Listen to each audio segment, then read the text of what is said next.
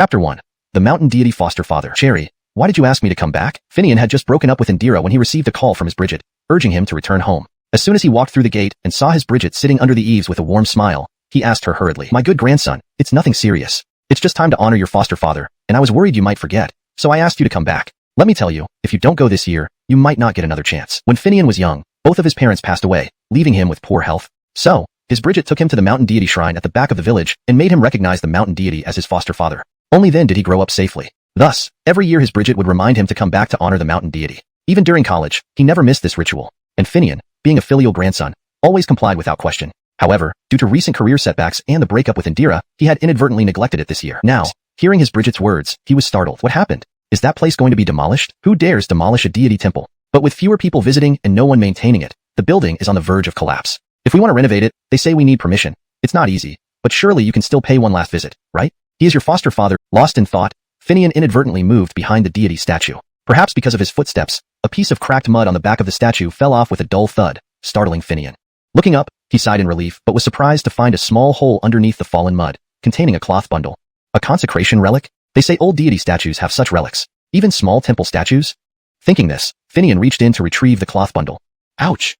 As soon as his fingers touched the bundle, a sharp pain shot through them. Despite the pain, Finian pulled out the bundle and opened it to reveal a jade tablet carved with the true image of the mountain deity and a small steel trident, symbolizing the deity's authority. Wrapped in the yellow cloth along with the jade tablet and trident was an imperial decree granting the mountain deity recognition.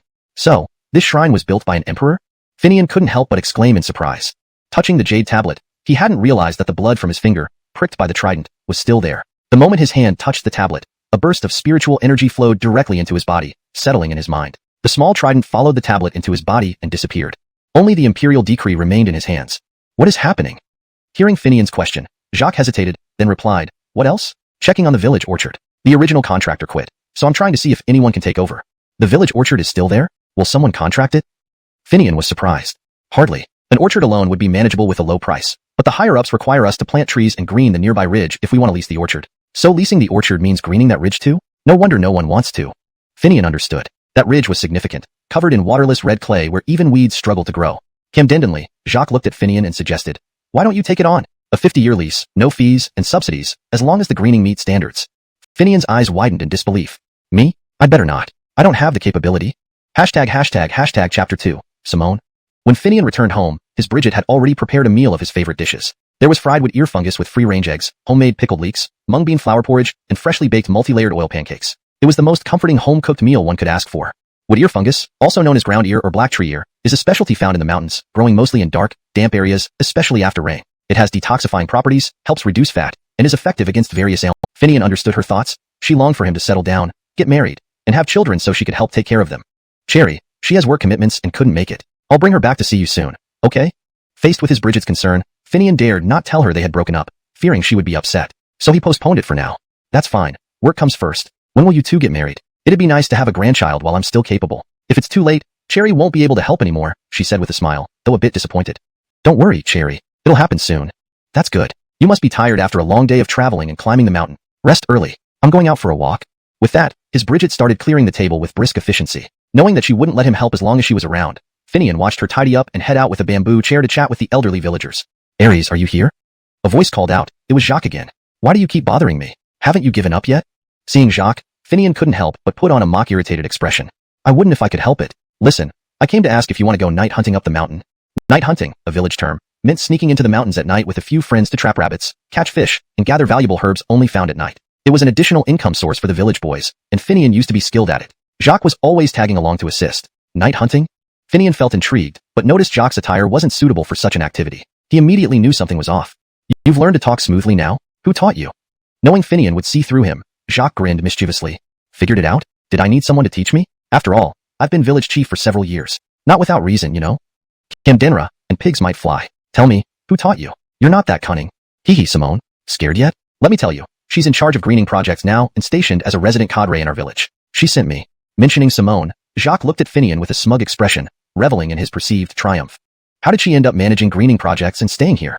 Upon hearing Simone's name, Finian immediately asked, "Camdenra? She's a master's graduate and a specially appointed deputy mayor. She wants you to manage the village orchard. Whether you like it or not, you have to. She'll come find you tomorrow. Thinking of running away tonight? Too late. She said if you run again, she'll hunt you down relentlessly." "Ah, We'll see tomorrow. Time to sleep. End of chapter 2. Chapter 3. The Great Mountain. Today, Finian was truly exhausted. After receiving a call from his Bridget, he rushed back home and then immediately headed up the mountain, which left him, someone who hadn't exercised in a long time, completely worn out. Moreover, his usual tendency to set aside unresolved issues caused him to collapse into bed as soon as he entered his room. In his dreams, by the mandate of heaven, the Emperor decrees, I hereby appoint you as the mountain deity of this land, to protect the territory, maintain order, and manage the flow of spiritual energy. So be it. A voice echoed through the heavens, and a new earth spirit took its place. From that day forward, this mountain range had a guardian, bringing favorable weather and abundant harvests. However, with the fall of the dynasty, the mountain deity struggled on for many years until it eventually weakened to the extreme. It couldn't help but sigh. The cycle of heaven's way means even deities must fall one day. Well, I will leave behind some lingering memories, waiting for someone destined to take over. After managing the spiritual energy of the mountains one last time, the mountain deity finally sank into slumber, ultimately fading away into nothingness. Finian watched helplessly as his hometown's environment gradually deteriorated, eventually becoming what it is today, feeling deep pain in his heart. Somehow, it gave him a sense of mission and urgency to change everything and restore vitality to this land. If you harbor such a wish, then you are the destined one. A whisper jolted Finian awake from his dream. Looking out the window, dawn was breaking, signaling the approach of daylight. Hastily getting up, Finian began preparing breakfast just like he usually did at home. This woke up his Bridget, who slept lightly. Ear, why are you up so early? Get more sleep, she said. There's no need, Cherry. I plan to go up the mountain later. Go back to sleep. Home for a visit and not resting. As you wish. Cherry mumbled contentedly and fell silent. Just as Finian finished making breakfast, Cherry had already gotten up and fed the chickens and pigs. They had barely sat down with their bowls when they heard Jacques shout from outside. Ear, look who's here. Then, a clear voice spoke up. Finian, are you there? A stylish city lady walked in first, followed by the grinning Jacques. You came so early? Finian couldn't help but ask in surprise. If I don't come early, I'm afraid you'll hide off somewhere again, Simone said frankly, looking at Finian. It won't happen.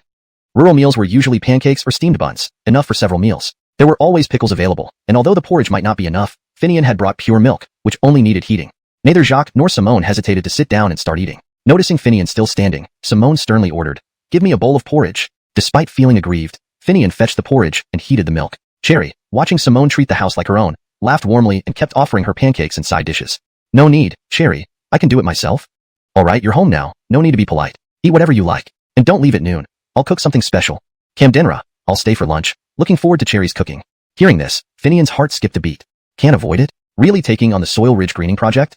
Fortunately, during the meal, Simone didn't push further but complimented Cherry's cooking instead, pleasing her greatly. Do you realize only Cherry is left at home now, and she's getting older? Can you bear to leave her alone while you enjoy yourself in the city? Your conscience? Besides, you broke up with your Mavis, and work isn't going well. Why not return and start afresh? Agriculture is a promising field with government support.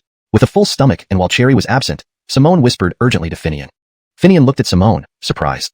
How do you know all this? Tell you what, I know even more. Want to hear? Simone smiled mysteriously. At this point, Jacques added, the town and village authorities have checked up on you folks abroad. You're the best candidate. Will you do it? Taking advantage of Simone's presence, Jacques pressed on aggressively. Finian, helpless, responded, You must give me some time to think. How to proceed needs a plan. I'm not a god who can make it happen instantly. As he spoke, a sudden thought appeared in his mind. Spring rain spell. This stunned Finian, causing him to pause and scrutinize this newly appearing piece of knowledge. Could last night's dream have been real? Seeing him lost in thought, Jacques started to urge, but Simone stopped him, gesturing for patience. This is a rain-inducing spell. If the soil ridge gets water, wouldn't greening be easier? Eyes brightening, Finian pondered internally. Well, decided? Lack of funds can be supplemented with subsidies or interest-free loans. Simone enticed, trying to persuade him. Chapter 4. Inspection. Why the rush? I've been away from home for so long. Shouldn't I at least take a look around, Jace? Not to mention the orchard. Without water, there's no way for greening to work. Water is everything, right? I can't possibly rely on... Simone retorted immediately. Isn't it because of that new general manager at your workplace? With his methods, he'll end up in prison sooner or later. You and him are different kinds of people. Can you really stay working there? Why not come back and start something new? With your skills, you'd surely do better than him. Finian worked at a medicinal company where he oversaw evaluation bases. Originally, things were fine. The company relied on several herbal plantations, and performance was good. But after the new general manager came, the chosen sites for new plantations were highly subsidized but unsuitable for herbs. Moreover, the company was collaborating with locals to set up another business and signing supply agreements with the medicinal company. It was clear these actions were aimed at local government subsidies. With the supply agreements, the bases had reasons to apply for national subsidies, and whether those agreements were fulfilled depended on herb quality. The company's herbs were for export, and subpar ones would be rejected. Given those places' conditions, there was a significant chance that subsidies would be spent on planting herbs that might never become viable products. An obvious scam, benefiting some individuals but harming the state and local farmers. This conflict with the general manager led Finian to argue with Indira, who thought it was just business and he should follow orders. Her stance caused their breakup. Knowing Finian's temperament, Simone and Jacques didn't press further, driving straight to the top of Jace, near the mountain temple, before stopping. Should be manageable since you'd also be contracting the gorge and village orchards. I'll ask the village, but it should be possible. Let's wait for your response then. Hungry? Let's go home. Back in the car, Jacques patted Finian's shoulder and suggested, how about a night expedition tonight? For real? Absolutely. Simone has tomorrow off. Just us three. How about it? Maybe skip it. We'll go, but not with her. It's too dangerous for women in the mountains. Simone smiled. All right, I'll wait at home. If you find anything good, I'll bring it as a gift for my rider. Don't worry, with Finian, you won't miss out. Jacques assured. This was an exaggeration. Finian was skilled in night expeditions, knowing the terrain and wildlife well, even surpassing many older villagers. Let's hurry. We need to eat and head out. It'll be too late otherwise. Under Jacques' urging, Finian drove back home quickly. Chapter 5, Night Foraging. Night foraging is a custom in Finianfu's village, or rather, a game they've played since childhood. On summer and autumn evenings when farming duties are light, villagers invite a few companions, each bringing useful small tools, to go into the mountains. They catch whatever they encounter, whether setting traps for rabbits or using grass nets to scoop up fish and shrimp, flipping rocks to catch crabs, or even hunting scorpions on hillside fields. As long as it can be eaten or sold, it's fair game. They never picky. Because this activity involves staying overnight in the mountains, it's called night foraging. Additionally, when arriving in the afternoon or returning at dawn, any medicinal herbs spotted along the way are gathered. When Finianfu and Jacques were young, their school fees and snacks all came from these night foraging trips. During idle farming seasons, as long as the weather permitted, villagers would take their children into the mountains with flashlights every night. They only rested when they couldn't hold out any longer and resumed after catching some sleep. Despite the many dangers lurking in those days mountain, such as wild wolves, everyone was poor and barely fed, with crops insufficient. Hence, they resorted to finding food and valuables to support their families. However, with the economic development, life in rural areas improved significantly. The activity of night foraging has become less common and gradually transformed into a leisure hobby. Therefore, when Jacques mentioned night foraging, Finianfu's interest flared up immediately. He hurried back home at the fastest safe speed, had lunch, and then instructed Simone to stay with her Bridget. Both took the tools they needed and headed towards the mountains. They naturally used the utility station's jeep to save time and effort. In these rural areas, people are honest. Even if vehicles are left unlocked, no one would touch them, especially the recognizable utility station's car. Too much difference between us, he muttered, adding, we don't have a relationship, so there's no question of a breakup. She clearly admitted having a boyfriend. What can I do? Seeing Finianfu's stubbornness, Jacques gave him a hard look before sighing, Camden it yourself. Just don't leave Arazzi behind, and see how you face Simone. I'll face her as usual. So what? Just stubborn. Since their conversation wasn't harmonious, they remained silent until they reached the point where the car could no longer proceed. Then Jacques spoke again. All right, stop here. It's wider and won't block others. Parking the car, they weren't far from the mountain. Feeling excited, Finianfu put aside their argument and picked up the bamboo basket and fishing net, telling Jacques, I remember there's a pond nearby where Simone loved catching small fish, shrimp, loaches, and crabs. Let's set traps while it's still light and go fishing there. Jacques secretly smiled and said, whatever. My wife eats anything happily. No need to worry. Finianfu, intrigued by this response, grabbed the prepared wire, and while it was still light enough to find rabbit paths, started setting traps. Wild rabbits, though timid and alert, are creatures of habit. Each time they move, they follow familiar paths, so experienced villagers set wire traps on trails recently traveled by rabbits. Rabbits hop forward quickly, and if they hit the wire trap, it snaps their neck, providing a delicious meal. Any permits. By the time they were caught, the villagers realized the agreement was invalid, and they wouldn't get any money or have their land restored. If not for this, would the orchard ever have lacked water or been left uncontracted? They've caused so much trouble. Hearing Jacques' explanation, Finian understood there was a lot more to this story. Otherwise, where would those people have gotten the exploration permits from? It wasn't worth discussing further. Changing the topic, Finian asked directly, has the pond been polluted? Absolutely not. The mining site is downstream. That's good. Let's go catch some fish. Finian had a secret technique for catching fish passed down by one of the village elders, a skill that didn't require bait or hooks. Instead, he used a fish net, and once he lured the fish over, he'd scoop them up effortlessly. This technique came from an elder who, by family seniority, was Finian's Uncle Muhammad. He never married and had no children. When he died, the village funded his funeral. Because Hamish's grandfather saw something in Finian, he passed on his secret skills to him but also said, absolutely don't worry about my funeral. I'm a 5 guarantees beneficiary, taken care of by the collective. If you handle my funeral, I won't rest peacefully. Finian, feeling down, responded. But he didn't want anyone to tell me when he died. He didn't want to interrupt your studies, Jacques explained. Finian understood. Hamish's grandfather wanted to spare him and his Bridget the burden of arranging his funeral due to their already difficult circumstances after losing his parents. Fish. It's really working. Quickly, let's catch some. As Finian was deep in thought, Jacques suddenly shouted. Just wait. These are just small fish. The big ones will come later. Just as Finian finished speaking, a splash from the pond invigorated him. The big one is here. But upon seeing what emerged, both Finian and Jacques were stunned. It wasn't just small fish. It looked like an ancient ancestor of fish that had lived in the pond for centuries. Given that the pond was beneath a cliff, shaded year-round and thus colder, fish grew very slowly but developed exceptional flavor. Only the larger fish resided in deeper waters, and no one had ever caught a fish weighing more than a few ounces here. Yet, now they saw a fish weighing over 3 pounds. Don't just stand there. Catch it, urged Jacques. Finian quickly scooped up the large fish along with nearby fish and shrimp into his net, then poured them into the waiting net bag Jacques held open, keeping the bottom submerged in water to ensure the fish stayed alive until they returned home.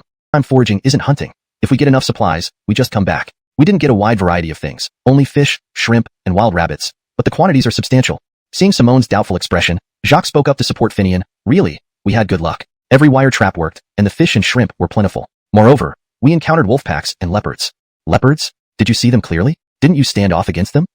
Upon hearing that Finian and his companion had encountered wolf packs and leopards, Simone became anxious, wanting to check if they were injured. Even her Bridget closely examined Finian, worried he might have been hurt by any wild animals. Relax, we were separated by a pond. I guess even the beasts are afraid of humans. They left as soon as the light flickered, Finian explained. Only then did Simone and her Bridget feel relieved. Then, seeing the fish, shrimp, and wild rabbits they unloaded from the jeep in several trips, they realized they indeed hadn't been lying and had genuinely harvested quite a lot. And upon seeing those large fish, the Bridget remarked, this is the first time in many years that anyone has caught such large fish there. Back when I first arrived in Aratsi, I remember someone catching big fish from that pond, but only after going into the water. It was cold, and only strong young men with good swimming skills could do it, with the blessing of the mountain deity. Well, these fish would make perfect gifts for your friends. After saying this, she glanced at Finian, then at Simone, looking quite satisfied. Simone remained calm, but Finian felt a bit uncomfortable. He quickly changed the subject. We came back fast and didn't have time to eat provisions, but it's just right. We've got fish and shrimp, so let's cook something delicious. And with so much stuff, we need to process it quickly, or it won't last long. Everyone agreed, including Jacques, who nodded. Right, let's hurry. If we don't process them soon, they'll spoil. Finian brought out a cutting board and a sharp knife to start preparing. I'll gut you, Scale. Upon hearing this, Simone stepped in and asked, can you do that? Finian hesitated, asking, underestimating me? All right, let's begin. Finian immediately separated the fish and shrimp, putting all the shrimp into a large basin filled with clear water. Only then did he sit down to kill the fish. Just as he picked up a large fish, Simone shouted, don't kill it yet. It's still alive. Finian noticed that despite being out of water for so long, the fish's mouth was still moving. Let's put it back in the water and see what happens. After all, a live fish is always better than a dead one. Finian placed the fish in the same basin with the shrimp and added more water until it covered the fish. Enterprisingly, the fish quickly revived, moving its tail and showing signs of life. Unless a powerful force was suppressing their natural instincts. The mountain deity was one such entity capable of this. Even though it was just a fleeting moment, Finian saw reverence and fear in the eyes of the wolves and leopards. At that instant, he understood. These sensitive creatures sensed the change in spiritual authority and came to pay tribute. But lacking divine powers himself, only nearby fierce beasts could sense him. Otherwise, their night forage would have turned into a chaotic spectacle. That was something Finian definitely didn't want. What are you daydreaming about? Seeing Finian lost in thought, Simone nudged him and asked. I'm thinking how to get the live fish back with us, he replied. Jacques chuckled. It's simple. Get a plastic bucket, fill it with water and fish, then cover it with cling film, poke a few holes for air, and you're set. The fish will still be lively when you get back. Hearing Jacques' suggestion, Finian took the hint. Sounds good, let's do that. With the living fish taken care of, they still needed to process the dead ones. So Jacques skinned and prepared the rabbits, while Finian and Simone cooperated on cleaning and scaling the fish. Before long, they had finished preparing everything. You guys go wash up and rest. I'll handle the rest. Looking at the cleaned and processed fish, shrimp, and rabbits, Finian said. Simone was about to speak when Jacques interjected, explaining, no rush. Next comes the secret technique that makes these items taste best. Only he from the art academy, and even the students nearby called me senior brother, never knowing I was just a student from the animal husbandry department of an agricultural university. Finian spoke casually, but Simone almost cried. She understood very well how difficult life could be for someone from a poor rural background, studying in a big city, especially in economically developed southern China. But she also knew that Jacques had initially paid the postage for the mountain vines and tree roots when Finian said he had no money. It wasn't until later that Finian repaid Jacques and started sending money back home to his Bridget. The house and furniture they now had came from the money Finian saved during those times. Thanks to this experience, he landed a job at a foreign-oriented pharmaceutical company right after graduation, working his way up from the bottom to mid-level management. If not for his refusal to unprincipledly flatter others and lack of connections, he might even be a vice president by now. Don't underestimate my craftsmanship. Let me tell you, there's a piece of my work in that city's museum today, though it's under someone else's name. That piece was the highest I ever sold, and the money directly went into building our house. The guy whose name I used ended up becoming a master of craft and fine arts. Others might not recognize it, but Jacques would surely find it familiar.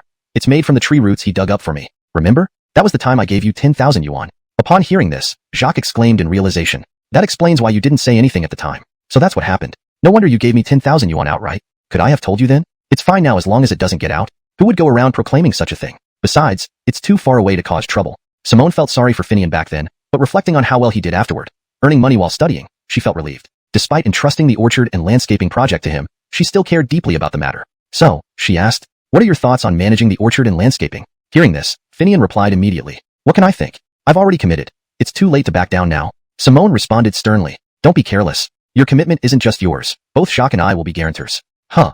Finian asked, confused. Jacques explained. In the beginning, when greening subsidies were introduced, anyone with a forest land contract and a promise to meet standards could apply for state subsidies. However, once people heard about the subsidies, combined with the policy of converting farmland to forest, many applied thinking it was free money. They spent the money but failed to deliver proper greening. Now, they've learned from past mistakes and implemented accountability. Forest lands are first requisitioned by the state, converted from farmland, and then contracted out for greening. Camdemsities are replaced by interest-free loans, which are written off if the standards are met upon inspection. If not, the loans are repaid based on the shortfall.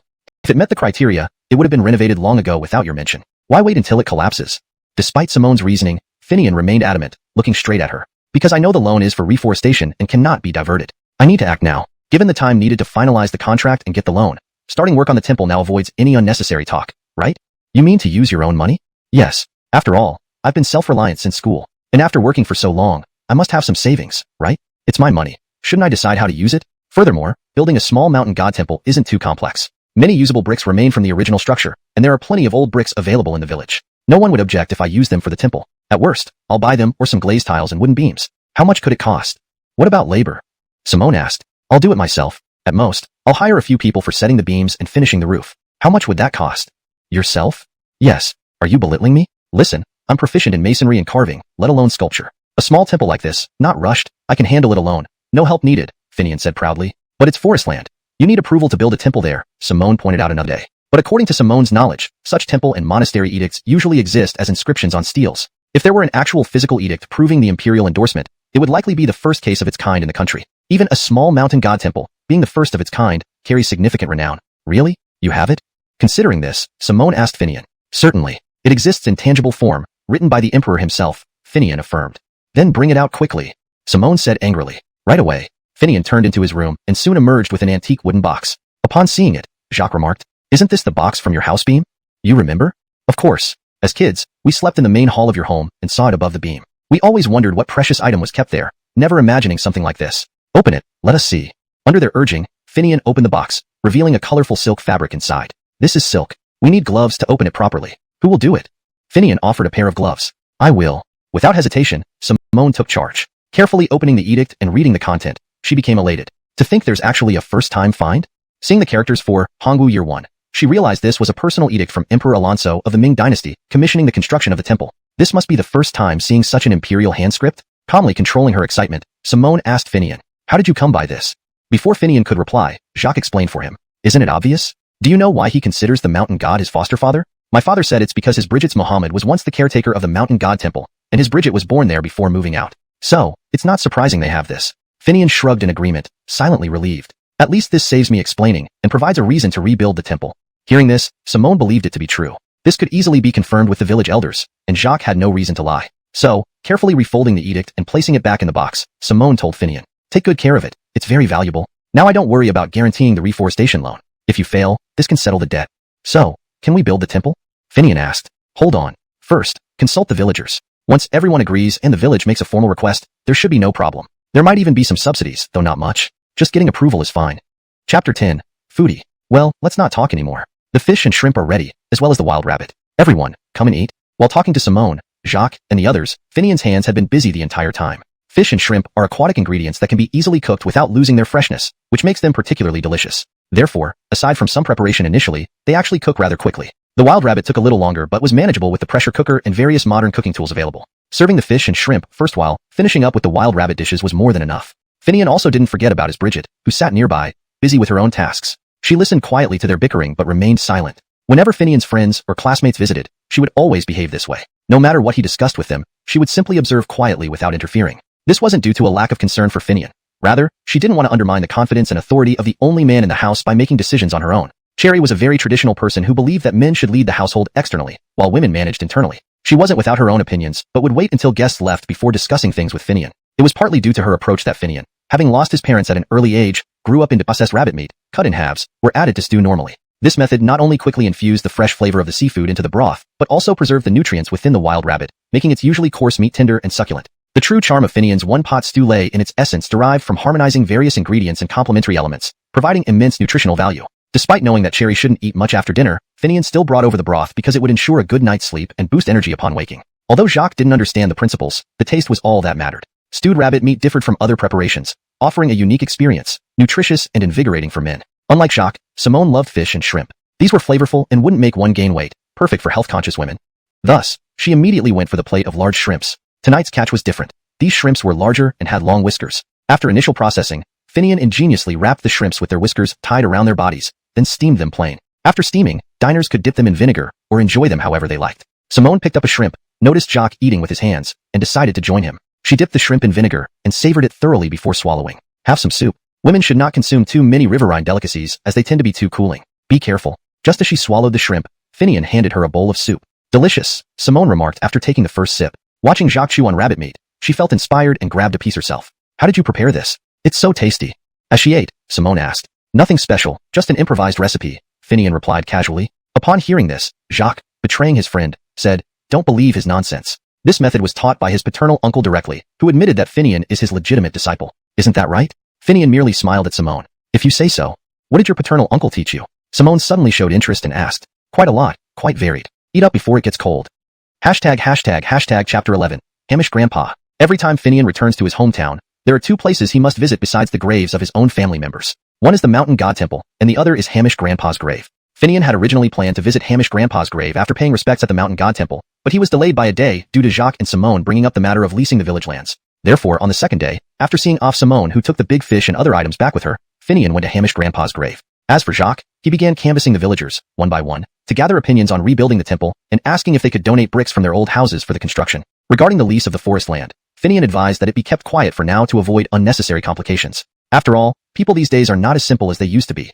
Whenever there's a profit to be made, some will do anything to get involved. The villagers were still relatively honest, as they were from the same clan, but outsiders couldn't be trusted so easily. Finian, holding incense and offerings prepared by his Bridget, came to Hamish Grandpa's grave. Speaking of this Hamish Grandpa, to outsiders, he was just an elderly bachelor, pitifully unmarried all his life. However, in Finian's eyes, he was an extraordinary person. Despite never leaving the village, Hamish Grandpa's knowledge rivaled that of any contemporary scholar or master of traditional Chinese learning. He could read characters, and had somehow obtained numerous classics of traditional Chinese literature. When he spoke, he quoted extensively from ancient texts, providing profound explanations. Finian first met Hamish Grandpa because of this. At that time, Finian was young, reciting ancient texts in the courtyard when Hamish Grandpa passed by and asked if he understood what he was reciting. Back then, Finian only memorized the words without truly understanding them. So naturally, he didn't know. Hamish Grandpa then stepped in to explain the ancient text to him. By then, Finian only had his Bridget left. Whenever Hamish Grandpa encountered Finian, he would always give him snacks. Though not luxurious, these were things from the village fields and mountains, but they became incredibly delicious after Hamish Grandpa prepared them. This lured Finian into visiting him regularly, both to learn new things and to satisfy his hunger. From Hamish Grandpa, Finian learned various things. Though they seemed trivial and unconventional, each had its practical use. Whether it was cooking methods for mountain and field foods or idol carvings that seemed like mere pastime, all proved invaluable during Finian's studies away from home. Not only did he earn tuition fees, but also supported his aging Bridget. However, Hamish Grandpa passed away before Finian became financially stable. On his deathbed, he instructed the villagers not to inform Finian, fearing it would disrupt his studies. To Hamish Grandpa, a lifelong villager, Finian's university acceptance was akin to passing the imperial exams in ancient times, a great honor requiring continued scholarly pursuits. Being merely a collateral uncle, he felt it wasn't right to delay Finian's education, for doing so would ruin his future and cause him eternal regret. Thus, it wasn't until Finian returned on holiday that he found out Hamish Grandpa was gone. It was too late to bid him a final farewell. So every time, but I'm undecided about accepting her offer since she has a boyfriend. What do you think, Hamish Grandpa? You have no answer? Then let's wait. It's not the right time now. With leasing the orchards and acquiring the mountain ridge, I'll be busy. Perhaps amidst the hustle, I might interact more with her and find an opportunity. What do you think? Finian poured out his heart, feeling much better. He stood up to leave. Finian, I knew you'd be here. Hurry up and go back. Someone's looking for you about the temple reconstruction. Also, I've asked everyone in the village. They all agree you should rebuild the mountain god temple. If you need materials, just say so, and they'll send them directly. They're willing to help if you need hands or money. Jacques ran over, explaining everything. After Jacques finished, Finian looked at him and asked, Who's here? Did Simone notify you? Chapter 12. The Donald. Actually no, but the person who came said Simone told him, so it shouldn't be fake, right? Jacques asked with a puzzled look after hearing Finian's words. We should still check with Simone just to avoid any mix-ups. Okay, shall I call or will you? You call, since you're the village chief, Finian replied, pushing off the task. Jacques shook his head and looked at Finian. Do you not know Simone's temple? And he repeatedly thanked them. To the villagers, the mountain god temple was the guardian deity of the village. If not for the fact that Finian had been adopted by the mountain god as a godson, they might have all contributed to rebuild it together. However, given the village customs, a godson was treated the same as a real son, making Finian responsible for the temple. You seem quite beloved by the villagers, an elder remarked upon seeing Finian interact with them. Not really, it's just because of some reasons, Finian replied modestly. The elder immediately asked, What reasons? He is the mountain god's godson, recognized at the temple when he was a month old, a villager interjected. There's that connection? No wonder. The elder sized up Finian for a moment before continuing. Going to the temple to adopt a spiritual godparent is a custom meant to bless the child with safe growth. Most people seek a large tree or a tortoise bearing a stele as a spiritual godparent, but you're unique, adopting directly from the mountain god. I've never seen that before. Finian smiled without replying. Then Jacques chimed in. What's so special? He's closely related to the mountain god, as his great Muhammad served as the temple caretaker. He's different from others. So, is this temple your family shrine? The elder asked, intrigued. A family shrine had two meanings. One built privately for ancestral worship, typically owned by wealthy or official families. The other was more exceptional, where ancestors were deified and worshipped as gods, making the shrine essentially a family shrine. Finian understood these nuances but couldn't confirm whether the mountain god temple was specifically his family shrine, especially since it had been centuries or even longer. However, everyone in the village knew his great Muhammad had been a caretaker at the temple, cementing the unique relationship between Finian's family and the mountain god temple. Since you're not sure, let's go ahead and take a look at that item, the elder suggested, indicating for Finian to lead the way. Finian realized Coulter trusted Simone's recommendation. He even referred to the imperial edict indirectly, protecting Finian from potential complications. An imperial edict, especially one penned by Alonso, could fetch an enormous value. Publicizing its existence would bring unrest to Finian. Upon reaching Finian's home, Santana greeted the guests and was about to leave. Finian can handle it well, she thought. Old sister, don't leave yet. Could you tell me why you chose to have your grandson recognized as the mountain god's godson? The elder asked her with a smile. She stopped and answered simply, I'm an old woman with no relatives left. Who else can I rely on but the mountain god? I was born there too. Besides, I found no one trustworthy. My grandson had a bond with the mountain god. Whenever placed before the altar, he slept peacefully and only woke when I picked him up after finishing my work. He never went to the hospital once until adulthood. Tell me, who else could I choose? She laughed and added, it's all past now. Let's talk about other matters. I'll prepare some food. As she walked away, the elder suddenly asked, how old is your Bridget? Finian replied promptly, 86. The elder was surprised. That doesn't show. I thought she was around my age. She must be almost a generation older. I'm 63 this year, and my health isn't as good as hers. Your family truly seems blessed by the spirits. Finian remained silent, unable to respond. Blessed by the spirits, yet both his parents were dead? He just listened, not wanting to argue with the guest. Let me introduce myself first. My name is Sean. I have some standing here. When Simone mentioned this treasure to me, I couldn't wait to see it. As long as it's genuine, rest assured, I can give advice on repairs or anything else, saving you much trouble. ####Chapter 13. Verification. Sean was visibly agitated after reviewing the imperial edict Finian presented. Jacques, as the village chief, immediately noticed his reaction and asked with concern, do you think we can rebuild the mountain god shrine with this? Sean naturally understood the intent behind showing him the edict. With a smile, he replied, pretty much. Just pretty much?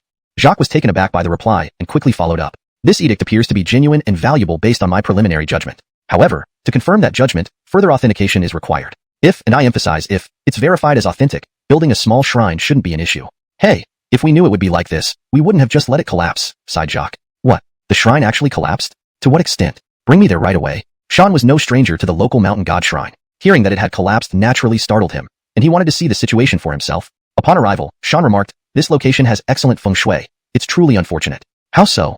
From appearances, this earthen ridge seems isolated and abruptly rises from the ground. In reality, it's an extension of the mountain range, carrying red clay and protruding above the surface. Without the rocky foundation here, it wouldn't be considered a prime spot. But with the rock foundation present, I can confidently say this must have been where Fraser issued the decree to consecrate the mountain god. Legend has it that during Fremont's reign, due to his fear of the dragon veins, geographical features believed to influence fate, he ordered Kevin to travel across the land to identify and disrupt them. Any place perceived as a threat to his rule would be subjected to measures to cut off these veins, preventing anyone from using them to gain power.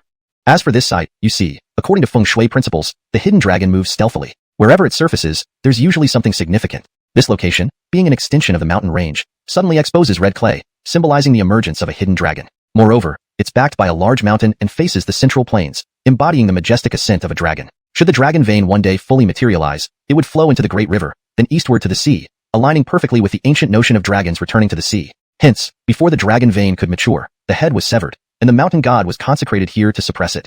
Therefore, this area is unsuitable for growing crops or trees, but is ideal for constructing buildings, particularly not ordinary residences. The only suitable structure here is a mountain god shrine. However, the current shrine lacks a water vein, leading to its premature collapse despite it not being due for such an event. Fortunately, no one was inside at the time, or there might have been injuries. Sean continued his enthusiastic explanation, without noticing Jacques secretly glancing at Finian. He had witnessed Finian leave the temple just moments before its sudden collapse. Just then, Simone called inquiring about the findings. After hearing Sean's assessment, Simone was delighted and promptly decided, if that's the case, let's start. The next day, Finian, equipped with tools, went up the earthen ridge with Jacques. Sean also eagerly joined them. Ancient construction projects, especially those sanctioned by the royal family, came with many regulations. During the cleanup, they made several discoveries, including ancient artifacts like victory coins and foundation items. Look at these victory coins. Don't underestimate them. Despite their unassuming appearance, they aren't just copper. They're windmilled copper, infused with gold and specifically cast for this purpose. Since this is a royally decreed temple, do you think anything here is trivial? If the edict can be verified as genuine, these would qualify as national-level relics, and all pieces are intact. Just these few copper coins qualify as national treasures? Jacques was astonished by the statement. Finian interjected, it's true. Being specially crafted for the royal decree, and in a complete set, makes them highly valuable. Just then, Simone's call rang out again. You're on the Earthen Ridge? Learned that Finian had graduated from an agricultural university, which aligned with his field, and that he possessed substantial savings. With endorsements from Simone and Jacques, obtaining the green light for forest management was no issue. After signing a preliminary agreement, once Finian passed the bank's review for subsidies, the contract would officially take effect. ####Hashtag Chapter 14. The 8 bowls and 4 dishes. Everything went smoothly, so Finian naturally had to host a banquet. It wasn't about anything else. It was simply a matter of courtesy and social norms. Besides, the feasts in the countryside only had some local specialties. The feast that Finian and his people hosted was simply named 8 bowls and 4 dishes. As the name suggests, it consisted of 8 hot dishes and 4 cold dishes. Once the guests were seated, 4 types of pastries would be served first to calm their minds and slightly ease their hunger. When the guests had something in their stomachs, the feast would officially begin. The 8 hot dishes were then brought out together, and after indulging in them, the guests would undoubtedly be very satisfied. After finishing the hot dishes, the 4 cold dishes that had been removed earlier would be served again, which was when the official drinking and chatting began. At the end, there would be one more dish not counted in the total, a soup to help sober up. This was Finian's village banquet, commonly known as a village feast. When the guests arrived, someone immediately greeted them, invited them to sit, poured tea, and set out 4 kinds of pastries. Before anyone could say anything, Mr. Ephraim directly introduced them. This is pea cake, made from high-quality peas ground into fine powder, honey, and premium persimmon cakes, steamed and then chilled with well water. It tastes smooth, sweet, and delicious without being too cold and causing discomfort. In the market, this is often sold as dengsha cake because of its softness like sand. However, many are fake. Today, everyone can taste and see that I'm not lying. I have great expectations for today's meal. Apart from the dengsha cake, the other 3 pastries included green bean cake, peanut cake, and another unknown pastry molded into various small animal shapes and fried until golden brown. Among these 4 pastries, despite using the most common ingredients, this is the best tasting and also the most common food in rural areas. Common in rural areas? And a simple ingredient? Mr. Ephraim, you are knowledgeable and reputed as a folklore expert. Can you tell us what ingredients are inside? Sean chuckled and said, it's sweet potato, a local variety of sweet potato. This type of sweet potato has a unique characteristic. If you don't harvest it early but wait until after frost has hit, digging it up afterward makes it sweeter the more times it has experienced frost. Therefore, in the old days, villagers used it as a substitute for sugar. Everyone was surprised to hear that such a delicious treat was made from sweet potatoes. After all, who hasn't eaten sweet potatoes before? But why didn't they taste like this? The feast begins. At that moment, with a loud voice, a chubby, sturdy middle-aged man carrying 2 trays, each with 4 plates, approached the guests. 4 hot dishes, red meat, white meat, spring rolls, and meatballs. He announced the dishes while walking over, placing the same dishes from both trays on 2 tables. White meat was sliced, red meat was cubed. White meat was sweet, red meat was savory. Spring rolls were golden brown, and meatballs were bright red. They were placed on the 2 8 immortals tables where the pastries had been removed. Why do they look different? The red and white meats served today did not seem like pork belly or leg meat, but rather had a thin layer of skin with all lean meat underneath. You've never seen this before, right? Let me tell you, this is the ancient authentic method. The 8 bowls and 4 dishes you usually eat is a simplified version. This style originally came from the imperial kitchen, so the dishes are all suitable for slow cooking and heat retention. Due to food shortages in civilian life, especially meat, fattier cuts were preferred. Fatty meat satisfies cravings, doesn't it? But the emperor? He was tired of delicacies and wouldn't enjoy Nathaniel meat. So, the imperial chefs devised a method to remove the fat and connect the lean meat with a special technique, ensuring it remains intact and original looking. This is called dry meat, lean meat without any fat. Everyone, try it and see how it is. Next, 4 more hot dishes were served, this time in large bowls. Fresh seasonal vegetables, seaweed soup, meatball soup, and tofu soup. All were soups made from pork broth mixed with high-quality stock from mountain and sea ingredients. After the 8 hot dishes, the feast was only halfway through. Next came 4 cold dishes, red oil pig ears, cold stir-fried tripe, fried peanuts, and garlic vegetables, perfect accompaniments for drinking. Finian took out a jar from his family's deep well and, after wiping it clean in front of everyone, opened it. Immediately, a fresh and cool sweetness refreshed everyone. This juice is made from small pears from the mountains, picked after freezing and snowfall. It's not wine but juice, completely alcohol-free and delicious. However, brewing it is difficult. Many people end up with vinegar instead. If petals are added, it becomes flower dew like in Dream of the Red Chamber. Rose dew, for example, just adds fragrance from rose petals. Upon hearing this, having enjoyed royal cuisine and now literary flower dew, everyone felt like they were dreaming or even traveling through time. Perhaps due to being stored in the well for so long, the coolness in the fruit juice perfectly countered the greasy feeling from the meal. A glass of fruit juice was incredibly refreshing. The inspection went well, and everyone left happy. Moreover, the Cultural Relics Department promised him a sign protecting the mountain god temple once it was rebuilt, legitimizing its status. For matters of deities, legitimacy is crucial. As Finian received permission from the Cultural Relics Department to rebuild the temple, he felt the jade tablet in his mind tremble, shedding much of its dusty obscurity. This allowed him a deeper understanding of the spring rain technique. If the soil ridges had sufficient water veins and conditions were right, a light drizzle was possible, though not heavy rain. However, this also revealed that his powers were significantly weaker outside the jurisdiction of the original mountain god. It seems I need to stay in the mountains. Chapter 15. Diverting water requires power first. After seeing off everyone, Simone looked at Finian and Jacques and spoke directly. Don't you think it's time to talk about what you're planning? Upon hearing this, Finian immediately replied. Simple, we should start by diverting the stream water from the mountain over there. Divert the stream water? Although the earth ridge was separated from the mountain only by a ravine that wasn't too wide, and the stream on the mountain flowed into a cliff, forming a waterfall with a good volume of water, the ravine was still 2 to 3 li wide. How would they divert the water? The barren earth ridge had nothing on it, and the most practical and cost-effective way to span the deep ravine for water diversion would be through a suspension structure. As long as the slopes on both sides were suitable, no electric pumps would be necessary. Gravity flow would suffice. But where on the earth ridge could there be an anchoring point? Seeing Jacques' confusion, Finian quickly explained. I can build a stone tower, or something else in front of the temple entrance. Even a flagpole would work. It's just solid rock. What's there to fear? That's right. The temple stands on a massive piece of solid rock underground. Setting up an anchor point would be simple. Drill a deep hole, plant a steel pipe, add some supports, and it can be done without any worry. But placing such structures in front of the temple doesn't look good. So why not build a stone tower instead? Finian revised his idea after considering Jacques' suggestion. Then let's go with a stone tower. It will look better, won't it? And the pipes can run through the stone tower down below, which looks neat and tidy. Plus, the stone tower can function as a water tower. Simone made the final decision without needing anyone's opinion. In that case, we can source materials locally. Digging a small river and a wishing pond at the temple entrance can enhance the earth ridge's water features and add more scenery, can it? Finian agreed with Simone's decision and added more details. At this moment, Jacques suddenly asked, what about electricity? Electricity is the foundation of modern society. Neither Finian's temple construction nor the subsequent greening projects could proceed without power supply. The same went for diverting water. How did you use electricity before? Finian immediately asked Jacques upon hearing this. In the past, the miners set up utility poles and connected power directly to the mountain and the earth ridge. After they were arrested, the utility poles, wires, and other unremoved equipment went to the village as rental fees. To avoid losses, the utility poles were left in place, but the wires were collected. If you offer money, the village might give you the poles and wires, given that you need power anyway. What do you think? Realizing that Jacques was trying to sell him these items from the village, Finian smiled bitterly and said, You've thought it all out. How could I refuse? Let's do as you say. Tell me how much it costs. I'll pay the village. Hearing this, Jacques laughed and responded, Hold on, we still need to install the lines. I'll check the labor costs first. Line installation must be approved by the electric utility station. He then took out his phone and moved aside to contact the electric utility station. Simone looked at Finian, concerned, and asked, You're doing such a big project, including building a temple. Are you really confident? I have a rough plan, but it's not fully developed yet. Some details need research, but I don't think it will lose money, or at least not too much. If everything goes smoothly, we should make a profit next year, or at least break even.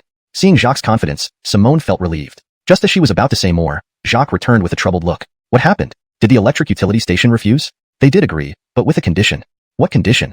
The station wants to sell you a few vehicles, very cheaply. How cheap? No matter how cheap, it's unnecessary. Are they crazy? Simone began to understand. She asked Jacques, did they specify what vehicles they want to sell to Finian? They mentioned the Jeep we borrowed once, a diesel utility truck, and a work vehicle, altogether for 8,000 yuan. Simone laughed and remarked, their calculations are quite clever. Is there another catch? I'll call them and tell them not to get greedy. They can give us the cars without payment. Soon, Simone hung up gracefully and told Finian, it's settled. Tomorrow, their people will come with the 3 vehicles to start working. Just provide food and accommodation. When they leave, vehicles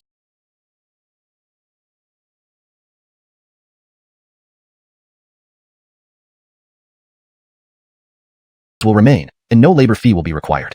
Finian asked curiously, but Simone smiled and said, let's not delve into it. Sometimes ignorance is bliss. Hearing this, Finian kept quiet. After bidding farewell to Simone, Finian and Jacques prepared to host the electricians. It was mostly about providing meals. To handle meals in the countryside, they sought the master chef from the previous day, Hamish Wang Ridge, who was also a family member of Finian and Jacques. Hamish Ridge, we need your help again. With that, Finian led Jacques into the courtyard. Finian and his Bridget entrusted their land to Wang Ridge, who managed it for them. They never discussed rent. They only ensured that Bridget had enough grain to eat. However, Wang Ridge treated his relative respectfully. He never forgot the holidays and birthdays of the elders, and paid the local market price for rent directly to the town grain management office every season, without missing anything. He also provided extra produce like peanuts, soybeans, peas, etc., based on what he grew. Knowing this, Finian presented the largest screen TV available when Wang Ridge's son got married, without accepting any refusal. Hamish Wang Ridge was delighted. His face shone brighter than the city gates that day. Thus, despite being just a relative, Wang Ridge was extremely kind to Finian and his Bridget. Finian sat down and explained the temple construction and the need for electricity, mentioning the requirement for a head chef and some helpers for the next day's work. Since the electricians were coming meat and vegetables, it includes ingredients such as meatballs, braised tofu, braised bean curd sticks, and handmade noodles made directly from sweet potato flour, along with rehydrated kelp, among many others. The meat isn't simply stir-fried either. It is first simmered until partially cooked, about 60 to 70%, then deep-fried to create a delicious red braised pork. This removes excess oil and enhances the flavor. Moreover, the broth used for the large pot dish comes from cooking the meat, which infuses flavors into otherwise bland vegetables like kelp, carrots, and potatoes. After Chester promised to prepare it, he first informed his apprentices and then headed to Finian's house to start frying the vegetable dumplings. Beside the oil pan, Another large pot was heating water, ready for the meat to be boiled upon arrival. Once cleaned and cut into large chunks, the meat went straight into the boiling water.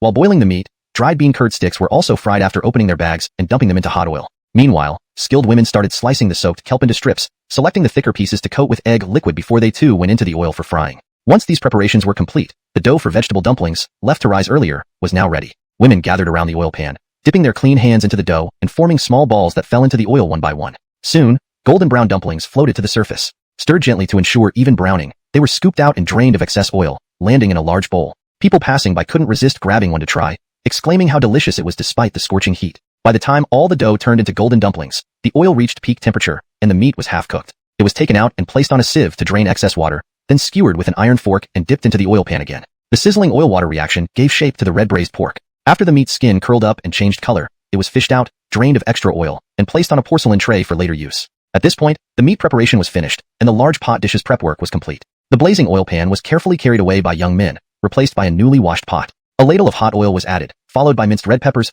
ginger, garlic, green onion segments, soy sauces, and seasonings, all sautéed till fragrant. Winter typically meant using garlic sprouts, but now it was replaced with garlic shoots and string beans, still dripping wet from washing, causing a sizzling noise as they hit the pan. Quickly stir-fried until semi-done, a ladle of meat broth was poured over, and the pot was covered.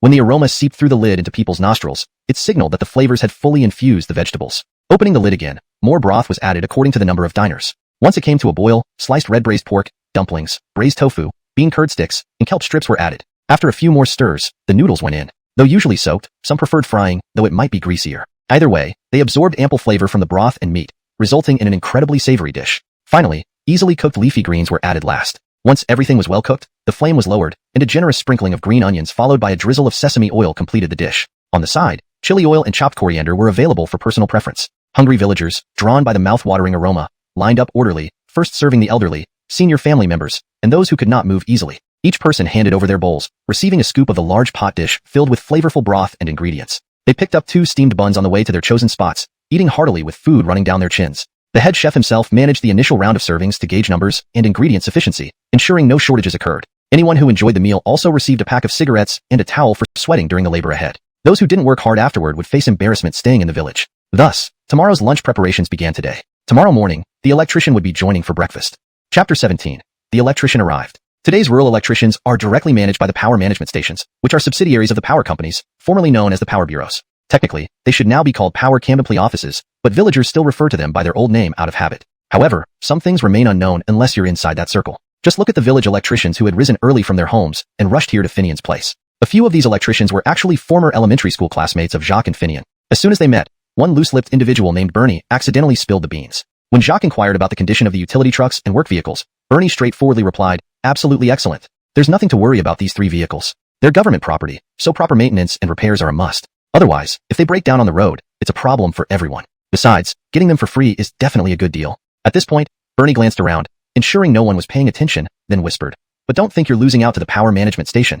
I'm only saying this because we're all part of the same community. The station fears you might not agree." "Why?"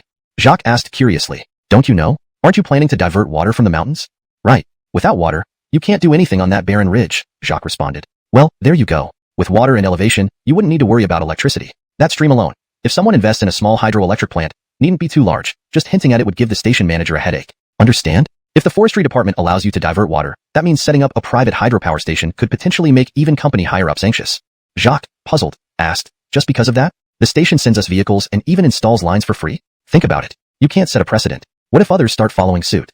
For Finian, bringing water from the mountains was simply to restore the water veins under the ridge, but others might not understand his intentions. Thus, today's event was indeed extraordinary. With the arrival of the village electricians, the head of the power management station came along with a division chief from the power company. Their vehicle was loaded with insulators, crossarms, and other electrical components. Seated at the table, the head of the power management station, surnamed Wong and nicknamed Seymour, said directly to Finian, "Brother, with Lawrence Shu's endorsement, I have nothing to add. But how can you leave me unemployed, living off my parents?" "Brother, it can't be that serious, can it?" Finian asked, trying hard not to laugh at Seymour's theatrical opportunity. So, Seymour assumed Finian's intention wasn't purely for reforestation but likely for building a hydroelectric plant. Post-completion, any revenue could gradually fund reforestation efforts. Even if deadlines weren't met, extending the timeline wouldn't be a significant issue. Would the forestry department disagree? Any area with such development potential would face direct expulsion. To avoid that fate, Seymour reported the situation to the company, securing authorization. Offering some concessions to Finian, even at a loss, was preferable to missing out on securing a power supply agreement and facing legal repercussions later. Building a hydroelectric plant would never repay the cost. Therefore, Simone immediately agreed to send vehicles and install lines for free upon hearing Finian's proposal. Knowing Finian wouldn't pursue a hydroelectric project, Simone saw no need for detailed explanations. Some matters are better left unspoken. Certainly. Once you sign this agreement, everything will fall into place, Seymour said, presenting the power supply agreement to Finian. If this happened earlier, Finian would have tried various excuses to avoid signing. But now, the spot suited for a hydroelectric plant was meant for a temple, making the idea irrelevant. Moreover, exploiting loopholes for profit wasn't his style, especially with Simone involved. Still, too easily obtaining benefits could make people forgetful, so Finian pretended to ponder deeply. Seymour grew impatient. Brother, just let me know what you need. Once we sign this agreement, I'll give you the lowest electricity rates and ignore line losses. How does that sound? Hearing this, Finian laughed. Does your company approve? Of course. Camp importing national reforestation projects is our duty. Plus, I've got a little gift for you. Seymour handed over a card, not a bank card but an internal fuel card from the power company. With it, you could refuel at discounted rates at the company's internal gas stations, where fuel quality was assured and prices cheaper than outside. Since that's the case, I'll sign it. But once signed, there's no backing out. Absolutely no backing out. You have my word, Seymour replied firmly. Hashtag chapter 18. Can you build a bed crossbow? Seth, fearing that Finian might change his mind, ensured that after signing the power supply agreement, he promptly urged his agricultural and electric workers to install all the necessary power lines within 2 days. Additionally, they replaced every small component that needed updating according to standard protocols. After completing the installation and confirming everything was working correctly during the test run, Seth left behind 3 fuel-filled vehicles before directly leading his team away. With the power lines set up and electricity connected, although Finian was eager to begin constructing the temple, there was something else he needed to do first: bring water over. Certainly, he could transport water for construction purposes while building the temple, but it felt unsafe and impractical to haul water up the mountain continuously. Connecting the water supply line was urgent. Finian had a premonition that as soon as the water connection was established, he would be able to use the spring rain charm to bring rain over the entire ridge, preparing the area for greening even as the temple was being built. Moreover, the steel cables and winches required for drawing water were already available. He only needed to purchase some new pipes. The mining crew had left behind plenty of steel cables and winches which could be immediately put to use once brought up the mountain. Thus, addressing the water issue was now on Finian's immediate agenda. The most crucial aspect of setting up water transport was establishing anchor points at both ends. Once those were set up, they could stretch the steel cable between them, hang plastic pipes from it, and rely on gravity to draw the water. For these anchor points, Finian planned to use massive rocks instead of trees. By drilling holes into the rocks and threading appropriate-sized steel cables through them, this could be accomplished. This task called for stonecutters, especially since there was no electricity in the mountains, requiring manual labor. However, stonecutters were abundant in the village. Even among Wang Ridge's disciples, several were inheritors of the family trade in stonemasonry. After Wang Ridge gave instructions, several of his disciples, along with their fathers, arrived. They were divided into 2 teams. The younger ones went directly into the mountains, while the older members stayed on the ridge. Finian and Jacques each led one team. Because there might be administrative procedures involved when entering the mountains, Jacques took the team into the mountains, while Finian stayed home to handle any necessary paperwork. Once the anchor points were drilled in the mountainside and the steel cable secured, the winches would pull tight, and the pipes would be hung, completing the setup. However, just as Jacques was about to depart, Wang Ridge suddenly asked Finian, once the anchor points are done, how do you plan to get the steel cable across? Upon hearing Wang Ridge's question, Finian understood the concern. Both the ridge and the mountain were impassable for people, especially the mountain cliff, which was steep and slippery due to moss growing over it. Not even experienced herbalists would risk going there. It was literally risking one's life. As for the ridge, despite its slope, it was also very steep and eroded by years of wind, causing loose red clay soil to crumble easily, making it quite dangerous. Smiling, Finian replied to Wang Ridge, Hamish, it's simple. There's a drone that can fly remotely, carrying lightweight and sturdy rope. I can send it across and then use that rope to pull the steel cable over. Don't worry, I've already ordered it, and it will arrive in a few days. That's good, as long as there's a way, Wang Ridge responded reassured. But Finian, with a twinkle in his eye, continued, but even without this high-tech gadget, I have another method. I can build a bed crossbow to shoot the rope across. Hearing this, Wang Ridge paused for a moment, looking at Finian in silence. Finian laughed and said, forget it, that thing is too dangerous. The government wouldn't approve it because it could kill someone instantly. Just as Finian finished speaking, someone asked, what thing can kill someone instantly? Finian looked up to see Mr. Sean standing there. He had promised to act as an advisor for Finian's temple project, prepared adequately with his colleagues, and returned to assist. As he approached the door, he overheard the last part of Finian's conversation. The bed crossbow. Hamish was asking how I planned to get the steel cable across the water channel, so I suggested either using a drone or building a bed crossbow to shoot the rope across. Realizing this sounded far-fetched, Finian chuckled. But Mr. Sean wasn't laughing. He stared straight at Finian and asked, can you really build a bed crossbow? And achieve reasonable accuracy to shoot over 1,000 meters? From the top of the ridge to the stream near the mountain, the distance was less than 2 kilometers, something both Finian and Mr. Ephraim knew. Still, his serious inquiry seemed odd. Finian replied earnestly, without modern materials, it wouldn't be feasible. The range wouldn't suffice, but the accuracy might still work. Finian wasn't bluffing, since the mountain have been surrounded by wild beasts. This revelation shocked both of them. How did this happen? Finian recalled the wild wolves and leopards he had seen in the night. He looked up at Holden and asked, how do you know? Ripley replied directly, one of the people who went into the mountains is my buddy, so he called me on his phone. What about Jacques? Doesn't he have my number? Heard that Hamish village head's phone fell into the water in the chaos, and he forgot your number in the confusion, so he ended up calling me. Give it to me quickly, I need to know the situation. Finian took Holden's phone and put it on speaker, then asked, Jacques, what's going on? On the other end, Jacques responded calmly to Finian's inquiry. It's a bit complicated. A pack of wild wolves and a few leopards have us cornered on a large boulder. They aren't attacking, nor do they seem to be leaving anytime soon. There's no immediate danger, but what should we do? Are you really safe? Of course, we brought plenty of tools and machetes for clearing paths when we entered the mountain. The terrain is advantageous, so there's no immediate danger. It's just delaying us. How can we solve this? Should we call the police? As he spoke, Jacques sent several photos, obviously taken moments ago. Despite the poor lighting in the forest, the huge black creatures could be clearly seen lounging lazily on the opposite bank of the stream from where Jacques and his group were located. One even yawning widely with its mouth open. Not only were there pictures of black leopards, but also multiple shots of the wolf pack. The wild creatures seemed relaxed and coexisted without conflict, maintaining their respective territories, yet distinctly surrounding Jacques and his group on the boulder in the middle of the stream. Though the wolves and leopards hadn't attacked, they were still carnivorous predators. Despite their calm exterior, everyone inside was genuinely worried. Jacques' calmness came from his responsibility as the village grace. If he panicked, everything would be over. Don't worry. As long as there's no danger, don't do anything. I'll be there right away. With that, Finian threw the phone back to Holden and rushed out of the courtyard to get into the jeep he had used to take Jacques and others into the mountains. By the time Sean caught up, Finian was already far ahead. You reckless fool. What use will you be? Hurry and call the police. If you're late, lives will be lost. Sean turned and yelled at Holden. Finian wasn't being reckless. He felt these frequent appearances of wild beasts were connected to him obtaining the mountain god's symbol and trident. According to legends, the symbol represented the identity of the mountain god, while the trident symbolized authority, both confirmed by human rituals. In the mountain, animals were ranked by strength. This place was home to only wolves, leopards, and some other wild animals. Wolves and leopards, being at the top of the food chain, held higher status. Thus, they were trying to meet their new forest lord, who now possessed the mountain god's relics. That's why at the waterhole and today, although they appeared before humans, they neither attacked nor fled, but lingered as if waiting for his arrival. To prevent more such occurrences, the best option was to chase them off immediately. Seeing a wolf pack and especially black leopards, which were previously thought extinct, would stir significant news. Why not wait until my matters are settled? At that time, maybe we can establish a wildlife sanctuary or national park to attract tourists and boost the village economy. But their appearance now was too early. Lost in thought, Finian sped in the jeep, reaching a point where it couldn't go further. Abandoning the vehicle without locking it, he ran into the mountains. Unknowingly, his speed exceeded human limits. Plants along the path moved aside for him, resuming position after he passed. He soon arrived near the boulder where Jacques was located. Due to the mountain's geography, they needed to navigate around cliffs and gentle slopes to find the stream, then follow its flow to reach an appropriate spot to set up anchors for pulling steel cables and diverting water. Upon finding the stream, they encountered wolves and leopards. In panic, they climbed onto a large boulder in the stream for safety. Jacques' phone fell into the water and was ruined, so he used a fellow villager's phone to alert the village. After calming down, they noticed the beasts were merely lounging, dividing the riverbank without interfering with each other or the stranded humans. Initially, they growled, but then ignored the group without moving away. Hence, they only informed Finian and didn't immediately call for help. These beasts, what do they want? Just as someone contemplated a cautious escape attempt, the beasts suddenly stood up, looking towards a specific direction, the way Finian had come from. Someone's coming. Oh, the beasts are charging past. Hashtag chapter 20, 2 puppies. Finian arrived, but he just had to come from the side where the Black Panther was located. So, when Jacques and his companions realized someone was coming, even before they saw a figure, they saw the largest of the Black Panthers abruptly spring into action, transitioning from laziness to vigor. It leapt directly towards the direction of the newcomer, its agile body and swift speed resembling a bolt of dark lightning. On the opposite bank, among the wolf pack, a gigantic wolf that seemed to be their grace also began moving almost in sync with the Black Panther, leading the pack in the same direction. Don't get close, there are fierce beasts. Everyone's hearts skipped a beat as they shouted out simultaneously. However, it was already too late. The newcomer had barely shown himself when he was already within striking distance of the Black Panther. Damn, it's Finian, and he's alone.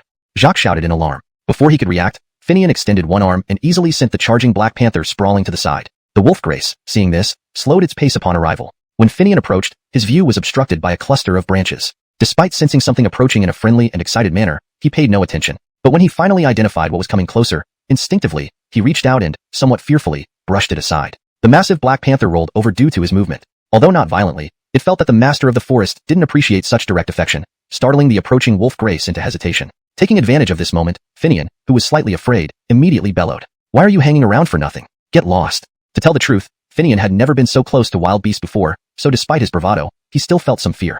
But because of his confidence, he did not turn and run. By shouting loudly, he was actually trying to bolster his own courage. Enterprisingly, the Black Panther, having initially intended to approach, paused at this shout. Seeing Finian and understanding that he did not wish to see them, it slowly backed away. The wolf grace did the same. Watching this scene, Jacques and the others were astonished that Finian had managed to give the Black Panther a lesson right off the bat, forcing the beasts to respond cautiously. Now, they were even retreating slowly. Are they planning to pull back and then attack again? Everyone thought at once. Leopards and tigers, similar in size, share similar hunting methods, using speed and sharp claws to pounce and tear. They excel at sudden, violent attacks. Realizing this, everyone refrained from shouting simultaneously to avoid distracting Finian. Jacques called out, "Be careful of the pounce." Hearing the warning, Finian merely smiled but kept watching the Black Panther's movements. Unexpectedly, after retreating some distance, the Black Panther turned around, carried a tiny cub from its companions, placed it between itself and Finian, glanced at Finian again, then led its companions into the jungle and vanished. Almost simultaneously, the wolf Grace did the same, except instead of a black cub, it carried a snow-white pup and placed it between itself and Finian. After licking the pup a few times, it looked at Finian, then led the pack into the jungle and left. Abandoned by their kin, the two cubs, one black and one white, let out helpless cries, sniffing the ground, trying to follow the adults. Understanding the Grace's intentions, Finian walked over and picked up both cubs. Feeling the aura of the forest master, the little ones calmed down and snuggled quietly into his arms. "You nearly scared me to death. You're really bold to face a Black Panther and a wolf pack alone, let alone pick up their cubs. Aren't you afraid their parents will track you down by scent?" Seeing the beasts had truly left, Jacques finally led everyone down from the rock, approaching Finian with lingering fear. "What's to be afraid of? They couldn't defeat me, so they left their offspring as hostages to ensure I'd let them go. If they came back, I'd put them in a cage for exhibition, $10 per person." Finian joked. "Are these the leopard and wolf cubs?" Everyone was skeptical yet impressed by Finian's actions and words. But these were the first Black Panther and wolf cubs they'd ever seen, and they found it intriguing. Gathering around, they wanted a closer look. However, though small, they were still wild animals. Sensing unfamiliar scents, both cubs growled menacingly and tried to bite any hand that approached. "They're quite fierce. But these guys look like puppies, really." Seeing the Black Panther and wolves leave them behind, anyone would think they were just puppies, Jacques remarked, pulling his hand back. Hearing this, Finian said, "Who said they weren't puppies? These are the two puppies I've adopted." Right.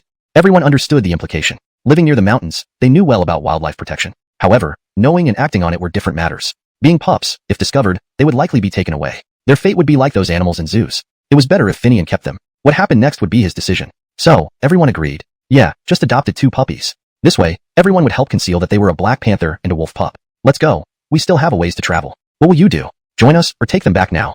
Being regular visitors to the mountains, they knew that wild beasts possess a certain sense of spirit. Once thwarted unless severely injured or holding a grudge, they wouldn't persist. The cubs Finian held were clearly not ready to eat meat yet. They still needed milk. Carrying them would be inconvenient. "Well, I'll head back. Oh, I'll leave my phone with you, in case we lose contact." "No need. We can manage later. We have phones." "Keep yours. Simone might call you soon." Translation provided maintains the original tone, style, paragraph structure, and logical flow of the narrative, ensuring clarity and coherence in English. Chapter 21. A False Alarm. Jacques was right. Finian hadn't even made it down the mountain to where they had parked the car when he received a call from Simone. Finian, are you there?" "Yes, what's up?" "What's up? Do you think you're Camden permit? How could you dare go into the mountains alone, facing wild beasts? Do you want to live or not?" Simone's voice quivered with tears as she fired off a series of questions upon hearing Finian's voice. "It's fine now. That's all past and gone. It was just some wild animals passing by for water." Jacques and the others were startled by their sudden appearance. By the time I arrived, they had long disappeared. After all, beasts fear humans too, don't they? Hearing Simone's tone, Finian immediately softened, apologizing and explaining. He even concocted a fib to reassure her. "Really? Of course true. When has anything happened here with wild beasts harming people?" Indeed, while everyone knew that there were wolves in the mountains, and possibly leopards, these animals mostly hid deep in the mountains due to frequent human activity, rarely crossing paths with people. These two incidents involving villagers seeing wolf packs and a black leopard only happened after Finian took over the management of the mountain deity's heritage. Ordinarily, people only heard the howls of wolves but never saw them directly, let alone any instances of wild beasts hurting humans. Thus, Finian's words convinced Simone. However, she still gave him a lengthy lecture before hanging up. After dealing with Simone, Finian thought everything was settled, but unexpectedly, Sean reported the incident to the police when he couldn't catch up with Finian. The police were shocked to hear that someone was besieged by wild beasts in the mountains. They grabbed a few weapons from the station that might be effective against beasts and bought firecrackers from the town store, gathering all available manpower to rush to the village. Guided by Sean and the villagers, they hurried into the mountains. Why such a big deal? Seeing so many people, including the police, Finian was instantly taken aback. Stupid question. When in trouble, call the police. Don't you know? Or do you think we're all as reckless as you, delivering meat straight to those wild beasts? Sean relaxed upon seeing Finian unharmed. Hearing his confusion, Sean's face turned stern as he scolded him. The sweating police chief also criticized Finian for his recklessness. Fortunately, during this tirade, no one noticed the two black and white pups in his arms.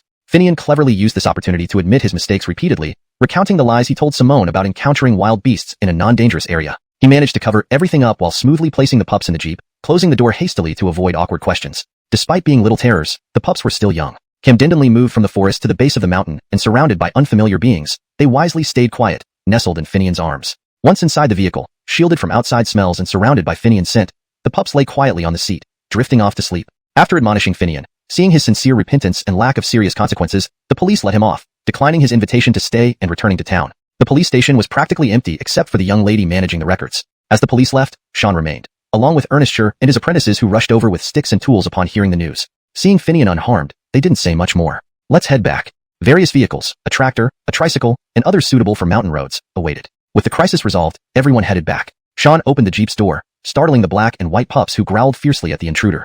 Sean jumped, turning to look at Finian. You gained quite a lot on this trip. Hee hee, their parents couldn't beat me, so they gave these pups to me as compensation, Finian explained. Aware of Finian's strength and mysterious nature, Sean nodded approvingly. In that case, take good care of them, Sean said, waving to leave for another vehicle. Don't go, there's plenty of space. Can you really sit in that thing?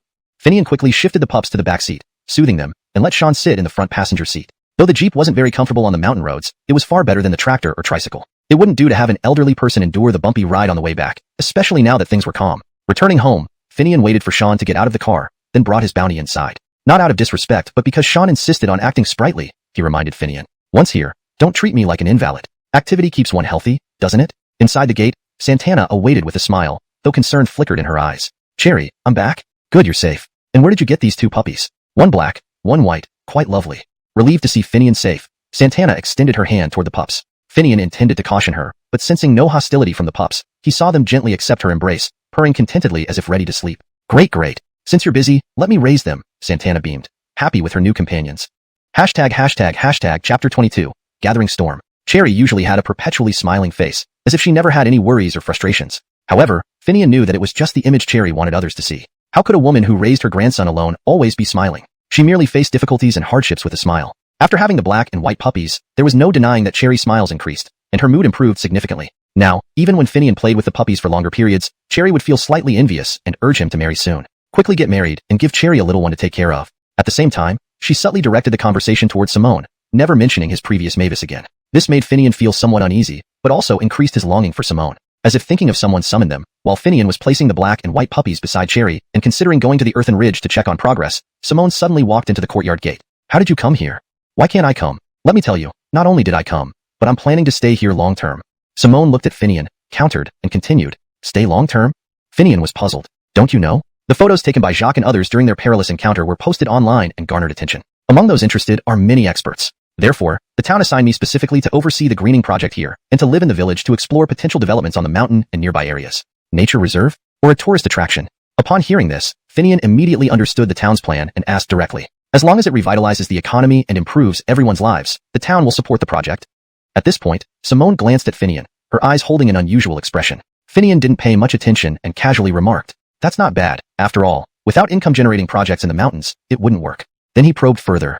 The anchor points up there are nearly complete. We can set up a temporary one first, then build a permanent one after diverting water. Do you want to go see it together? Camdenra, let's go. After Simone put down her luggage, they both got into Finian's jeep and drove towards the earthen ridge. On the road, Simone fell silent for a moment before suddenly speaking up. My boyfriend is coming. While driving, Finian listened to Simone without much thought. So what? If he wants to come, let him come. Wait, what? Your boyfriend? Finian abruptly braked and turned to look at Simone. Seeing the reaction she wanted, Simone laughed happily, finally stopped pretending. Why such a big reaction when he comes? Finian blushed and stammered.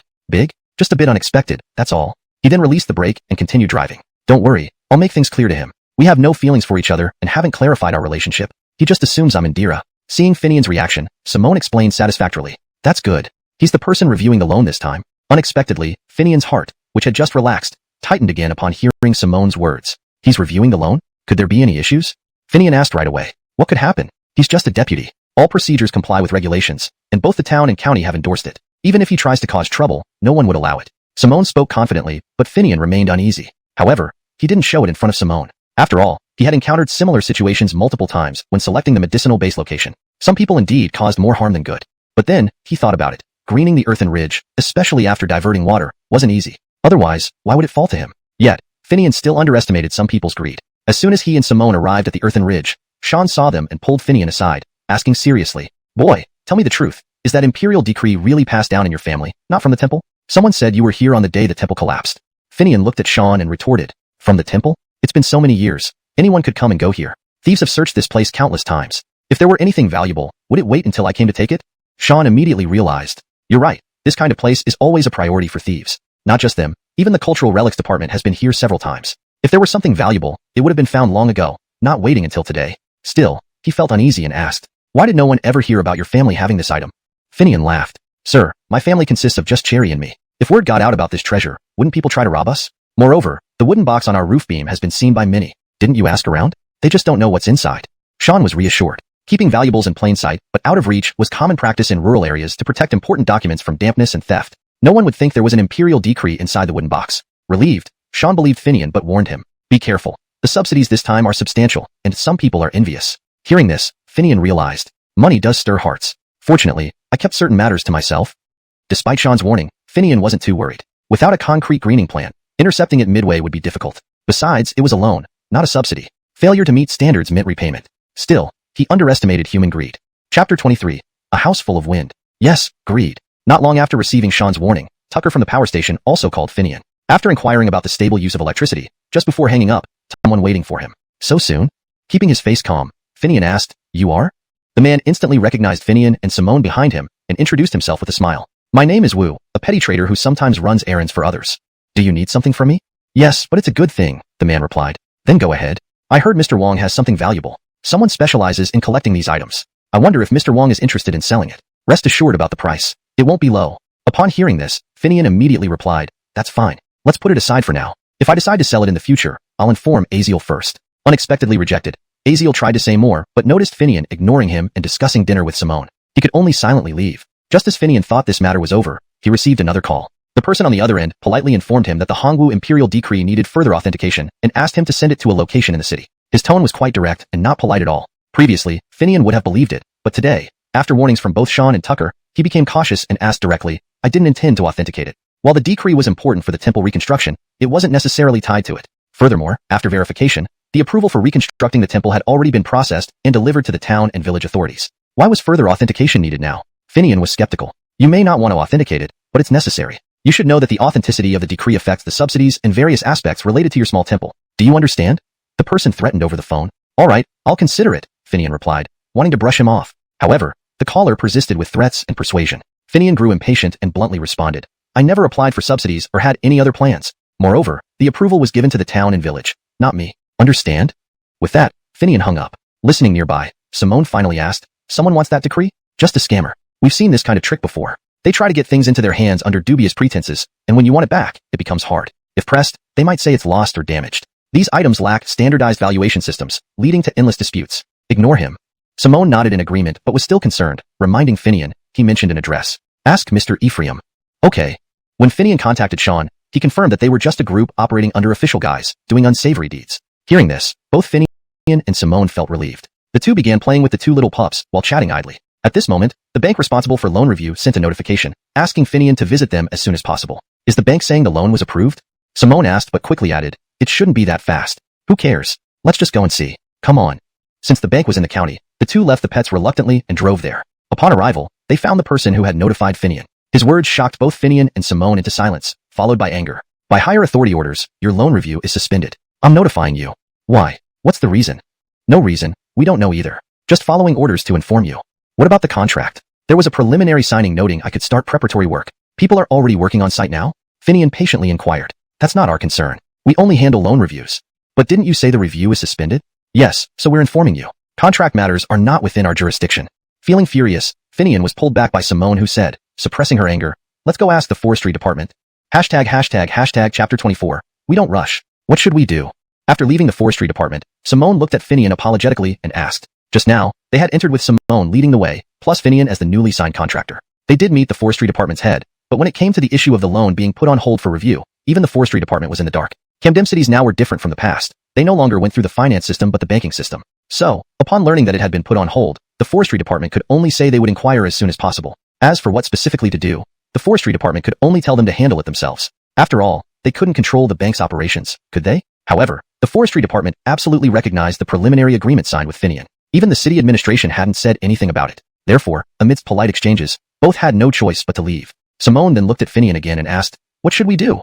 Finian, who had calmed down by this point, smiled slightly when Simone inquired. He replied, "We'll do what needs to be done. Whether building the temple or bringing in water, if we don't have the loan, we still need to proceed. After all, I did contract the village's orchard. Without water supply and relying on hauling water, I'll go bankrupt. As for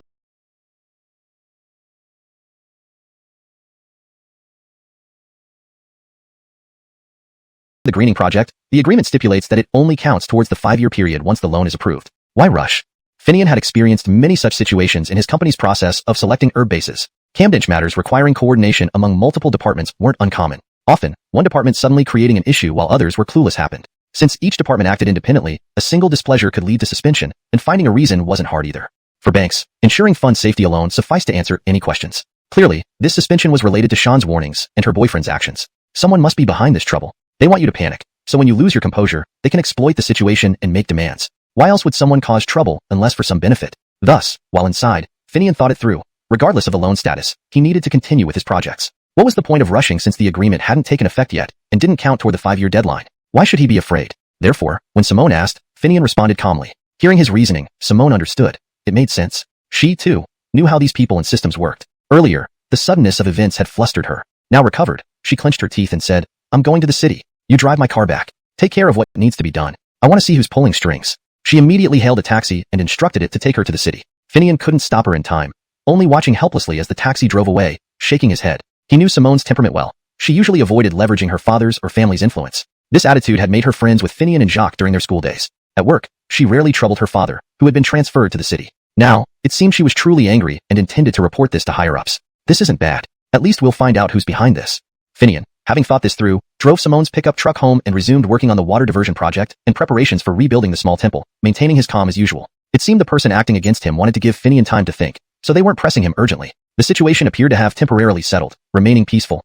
The water diversion project itself was simple. The challenge lay in securing strong anchor points at both ends. On the land bridge side, setting up everything was straightforward. With a vast level ground surface and access to electricity, constructing the anchor points on the soil ridge was quick. Using electrical drills to bore deep holes for anchoring steel wires and sturdy anchors was temporary but effective. Once the stone pagoda at the temple entrance was completed, they would replace them. As for the mountainside, lacking electricity meant using manual tools. Jacques found a large rock near the cliff waterfall. Skilled stonemasons used hammers, chisels, and their expertise to drill holes into the rock without much difficulty. Later, they would thread one end of the steel wire through the hole and secure it firmly. Progress on this side was slower than the soil ridge side, but this gave Finian time to transport a winch and other necessary materials to the soil ridge using the utility vehicle. Finian had already purchased a drone capable of carrying 5 kilograms and flying for 2 hours. It could easily deliver items from the soil ridge to where Jacques was on the mountain. Additionally, Finian bought strong fishing lines to later pull thicker ropes and steel cables. Everything was set. They just awaited Jacques' side completing the groundwork. Finian had already flown the drone multiple times between the soil ridge and the mountain. Initially, the flights were unloaded for practice, but soon, it started delivering supplies to Jacques and the team, gradually increasing the load while never exceeding the rated capacity.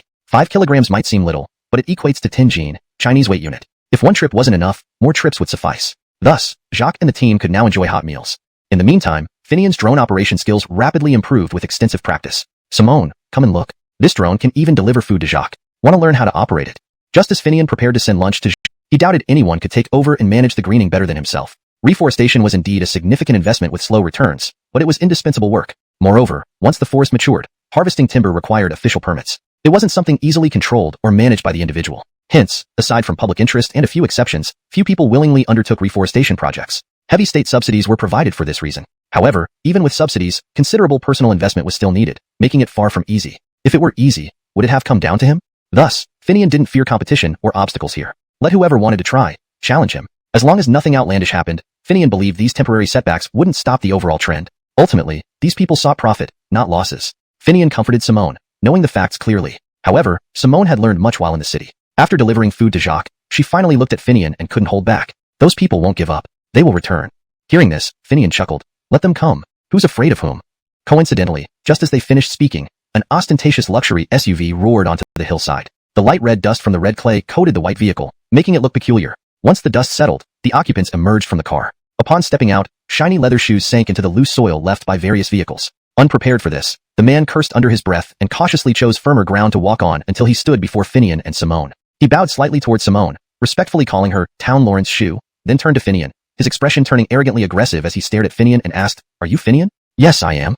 Watching this theatrical performance, Finian nearly burst out laughing but suppressed it, replying calmly. The man sized up Finian in his work attire before continuing. Would you consider transferring the decree in your possession and this land to me? I'll give you a sum of money. Wouldn't it be better for you to return to the city and work there? Finian smiled. Which piece of land are you referring to? This part or that one? While saying the first part, he pointed to the small temple location. For the latter, he gestured to the entire hill.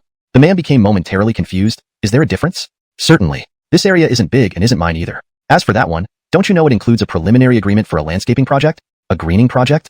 On this huge hill? The man asked abruptly after hearing this. You stopped my loan but don't know what it was for? Finian replied with confusion. Loan? No, no loan. I merely want the decree and rebuilt temple from you. Everything else is none of my concern. Hearing this, Finian looked at Simone. Simone realized this person seeking the decree wasn't from the same group that halted the loan, or perhaps from the same group but was kept in the dark. Stepping forward, she told the man, didn't the one who sent you inform you that this whole hill is a national reforestation project? That piece of land belongs to the project's auxiliary use. Think carefully before speaking.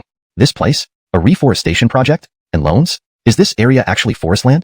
Indeed, only those who dared to meddle were extraordinary. Upon hearing Simone's explanation, the man bombarded them with questions. That's right. Did your sender not tell you? Tell me, how much are you willing to pay me to transfer it? Hell, really? Even if you paid me, I wouldn't want it. Just the decree. Name your price. Unsellable. The man turned and left after hearing this, throwing a remark over his shoulder. Brother, you're tough. I'm bowing out. This thing's too big for me. Goodbye. With that, he turned back to the car, made a U-turn, and sped off. What was that all about?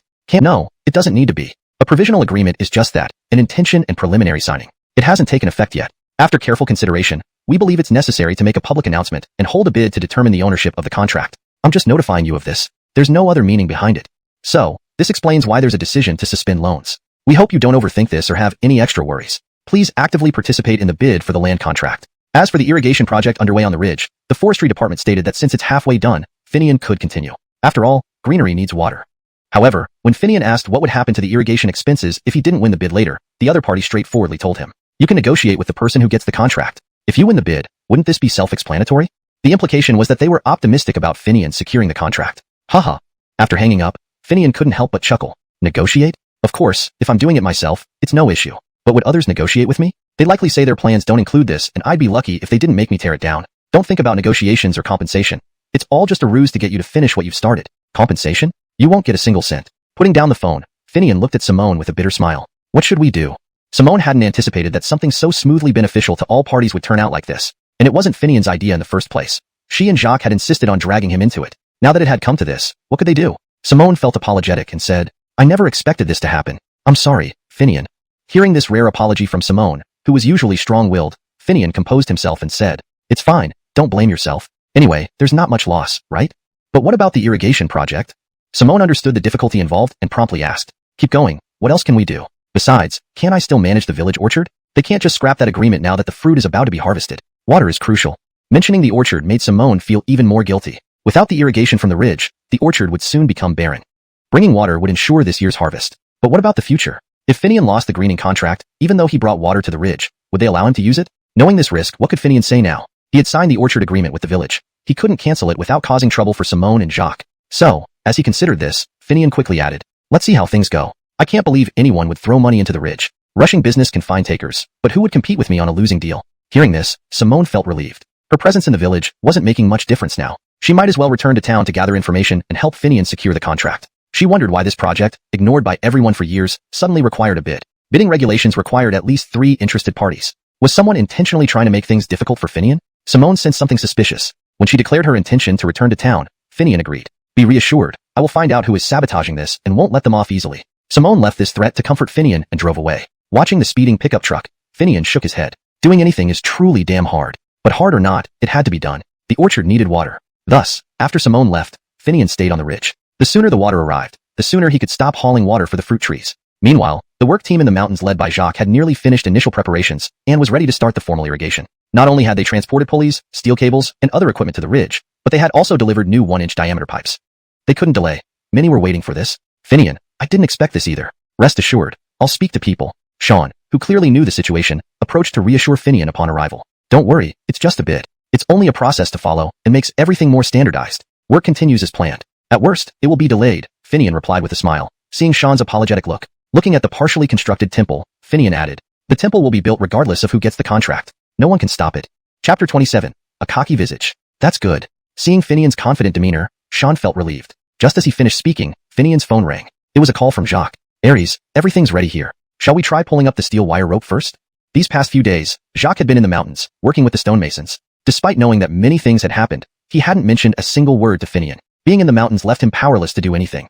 It was better to finish what was at hand and then go out to handle the contracting matters later. So, once his work in the mountains was done, he hurriedly called to start the next phase. Camdenra, just give me a moment while I prepare the drone, and we'll start. I'll notify you ahead of time. After hanging up, Finian went to prepare the drone to send over the fishing line. But just as he reached the shed storing the drones, his phone rang again. Although it was an unfamiliar number, Finian still answered, starting off by saying, Hello, who is this? But to his surprise, the caller directly said, don't ask who I am. You're Finian, right?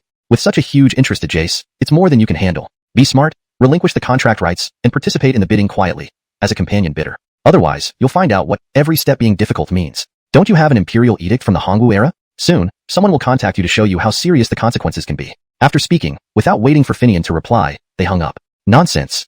Finian muttered, not paying much attention. As for the place called Jace, aside from that loan for the greening project, what other benefits were there? Although several million seemed like a lot, it was only a tiny part when it came to the greening efforts in Jace. Moreover, a few million yuan, which might seem substantial in the countryside, wasn't worth mentioning in the city. And it was a loan, not unrestricted funds. Even if you received the loan, you'd have to consider whether it was worth using it elsewhere. Therefore, Finian didn't care about the arrogant threat and continued preparing the drone. First, he tied one end of the fishing line to a sturdy thin rope. Then, from the other end of the thin rope, he gradually connected it to a thicker hemp rope that could pull the steel wire. Finally, he placed the fishing line into the cargo hold beneath the drone, which had pre-drilled holes allowing the line to be released as the drone ascended and moved away. This way, once the drone reached Jacques could follow the fishing line to pull the steel wire across. Once the steel wire was pulled across, the winch's power would tighten the rope, connecting Jace to the mountain. Finian had already calculated that the mountainside was significantly higher than Jace, creating a significant drop that would allow the mountain stream water to flow down naturally. With the drone ready, Finian informed Jacques and operated it to take off. Under everyone's watchful eyes, the drone flew over the deep ravine, trailing its long fishing line, finding Jacques and his team easily thanks to its high-definition camera. Hovering within reach, after Jacques removed the cargo hold, Finian directed the drone back. The rest was waiting for Jacques and his crew to use manpower and tools to pull the steel wire over. Just wait. Even though they brought a manual hoist, it will still take some time. We need to pay attention and slowly release the rope here. Having retrieved the drone, Finian instructed, and was about to return to the shed to store it when his phone rang again. Finian, right? Come back home, there's something? Hearing this, Finian immediately asked, who are you? Where are you? I'm from the anti-smuggling unit. I have something to discuss with you at your house. Upon hearing this, Finian grew anxious. Only his Bridget was at home. Why would the so-called anti-smuggling unit come looking for him? After securing the drone, he told Sean, someone from the anti-smuggling unit is looking for me. Watch over things here. I'll be back soon. Without waiting for Sean's response, he quickly got into his jeep and drove home. Even before reaching the gate, he saw a crowd gathered at his front door. Finian pressed the horn continuously, forcing a path to stop near the entrance. Before he got out of the car, he saw his Uncle Chester brandishing a knife, facing off against someone, with police officers present. What's going on? Who's looking for me? Why are the police here? Jumping out of the car, Finian rushed over to ask. Seeing Finian return, a man who looked like an expert approached him, saying, You're Finian? I heard you have an imperial edict from the Hongwu era? That's a valuable cultural relic. We're here to collect it. The state has the right to collect and preserve precious relics to prevent improper storage and potential damage. If damaged, you'd be the sinner of our nation. Before he finished speaking, Chester walked over, pushing him aside and said, Collect relics? You're robbers. All those relics on TV, some even identified as national treasures. Why don't you collect them? You came arrogantly. It's me, I am. Don't waste my time. Are you the one from the smuggling unit? Show me your ID. Finian said rudely upon seeing him. The man was not intimidated. He pulled out an ID card and flashed it briefly before attempting to put it away. But Finian grabbed it, saying, Not so fast. Let me see that clearly. Opening the ID, Finian looked at it with a mocking smile. This won't do. Do you have anything else? What he snatched was merely an internal document from the Cultural Relics Department. Despite its intimidating name, everyone could tell it was useless outside their department. How is this not good enough? This is recognized by my unit. But I'm not from your unit. You can't show me this and expect me to cooperate. What kind of smuggling unit are you from? Customs or forestry? Antiquities? Do you have enforcement authority? Are you on the national payroll? Or do you have a certification from the Cultural Relics Department? Finian asked in rapid succession. Finian knew there were indeed specialized units like the Cultural Relics Police Station and Cultural Relics Inspection Team, established where ancient artifacts were found in large quantities. However, they were all under the Public Security Police Force and had enforcement power for seizing artifacts of questionable origin. But they certainly couldn't come to ordinary people's homes demanding heirlooms. When he first heard about back home, worried about how his Bridget would react to such an intrusion. Don't go. I haven't finished talking. I don't want to listen. I'm busy. If it's mandatory, bring a court order or something official. If it's voluntary, stop coming here. I don't volunteer, nor do I want to see you. Seeing the man still trying to interfere, Finian stopped and looked at him directly. The Hongwu Imperial Edict was not something Finian would casually give up. It was connected to the mountain god's authority. Without it, he didn't know what might happen. Besides, this man had no legitimate procedures, only a worthless expired ID, yet dared to cause a commotion that even involved the police station. If his Bridget got frightened, Finian would not let it go. Do you want to keep bothering me? Finian stood at the gate, watching as the man tried to follow him. My home doesn't welcome you. Dare you enter? Don't forget, the police are here. Do you want me to report you for breaking and entering? This comment made the police officers laugh. Hearing this, the man saw the police enjoying the spectacle and had no choice but to walk away, grumbling. Fine. You want documents? I'll get them for you. He then dialed a number. Azai, it's Buddy. Yes, in the countryside. I have a favor to ask. There's an artifact we want to acquire, but the owner wants proper procedures. What should we do? Azai, listening on the other end, captivating figure among true experts. The moment he saw Sean, Buddy knew he shouldn't stick around any longer. Once this hero got angry, it would be troublesome for him. Therefore, upon hearing Sean's reprimand, Buddy immediately left with his gang in a hurry, getting into the car and speeding away. It wasn't until the car had traveled far that one of his gang members spoke up. "Brother Ma, what do we do? With old man Ephraim around, should we abandon this job? He's bound to make things difficult for us." Buddy listened to the fear in his follower's voice, then hesitated before answering. "Can we just give up on something the big boss asked us to do? Besides, once we get hold of the item, apart from its value, the reward alone is $10,000. Don't you want the money? Don't you want to get rich? What can a country boy like you achieve even if he works in the city? But we can't get it. Not with old man Ephraim watching over everything. If we can't take it openly, isn't there another way?" Buddy looked at his follower sideways, hinting at other possibilities. "Brother Ma, you mean steal it?" "Exactly. I already asked someone about the family before coming here. They only have 2 people living there, a frail old woman and the man we saw today. It shouldn't be difficult for us to deal with them, right? Plus, it's said that the item hangs on the roof beam of their living room, visible to anyone who enters. How hard could it be?" Upon saying this, everyone in the car smiled sinisterly. After the commotion died down and the police left, Sean entered Finian's house, where he found Finian's Bridget comforting him.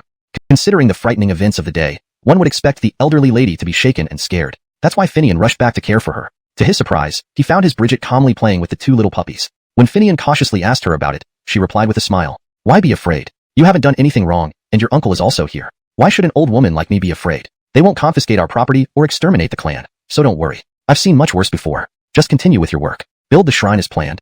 Finian agreed and was about to leave when Sean entered and said, "Don't mind those unruly kids. If anyone comes again, tell them to talk to me. If the item came directly from the temple recently, it wouldn't be in such pristine condition. Without your consent, no one has the right to take it from you." Sean believed that if not for the careful preservation by Finian's family, the imperial decree would not be in such good condition. However, what he didn't know was that it was indeed Finian who had obtained it recently, but kept it well protected thanks to the talisman of the mountain god. This misunderstanding relieved Finian of some trouble. "Let's go. Jacques is waiting for us in the 6 or 7 20-ton clamps to the steel wire. I've checked multiple times. It's absolutely safe." "Alright, stay clear. Once you confirm, I'll signal the winch operator." Jacques didn't hang up. Instead, he directed everyone to move back, and once confirmed, notified Finian. As the winch started to turn, the steel wire that hung low over the deep ditch began to rise slowly. Slowly. "Everyone, be careful," Finian cautioned. Finally, when the winch pulled the steel wire nearly taut, Finian ordered it to stop. The skilled workers then approached to secure the wire and gradually released the winch tension, checking the stability. Satisfied, they cut off the excess wire using a specialized wire cutter and reinforced it with several additional clamps. Next, they hung the water pipes using drones. While hanging the pipes, they simultaneously unrolled the coiled hose, which easily extended along the smooth steel wire. Thanks to the initial use of fishing line to connect the thin ropes, Jacques and his team pulled it manually. Soon enough, the pipes reached the other side. Once Jacques installed the filter nozzle and secured the hose in the water, Finian directed everyone to cut the hose to the appropriate length and connected it to the water collection pool adjacent to the old temple site. The pool, which had been renovated with cement and stone walls, still retained its natural soil base. At the end of the hose, they attached a faucet to control the water flow. Shortly after, a soft sound emerged from within the hose, followed by a stream of clear water flowing into the collection pool and eventually into the reservoir. "There's water." Chapter 30, Coordination Meeting. Watching the clear water flow into the original puddle, seep down quickly, and then be replenished by the flowing stream, the originally dry red clay slowly became moist and began to loosen. In Finian's mind, the jade-like mountain god talisman, which was originally somewhat dry, gradually turned lustrous after the stream flowed into the puddle. One felt an irresistible urge to touch it. The water vein is connected. It had just begun to reconnect. For him to be able to cast the spring rain charm, there also needed to be enough moisture accumulated here at the earth ridge. Therefore, Finian had people start securing the water pipes and finish up the remaining tasks. As for rebuilding the small temple, Finian had initially intended to follow the rules and wait for approval before proceeding. But now, he didn't care whether it was approved or not. With a wave of his hand, construction began immediately. On this matter, he had communicated with Jacques, who even said, "Build it. What do you have to fear? If anyone comes, the village will handle it." If Finian couldn't take on this project, what would be the point of being the village head? It doesn't matter.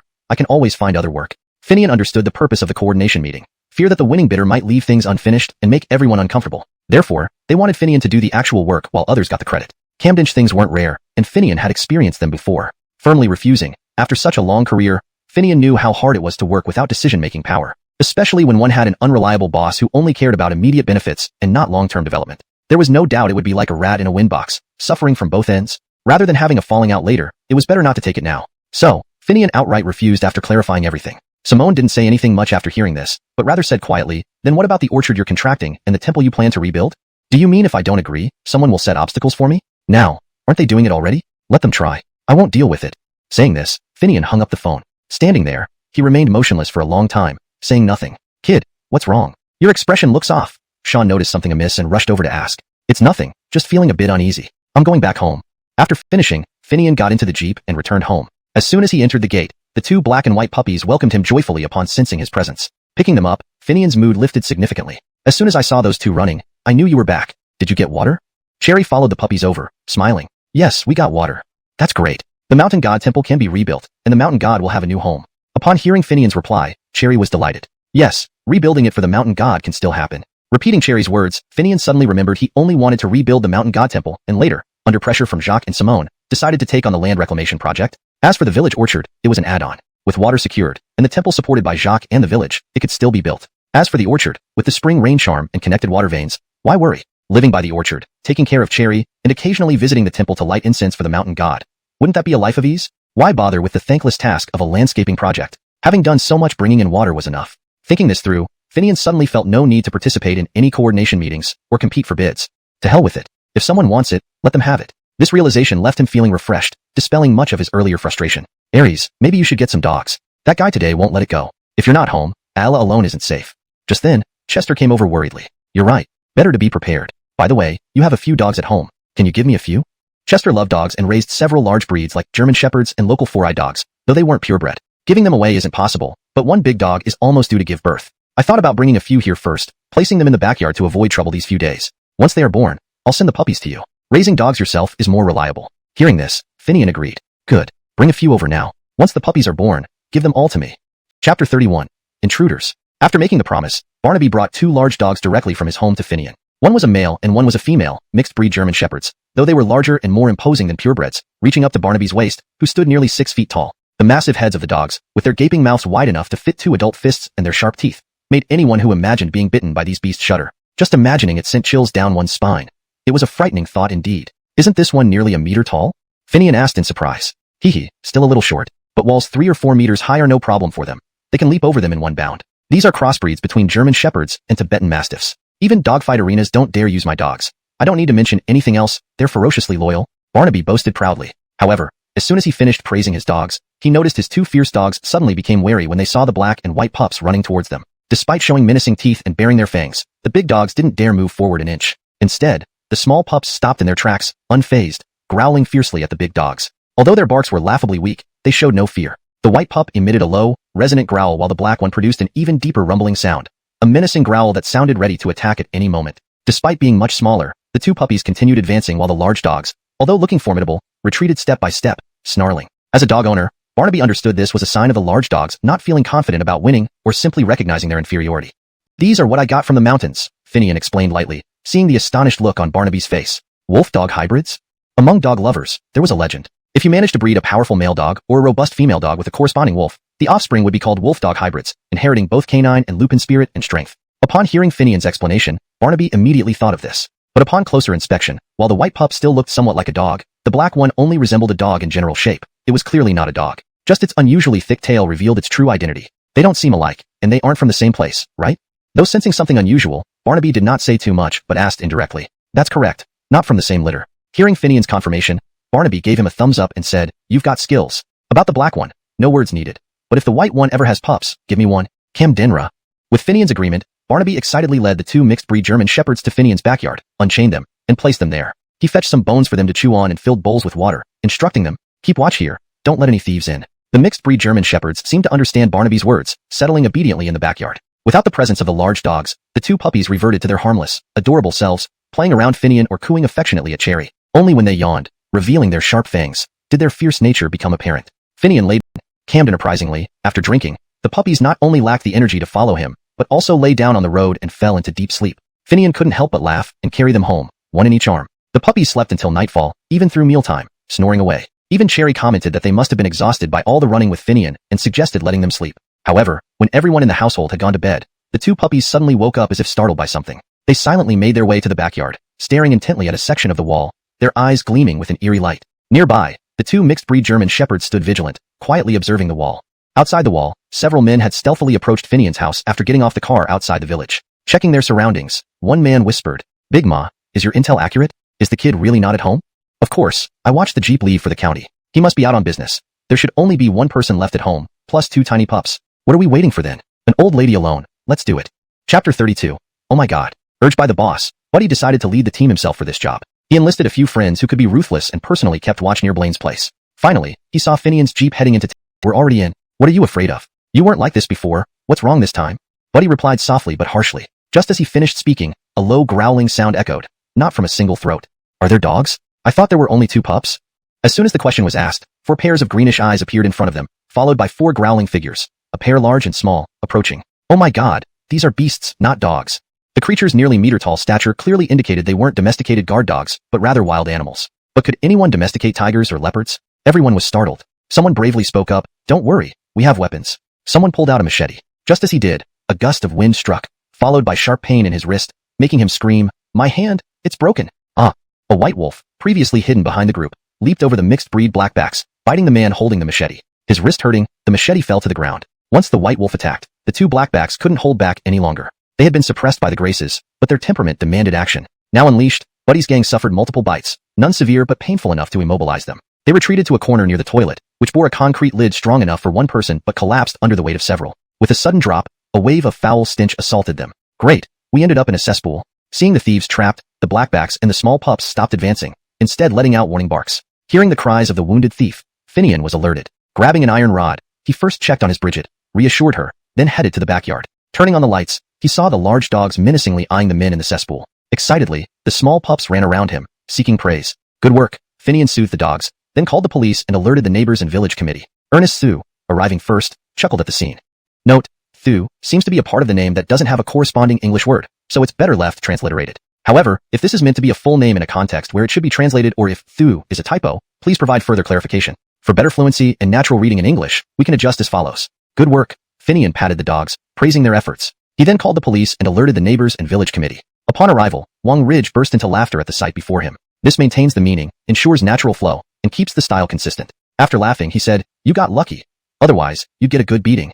The harsh Ernest, I'll use that instead. After the police left, Ernest checked on the Bridget to ensure she wasn't frightened, and only then did he return home reassured. The 2 large dogs remained at Finian's house. Damn, why didn't those fools get bitten to death? Now I've got to repair the toilet tomorrow, Finian grumbled as he surveyed the backyard mess. Chapter 33. You come if you want. Was your house robbed last night?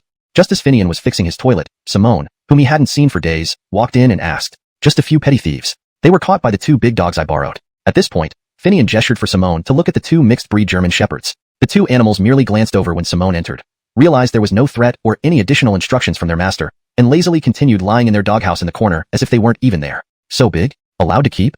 Simone was taken aback when she saw them. She had been so focused on Finian that she hadn't noticed these 2 large dogs in the backyard. They're mixed breeds with proper papers. Nobody expected them to grow so big, but they're quite effective. Were they really the ones who came to collect artifacts that day? Simone continued asking. Yes, they are the same group. As for the details, I don't know yet. It's still under investigation. Are you not curious who's behind it? Don't tell me you can't see through them. Those were just lackeys. Who cares who they are? They didn't succeed, did they? Finian's nonchalant response surprised Simone. Unwilling to let it go, she persisted. The water supply is connected. Is the small temple still being built? Of course, with Jacques and old man Ephraim. Seeing Finian remain unconcerned and not following her lead, Simone got a bit upset but suppressed her irritation, considering her purpose for visiting. She then said, "And what about the landscaping? Have you thought about it?" "What can I think about? It's paused, right? Everything we had has been nullified. They say there will be a bidding process, but the rules haven't been released yet. What's the point of thinking about it? We just have to wait." Without lifting his head, Finian replied. Hearing this, Simone flared up and shouted, "Finian, look at me." Only then did Finian lift his head, a smile on his face, and looked at Simone. "You never could beat around the bush, could you? Your true nature is exposed now. Just say it straight. Why are you here? Isn't it better to be straightforward? Why do I have to ask? Is it your nature? Or did you feel your reason for coming was a bit too much to admit? Relax, we've known each other long enough. Would I blame you?"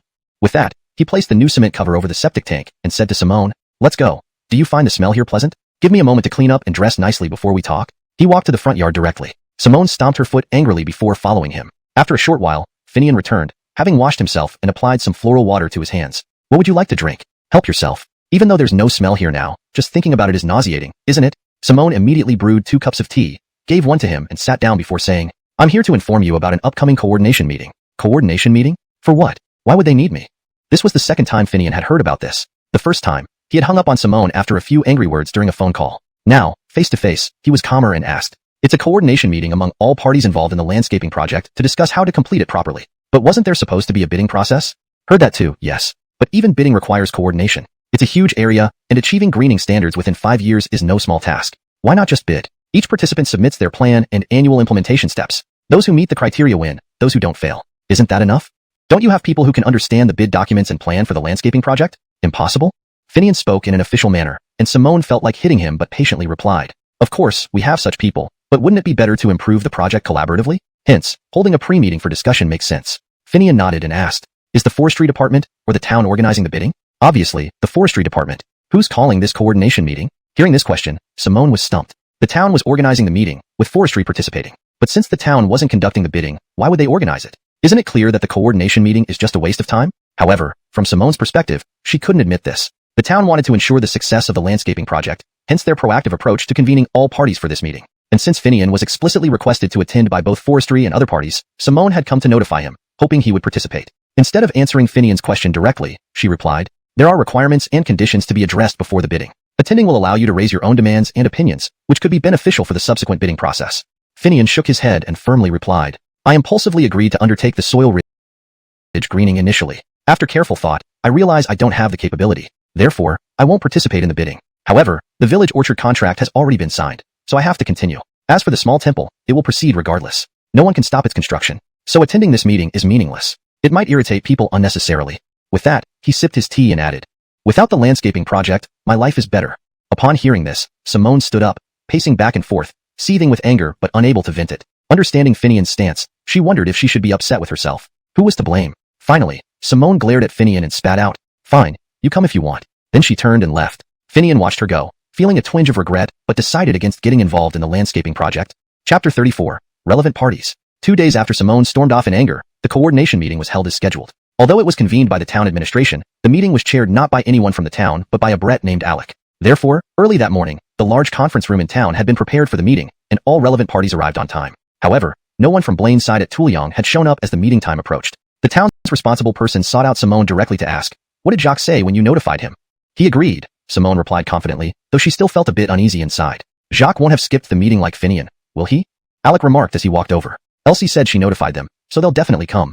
Maybe the mountain road is difficult to navigate, making them a bit late. Let's wait. It's no big deal, Alec added, turning to look at Simone. Elsie, right? I'm not familiar with you. Call me by my name or address me as Deputy Town Lawrence Shu, she retorted coldly, giving Alec an unfriendly glance. Unfazed by her curt response, Alec chuckled and didn't argue back. At that moment, a jeep drove through the main gate, and Simone happily exclaimed, Jacques has arrived. As the vehicle stopped, Jacques stepped out, followed unexpectedly by Finian, who had supposedly declined to attend. They walked over to Simone's group, with Jacques first apologizing with a full smile. Sorry for being late. The town official also smiled and replied, not late at all, just in time for the meeting. The road there isn't easy to navigate. Everyone understands? However, Jacques continued to explain, actually, we left on time. After the initial agreement was signed, the power station gave us 3 vehicles. I thought this bidding might not necessarily go to any of us, so I tried returning the vehicles to them. But Mr. Wang refused and insisted they stay in the village. This back and forth caused the delay. Still, it's partly our fault. Sorry for keeping everyone waiting. While Jacques was explaining, Simone walked up to Finian with a stern face and demanded, why are you here? Finian merely smiled without responding. Upon seeing Simone's actions, Alec's smile vanished immediately, and he huffed inwardly before walking away. The town's responsible person, noticing the tension, quickly called over Simone, Jacques, and Finian. Let's go in. The meeting is about to start. We shouldn't keep everyone inside waiting. They entered the conference room, where forestry officials, town representatives, bankers, and other bidders were present. Jacques and Finian headed straight for the designated seats marked for Blaine. Just as they were about to sit down, Alec interrupted. Hold on. Finian, aren't you also a bidder? There's a special seat reserved for you. Don't sit here randomly. Finian stood up and explained with a smile. I didn't sign up to bid. If you're not bidding, why are you here? This is a bidding coordination meeting. Unrelated personnel, please leave. Everyone turned to look at Finian, but Jacques interjected, standing up. Chairman, let me introduce him. This is Finian, who contracted the village orchard. Since the orchard and Tuliang belong to the same area, he, although not a bidder, is a related party. The town clearly stated that all relevant parties must be present. After this explanation, Jacques sat back down. Followed realizing their mistake, the town grayship and forestry officials exchanged regretful glances. Why did we believe this guy's nonsense and let him chair the meeting? Now, if Jacques walks out, how can we continue the meeting? Without the village's stamp, who would recognize the contract? And who can take over without village approval? What a clueless idiot. True enough, Jacques chuckled and said, all right then, we'll leave. You carry on. We still have work to do at home. He moved to leave with Finian. The town officials and forestry staff rushed forward, begging Jacques to stay. Once everyone settled back down, the town and forestry departments conferred and handed over the chairmanship to Simone. Alec, his face scarlet with embarrassment, could only sit back down among the bank officials. Seeing this, Jacques commented, a bank official trying to act high and mighty? It's just a subsidy going through your channels. Don't think you can decide everything. Alec stood up, ready to argue, but Simone, sensing another conflict brewing, yelled, everyone, sit down. If you don't want to participate, you can leave now. I will request your superior to replace you. Chapter 35. On-site coordination. Seeing Simone's anger, Alec couldn't help but be stunned. After a long pause, he reluctantly sat down. Jacques, on the other hand, was thick-skinned and sat there grinning as if what had just happened had nothing to do with him. Simone glared fiercely at Finian, who stood behind Jacques, feeling that Finian was the one instigating Jacques. But Finian felt truly wronged, so he raised his hands in a gesture of innocence and shook his head, indicating he was the most blameless person here. This action caused many people present to laugh involuntarily. Simone didn't laugh. Instead, she immediately began introducing the various parties involved in the coordination meeting. No need to mention the forestry department and the town officials. What Finian and Jacques were concerned about were the several landscaping companies bidding for the project, as well as the bank representatives sitting with Alec. That dude is Simone's boyfriend. Looks like it's all his doing. Jacques whispered to Finian. Upon hearing this, Finian disagreed. He may have initiated it, but do you think he has the power to make one of those companies invest money in that barren hill? Don't forget, even though it's a subsidy, it's still a loan. Interest-free or not, it must be repaid if there's no result. Moreover, would those companies care for such a small subsidy? Jacques, hearing this, instantly glanced at the several landscaping companies. It had to be admitted that these were quite renowned large companies, at least involved in related industries. They certainly didn't seem like the type to get something for nothing. Yet despite his suspicions, he couldn't figure out the mystery. The barren hill had been neglected for so long. Why did it suddenly become everyone's favorite now? Looks like today's just a coordination meeting, Finian whispered to Jacques. Seeing the two frequently conversing below, Simone became displeased. She tapped the microphone in front of her and said directly, "Speak openly, don't whisper privately." Jacques laughed and replied, "I have nothing to say." Finian does. After speaking, he shrank his head as if hoping others wouldn't notice him. Hearing this, Finian sighed and stood up to speak. As a coordination meeting, each party should put forward their requests. For forestry, it's naturally about completing the greening on time, quality assured and quantity assured. As for the town and village, it's similar. We, however, want to hear from the bidding companies on how they plan to complete this project. After all, this concerns the town, village, and forestry department, right? As for the bank, it's about discussing loan approvals with whoever wins the bid. Let's skip the formalities and get straight to the point, shall we? His words received nods of agreement from the forestry and town officials. However, one representative from one of the companies stood up and said, "How to carry out the project, our company has its own plan, which is currently a commercial secret. But what kind of conveniences can the town and local authorities provide us?" After he spoke, the other company representatives nodded in agreement. Jacques chuckled and responded, "Commercial secrets, we won't pry. As for conveniences, the village has already arranged water diversion from the mountains and established power lines there, which wasn't cheap. Other than that, you should propose your specific requirements." Hearing this, Simone's eyes gleamed. Jacques placing what Finian had done into the village's efforts was a brilliant move, representing local support for greening and benefiting the town's face. And simultaneously, Finian's orchard and temple construction could be managed by the village. That doesn't seem right. Weren't the water diversion and power line setup initially funded by Finian after he signed a preliminary agreement? Why is it now the village's initiative?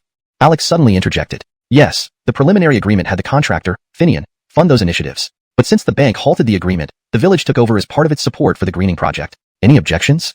Jacques explained calmly. Alec found nothing amiss with this explanation, but some people from the landscaping companies frowned upon hearing it. While water was less of an issue, having the village control the power lines posed potential problems for his plans. The power consumption for afforestation differed greatly from other uses, and a keen observer could tell. However, he thought, why not just buy out the power lines later with some money? Aratsi, seeing such a sum, would probably jump for joy. So, he kept silent and observed the coordination meeting further. At this moment, Simone asked, "No need to discuss commercial secrets. Can you state your investment amounts apart from the subsidized loans?"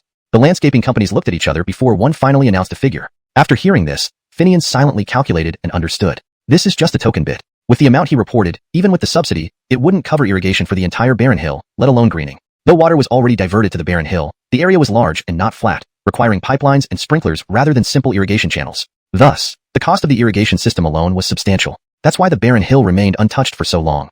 Moreover, the materials for greening were under national control and couldn't be freely harvested or monetized. As a result, the forest land ownership was worthless to banks, especially contracted forest land. The second, third, and subsequent landscaping companies also announced their investment figures, revealing who might genuinely be interested in the project. One unremarkable individual stood out, reporting a moderate figure but adding that additional investments were possible. Finian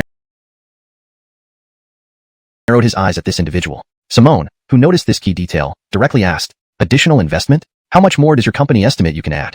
Chapter 36, The Decisive Move. "We will increase the funding as much as is required." The man didn't look extraordinary, but his words were filled with bravado. "Oh, it seems your company is determined to win this. However, from what I understand, despite your strong resources, the branch participating in the bidding is a newly established subsidiary with independent accounting. Can you clarify if the additional funds will be covered by the parent company or self-raised?" Simone raised an eyebrow and smiled as she asked this question. Before the unremarkable-looking man could respond, Vinny surprisingly interjected with a laugh. "Rest assured, our bank is willing to provide financial support for this company dedicated to greening efforts." "Really? With the bank's support, that does make it more believable." "Absolutely true," Vinny quickly affirmed upon hearing Simone's praise. However, Simone continued with a smile. "Can the bank's commitment be included in the contract or documented officially?" This query immediately stumped Vinny, leaving him mumbling and unable to give a clear answer. "So it was all just talk. You would dare to promise so freely without any basis?" Jacques promptly sneered at this. Hearing this, Vinny glared angrily at Jacques. "Who says I won't do it?" At this moment, Finian interrupted. "No need to get angry. After all, this is a coordination meeting where we need to Since Mr. Du has committed to it, it must be true. He wouldn't lie to us. Vinny heard this and smirked arrogantly, looking provocatively at Jacques and Finian, as if saying, I'm that powerful. What can you do?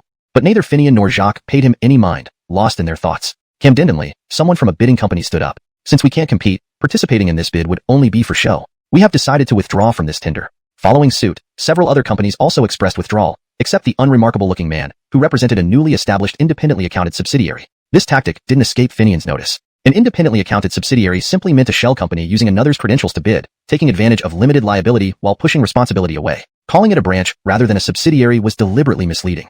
Thus, it seemed like a powerful landscaping company was involved, potentially leveraging the parent's reputation. But beyond the name association, nothing tied them together directly. These guys aren't doing this without reason. They're chasing profits. Could there be significant interests on Tuliang? Camden's effort isn't worth it just for subsidies, Finian pondered silently. Seeing only one bidder left, the meeting was adjourned until the afternoon for deliberations among the stakeholders. Walking out of the conference room, Finian and Jacques stayed silent. This strange situation left them unsure of what to say. Vinny approached, looking at Finian. You signed a contract to undertake this project. Now you're backing down? Show some backbone. Only by securing it can you prove your capability. Vinny's eyes revealed obvious mockery and contempt, to which Finian merely laughed. I don't understand why you, merely reviewing subsidy loans, involve yourself here. Do you think everything revolves around you? You claim promises but without any guarantee. Think about facing them without loans later. Vinny laughed. Country bumpkin, narrow-minded. I don't blame you, but don't try to impress me. You'll see soon enough. After he walked off, Jacques asked, does he have leverage? Leverage? If he did, would he hide it? Absolutely not. If not, then something else is up. What should we do? What should we do? Have you forgotten the info Enrique mentioned? Regardless of its authenticity, act as if it's true. Pull out the ultimate move and leave them with no recourse. ####Chapter 37, Clash of Wills. When the meeting reconvened in the afternoon, Finian was taken aback as he entered the conference room. The once fully occupied room was now sparsely populated with men. He answered slowly, trying to contain his laughter. At this moment, the town grace suddenly spoke up. They told me, since they're unwilling, it's better to let them go. We still have one company here, don't we? Simone immediately followed up, but what about the bidding process? Hearing this, Vinny interjected quickly. That's simple. There's only one company left willing to undertake the project, so why not just give it to Carmelo? No one else wants to compete. After all, Vinny sounded nonchalant. Simone directly challenged him. When you initially rejected the agreement, wasn't it because the bidding process hadn't been followed, thus suspending loan approvals? Now that the process is nearly complete, you say no need for a bid? Directly awarding the contract to a newly established company? Tell me, Carmelo, how much is your company's registered capital? 1 million. Do you think that 1 million yuan is enough to ensure the responsibility and capability for such a large project? We will add more funds later. And we have a parent company. You operate independently. Don't tell me that if something goes wrong, the parent company will clean up your mess. Again with adding funds? Simone was clearly getting annoyed. Just as Carmelo was about to continue arguing, Vinny cut in again. Yes, without any doubt. I can prove it. He then turned to Finian, who had been silent, and said smugly, I remember that originally, the person taking on this project was a private individual. Wasn't he more reliable than Carmelo's company? Mr. Du, are you part of the bank? Finian lazily stood up and asked. Of course I am. What? You have doubts? But why does it seem like you're not a banker? According to national law, individuals and companies hold equal status in civil matters. Before Vinny could retort, Finian waved him off and continued. Don't rush. I'm not done. Moreover, this so-called project everyone refers to is essentially just a collective forest land lease, albeit a large-scale one that requires more compensation from the government. That's all. Now, Carmelo, please explain your company's conditions. Eddie looked at Finian, feigning confusion. What should I say? What should you say? Isn't it clear enough? If you're leasing our land, I need to know what you plan to do on it. Are you going to build a munitions factory there? Can we still lease it to you then? And this is forest land, with its nature already determined. Please clearly tell us how your company will achieve the greening goals responsibly. Promises about additional funding or finding sponsors are empty words, useless. Don't try to use business secrets to dodge. Remember, whoever leases our land must only engage in greening and tree planting, which must be successful. Raising livestock or crops is fine, but all must comply with national laws. No illegal activities are allowed. Understand? How about it? Explain yourself? A string of questions left Eddie almost speechless. Sensing trouble, Vinny quickly jumped in. What right do you have to ask these questions? We have graces from the town and experts from the relevant industry here. Shouldn't you wait your turn? Heh, actually it's my turn. Have you heard of a village committee and Camden Provisory Board? There are specific national laws. As a villager representative, I have the right to ask. Instead, you, a bank employee whose authenticity I question, shouldn't be bossing us around here. Vinny jumped up at this challenge to his identity. How can you doubt that? Any grace here can verify my identity. Are you questioning them? Rather, you, who knows where your household registration even is, dare call yourself a villager representative. Finian chuckled. Just like you. My household registration is confirmed by town graces, right here in the village. Furthermore, if you had read my loan application thoroughly, you'd find the photocopy of my household register there. At this, everyone knew Finian was mocking Vinny for not having read the application thoroughly before rushing to assist Eddie. Or, perhaps they were both in cahoots, with Eddie acting as Vinny's frontman. Vinny's face flushed red, but he quickly retorted. So what? Just a villager representative. Who can you stop? This translation aims to maintain the original tone and structure of the Chinese text while ensuring the English version reads naturally and fluently. It's a meeting I'm chairing. Anyone who doesn't want to participate can leave now. Everyone froze when she flared up. This charming deputy mayor had never been this forceful before. Regardless of whom she encountered during her term, she had always greeted everyone with a smile, helping anyone who needed assistance. Never had she displayed such fierce temper before. Even the town gray ship was taken aback. Simone can be this commanding? Finian winced, quickly returning to his seat and giving Simone an apologetic look, which earned him a disdainful glance from her. Vinny, despite feeling humiliated by Simone's outburst, had to sit down grudgingly to maintain his wealth-building plan. His chair squeaked and creaked under his agitation. Order! Simone tapped the microphone sternly and said coldly, Carmelo, since the other companies involved in the bidding have withdrawn, you are now facing the landowners alone. Don't cite commercial confidentiality. Speak directly. After securing Blaine's forest land and taking on the reforestation project, what do you plan to do? I need concrete plans and real preparations, not the fluffy marketing nonsense used to deceive people in the financial market. We have forestry experts here. On the surface, Simone's tirade targeted both Finian and Vinny impartially. But now, she was following Finian's playbook by demanding that Eddie disclose their company's plans and investment strategy for the forest land. Vinny was clearly displeased, but he couldn't argue against Simone's approach. He could only snort, expressing his dissatisfaction. Just speak, initially rejoiced. The sum was substantial. No one expected this neglected piece of land to become a catalyst for attracting investments and projects. But as Eddie continued, the smiles on the faces of the forestry experts faded, turning grim. Excuse me, Carmelo, you're certain you plan to use eucalyptus? The forestry expert finally interrupted, unable to tolerate any more. Even the town graces murmured, eucalyptus isn't suitable for our soil, is it? By this point, Simone had already lost her patience. She looked at Eddie intently and asked, Carmelo, which school did you graduate from? Did your horticulturist graduate from Mars? Our land is severely water deficient. Let me ask you, regardless of whether eucalyptus suits the local climate, do you have enough funds to install irrigation systems? Where will the water come from? Do you even know how large that plot is? Simone grabbed the documents and cited the statistics directly. Let me make it clear that hilly terrain is 4.8 kilometers long, with its widest point nearly 3 kilometers wide. With your knowledge, tell me how much it would cost to set up an irrigation system. With that, Simone slammed the folder onto the table and pointed at Eddie, shouting, Do you understand anything about landscaping and greening? ####Chapter 39. The situation turns urgent. Carmelo is the company's general manager, not its landscaper. Mistakes are inevitable. There's no need for such a confrontational and aggressive questioning payments. Moreover, leasing fees can change over time. How do you plan to handle that? Finian didn't speak, but it didn't mean Village Andre Jacques had nothing to say. His question caught even Vinny off guard. There are leasing fees for this land? Of course. That's a huge piece of land, which used to be terraced fields belonging to the village. Although it's now classified as forest land, you can't expect to lease it without paying a fee, right? Jacques spoke confidently after hearing their questions. Yes, if you want to lease someone else's land, you must pay the leasing fees. And based on the data provided earlier by Simone, this area is enormous, measured in kilometers. How much would the leasing fees amount to? Why wasn't this mentioned in the previous agreement?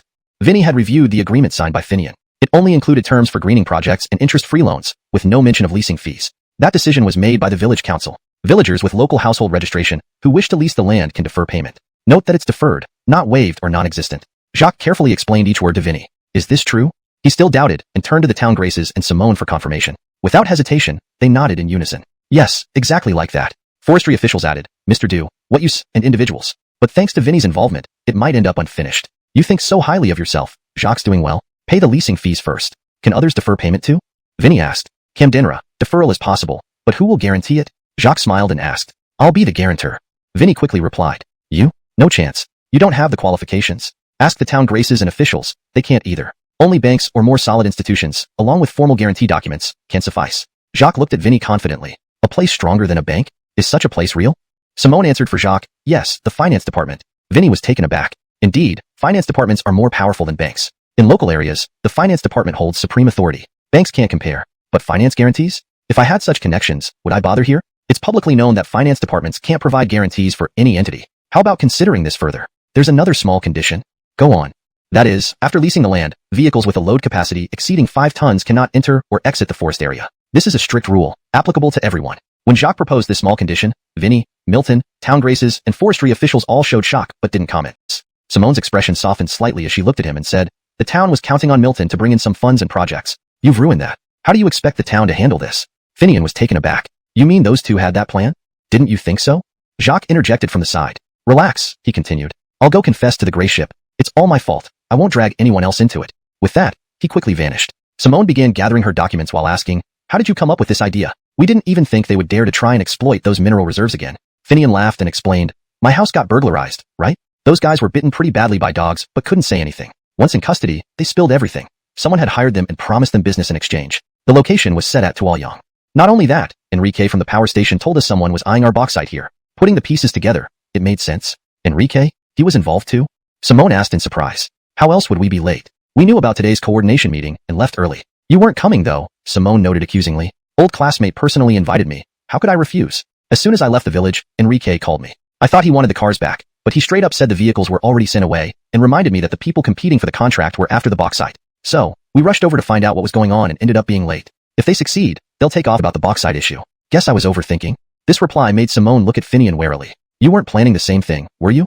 Finian laughed bitterly. Me? You give me too much credit. They're a company. I'm an individual. A company can change its legal representative. What can I do? Reincarnate. Simone agreed inwardly. An individual can't change much like a company. She chuckled at the thought, but reminded herself not to be too soft on him. After all, he hung up on her call and refused her personal invitation to the coordination meeting. Men needed to be kept in check to avoid arrogance. Done talking? If so, you can leave. I have work to do. She moved to leave. So soon? Anything else? If not, why stay? Finian had no choice but to turn to leave. Hold on. Let me remind you, today was just a coordination meeting. When the real bidding starts, Alec doesn't have final say. Do you think one phone call gives him carte blanche? Remember, he's only an Allen for loan approval, and not the only one. His backing isn't as strong as you think. Want freebies? I'm still here. Saying this, Simone twisted her neck. I'll make use of all necessary connections. Roughly how long will it take? You mentioned building a foundation. Finian responded promptly. If everything goes smoothly, we should see results by next year. So fast? It's not fast. Some things grow naturally every year. The Grace instantly brightened up. Right. Everything rejuvenates each year. You're the expert. You know more than us. Don't worry. If you need any assistance, the town will fully support you. Also, for continuous service, we're assigning Comrade Simone to work directly with you as the town's representative, ensuring full cooperation and supporting you in this project. Thank you, Grace, and thank you to the town. Don't mention it. Let's go to the conference room. It's spacious. We'll conduct a site meeting today to finalize all tasks so you can focus entirely on the project. With that, the Grace led everyone into the conference room. Today, the attendees were similar to yesterday, except for the absence of those fake bidders. Finian realized that the original agreement would likely take effect now. Everything was nearly resolved before Vinny interfered, causing delays. Now that the interference was removed, things were back on track. However, formal procedures needed to be followed before finalizing everything. Finian had to present his plans for the reforestation project, which would be reviewed and supplemented by forestry experts. This ensured local and personal responsibility and provided assistance. Finian had thought this through thoroughly. When prompted by Simone to explain his plan, he walked to the whiteboard, picked up a marker, and wrote down water, soil, and fertilizer. He checked water, wrote red clay under soil, and put a question mark under fertilizer. Then he began explaining. Reforestation and greening fundamentally require these three elements, besides manpower. Pest control and daily maintenance will also be important later, but for now, we'll categorize them under manpower. With nothing but bare land, it's too early to talk about maintenance or pest control. Currently, we only have water and soil, red clay, which is poor in nutrients and cannot support large-scale tree planting. To change this, we need fertilizers. Two methods exist to enhance fertility. One is natural, requiring time, which we don't have. The other is accelerating the process artificially, with two approaches. One is using chemical fertilizers, which are convenient but costly and labor-intensive. Given the hilly terrain, just distributing appropriate nutrient ratios would be challenging, let alone the cost of the fertilizer itself. Therefore, I prefer to accelerate the natural accumulation, shortening the timeline while planting trees and improving the soil over 2 to 3 years. With proper soil enrichment within the planned time frame, tree planting will be feasible with enough seedlings and labor. After drinking some water, Finian paused, waiting for questions from the forestry experts. Mr. Wong, we understand your fertilization method, but we're skeptical about the timeline. Is 2 to 3 years realistic? One person asked directly. Certainly possible. I'll plant grasses suitable for livestock and raise chickens, ducks, geese, cows, and sheep. This will enrich the soil while producing agricultural products like poultry, eggs, and meat. It will also create employment opportunities and attract investments. A small ecosystem? Someone exclaimed in surprise. Yes, an ecosystem. My university mentor studied this, and I participated in his research. Despite the unknowns of its current adoption, given the size of our area and conditions, success is highly probable. Everyone nodded. Although not all were experts, they understood rural practices of planting grass for livestock, using manure to enrich the soil. This could achieve Finian's goals. With sufficient water, soil, and fertilizer, reforestation would succeed. Moreover, part of the greening plan involved grass anyway. No one can fault starting with grass. The plan has a good chance of success, the experts agreed. With their approval, the bank signed off without hesitation. Thus, Finian's contract for the forestland became a certainty. No one mentioned bidding or Vinny and Marua Arag anymore. As everyone was busy, Simone walked over to Finian. I'll be stationed in the village and will stay at your place. Chapter 42. I can handle it. All obstacles had been removed. Simone also arrived at Blaine's place with Finian and Jacques, and without hesitation, moved into Finian's home. Finian, on the other hand, moved out of his house and directly resided atop Tuoyang. The reason was simple. After successfully diverting water, the construction of the little temple needed to be accelerated. Before, they had to carry water up for use on top, making it impossible for anyone to live there. Now, however, the clear and sweet mountain stream water was fit for drinking, naturally making it possible for people to reside there. Furthermore, the original mountain deity temple was built on a single large rock, so no foundation was needed for reconstruction. All that was required was to clean it up and start building based on its existing structure. With all obstacles now gone, Finian naturally hurried to finish building the little temple as soon as possible and proceeded to plan for the next steps. The waterway was indeed now connected, but the condensation of water vapor would still take some time. That water pit, no, it should now be called a pond, was not yet full, so rushing wouldn't help. Even though Finian could run the spring rain transformation technique and condense some water in his hands, there was still a significant distance between this ability and actually using the mountain deity technique to irrigate the entire Tuliang. Moreover, he estimated that even if the pond were filled, using the spring rain transformation technique would be difficult if the mountain deity temple wasn't completed. Therefore, after Simone moved in with her Bridget, Finian directly drove the work vehicle to the mountaintop and stayed inside it. This was partly to guard the tools and materials at the summit, and partly to avoid suspicion.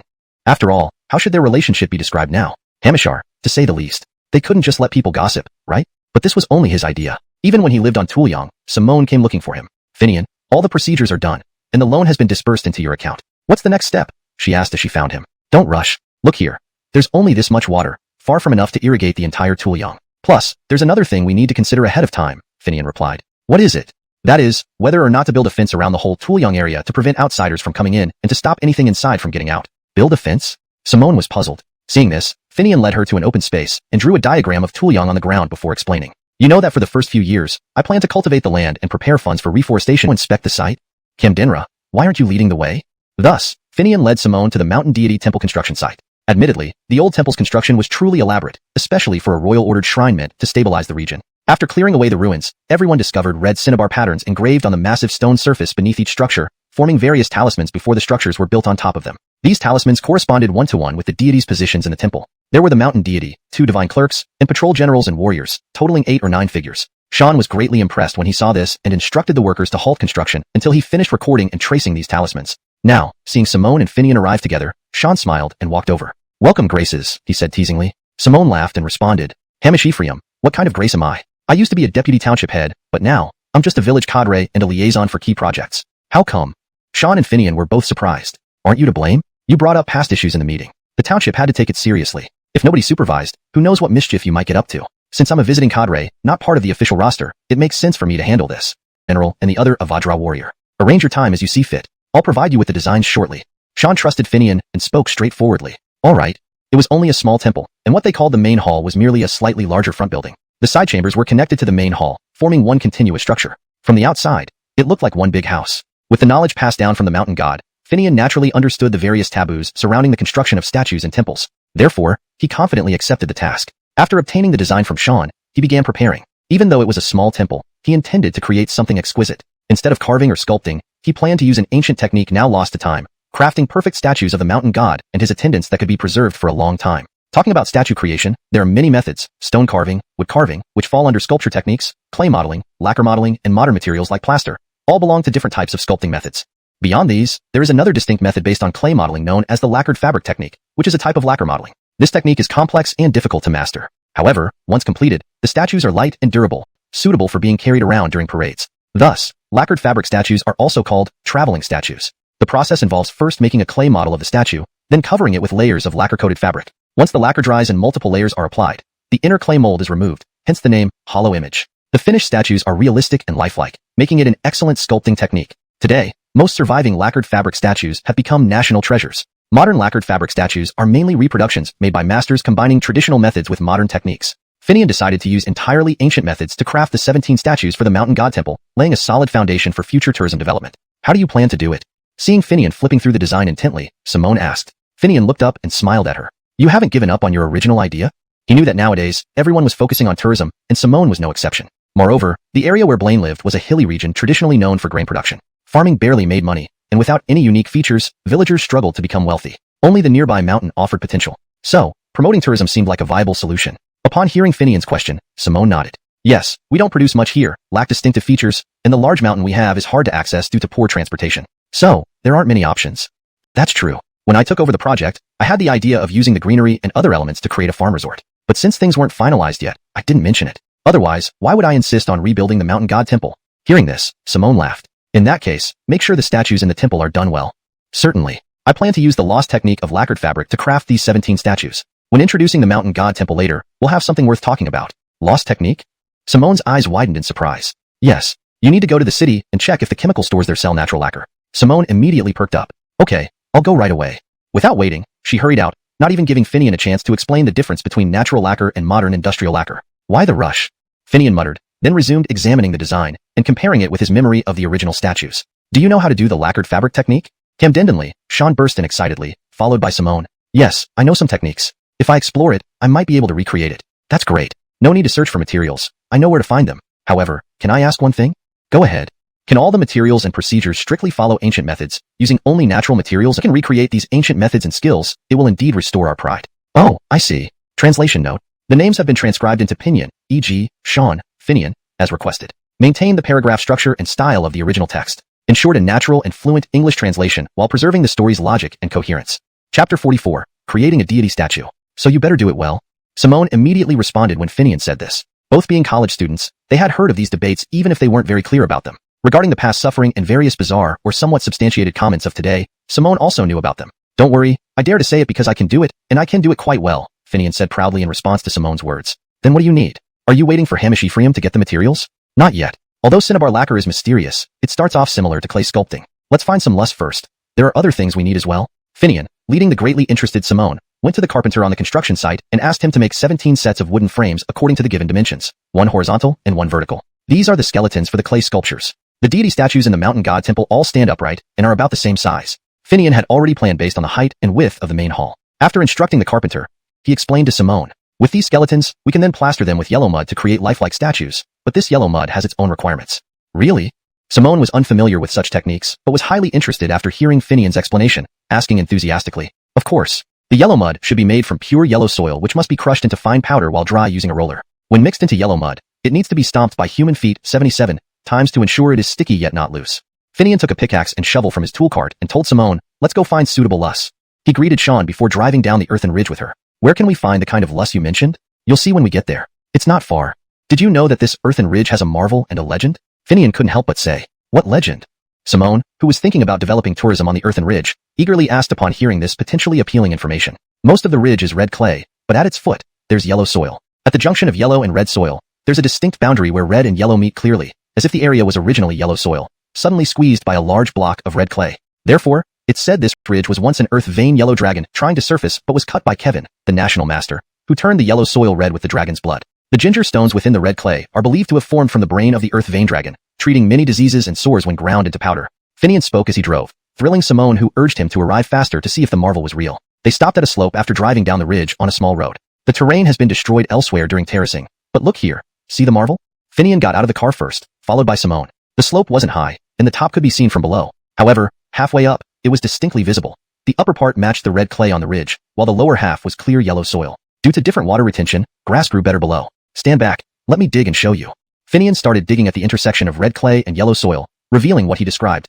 Clearly defined boundaries without mixing. How is that possible? They should mix, right? I don't know, hence it's called a marvel. Maybe it's true like the legend, Kevin turning the yellow soil red with the dragon's blood. Finian pointed to the barren yellow soil. These areas fall within the ridge's greening plan. The yellow soil quality ancient method. Nowadays, many people who make divine statues no longer use human hair. Instead, they use cheap materials like wheat straw or chaff. Why do you need human hair? Simple. Where do the spirits come from? They originate from the faith and offerings of mortals. If one is particular, the hair used can come from 10,000 households, even from all the believers who support the temple. In ancient times, it wasn't as casual as now. People believed that the body and hair came from parents and would not easily cut their hair except for religious offerings or punishment. Human hair represents sincere devotion to the gods. Even the lights in temples are lit by the contributions of 10,000 households. Simone was impressed and said, how do you know so much? Finian chuckled and replied, my uncle told me during our idle chats. Later on, when I started using sculptures to pay for tuition and living expenses, knowing these details made me seem more skilled. Simone laughed. You're quite cunning, aren't you? No choice. Just making ends meet. Believe it or not, some people fall for it. So what about you? I believe if you have faith, then they exist. Talking and laughing, they returned to the village. In this mountain village, despite no longer using stone mills or grinding stones regularly, they still utilize these ancient tools during corn harvest season to grind cornmeal or kernels for soup and meals. So, after finding a grinding stone, Finian parked and spread the lust on it, telling Simone, we'll crush it into powder after it dries a bit more. Back at home, they waited for the lust to dry. Meanwhile, at the Cultural Relics office, the news from Sean caused quite a stir. Initially, when Sean mentioned someone attempting to recreate a crossbow, it was somewhat believable. After all, any carpenter could construct one based on recorded principles. Its accuracy and range were uncertain, but the cost was negligible. This time, however, it was different, making a divine statue using the lacquer-embedded fabric technique. To their knowledge, while some had attempted this lost art, those who claimed to have restored the ancient process used easily formable modern materials for the clay core and materials that could be easily removed during the final phase. Even though natural pigments were used, it felt half-baked. Domestically, the earliest known examples of lacquer-embedded fabric statues date back to the Yuan dynasty. In Japan, there are still Tang Dynasty-era lacquer-embedded fabric divine statues preserved. This gave some self-proclaimed experts another reason to claim that the Tang dynasty's influence extended abroad. Impossible. Fully restoring an ancient method? Lacquer-embedded fabric? Not that I doubt Yanko, but he might have been duped. This isn't like the crossbow. The cost of materials alone, such as pure gold for gilding and traditional methods, plus the amount of lacquer required, is astronomical. 17 divine statues? I don't think anyone has this capability. Probably another overconfident novice or even a fraudster, said Carmelo, Brecken's uncle, who knew why his nephew was in trouble and that Sean was in blame. Do you think discovering a Hongwu imperial decree is something extraordinary? Acting as an advisor for temple construction. This time, I'll make you and that kid lose face, he thought privately. After saying this, everyone fell silent. Restoring ancient techniques was far from simple. Many attempts failed despite modern methods. Without physical references, how could someone restore a widely acknowledged lost art? The person who partially restored it was a master of arts and crafts. Who are you to attempt this? Could it really be a fraud? Leaders were also troubled. Camden successfully restoring the lacquer-embedded fabric technique with ancient methods would be a significant achievement. But failure would mean wasting substantial funds. How about I check it out first? Suggested the senior Carmelo. Good idea. Multiple eyes can prevent mishaps, agreed the Grace. With permission, Carmelo quickly arrived in Blaine. At this moment, Finian was under the scorching sun, flipping the lus, preparing to crush it once it dried enough. Seeing the moisture was gone, Finian found a large wooden pole, inserted it into the round hole in the grinding stone frame, and started pushing. Simone offered to help. You stay back, it's tiring and dusty. I can manage alone. Pushing the grinding stone, Finian started circling, while sweeping the lus into its path. The dust rose immediately. Soon, Finian was covered in dust. Just as Carmelo arrived, Finian stopped to drink water. Without looking for Sean, Carmelo approached Finian coldly. Are you the kid who claims to recreate the lacquer-embedded fabric technique? Who are you? I'm from the Cultural Relics office. Yanko reported your requirements. Are you serious about it? Understanding the situation, Finian didn't mind the rudeness and smiled. I'm experimenting with the clay composition. Seeing Finian's white teeth and dust-covered face, Carmelo's doubts turned to certainty. He took out his phone and dialed the Grace without looking at Finian. Jamie, I've arrived and met the person. Frankly, Yanko may have misjudged this one. As I suspected, it looks like a fraud.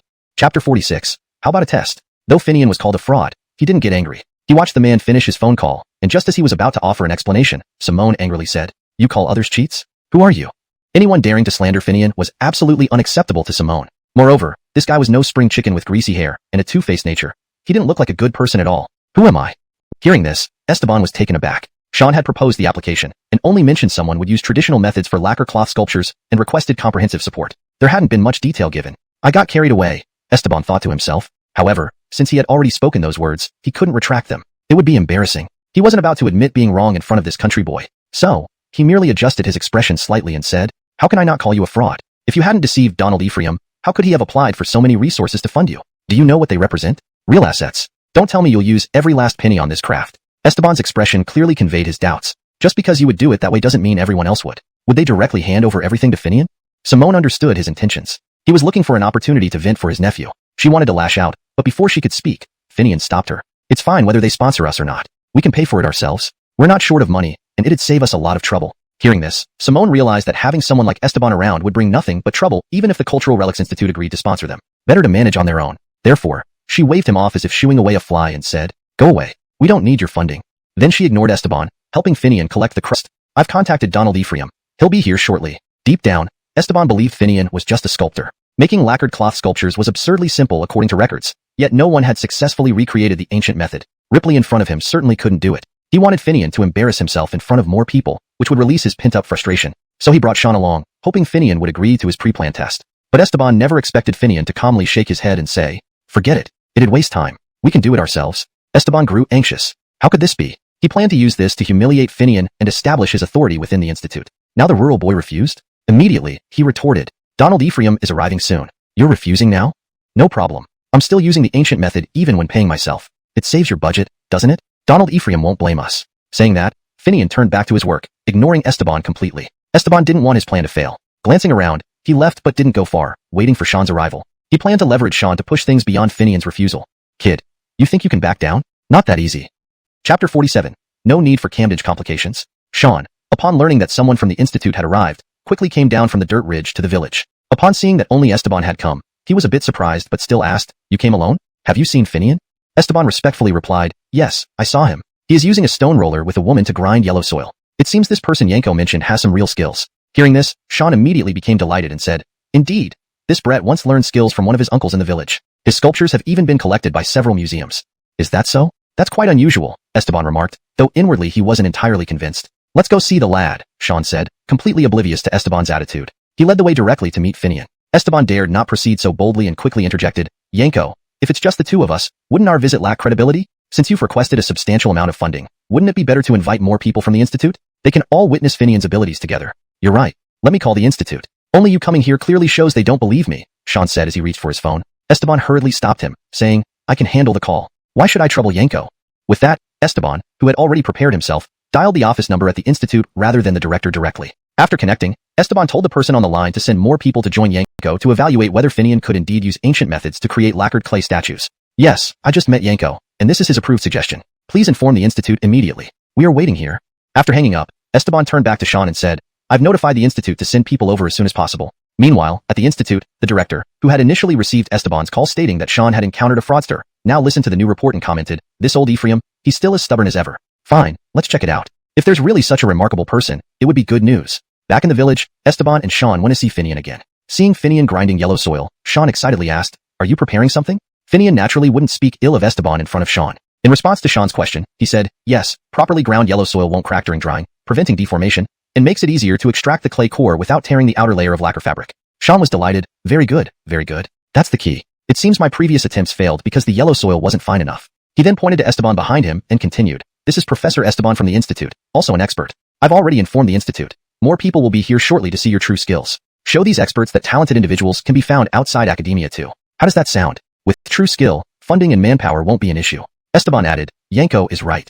Simone, noticing Esteban's behavior earlier, wanted to speak up but was stopped by Finian, who readily agreed, Camdenra, we're doing a traditional lacquered clay statue anyway. I don't have much yellow soil prepared, so why not make a small human figure instead?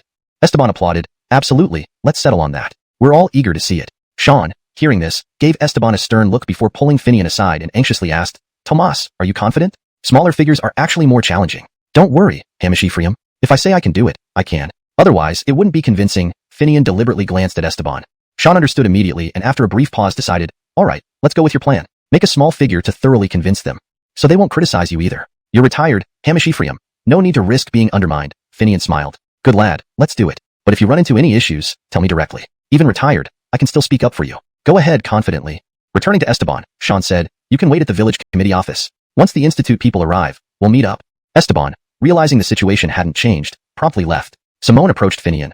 Why didn't you let me speak? Wouldn't it be good for Hamish Ephraim to know about that guy's attitude? Finian responded, what's the point?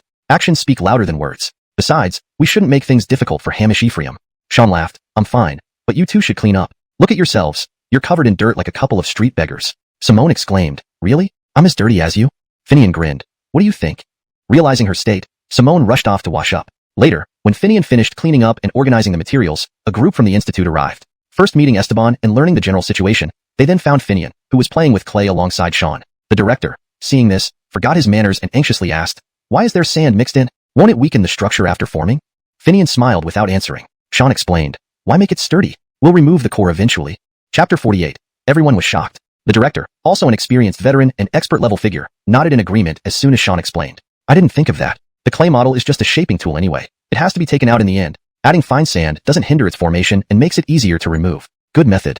At this moment, Finian had already prepared all kinds of tools. This wasn't for formally making a deity statue, so he simply constructed a cross-shaped wooden frame as support for the clay model. However, since it was much smaller than an official deity statue but still standing, the process wasn't complicated. While the director and Sean were talking, Finian saw that the yellow clay mixed with fine sand was ready and started working immediately. He fixed the cross-shaped wooden frame onto a heavy base and then began applying layers of yellow clay. Despite mixing in fine sand, each batch of clay was slightly different. The first layer used the least amount of sand and thus had the highest adhesion. The yellow clay was naturally sticky, and after Finian crushed and sifted it, it adhered tightly to the wooden frame without falling off. Once the layer on the wooden frame reached a certain thickness, Finian switched to another type of yellow clay. This new clay contained more fine sand, reducing its adhesive power. However, because the initial layer covered the wooden frame completely, this new layer still adhered well to the previous one. Sean nodded approvingly. So that's how you do it. I've never seen anyone do it this way.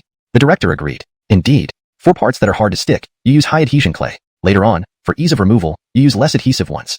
This shows foresight from the beginning. Other observers also nodded in agreement, while Esteban smiled inwardly. 2 bamboo sticks, one thicker for large adjustments, the other finer for precision. He first removed excess clay and adjusted areas needing supplementation, then switched to the finer stick for detailed refinement. Afterward, he coated the entire figure with pure yellow clay carefully, stopping only afterward. The thin layer made the crude human shape appear more lifelike. The outer clay layer can dry a bit before proceeding, said Finian while washing his hands. Someone suddenly asked, how about the arms? Everyone noticed the statue lacked arms, covered only by clothes to the feet. Finian laughed. As you saw, I only used a simple cross-shaped frame initially for easier removal. Arms weren't included because they extend outwards. Making them as one piece would require supports inside, complicating extraction. But don't worry, I'll add them later, you'll see. People were intrigued but waited silently. This was the hardest part of hollow core lacquer technique. Unexpectedly, Finian skipped arms and started covering the figure with hemp cloth and lacquer. After the first layer, the director couldn't help asking, are the arms going to be attached separately? Finian nodded. Correct. With the hemp wrapped tightly, the clay model won't disintegrate or crack. Using a support inside the clay, arms can be added best this way. Remember, we're doing hollow core lacquer, so not everything needs to be done at once. Ah, I see. Hashtag chapter 49. No need to look, you can do it. As soon as everyone heard this, they realized it. Papier-mâché and clay sculpting were quite different. It wasn't necessary to form the whole thing in one go. For parts that were difficult to hollow out from the inside, making them in separate pieces was an option. Once the outer layers of hemp cloth and lacquer dried, they would naturally gain a certain hardness and support. Furthermore, lacquer had adhesive properties not much worse than yellow clay. After the papier-mâché layer dried and formed, one could simply remove the inner clay mold piece by piece, then use lacquer to connect the separated parts together. After lacquer dried completely, there would be no visible joints. Besides, after the papier-mâché was done, the exterior would still need painting and gilding. That added another layer of protection and concealment. Who would notice anything then? Without the inner clay core, the hemp cloth and the lacquer used for adhesion would weigh very little. No wonder the papier-mâché divine statues could also be called portable images, capable of being carried around in processions. They were much lighter than wood carvings. Originally, it can be done like this? Not that it's impossible, but just hadn't thought of it, the director sighed. Then you don't suspect Finian is a fraud? Simone couldn't help but ask, glancing at Esteban. Esteban, hearing her words, immediately hid behind his colleagues, afraid to show his face. Who said Finian is a fraud? The director pretended to be surprised. Initially, he thought Sean might have encountered a swindler. But could he admit that now? That guy. No one said it. No one said it. Upon hearing Simone about to reveal his name, Esteban quickly denied it. Maybe I misunderstood? Simone said this, drawing everyone's gaze toward Esteban. Alright, let's not get hung up on that. If there are no more doubts, shall we finalize having Finian make the 17 divine statues, with the Institute providing materials and assistance? Sean stepped forward, both covering for Esteban and seeking the director's approval. Yes, but there's one issue we should discuss, the section chief reluctantly replied. Finian understood what the director meant. It was about attribution, wasn't it? He smiled and said, I'm not doing this for personal gain. Fixing the temple is my priority. After all, it's closely related to me and my family. As for other matters, Hamish Ephraim can decide. Hearing this, the director was delighted and readily agreed. Papier-mâché statues could only progress to this stage for now, since some areas needed time to dry before continuing. However, the matter had been resolved, hadn't it? Simone asked. When Jacques arrives, you'll see. Finian dialed the number as he spoke. Soon, Jacques arrived, asking without entering, what's the urgency to call me over? Walking in, he saw the statue and stared in surprise at the still somewhat unclear facial features. You're making the uncle? Before Finian could reply, Simone asked, can you tell? Of course, but why is he in ancient costume? The uncle never wore ancient clothes. Hearing this, Finian asked Jacques, what do you think? Are you planning to place the uncle in the temple? Jacques, pondering for a moment, asked Finian in surprise. Yes, we can't elevate him to godhood, but making him a scribe isn't too bad. When Finian said this, even Simone looked at him in astonishment. What's wrong? Is there any rule saying a scribe must be anyone specific? Finian smiled and asked, well, no, but haven't you thought about this for a long time?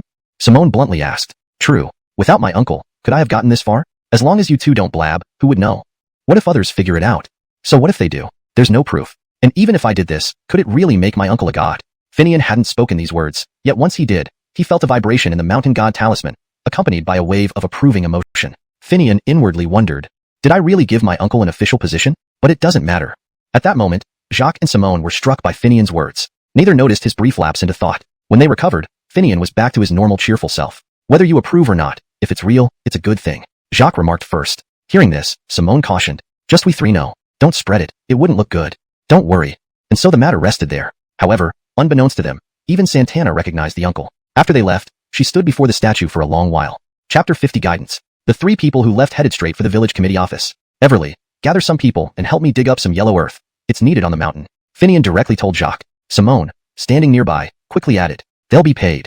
Jacques smiled instantly upon hearing this. Finian always pays when he needs help. Do I need to remind you of that? No matter what, he never shortchanges the villagers. Finian looked at Simone's slightly embarrassed face but didn't say anything. He only chuckled, which made Simone pinch him, settling the matter. And remember, the yellow earth must be dug from the specific areas I indicate and delivered to the mountain. Also, a shelter should be built there as I have uses for it. Those willing to work can sign up. The job is simple, just mix mud according to our requirements. Jacques replied right away. Don't worry about that. Mixing mud isn't something farmers wouldn't know how to do. Without even needing to go outside and call for help, Jacques pulled out his phone and notified everyone individually. Then he looked at Finian and said, it's done. Seeing Jacques so efficient, Finian was surprised and asked, "Do you know the whereabouts of everyone in the village like the back of your hand? You know who's home and who's idle?" Jacques proudly responded to Finian's question. "Of course. Despite our village having over 1,000 people, I know exactly who is where. Otherwise, how could I be the village chief?"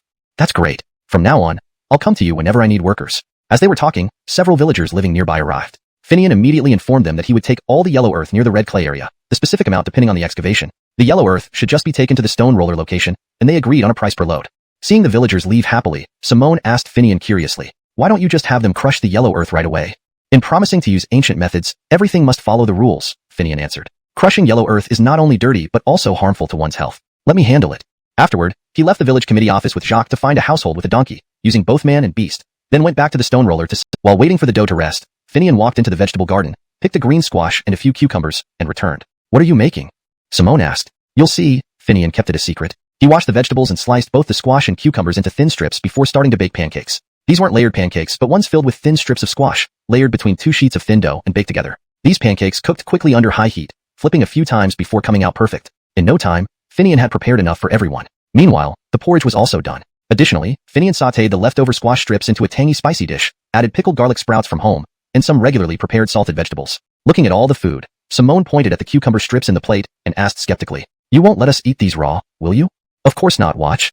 Finian added an appropriate amount of salt, chili powder, 5 spice powder, and vinegar to the cucumber strips, then poured hot oil over them. Immediately, a rich aroma filled the air, making Simone's throat twitch. "Time to eat," Finian called out. He and Jacques brought the dishes to the table, inviting Cherry to join them. Simone grabbed Finian urgently and asked, "How is Cherry supposed to eat this?" In her view, chewy pancakes weren't suitable for someone Cherry's age. "So," she asked. Finian was both pleased and amused by this concern. Looking at Simone, he said, "Didn't you taste Cherry's cooking last time? Even though she's old, her teeth are strong. If we can eat it, so can she." "Don't worry." "How could that be?"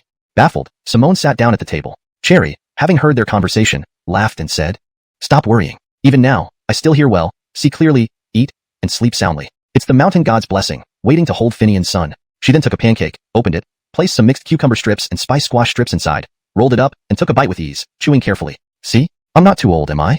"Not at all," Simone exclaimed in surprise. "Go ahead, eat whatever you like and roll it up as you prefer," Finian smiled and encouraged. Simone followed suit, enjoying the meal according to her preference. Watching the girl eat alongside her grandson without reservation made Cherry incredibly happy. When will I get to hold their children? She thought joyfully. Chapter 51. Guidance from Hamish Grandpa. Delicious and I'm full. You guys continue. I'm off. Jacques walked away after finishing his meal. Finian and Simone cleared the table and washed up after their meal, preparing to rest. They were indeed quite tired today, so both of them went straight to bed without any second thoughts. The moment Finian lay down, he was thinking about observing the changes in the mountain god charm today, but as soon as his head hit the pillow, he fell asleep. Ah! A sigh stirred Finian from his slumber. He opened his eyes to find a familiar figure sitting alone in the courtyard. Hamish Grandpa? Finian called out and approached him. Hamish Grandpa. Hearing someone address him, the man looked up to see a delighted Finian. Finian, how did you come here? Hamish Grandpa, who was originally feeling lonely, instantly became thrilled upon seeing his beloved nephew approach. Standing up, he stared at Finian, lips trembling. You've grown up? I haven't aged either, replied Hamish Grandpa with a hearty laugh. Naturally, Hamish Grandpa lives carefree, free from worries, forever young. He then dragged Finian onto a chair and fetched many rare fruits and delicacies from inside, urging Finian to eat. Do you know these things? I picked them myself in the mountains, wouldn't even eat them myself. Donkey for you, isn't it? Better hurry before others like Jacques get here. Finian paused for a moment at Hamish Grandpa's words, but soon resumed normal and started eating under his gaze. At first, he thought these items might not have much taste or effect, but once he put them in his mouth, he immediately felt a difference. This place isn't my dream, it's a special place. Could it be that my one sentence really turned Hamish Grandpa into a clerk of the mountain god? Thinking this, Finian lifted his head and asked, Hamish Grandpa, where are we? Upon hearing this question, Hamish Grandpa smiled bitterly. You smart aleck, couldn't you just let me enjoy our time together for a bit longer? Now you've ruined the mood. Brat, this is inside the mountain god charm. Inside the charm? What about other entities? Finian hastily asked. What other entities? There's only me here now. Why? Why what? The temple isn't built yet, the statue isn't placed, there's no foundation for anyone else to exist. As for me, your single sentence and half-formed statue pulled me out here, forcing me to linger alone every day. You didn't know? Hamish Grandpa hates being alone. Can't you go for a walk in the mountains? Listening to this, Finian, eyeing the delicacies, asked in confusion. Go for a walk my foot, can't even leave here. Walk. So where did all these come from? The creatures in the mountains sent them. They're all very aware. At the slightest movement, they rush to give me these. But your nose is sharp too, arriving just as they're delivered. Forget it. All yours. Take some when you leave. Hamish Grandpa sighed dramatically. Now you've done it. Even Hamish Grandpa has to cater to you. Aren't you glad? Finian quickly stood up, saying it was an honor to serve. You don't understand. Think deities are easy to manage? If they were, the mountain god temple wouldn't be in such disrepair. Never mind. You'll learn eventually. But what's going on here? Finian, encountering so many mysteries, finally sought guidance from the all-knowing Hamish grandpa. Knowing nothing, you still jumped in? Well, if not for you, I'd still be stuck in that dark place. To tell you the truth, the realm of gods used to thrive. Now it's declining. No need to have big ideas. Those aren't within your reach. Focus on rebuilding the temple, maintaining this land, and you'll do well. Understand? Maintaining this land? So if the temple is rebuilt, I'll become the mountain god. Daydreaming again? A living person can't join the divine path. Still, you will be wielding authority akin to a mountain god, given the charm and steel trident. Calling yourself the mountain god won't be far wrong. I plan to rebuild the temple and return everything to its proper place. Can't do that now? Hold on to them. Deities are heartless. Better keep backups. Who knows what could happen? Hamish grandpa sighed again. Hamish grandpa, is something bothering you? Finian urgently asked. What's bothering me? Just feeling uneasy. Deities are emotionless. Becoming a clerk means losing humanity. Now it's fine. With no established temple, I can still talk to you. After the temple is built, I won't be the same. You'll understand then. So did I do something wrong? Not wrong, Peresi. Thanks to you. I escaped that lonely darkness, not waiting to dissipate. With enough accumulation, I can reincarnate. What more could I ask for? Just remember, once the temple is built, I'll only have divinity, no humanity left. Make sure you don't make mistakes. Hearing this, Finian was stunned, unsure of what Hamish grandpa meant, but Hamish grandpa shifted topics. Why aren't you using spring rain technique? Why would I use it when water veins aren't sufficient? Better wait until they're ready, right? Foolish. Practice makes perfect. Haven't you used it? When water veins are sufficient, will you even know how? And think it comes cost-free? When water veins are strong, using it will nearly kill you. Plus, the mountain god has plenty of such techniques. Unfamiliarity with one undermines the rest. Thought you were smart. Turns out you're an idiot? Get out. With that, Hamish grandpa kicked Finian out. ####Chapter 52, Gentle Spring Rain. Finian was kicked awake, and beside his bed were still the wild fruits and delicacies he had seen earlier. Thinking of Hamish grandfather's words while looking at those items, the yellow clay dug up was suitable. After a busy day, they managed to dig enough yellow clay, which they began drying in the village threshing field. The stone mill was conveniently located next to the threshing field, so once it dried, they could crush it directly. As evening approached, Finian drove straight to the orchard. Now, no longer needing to haul water, the stream that Finian redirected using the pipes left by the miners poured down from the top of the soil ridge into the orchard. Though the water flow wasn't abundant, it was sufficient to irrigate the orchard. The creek's continuous flow made daily irrigation unnecessary as long as the trees didn't lack water. However, due to insufficient water veins, the orchard still required watering every 3 or 4 days. Finian walked to the water pool in the orchard and noticed that the moisture here was better than other places, but incomparable to the village. This is the perfect place to practice. Let me use this water to imbue the fruit trees with some spiritual essence. Crouching beside the pool, Finian dipped his hand into the water and activated the gentle spring rain technique. He extracted as much water from the veins as possible, converting it into spiritual water and injecting it into the pool. He observed the water level rising significantly. Although the water veins temporarily decreased, they quickly recovered and even seemed to have increased. My practice can actually enhance the water veins. It seems I should listen to Hamish grandfather and practice more often. Back home, the 2 little puppies immediately ran out to greet their master. Finian bent down to pick them up but found them fidgeting to get closer to his hands. You've also sensed it. Hold on, I'll be right there. Holding the puppies, Finian sat on the steps, 1 puppy in each hand. He used the gentle spring rain technique to gather some spiritual water in his palms. Watching the puppies happily lick it away and still craving more, he pointed at their noses and said, "Don't be greedy. That's all I have for today, but you'll get some every day." With that, he picked them up and returned inside. Simone greeted him with a smile. With the water supply secured, things are going well at the orchard? Things are fine. Dash hasn't slacked off and has been very diligent in maintaining it. But I'm considering whether to buy some chickens, ducks, and geese to introduce poultry farming under the trees and see how it goes. That sounds good. Need me to introduce you to some breeders? Yes, please. However, my needs differ from regular farms. I don't necessarily need hens. Roosters and drakes will do as well. They'll be raised for meat, so having just a few females for pairing is enough. Hearing this, Simone laughed. In that case, the prices will be even lower since most breeders profit from eggs and usually cull the males. Farms like yours will be welcomed. She then pulled out her phone and started calling. So soon? Smiling, Simone replied, "You don't know. This breeder is someone I've helped set up since coming here. Although we do have poultry farming, it isn't on a large scale, barely breaking even. This is a great opportunity. In the future, when you need chicks or any breeding stock, you can go directly to him. I'll introduce you." Just then, the call connected. "Lawrence, you called?" A robust voice came from the other end. "Yes, I need some chickens, ducks, and geese. No limit on the gender." Hearing this, the man on the other side responded enthusiastically. "Camdenra, how many do you need? No gender restrictions? I can give you the lowest price for the males. You wouldn't believe how many farms only want females, and there's little demand for males. Leaving them to die is cruel, but feeding them here is also a problem. I've been worried about it. That works. Come by tomorrow to Blaine, and I'll wait for you there. Check out the place, see how many you can accommodate, and bring that many. For the future, you can send over any extra chicks that others don't want. As long as they're healthy, any number will do." The man on the other end responded gratefully. "Thank you. I'll come early." Hang up, Simone turned to Finian. "It's settled." With that, she walked away, leaving a message behind. "Cherry calls you for dinner." Finian's entire morning to tidy up the not-so-large vegetable garden. He stood up, wiped the sweat from his forehead, and casually picked a big, red tomato, taking a bite without hesitation. To his surprise, it tasted incredibly good. This is the taste I remember, isn't it? In recent years, due to excessive use of chemical fertilizers and different seed varieties, many vegetables had lost their original flavors. He didn't expect that the spring rain skill would bring back this quality. Finian, are you done? Come eat quickly. The seedling field workers will be here soon. At this moment, Simone suddenly called out. Almost. I'll be there right away. Finian responded and hurried out. His Bridget and Simone had already laid out breakfast. These pancakes are made by Simone. His Bridget pointed at the slightly misshapen pancakes with a smile. They don't look great, but they taste nice. With more practice, they'll get better. Mainly because she's not used to our stove. In the city, she uses electric appliances. After explaining, his Bridget looked at Simone's embarrassed face. Well, then I should eat more. Finian said, picked up a pancake, spread some garlic chives on it, rolled it up, and took a bite. A bit hard. Maybe the heat wasn't controlled well. I'll improve next time. This slight criticism brought joy to Simone, who was worried about her cooking. Finian struggled to chew the overly hard pancake, swallowing it with difficulty before gulping down some corn soup for relief. After a somewhat arduous breakfast, the people from the seedling field arrived. You two go ahead. Of course, how could I not know a big client? A university graduate returned home, everyone knows. Plus, the Jace incident is famous around here. And this seedling field got loans with the mayor's help. Just ask the bank, and everything is clear. Arvid winked, glancing at Simone, then at Finian. A seemingly rough but smart man indeed. Knowing Finian and Simone's relationship, he didn't mention it but mainly praised Simone, knowing that any favor from her would likely mean business for Finian. Farmers can be cunning but genuine. Let's park the motorcycle and drive there. That's fine. Arvid pushed his motorcycle carefully to the side, locked it, and got into the jeep parked near the gate, saying, this vehicle suits our area perfectly. Arriving at the orchard, all three got out. Arvid initially wanted to open the door for Simone but was surprised. Brother, not having chickens, ducks, or geese here is a loss. Finian and Simone also paused upon exiting the vehicle. The orchard was teeming with insects and locusts, attracting many birds. How did this happen? Does water cause such a big change?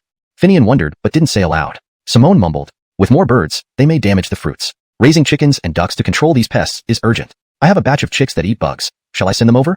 Looking at the insects, Arvid asked seriously. How many? Send all that eat bugs. Do you have enough space? They need water too. Eating bugs requires lots of water. Arvid questioned, aware of the water shortage here. Don't worry, we've diverted water from the mountains. There are dozens of acres inside.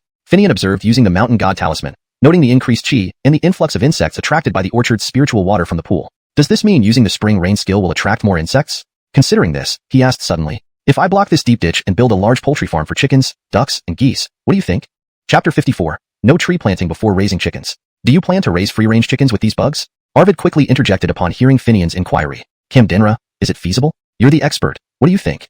The bugs look abundant now, but if you raise too many chickens, ducks, and geese, they won't be enough. Free-range chickens are indeed excellent. After eating these insect proteins, their muscles become firm, and their taste is fresh and rich in nutrition. Plus, fewer antibiotics mean less drug residue, so the prices are high. However, being close to the mountains, there might be wild animals like yellow weasels causing harm. Think carefully before proceeding.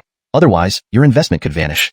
Finian asked this partly to gauge the character of this seemingly rough man. Hearing his concerns, he felt reassured. Anyone who advises caution even when faced with a large order at break-even walked into the orchard with Finian and Simone. This place isn't small. You'll need plenty of people here, not to mention the ravine. Consider the manpower required, Arvid advised, noting the challenges. Simone added, don't worry. Shenzhen has over 1,000 residents. Donalds and women can help with farming. If needed, young people will return from outside jobs. Staying home can be more comfortable. Arvid realized the town mayor was present, and that manpower wasn't a concern. Besides, staying local while earning was better than going far for slightly higher pay. That's true, he agreed. Walking further in, Dash approached, saying to Finian, today something strange happened. More birds and bugs appeared when I arrived, initially due to water. But as I started irrigating the trees, the numbers increased. I was planning to tell you after watering. Interestingly, the birds only ate bugs and drank water, not harming the fruits. But this may change. All good. This is our savior, Mr. Zhao from the hatchery. He's sending chickens, ducks, and geese soon. More bugs will benefit us. Free-range chickens command a high price. Best indeed, but managing alone might be tough, Dash worried. Finian responded immediately. I remember you mentioned having a brother and sister-in-law who could help. How about all of you joining? We'll provide appropriate wages and housing here, avoiding commuting issues. Family members can take turns caring for fields. Delighted, Dash replied. Camdenra, I'll call them. We'll be busy once the poultry arrives. Don't you need to discuss this with them? What's there to discuss? Staying locally beats going out. A simple shelter for poultry suffices. We're ready. Dash excitedly called his family. Seeing this, Simone pulled Finian aside, whispering, as a native, you might overlook using locals first, especially for the ravine. Use villagers first, then outsiders to avoid gossip. Finian smiled. Don't worry, I understand. I didn't realize you were also mindful of this. Simone retorted, we underwent training before coming down. This is practical experience. Though it seems exclusive, it reflects rural realities. Smiling, Finian replied, not bad, it's a tradition. Familiarity trumps strangers. Mutual support is a virtue. Unlike cities where neighbors don't know each other, which isn't necessarily better. He added, don't worry. The ravine needs more workers, along with Tuolyang after the mountain deity temple is built. I'll start my plans then. Over 1,000 villagers may not suffice. 1,000 may not be enough? Indeed, Finian had ambitious plans for expansion and development, requiring ample manpower.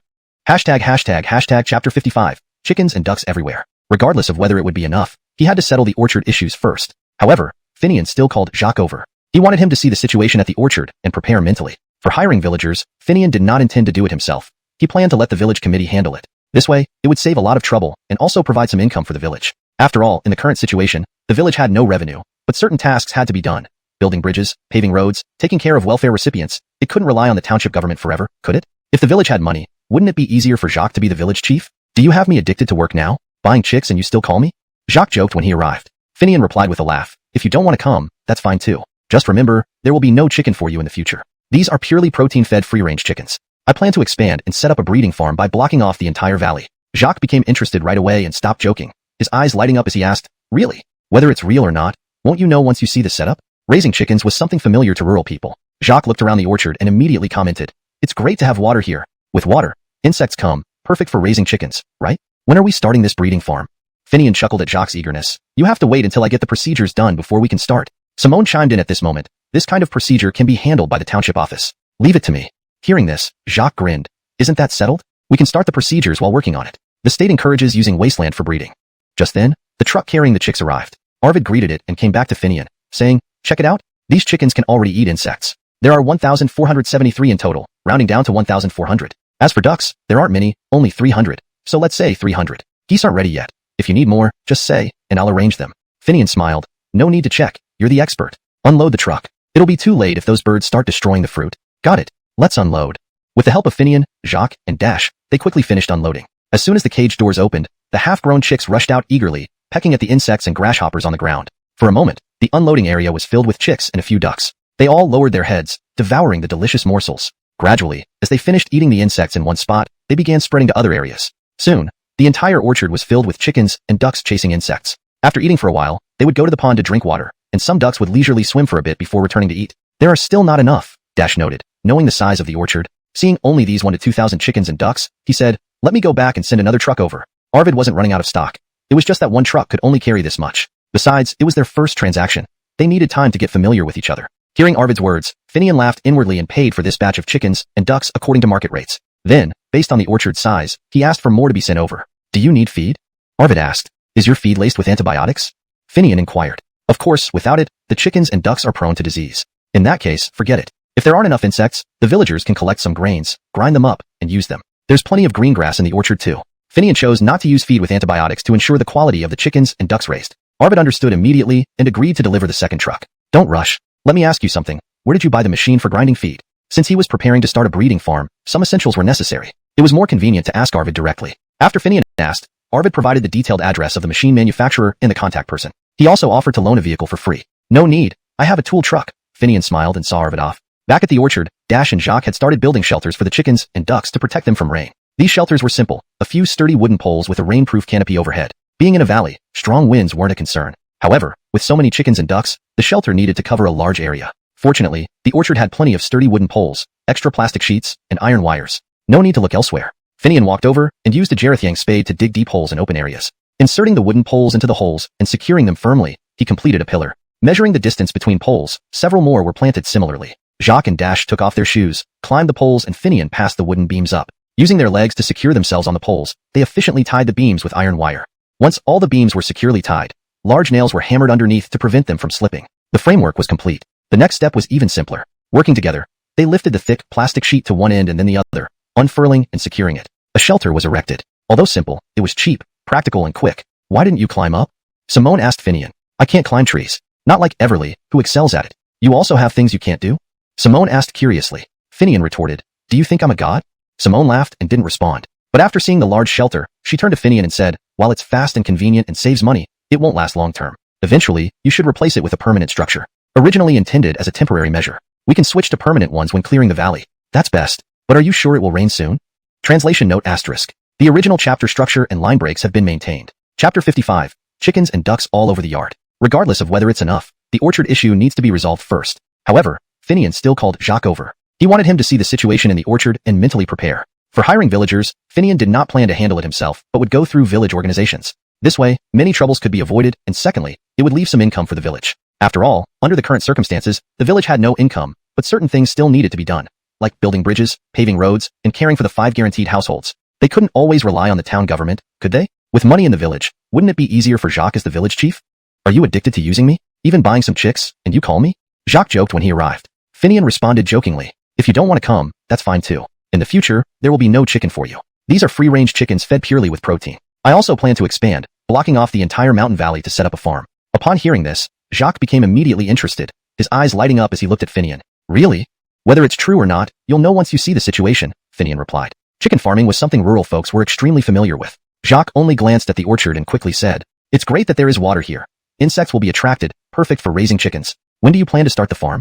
Finian smiled, seeing Jacques' eager look. You have to wait until I get the permits before starting, right? At this moment, Simone interjected. Nowadays, these permits can be handled by the town government. Leave it to me. Hearing this, Jacques laughed. That settles it. Handle the permits while getting started. The country encourages utilizing barren land for farming.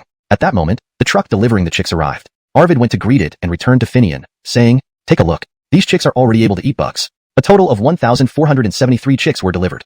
Ignoring the remainder, we'll count it as 1,400. There aren't many ducks, just over 300. So let's say 300. As for geese, they're not ready yet, and there aren't many. If you need them, let me know, and I'll prepare them. Finian smiled. No need to check. You're the expert. Unload the truck. If delayed, birds will start destroying the fruit. Alright, I'll unload now.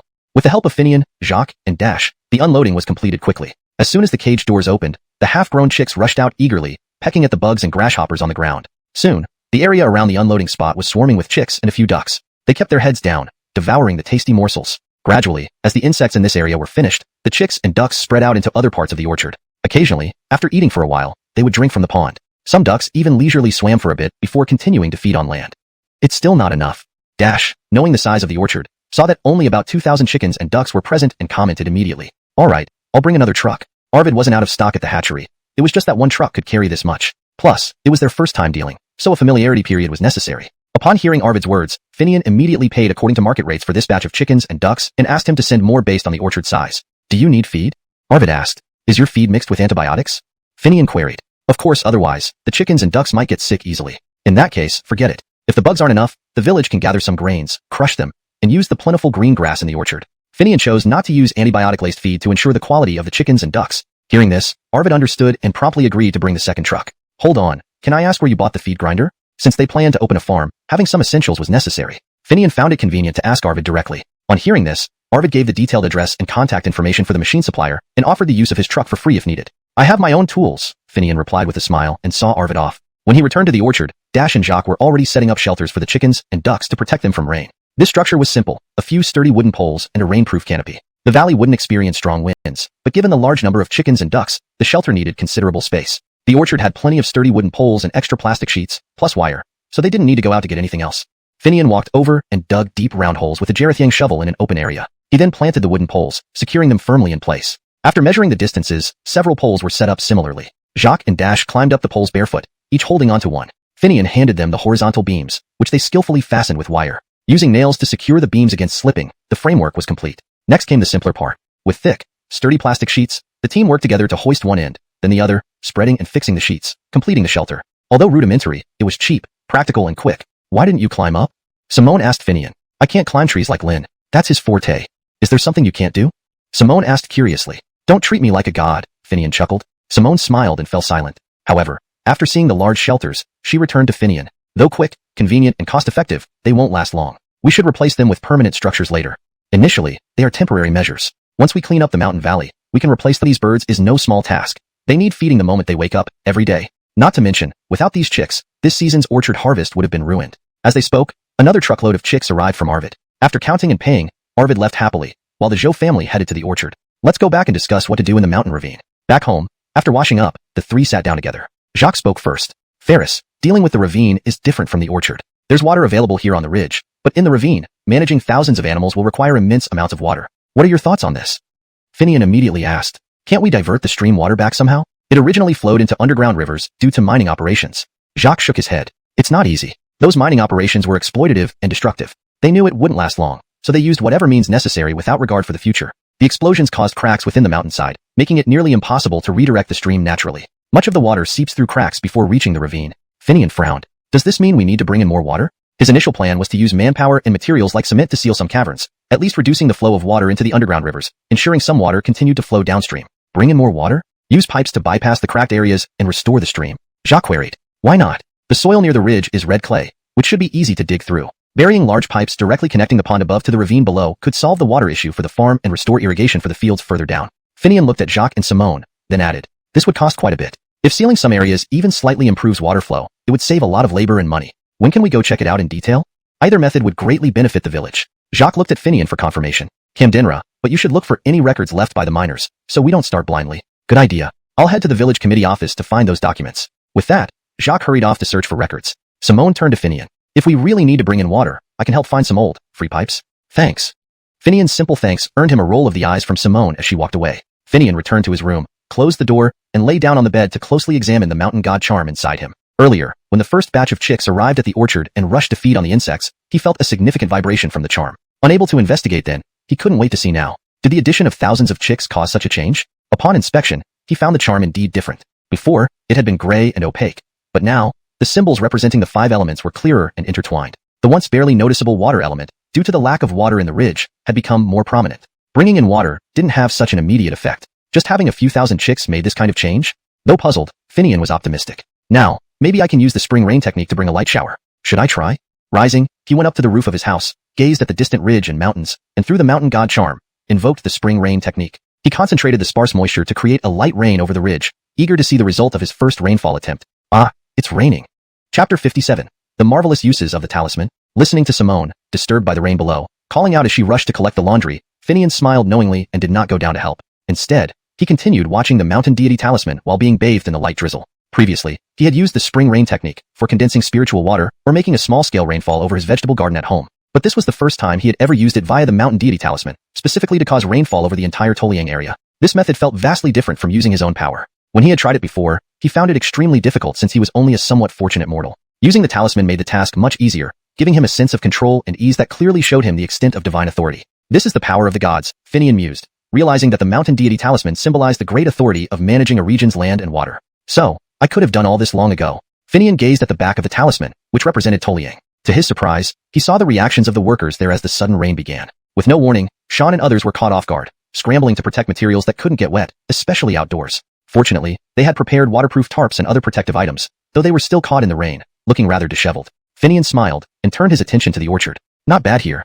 The pavilion already built for shelter was useful, but the chickens and ducks, still unfamiliar with their new environment, instinctively sought cover under the fruit trees when the rain started. However, with the Zhou family around, they quickly herded the birds into the pavilion, ensuring everyone stayed dry. So, everything in the orchard remained orderly and soon calmed down. How will this rain affect the ravine? Finian shifted his gaze curiously. It's still too little. While the ravine received some moisture, the changes weren't significant, especially given the rocky cliffs. Disappointed, Finian's comprehensive development ensured forestation while also generating income. However, Toliang was currently barren, making any talk of tourism premature. Thus, Finian had always remained non-committal about Simone's suggestions for tourism. Without a foundation, nothing was possible. Once established, everything would follow naturally. Breeding chickens, ducks, geese, and later cattle and sheep was laying the groundwork for future plans. Now, with the discovery of fish in the underground river, Finian felt the need to accelerate his plans. Shaking off the slight dampness from the rain, he descended from the roof, satisfied. Where were you just now? I thought you were out when I called your phone and realized you didn't take it with you. You were on the roof? Did you see anything interesting? Having just finished collecting the laundry, Simone asked, breathing heavily after her effort. I didn't see anything particularly beautiful, but it made me think, what if we held a harvest festival at the orchard? We could try to attract guests and prepare for future business. This suggestion made Simone forget her annoyance as she pondered. A harvest festival? The orchard's fruits might be good, but are they enough? What if guests come expecting something special but find nothing? That could ruin our reputation. How could that happen? The orchard's fruit is self-evident. Chickens and ducks grow pretty fast. Just wait and see, by the time we're ready, they'll be good enough for the table. Simone listened and asked doubtfully, will it really be that fast? What do you think? Don't let the chickens and ducks at home fool you. Those were raised specifically for egg-laying hens. Ours are mostly roosters, and they're fast-growing breeds. If you want them to grow slowly, you can't even manage it. When we start large-scale farming in the future, we should choose better breeds. Is that so? Just as they were talking, Jacques arrived. He came after hearing Finian mention plans for the picking festival. Entering the room, he also asked, Aries, why do you change your mind like that? You didn't say anything about this back at the orchard, and now suddenly? I'm just adapting to the situation, aren't I? While the apples in the orchard still need some time, the dozens of peach trees are already ready for harvest. And the peaches taste great. Peaches don't store well, and if we don't find a place to sell them, they won't last more than a few days. Moreover, how long can you raise those chicks? Fast-growing breeds can end up costing you money if raised too long. Jacques nodded after listening. That's true. I've heard that with these breeds, once they reach 2 to 3 pounds, they need to be sold, or they'll lose weight instead, making it unprofitable. Exactly. Back then, without the means or place, act tourists. No problem. Whatever requirements they have, as long as we can meet them, we'll agree. Great. Once you agree, I'll call them. Seeing both nod, Simone immediately pulled out her phone and started contacting people. The person on the other end agreed quickly, promising to send someone to assist with planning and promotion, attracting tourists. However, they noted that results depended on the actual conditions, as not every place could host leisure tourism. They would only know after an on-site inspection. Simone readily agreed. Putting down the phone, Simone told Finian and Jacques, "All right, they'll send someone over soon. Her name sounds like mine, but is spelled differently, Damela. She runs a travel agency and is an absolute expert. With her help, even if it doesn't succeed the first time, it won't be far off." That's good. As soon as she finished speaking, Simone's phone rang again. It was Damela, but this time for another matter related to their place. "Simone, do you have pyrite stone?" Hearing this, Simone replied immediately. "Pyrite stone? How much do you need?" "Can't guarantee much, but it's found everywhere along a ridge for several kilometers." She giggled afterwards. "Don't joke around. I need it for medical treatment. Do you have any pyrite stone that has weathered for many years?" "Weathered for many years?" Upon learning it was for medical use, Simone said, "As for the age, some pieces might even date back to the Hongwu period." Simone laughed at Finian's response. Honestly, she hadn't noticed or recognized those wall stones as siltstone before. Now, hearing Finian explain, she realized there were indeed plenty of aged siltstones available, possibly dating back to the Hongwu era, which would meet Damela's requirements. Let's wait for Damela to pick them out. If she agrees to help us wholeheartedly, it would be nearly impossible for our harvest festival to fail. Her travel company is one of the best short trip companies in the city. Not only that, but she's also very capable in other industries. Initially, I even considered having her take over the land here. At this point, Simone chuckled. She remembered how Damela looked at her like she was crazy when she first mentioned this idea. "Miss, do I look like someone who can work the land? You want me to take over mountain land? All right, then I'll wait for her at home while you and Jacques check the hills to see if the rain caused any issues." Finian, seeing Simone's confident demeanor, said straightforwardly, "Okay, go ahead. I'll wait for her and make some preparations." The light rain had transformed the arid and red landscape of the hills. However, it also made climbing difficult. The red clay turned slippery and sticky once wet, making it hard to walk up. For a four-wheel drive Jeep, it could still manage the climb, but only with good driving skills. Watching Finian wrestle with the red clay, Jacques remarked, "Do we really need to repair the road?"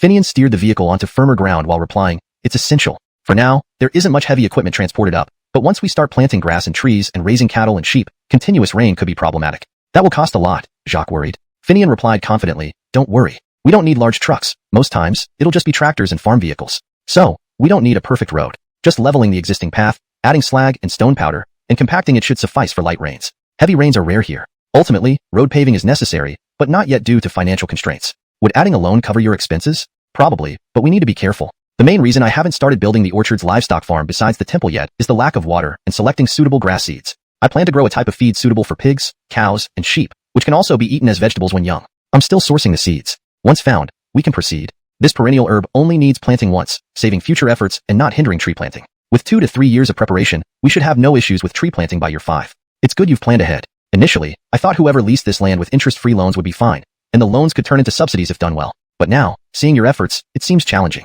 Even diverting water brings numerous complications. This harvest festival sounds tough too, right? Are you feeling pressured?" Finian smiled and explained, "No rush about the lease, but I am concerned about selling the chickens once they mature. Free-range chickens fetch higher prices, but market channels must be established. The upcoming livestock facility in the rear mountain valley requires stable sales. How can I not be anxious? Poultry grows quickly for meat production, and any backlog could be devastating." Jacques listened, only able to laugh bitterly. He hadn't considered these challenges. "Jacques, are you almost there?" Simone called, asking immediately. "We're almost there. Reaching the top. Good. Get some siltstone and come back quickly. Damela is here and needs it urgently." "So soon? All right. We'll bring it and head back." Jacques hung up and told Finian, "Damela is here, waiting for us with siltstone." No surprise. Anyone using such rare materials for medicine must have serious needs. Let's check and bring what's needed. They quickly gathered some weathered siltstone and drove back home. Upon arrival, they saw Simone chatting with a beautiful woman at the gate. "Is this what you need?" Jacques and Finian carried down a large piece of siltstone, asking directly. Damela saw the red mud all over the Jeep, understanding the difficulty of the rain-soaked path. Moved by their effort, she said, "Thank you. I'm not sure, but I have a doctor with me. Whatever happens, I assure you I'll do my best." She then turned and called the doctor to check the material. Chapter 60. Best to stay here. An elderly man emerged with Damela. He had a distinguished and wise appearance, looking quite sprightly despite his age. He walked with vigor and vitality. "Where is it? Let me see." As he spoke, he saw the piece of lumpsil stone carried into the courtyard by Finian and Jacques. Since this stone was originally used for building walls, it was naturally sizable. The moment the Coleman spotted such a large piece of lumpsil stone, he became excited. "Is there a piece this big? I need to check if it's suitable." "How could this be fake?" Simone asked, puzzled. Hearing this, Damela hurriedly explained in a low voice. "This lumpsil stone comes from red clay, but red clay varies in different places. Therefore, lumpsil stones differ as well. Even though they all go by the same name, their qualities can vary. I don't fully understand it either, but many lumpsil stones from various places are unsuitable. They might have some therapeutic effects, but they are not effective enough. Oh, I see. Their conversation was not kept private. Even Finian and Jacques overheard it. The Coleman, too, heard everything. While examining the stone, he explained. The climate and soil conditions vary in different places, so the products naturally differ. Just like the saying goes, tangerines grown south of the Huai River remain tangerines, while those north of the river become trifoliate oranges. You understand this principle. However, eating an inferior fruit is one thing. Using subpar medicine can cost lives. Good medicine can snatch life back from death, but bad medicine can lead to death. So, we must be cautious. Saying this, he pinched a bit of powder from the lumpsil stone and tasted it for a while before his eyes lit up. All right, let's use this one. Do you have a stone mill? We need to grind it into powder. Jacques replied immediately. Yes. Do you want it ground into fine powder? Yes. It needs to be made into medicinal paste to apply on the body. No problem. Upon hearing this, Damela took out a stack of cash from her bag to offer Jacques as payment. That's unnecessary. It's not much trouble. Seeing the two about to decline, Simone interjected with a smile. Would the great village chief handle this herself? You need manpower, and you should... Then, he asked Simone, where is the small temple you mentioned? Can I visit it?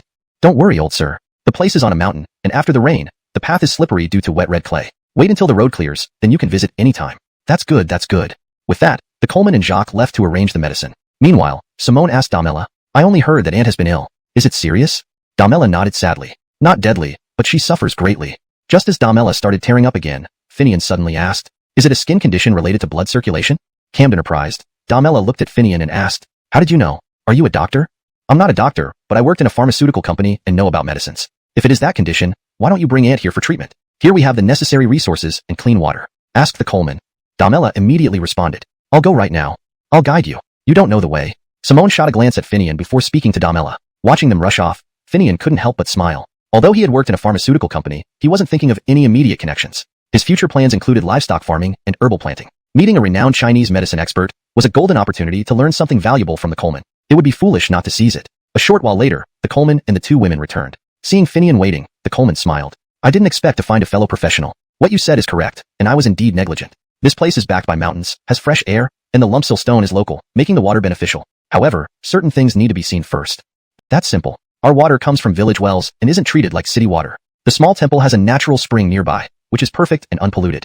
Then it's absolutely suitable for patients to recuperate and treat illnesses. The Coleman nodded and said, I'll notify my family to send my mother here. Is there a place to stay here? I can pay.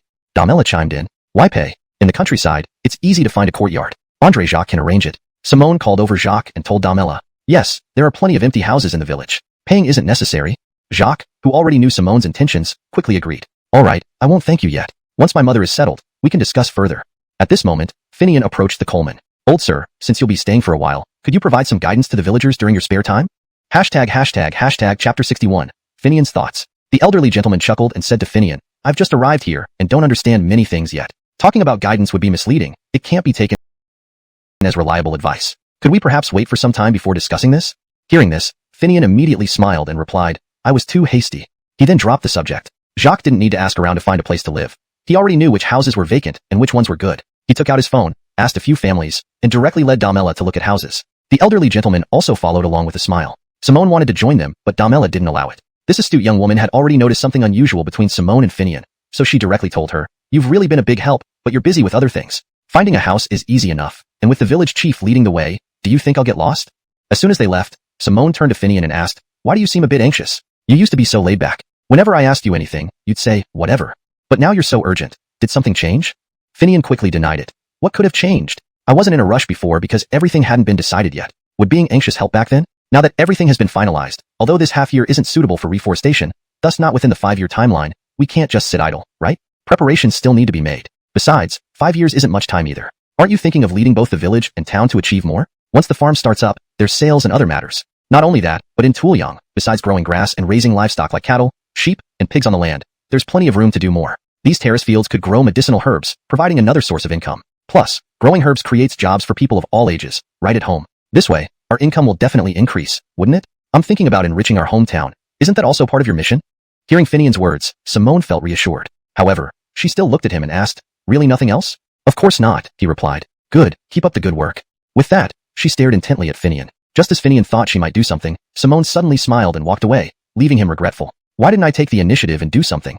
But what was done was done. Regret won't change anything. Actually, Finian wasn't anxious. It was just that since using the spring rain spell, his connection with the mountain god amulet had become much tighter. He had also gained insight into some powers of the mountain god, most notably the ability to stimulate life force. Initially, when he first used the spring rain spell, it was in the family vegetable garden. While it made vegetables and weeds grow happily and taste better, it didn't attract as many insects as in the orchard. Now he understood why. The garden was limited in size, and the spell was mainly used to bring rain. Any spiritual energy released mostly dissipated into the air during the rainfall, leaving only traces in the water to promote growth. In contrast, in the orchard, he had used the spring rain spell to create spiritual water that mixed into the pond, which had minimal loss and naturally attracted more attention from birds and animals. Though he introduced half-grown chicks to control pests, their growth rate was much faster than usual, even faster than standard fast-growing breeds. Originally, Finian planned to follow a step-by-step approach to bring water over, but now, with his ability to summon rain, water was no longer an issue. With water, especially spiritual water that stimulates life force, Finian had to speed up his plans. Not just for the farm, but also for planting grass, raising livestock, and temporarily planting trees to provide shade for the livestock. These needed to be scheduled now. If not for the wrong season, which might draw unwanted attention, Finian would have started mobilizing manpower immediately. How could he explain these reasons to Simone? So, Finian could only give vague explanations using other reasons, postponing detailed discussions for later. With Jacques leading the way, finding a place to live in the village was simple. Moreover, Demella's family was eager to find accommodation. Upon learning about a suitable place for convalescence after finding the medicine, they promptly sent the elderly lady here. Even daily necessities were transported by truck. Upon arrival, they tidied up immediately and moved in. The elderly gentleman personally prepared the medicine for the first treatment. At this moment, Finian and Simone arrived. Just entering the courtyard, Damela greeted them. Sister May, how's this place? Is it convenient? Rural houses may not match city apartments, but these were newly built in recent years and regularly cleaned. The homeowners had all gone to work elsewhere, and even their children studied where they worked, unsure if they would return. Therefore, when Jacques mentioned renting, the homeowner readily agreed, entrusting everything to the village. Damela was satisfied. The house required only minor tidying, and its layout wasn't outdated. Country living wasn't luxurious, but it was comfortable, with fresh air and quiet surroundings, ideal for recovery. Very nice. Thanks, Maisie. For what? Who are we to each other? Seeing her sister happy, Simone felt pleased. How's Ella? Simone continued. Is Cherry feeling okay? The elderly lady is also very satisfied. Her illness, while not fatal, is troublesome. It's mentally exhausting, but being here has made her feel much lighter. Using the local water, boiling it, and washing herself, she feels much better. I was planning to build a shower area tomorrow. Honestly, it's amazing to find such a good place for recovery after searching for so long. We should have known better. Damela led them into the main room. Her family wasn't unfamiliar with Simone. Seeing her arrive, they stood up and said, "You came. Why did you bring something?" Simone laughed. These aren't gifts, but some specialties from the mountains, which might help Ella's condition. Right then, the elderly gentleman came out and chimed in. What do you have? Let me see. Chapter 62. So many good things are hidden in the mountains. Iron bone grass, nine-leaved lotus, and even rough-faced needle? These are all great herbs. What's this? Sichuan pepper? No, it's prickly ash. Excellent, excellent. All these can be used this time, and are far better than what we usually buy. The elderly gentleman didn't hesitate to take the items from Finian's hands, opening them up immediately for inspection. As he inspected, he would taste a bit here and there, giving immediate praise after each try. After thoroughly checking the contents, he finally looked up at Finian and asked, "Where did you get all these? They're much better than what we find in the herb markets." Finian had anticipated this reaction and responded with a smile. These were collected by villagers from the mountains. However, because they don't have much quantity and can't sell for high prices, they're mostly kept at home. Only those who know about them will come and ask for someone needed. So, while you might not say they don't exist on the market, they are very rare. Then when you mentioned guidance, you meant these? Exactly. Nowadays, everyone talks about biomimicry farming, and I wanted to try it out. If it works, it could open up new avenues, right? And if the old sir needs them, we could provide supplies too, couldn't we? Seeing Finian's demeanor, the elderly gentleman pursed his lips and said, "How much can I possibly use? But the herbs really are top-notch. I can recommend them. Let's talk about planting later. First, let's focus on treating patients." That makes sense. We can discuss other things later when we have time. With such good finds, the elderly gentleman naturally went back inside to prepare the medicine. Damela, however, couldn't help but scrutinize Finian for a long time before speaking up. Nice work. I thought you just knew your herbs, but you also understand medicine? These herbs you brought, did you specifically choose them based on what I mentioned earlier? Damela knew that neither she nor anyone else dared speak openly about the elderly lady's condition, even keeping it a secret from her daughter. Finian had only heard bits and pieces of their conversation, yet managed to bring better herbs than those she had spent a fortune on. How could she not be surprised? Furthermore, if she had sought out her daughter Simone directly to treat her mother, perhaps she would have spared her mother considerable suffering. Hearing Damela's compliment, Finian chuckled but remained silent. Do your mountains produce medicinal herbs? Yes, they do, though not widely known. Besides herbs, what else do they yield? Well, whatever other mountains have, we pretty much have as well. And there are even some unique finds that other places lack. Camden Chaz. There's ginseng. You can't be serious. Ginseng here?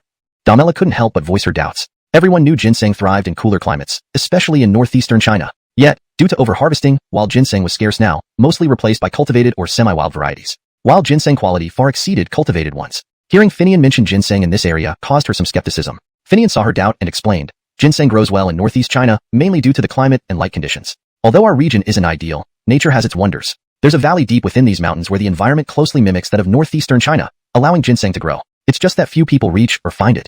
Really? Not a lie. Why would I? To tell you the truth, I brought one here. He then opened a cloth bag, unwrapped it, revealing a fresh ginseng root, which looked different from what most people usually see. This was freshly dug, a recent find. Seriously? Damela exclaimed in surprise. What other treasure did you bring that excites you so much? As always, the elderly gentleman appeared at the perfect moment. Fresh wild ginseng, Damela answered excitedly. Is that so? Let me see. Hearing about wild ginseng, the elderly gentleman quickly approached, examined it carefully for a long time, broke off a small part to taste, and then nodded approvingly. Not bad, it's genuine wild ginseng. Damela immediately asked, Carmelo, this is freshly dug out? This statement caught his attention. The place was thousands of miles away from the Northeast's prime ginseng regions. Why would someone dig a wild ginseng root in the Northeast and bring it here? Wouldn't there be risks of damage during transport? Condescendingly, he raised his head and asked Finian, local? Indeed, local. Did you dig it? No, I bought it from others. A remarkable find. My teacher once told me that ginseng grows locally, and I thought it was just a legend. To think it's real and of such fine quality and size, it's a treasure. Turning to Damela, he added, may I ask if you would sell it to me? Respecting etiquette, he felt like he should seek permission from the host, as he was here to treat her mother. Therefore, he asked Damela instead of Finian. Once Damela agreed, he would negotiate with Finian. Don't be too formal. Saying it's mine to give, it's valuable, yes, but wouldn't it be better for you to save more lives? I'm fine with it. Hearing this, the elderly gentleman turned to Finian and said, I agree to your request. I'll offer 200,000 yuan. How does that sound? Finian was already delighted by the earlier praise, and hearing the offer of 200,000 yuan, he hurriedly replied, isn't that too high? Not too high at all. This is locally grown ginseng. While its efficacy matches those from other regions, it adds value here. It's a deal. I'll pay you afterward. I need to get back to my work. Enjoy chatting. And with that, he took the ginseng and walked off, almost as if afraid Finian would change his mind. After the elderly gentleman left, Damela turned to Finian. Do you have more? I want some too. But what about earlier?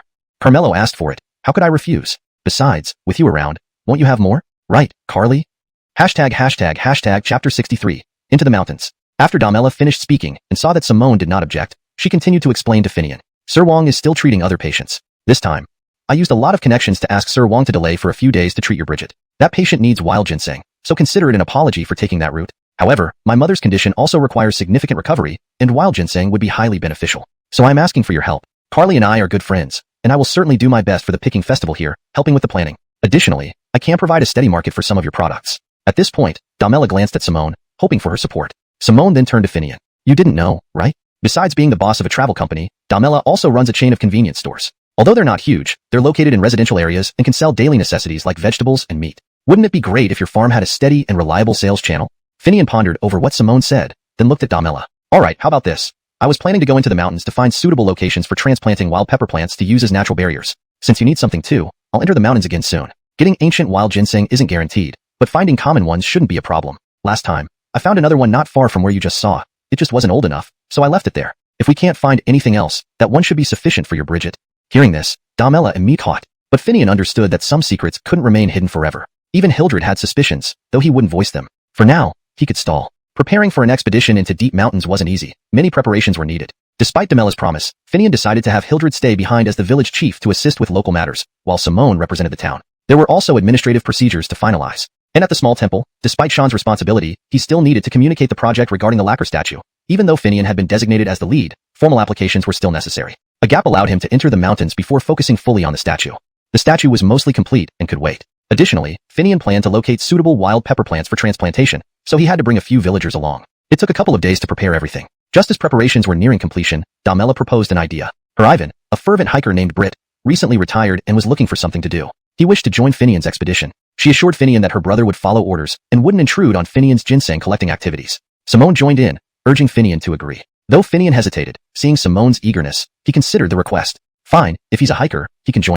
They had extensive experience. They were just going in first for a preliminary inspection. When it was time to start transplanting, these three would lead the way. Many projects were now being contracted out, and this was Finian's first large-scale use of labor. After discussing with Jacques and Simone, he decided to contract this out as well. The price would be determined based on the quantity and size of the wild peppers delivered. First, he needed to identify suitable workers before making formal hires. After all, the land reclamation and animal husbandry projects required many people. Hiring someone unreliable would only cause Finian trouble. Even the village itself faced many challenges. This straightforward method made things easier. Just pay for the work done, and they'd find their own people to handle it. After dinner, the three villagers arrived at Finian's place. They were from the generation senior to Finian. Upon their arrival, Finian addressed them respectfully as uncle or grandma, who also gave some instructions. They were about to set off. Let's pick up Britt first, Finian said to Jacques, who came to drive them. The village was still some distance from the foot of the mountain, but they could drive instead of walking. Why not use the utility vehicle? Is this car reliable?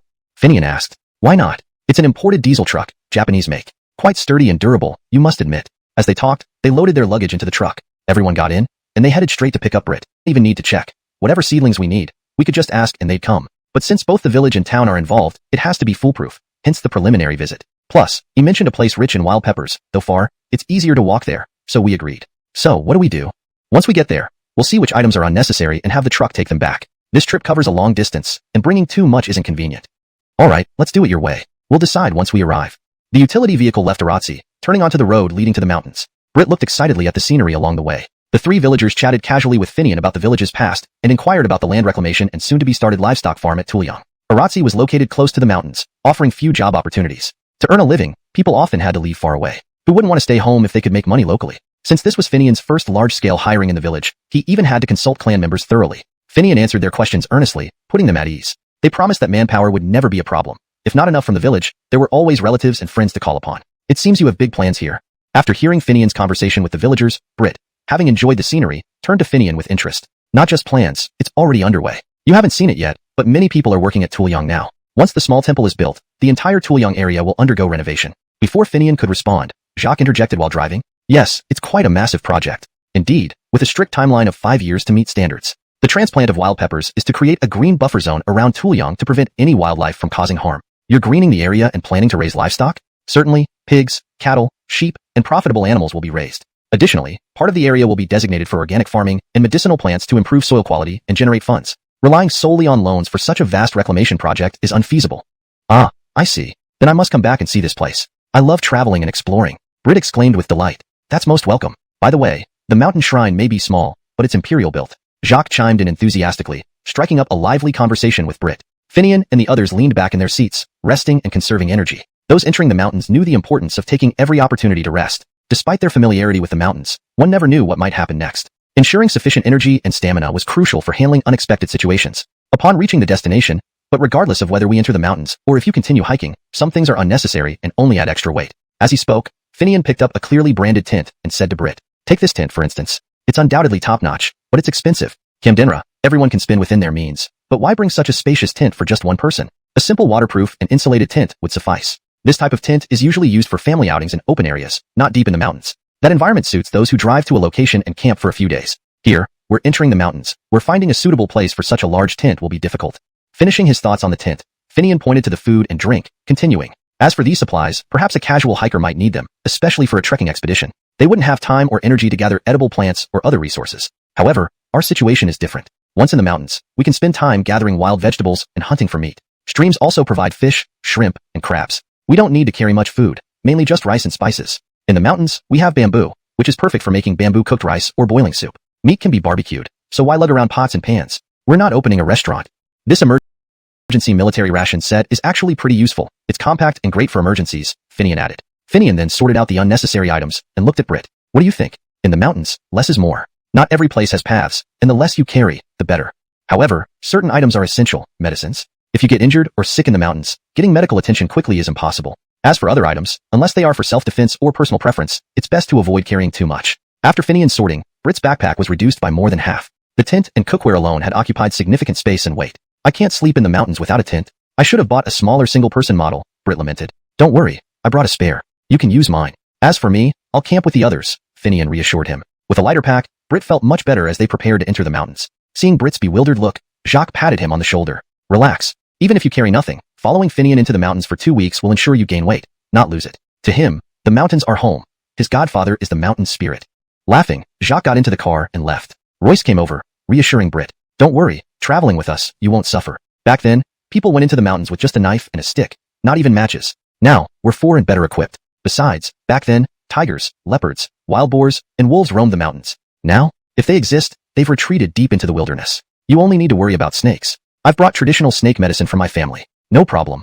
Brit, intrigued, asked eagerly. Tigers and leopards were here before? What about now?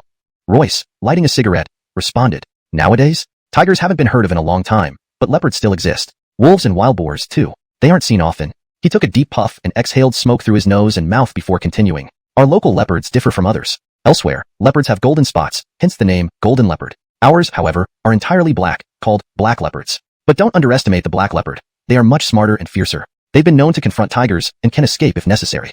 Really? Could we encounter a black leopard on this trip? ####Chapter 66, The First Night in the Mountains. In response to Brit's inquiry, Royce smiled enigmatically and said, "You shouldn't ask me about this. Ask Ferris. He is the mountain god's adopted son, and all the spirits and creatures in the mountains are like his family. Want to see a black leopard? Talk to him." Hearing Royce say this, Brit hurriedly quickened his pace to catch up with Finian, who was leading the way. Dodging the wooden stick that Finian swung around, Brit excitedly asked, "Is what they say true? What do you mean by true or false? My parents weren't around when I was young. Cherry thought it would be better if I had an adoptive father, so she brought me to the temple to recognize Mountain God as my adoptive father. Do you really believe the Mountain God exists? You still believe in this?"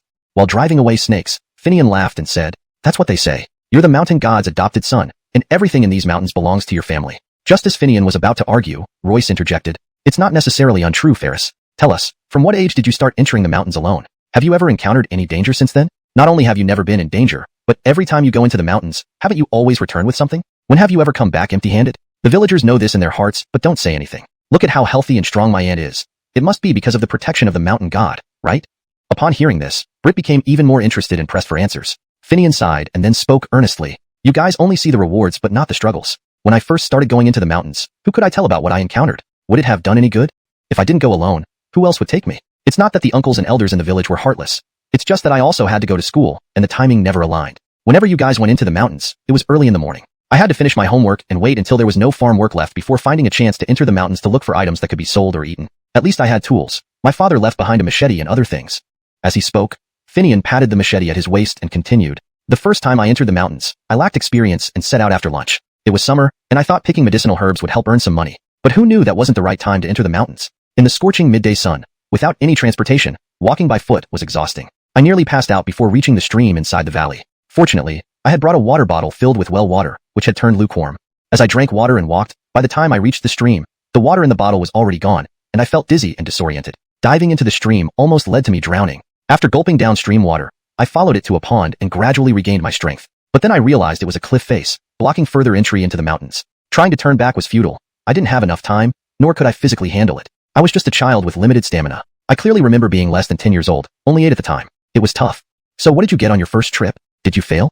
Brit anxiously asked. "How could I fail? As a child raised in the mountains, I knew that ponds had fish and shrimp, right? And Hamish taught me a trick to catch fish barehanded. This was a good opportunity to test my skills. Even if catching fish wouldn't earn me money, I could bring them home for grandma. So, I decided to catch fish on my first trip." Seeing Royce and others snickering, Finian looked at them and said, "Hamish, why? I know what you're laughing at.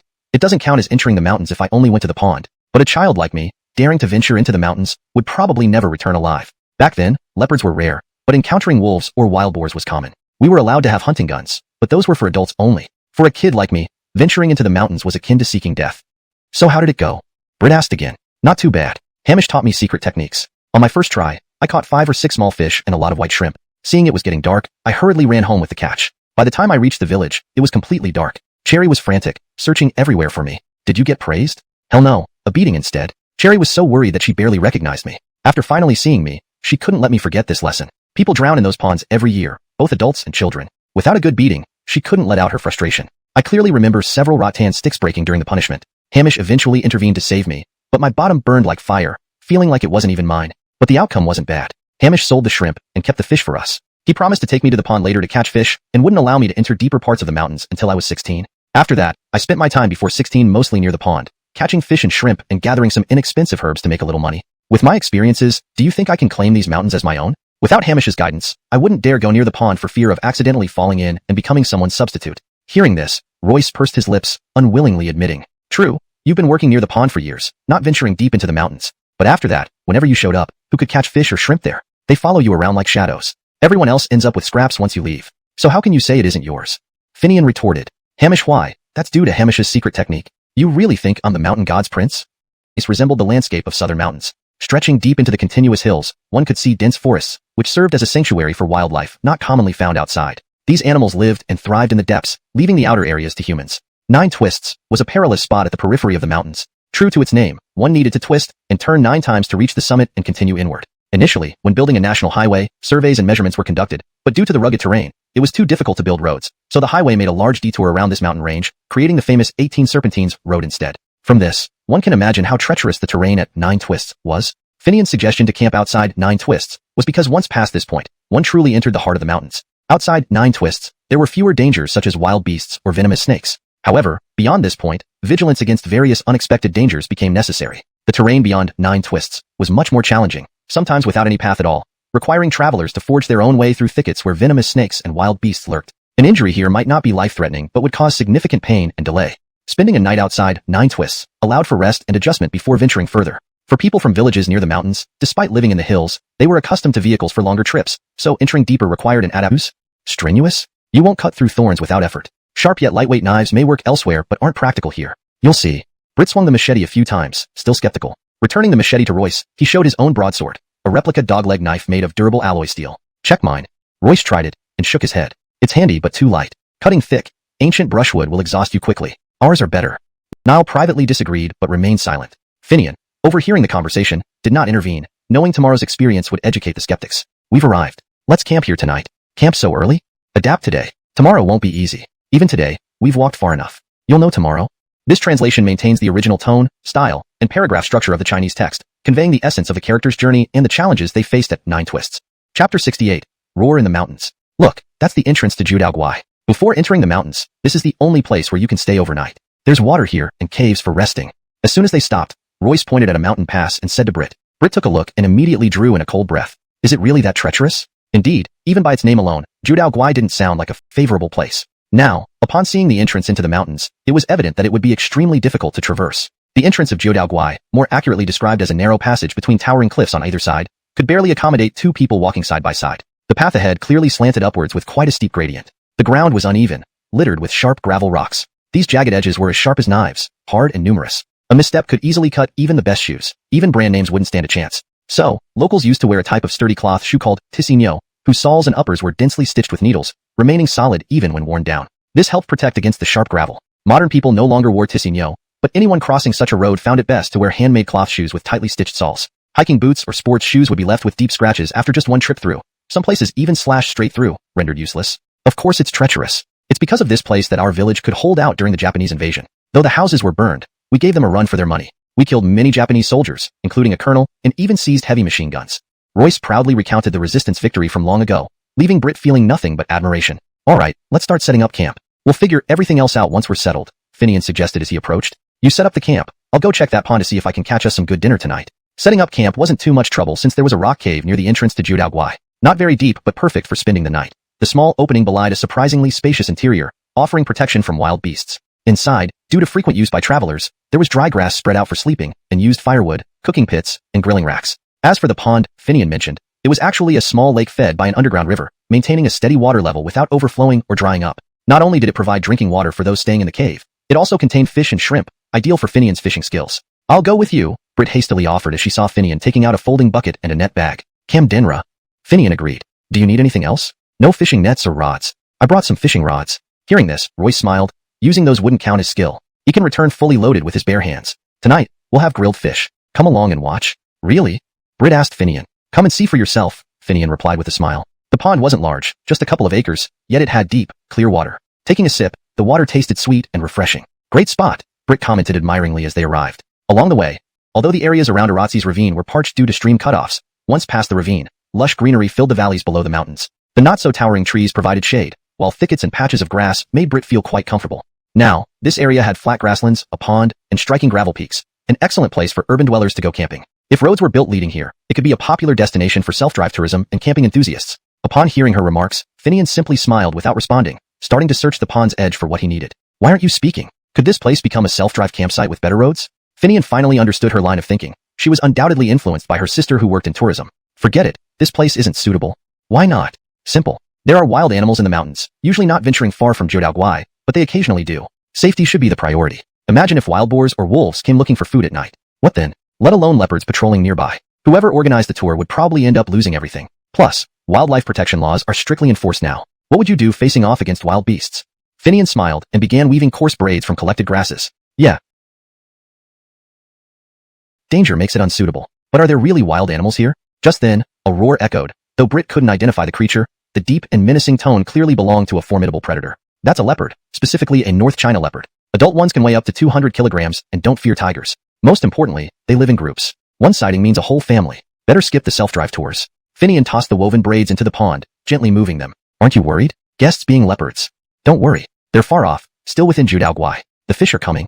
Hashtag chapter 69, the first night. Although he said this to Brit, Finian clearly sensed that the spirits of the mountains were coming to welcome him. As these entities approached, he immediately felt their presence, so he could only use the talisman plaque to warn them not to get any closer. Meanwhile, the roar was a response from the black leopard, which conveniently let Brit overhear it, thereby dissuading his intention to establish an RV campground. Finian understood all too well that modern RV camping was just a way for some wealthy and leisurely middle-class individuals to relax. Hosting such campsites barely brought in significant revenue besides the rent for the land. These people were there to enjoy a brief moment of peace and leisure. Most of their needs were already prepared before they arrived, thus limiting local consumption. This model differed significantly from other tourist projects. The ones who profited were the campsite owners, while the locals benefited minimally. The village had not yet reached a point where they needed to desperately exploit valuable land, even mountainous terrain, for some minor gains. With his reforestation project and livestock farm, he ensured everyone in the village had work, and there was still more than enough to go around. So, it wasn't wise to think about using precious land, even mountainous land, for such limited returns. Moreover, Judaogwai had its own set of hidden dangers. Brit's vision couldn't match Demela's expertise. And with Brit hearing the wild beasts' roars, did it need to be said? Establishing an RV campground where there were wild beasts would be asking for trouble. Therefore, he dropped the idea and focused on watching Finian demonstrate his secret technique for catching fish. Finian continued talking to Brit, but never stopped working. His woven grass braids danced rhythmically in the pond, luring fish and shrimp with their irresistible scent. One by one, they swam over, eager to feast, completely unaware of the human trap awaiting them. "There are fish," Brit whispered, intently watching. "Hold on, they're still too small." The fish that came over were only a couple of ounces, causing Finian to frown. He grumbled quietly until a bigger fish joined the others, enthusiastically nibbling at the grass braid. Then, with one swift motion, Finian pulled them all ashore. "Keep the big ones, put the small ones back," Finian instructed Brit as he immersed the grass braid again, repeating the process. Brit stared in amazement. "Can this really work? Why not? Hurry up, they won't stay fresh long." "Oh." Brit hurriedly grabbed a foldable bucket, filled it with water, and started collecting the fish. Following Finian's instructions, he placed the larger ones into the bucket as tonight's ingredients, returning the smaller ones to the pond to grow. Despite previous casualties, the remaining fish continued to rush toward the bait, meeting the same fate under Finian's cunning hands. After several rounds, the foldable bucket was nearly full. That's enough. Any more would be wasteful. Finian paused, satisfied with the harvest. Brit realized that within a short time, the bucket held numerous large fish and freshwater shrimp. This is truly a secret technique. Are you sure you're not the mountain deity's son? Even the best fishing masters can't catch fish as quickly or magically as you. Brit spoke earnestly. "I'm nothing compared to my uncle who taught me. He could catch fish with just a hemp rope. That's what I call divine skill. Let's go. Tonight we'll have grilled fish and boiled shrimp, a real treat." With that, Finian tossed the grass braid back into the pond, attracting another crowd of fish. He and Brit carried the bucket back to the cave where they would spend the night. In the cave, Royce and the others had already started a fire pit with wood. Someone had also cut down a thick bamboo stalk from the nearby bamboo forest, creating a makeshift stove to cook bamboo rice, which now emitted a delightful aroma. "What did you get?" Royce asked when Finian and Brit returned. "Fish and shrimp. What else could be in the pond?" "Grilled fish, boiled shrimp, and a wild mushroom soup." "Not bad, right?" Finian replied. "Absolutely." Royce took the bucket and headed deeper into the cave to clean the fish. "There's an underground river in there. Cleaning the fish there won't attract wild animals. Their sense of smell is incredibly sharp." Noticing Brit's puzzled look, Finian explained. "An underground river in the cave?" "Of course, otherwise why would I bring water?"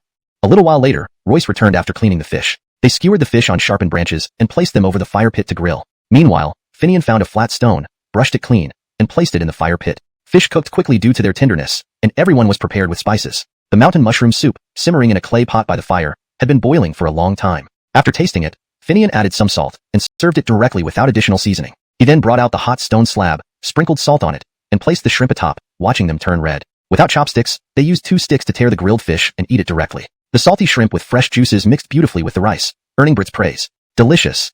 Then, each person received a section of bamboo rice, opening one end to release a delightful aroma of green bamboo and rice. Using twigs, they ate boiled shrimp atop the rice. Finally, they poured the leftover mushroom soup into their bamboo bowls, savoring every sip. An exquisite taste from the mountains. Hashtag chapter 70, the playful black guy. After having their first meal in the mountains, Royce and his companions were fine, but Brit was thoroughly impressed. He praised the primitive cooking methods and the mountain ingredients continuously, finding them exceptionally delicious to the point of being too full. He leaned back, watching as Finian and the others sprinkled insect-repelling herbs on the straw mattresses made from dried grass before lying down to rest. "Are you not going to take care of the fire?" Brit asked. "Let it burn. It gets much cooler at night in the mountains, so it's good to keep some warmth. It's a fire pit. Don't worry, nothing will happen," Finian reassured him. Brit looked. Finian sprinkled more of the insect-repelling herbs around the tent before heading back. "Do these powders really work?" Brit asked, knowing he had synthetic insect and snake repellents in his bag. "Trust me, this powder is made from several medicinal herbs. Not just insects and snakes, even wild animals will stay away when they smell it. Do you think we'd be so careless as to not have someone guard the night?" Finian knew what Brit was worried about and answered directly. "All right then." Hearing this, Britt finally felt reassured and crawled into his tent to rest. Finian shook his head and returned to his spot, lying down to rest. Earlier, he hadn't felt tired, but once Britt entered the tent and lay down, he suddenly felt discomfort all over.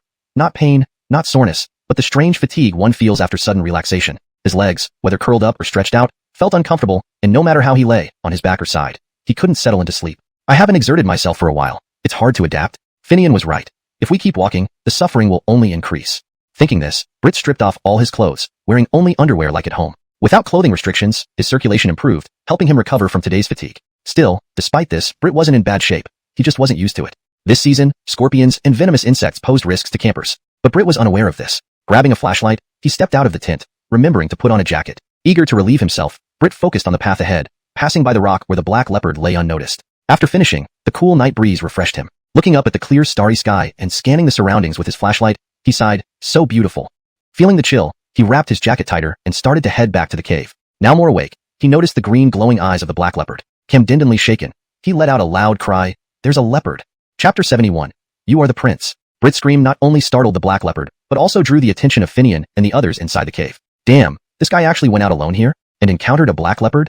Finian immediately understood the reason for Britt's shout. Outside the cave, Britt, wearing only a shirt, was staring face to face with an adult North China leopard. No matter how strong a person might be, encountering a robust adult black leopard at such close range, looking down at you from above, would make anyone's heart tremble. It had nothing to do with bravery or courage. If he had been prepared with a weapon, even a simple wooden stick, Britt wouldn't have panicked. But now, he was completely unarmed, holding only a flashlight and half naked. Anyone in this situation would feel uncertain. However, to his credit, Britt didn't panic excessively. He saw that the black leopard wasn't attacking him like it might have done in Jinghu. Instead, it lazily stood up, yawned widely, and then looked at him with interest. So, Britt remained still, not daring to move forward yet not retreating either. He knew that when encountering a fierce animal, it was best not to turn and run.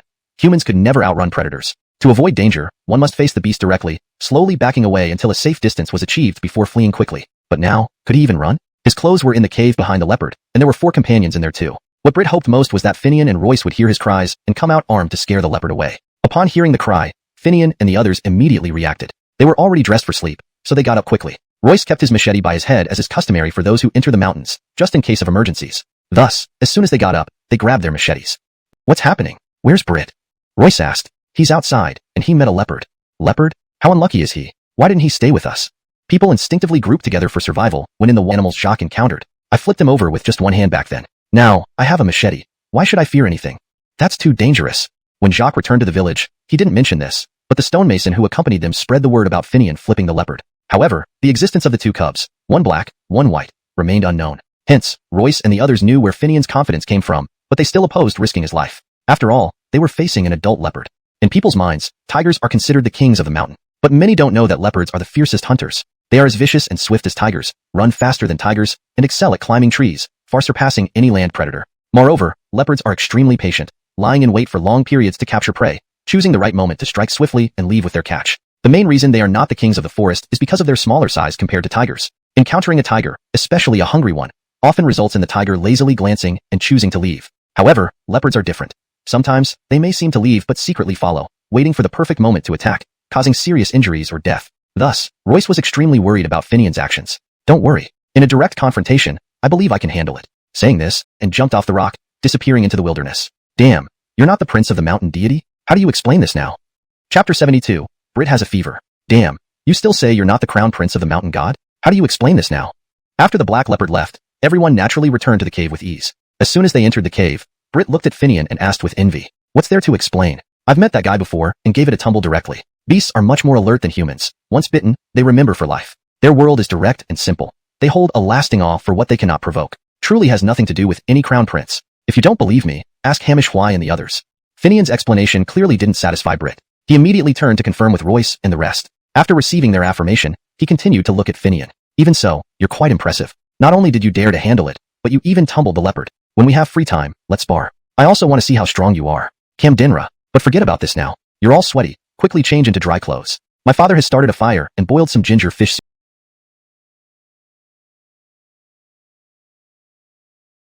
soup for you. Don't catch a cold here. Getting a fever in this place is really no fun. Britt went back to the tent to change after hearing Finian's words. Royce helped Finian blow up the ashes in the fireplace, added some firewood, and when the fire was up, placed a ceramic pot on it. Inside were some ginger slices and leftover roasted fish, starting to brew a broth. As Britt emerged from the tent in dry clothes, he smelled the aroma of the fish broth. He sat by the hearth, waiting until the sweat subsided as the fish broth was done. Everyone used bamboo tubes to fill their servings, drinking it before returning to their respective spots to continue resting. There were still a few hours until dawn.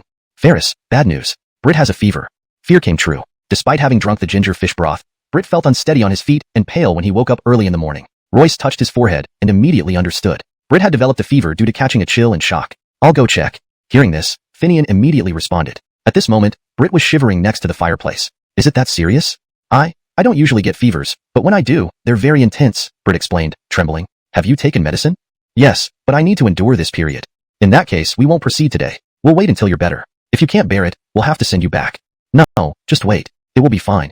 It seemed they wouldn't be moving forward today. Finian informed Royce and the others, leaving Royce to take care of Britt, while the rest explored nearby for any herbs or other gains. Mountain people never miss out on opportunities for harvest. This was a habit formed from past poverty and hardship. Finian walked out of the cave, finding a patch of red clay soil where a weed-like plant grew. The leaves resembled leek leaves but were thinner and hard, with sharp edges that could cut one's hand if not careful. The stems protruding above ground weren't long, greenish-red in color, while underground they were white and thin, appearing whip-like. Breaking off a piece and putting it in one's mouth brought a mild bitterness, yet a hint of sweetness afterward. This plant was locally known as maoya, excellent for reducing food stagnation and clearing heat. When brewed with ginger tea and consumed, it guaranteed comfort in the gut and elimination of excess heat. In Finian's view, Britt's fever stemmed from overeating and excitement yesterday, coupled with the nature of mountain foods which were considered harsher compared to village diets. Locals were adapted, but outsiders needed moderation even with delicious foods, or else problems would arise. This subtle discomfort, along with excitement and subsequent shock after encountering the leopard, led to his fever.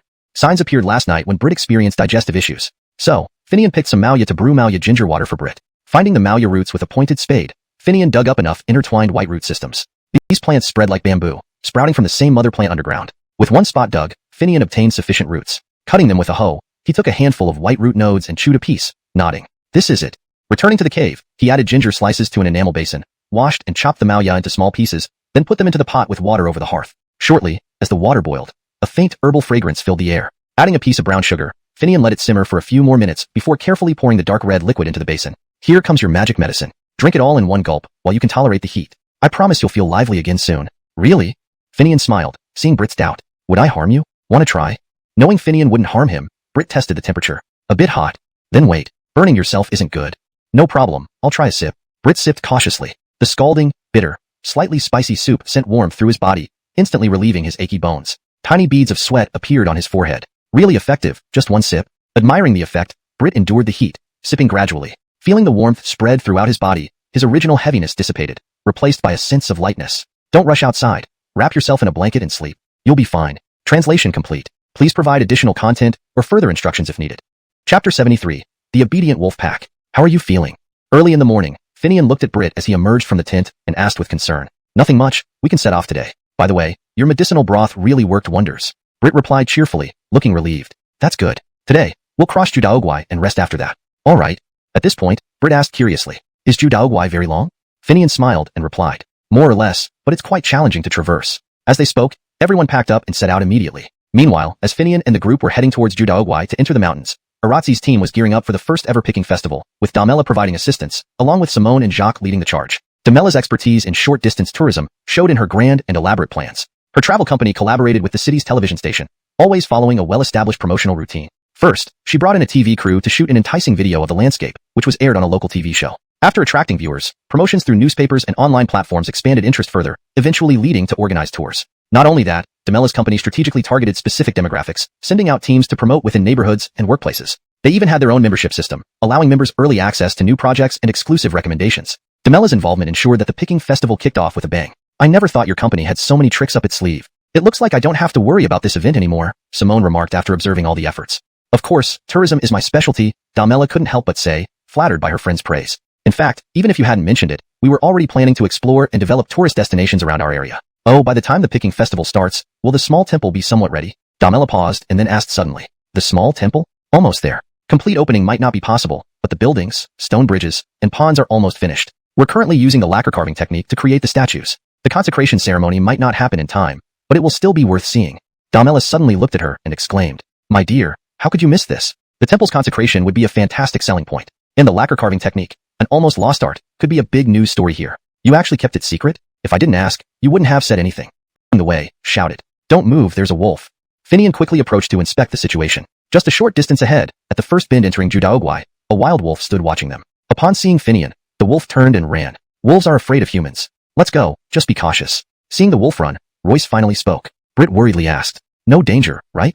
Finian looked at Britt and explained, there should be no danger. Don't assume wolves are ferocious. They are quite intelligent and generally won't attack humans, especially not a group of 4 or 5 people. They usually avoid humans and prefer not to interfere with each other. But don't provoke them, they hold grudges. Once offended, they won't stop until their grudge is settled. Really? Absolutely, don't doubt it. They continued their journey. Strangely enough, as they proceeded, they would see 1 or 2 wolves at every turn, who would silently run away upon seeing them. This made Royce joke to Finian. You really aren't the prince of the mountain god? Look, these guys are lining up to welcome you into the mountain. First, the black leopard last night, now these wolves. Wonder if boars will show up next? Finian shook his head and disagreed. Hamish, why? You're mistaken. We just happened to encounter them. What kind of welcome is it if they bring no gifts? Hashtag chapter 74. Gifts one after another. What kind of welcome? If they truly welcomed me, why didn't these guys bring any gifts? Welcoming me with empty hands? Finian responded nonchalantly to Hamish Y's words. As he spoke, he was paying attention to the path beneath his feet. But just as he finished speaking, Hamish Y laughed and said with a grin, Gifts? Why don't you take a look at what those fellows are doing? Finian looked up and immediately froze. Not only him but even Britt and the others were taken aback by the scene before them. The wild wolves that had appeared earlier now reappeared in a group, each carrying a wild pheasant in its mouth. They ran to a place not far from them, dropped the dead pheasants, and then turned and left, with one wolf growling softly as it left. A sound clearly meant to please rather than threaten. Do you have anything else to say? Still claiming you're not the prince of the mountain deity? Heh, this way, we can have roasted chicken tonight. Wild pheasant at that. Hamish Y teased Finian. That you think it's for me? Maybe they came to see Hamish Y. See me? Heh, stop babbling nonsense. But regardless of who they're visiting, the benefits remain. As he spoke, Hamish Y and the others went to pick up the pheasants, but Britt interjected. Don't go. How do you know they don't want these pheasants anymore? What if it's a trap? Hamish Y smiled and replied, You don't understand. Let Ares explain it to you. With that, he and his companions walked over directly. Britt looked at Finian and asked, Why aren't they afraid? Can they really understand the meaning behind the wolves' growls? Or is it that the wolves really did bring these to you? Finian, hearing the question, could only answer, Whether or not they brought it for me, I don't know. But indeed, it's not a trap. People who've spent enough time in the mountains can interpret the meaning behind the calls of mountain creatures. Not only that, there are people who use domestic female dogs to mate with wild wolves, producing wolf pups. This is the famous wolf dog breed called Langching. If they couldn't understand the wolves' calls, how would they have accomplished this? Langching? Kamdencha breed really exists? Do they still exist today? Can we get one? Finian hadn't expected Britt to be a dog lover too. Hearing about Langching made him forget his previous question, bombarding Finian with queries about the breed. Where can you find them now? Even if they exist, they'd be like precious gems, not easy to buy. Moreover, Langching is something that can only be encountered, not sought after. Do you think this is like breeding on a farm where all you need to do is wish for it to happen? Then how should it be done? It's very difficult. Camden-posedly, you must find a lone wolf expelled from its pack, one that's in heat to an unbearable degree. Only under such conditions can one take advantage of the situation. Otherwise, success is impossible. And it has to be a male wolf mating with a female dog. Why? Britt pressed. Simple. Wolf packs follow a matriarchal society, with the alpha being a female wolf. If you used a male dog, aside from whether it would succeed or not, even if the female wolf became pregnant, it would only increase the number of wolf pups for the pack. Who would dare enter the pack to retrieve the pups? The pack would pursue them relentlessly. Hearing this, Britt wasn't giving up and continued, So, all expelled lone wolves are males? Mostly yes. Usually, it's those idiots who challenge the alpha female. Failure leads to expulsion. How hard would it be to find one? Finian gave Britt a sidelong glance before replying, What do you think? Lone wolves are already outcasts, highly dangerous. Those entering the mountains must be cautious around lone wolves. As for Langching, I've already said it's something that can only be encountered, not sought after. Hearing this, Britt's eyes dimmed, sighing as he muttered, Indeed, expelled from the pack, they'd be toxic. It's just a pity. Getting a Langching would be so wonderful. His words caught Hamish Y's attention. Having picked up the pheasants sent by the wolves, he glanced up upon hearing the mention of Langching and said, Isn't it simple? Ask Ares. Being the mountain deity's prince, getting a few Langchings wouldn't be hard for him. Britt immediately turned to Finian and said, Brother, can you make it happen? Money is no issue. Name your price. Hamish Y, stop causing trouble. How can anyone guarantee something like that? Besides, we still don't know what this business with the pheasants is all about. Perhaps they seek our help for something. You can never be sure, someone interjected. Don't underestimate wild wolves. They're incredibly smart. Sometimes, when they encounter unsolvable problems, they will seek human help, often for injuries that won't heal naturally or other difficult situations. There are many such legends in rural areas, and some people believe them. Let's move on. We still have a long way to go. As for Langching, let's talk about it if there's an opportunity. With this, Finian took the chance to change the subject, and they continued their journey. It has to be said that Judaogwai truly is the first hurdle into the mountains. The path was narrow, flanked by cliffs on both sides, leaving only a trail wide enough for 2 people to pass side by side. Sharp rocks lined the ground, making it feel uncomfortable to walk on. While these sharp rocks weren't slippery, even with hiking boots, Britt and Finian felt the discomfort underfoot. In contrast, Hamish Y and his companions wore handmade shoes with dense, tightly stitched soles, preventing the sharp rocks from hurting their feet. Uncomfortable? Remember next time, when entering the mountains, to wear handmade 1,000-layer shoes from the countryside. Otherwise, you'll suffer. Looking at Brit grimacing, Hamish Hwai remarked, how come Finian isn't bothered? Brit asked curiously, why isn't he? I'm certainly not bothered. Before coming here, I specifically placed a hard sole insert in my shoes. Though it's not as good as 1,000-layer soles, it's much more comfortable. You're sly. I thought you'd be prepared, so I forgot to remind you. But this part of the trail ends soon. Just as Finian finished speaking, Hamish Hwai exclaimed excitedly, ha, looks like there's another gift. Are you still denying you're the prince?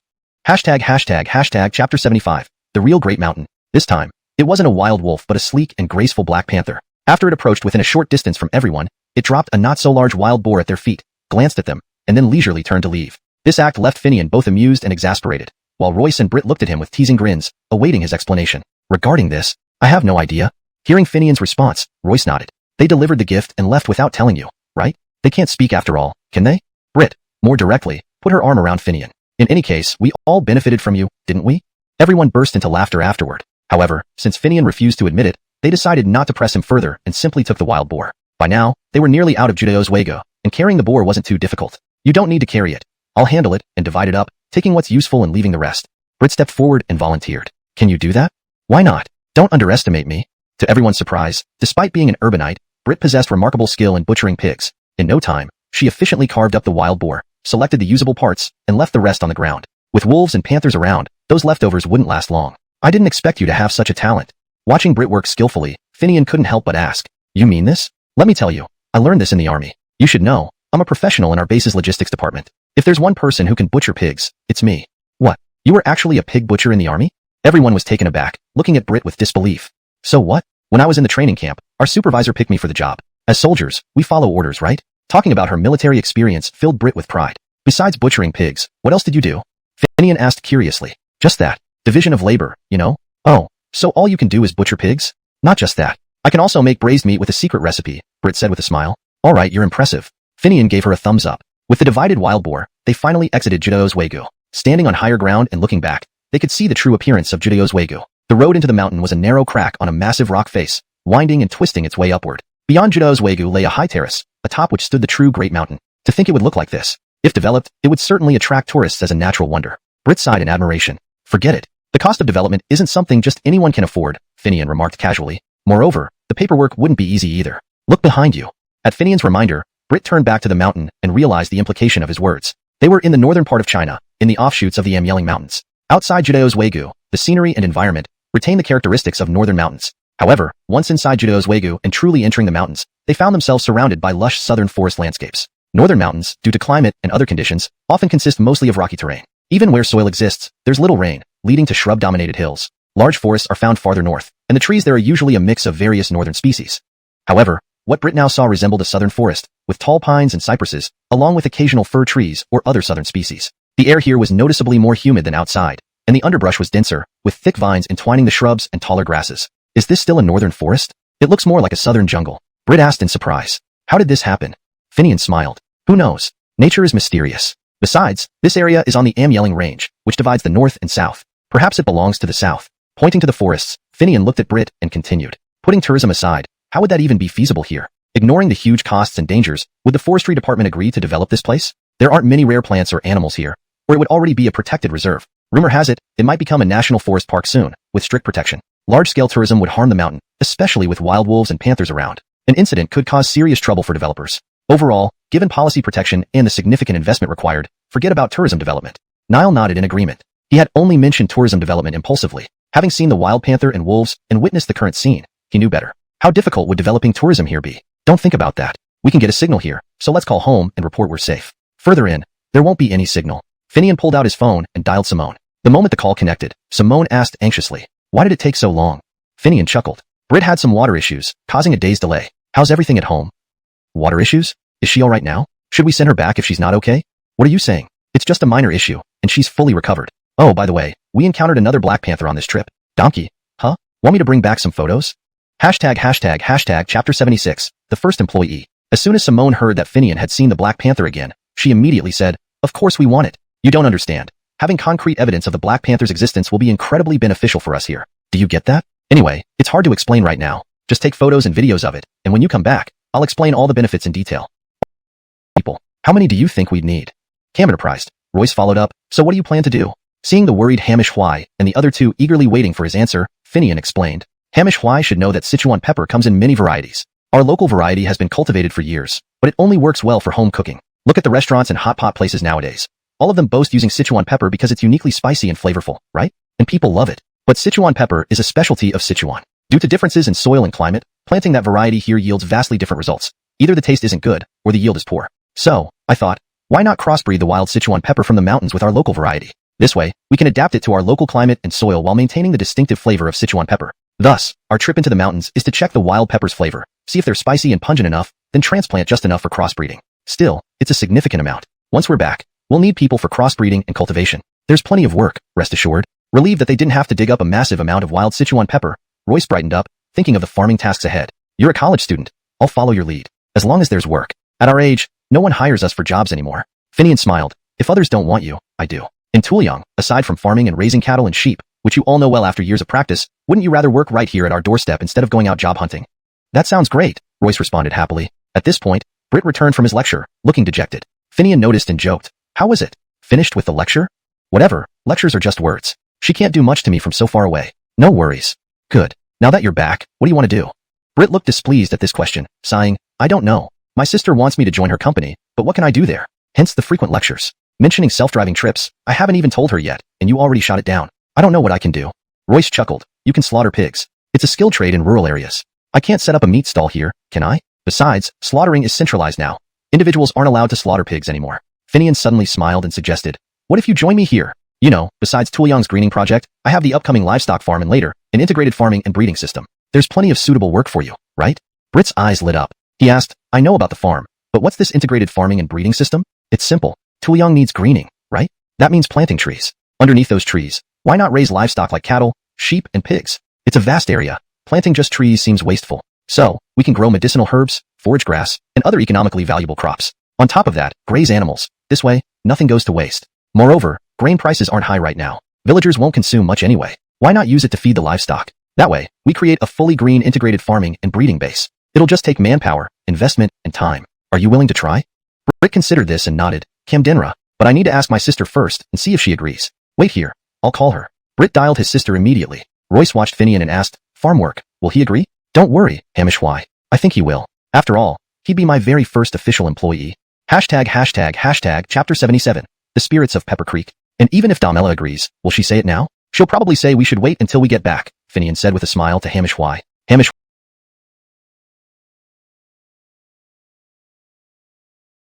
into the mountains. Finian planned to go alone to the place he mentioned, where ginseng grew, to bring Damela a wild mountain ginseng plant. Meanwhile, Royce and the others would stay with Britt and wait for Finian's return. However, entering the mountains from here wasn't easy despite its seeming simplicity. Dense shrubs and entangled vines blocked the way. Without someone hacking through with a machete, it was impossible to pass. Initially, Britt felt confident that his hunting knife, famous for its design following mechanics principles, and his strength, would be enough to clear the path. He volunteered to lead. But soon, he realized the difficulty. The hunting knife's fame stemmed more from marketing hype than practicality. Without sufficient weight, it couldn't cut thick vines and shrubs. Not only that, every time Britt swung the knife, the strong vines would bounce it back. After several tries, the repeated force left his arm sore and pained, making it hard to hold the knife. You keep saying your knife doesn't work because it's too light. For these kinds of places, you need our knives, Royce said, pulling Britt aside. Drawing his own machete, he took the lead. Royce raised his machete, applied some force, and the heavy blade fell quickly, cutting the vines that had deflected Britt's hunting knife. In just a few swings, Hamish Hwai cleared a narrow passage. Walking forward while swinging the machete, he easily blazed a trail. What's going on? Is my alloy hunt? You know the mountains well and consider things thoroughly. This makes the work easier. After praising Finian, Royce looked around. Shall we go? Explore and find the best place to start. Leading the way into Pepper Creek, Royce suddenly stopped as Britt shouted, Don't go. Something's there. Frightened, Royce drew back, asking, What? What is it?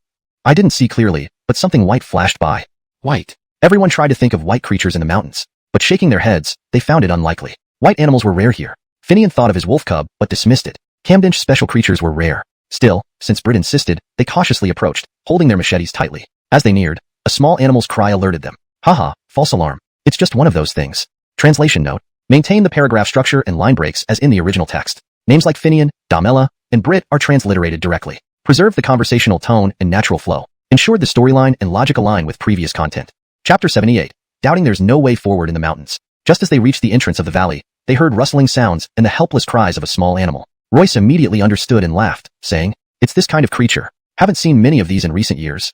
What is it? Britt asked. Foxes, more specifically. A white fox, Finian replied with a smile. Are there still such creatures in this mountain? Brit asked. Stems and branches. It can form an effective natural barrier. Despite its name suggesting a tree, prickly ash is actually a shrub. So, when the white fox cub crashed into the prickly ash, it got stuck almost immediately due to the thick branches and was also injured by the thorns. The pain and fear left the cub trapped and crying helplessly. Wow, there really is a white fox. What do we do? Brit asked after observing. What else? We rescue it and let it go. There's wildlife protection law now. Hunting isn't allowed. As long as they don't hurt humans, humans can't harm them. Times have changed, Royce explained. But what about the wild boar and pheasants we ate? Brit asked in confusion. Did we kill those? They were killed by wolves and leopards. Dead meat. What else would we do but eat it? Leave it to rot? Hamish Hwai looked at Brit in surprise, then continued. True, wasting food. While they were talking, Finian walked over, squatted down, and reached out toward the fox cub. Don't touch it. Be careful, it might bite you. It may be small, but getting bitten is a hassle. Its bite can be venomous, requiring vaccination. No problem, I'll be cautious, Finian responded while gently touching the cub's head. Ensuring the cub sensed no hostility, he carefully examined where it was stuck and managed to free it from the thorny bush. Once freed, the cub stretched out its tiny pink tongue and licked Finian's hand. You're quite playful. Finian gathered some water in his palm as the cub eagerly lapped up the water. It kept licking until its tongue was clean, then looked up at Finian, asking for more. Don't be greedy, it's time for you to go home. Your parents will be worried. After speaking, Finian placed the cub on the ground and gestured for it to leave. At that moment, a calling sound echoed from within the valley. The Mercy glanced back at Finian before dashing off into the distance. They live here? Brit asked in amazement. That makes sense. The white foxes are smart. Hamish Hwai interjected before Finian could reply. Why? It's simple. The whole place is filled with wild prickly ash. Wolves and leopards are much larger than foxes, and the prickly ash is incredibly spicy. Foxes can move freely, but if those big predators tried entering, they'd retreat from the sharp thorns. Even their thick fur wouldn't protect them. Those thorns would tear through and cause unbearable pain. Indeed, foxes are clever. At Hamish Hwai's explanation, Brit recalled the painful sensation he felt eating hot pot while having mouth ulcers. He shivered and immediately agreed. That's true. Let's stop marveling and keep moving. We need to find a place to stay, and it's quite hidden. Saying this, Finian led everyone to one side of the valley entrance, pointing to a narrow stone crevice. Right here, it might seem impossible to pass from here. But after a few turns, not only does it lead to the other end of the valley, but the path inside is also wide and easy to walk. With that, Finian led them into the narrow crevice. It was truly hidden. At first, it was very narrow, barely allowing one person to squeeze through, and some parts required turning sideways. However, after passing through the narrow section, the path widened and became much flatter, with fewer rocks on the ground. The valley wasn't long. Within an hour, they emerged from the crevice and found themselves at the other end of Shanjiao Valley. I reckon this used to be two parallel crevices, one wider, forming the valley, while the other remained narrow and rocky, preserving its current state. The area ahead is flat, suitable for camping. There are forests and grasslands, and if you follow the edge of the forest northward, you'll soon reach the cliff of the earth ridge. The distance is short and the path easy. You can set up camp here while I go look for some herbs. It's still early. I should be back before dark. Finian didn't need to explain further. Brit already knew about the ginseng. As for Hamish Hwai and the others, they were experienced mountain goers who never over-harvested during herb collection, always leaving some behind for future growth. Then he heard a familiar call identical to the one he had used to summon the little fox. Looking up, he saw two adult foxes, one larger, one smaller, both white with fluffy tails rubbing against each other, standing side by side on the rock. Are these your parents? Did you come looking for me? Finian chuckled. Seeing its parents, the small fox jumped from Finian's arm, turned around, and started walking a few steps before stopping to look back at him, chirping. You want me to follow you? Alright, let's go. Watching Finian follow, the small fox ran excitedly to its parents, who jumped down from the rock and ran ahead in tandem. Is this some form of gratitude? Interesting. Noticing the fox's path aligned with his destination, Finian smiled. After running for a few miles, they stopped at a certain spot. Finian immediately recognized it. It was where he was headed. Thank you, now go back. Finian waved them off, but the foxes wouldn't leave. Instead, they looked at him expectantly, chirping and urging him to continue following them. Not here yet. Finian was puzzled. This place was familiar, as he had once passed through a cave to reach a deep pit surrounded by cliffs, discovering numerous valuable items inside. Yet, the fox's destination seemed different. Is there something valuable nearby that I haven't found? Curious, Finian continued following the family of foxes until they reached a place he recognized. Why here? He had been here before but hadn't paid much attention, quickly leaving according to ancient teachings. Known locally as Inyang Cave or Dongbin Cave, legend held that the Taoist immortal Damyan had once cultivated here, crafting his sword within. Thus, two caves, one Yin, one Yang, were left behind. Some people dared to explore them but never returned. Rumors spread that the Yang Cave led to underground volcanoes, while the Yin Cave went straight to the underworld. Donalds warned villagers not to explore the Yin Yang Caves, fearing they would meet their doom.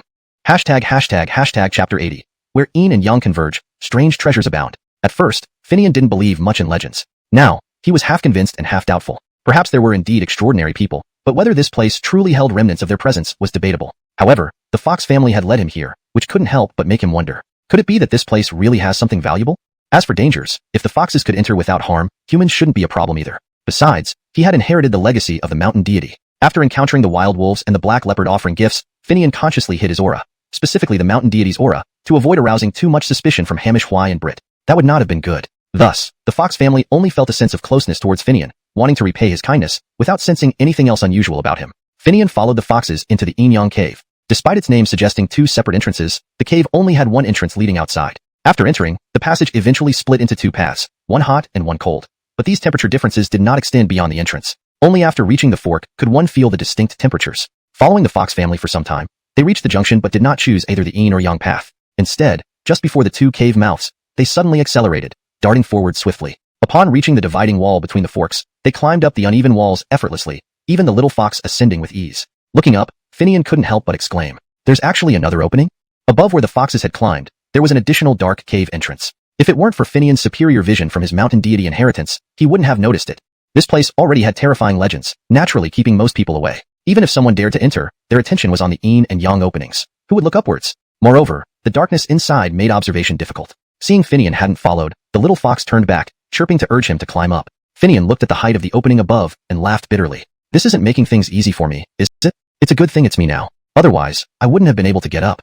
After saying this, Finian approached, finding some footholds and using his exceptional arm strength and robust body, he finally managed to climb through the small opening with great effort. Seeing Finian come up, the little fox chirped excitedly and tried to lick him, causing Finian to push it away hurriedly. "Lead the way quickly, your parents have gone far ahead." The little fox turned around and ran deeper, with Finian following closely behind. Despite the opening being small, the space inside was relatively spacious, allowing Finian to walk bent over. Thus, he could keep up with the little fox. After walking for a while, they saw the adult foxes waiting further ahead. Once Finian and the little fox caught up, the adults resumed walking. However, Finian began to feel increasingly warm as they progressed. Is there really a channel connecting to the earth fire inside? Although he wondered, the heat was still tolerable, so he continued following them. The little fox couldn't bear the heat and kept chirping, asking for water. "You like my water, huh? Call your parents back, and I'll give you all some." Finian was only joking, but the little fox seemed to understand and dashed off to bring its parents back. Is this a fox or a celestial fox spirit?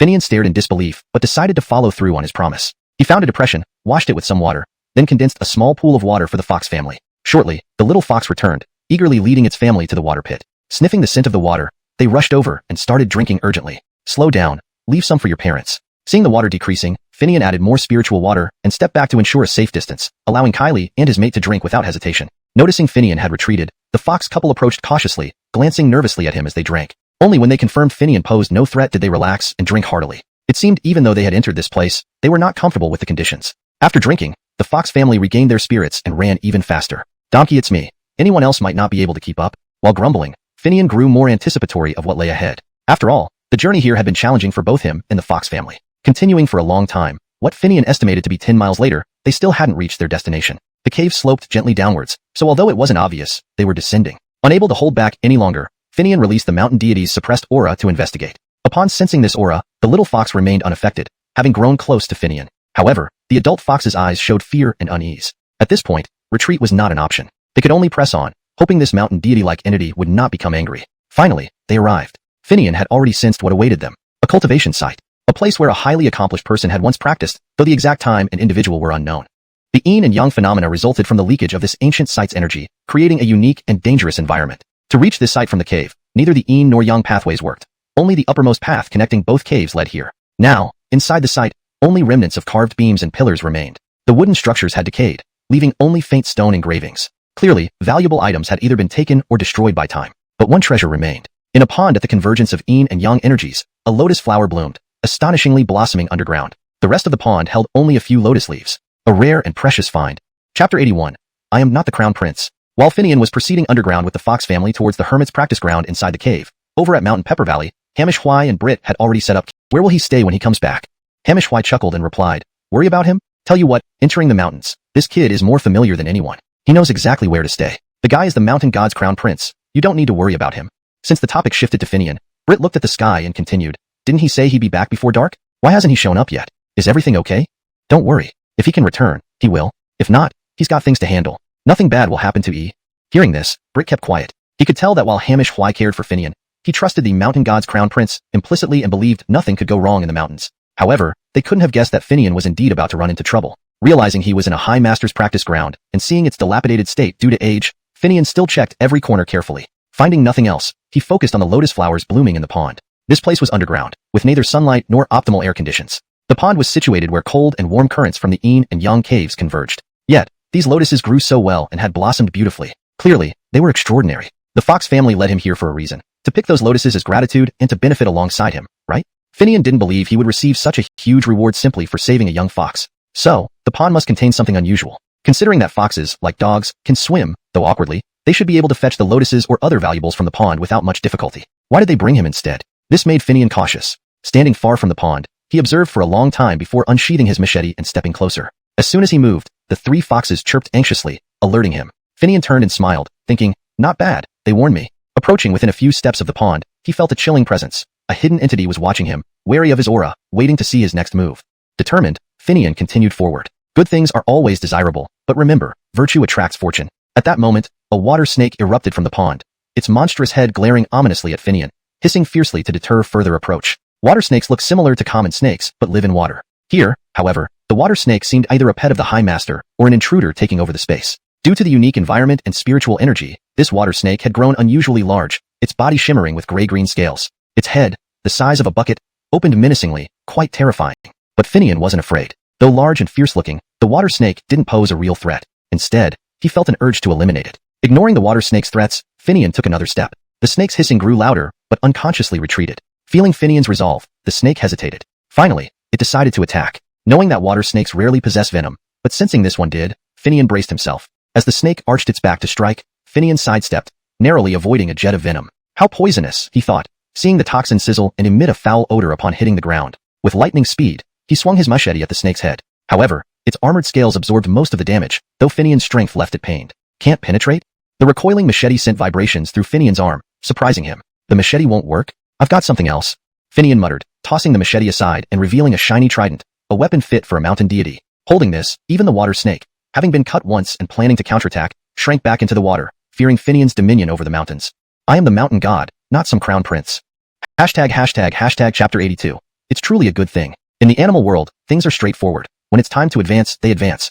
When it's time to retreat, they retreat. There is no concept of saving face or being embarrassed. There's certainly no notion of dying for one's pride, pushing oneself into despair until death. So, after the water snake quickly retreated underwater, it never reappeared. What is a mountain god? They are the absolute rulers who hold sway over a specific territory. As long as one remains within this domain, not only can they determine the life and death of living beings, but also control the direction and flow of mountains and rivers. Some powerful mountain gods can even suppress an entire region, which is why the 4 great mountains and the 5 sacred peaks exist in legends. Thus, when Finian directly presented the symbol of the mountain god's authority, a trident, the water snake wisely fled without even saying goodbye, trembling in a corner of the pond. Even the fox couple looked at Finian with fear now. They had brought him here with ulterior motives, thinking they could use him. Although they did intend to repay a debt of gratitude, their main goal was to exploit him. After driving away or killing the water snake, even if Finian took all the lotuses from the pond and left behind an old cultivation ground, it would still be a significant favor to them. But now, the object of their exploitation had suddenly become the entity controlling their life and death. No matter how cunning the foxes were, they didn't know what to do next. However, the little fox was delighted by the water snake's retreat and Finian's victory. It darted over, circling around Finian's legs eagerly, wanting to be picked up. Seeing the little fox, Finian put away the trident and bent down to pick it up, avoiding its usual habit of licking his face. He walked to the edge of the pond and said, "Come out. If I want to kill you, where will you hide? Pick that lotus flower and bring it here, and I'll let you live and stay here. Otherwise, you'll end up skinned and made into a pot of soup." Hearing Finian's words, the water snake obediently surfaced, picked the blooming lotus flower, and handed it to Finian on the shore. It also brought out a night pearl from the bottom of the pond and gave it to Finian. "You're smart. Go back now."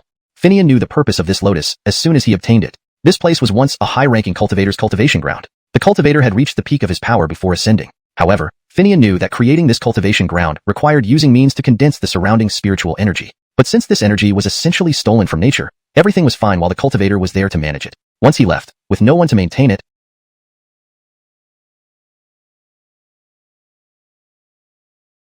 "Don't move around. Eating this will choke you to death." Finian poked the little fox's nose and then returned to the fox couple, saying, "I understand that you wanted to use my hands to get rid of the water snake. But although I have this ability, I am also the mountain god here, and heaven advocates preserving life. The water snake has done nothing wrong, so it's unjustified to kill it. Your goal is merely to remove the water snake so you can nest here. Simple. Today, I will decree that the water snake can stay in the pond, and the rain-praying place will be your den. As for the golden-threaded lotus, I will keep it. You must take good care of the lotuses in the pond, and in the future, you will receive benefits." Saying this, Finian immediately ate the lotus. This type of item cannot be stored for long after being picked. It must be consumed promptly. He couldn't afford to waste such an ancient treasure. Finian initially thought that consuming the golden-threaded lotus would cause some changes. Unexpectedly, apart from its unforgettable taste, a massive wave of heat generated in his stomach was absorbed entirely by the mountain god's talisman and the trident. Nothing was left for him. Not even the expected effects like improving physical health or generating internal strength. Is that it? Did I get nothing? Finian wondered. Upon carefully examining the mountain god's talisman, he found a surprising change. Initially, the mountain god on the talisman was an elderly deity with a white beard. After absorbing the golden threaded lotus's power, it transformed into Finian's likeness. Moreover, the map on the back of the talisman, depicting the mountain god's jurisdiction, became clearer, allowing Finian to see every change and presence within his domain. This isn't like a divine satellite map? Excellent. Now, I can monitor everywhere in my territory. The trident, too, was no longer just sharp. It gleamed with a golden brilliance, exuding the authority of a deity. This is what a divine artifact looks like. I must say, the golden threaded lotus really is a great thing. Chapter 83, The Young Master is Back. With the golden silk lotus in hand, Finian finally understood what it meant to be a mountain god and an earth spirit, and what abilities or divine powers he would possess. The mountain god, like the land deity, door god, kitchen god, and others, was a type of deity tied to the earthly realm, hence referred to as an earth spirit. This was a counterpart to the celestial deities that existed in the heavens.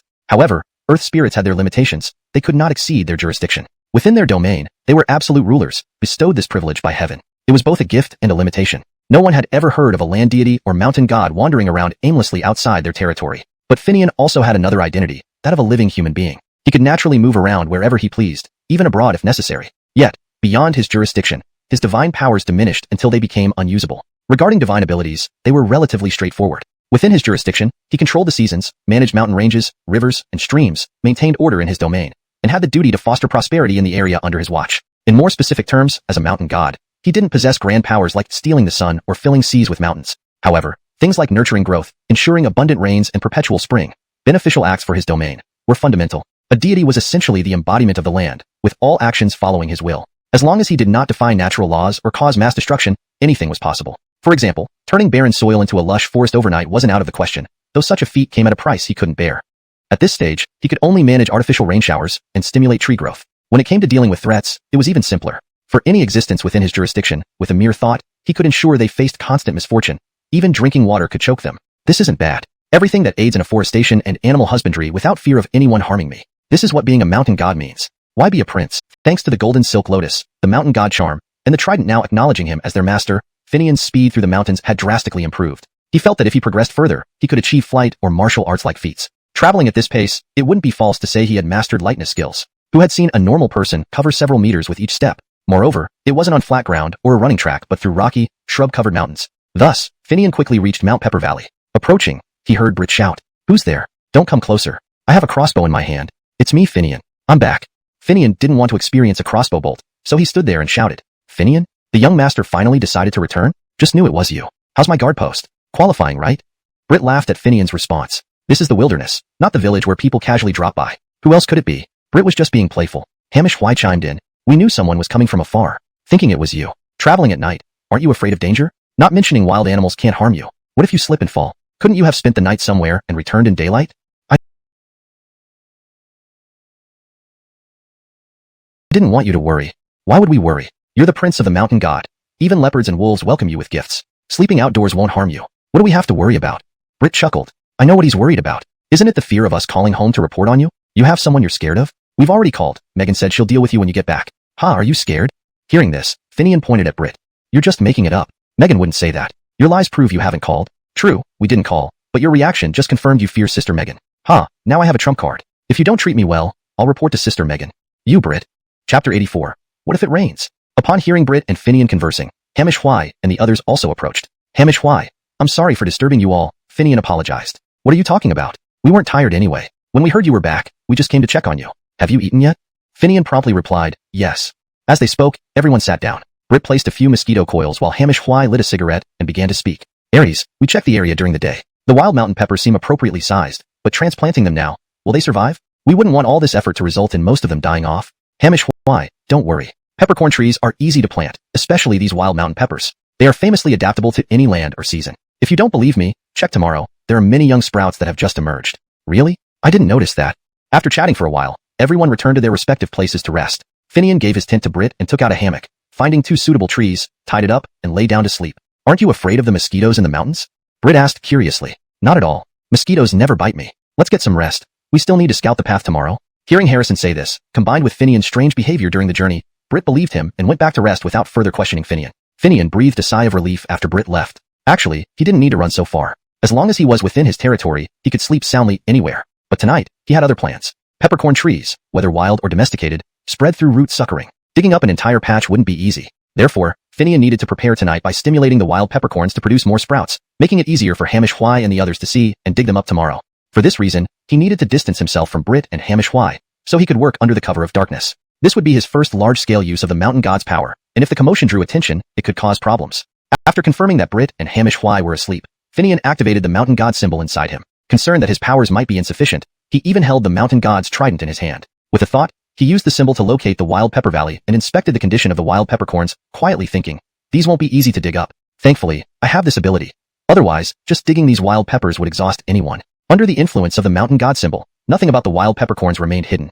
Finian saw everything clearly. The roots of the pepper trees intertwined underground, making separation extremely difficult. Moreover, being in the wilderness, the soil was filled with stones and compacted, making it no easy task to dig up the peppercorns. It's so much better to have this power. Instead of digging what's hard to reach, why not cultivate new sprouts? Compacted soil can be dealt with easily. Dry conditions won't do. A rain shower would help. Moist soil makes digging less strenuous. With this in mind, Finian stimulated the wild peppercorns to quickly produce new sprouts. Under his divine influence, they sprouted rapidly and separated from the main roots, becoming independent entities. This would make them easier to handle when the time came. After setting everything in motion, Finian remarked satisfactorily, we'll discuss the rain when the people enter the mountain.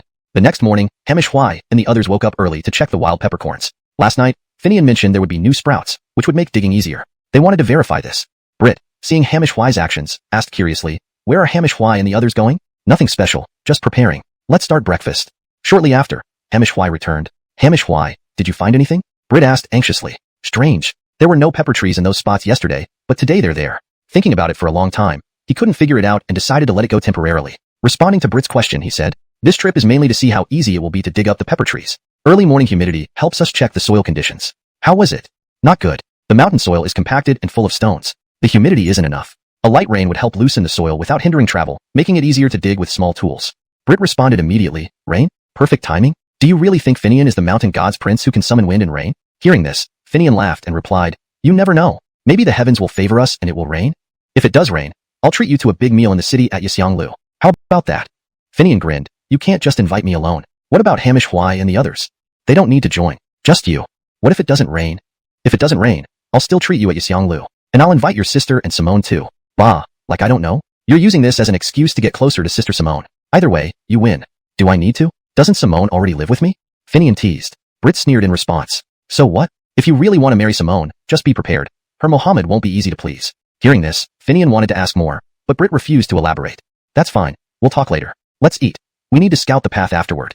Noticing Hamish Hwai's curiosity, Finian backed off and focused on breakfast. After eating, they packed up and checked the trail leading to the cliff. Hamish Hwai was quite satisfied. Not bad, not far and flat. Don't worry, it should be ready in a few days. Having completed this task, they prepared to return. Oh, is it really going to rain? Hashtag chapter 85, the picking festival in the mountain village. The rain only started falling as Finian and his group left the Nine Turns road, which relieved Hamish Hwai who had been worried all along. If it had started raining while we were still in the mountains, we wouldn't have been able to get out. Now it's just making the journey a bit harder, but it won't delay us much. Plus, when we go back into the mountains to dig for Sichuan pepper, it'll be easier after this rain. Everyone agreed, even Brit, who was known as a seasoned traveler, now seemed eager to get home and urged everyone to hurry so he could call his family once they reached a place with signal. By the time they reached where vehicles could pass, a utility vehicle was already waiting. However, the driver wasn't Jacques but Damela, and sitting beside her was Simone. How did you two get here? Where's Jacques? Finian asked in surprise. Upon seeing the two sisters, Brit actually shrank back, hiding behind Hamish Hwai. Why not? Are we not allowed to come? In terms of driving, Jacques isn't better than Sister Damela. With rain making the road slippery, Sister Damela has experience in off-road races, even if it's just amateur level. She's a top-notch driver. Simone retorted sharply at Finian's question. I wasn't questioning that. I was mainly concerned about whether Brit caused any trouble with you. Damela said casually, though her eyes kept shifting towards Brit. It was clear now. They knew Brit had a fever and encountered a black panther while in the mountains. Not quite reassured, they had come to check on him. Fortunately, everything turned out fine, so Damela finally relaxed. How did things go? Once in the car, Finian sat up front next to Simone, while the others went to the back. Simone immediately asked. Very smoothly. Everything went according to plan. We checked the conditions of the Sichuan pepper trees and the road, and after we get back, we can pick a few people and head into the mountains. This light rain won't hinder anything. How is the preparation for the picking festival going? Finian asked. Hearing this, Simone couldn't help but boast. With Sister Damela involved, how do you think it would go? Let me tell you. It's perfect. For this picking festival, Sister Damela came up with the idea to expand its scope by combining it with the cultural bazaar and the rural bazaar. Although the town and county governments took over as the main organizers, it saves us a lot of costs and boosts the promotional level. What do you think? Cultural bazaar? Rural bazaar? Finian repeated the terms, feeling puzzled. Of course, the cultural bazaar is strongly promoted by the government. This event includes performances by the county theater troupe and cultural organizations. As for the rural bazaar, it's organized by the town to leverage this cultural bazaar to promote local specialties from the mountains and increase income for the villagers. Meanwhile, the picking festival is now part of the rural bazaar. Finian understood after hearing Simone's explanation. It was a mutually beneficial arrangement for all parties involved. Hosting the picking festival alone would require a lot more effort and resources, and even with money, a small orchard might not attract much attention. But with the county and town governments as organizers, there would be media coverage from various TV stations. Add in Damela's travel, the production volume will be enormous. And since Britt has relevant experience from the military, when production increases, could we open a factory to process these products? Whether fresh meat supply or preserved meat packaging, such industries have great potential. Upon hearing this, Damela pondered while Simone turned to look at Finian. You want to venture into agricultural product processing? Of course. Selling raw livestock products means being at others' mercy and lower profits compared to deep processing. What about funding? How will you solve that? Damela asked. Funding can be gradually secured. Right now, there's no urgency. By the time it's needed, I'm sure there will be ways. Finian said confidently. Simone initially wanted to argue but reconsidered. Finian, despite having loans, had connections in Wuxi and was likely to convert them into subsidies. Plus, he brought wild ginseng this time. Though not comparable to investment funds, wild ginseng is highly valuable. A single root could fetch tens of thousands of yuan and be in high demand. Who knows what other treasures Finian might have? He might just succeed. Like with this picking festival. ###Hashtag Chapter 86, The Town's Joy. The car arrived at the village entrance, and Finian was surprised to see not only Jacques, but also a few people from the town waiting for them. What's going on? Finian asked Simone in confusion. Upon hearing this question, Simone, who had been relatively calm, suddenly looked angry as she replied to Finian. What's going on? You don't understand? Our place is hard to develop due to its proximity to the mountains. Now you've not only taken on the landscaping project, but also leased the village orchard. You're planning to build a farm, organize a picking festival and more. You're now a big shot in the town. Tell me, how can the Graces not pay attention? Besides, they want to discuss your plans so that the town can provide better support. Simone answered Finian with a hint of impatience. How could I dare? What is there to be afraid of? I didn't report the picking festival on time and got criticized by the Gray Ship. If the town hadn't reported it after knowing, we'd have been even more passive once Damela's ad was released. Don't worry about it anymore. Just be careful when speaking to the Gray Ship. Seeing the car was about to reach the village entrance, Simone couldn't afford to argue with Finian anymore and urged him to get out of the car while reminding him to be mindful of his attitude. Has Finian returned? How did the trip into the mountains go? As soon as he got out of the car, the town mayor, Mr. Miel, approached and asked warmly. The trip wasn't really about gaining anything. Mainly, I know of a valley in the mountains where wild peppers grow. I thought about trying to hybridize them with local peppers during the establishment of the isolation belt in Tuliang. This might help improve the taste of our local peppers. Even if we can't achieve perfection, it should be able to replace some Sichuan peppers. After all, Sichuan cuisine has become quite popular, and Sichuan peppers are very sought after and expensive. Improve local peppers? Lawrence Miel paused, then asked, Are you confident? I can't say I'm entirely sure, but the success rate should be high. Wild peppers and local peppers share the same origin, but wild peppers are too spicy for consumption, and local peppers lack the aroma of Sichuan peppers. By hybridizing them, we can increase the spiciness. If the aroma isn't good enough, we can continue hybridization until we succeed. Lawrence Miel immediately smiled. Great. Who would have thought that while working on greening and farming, you also aim to improve local specialties? We need people like you here. If you need any assistance, don't hesitate to let us know. The town will do everything it can to help, or escalate issues to higher authorities if necessary. The government won't let you down. Just like with this picking festival, you should communicate with us more. Government resources are far better than private ones. But it's still okay since we knew and acted quickly after finding out you had invited entrepreneurs from the city. We need to attract outsiders and strengthen our economy to improve the lives of our citizens, right? Yes, Lawrence, your criticism is correct. I'll communicate more in the future. That's right. This time, we came to check on the cultural fair and village market preparations, as well as the picking festival. Also, we wanted to know your next steps so we can coordinate accordingly. Thank you, Lawrence. At this point, the greetings were almost done, and Simone gave Jacques a signal. Jacques quickly approached the mayor and said, Mr. Miel, let's go back to the village first. It's raining. Yes, indeed. In my excitement, I forgot about the rain. You all came back in the rain and must be tired. Go home, change clothes, take a shower, and we'll talk later.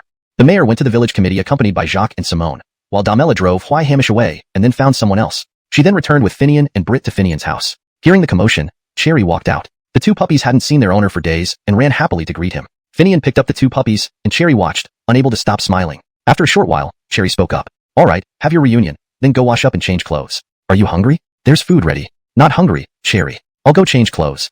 Damela chuckled. Since you're back, we'll leave now. We can meet up again tonight. No, take this. It's not top grade. But it's still pretty good, Finian insisted as he handed over wild ginseng. Thank you. I'll pay you later.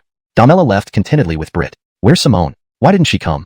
After the visitors left, Cherry asked. She went to the village committee with the town graces. She'll return for dinner, along with the town graces. Ask Hamish Ridge to prepare extra dishes for guests. Finian explained. That's nice. I heard there's going to be a play in the village. Yeah, I'll take you. No need. You have work to do. Simone can accompany me. I haven't seen a play in years. Cherry smiled, and Finian felt glad. Okay, I'll have her take you. I'm going to change clothes. Do it quickly. After taking a shower and changing into dry clothes, Finian didn't rest long before receiving a call from Simone. We'll arrive soon. Got it. Everything is prepared. Waiting for you. Before long, Simone, Jacques, and the town officials including Lawrence Amiel and Damela as a guest of honor arrived. Lawrence, Jamie Camden, please come in. The food is simple, all home-cooked flavors. Hope you enjoy it.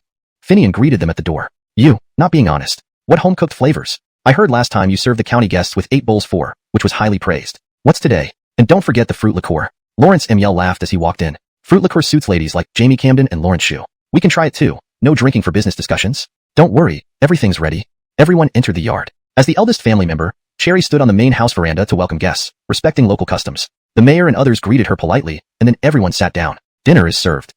Chapter 87. You're planning an integrated agricultural livestock forestry system. The meal still featured Hamish Ridge's signature dishes, 8 bowls and 4 plates. There were some minor changes this time around, including the addition of tasty fruit juice that everyone enjoyed thoroughly. This culinary skill of yours would be a hit at the village fair. Melvin said this while looking back at Damela and Finian. We should set up a separate stall for this master chef at the fair. Whether he does individual dishes or banquets, he would be a banner for our dining industry, wouldn't he? Damela immediately replied upon hearing this. Leadership, rest assured, arrangements have been made. This master not only has superb cooking skills, but also has many disciples. He will be our biggest surprise in terms of dining during this event. That's great, that's great. We must ensure visitors enjoy their stay here if we want repeat visits, right? After the temple on Jace Mountain is completed, along with the orchards and farms below, creating a sizable leisure area will have a market. Our location has suitable climate and isn't far from the city. It's perfect for weekend getaways, don't you think? Otherwise, it could rival those famous teas. Hearing this, Damela immediately followed suit, drinking and then anxiously asking, Finian, do you have more? How much? What would the production capacity be if a factory were established? Big sister Damela, why do you ask this? Are you planning to operate this business? Smiling, Damela answered, since you asked, I won't hide it. As you know, my travel company specializes in short-term leisure tours and holidays rather than interprovincial long-distance tourism. It's not due to lack of capability, but because the interprovincial tourism market is complex. Long-distance trips require local reception companies' involvement, making it easy to turn into low-cost tours and shopping groups. This not only makes profits hard, but also dissatisfies tourists. So, it might be better to wait until conditions improve. Thus, we've focused efforts on establishing outlets in residential communities and centralized living areas. Tourism has performed quite well. After the tourism market stabilized, I thought since we have these outlets everywhere, why not expand into convenience stores within residential complexes? Given the personnel and extensive network, all we need is proper storefronts. Finding locations within residential areas shouldn't be difficult, ensuring ample space to operate. These convenience stores would focus on daily necessities like vegetables, meat, eggs, milk, and some local specialties. That leads to suppliers, long-term ones. Your place, apart from other things, can certainly supply chickens, ducks, geese, pigs, cows, and sheep. Once my preparations are complete, your products will also be ready for sale. Isn't that perfect? Regarding the tea, it's nice to have, not a necessity, but as I and some friends love it, it would be better to have some, wouldn't it? Everyone listened and admired Damela's insight. There's not much tea left, just a few pounds. If big sister Damela needs it, you can take it. We'll discuss future supplies later as it's not urgent now. As for supplying your supermarkets, the Dye family can consider it. We'll discuss details later. Finian spoke thoughtfully. Listening to this, Melvin became excited. Finian truly brought blessings. Just as he started building the farm, partners have already shown interest. A chain supermarket. If more products can enter and sell there, it's a significant opportunity. Damela's plan focuses on vegetables, poultry, meat, eggs, and dairy. While the town doesn't currently meet this demand, vegetable production can be attempted. So, Melvin looked at Damela and asked, Camden CEO, have you chosen your vegetable suppliers yet? Just starting preparations, not yet. Can our town supply them? Of course, not just vegetables, but mushrooms and black fungus too. They're all naturally harvested, not greenhouse grown. The prices might be higher, but the quantity needs it. Where will you get the rest of the funds from? After all, many promising projects have failed due to cash flow interruptions.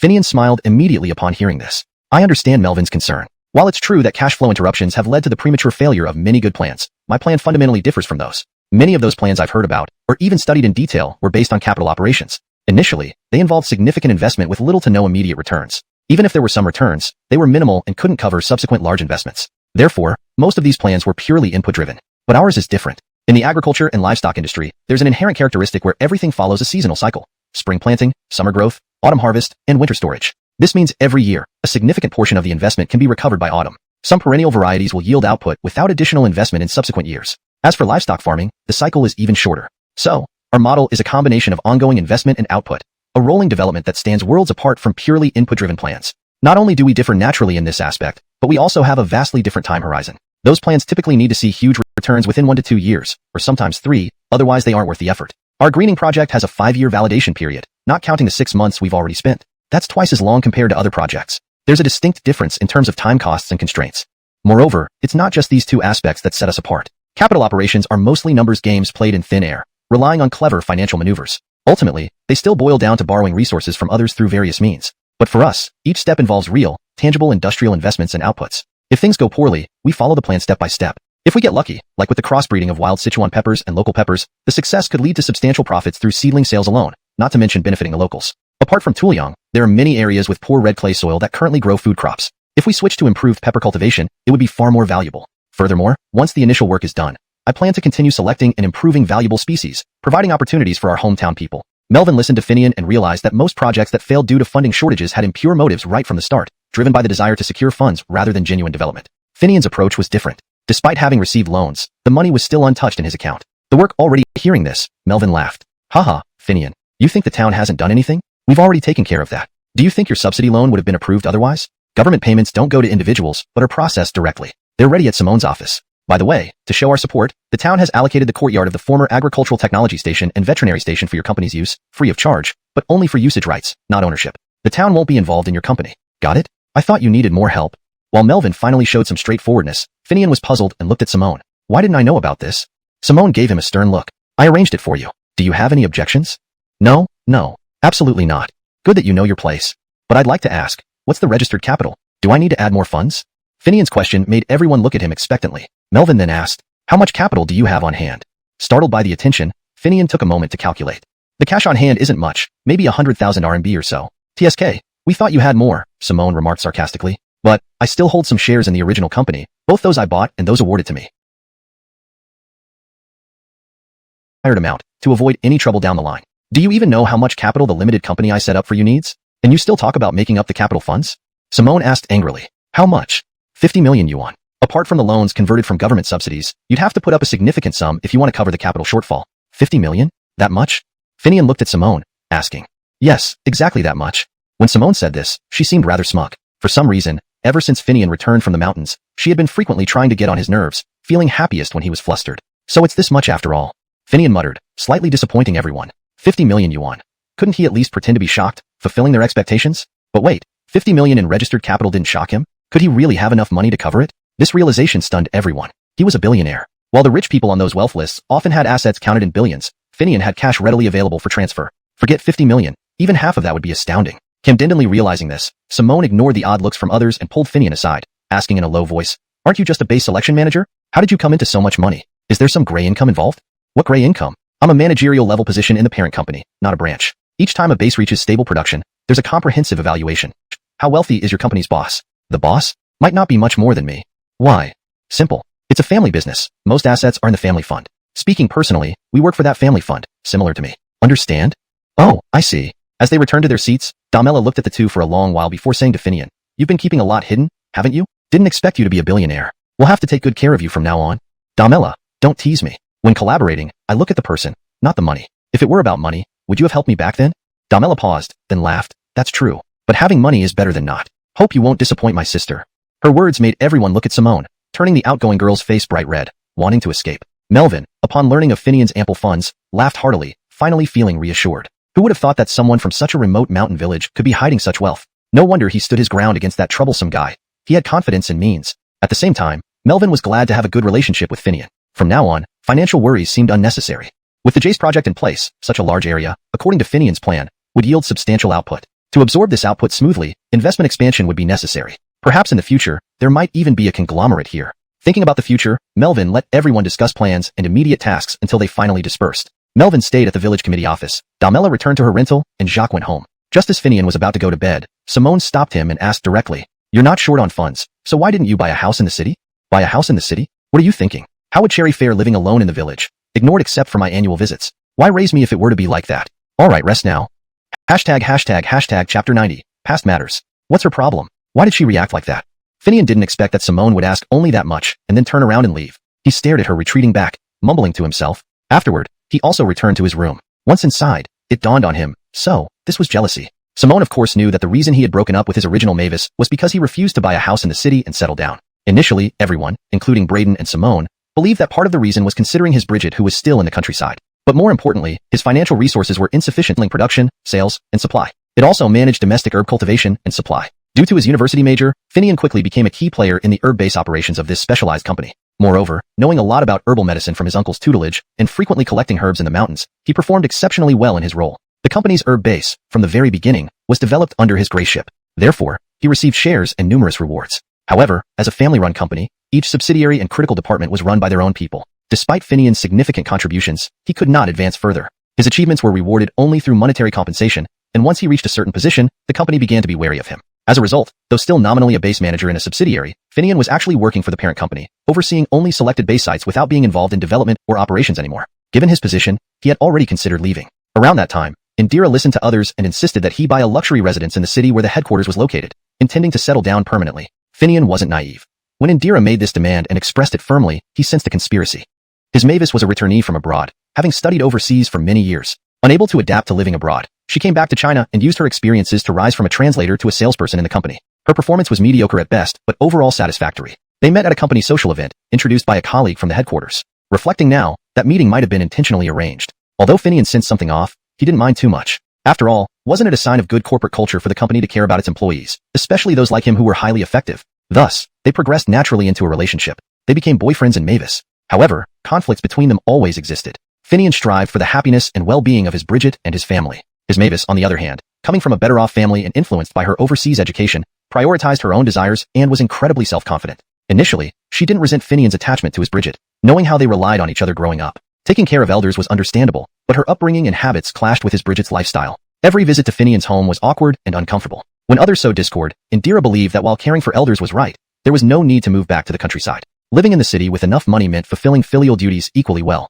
Many people sent their elderly parents to nursing homes, which was self-help maxims proliferated, whether it be workplace Bibles, company culture, various marketing strategies, and management tactics. They reached a point of saturation. Still, some well-known companies and CEOs believed in these ideas and advocated for them wholeheartedly, crying out to build their own corporate cultures and wolfpack teams. Yet, these individuals always considered everything from the standpoint of being bosses, never thinking about the employees' perspectives. It wasn't about making all decisions solely from an employee's point of view, but between bosses and employees, there should at least be a balance of interests. Otherwise, how could one continue running a business? These side tactics were temporarily successful and immediately visible, leading many people to be dazzled by them and treat them like treasures. Even some employees followed suit, promoting such ideas everywhere. They forgot a fundamental truth. No matter how good the company's culture or marketing strategy is, if it overlooks the foundational technology and talent, how far can it really go? For someone like Finian, who simply wanted to take care of his Bridget wholeheartedly, all these flashy methods barely had any effect on him. Instead, it was Indira's strong persuasion, even threatening to break up, that made him realize they weren't on the same page. He concluded it would be better to break up. Then came changes in the company, with the second generation taking over, allowing Finian to keep taking leave up until now. And now, Finian hadn't even gone through with the formalities of resignation yet. Today, Simone's question reminded him of sometimes preferring to visit rural bases rather than stay in the city. Is that what made your performance so outstanding, earning you so much recognition? Probably. To gain more, you have to work harder, right?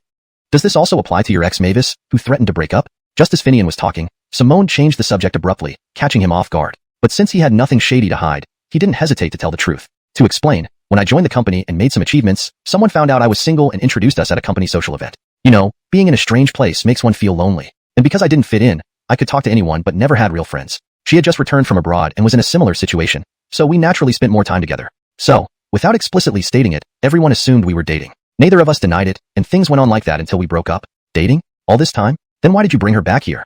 Simone couldn't contain herself and interrupted Finian. That might be a misunderstanding. She was interested in traveling and visiting different places, unlike Chinese women who might assume they're meeting the family. She just wanted to travel. It didn't mean anything special. Please don't misunderstand.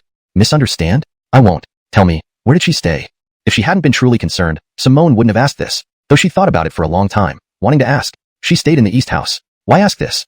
Finian hadn't fully grasped Simone's intent, but saw her flushed face, finally understanding. Hey, don't think too much. Believe me, she picked up some old-fashioned rules while abroad, stipulating that couples shouldn't live together before marriage. Otherwise, do you think breaking up would be so easy for supposedly inseparable lovers? Really? Of course. So, why did you break up? It's simple. Someone tried to use her nature to manipulate me. Manipulate you? What happened exactly?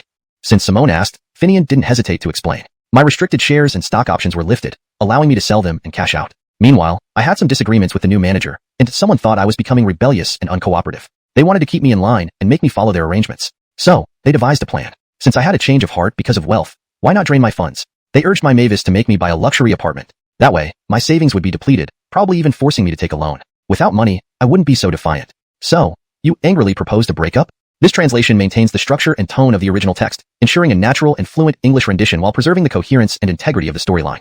Employees shouldn't be too wealthy, otherwise they might lose motivation or even start their own businesses. Both outcomes are enemies of corporate owners. Thus, they exploit company events to tempt or assist rewarded employees into spending their earnings. This way, you'd have to work harder for the company to earn more rewards. Just like keeping an eagle hungry so it won't fly away. Pretty much. I usually avoid such activities unless it's a mandatory company networking event. I often opt for cash instead of trips to places like Singapore, Malaysia, Las Vegas, or other exotic locations. I'd rather spend time with my Bridget than go on those tours. So your Mavis met you at one of those galas? Exactly. The family hoped she could change me, given the usual soap opera-like power struggles in family businesses. So you fell for it? What? At the time, I didn't see anything wrong and thought it was nice to make a new friend. Humph, nice indeed. Mentioning this made Simone uncomfortable and irrational. Her obvious reaction prompted Finian to explain hastily. At first, it was just intriguing, being a sea turtle returning from abroad, sharing tales of different cultures and education experiences. Just normal interaction. There's no need to be jealous. We were technically dating, but nothing serious happened. Nothing happened? I don't believe it. No hand-holding or hugging. As for further advances, you claim she refused. But who knows if that's true? Should I check with others? Do you still not trust me? Nothing happened. Let's be reasonable, okay? Finian was getting agitated, but seeing his frustration, Simone laughed and waved her hand. All right, I believe you. Nothing happened. Continue. After meeting her, we weren't overly affectionate like typical couples, but spent considerable time together. Soon, rumors spread that we were dating. She never denied it, and I moved to a new base for a long time. When I returned, everyone already considered us a couple. So you just went along with it? Simone interjected again. Can you let me finish before commenting? Finian asked helplessly. Okay, keep talking. At that point, my Bridget urged me to find a wife, and since she didn't object, I went along with it. We started trying to date. Huh. Simone chuckled disdainfully, but quickly stopped when Finian glared at her. Please continue. I'm listening. After dating, we realized our initial rapport was only due to mutual curiosity. With no conflicts or need for compromise, we got along easily. But as we dated, we discovered the huge gap and incompatibility between a country bumpkin and a sophisticated lady. Moreover, we had irreconcilable differences over my Bridget. Since we never officially announced our relationship, we figured a gradual distance would naturally lead to a breakup. Why bring up buying a house then? That was because I disagreed with the new CEO's real estate plan and was sidelined. She unexpectedly came to comfort and persuade me. Initially, I thought it was about our past friendship. Little did I know, it was her sales tactic mixed with ulterior motives. What did she want? She simply wanted to sell a luxurious villa built by the company. Buying it would deplete my savings and force me to borrow heavily from the company. This way, all the rewards I earned would be reclaimed, and I'd owe the company a lot. What a clever scheme. Why say the breakup was because of your Bridget? To give a reason. If I didn't, what would she tell them? Why did they send her if not because they believed we were still dating? Interestingly, she even revealed some insider details to me. So good? You still think of her? Translation notes. 1. Opinion names. Proper names are translated directly as per provided. 2. Tone and style. Maintained informal yet conversational tone similar to original text. 3. Paragraph structure and line breaks. Kept as close as possible to the original for coherence. 4. Natural fluency. Ensured sentences flow naturally and grammatically correctly in English. Chapter 93. Resignation. It's not that I can't stop thinking about her, but I had some inklings before, always vague and unclear. Even after a colleague went to Southeast Asia and then to Las Vegas and became obsessed with casinos, I still didn't fully understand the reasons. It was what she told me that made it clear. Some things are deliberately set up by people. But when real problems arise, it's still due to your lack of firm willpower and bad choices. What about your colleague? He's still at the company. This time, he covered for the second generation in their scheme to defraud subsidies. However, if it all comes out, he'll be the perfect scapegoat, fitting both the motive and everything else perfectly. Although Finian spoke calmly, Simone felt a chill run down her spine. She shrank back and looked at Finian. So, what do you plan to do? What to do? While there's still some free time now, I'll go ahead and handle my resignation, clean up matters like shares and the car, and come back to manage this land properly. Maybe being a farmer is better. At least farmers don't have to engage in intrigue or worry about being cheated. Plus, there's you here, right? Really? Of course really. So you're going to resign. I'm coming too. Why are you going? Just to see. Are you feeling guilty about something? How could I? If you want to go, then go. Seeing Finian agreed, Simone smiled, stood up as if she was going to rest. But when Finian stood to see her off, she suddenly kissed him. Taking advantage of his momentary daze, she turned and ran away, leaving behind laughter and a message. You agreed. I'm going with you. Finian stood there dazed for a while before touching the spot on his face where Simone had kissed him and murmured, "Is this sealing our deal with a kiss?" True to her impulsive nature, Simone arranged matters with Damela and Jacques the next day. Using the pretext of Finian needing to handle capitalization of shares, they reported to the town officials and requested to go out together. The town authorities were very supportive. After all, if Finian's money returns to the county, isn't that a good thing? Later, if they can gradually convince him to invest locally, wouldn't that also count towards the town's achievements? Besides, with Jacques, Damela, and Sean each handling separate responsibilities in the village, Finian's absence for a few days wouldn't be a big issue. So Simone only told Finian about her plans for resignation after booking the high-speed train tickets. Hearing this, Finian paused briefly before responding. Okay, let's go soon and come back quickly. The sooner it's done, the better. Simone thought Finian might grumble about her making decisions without him, but seeing his agreement, she felt somewhat surprised and asked, Aren't you upset? Upset about what? We need to do it anyway. Sooner is better. Besides, dragging it out further might lead to complications if the company tries to persuade me to stay or reinstates me. After all, this was the only company I've worked for since graduating. Although some people there weren't honest, the savings I accumulated came from this company too. Also, I intended to visit my university professor to discuss collaboration. Collaboration? You mean the integrated farming and processing project? Yes, it was initially proposed by my professor, but it was shelved due to funding and land issues. Additionally, we need help from them for the crossbreeding of wild peppers and local peppers. And besides that, Ureo has been researching materials related to herb cultivation to improve it. For animal feed crops, I'm less familiar.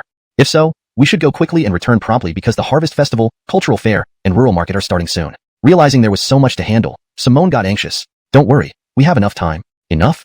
At the university, we probably won't have enough time to talk. But why not bring the professor here to discuss? It would be good to let him experience the rural market and see the soil and environment firsthand for suggestions and ideas. You think you can invite your professor here? Probably. But no, I should inform the town first, so we don't end up scrambling last minute. After saying this, Simone immediately left to report to the town. Seeing her hurried manner, Finian said teasingly, "Do you really need to be that rushed?"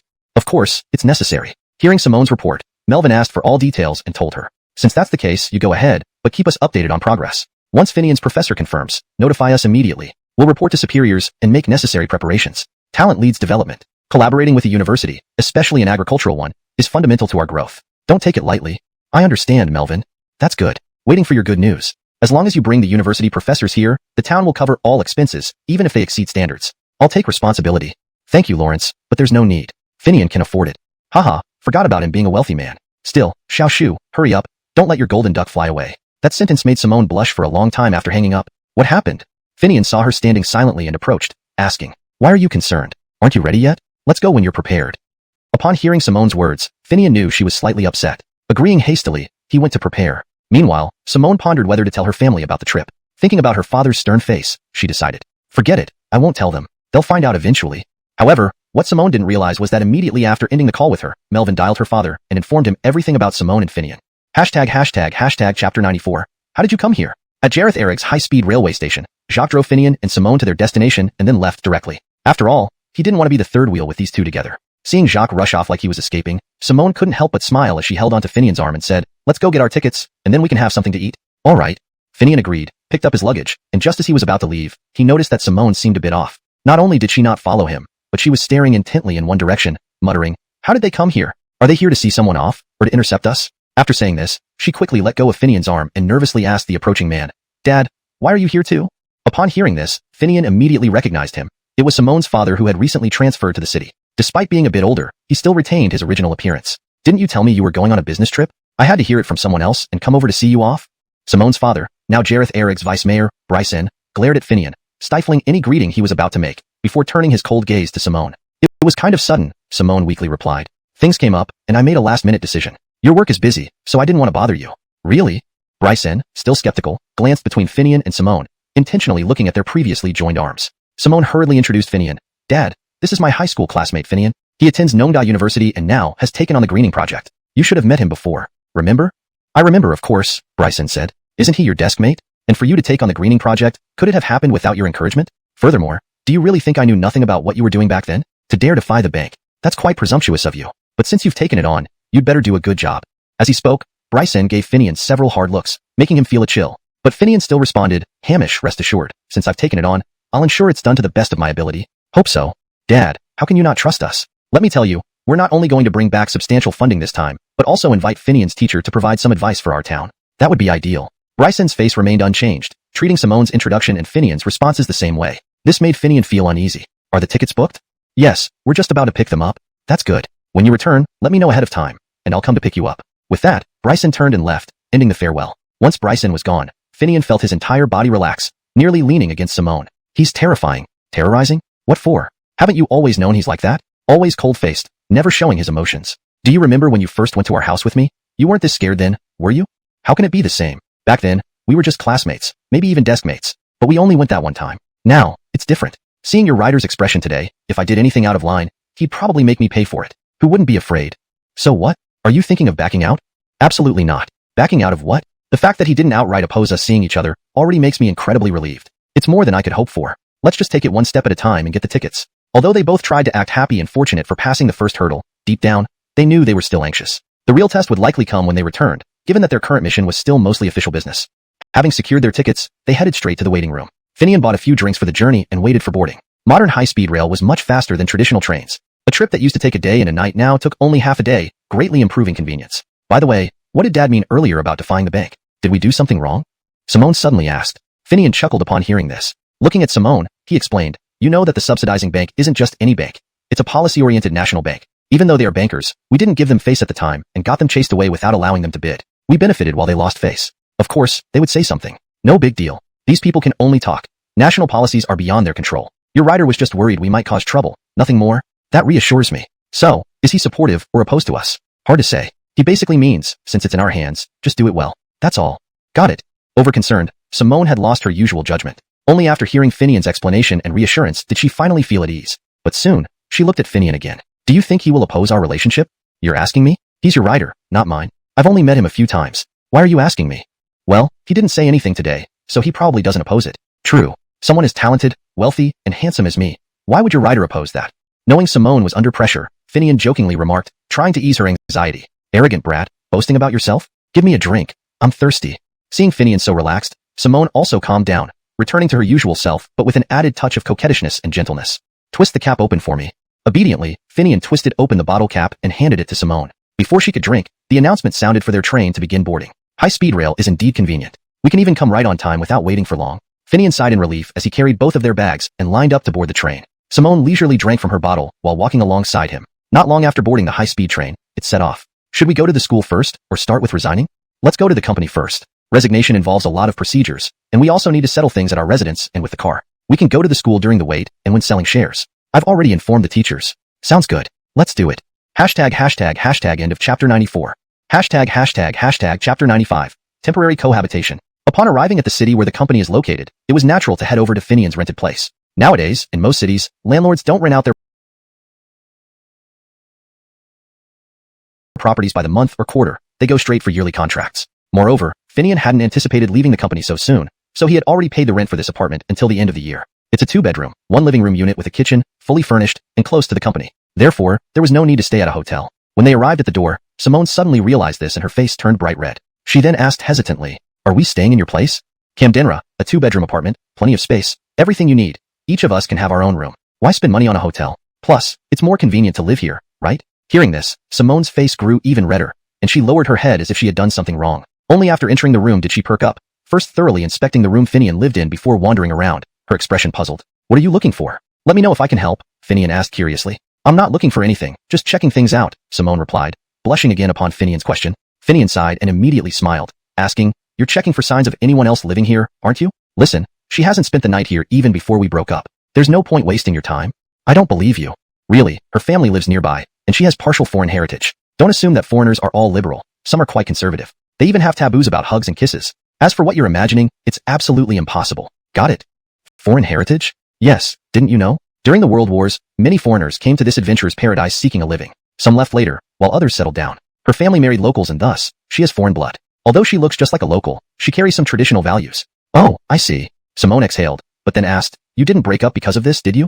"What are you talking about?" "Actually, it was her conservatism that made us delay breaking up. Otherwise, we would have exposed our differences much earlier during marriage talks. That would have led to an even earlier breakup. You know, I'd never leave my Bridget alone. While she's healthy, I can work outside, but when she's unwell, I'll be there to take care of her, ensuring her peace and happiness." Mentioning this, Finian became incredibly serious. To him, his Bridget was the closest person, and their mutual support was the reason they made it this far. Seeing Finian's reaction, Simone understood this topic should be avoided. It was a touchy subject. "When are you going back to the company?" "It's late today, and we need to clean and buy some necessities. Tomorrow should be fine. Don't worry, she's been assigned overseas. We won't run into her."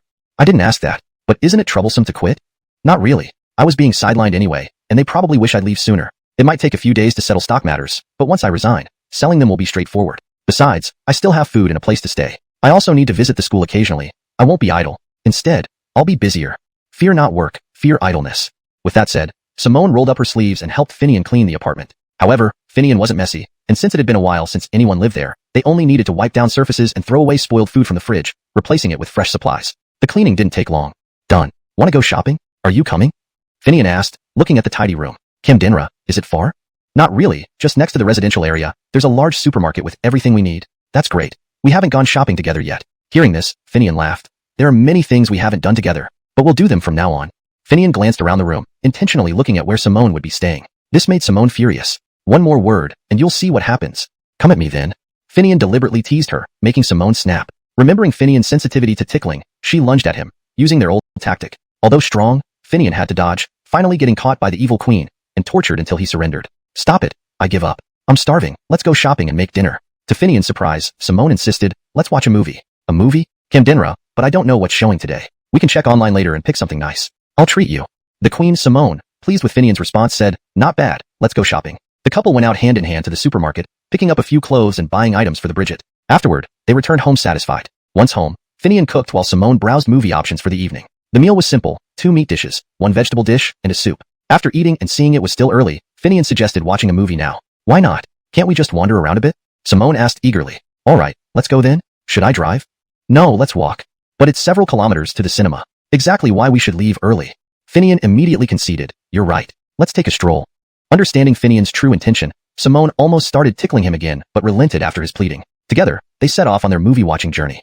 Chapter 96, Resignation. The quality of the movie was of no concern to Finian and Simone. What they felt most was the soreness and numbness in their legs from sitting for so long. The snacks were delicious, and they enjoyed them thoroughly, although their stomachs were now a bit full. Apart from that, their spirits were uplifted. Upon returning home, however, they both collapsed on the sofa, feeling too lazy to move. But it was already late, and Finian had to go to the company tomorrow to process his resignation. It was time to sleep. At the thought of sleeping, Finian remained unfazed, but Simone's face turned red once again. This was her first time being alone with a man, and this man happened to be the one she admired. They had agreed earlier that each would take one room, but why did it feel like something else was about to happen? Simone glanced at Finian and found him looking back at her, not just any look, but with a burning intensity in his eyes. What are you going to do?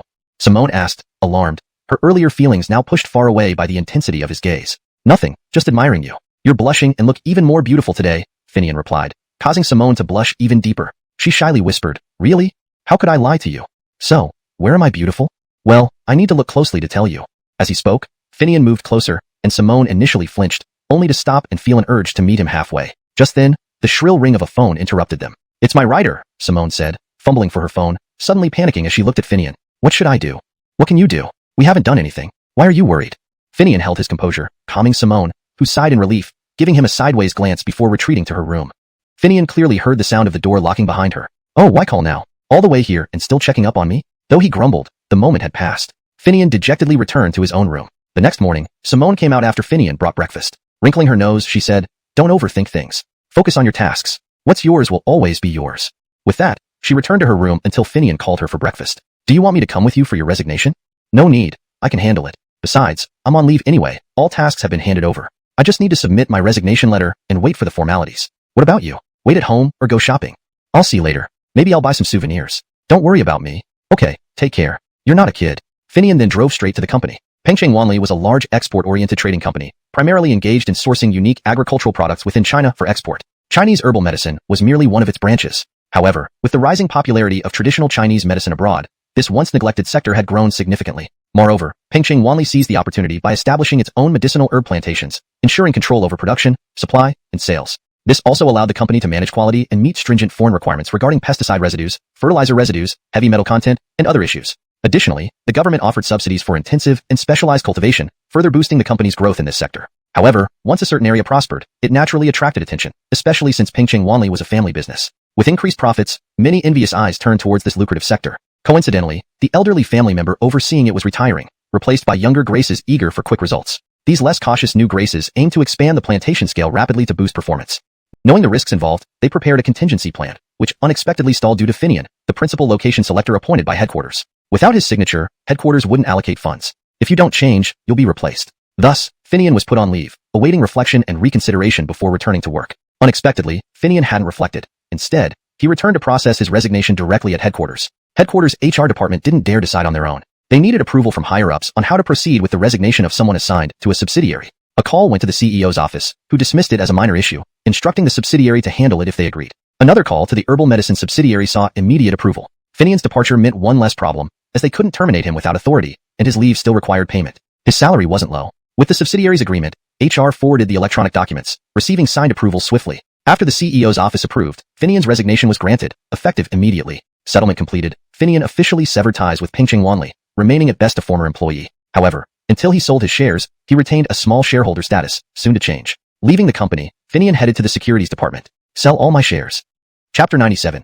Who allowed you to leave? Since Pengcheng Wanli Corporation oversees several superior companies, the headquarters has established a securities department. Its primary responsibilities include monitoring and managing fluctuations in our company's stock prices, as well as investing in suitable stocks from other companies. Additionally, it manages shares held by employees within the company. After all, many of these employees holding shares are recipients of original stocks and subsequently awarded shares. Without proper management, if they were allowed to freely sell or transfer their shares, wouldn't it cause chaos? Besides creating price volatility, preventing outsiders from shorting our company's stock or plotting other schemes also requires strict control, right? The company has always maintained that if an employee wants to transfer their shares, they must do so at market price, with the company first purchasing them and then deciding who takes over. Despite this, the securities department remains largely a laid-back place where retired seniors from the company and family members often end up, earning salaries and holding positions. As for the actual work, younger employees handle it, while major decisions rest with the president's office and the shareholders board, leaving little for the securities department to decide. Finian wanted to sell his shares, so naturally, he came to the securities department. If they agreed, the process would be faster than going through any securities firm, with the price following current market rates and the company funding the purchase. Upon arriving at the securities department, Finian directly explained his intentions and verified his identity. A young employee began checking Finian's shares. Upon seeing the amount under Finian's name and the possible acquisition cost, the employee's expression immediately changed, looking at Finian anxiously. This is beyond my authority. I need to report to a superior. All right, can you give me a detailed list first?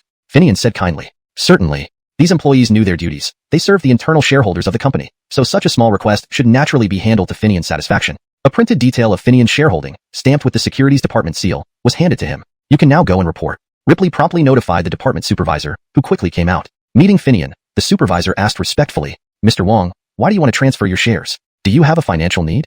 Regarding internal employee shareholdings, his duty was to understand the reasons first to help decision-makers make informed choices. Funding is one reason, but mainly, I've just processed my resignation. Resignation? Has the president's office approved it? Not only approved, but the procedures are already complete. Finian smiled and calmly responded to the supervisor. This left the supervisor, who initially intended to persuade Finian against selling his shares and suggested applying for an internal loan, momentarily stunned. He's resigned. Why keep the shares? As for loans, that's an internal benefit unavailable to ex-employees. In that case, I also need to report upwards since Mr. Wong's share quantity is too large for me to authorize. I'm in a hurry, so please go ahead. Hearing this, the supervisor returned to the office, first reporting the matter to the securities department manager. Upon hearing Finian's name and the size of the shares to be transferred, the manager flew into a rage. Who authorized his resignation? Camden, a person should not be allowed to leave just to retain his shares. He picked up the phone and dialed the president's office, immediately questioning them. How many resignations did you approve today? Just one, Orson. Who approved it? Tell me. What's wrong, Orson? Is there an issue?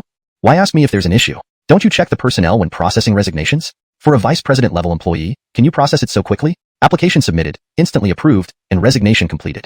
Now he's here asking to sell his shares. What do we do? Whoever approved the resignation should handle the funds and take back the shares. Damn bastards. Orson, don't be angry. What exactly happened? Facing the securities department manager's tirade, the president's office representative dared not complain, only urgently inquiring, what happened? Didn't you check whose resignation you were approving? He might bear the title of supervisor, but are all supervisors the same? Let me tell you, the proposal to establish a medicinal herb cultivation base was his idea. Don't you know how beneficial it has been for the herbal medicine company? Can we let such a person leave? Also, because of this plan, he was rewarded with numerous shares. Moreover, he purchased original shares during the IPO which are now unrestricted. This massive financial gap, who will fill it? Let me tell you, I don't have the authority to resolve this. Whoever approved the resignation should handle it. He's sitting right here waiting. Damn fools. Finally, the manager hung up the phone angrily after swearing once more. But despite his anger, Finian was still waiting up front. If no solution could be found here, Finian, holding his share certificate, could simply turn around and sell them on the stock market, possibly fetching a higher price. Keep in mind, traditional Chinese medicine stocks are currently in high demand, hard to obtain even if you had the money. Moreover, while Finian's shares weren't excessive, they were substantial. If they fell into the hands of someone with malicious intent, it would create significant trouble. But the manager knew what he could do. After all, Finian's resignation was final, and coming directly to the securities department for share sales was already considerate. Anyone else would have approached a securities firm directly. Thinking about it, he realized he couldn't keep Finian waiting. He immediately instructed the supervisor to escort Finian to the VIP room, serve him tea, and entertain him properly while picking up the phone himself. One of the old comrades from the herbal medicine company was now working idly at the securities department, earning a salary. Finian was his former subordinate or acquaintance, so he should step in. What? Finian resigned? Who approved it? Chapter 98. Non-compete agreement. Who gave you permission to leave? The former superior arrived and asked sternly. He knew Finian best. This man was undoubtedly a talent. Initially, the medicinal materials company was nothing more than a somewhat capable second-generation dealer. However, due to the chaotic nature of the domestic traditional Chinese medicine, TCM, market, where profit-seeking overshadowed quality control, the quality of TCM ingredients gradually declined each year, eventually deteriorating day by day. Facing the domestic market was still manageable for the company since there were fewer sophisticated inspection methods compared to relying on sight and taste, which couldn't match the precision of foreign instruments. Without mentioning pesticide residues, chemical fertilizers, or heavy metal contamination, how could anyone possibly detect these issues through taste alone? Yet, when these herbs were exported, foreign inspections would lead not only to returns but also demands for compensation. The company had suffered considerable losses due to such incidents, incurring huge financial burdens that only the family's financial reserves could withstand. It was this individual who proposed establishing proprietary bases to control the quality of herbal materials, integrating production, supply, and sales, thus qualifying the company for government subsidy. Priced raw materials or basic processing, those materials became highly expensive abroad once processed into finished goods. Importing them back resulted in similar inflated prices, meaning most profits went to foreigners. Finian's suggestion tackled this issue head-on.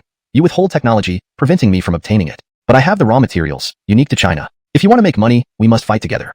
We cannot allow ourselves to be exploited as a cheap supplier. Adhering to Finian's advice, Pengcheng Pharmaceutical indeed found this to be the right path. Hence, given his contributions, he earned a significant stake in the company. Of course, it was also a way to draw him closer to the fold. If it weren't for Finian's attachment to his Bridget in his hometown, the headquarters would have already assimilated him into the family by offering luxurious housing and introducing him to a suitable woman. Now, instead of recruiting him, they let him go without clear reasons. No wonder the old Grace was furious, confronting Finian upon seeing him. I didn't know. My Bridget missed me, and I was on extended leave from the company. So, I thought it'd be better to resign and take care of her. After I submitted my resignation, HR and the president's office approved it promptly. As for who approved it, I don't know. You were on extended leave? How did I not know about this? Who approved it was less important, but how did he not know Finian was on leave, especially considering recent activities within the company? Haha, Finian smiled, spreading his hands and shaking his head. Maybe Grace ship mental. Outsiders might not realize it, but within the TCM import-export industry, Finian was a formidable figure. His two strategies had secured Pengcheng's foundation and led to its current prominence in the field. One day becoming the Grace in the industry was not far-fetched. It was almost inevitable. His departure and sale of shares would declare him free, sparking competition among other companies. His joining any competitor would harm Pengcheng. You can resign, and transferring your shares is acceptable, but you must sign a non-compete agreement. Rest assured, we'll compensate you. ##### Chapter 99. Alma Mater. A non-compete agreement is a measure designed to prevent malicious competition within industries that are highly technical or innovative. It prevents former employees from disclosing trade secrets to their new employers, and ensures they do not engage in similar work for a specified period after leaving their original company. This serves as an effective means to curb cutthroat competition among peers. However, Finian's current situation shouldn't typically fall under the scope of a non-compete agreement. But capital, from its inception, has always been steeped in blood and greed. Having Finian sign this agreement was meant to prevent him from working at another herbal medicine export company, thereby leveraging his talent against Pengcheng Wanli's existing initiatives. Pengcheng Wanli was aggressively expanding, aiming to monopolize the export market for certain herbs, giving them absolute control. Finian's former boss believed that in a couple of years, once Pengcheng Wanli had secured its position, even the instigator, Finian, would be powerless against it. After all, Pengcheng Wanli would have to compensate Finian significantly for the agreement to take effect. Over time, this wouldn't be cost-effective. Kim Denra, but I need to review the terms of the agreement. Of course, the Ted replied cheerfully upon hearing Finian's agreement. Large companies usually have their non-compete agreements drafted meticulously by legal advisors, with few if any loopholes. But who could predict that Finian, after resigning, wouldn't seek employment elsewhere but instead returned home to farm? Moreover, farming where he lived didn't involve foreign trade. The non-compete agreement primarily restricted his employment choices. It couldn't control his decision to farm, especially for national reforestation projects. Still, Pengcheng Wanli would pay a substantial amount in non-compete compensation over 2 years after Finian signed the agreement. I didn't expect it to be such a considerable sum, Finian thought when he saw the figures on the agreement. So, how about it? Sign this non-compete agreement, and the share transfer will be settled immediately. The compensation listed here will be paid to you in one lump sum. Really? Absolutely, Pengcheng Wanli won't deceive you. Alright, just give me a moment. My lawyer should arrive shortly. I'll sign as soon as he gets here. Is that okay? Smiling, Finian responded to Coulter's inducement. Old Fox. Young Fox. Both men, smiling outwardly, referred to each other privately by these names. The Ted, realizing Finian had already hired a lawyer, understood that all his plans might fall through. If he wanted to avoid making an enemy out of Finian, it was best to settle the agreement, share buyback, and non-compete compensation today. Otherwise, it might push Finian into opposing Pengcheng Wanli. Thinking of this, he silently cursed the brainless person who approved Finian's resignation countless times. He knew better than to push Finian too far. Who knew what schemes this young fox had up his sleeve? After reporting the situation to the CEO's office and insisting the finance department prepare the money, he emphasized there must be no delays or withholding. He actually hired a lawyer? Prepared indeed. Losing someone like him is regrettable, but at least we have a non-compete agreement. Have the finance department prepare the funds without any resistance. With the Ted's cooperation, Finian received the proceeds from the share transfer and a substantial non-compete compensation, walking out of Pengcheng Wanli alongside his satisfied lawyer. As he stepped out the main gate, Finian glanced back. Farewell, my first job. How so? You seem reluctant. From your earlier demeanor, if you hadn't been prepared, things wouldn't have gone smoothly today. Looking at Finian, the lawyer chuckled. Do I? Absolutely. I've seen this scenario many times. Companies promise anything during negotiations, but will resort to underhanded tactics if you don't have a solid legal foundation. They'll drag things out, even if it doesn't benefit them, just to make life difficult for you. To them, challenging a large company as an individual is sheer folly. Once someone holds a position, they feel invincible and will employ any means without hesitation. This revised version ensures that the translation reads naturally and fluently in English while accurately conveying the meaning of the original text. It maintains consistency in terminology and style, ensuring the context and tone are preserved. You're right, sometimes it is like that. But I won't let that happen, not now or in the future. What's going on? Are you planning to go abroad? Abroad? No, I'm going back home to farm. Really? Of course. Why would I lie? We can't collaborate anymore though. You're a great lawyer. Yes? That's unfortunate, but it's a pity you missed out on having a great lawyer like me, isn't it? The lawyer was Finian's long-term legal advisor, managing his shares. With the sale of his shares, their collaboration naturally ended. But then Finian thought for a moment and suddenly said, missed out? Cities like theirs. The available land and existing projects fit perfectly with Finian's financial capability. He had received millions from selling shares and a substantial severance package over 2 years, totaling 5 million yuan. This amount was enough to support a greening project, with additional interest-free loans from the government. Thus, everything went smoothly during Finian's visit to his alma mater. Simone observed Finian handle a series of tasks seamlessly and admired his efficiency. After all, both Finian's resignation and collaboration with the university were complicated issues. They expected only modest progress. Yet, Finian managed these matters so effortlessly because the research project had originated from Aaron's work when Finian was still a student. Due to land and funding constraints, it had been shelved. Now that both issues were resolved, the school was delighted. Moreover, Finian was well prepared, considering everyone's interests and even bringing a lawyer. A cooperation agreement emphasizing both research and practical benefits was swiftly formed, and Finian promptly provided the initial funds. Cambridge efficiency was highly appreciated. Therefore, Aaron was asked to lead some students alongside Finian for an initial land inspection at Finian's hometown. If more manpower was needed later, they could request it from the school. The return journey on the high-speed train included not only Finian and Simone, but also Finian's hired lawyer, Ross, who accompanied Aaron to Jarethcheng. You're right, teacher. You've always been busy with teaching and research. You should come out and see the world. Life shouldn't be just between the base and the campus. Indeed, Aaron, as a leading professor at the agricultural university, spent most of his time on research and guiding students. Although he traveled frequently, it was mostly to the university's agricultural bases, leaving little time for leisure travel. Not yet. While my health permits, I must do more. When my strength wanes, I'll rest without your urging. Don't worry. I'm not someone who neglects my health. Aaron laughed after hearing Finian's words, then quickly turned to the current project. You say the land you leased has poor water-retaining red clay soil and covers a large area? Yes, it's all red clay. Actually, calling it large might not be accurate. To put it simply, according to the map, both the length and width are measured in kilometers. Map distance is already that vast? Is your budget sufficient? Aaron was surprised because planting trees can be quite costly. Map distance is a straight line measurement, while the actual area would be much larger due to terrain variations. He was concerned whether Finian's tens of millions would be enough. Teacher, don't worry. It's enough. Besides, the funds don't include the considerable state subsidies. Moreover, although planting trees can be expensive, the main costs lie in soil and water. My plot, though made of red clay, is suitable for certain tree species. Mainly, the red clay lacks moisture, but water is abundant where I am. Even excessive use isn't a problem. The power company is worried I might set up a hydroelectric station. No lack of water? Why was it left abandoned until you took it over? Aaron was puzzled. Well, people were deceived before and lost their way. They destroyed a small stream that used to flow through the area, turning a once water-rich land into a water-scarce one. After my improvements, it's now back to being abundant. Moreover, it was originally farmland owned by the village, but due to low productivity caused by the water shortage, it was designated as forest land. I see. Then you got a bargain. For an agricultural professor, any land could be cultivated, given the right investment. With Finian having both land and water, tree planting should be straightforward. As they talked animatedly, they approached the station. Simone reminded them, we're about to arrive. Get ready. Someone will be there to welcome us. Upon hearing this, Finian looked at Simone. You informed the town authorities? Isn't this too much trouble? Simone replied, not just the town but also county and city officials. This is Demela's idea. Professor Dom's arrival coincides with our harvest festival, cultural fair, and village market. She's thrilled. Finian understood. It was part of the publicity campaign. Turning to his teacher, he said, Teacher, I didn't know about this. Aaron chuckled. I understand. Marketing is important today. Even good wine needs promotion. Anything that benefits our research and your project is acceptable. But what are these festivals and markets about? Simone quickly explained the events. That's great. We'll join in. It's a perfect opportunity to learn about local specialties, right? Chapter 101. It's gotten a bit too grand. This is getting a bit too grand, isn't it? Despite being somewhat prepared for a welcome, everyone was still taken aback upon stepping out of the car. Aaron furrowed his brows while Finian muttered to himself. Right outside the high-speed rail station square, a huge banner had been unfurled, with large words reading, Welcome Professor Aaron from Agricultural University and celebrate the successful signing of the Jareth-Erig Campus Enterprise Cooperation Agreement. Beneath the banner stood a line of Iveco buses, marked for official reception duty. Beside them were drivers wearing white gloves, smiling as they watched Finian and the others emerge from the station. Among the welcoming crowd were officials from the county and town, whom Finian recognized but none occupied the central main position. Obviously, the person leading them must be a city-level grace, someone with considerable authority. To one side stood a news van with the clear mark of Jareth-Erig TV. What's going on here?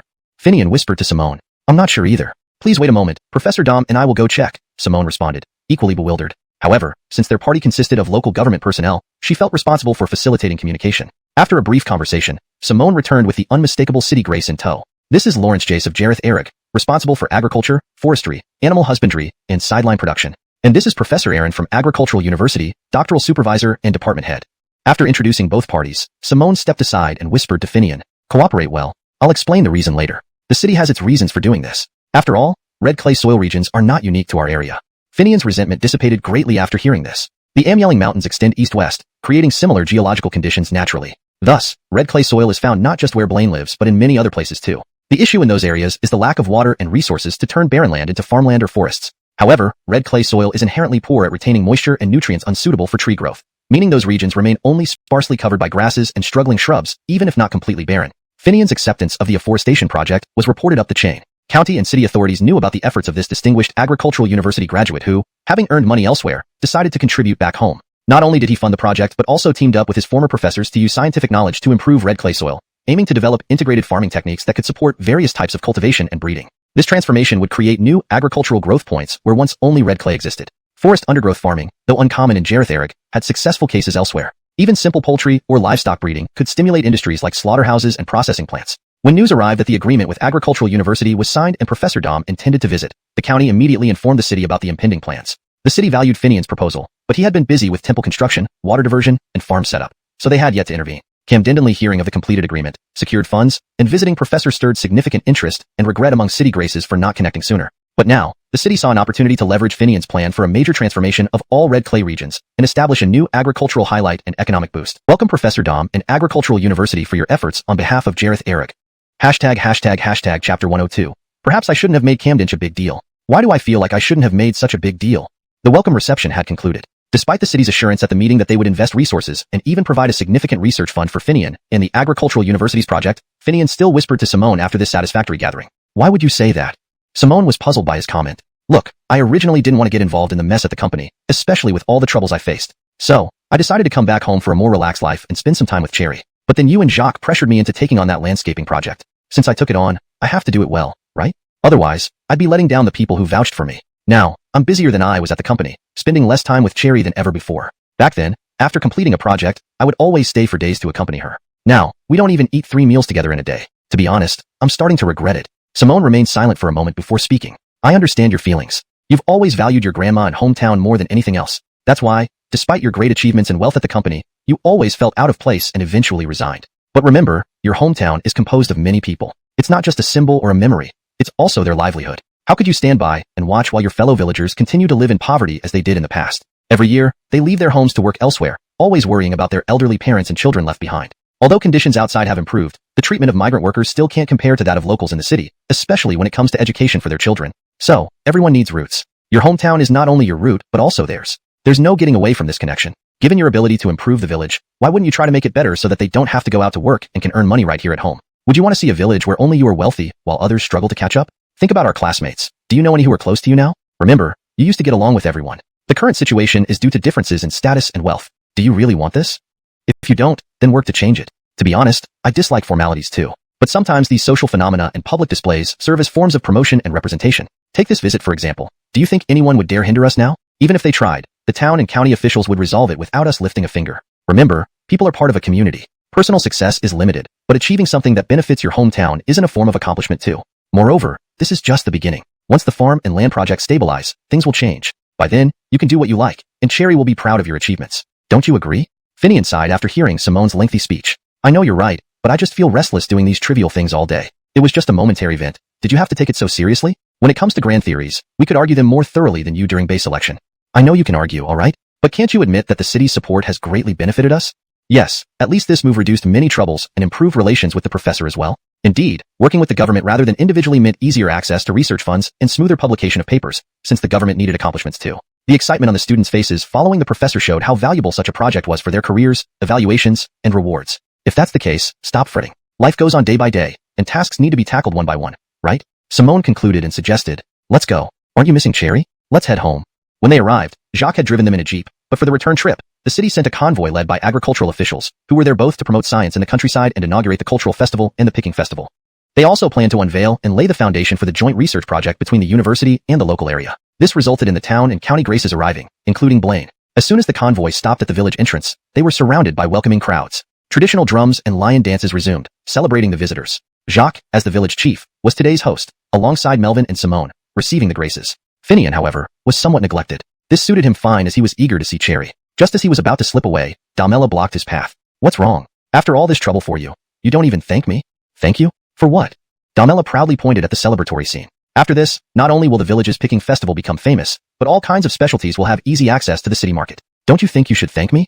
Chapter 103, Damela's Business Mindset. Finian originally thought all this was the handiwork of Simone's father, but he didn't expect that it would be the result of Damela's manipulations. Was it you? Then I should thank you then. What? Not me? Who else do you think it could be? You don't believe it was done by Simone's hero, right? Do you even know him? At best, he would only agree with what others propose. Asking him to take the initiative on matters concerning Simone? He'd rather die than do so. Don't even entertain the idea. You understand? That is true. His stern face always makes me feel uneasy even now. Uneasy? If your conscience is clear, what do you have to be uneasy about? Isn't it just that you want to marry Simone? There's nothing wrong with that. However, having such a connection means he cannot easily get involved. That's why I seized the opportunity and took advantage, isn't it? At this point, Damela giggled. Seeing her actually so delighted, Finian was puzzled. Hosting a successful harvest festival doesn't require this much happiness, does it? After all, the tourism industry differs from other industries. It thrives on steady growth. When something becomes excessively popular too quickly, it often can't last long. When it gets crowded during peak times and nobody comes during off-peak times, this becomes a taboo for tourism companies, especially for market expansion ones like Damela's. Spending efforts to open a market only for it to become wildly popular may not necessarily bring benefits to the pioneer. Instead, it attracts too many opportunists, leading to everyone getting little profit. Whenever something gets overly popular, there are bound to be oversights. With more people, these issues are magnified, which is harmful for new attractions. They might gain too many negative factors and decline rapidly. It's challenging for an attraction to recover after such a sudden fall. Manage to grasp everything so clearly and respond so quickly. It was you. Well done. Understanding this, Finian felt a strange sensation he couldn't describe. What could he say? Damela's method indeed achieved mutual benefits. However, her businessman-like tactics made him slightly uncomfortable. She should have informed him, right? Thankfully, Finian's matter proceeded smoothly this time. Otherwise, this surprise move would have put him in a very passive position. The government works systematically, unlike doing things on a whim. Additionally, it was fortunate that Finian had a cooperation agreement with Agronomy University, and Professor Aaron's visit was school arranged, not merely based on their teacher-student relationship. If Professor Dom came privately and encountered such a grand reception upon arrival, someone narrow-minded might turn back or delay cooperation out of irritation. In short, acting without informing beforehand is indeed not as beneficial as notifying ahead. For truly mutually beneficial matters, would Finian refuse? This impromptu approach could potentially place Finian in an awkward situation and hinder important affairs. Honestly, at his current stage, external help merely made his achievements seem more natural and reasonable. Did he think accepting the mountain god's legacy couldn't manage the present situation? However, since inheriting the legacy, those temperaments and behaviors unconsciously influenced Finian. The words he spoke to Simone after the reception were affected by the mountain god's traits. Now hearing Damela's explanation, dissatisfaction unwittingly showed on his face. A glance from Finian, filled with authority and penetrating intensity, seemed to see right through Damela, making her extremely uncomfortable. She was simultaneously awed by his authoritative demeanor, forgetting what she wanted to say, seeing only the unfeeling, cold eyes. In an instant, Damela almost dared not breathe, shivering and running away. Why did this happen? She ran away suddenly, mid-conversation. Finian, not realizing his mistake, muttered and went home to see his Bridget. He knew his Bridget, mindful of her age, feared being hurt in crowds and causing trouble for her grandson and villagers, would only peek from her doorstep and never go to crowded places. Therefore, Finian hurried home to accompany his Bridget, watching the village's rarely seen lion dance. Cherry, I'm back. Chapter 104, Finian changes. Cherry, I'm back. Finian called out joyfully as soon as he stepped into the door. Hearing her grandson whom she had been thinking about return, Cherry immediately came out of the room with a smile on her face. Aries is back? There was so much drumming and cheering outside. I was just about to go see what was happening. If you had come any later, I would have locked the door and gone myself. Then how would you have gotten in? Finian felt a pang in his heart at these words. His grandma always pretended to be energetic and young in front of him, never mentioning her age, so that he wouldn't worry and could focus on his work without concern. The idea of locking the door and watching from afar was probably just standing by the gate for a quick look, then returning home so she wouldn't miss anything while chatting with neighbors. Living alone, Cherry must feel lonely. Thinking this, Finian smiled and walked over to help her. Cherry, today the village has brought out the drum and lion dance teams to welcome the Graces. Let me accompany you to watch. The drum and lion dance teams are out? They usually only perform during social events. Back when the mountain god temple was still around, every time it was the mountain god's birthday, there would be drummers and dancers celebrating too. All the neighboring villages would send their troops to perform in front of the temple. That's where I first met your Muhammad. Remember to come again when the temple is rebuilt. I remember. Shall we go now? You'll come with me? Cherry's eyes suddenly lit up, but she then hesitated. Forget it. I'm old now and might slow you down. If something unexpected happens, it will be troublesome for you. You can go, but I won't. Then let me stay and chat with you at home. Saying this, Finian tried to help Cherry sit down, but she looked at him and asked, why are you so insistent on staying home with me? And where's Simone? Why did you come back alone? Has she returned home? Not yet. Since the Graces are here, she needs to give them reports as a public servant. I came back early to find you and watch the festivities. Will you come? If not, I'll stay home with you. Just then, a burst of drums and firecrackers erupted outside, the usual sign that the performance troupe had started their rounds. The procession involved the drummers and dancers touring every street in the village, performing various routines along the way, with the fireworks team leading the way, making it quite a lively scene. Cherry, who had almost refused again, heard the noise and immediately recalled those good old days. Looking at her grown-up grandson, she asked with a smile, you really want to come with me? Of course really. Then let my eldest grandson take me. It's been years since I saw such a spectacle. Even during the New Year performances, you're often not at home, and Jacques never invites me. I don't want to trouble anyone. Having my grandson at home is the best. Whatever festivities there are, you can take me to watch. Even when I can no longer walk, you can carry me there. Isn't that right? Right, Cherry. You say it all right. But your health is strong. You won't need me to carry you. Cherry laughed and replied, yes, I am very healthy. No need for you to carry me, or I might tire out my grandson. Speaking, Finian helped Cherry out of the house. The two puppies followed, but Finian turned and said, stay home and watch. No running around. The puppies obediently ran back inside and didn't follow anymore. Walking with Cherry down the main street, everyone they encountered asked in surprise, Great-grandma, you've come out to watch the show? Because of her high status in the family tree, most people with the Wong surname addressed her as Great-grandma. Cherry laughed and responded, yes, my eldest grandson is back, and he's coming with me, so there's nothing to fear. She walked confidently, her small feet moving steadily. Finian guided her towards the crowd, and villagers made way, smiling greetings as they passed. Cherry beamed the whole way, her mouth never closing in happiness. With her grandson by her side, she felt like the happiest person that day. Meanwhile, Damela seized the opportunity to approach Simone, who had finally managed a moment to sip water after a long day of meetings. Damela grabbed her hand and whispered, have you noticed Finian seems different lately? Is he unhappy with what I've done? Simone suddenly realized that Finian had disappeared without a trace. Though the Graces were being hosted by the town and village officials, and despite being the legal representative of their company, how could he sneak away without notice? Didn't Sister Damela expect him to be present? What if the Graces needed him? Thinking this, Simone couldn't help but show some anxiety and frustration, which Damela noticed, reinforcing her suspicions. Chapter 105, I'm fine. Damela was also a prominent figure in Jareth Eric. Otherwise, how could she have established such an enterprise as a woman? Moreover, not just anyone could easily deliver proposals to the government and seize opportunities with such precision. However, her previous successes had also shaped her self-centered personality, influenced by the business world where everyone revolved around her. Therefore, she did not think it inappropriate that she made decisions without consulting Finian or Simone. After all, she only took action after confirming everything went smoothly with Finian and Simone. But after Simone's words, Damela realized that she might have acted unilaterally, placing her own interests at the center. One must understand, if Professor Aaron of Agronomy University were to express his dissatisfaction and protest on behalf of the university due to today's surprise visit, how would she salvage the situation? Besides, with Lyle's unpredictable behavior, things could have taken a different turn.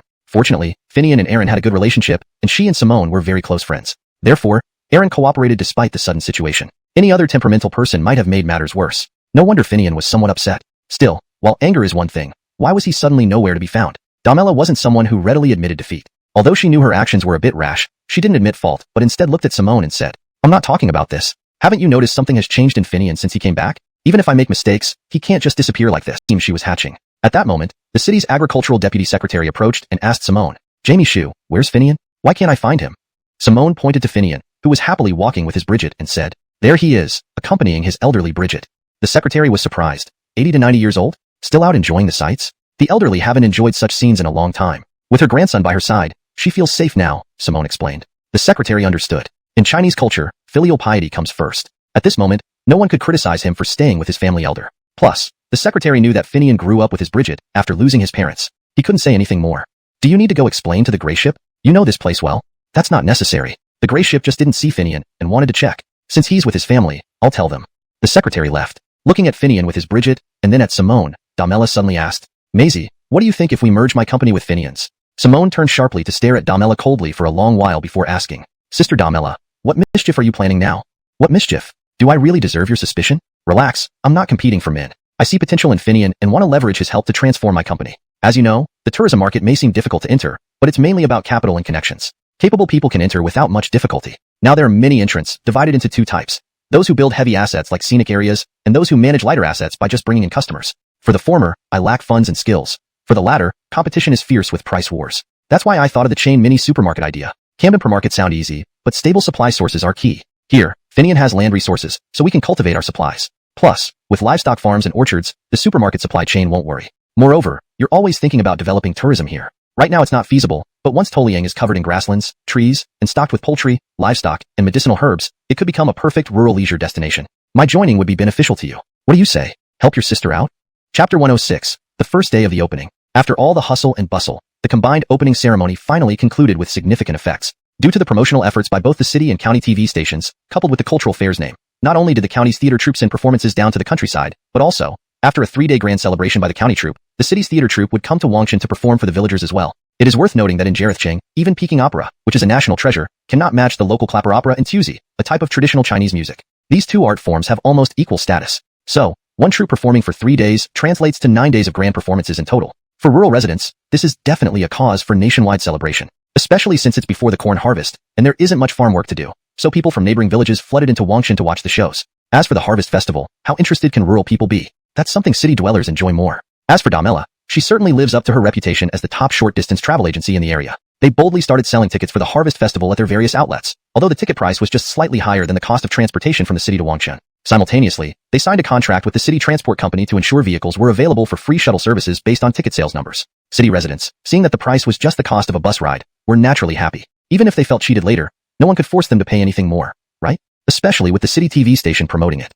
The city. The kitchen setup was open to everyone's view, with fresh ingredients directly from village gardens. Several women from the Wang family were seen washing vegetables and peeling onions right in front of everyone. Everything was transparent, leaving nothing to doubt. Fresh pork and tofu were delivered while still warm. There was nothing questionable about these items, as everyone knew what they were eating. Even the cooking oil was the same type used by many households.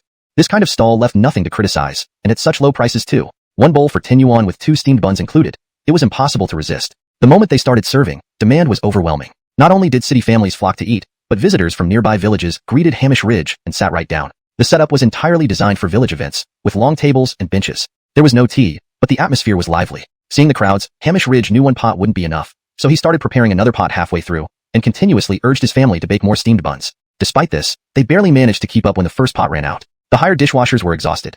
Each bowl needed to be washed 3 times, and even 6 people working in shifts couldn't keep up. With hundreds of large bowls, it was a massive task. When the crowd thinned out, someone wiped the sweat off their brow and asked, "How many bowls did we sell?" Before Hamish Ridge could answer, one of the dishwashers complained, "You should ask how many times we cycled through our hundreds, only early maturing, but their quality and flavor had also improved rather than diminished." This made him even more surprised. Generally speaking, everything has a rule. Premature things usually come with defects, and although some can be remedied later on, premature ripened fruits should definitely taste worse. Why were these special? After asking, Aaron didn't wait for Finian to answer.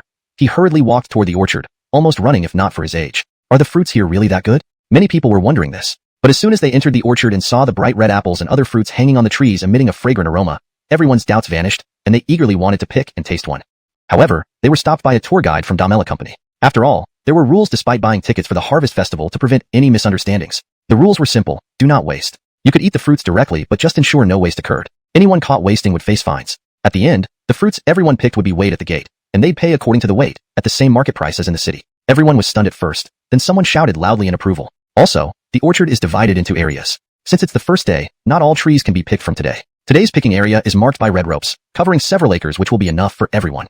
There are also genuine free-range chickens and ducks for sale inside the orchard. They're this year's young roosters and ducks, not culling egg-laying hens. If anyone needs them, mention it at the gate and you can choose your preferred ones. The price will be the same discount as in the city. Upon hearing this, another round of cheers erupted. Who wouldn't want to buy authentic rural free-range chickens at city prices? Therefore, all visitors resolved to buy a young rooster to stew when they left. You did pretty well. The deputy minister stood aside, holding an apple given by Finian, looking at the enthusiastic crowd and smiled. Not bad for a first try. Without experience, offering discounts also builds a good reputation for next year. Can this place withstand a large number of tourists? I noticed that for this harvest festival, only your orchard is involved. The deputy minister, aware of all the details, subtly pointed out Finian's shortcomings and drawbacks in organizing the event for the first time while smiling. Although only one orchard is involved, due to the local environment and conditions, this is the earliest ripening fruit area. Every household in the village has a few fruit trees. We haven't directed people to these households because their fruits need a few more days to ripen. Once the current orchard cannot satisfy visitors, the later ripening trees will take over. Meanwhile, this gives each household a chance to see tourist numbers and learn how to entertain guests for profit. Eventually, we'll organize events like picking fruits and vegetables from individual households and tasting homemade meals. Tourists will definitely be satisfied. Picking fruits and vegetables from individual households and eating at their homes? How do you handle the types of food and pricing? Simple, the variety isn't much of an issue. Rural dishes aren't numerous. What's available is eaten. Prices are regulated with a maximum cap, negotiable downwards, even free if both parties agree, without interference from the village. Jacques chimed in as it involved the village. What if someone wants to stay overnight?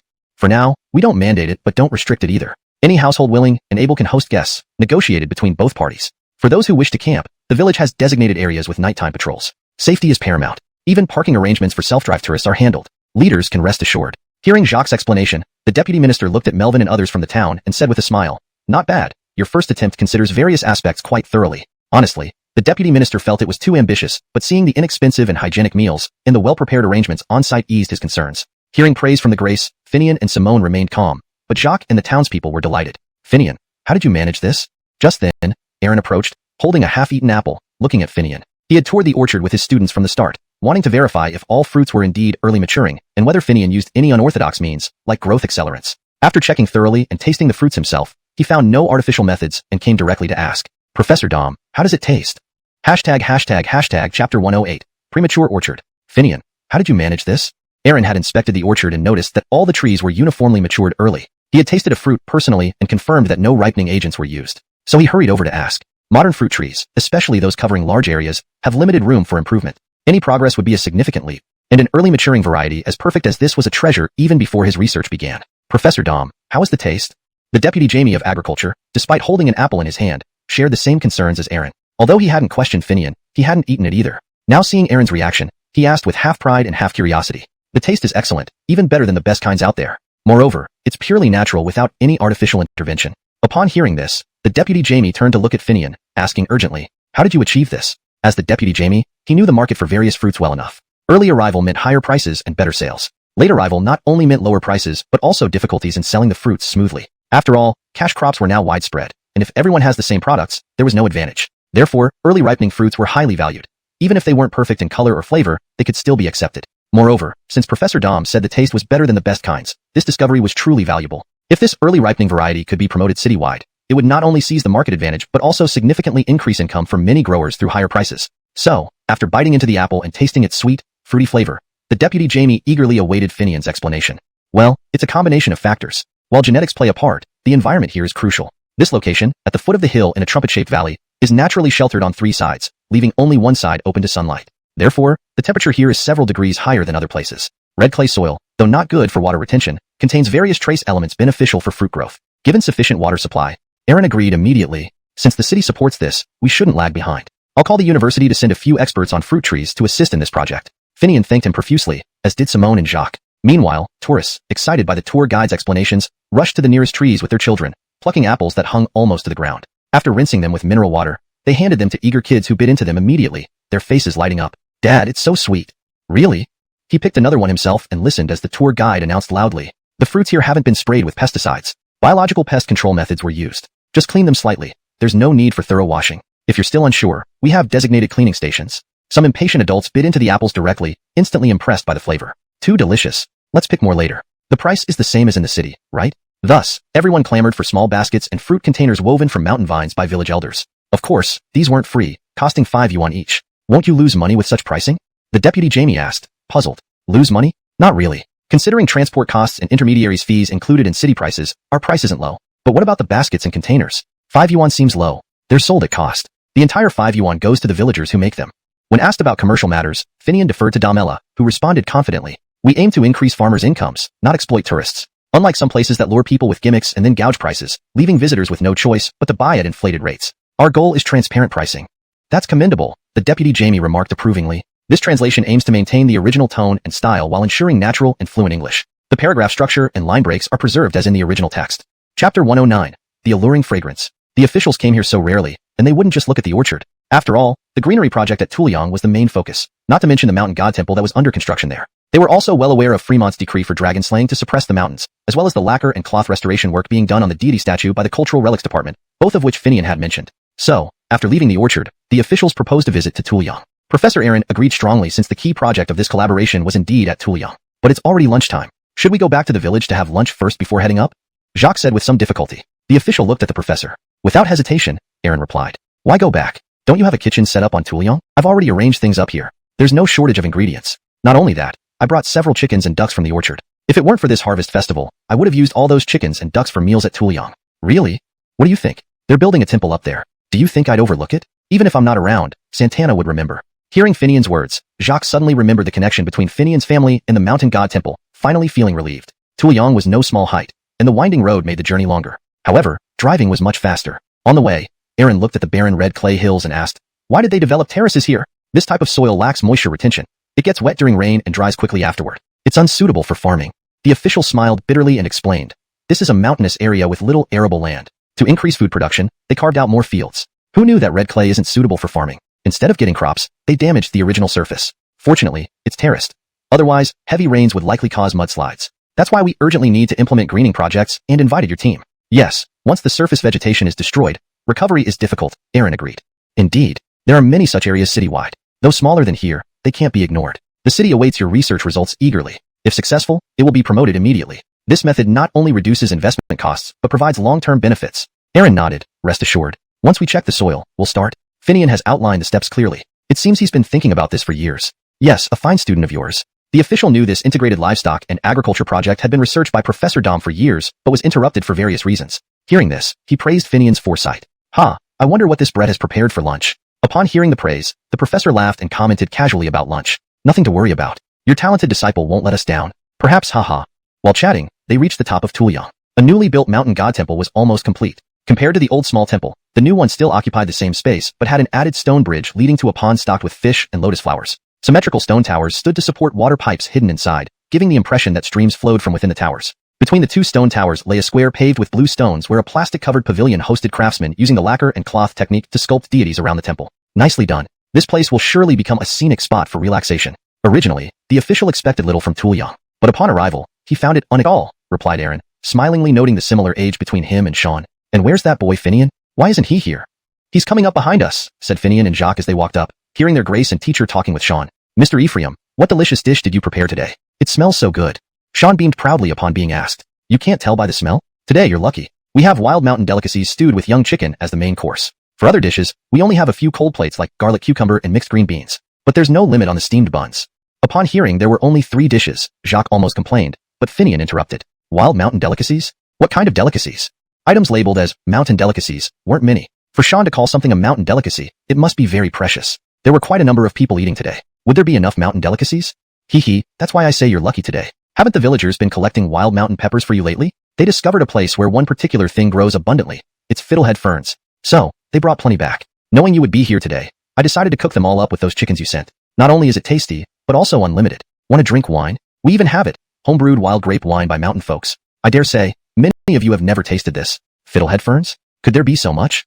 Before Finian could respond, Jacques interjected eagerly. Fiddlehead ferns, found deep in these mountains, are an extremely rare and valuable wild vegetable. Though classified as a wild vegetable, it is actually a type of fern whose roots curl up like a clenched fist, hence the name fiddlehead. This fern contains multiple nutrients and releases a special aroma when heated, making it incredibly inviting. In the past, locals dried this fern after harvesting and stored it for special occasions, such as holidays or when distinguished guests arrived. Its unique fragrance could be smelled from far away, greatly stimulating one's appetite and reducing the need for cooking oil. Now that everyone has plenty of cooking oil, people have discovered its health benefits, making it one of the rarer mountain delicacies. Needless to say, it is quite expensive and hard to come by. Who would have thought they'd feast on unlimited fiddlehead stewed chicken today? Having spent years in Jarethcheng, Jonas knew the value of these mountain ferns, but Aaron was unfamiliar with the local names and thus asked, "What is fiddlehead?"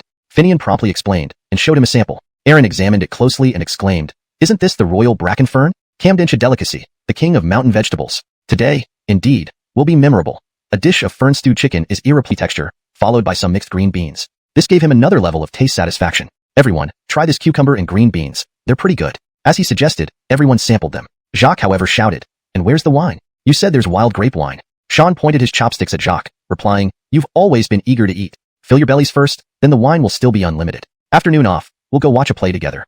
Hearing this, the workers cheered, "Old man Ephraim, great idea. Let's watch a play." Seeing the lively scene, Jonas turned to Aaron. "Professor Dom, the people here are rustic. Are you used to this?" Aaron smiled. "Why wouldn't I be? This is the best environment for me, not those formal banquets." "That's good," replied Jonas, pleased. Chapter 111, Finian's Plan. A simple but unexpected delightful meal brought smiles to all present, complemented by the wild grape wine in rustic jars served after dinner. Aaron and the agricultural vice were particularly pleased, even praising the master chef who beamed with joy. Even better was when Sean presented a large basket of dried fist vegetables to be packaged and distributed among everyone present. He emphasized, "This is at my own expense. It's not a bribe, nor should it be perceived as such. Please accept it without worry." With this reassurance, the agricultural vice nodded, and everyone felt comfortable accepting the gift. Exiting the makeshift restaurant, the group familiar. "It seems like a lost art?" Sean explained the preciousness of its revival, prompting Aaron to marvel. "I always knew you were multi-talented. Your sculptures in school freed you from worries. But I didn't realize you had such skills. I learned it from an uncle. It wasn't special at the time until I needed to make these statues and discovered its rarity. However, this opportunity will allow us to contribute to the National Cultural Heritage Department." Excellent work. Finian modestly accepted his teacher's praise while Sean interjected, "Let's not dally. You still need some time here. Give me the keys to Ferris's Jeep. Jacques and I will take the workers down for the show and return. The distance to the village is considerable, and the performance might start soon." Finian promptly handed over the Jeep keys. With the additional utility vehicle, they could transport all workers and cultural relics personnel in one trip. Once Sean and Jacques departed with the workers, Professor Dom, the agricultural vice, and Finian moved to a vantage point overlooking the entire Luss Ridge. The agricultural vice pointed below and asked, "What do you plan to do with such a vast area?" Finian glanced at his teacher, who gestured for him to speak. Finian began, "In school, you once proposed and conducted a comprehensive development project integrating farming and breeding on reclaimed land. I participated in it but it halted due to funding and land issues. However, I've continued thinking about and practicing this plan over the years. Although no complete prototype exists, each step can be traced through the various herb-based projects I've managed. For this place, red clay soil naturally lacks water and nutrients. To green it successfully, both are essential. Otherwise, despite investment and effort, it would merely be superficial, with saplings either dying slowly or surviving barely. Currently, water isn't an issue since it flows naturally. For irrigation, I plan to use gravity-fed systems, focusing on water-saving models. Thus, the water problem is solved. As for nutrients, two methods are available: chemical fertilizers or soil improvement. Chemicals save labor but cost more and pollute. Instead, I'll sow grass suitable for red clay and introduce livestock, pigs, cattle, sheep, etc., to graze. Dead grass and animal manure will enrich the soil naturally. Within 2 years, most areas will meet basic tree planting requirements. At that point, extensive reforestation can begin with high survival rates. Completing this in 5 years is feasible. The agricultural vice laughed. You seem to have overlooked one thing. Over those 2 years, accumulating funds for future reforestation efforts, right? How do you plan to manage the substantial capital? I certainly do have plans. Chapter 112, First Day's Revenue. What do you plan to do with it?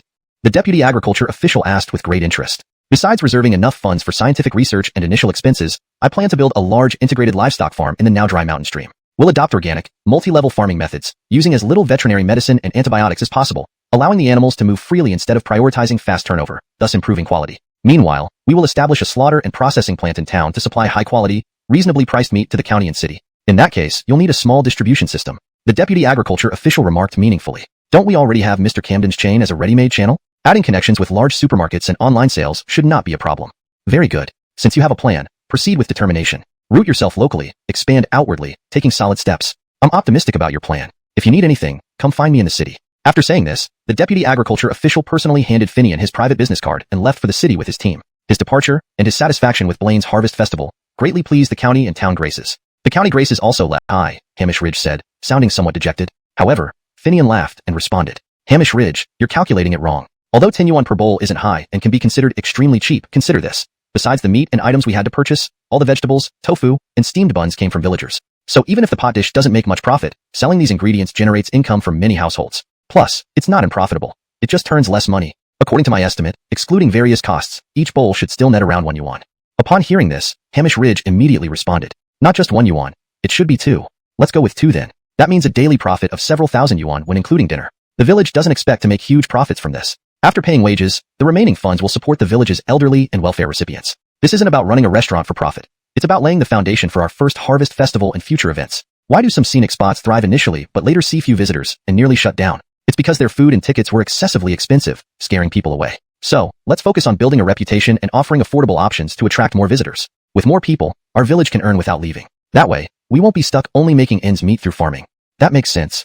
Hamish Ridge couldn't help but agree. But Finian continued. I know being the chef must be tiring for you, but don't you have many disciples? Some aren't from our village, but they are locals connected by kinship, which is why you took them on as apprentices, right? Let's get a few more setups and have them run similar pot dish stalls using village produce. I think tourist numbers will increase over the next few days. One stall might not handle all the diners. Besides pot dishes, there are water-fried dumplings, egg soup, millet porridge, and other snacks like flatbreads and corn grits. We can ask willing villagers to open stalls for these. Making no profit is fine. There's no shame in it. If no one volunteers, in a few days when the orchards are empty, each household will have to guide tourists to pick fruits and buy vegetables. This can serve as practice. We shouldn't remain idle, only digging the earth. That's unsustainable.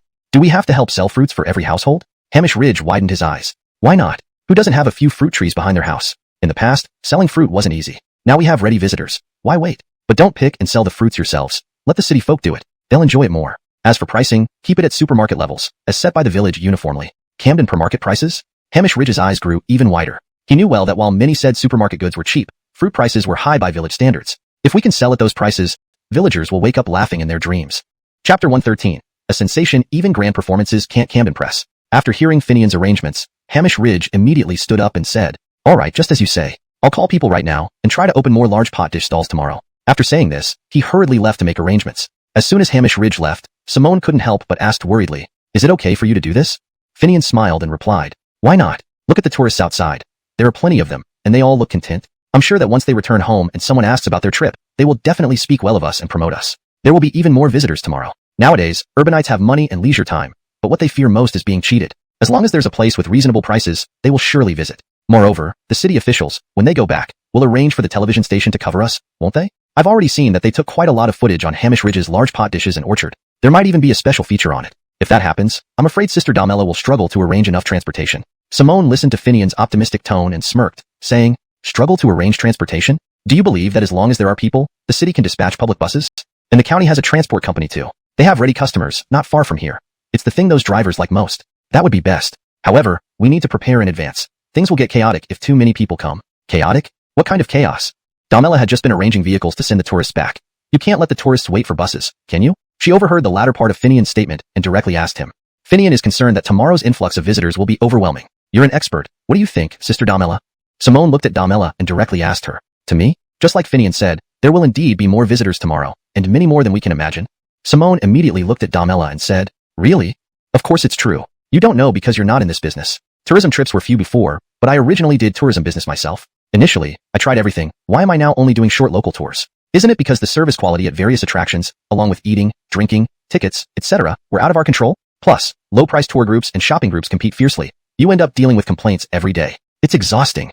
Besides, look around now. Which tourist spot has meal prices and hotel prices as low as in the city? They try to jack up prices wherever possible, trying to swindle anyone who comes. Once a person visits one of those places and tells their friends and family, no one would want to go again. Here, however, we offer free rides with ticket included in fare. Our food and drinks are cheaper than the city's, cleaner and hygienic. Plus there are grand performances. During the holidays, families can come pick fruits, enjoy farm meals, buy mountain specialties, and end up spending less than cooking at home, with products at supermarket prices yet adding the fun of hands-on activities. Who wouldn't want to come? Let me tell you, despite our low prices this time, because of the numerous visitors, we actually made considerable profits. You know, when the manager of the city transport company talked about the rental prices for the next few days, without me opening my mouth, he reduced the price significantly. Why? In his words, who would have thought so many people would come, especially full loads every time? As long as they don't operate empty, their costs are pretty low. And predicting an increase in passenger volume in the coming days, he's afraid we'll find other companies since there are quite a few units in the city with vehicles, including the bus company watching closely, not to mention the county. Any company with available vehicles will beg for your business. Simone listened to Damela and believed her immediately. Looking at Jacques, she asked, Are there enough people in the village? If necessary, while Melvin is still here, ask him to lend us some town officials to avoid chaos later.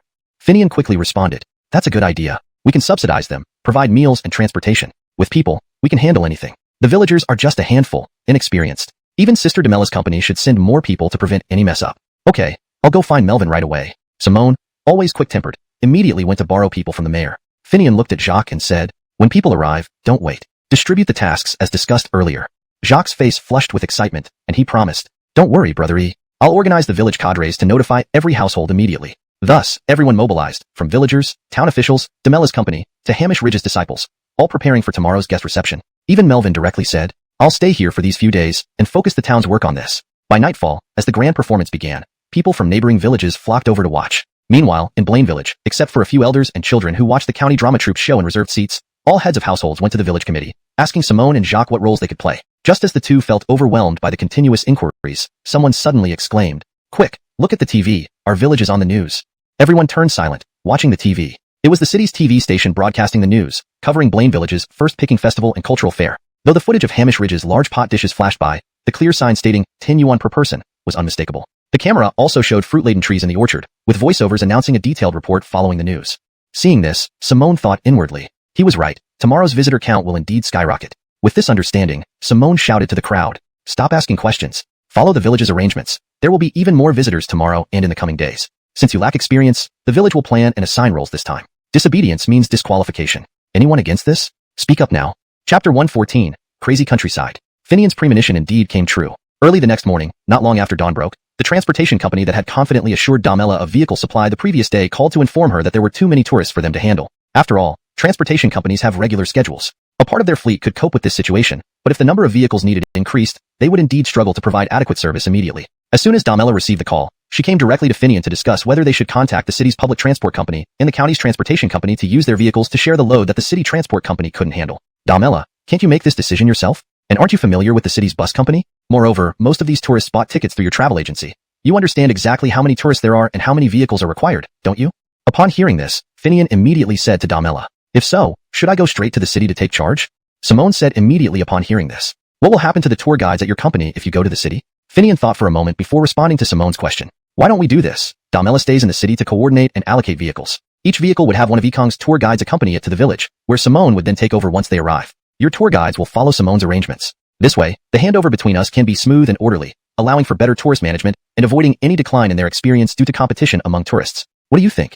Simone immediately agreed when she heard this. This is perfect. I'll lead the support personnel from the town and villagers, ensuring each vehicle of tourists has a local guide. This will also help provide better service to tourists, right? Damela nodded upon hearing this. That's the best option. Even if I go to the city, Brit is still here and can assist Simone. By the way, I heard that many of today's tourists are very interested in Hamish Ridge's large pot dishes. Make sure you arrange it properly to avoid congestion. Finian smiled as he spoke. Don't worry. I already talked to Hamish Ridge yesterday. Today, instead of just one stall for large pot dishes, there will be at least 5 stalls operating simultaneously, with unchanged prices and quality standards. The farm-made steamed buns have been prepared in advance. Didn't you smell the aroma of steamed buns as you arrived?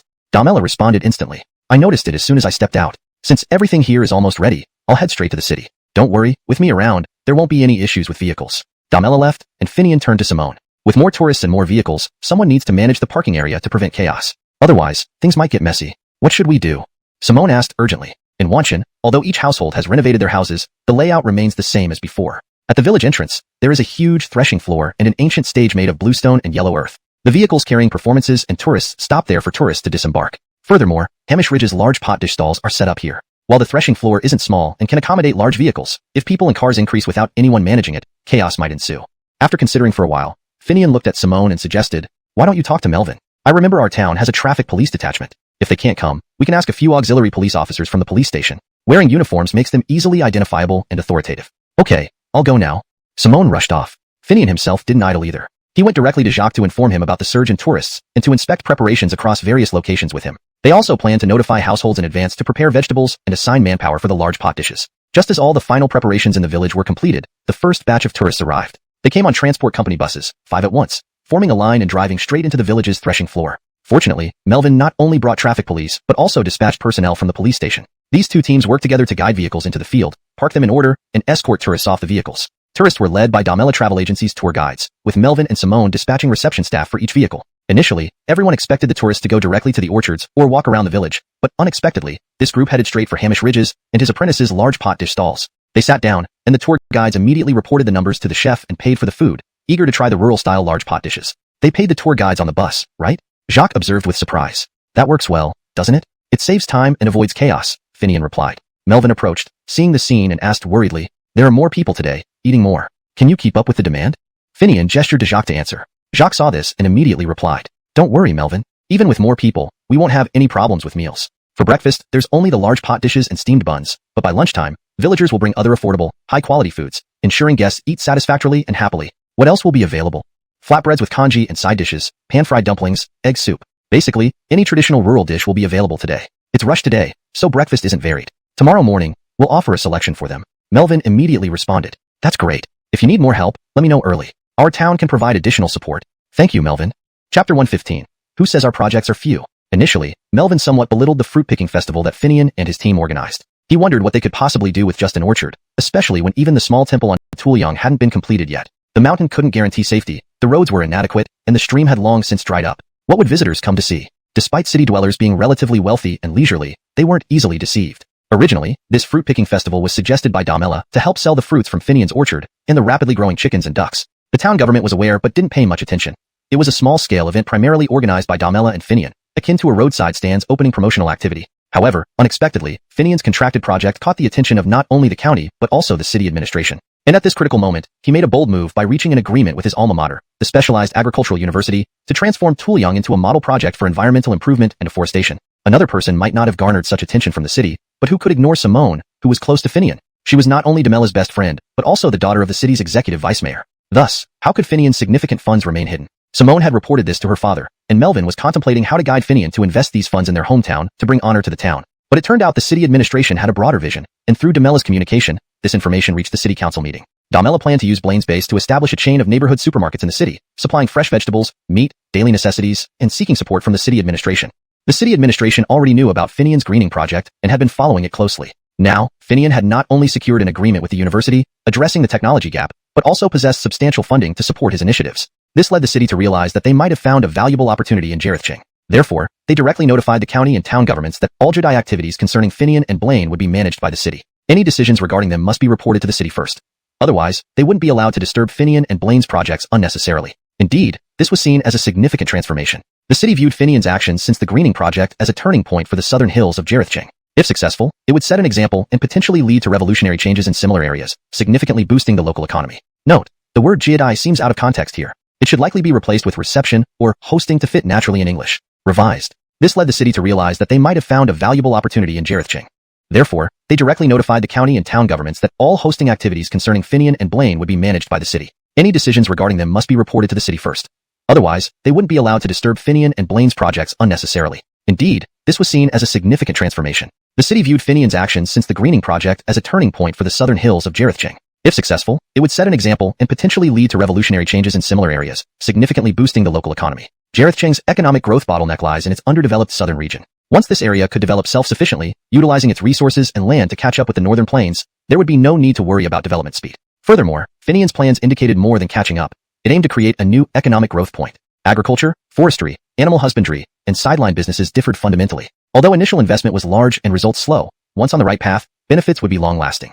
Thus, the city's focus on Finian and Blaine pleasantly surprised Melvin. He wasn't envious or worried about the city or county taking some control from the town, since the town had limited capacity to assist Blaine anyway. Even if some power was taken away, Blaine was still part of the town, and it wouldn't be practical to move him directly under city jurisdiction. So, Melvin was both happy and concerned about the sudden success of Blaine's fruit-picking festival. To ensure prompt response to village needs, he decided to stay at Blaine's place for a few days, ready to address issues immediately or seek support from higher levels. When the first batch of tourists arrived and started sitting down for meals, Melvin approached Finian, expressing his concerns. Will we manage with so many tourists today? After all, there's only one orchard, and even if it's big, can it accommodate everyone? Finian chuckled and replied, Melvin, rest assured, I've already arranged with Donald Ephraim. The temple on Tuliang will also be open for visitors, willing to climb the mountain. There's no entry fee, no incense sold, just free access. We'll also demonstrate traditional sculpting and lacquerware techniques for interested families. Plus, the temple, bridges, ponds, and transplanted trees are all complete. This will divert some visitors. Also, we're opening the family farm visits and homestays today. Visitors can stay in farmhouses, eat farm food,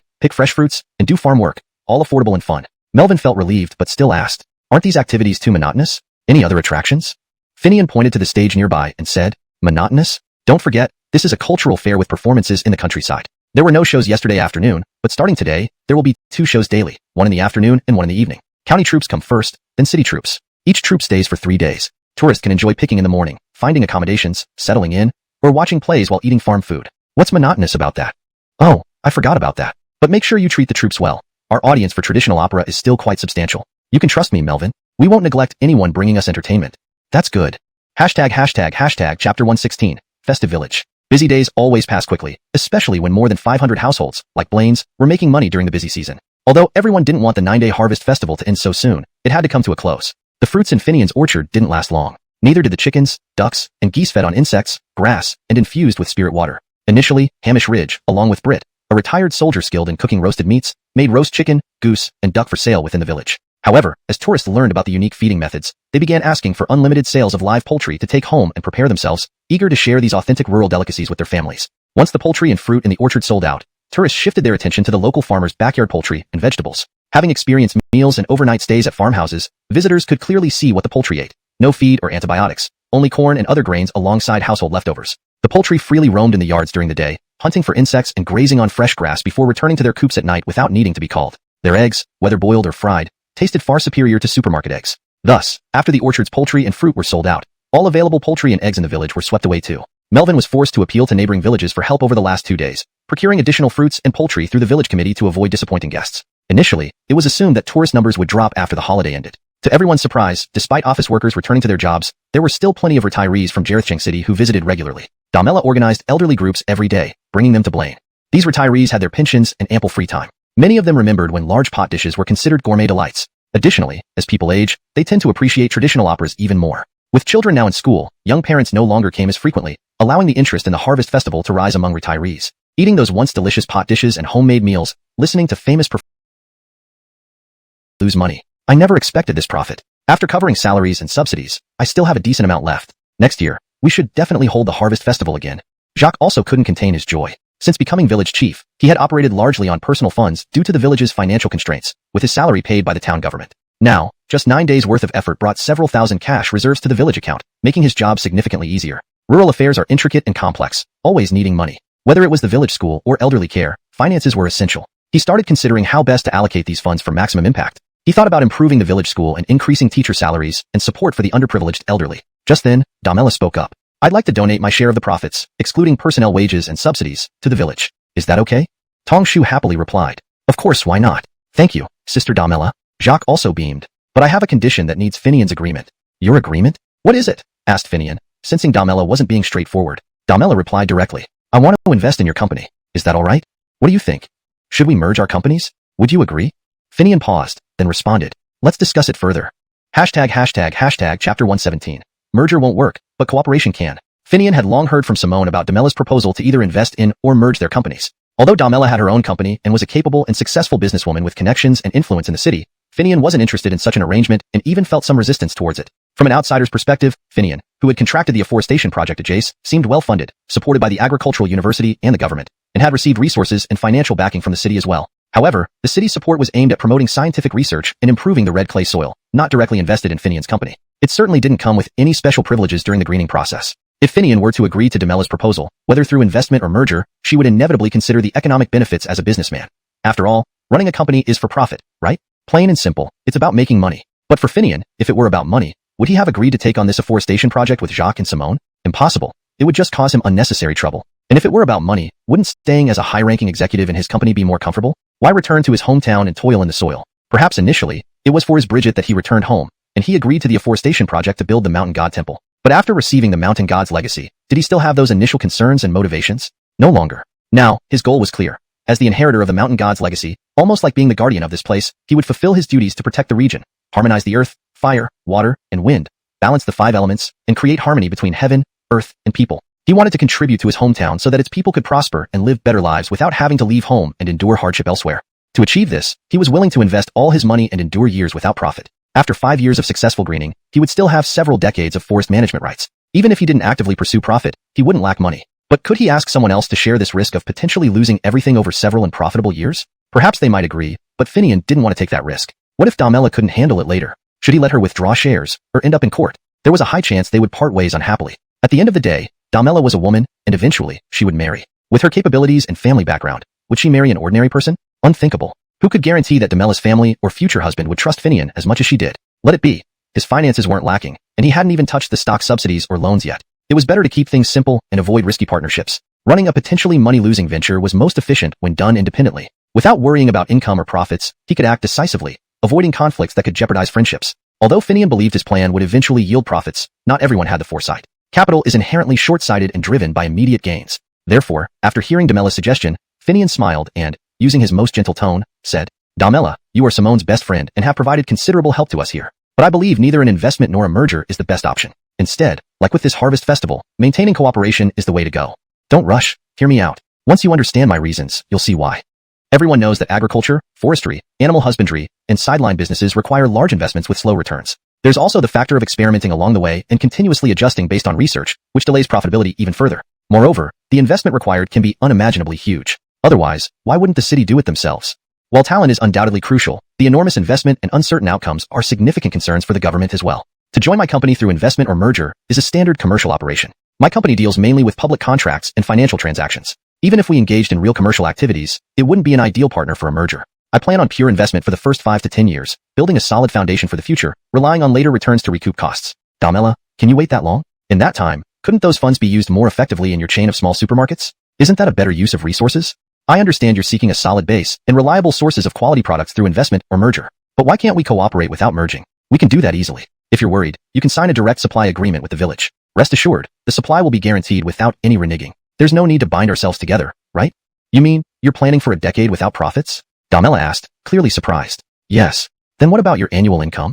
Damela was skeptical. Like during the harvest festival, Finian benefited significantly from selling fruits and thousands of chickens, ducks, and geese. How could there be no income? As his scale grows, income would rapidly increase. Claiming he wouldn't prepare to make money was hard to believe. Do you really think these earnings can cover the annual expenses?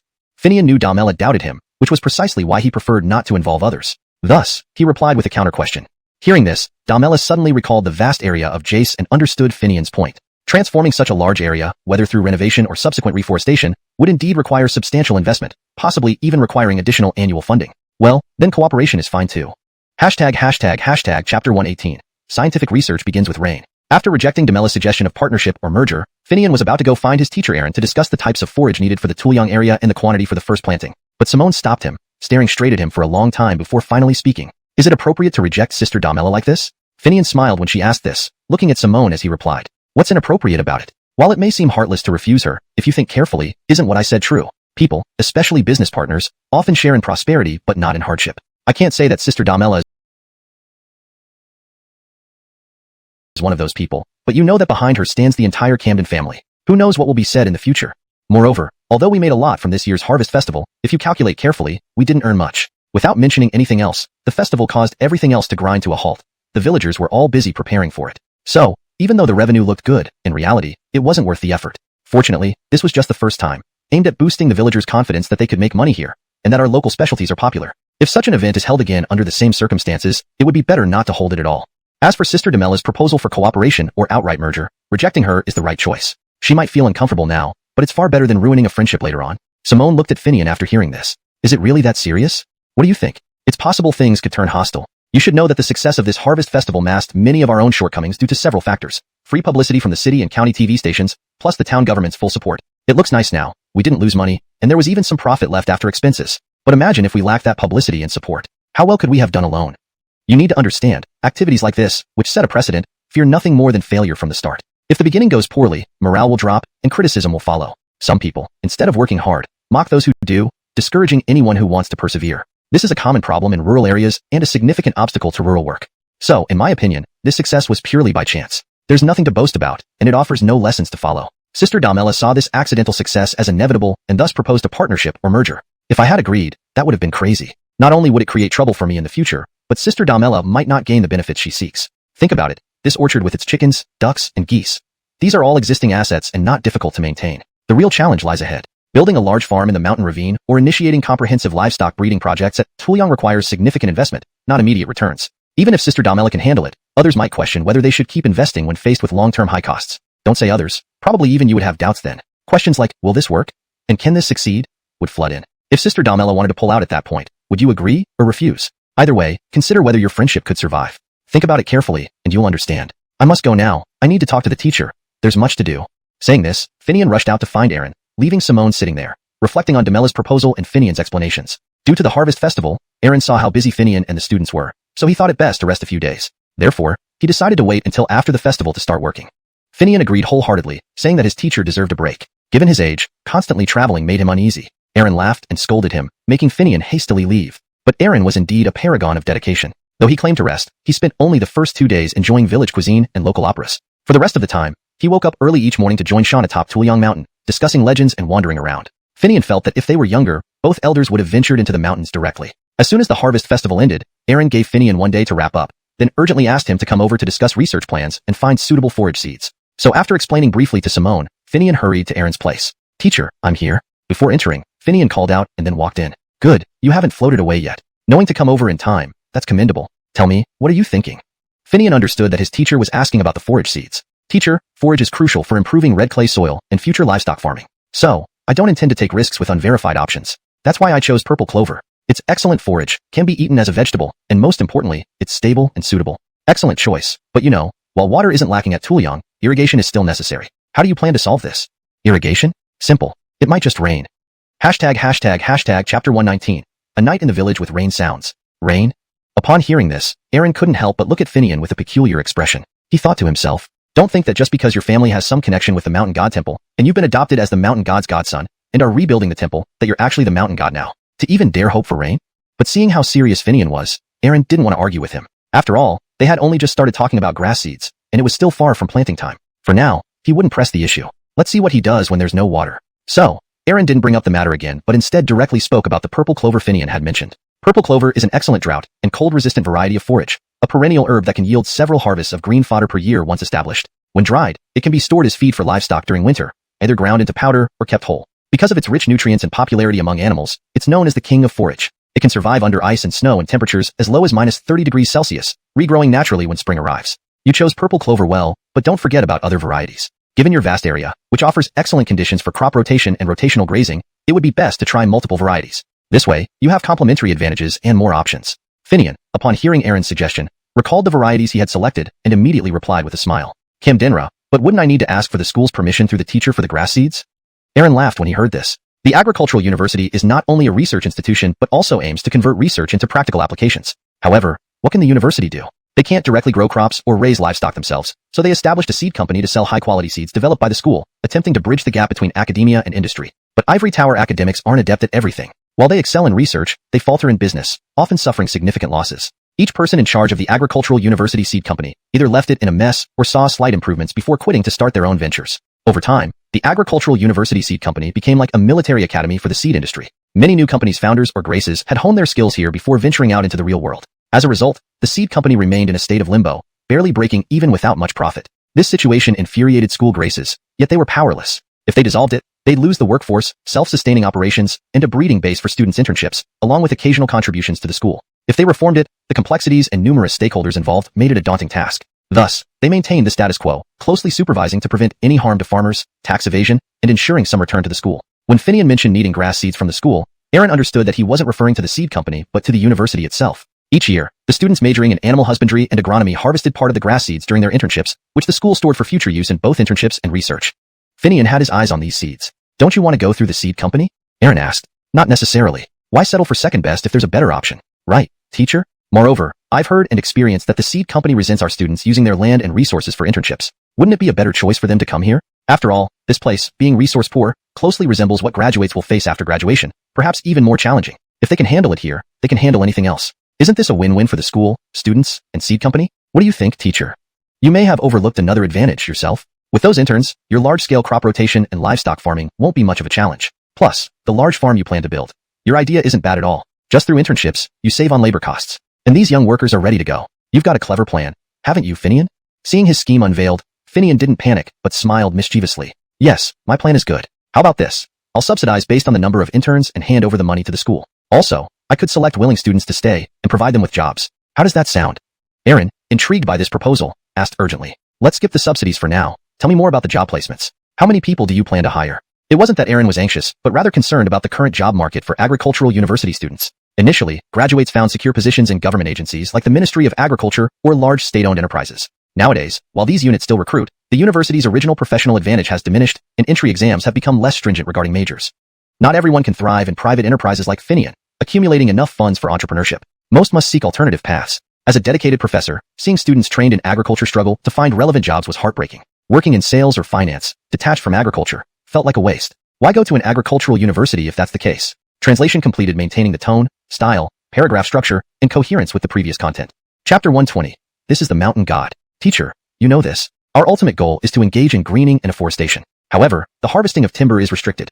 We can't just cut down trees indiscriminately. We need to maintain a certain green coverage rate. Therefore, we can't rely on timber alone for sustained income and high profits. So, I've been vigorously building livestock farms. In the future, we will rely on raising livestock, chickens, ducks, and geese to sustain a portion of long-term income. The rest will be supplemented by medicinal herbs from the forest and some fruit trees. This way, we can ensure continuous funding for reforestation and achieve good profits over time. It will also help lead the villagers to prosperity by relying on the mountain resources. But as they say, no matter how much wealth one has, it doesn't count if it's in the form of livestock. With small-scale farming, you can overlook occasionally capable of producing ready-to-eat cured meats to enhance the added value of the livestock farm. This will ensure a complete production, supply, and sales chain, though we're still missing the final sales link. But it will suffice for now to secure risk resistance. We can add the final link later.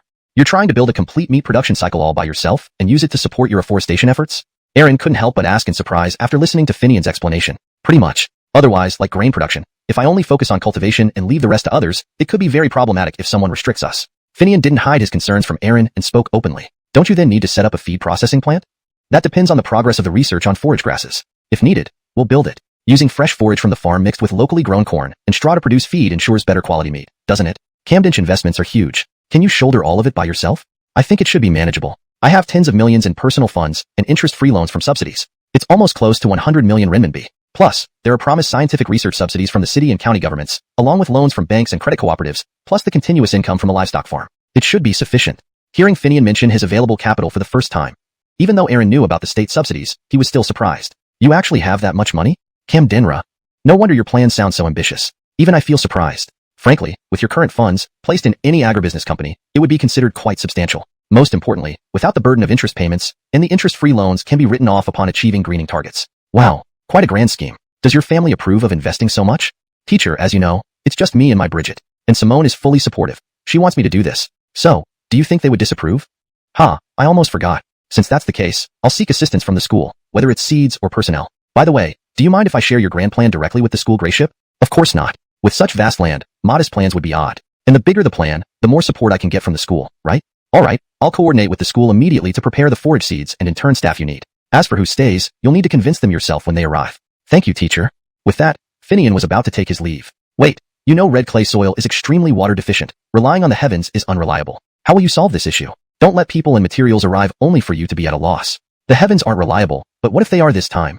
Getting his teacher's promise of full support made Finian somewhat excited. When the rain issue was mentioned again, he couldn't help but indulge himself. He smiled at his teacher while activating the wind and rain spell through the jade token of the mountain god within him, testing the extent of his powers after inheriting the mountain god's legacy. Invoke the wind and rain. Finian silently chanted in his mind. As he recited, the power of the mountain god amplified by the jade token caused a cool breeze to blow from the west. Soon, the bright sunny sky turned overcast, indicating an impending autumn rain. This means it's going to rain? When Aaron heard Finian speak and saw this occur, he looked at Finian, who also wore a look of disbelief. So fast? This is the mountain god? Chapter 121. Choose an auspicious day? Should I call you the Harbinger of Doom, or the Prince of Mountain God? Aaron, who had heard villagers mention Finian's nickname, watched as raindrops began to fall and teased him. What's the difference? It's good that it's raining, right, teacher? That's all coincidental. Let's go. I still need to contact the school. The rain will only get heavier soon. After hearing Aaron's urging, Finian responded with a laugh and hurried back home. However, as soon as he entered the gate, he saw Sean waiting for him. Sean smiled when he saw Finian return. Little temple master, how are things? The statues upstairs have already been completed and moved into the temple. They're settled in place. Should we pick an auspicious day? So fast? All done? Of course. With the help of those technical personnel from the Cultural Relics Department and your lacquerware technique, it wasn't slow at all. These past few days they didn't stop working even while putting on grand performances. Unfortunately, it was delayed a few days due to lack of coordination. Otherwise, holding the Enlightenment ceremony along with the fruit-picking festival would have been perfect, wouldn't it? We'd have more activities and more people. Finian shook his head upon hearing this. Let's not overcomplicate it. Being first-timers, we're almost embarrassing ourselves as it is. Adding another grand ceremony? That would be disastrous. It's better to choose a date and hold a small enlightenment ceremony. After all, this is a mountain god temple, not some grand monastery. Besides, we don't rely on incense offerings here. You're right. Even so, we should still choose an auspicious day and hold a ceremony, right? I'm not familiar with these matters, Herschel. You handle it. Tell me what you need. Honestly, we don't understand much about this. Then I'll choose the date? Yes, once you've chosen, let me know. Alright, I'll be going now. I'll check the almanac carefully and choose an auspicious day. I'll come back to you later.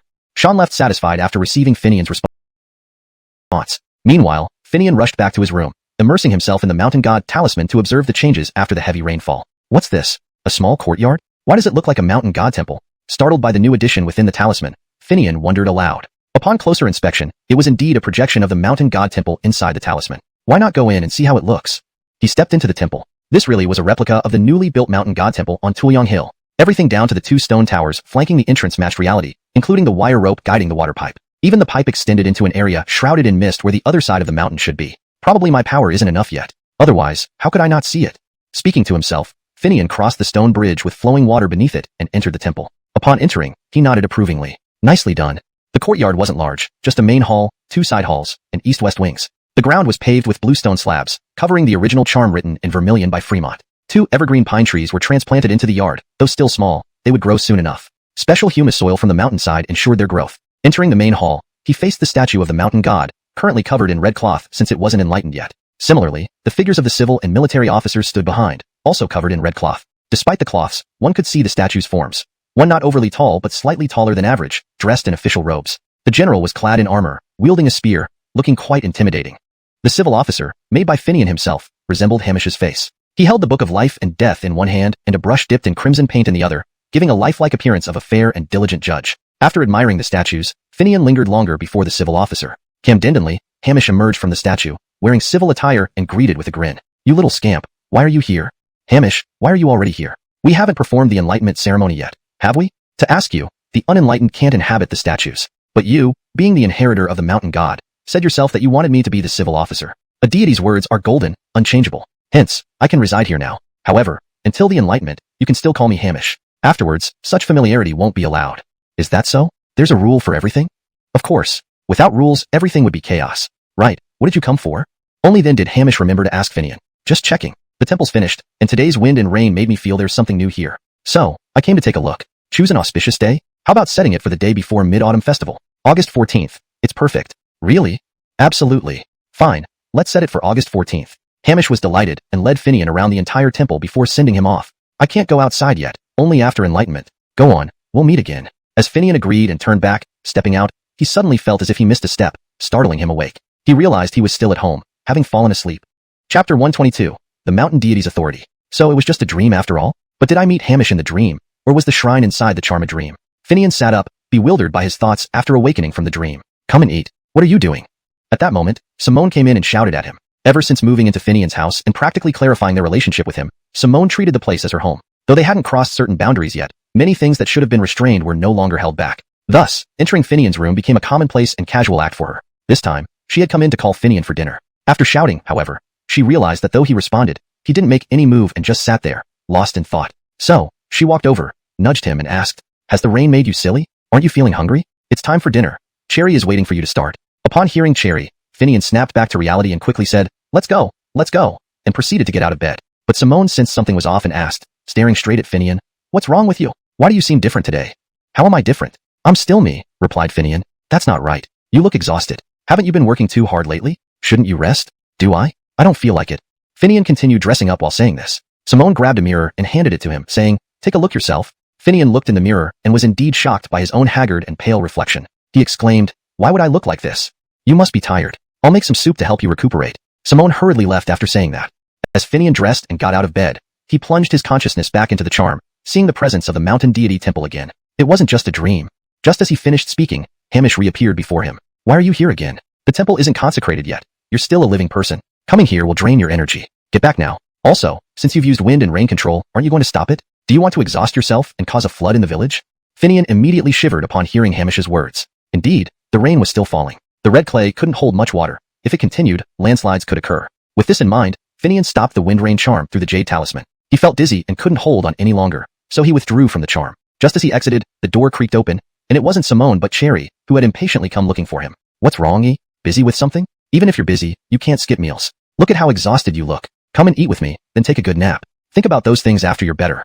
Saying this, she approached and held Finian's hand, trying to pull him along. "Cherry, I can walk myself. By the way, the mountain deity temple is completed. I plan to consecrate and settle the deity on the 14th of August. What do you think?" "Completed? That's great. After consecration, you should go and pray. The mountain deity will bless you. Camdenra, why don't you come with me? We'll both be blessed." Hearing this, Cherry smiled and led Finian to the kitchen, where Simone already served a bowl of nourishing soup, not a grand delicacy, merely a bowl of jujube wolfberry stew, mixed with red beans, sugar, and ginger, urging Finian to try it. "I just learned how to make this. Try it, and tell me if it needs improvement." Finian laughed at Simone's remark. "So, you're using me as a guinea pig? Not just you. I drank some too, and it tastes good. Didn't you learn this from someone else? If you want medicinal soups, ask Cherry. She knows a lot of great recipes." Finian took a spoonful and tasted it. "It's pretty good. Not sure about its effects yet, though." Relieved, Simone turned to Cherry, who was watching them with a smile, and asked, "Cherry, can you teach me how to make this sweet soup?" "Of course, if you want to learn, I'll teach you. No matter what a woman does outside, she must know how to cook a few dishes at home. Otherwise, how can she keep her man in line?" Cherry glanced alternately at Finian and Simone, causing Simone's face to turn red. Finian, feeling genuinely hungry, finished most of the meal prepared by Cherry and Simone, satisfying his appetite. Feeling full, the fatigue was overwhelming, and he announced, "I'm going to sleep. Don't wake me up." He promptly returned to his room and fell asleep. After coming in, Simone removed his shoes and covered him with blankets before hearing Cherry say, "Don't worry, he'll be much better after a good sleep. Once everything is settled on the 14th, he'll be fine. He has been toughing it out these days."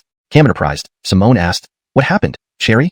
"Nothing serious. Since childhood, he gets extremely tired every once in a while, but a visit to the mountain deity temple always helps. I wouldn't have adopted him as the mountain deity's godson otherwise. Not everyone can be a godson. Some lack the blessings and will die if they even dare to think about it. But don't worry, nothing will happen to Finian. His uncle told me in a dream. After the 14th, Finian's troubles will be over, leading to smooth sailing and a happy marriage. It's written in the divine book."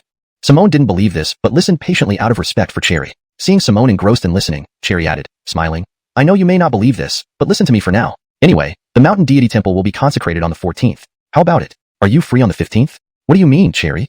Isn't it obvious? If you're free, bring your parents over to celebrate Mid-Autumn Festival with us, okay?" Chapter 123. The mountain deity is not all-powerful. On one side, Simone had turned beet red after hearing her Bridget's words. It sounded as though they were inviting both families' elders to meet. Meanwhile, Finian lay in bed, snoring loudly, but he was not truly asleep. Instead, he found himself once more at the entrance of the shrine within the charm, hesitating whether he should go inside and ask his uncle for an explanation. Why had he never experienced this when he used the spring breeze and rain charm, or performed other tasks before? Although it was his first time invoking wind and rain, wasn't that still part of the spring breeze and rain charm? Why did he end up so exhausted, like someone who had overindulged, depleting his essence and spirit? Fortunately, Simone had been with him all along. Otherwise, if she misunderstood and thought he had done something wrong, wouldn't that be disastrous? Yet, he also remembered his uncle saying that before being properly enthroned, he was still a living human and could not enter the shrine casually. But how could he see his uncle and get a clear answer? While Finian wandered outside the shrine door, he suddenly felt a surge of vitality entering his body, instantly relieving much of his fatigue. He quickly checked through the charm and was surprised to find that this vitality came from the wild Sichuan pepper plants they had transplanted from the mountains. Initially, Finian and Brit had led Hamish, Hwai and others into the mountains to transplant these wild Sichuan peppers, forming a barrier around the boundaries of Jace. This was meant to prevent livestock and poultry from wandering out and to deter any intruders, humans or dogs, from entering and causing trouble. It was not groundless worry. Although most rural farmers were good, some always sought easy gains without effort. Thus, it was better to take preventive measures. Also, using wild Sichuan peppers to improve local varieties was part of Finian's plan. After leaving, Hamish Hwai organized strong laborers to enter the mountains, digging up the wild Sichuan peppers and transporting them to Jace's boundaries. They planted them at regular intervals. Though transplanting Sichuan peppers was usually done in spring or autumn, Hamish Hwai understood the urgency when Finian explained the required quantity and the need for 2 rows with a path in between for harvesting. However, due to the red clay being somewhat dry, even with watering, the plants remained half dead. But Finian's recent invocation of wind and rain revived these wild Sichuan peppers, with some cuttings beginning to root and sprout. So, improving the environment can have such benefits for planting. Finian couldn't help but mutter upon learning the source of the vitality. That's true. Although you haven't been officially enthroned yet, you are already a vessel of inheritance. The prosperity and decline of this land are now intertwined with you. Both positive and negative impacts will affect you. Be careful, Brett. This is no trivial matter. Once you choose this path, you must do it well. Otherwise, during the calamities of heaven and earth, you won't escape. Hamish. Recognizing the unique, semi-teasing tone, Finian exclaimed in pleasant surprise. Haven't I said not to come here unless necessary? You aren't the mountain deity yet. This is a divine realm where excessive visits could shorten your lifespan. Why didn't you listen? The divine realm of earth spirits? What place is that, and what effects would it have on me? Should I be okay if I don't enter? Hearing this, Finian couldn't help but ask curiously. Sigh, staying outside has little impact. However, I can't leave either. Still, this is your place. You can see me and hear my words. Since that's the case, let me explain the nature of the mountain deity's realm and its taboos so that you don't make rash decisions that harm you later. Go ahead, Hamish. Hearing this, Finian sat down outside the shrine, eagerly asking. Between heaven and earth, all things have spirits. These spirits gather to form divinities. Various earth spirits and gods are born this way. The same goes for mountain deities, who coalesce from the spiritual energy of the land and are worshipped by people. But the amount of spiritual energy affects the mountain deity. In ancient times, the dynasty accumulated human luck, and only those deities granted titles by the dynasty became legitimate deities. Any deity not recognized by the dynasty was merely a wild spirit with limited power, often conflicting with human society and causing harm. Most demons and monsters fall into this category. They eventually fade away despite their temporary glory.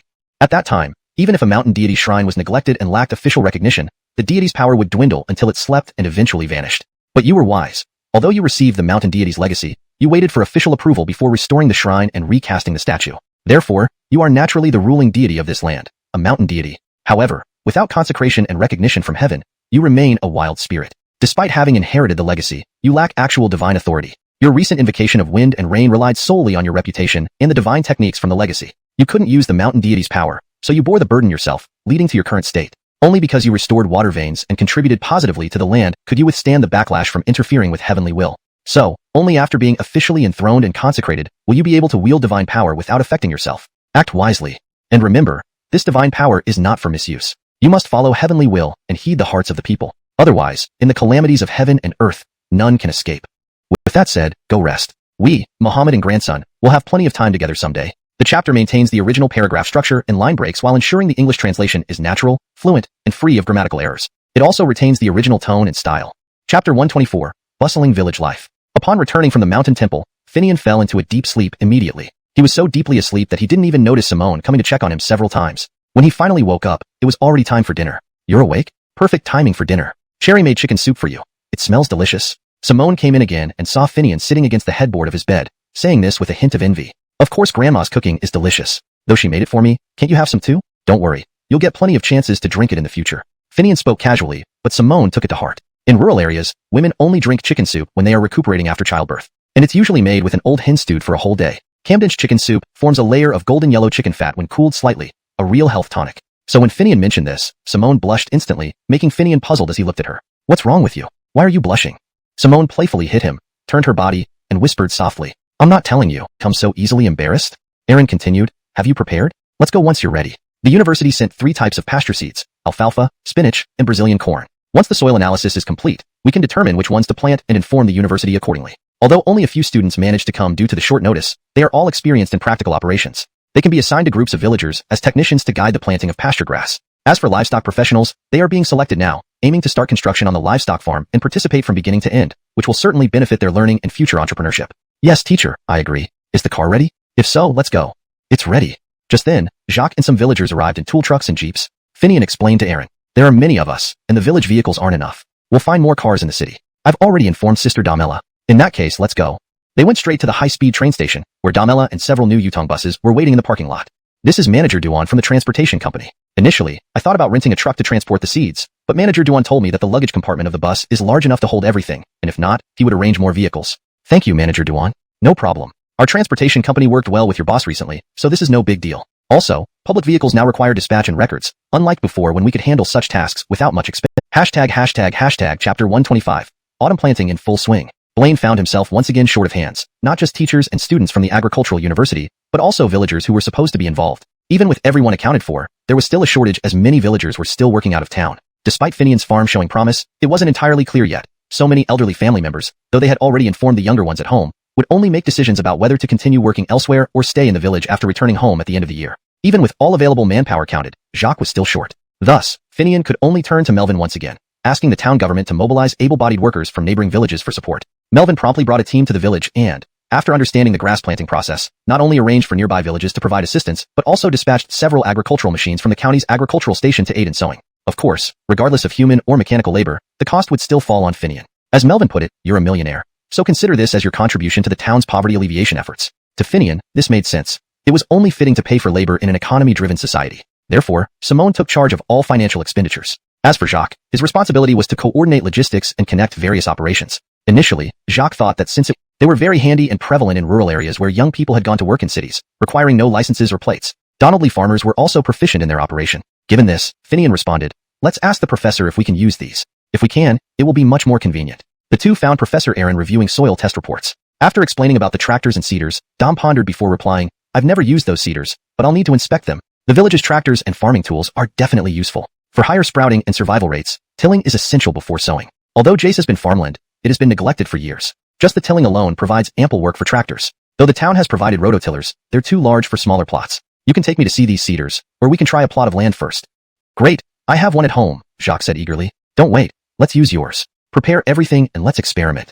Jacques agreed and went home to get the tractor and equipment ready. Let's go see, Dom called out, leading the intern students with a portion of the grass seeds to await at the village entrance. Just as they arrived, they encountered Melvin and his team rushing over. Professor Dom, do you think these machines will work? We don't know until we see results. Tilling should be similar to regular farming. Jacques arrived driving his tractor with the plow and seeder in the back. Finding a plot of land, he quickly unloaded, attached the plow, and within 2 hours, he had successfully plowed 3 to 4 acres. With the harrow attached, another hour completed the task. Professor Dom checked the soil depth and fragmentation approvingly. This works quite fast.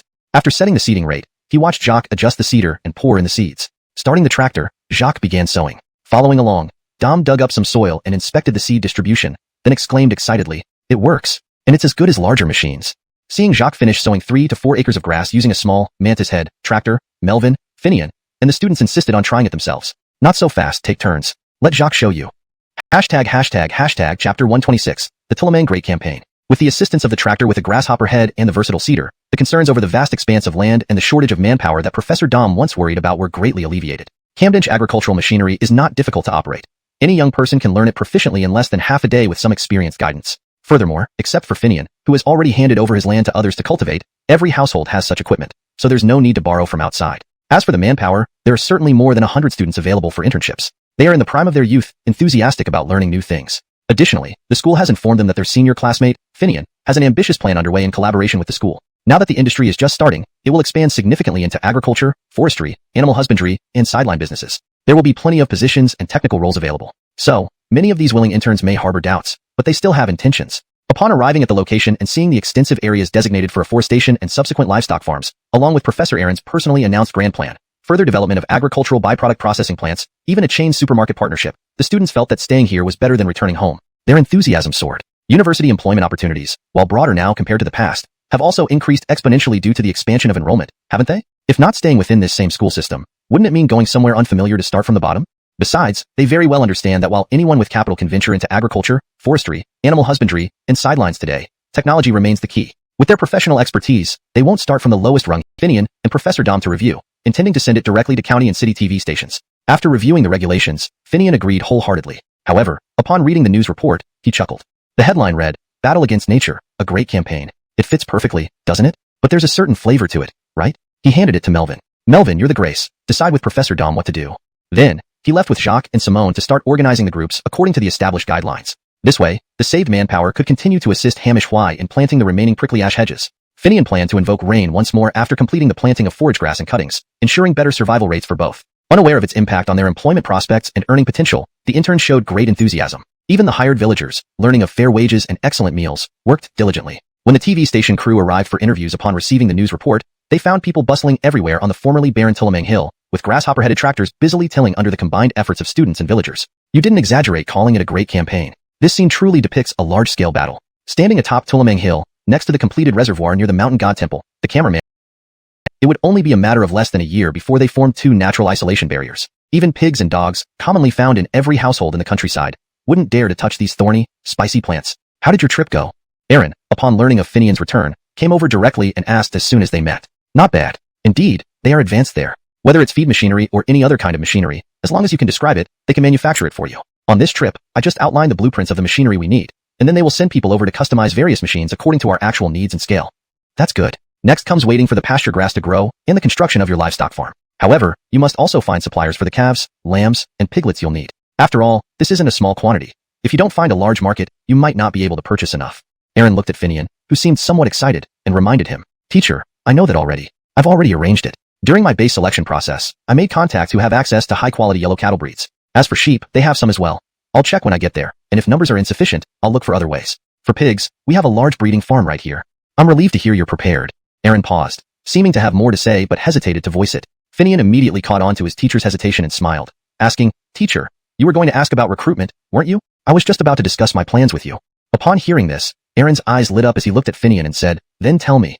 Finian pondered for a moment, organizing his thoughts before speaking. Teacher, do you think it's better to establish an agricultural company or use another form to manage such a large operation? Aaron had expected Finian to directly talk about how many people he needed to hire, gender ratios, salaries, and benefits, but instead, he was asked this question. Though surprised, he reflected and realized that agriculture and related industries are fundamentally different from others, slow-paced and with long cycles. While facilities like livestock farms, feed mills, and slaughterhouses could be managed similarly to enterprises, the core task here, the greening and reforestation of the entire earthen ridge, presents unique challenges. Certainly, establishing an agricultural company is an option. However, companies require a comprehensive structure with various personnel and positions. Otherwise, how would one manage tasks efficiently once business starts? And without designated roles, how could wages be distributed? Yet, the inherent nature of these industries means periods of intense activity followed by lulls where few staff are needed. Thus, the corporate model is not entirely suitable, often leading to inefficiencies, overstaffing during downtime and understaffing during peak times. Many in agriculture fail to recognize this, either setting up formal companies or operating with skeletal frameworks, hiring temporary workers as needed. Neither approach is optimal. Historically, many state-owned farms have struggled with heavy burdens, particularly in worker pensions, which drain their resources. This indeed presents a challenge. Seeing Finian's query, Aaron responded, Since you're asking, you must already have an idea. Tell me your plan. This is what I thought. We differ from many agricultural operators. Our setup resembles foreign ranches, with extensive land and soon-to-be raised livestock. Aside from feed processing and slaughter, these operations can adopt a corporate model with fixed staffing and employee recruitment. When we meet our own supply, we can also provide surplus to villagers for farming, unifying acquisition and processing for sale later. But the challenge lies in creating an efficient, non-wasteful coordination body for these facilities and the earthen ridge, managing manpower surges and maintaining operations during idle periods. So, what's your idea? As Aaron listened, he started contemplating, intrigued but not quite seeing the full picture. He then looked at Finian and asked, How do you propose to solve this? Seeing his teacher's reaction, Finian knew his plan was catching on. He revealed his strategy. Teacher, given the nature of agriculture, forestry, and animal husbandry, a rigid corporate model doesn't fit. But what if we establish a flexible mechanism? A flexible mechanism? Yes, teacher, consider this. As the contractor, I am the overall manager, obviously essential. The upcoming livestock farm, feed mill, and slaughterhouse can operate under corporate structures with managers and fixed workers. But the earthen ridge is similar to traditional farming. It mostly involves maintenance and temporary herding, overseen by the livestock farm. Harvesting green fodder involves the feed mill, and during busy times, we can hire villagers. Major labor efforts follow the same pattern. However, decision-making requires your careful consideration, teacher. In this chapter, Finian contemplates the most effective management structure for his expansive agricultural project, weighing the pros and cons of adopting a corporate model versus a flexible mechanism tailored to the cyclical nature of farming and livestock operations.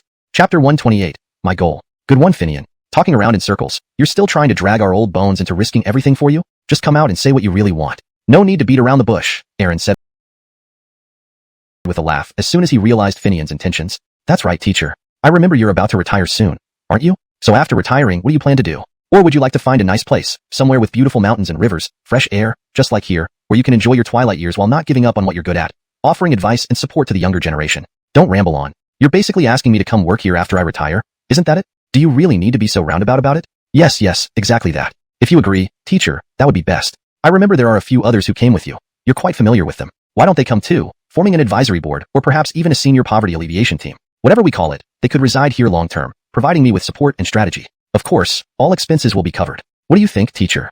Upon hearing this, Aaron looked at Finian's hopeful face and suddenly laughed. After his laughter subsided, he said, "Why do I feel like you're speaking like a human trafficker now? Don't view us teachers as unworthy." "All right, I'll agree. Considering how difficult it has been for you to start up, I'll help convince some others to assist you. As for compensation, no need to mention it. We have salaries already, and they're not low. That won't do. Compensation must be provided. Even though you have salaries, you also have families to support. You shouldn't have to foot the bill yourselves. Would I then become Jobapi, a notorious exploitative employer?" "As you wish. But what about recruitment? Your juniors waiting for your decision. Are they ready to intern here? How many are willing to stay?"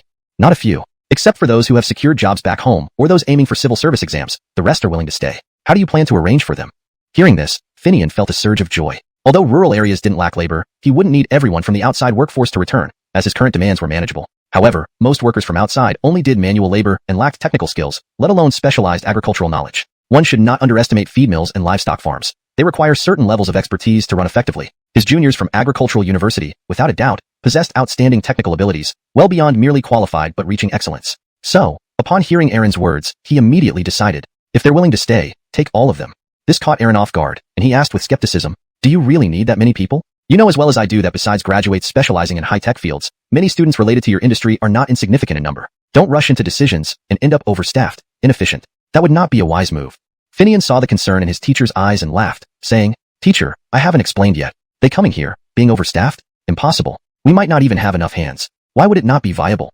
But I see that you currently don't need that many people here?" Aaron was puzzled and hurriedly asked, "Things have changed, haven't they? On this trip, I met several villagers working there and inquired about their intentions. I found that while many still do manual labor on construction sites, others have entered various factories, mastering industry-specific skills. Some even plan to buy houses there since living in dormitories or renting is inconvenient, especially when they plan to marry and have children. Many of these people are unwilling to return to farming. Their income is high and stable. The only thing holding them back is the elderly family members back home. Thus, my initial plan to rely on village youth, train them, and make them the main force seems impractical. A real count might reveal significant manpower shortages. So, I discussed with Simone from before, seeing if we could solve this problem. After much thought, it struck me. What if we incorporate Blaine directly into our entire system? On this return, she stayed in the city instead of coming back to the village, exploring whether our idea is feasible, consulting her father. Idea? What kind of idea? Aaron's eyes narrowed as he urged him on. Simple. Incorporate Blaine's population and land directly into our system, considering them holistically, and see if we can forge a new path. New path? It sounds like you're delusional. Before you can even walk, you're thinking about helping others? Do you have the capability?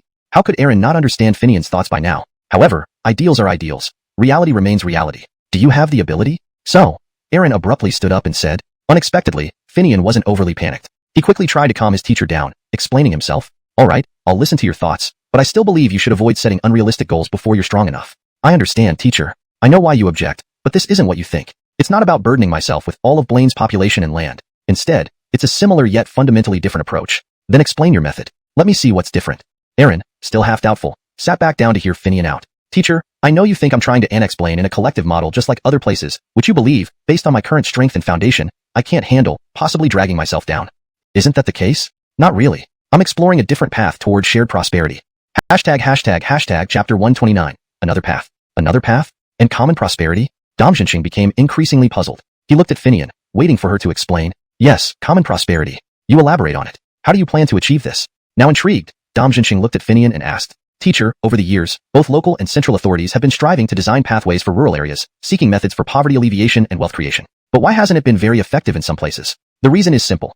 Our rural population is too large, and the available arable land is too scarce. Thus, we cannot follow the large-scale integrated agricultural model of foreign countries, or provide more subsidies to rural areas. Neither would be sustainable for either the rural areas or the government. So, some have tried to devise ways to increase output from limited arable land. Needless to say, this isn't realistic. What was originally promoted, intensive, large-scale, mechanized farming, is unsuitable here due to the hilly terrain, which inherently limits such methods. Other methods are also constrained by inherent conditions and population growth, which can offset any income increases from limited technological investments. This can even lead to higher costs and greater investment risks, eventually resulting in losses. In this situation, relying on migrant labor or other means to improve livelihoods isn't viable. Even proclaimed agricultural linkages that claim to boost incomes often don't work. So, what do you propose to do? After listening to Finian's detailed explanation, Damjinxing couldn't help but ask. I thought about it this way. All these unfavorable factors have a turning point in Blaine due to the current afforestation project. The greening effort has essentially concentrated a portion of the land into a scaled advantage, eliminating the financial pressure of land transfer. I intend to transform these funds into industrial enterprises like livestock farms, feed mills, slaughterhouses, to absorb the village labor force and provide villagers with the necessary resources for daily life. In this way, villagers can be liberated from traditional agriculture, earning substantial wages without leaving their hometowns. What next? Aren't you still making villagers earn money through working, thereby abandoning traditional agriculture? Dom Jinqing understood Finian's actions and ideas and found them feasible, but he still had questions. That's indeed similar, but the crucial steps come next. More steps? Tell me more. At this point, Dom Jinqing reverted to his demeanor during Finian's thesis defense, placing himself as an impartial reviewer, critically examining Finian's plans. If villagers' incomes depend on these factories, then if the village takes back individually contracted lands for centralized cultivation and relies on market demands for selective planting, wouldn't that be more efficient? Finian explained her plans after securing the villagers' livelihoods. Dom Jinqing listened and calmly responded. Ultimately, doesn't that return to the collective path? What's your basis for this? How will income be distributed? More importantly, will villagers willingly give up their contracted lands? It is collective but different from traditional collectives. How so? Of course it's different. Isn't the agricultural cooperative popular now? Others implement it with several households, but ours will cover the entire village. Households contribute their contracted lands to the cooperative, which manages unified cultivation and crop selection. Income will be distributed based on each household's share of the land. Where will you get the manpower for this? The village can establish a labor company. Beyond farming, the feed mill, livestock farm, and slaughterhouse will also hire from this company. Listening to Finian, Dom Jinqing pondered for a while before responding. Your approach consolidates the village's land into an agricultural joint stock company and unifies human resources into a labor company. Combined with your afforestation, breeding, and related enterprises, it creates a large-scale agricultural conglomerate in Blaine. Is my understanding correct? Yes, precisely. With students providing technical support, villagers as the foundation, along with land and factories, can we achieve common prosperity? Finian hoped for her teacher's endorsement, but after much thought, Dom Jinqing replied grimly. Your concept is correct, but in my view, it's very challenging. Why, teacher? Dom Jinqing looked at Finian and explained. The success of any venture depends not just on the concept. While concepts are crucial, they're theoretical. When applied practically, the hardest part to gauge is whether the concept aligns with reality, especially human hearts and minds. Without accurately assessing human nature and psychology, any concept is futile. Your ideas sound promising and feasible, but how do you make others believe you can succeed? People today trust only tangible outcomes. No matter how much you explain, nothing will persuade them unless you show concrete results. Can you build sufficient credibility? Credibility? Yes, not just money or assets, but visible benefits and assurances that convince people. Do you understand? Hearing her teacher's words, Finian sat there, thinking deeply, finally raising her head and firmly saying, Teacher, I understand. I'll build the credibility you mentioned. That's best. Once you have that credibility, people will seek you out voluntarily. Understand? Some things can't be forced. They need time to develop naturally. Chapter 130. The Opening Ceremony. Not long after talking with his teacher Aaron, Simone also returned from the city, bringing back a message from his father. It was simple. Do your own things well before considering others. Finian understood immediately upon hearing it. Isn't this what teacher said too? Simone was worried that Finian might feel unpleasant or depressed because of this and wanted to console him, but unexpectedly, Finian smiled and said, Yeah, we thought too much. Let's do what's in our hands first. Then, they started preparing for the opening ceremony of the Mountain God Temple on July 14th. As a town official, even if he was here on a temporary basis, Simone couldn't make an appearance easily. Besides, the Mountain God Temple wasn't big nor a scenic spot. Naturally, it wasn't suitable to ask the town government to intervene. However, Jacques in the village was okay. In theory, Finian could also come forward. But he had his considerations. Since I originally inherited the Mountain God legacy, what if there's an anomaly at the time? Therefore, he didn't want to be involved in organizing this opening ceremony. How about letting Mr. Ephraim handle it? Firstly, he contributed the most when reconstructing the Mountain God Temple. Moreover, he's a cultural scholar, and there's lacquer work in the temple. He's retired. Wouldn't it be more appropriate for him to take charge? Finian looked at Simone and expressed his plan. You need to find Mr. Ephraim and see if he agrees. Simone responded after listening to Finian. What are you talking about agreeing or not? Other places. Divine statues require consecration for divine presence to enter, thus possessing divinity. Consecration, however, isn't something anyone can do. Generally, nearby practitioners would be invited for such events, and announcements made to surrounding villages so people knew the Mountain God Temple had been rebuilt and was ready for worship. There's a standard procedure for such occasions. However, these rituals apply to temples overseen by resident Taoist priests. Here, Finian funded the reconstruction without involving any priests. Additionally, due to the lacquerwork and cultural relics involved, along with the Hongwu Edict and treasures obtained during reconstruction, the traditional process didn't quite fit. Thus, Sean approached Finian to discuss communication with the Cultural Heritage Department, seeking recognition as a protected site. This way, the July 14th event would serve both as a protection ceremony for the Heritage Department and as an opening ceremony in the eyes of locals. Two birds with one stone, allowing town graces to participate, and possibly county officials too. This is best to avoid unnecessary trouble, Harrison agreed instantly. But should you also repair the road? After all, you'll need to use it to access Tuliang, right? Finian turned to Mr. Ephraim, who then replied, So, you're going to talk about this too. Repairs will start soon. Tuliang isn't suitable for cement roads, so we'll only pave it with crushed stone powder and compact it. Adding drainage ditches for rainwater management ensures safety even in winter. What do you think? That's the best solution. When possible, asphalt paving can be considered. Mr. Ephraim nodded, finding the crushed stone option practical for a low traffic area, especially in winter. Compacted stone paths also resist erosion unless the rain is heavy. Deciding to fix the road, Finian sought Jacques for resources and labor, coordinating stone supplies and personnel. Hearing this, Jacques smiled. Not a problem. Villagers have been asking for road repairs. Manpower won't be an issue. As for crushed stones, we have several gravel factories in town. Gravel costs money, but stone powder is cheap. Just request delivery. Compacting, though, is tricky. For short distances, stone rollers work, but here, we have slopes. Perhaps we should consider a roller compactor?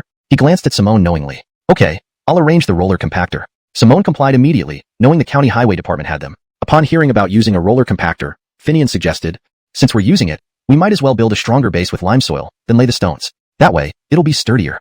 Mr. Ephraim questioned, can we finish in time for the ceremony? Easy, Jacques chimed in. We'll prepare the base first, so it doesn't delay the ceremony. Afterward, we can complete the lime soil and stone layers. Chapter 131. Finian falls ill. It's a good thing you weren't the one to preside over the consecration this time. It was Herschel who did it. Otherwise, things would have gone awry.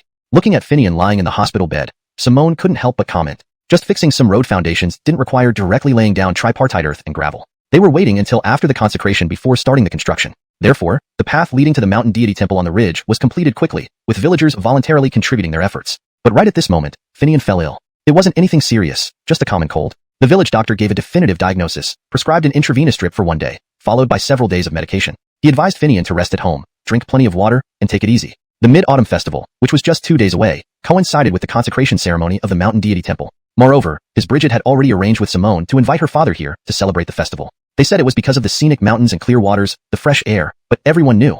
It was simply for the parents to meet. Simone's father held a high-ranking position as deputy mayor in the city and had once served as the town chief there. His visit to Blaine would be known not only in the town, but also in the city and county. As a result, many officials attended the mountain deity temple's plaque unveiling and consecration ceremony. If it were just the consecration alone, these officials might not have been so willing to come. But with the Cultural Relics Department's unveiling ceremony, along with the well-known decree from the Edifier enshrined in the old site of the mountain deity temple, and various sacred objects discovered there, everyone agreed that the decree was genuine. Plus, there was the legend of Kevin slaying the dragon. Everyone wanted to take advantage of the mid-autumn holiday to join in the festivities and bring their families along for a leisurely time. Initially, the small mountain deity temple was expected to receive only a county level or at most a city level cultural heritage designation. But after experts from the province examined the sacred objects and even came to Finian's home to inspect the decree, they decided to give it a provincial designation. Then, Finian introduced the lacquerware technique, which piqued everyone's interest. So, the combined plaque unveiling and consecration ceremony suddenly included a special acceptance for the city's Cultural Relics Committee's research on reviving the lacquerware technique. Once it passed this inspection, the city's Cultural Relics Committee could proudly announce anyone needing traditional lacquerware could come to them. This was not only an honor and a scientific achievement, but placed with a judge's robe, albeit blue instead of red, matching his rank. This made Hamish Grandpa elated for days, still in high spirits. He was happy, but Finian suffered. If he had already assumed his rightful place, it wouldn't be such an issue. But since he had the token without officially taking his place, the accumulated worship affected him directly. He developed a fever, not too severe, under 40 degrees Celsius, but persistent. Fortunately, Simone noticed something wrong with his complexion and promptly sent him to the village doctor with Jacques and others. When Simone's father arrived, Finian was still lying in bed, deeply asleep.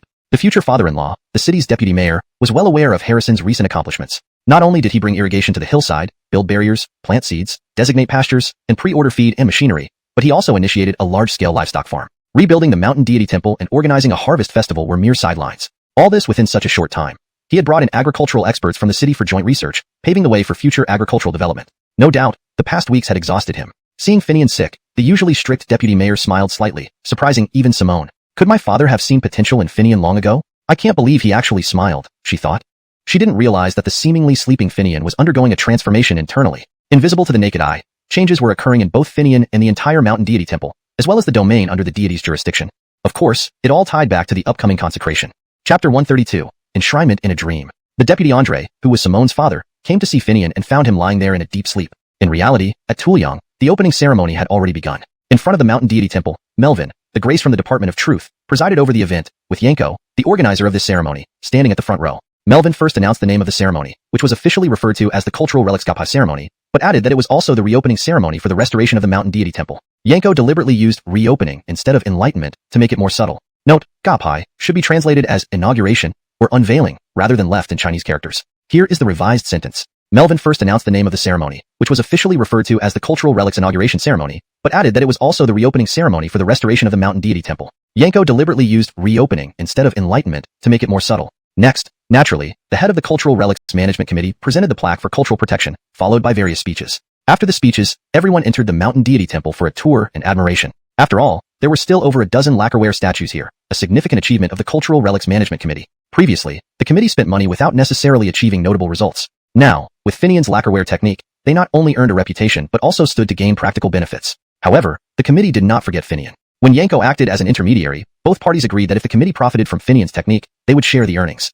Moreover, even before the statues in the mountain deity temple were completed, people came to inspect them. It was rumored that the Cultural Relics Bureau had already applied for a patent, and those visitors' expressions changed several times before finally agreeing to cooperate with the committee. If the technique proved genuine, after completion, they would use it to create more statues for them. Thus, the news spread, and the future prospects looked promising. Despite the popularity of stone carvings or bronze statues nowadays, lacquerware statues were no less costly than clay sculptures, but offered a unique selling point for indoor temples. Everyone knew how to choose wisely. Therefore, the Cultural Relics Management Committee agreed to hold the consecration ceremony alongside the Gapai inauguration ceremony. They just needed to avoid making it too obvious. Note, Gapai should be translated as inauguration in this context to make the sentence more natural and fluent in English. So, the plaque hanging ceremony took place outside the main gate, while the enlightenment ceremony occurred inside the courtyard after the plaque hanging ceremony ended. To improve fluency and accuracy, the plaque hanging ceremony was held outside the main gate, while the unveiling, or revelation, ceremony took place in the inner courtyard following the conclusion of the plaque hanging ceremony. Note, the term enlightenment ceremony may not be the best translation for Kaigang Yi Sur in this context. A more appropriate term might be unveiling ceremony, or revelation ceremony,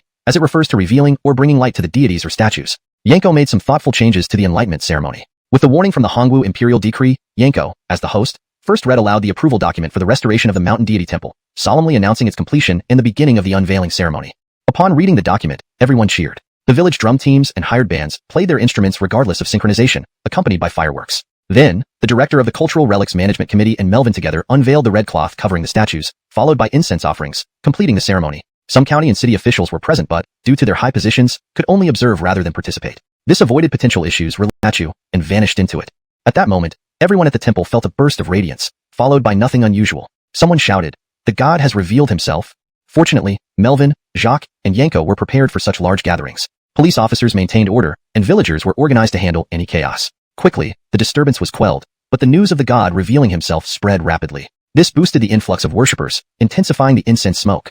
Finian suddenly felt immense pressure. After the approval document was read, the spear's departure triggered the gathering of incense smoke into his body, leaving him flustered. Now, before he could fully absorb the smoke, more arrived. The pressure mounted. However, after the spear entered the statue, acting as the rightful god, it began absorbing the excess incense smoke for him. This is best. Take it all. Chapter 132. The Dream of Sealing Gods. The vice mayor, who was also Megan's father, came to visit Finian and saw him lying there in a deep sleep. In reality, at this moment, the inauguration ceremony had already begun at Toulon. The small square in front of the Mountain God Temple hosted the event led by Melvin from the Cultural Relics Authority. Yanko, as the organizer of the ceremony, naturally stood at the front row. Melvin first announced the name of the ceremony, which was officially the inauguration ceremony of the Cultural Relics Department, but he added that it was also the reopening ceremony for the Mountain God Temple. Yanko deliberately avoided using the term inauguration and opted for reopening to be more discreet. Next, the head of the Cultural Relics Management Committee presented the Cultural Protection Plaque. This was followed by various speeches. After the speeches, everyone would naturally enter the Mountain God Temple to walk around and admire it, especially since it housed over a dozen deities made using the lacquered cloth technique. Regardless, it was a significant achievement for the Cultural Relics Management Committee, CRMC. Previously, CRMC spent money without necessarily achieving tangible results. Now, thanks to Finian's lacquered cloth technique, they not only gained recognition but could also reap considerable benefits from this technology in the future. However, CRMC did consider Finian's interests. As an intermediary, Yanko facilitated an agreement where Finian would receive a share of the profits from any earnings CRMC made from his technique. Even before the statues were completed, experts came to evaluate the site. Hearing that CRMC had submitted the project and the Cultural Relics Bureau plan to apply for a patent, their expressions changed several times before finally reaching an agreement with CRMC. If the technique proved genuine, CRMC would produce statues for them once the temple was finished. With such a reputation, the future prospects seemed promising. While stone or bronze sculptures were popular nationwide, these materials were more suitable for outdoor use. For indoor worship halls, although the lacquered cloth technique was more expensive than clay modeling, it offered a unique selling point. Everyone knew how to make the best choice. Therefore, CRMC agreed with Yanko's suggestion to hold the inauguration alongside the reopening ceremony, as long as it wasn't too overtly religious. Thus, the inauguration ceremony was held outside on the square, while the reopening ceremony took place inside the courtyard after the inauguration. However, Yanko also made some thoughtful changes. Given past issues, as the host, he began by reading aloud the approval document from the Cultural Relics Department regarding the reconstruction of the Mountain God Temple, solemnly announcing the completion of its renovation and the unveiling ceremony. Upon hearing the official document, everyone cheered. Village drum teams and invited bands played enthusiastically, and amid firecracker sounds, the red cloths covering the deities were removed. Afterward, incense was lit, completing the ceremony. Although some county and city officials were present, due to their higher status, they merely observed instead of participating directly to avoid unnecessary complications related to superstition. Some people, eager to criticize, might exploit such situations, so it was better to avoid trouble. As the regulatory body, no one could fault the CRMC. As for Melvin, being responsible for local government supervision and promoting traditional techniques, he faced no issues. Other graces might not be so fortunate, like Megan's father, who didn't even show up. The mountain god temple could be visited anytime, but today was not suitable for him to appear there. Instead of staying with Finian, Megan led him to Demella's home in the village, where her mother was recuperating. She complained about Finian rejecting her proposals for a merger or investment in his company, blaming Megan for not interceding on her behalf. Unaware of the complaint against him, Finian remained immersed in what seemed like sleep, but he was witnessing everything happening at the mountain god temple. He thought the inauguration was simple: gather everyone, create a festive atmosphere, and announce the completion of the temple for worship. Removing the red cloths was just for show. However, he was mistaken. When Yanko finished reading the approval document, Finian felt the previously inactive trident in his body stir. Then, as soon as the red cloths were removed from the deity statues, the trident flew out of his body toward the statue of the mountain god, disappearing into it. At that moment, everyone at the mountain god temple felt a flash of light, followed by no further phenomena. The temple. Today's consecration ceremony was essential to bring back the mountain god's spirit. Interrupting it could not only mean losing the legacy but also his life. Thus, he passively accepted the incense and offerings. Now, with an option to redirect this issue, he wasted no time in channeling all the accumulated incense, whether from past years or recent increased offerings due to the temple's renovation, into the statue of the mountain god. Meanwhile, inside the mountain god temple, since the unveiling ceremony had concluded, only the outside troops, percussion bands, dragon boats, lion dance teams, and musical ensembles were performing tirelessly. Donald Ephraim welcomed the distinguished guests to rest either in the side chambers or the original construction barracks. He and Melvin were responsible for their reception. As for the main hall and annexes, they were left open for villagers to come and worship. Interestingly, this was the mid-autumn holiday, so there were quite a few tourists from the county and even the city. After all, many still remembered Blaine from the Harvest Festival not long ago. Now with the mountain god temple's consecration and official opening, who wouldn't want to join the festivities and offer incense? Moreover, Chinese people are accustomed to burning incense in temples and kowtowing to deities, seeking peace of mind without causing any harm. However, visitors from the county and city were more reserved, waiting outside until the performances concluded and the crowd in the main hall thinned out before entering to worship. Jareth City differed from other places in that temples generally did not print fees, donations, or collection boxes. The temple received plenty of fruits and food. The spirits absorbing these offerings soon materialized into faint figures, kneeling before Finian. Greetings, Lord. No need for such formalities. Your bodies have just formed. Return to absorb more offerings. Using the mountain god's memories, Finian dismissed the spirits and saw Hamishi dressed in his green robe approach, ready to kowtow upon seeing Harrison. Hamishi, please don't. You're trying to kill me? Finian stopped him quickly. According to Jareth City customs, a Mohammed kowtowing to a grandson could shorten the latter's lifespan, disrupting hierarchy and ethics. Hamishi laughed. All right, I won't kowtow to you. But to the mountain god, I must, or am I to die?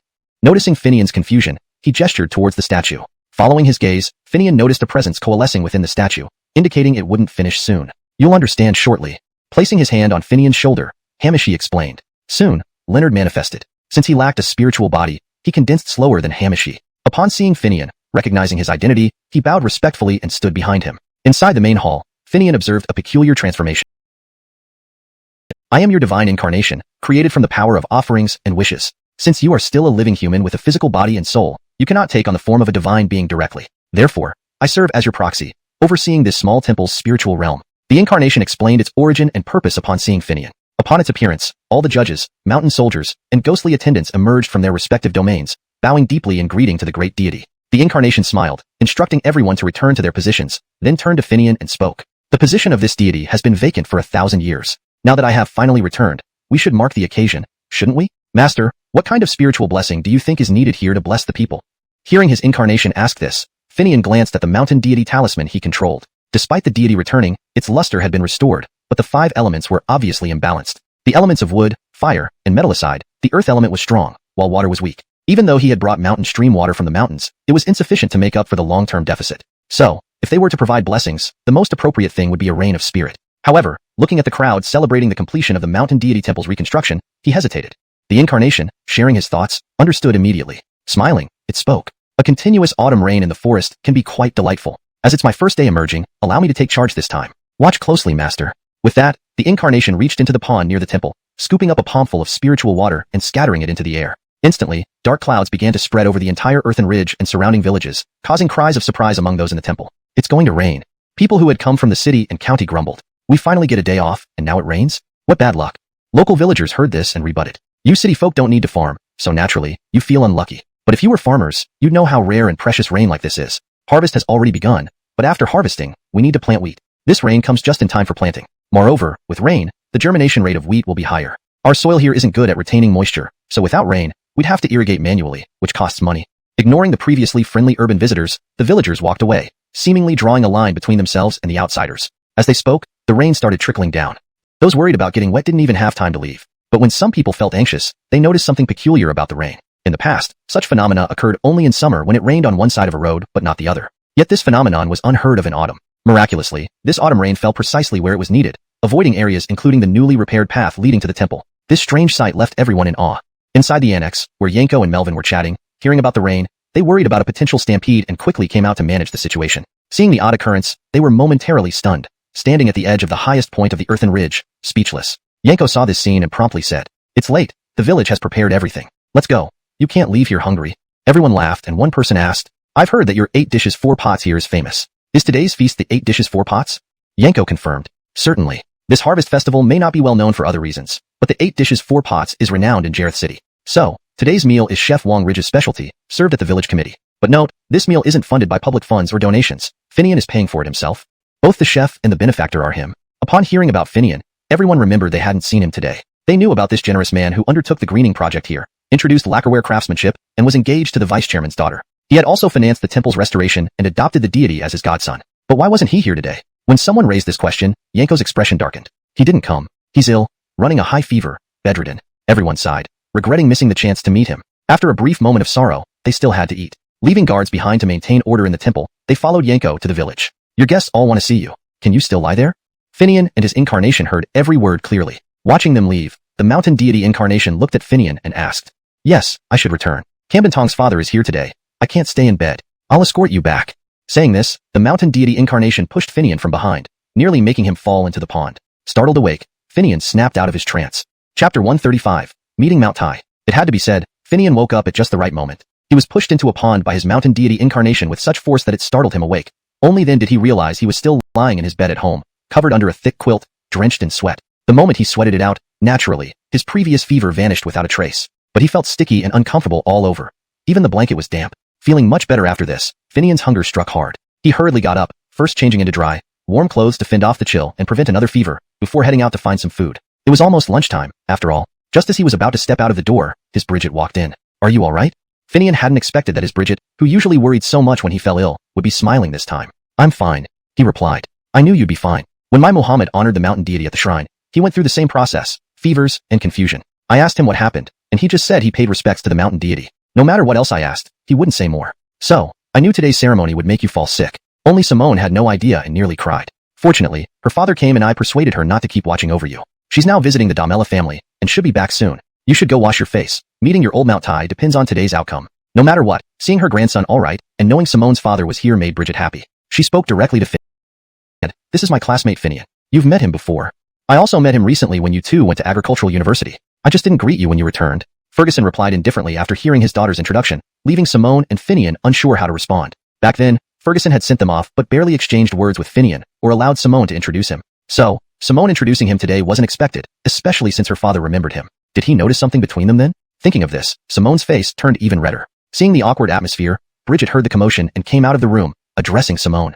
"Mungzi is back? Quickly ask your father to sit down. The meal is ready. Let's eat. Eat, go wash your face." Santana's words diffused the tension. Finian hastily greeted Ferguson. "Hamish, let me wash my face. Please take a seat." Then he ran off. Despite being strict with Finian and Simone, Ferguson smiled upon seeing Bridget. "Ayella, why did you bother cooking? I thought we could just eat at the village committee. Why go there? You're at our home. Why eat out? That's laughable." "Yes, they're serving 8 bowls 4 dishes today, prepared by Chester. If you crave it, we'll have him cook it separately for you later. But since you're here, you must eat at home." Santana responded bluntly. With Professor Dom and students recently visiting, the village committee arranged meals. Chester, or his apprentices, were always in charge of cooking. Santana's one word, Chester couldn't refuse. He was her nephew. Ferguson, instead of getting upset by her directness, chuckled. "Don't I look at Ella's age? I don't want to trouble you. As long as you're fine, we'll eat at home, no problem." "That's settled. You see, the skills for the 8 bowls 4 come from the temple. Normal households wouldn't know how to prepare it. In the past, it was only made during annual offerings to the mountain deity. Now, we can make it anytime. As for me, I'm still strong. Recently there was a village play. I want to watch. Cooking won't tire me. Mingzi, help your rider sit down and serve the dishes. Treat yourself at home." "Yes." Simone agreed, entering the kitchen where she found the spread no less lavish than Chester's 8 bowls 4. She wondered when Bridget had started preparing. Finian, freshly washed, was summoned by Bridget and noticed Simone standing dazed. What's wrong? He couldn't help but ask. Chapter 136, Let's go see your farm. Cherry has prepared so many dishes, Simone said, sounding incredulous. Finian took a look, and indeed there were quite a few. There were only 4 of them. Yet Cherry had gone all out, frying, stir-frying, steaming. All methods employed. Even the steamer basket exuded enticing aromas, hinting at more delicious dishes inside. Understanding the local customs, Finian couldn't help but smile to rely on each other. It has been difficult for Ferris over the years, but as long as I'm still around, I must see Ferris get married and have children, fulfilling my promise to their ancestors. Preparing a meal is nothing. As long as you let Carly marry Ferris, just say the word. Hearing Cherry speak, Finian couldn't hold back his tears, and even Simone's eyes welled up. Kit, deeply moved, said, Finian is a good boy. You don't need to say that, Ayala. I don't ask for anything, I agree. Otherwise, why would Simone come to live in your house every time she visits the village? She told me how well you treat her. That might spoil her. Cherry laughed. What kind of girl wouldn't be spoiled? Don't worry. Carly is very sensible and hasn't given me any trouble. Now that you agree, I can rest easy. When to hold the ceremony can be decided by them. Today is a happy day. Try the dishes, see if my cooking still meets your approval. The food will get cold otherwise. Despite Cherry's invitation, no one dared to take the first bite until Kit, smiling at Cherry, prompted her to start. Then everyone began savoring the carefully prepared 13 flowers. The 13 flowers consisted of 12 main dishes and 1 soup, 4 cold dishes and 8 hot ones, plus the soup. The 4 cold dishes included poached chicken, mixed ear silk, fresh vegetables, and lotus root. The variety covered both sky and land, meat and vegetables, sweet and sour, fragrant and spicy, providing a complete range of flavors. The 8 hot dishes featured braised pork, fried meatballs, and a carp freshly cooked until golden brown. A bundle of thin noodles, crispy after being deep fried, was placed atop the carp, drizzled with sweet and sour sauce, known as baked carp with crispy noodles. Among the 5 meat dishes, there was also the famous dompa elbow. Besides these 6 meat dishes, there were 2 exquisite vegetarian dishes. Although just vegetables, they were no less valuable than the meat dishes. One dish was made with Huai mountain yam, a wild variety that had been meticulously processed. It was not only delicious, but also extremely beneficial to health. Another dish featured various delicacies from the mountains, stir-fried with precious walnut oil. Seeing these dishes, Kit praised loudly, making Cherry beam with delight. Finian finally understood where all those ingredients he helped collect went. As for the soup, Simone stared in disbelief. Cherry, this pot of soup? Oh, it's just ginseng stewed with squab. The ginseng is from Finian, and the squab was caught by villagers in the mountains. It's not worth much, as long as it tastes good. Not worth much? Simone dared not speak further, fearing her father might be hesitant to eat. What's wrong? Kit felt puzzled, but noticed something unusual in Simone's expression. Initially, he thought it was just ginseng stewed with squab, which now could be grown artificially. However, something seemed amiss. Simone explained, it's because this ginseng comes from the wild and was harvested by Finian. Hearing this, Kit was stunned. Here, they didn't cultivate ginseng, meaning any ginseng found must be wild, which was incredibly valuable. One pot of wild ginseng stewed with squab easily cost tens of thousands. This? Kit was speechless. Seeing his hesitation, Cherry smiled and reassured him. Don't worry. Our family has unique techniques passed down from the temple. Eating ginseng this way brings no harm and strengthens the body. How else would an old lady like me be so healthy? Just enjoy it. When Simone joins our family, I'll pass on this secret to her. Ferris, don't be envious. It's a family tradition to pass secrets to daughters-in-law, but not daughters. Finian asked, our family has this kind of treasure? Do you think? It was handed down from my Bridget. What do you think? Realizing the significance, Kit nodded. If Finian's family had an imperial edict from Hongwu, why couldn't they have other treasures? The temple had once held unique practices. With that understanding, he started eating with confidence. After the meal, Kit looked at Finian and said, let Simone tidy up. Take me to see your farm. Chapter 137. Moving too fast isn't always good. Stepping outside the door, Kit didn't speak right away. Instead, he walked along, observing everything in Blaine's village with great interest. He paid attention to everything, whether it was the farmyard, the fruit trees and vegetable plots within the yards, or the cornfields just outside the village that had been recently harvested. He even paused occasionally to closely examine the land that had been plowed by a rotary tiller versus those that were plowed by villagers after removing the corn stalks, making comparisons. Finian noticed Kit's silence, making him feel as if he were a visiting official conducting an inspection. He walked around, looking at everything while Finian followed not too far behind, almost like a lackey. They continued this way until they reached the entrance of the orchard. During the picking festival, the fruits from the orchard, as well as the chickens, ducks, and geese raised there, were swept clean by the visitors from the city. Therefore, quite a few chicks, ducklings, and goslings had been added since then. With Finian occasionally adding spiritual water to the pond, these little creatures grew very quickly. The spiritual water also attracted insects, which provided enough food for the poultry without consuming much grain, thus saving on feeding costs. Now, some late maturing fruits had begun to ripen, so one could smell the fruity aroma as soon as they approached the orchard gate. This is the place that gave you the idea to build a farm? Kit asked, hands behind his back, staring at the familiar orchard. Yes, ever since we introduced water here, the insects increased inexplicably. This attracted many birds. These birds ate the insects and drank the water, but also destroyed the fruits. We can't spray pesticides every few days, right? If we did, would the fruits still be safe to eat? So, I decided to raise chickens, ducks, and geese to control the insect population. So, how effective has this been? Not bad. There are far fewer birds now, and the poultry-eating insects grow faster and taste better. Additionally, their droppings reduce the need for chemical fertilizers. It's a win-win situation. Poultry manure equals chemical fertilizers? Didn't you say uncomposted manure from chickens, ducks, and geese can affect the growth of fruit trees and crops? Are you not worried about that? Indeed, in traditional farming practices, manure needed to be composted before use. Uncomposted manure directly applied to fields could burn young plants and reduce fruit production. Furthermore, the unprocessed feces contained numerous insect eggs, leading to pest infestations. That depends on how and where you use it, and in what quantity. I understand your concerns. Overuse can lead to burning or reduced yields. However, the fruit trees here are mature and not as fragile as newly sprouted seedlings. Moreover, due to the soil condition here, we water every 2 to 3 days. So, there hasn't been any issue of burning or reduced yield. As for pests, the poultry eats them immediately when they appear, so it's not a problem.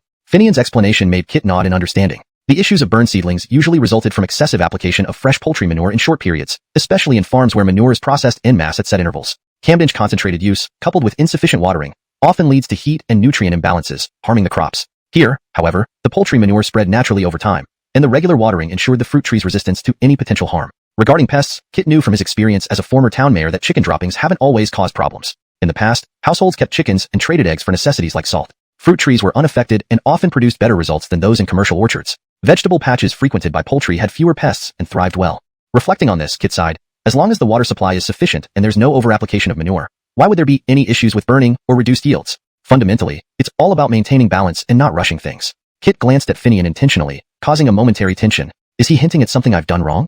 Finian wondered, but couldn't find anything amiss. He had always followed the law and never crossed any lines. Baffled, Finian led Kit through the orchard, offering him some of the late-ripening fruits. Then they left the orchard to head towards the mountain ravine where Finian planned to build the farm, which used to be traversed by a stream but had dried up due to mining activities. Even the stream is gone. Damn those bastards. Upon arriving, Kit cursed regretfully upon seeing the barren scene. However, during the mining period, he had intentionally avoided involvement as a former mayor, thinking it would benefit the local economy. But who could have anticipated such exploitation? Yet, with water reintroduced, this place could indeed make for a good farm.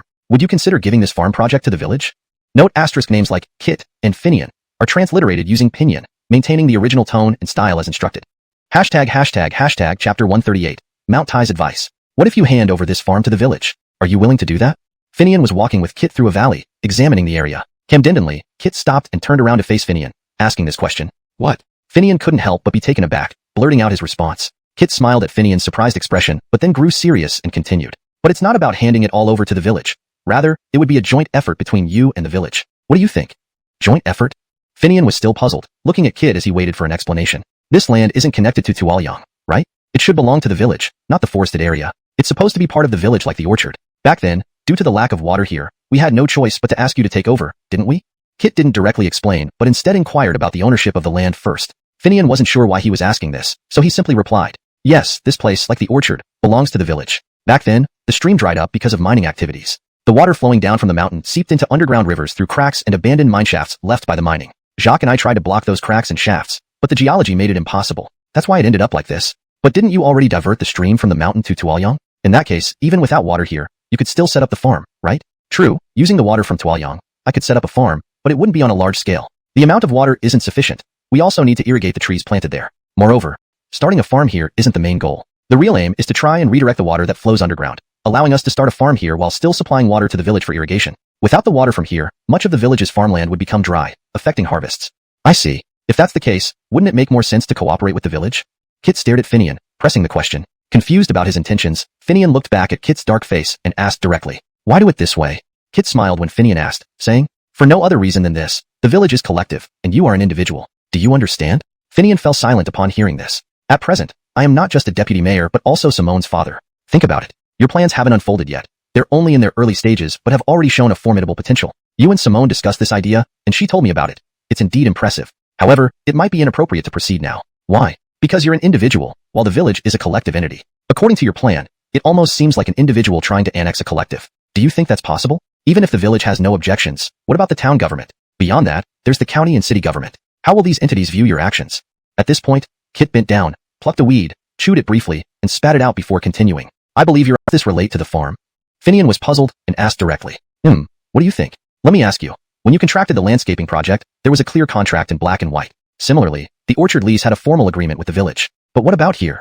Kit pointed to the vast valley, questioning directly. There was no formal agreement. The village mentioned that anyone could use this land as long as they informed them. Yes, inform them. But that's assuming the situation remains unchanged, or that there's little benefit involved. A farm changes that, doesn't it? When your farm thrives, will the villagers still accept the arrangement? With this question, Finian felt a chill run down his spine. As a site manager in a company, he had witnessed numerous instances where contracts or agreements were overturned due to vested interests. He had simply overlooked the human element, thinking that since this was his hometown and he was a villager, such issues wouldn't arise. It seems you realize this. Listen, If I were in your shoes, I'd avoid declaring anything about a farm. Instead, I'd quietly secure a lease on this land first, then announce building the farm. What do you think?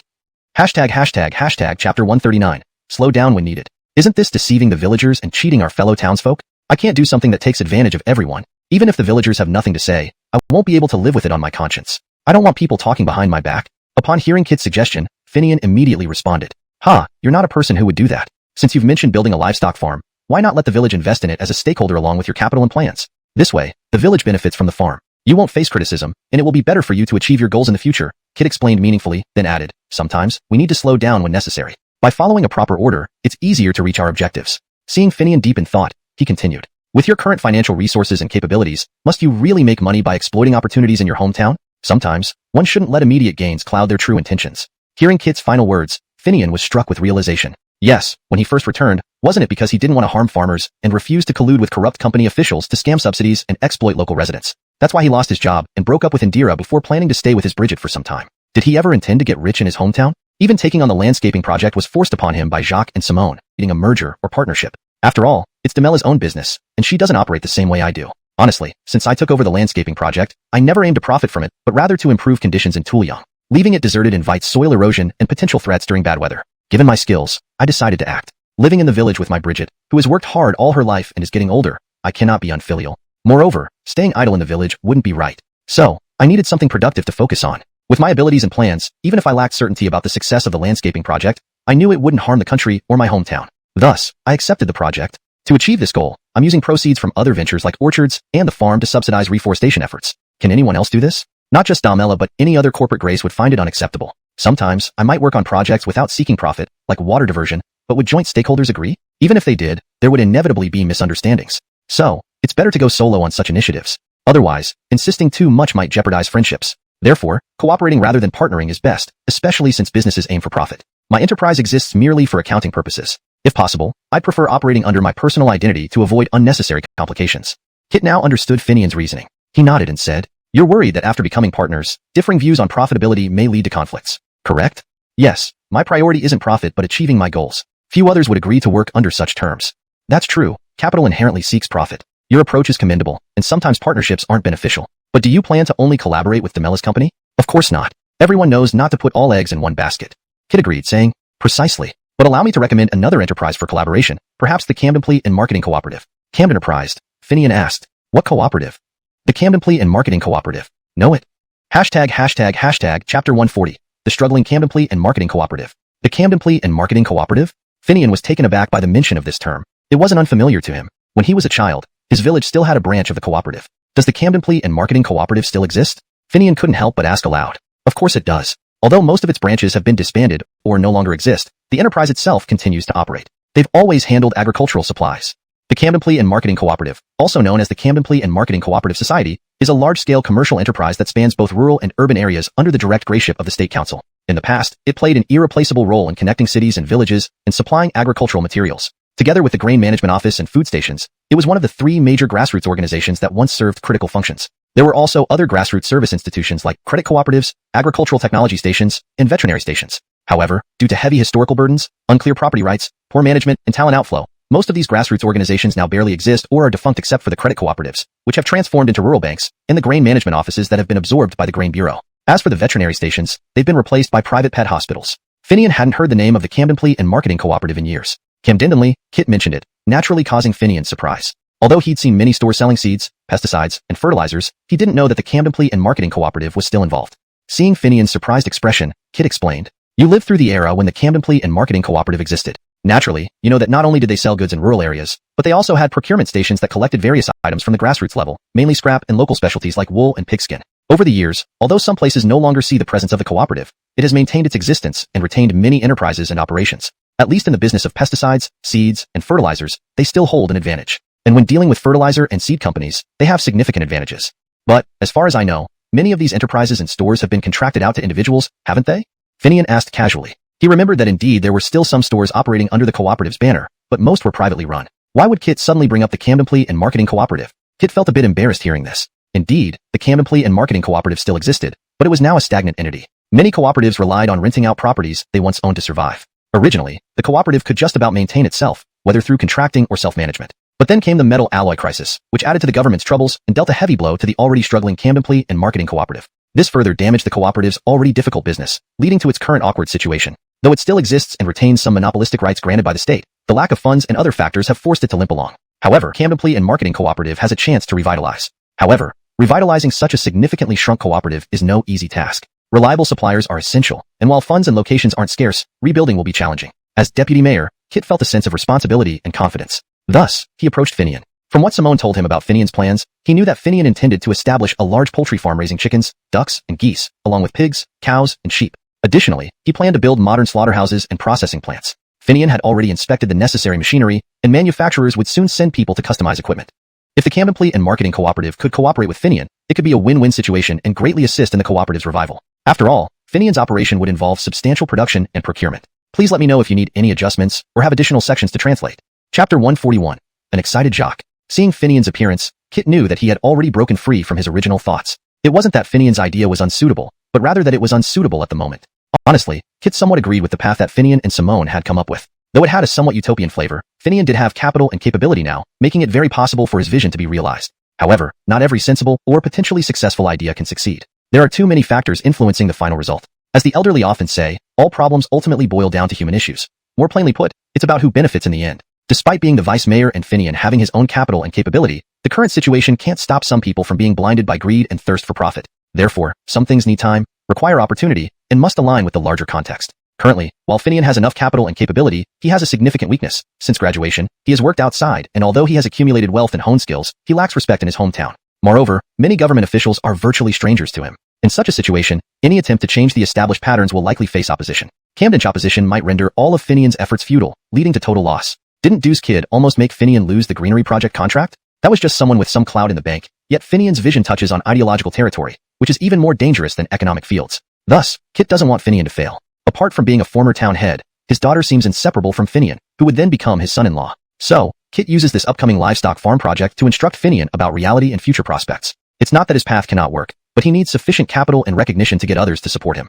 Finian has taken over the greening project, built the shrine, and facilitated cooperation between the city and agricultural university, but it's far from enough. Honestly speaking, if it weren't for Aaron being Finian's teacher and me being the deputy mayor, would this cooperation credit really go to Finian? So many people would love to claim achievements and advancement out of this. However, Kit believes in Finian's wisdom. He can surely understand his intentions and the unspoken nuances. After all, within private family businesses, these scenarios are common, even more so in a direct manner. Finian has experience being squeezed out before. Hamish, I understand. Whether it's the livestock farm or the supply cooperative matters, I'll follow your advice. Truly, after hearing Kit, Finian finally understood. Although he holds some respect in the village, it's based on his external achievements, and everyone shares the same surname. Rarely would anyone challenge him as his actions benefit the villagers without harm. However, going further up to the town level, everything changes. Without the initial nod from the town and county support, how could the bidding process by Dew have happened? Despite using illegal mining to alert the town and exposing Dew's tactics, does anyone really look favorably upon a thorn like you? Even for the greening project, beyond official formalities, did the town or county provide tangible support? Melvin only became closer due to the harvest festival when he brought benefits to both village and town, along with city support. Therefore, some things can't rush, and one must learn to share benefits. Of course, sharing should be selective. Villagers, Finian is willing. As for Melvin, with political achievements, he'd also be delighted. After establishing solid roots, then achieving one's goals becomes natural. So, Finian quickly grasped everything, looking earnestly at Kit. Well, good. As for specifics, I won't meddle. You discuss it yourselves. Let's go home. Returning home with Kit from the mountain valley, they met the people conducting the opening ceremony. They naturally knew the vice mayor was there, and everyone knows his daughter Simone is practically in a public relationship with Finian. Otherwise, why would Kit come here for the Mid-Autumn Festival? What kind of excuse is visiting daughter, celebrating Mid-Autumn? Clearly, it's an in-law meeting. Thus, not inviting Kit to the ceremony wouldn't be appropriate. However, seeing the vice mayor, especially given his past as a town head, was essential. Both town and county graces could greet him as the old town head. As village chief, Jacques naturally accompanied them. Finian saw Jacques free, watching graces chat happily with Kit and Simone serving tea, idling around aimlessly. He quietly approached Jacques. Come over, I need to talk to you. When they were alone, Finian directly said, for the livestock farm, the village should invest land without interfering in operations. What do you think? What do you mean? Jacques was taken aback, looking at Finian skeptically. Just that. Although you said I could use the mountain area freely, it's still village land. I thought the livestock farm could be partially owned by the village through land equity. It's income, right? And with money, it'll be easier for you as village head, isn't it?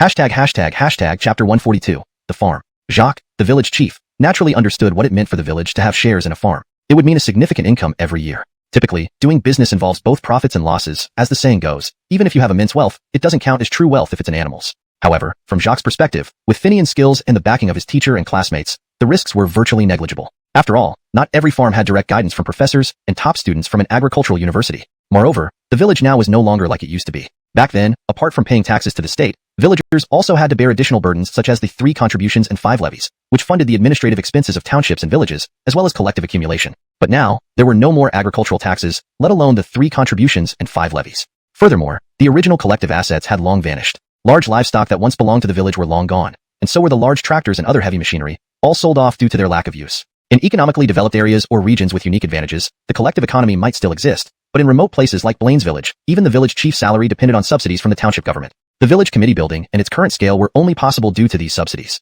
Even the township itself relied on state funding. Now, not only did the state exempt farmers from paying taxes, but it also provided subsidies for farming and other rural projects, such as road construction. With these subsidies, villages without a collective economy could barely sustain themselves. The government realized that merely providing subsidies wasn't enough and encouraged the vigorous development of the collective economy. But in remote mountain villages, where could they find profitable ventures? Without money, many essential tasks in the village could not proceed. Being the village chief, Jacques found his job incredibly challenging. When he heard Finian planned to build a farm in the mountain ravine and wanted the village to invest by providing land, Jacques felt both delighted and skeptical, wondering if Finian hadn't fully recovered from his fever. So, despite his joy, Jacques asked, "Is this really true?" "Of course it is. However, the village's shares won't be too high, and you'll only have rights to dividends, not management. You can't be the village chief forever, can you? We need to prevent people from meddling and ruining the farm. So, do you think you can run it forever? Aren't you afraid your successor might ruin it? If that happens, the loss will be mine, not the village's. The land will still belong to the village," Finian retorted. "That's true. But why are you thinking this way? I thought you were still delirious from the fever." "How could I be delirious? I'm not sick, and I'm not speaking nonsense. So, why are you doing this? If you're worried about land disputes, why not just sign a lease agreement and pay rent? Why involve the village this way?" Jacques was still confused and questioned him. "You wouldn't understand if I explained it now. You'll know later. Do you think I'd harm the village? That's impossible. Even if you wanted to, you couldn't. Heh, that place has nothing. No water, no resources. Would you start mining or sell houses there? Who would buy them?" Realizing Finian was serious, Jacques joked around with him. Just as they were discussing, Kit and a group from the county and township government mentioned the successful harvest festival Blaine had recently organized. Melvin immediately intended to present this achievement to the city's vice mayor. Kit knew the festival was successful due to various coincidental factors, like the extensive promotion by local television stations and the cultural fair and market events that added to its popularity. Everyone was clear that while it could be a political achievement, overstating it for credit was inappropriate. Interrupting Melvin mid-report, Kit said, "We all know what happened and understand it. Instead of talking about the past, focus on what the township and villages plan to do next. We must look forward, not cling to the past. What specific plans and goals do you have? That's what I want to hear." Caught off guard and slightly embarrassed, Melvin suddenly realized this was perhaps an opportunity for him to shine. Although Kit's tone seemed harsh, it indicated support. Recognizing this, Melvin outlined the subsequent plans and strategies discussed with Finian. He mentioned how the township had supported Blaine and Finian, with town officials frequently assisting and even neighboring villagers working for Finian. Feeling this wasn't enough to convince everyone, Melvin invited Jacques to speak as the village chief about future plans for the village and township. Still elated by Finian's proposal, Jacques blurted out, "To achieve common prosperity and lead those who follow, we decided to establish a farm and subsequent enterprises through the village's land investment, aiming to revitalize the countryside and strengthen the collective economy." Village. After all, no one likes putting themselves out for someone who isn't appreciative. After discussing with the village cadres, everyone was delighted. The village accountant, Elon, directly proposed, "Why wait? With this plan, my job will be much easier. Having funds means I won't have difficulties. Shouldn't we hurry up and find Finian at his home to discuss the specifics and start right away?" Directly find Finian?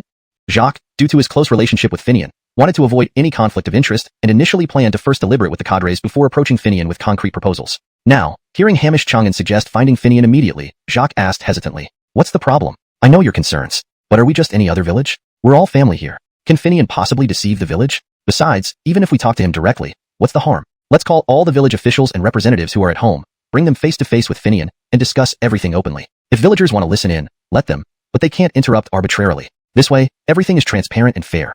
Who would dare to speak nonsense?" Upon hearing this, Jacques agreed. Since he and Finian had no hidden agenda, and this was clearly Finian taking care of the village and essentially giving money to the collective, it made sense to openly discuss it in public. Who would dare to lie about such a generous offer? They promptly notified the village cadres and representatives who were at home, informing them that Finian's farm. Those who received the notification dropped everything and headed straight for Finian's home. Finian had already been informed by Jacques. Because of the large number of people, the yard couldn't accommodate everyone, so they gathered on the road near the entrance to Blaine's residence, where there was enough space since few vehicles passed through. Jacques even considered having Kit present as a witness. Kit chuckled and said, "I'm just here on vacation. I've already arranged to visit the temple with Donald Ephraim. As for this meeting, perhaps inviting town officials as witnesses would be more appropriate." With that, he left on foot toward the mountain deity temple. "You're right, we should invite Melvin. With town officials as witnesses, who would dare to say anything?" Jacques called Melvin immediately after this suggestion. He initially thought calling the town office at this hour might be inappropriate. However, Melvin laughed upon receiving the call and said, I've been waiting for this call. You mentioned this yesterday, and I thought you'd delay until after the festival. Turns out you're moving fast. Don't worry. I'm in town and haven't gone home yet. I'll be there shortly. Not only me, but relevant town officials will also come. They'll just observe and not make decisions. They'll serve as witnesses and provide oversight. Jacques put down the phone, and Simone asked, when will the town officials arrive? Melvin said soon, not long. Good. Since they're coming, let's move the meeting to the threshing floor. It's spacious and easy to arrange, right? Camdenra, let's do it there. Thus, by the time Melvin and his entourage arrived, the threshing floor was already set up.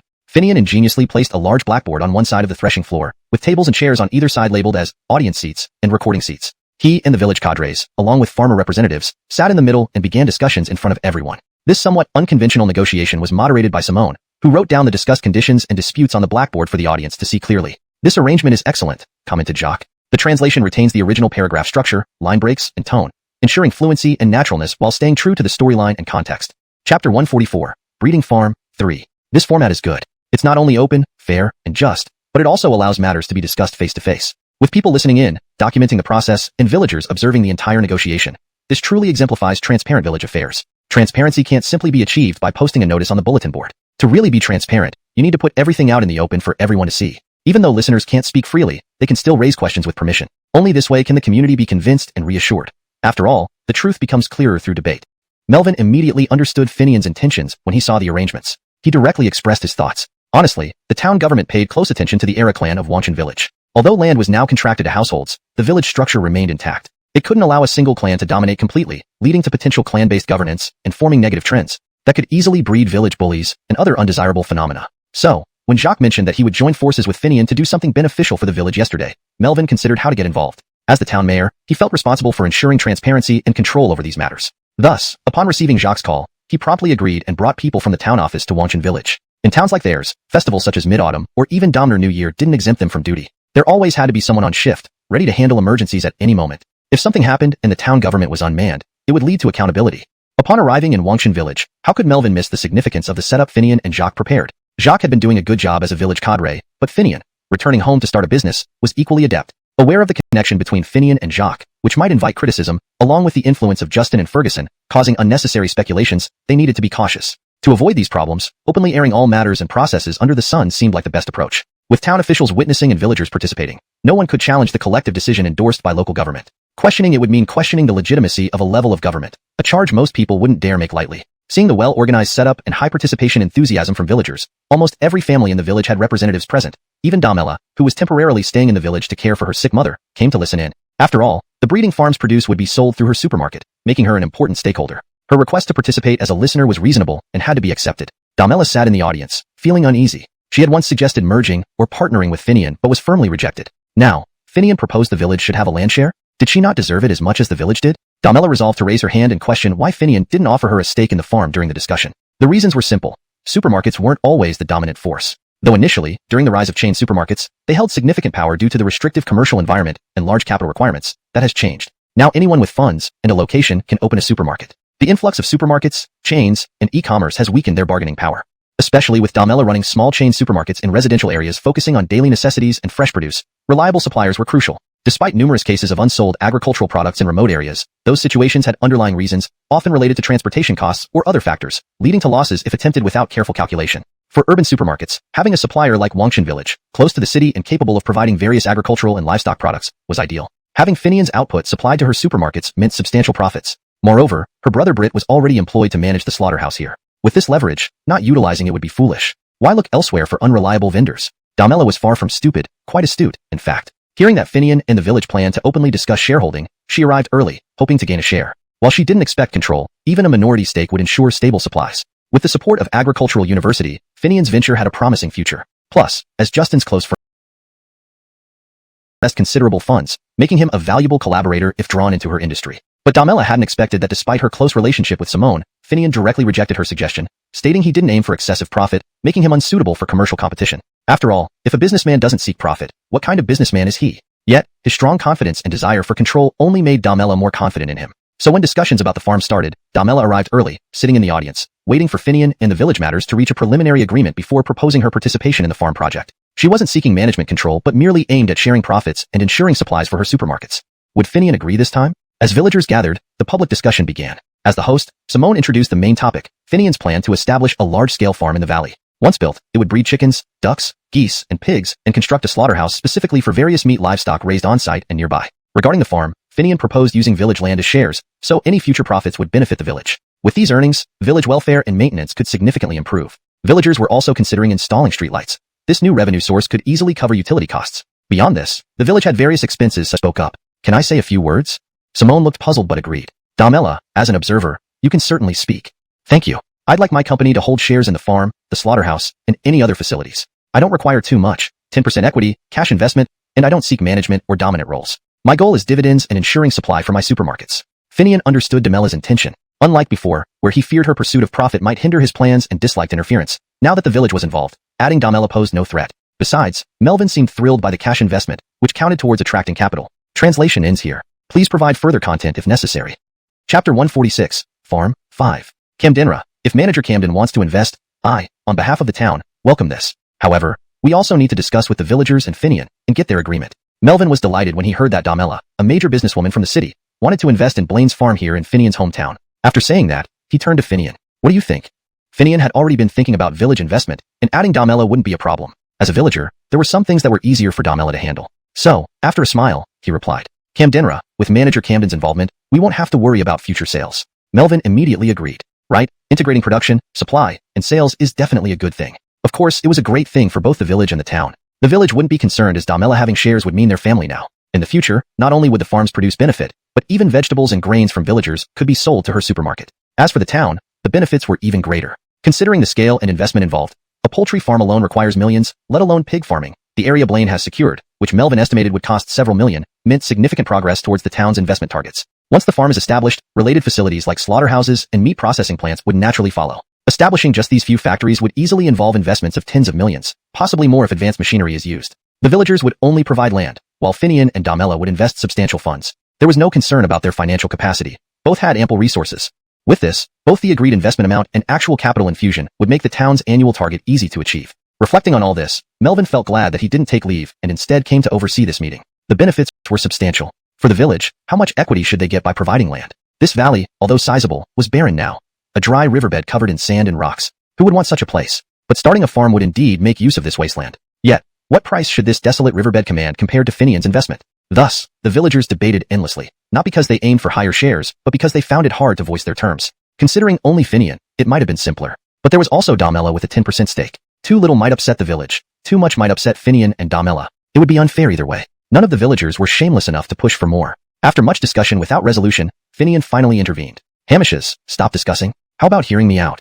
Seeing Finian step forward, someone immediately said, fine, go ahead. Since villagers hesitated to set prices, Finian taking the lead made sense. I think the village should get a fair share. Too little, and nothing can be done. Too much, and it feels inappropriate. Manager Camden and I discussed it. Here's the proposal. The village provides land but doesn't manage day-to-day operations. However, it retains supervisory rights to ensure environmental protection and prevent dishonest practices. If any violation occurs, the village can advise changes or report to the town. However, the village only shares profits, without managerial authority. Neither does Manager Camden, who retains supervisory and advisory roles along with profit-sharing rights. Manager Camden, as you all know, invests a lot of money, owning 10% shares. The village, using land, shouldn't exceed this, but too little isn't fair. How about setting it at 5%, regardless of our total investment? This stunned everyone. While none were farm experts, they knew a large-scale operation meant substantial investment. Now, Finian was offering 5% directly, an unexpected high figure, especially given the worthless land. Melvin calculated that this amounted to hundreds of thousands, or even over $1 million RMB. Thus, all villagers tried persuading Finian to reassess once construction costs were clear. Finian responded immediately. No need for complications. Just consider it an additional donation to the village beyond the land value. Any less, and it wouldn't matter. Upon hearing this, everyone understood. You mean you decided based on village expenses rather than investment costs? Let's finalize it. Besides, the farm will need water and labor. Let's have the village organize the workforce and seek help outside if needed. Everyone agree? Chapter 147, Breeding Farm, 6. With Damela's agreement, when Finian mentioned this, Blaine's share in the breeding farm was immediately set at half of Damela's shares. The villagers were naturally satisfied with this arrangement. However, at this moment Melvin stepped forward and said, since Finian and President Camden insist on this, then it shall be as such. But everyone must understand one thing. Now, not only does the farm need to build facilities similar to those elsewhere and introduce seedlings, but we also need to specifically channel water from the mountains. All of these require substantial financial investment. Therefore, the exact amount needed for the current breeding farm isn't a fixed number yet. Hence, this 5% share offered by Finian and President Camden is in support of various village activities. It doesn't mean that our land is actually worth that much money. Everyone must understand this. Since we have received this, we must show gratitude. So in the future, everyone should support the operations of the breeding farm because the better it performs, the more benefits everyone will receive. Do you all understand? Hearing this, all the villagers naturally understood the rationale. Some even called out directly, Town Lawrence, rest assured, after the farm is built, we can work there and earn money too. We won't destroy our own livelihood. Good that everyone understands. Now, let's draft the agreement right here and now. If there are no objections from any party, once signed, there can be no going back. Does everyone agree? Yes. Is there anyone who disagrees? Speak up now, don't grumble later. Melvin, knowing well the villagers' habits, asked multiple times until he confirmed that no one had any other thoughts. Only then did he let the town officials draft the agreement on the spot. 4 copies were made, one for Finian, Damela, the village, and an additional copy kept by the town. In the agreement, Finian specifically included a clause stating that regardless of future investments or expansions, the village's 5% share would remain unchanged and permanent. Damela also agreed to this. When Melvin heard Finian's request, he couldn't help but remark, "You're leaving the village with a treasure trove." Finian laughed and replied, "But the village has no management or decision-making authority, right?" Melvin shook his head, saying nothing, just patting Finian's shoulder and saying, "Do your best." After signing the agreement, construction naturally began next. The required manpower was discussed on-site with Jacques and Damela, with the villagers signing up on the spot. After all, they first needed to channel the water before starting construction. Seeing the enthusiastic villagers clustering around the village cadres, Finian turned to Melvin and said, "Melvin, now that things are settled, why not come over to my place for a while?"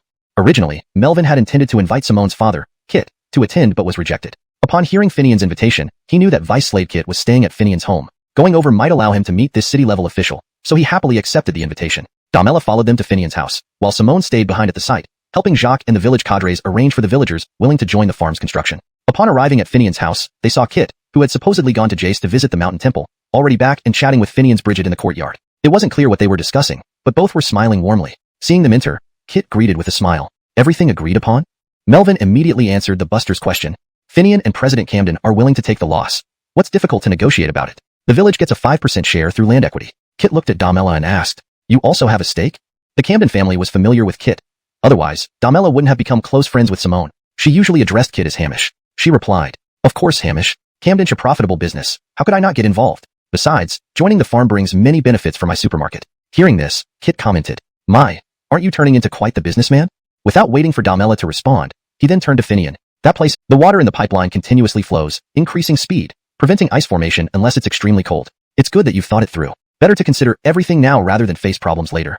Chapter 148. Work begins. Blue was a technician at the county's Water Conservancy Bureau. He always felt that he was rather unlucky. The holiday hadn't even ended, and he had already been dispatched to Blaine to assist the village's farm in its water diversion project. Why are they in such a hurry? It's not like they can rush this while we're still on holiday. He grumbled as he packed his things, knowing that once he left, it would be several days before he could return. When Melvin learned that water diversion was crucial and somewhat challenging for the farm, he didn't return to town but instead directly called the director of the Water Conservancy Bureau to ask for assistance. Upon hearing that it was about Blaine, the director did not dare delay, knowing it was a place under close scrutiny by both the city and county governments. According to reports, the city's executive vice mayor was reportedly still residing there. Moreover, Melvin mentioned that Finian was allegedly the prospective son-in-law of the vice mayor, who had sent his only daughter to Blaine for her assignment. Understanding the situation, the director immediately agreed to send a technical expert from the bureau to Blaine to guide the farm's water diversion work. However, after hanging up the phone, he considered and ultimately chose Blue for the task. Among the technicians at the bureau, Blue was the most familiar with Blaine. Who else could go if not him? Though extremely unwilling, Blue knew that if the director had spoken, he couldn't refuse. Despite going, he couldn't help but feel resentful. So, Blue arrived at Blaine with a sense of frustration. To be honest, Finian knew the underground conditions in the mountain gorge thoroughly, but how could he reject Melvin's goodwill? Moreover, since it was the Water Conservancy Bureau's technician coming, he assumed the person would be more familiar with purchasing pipes than he was.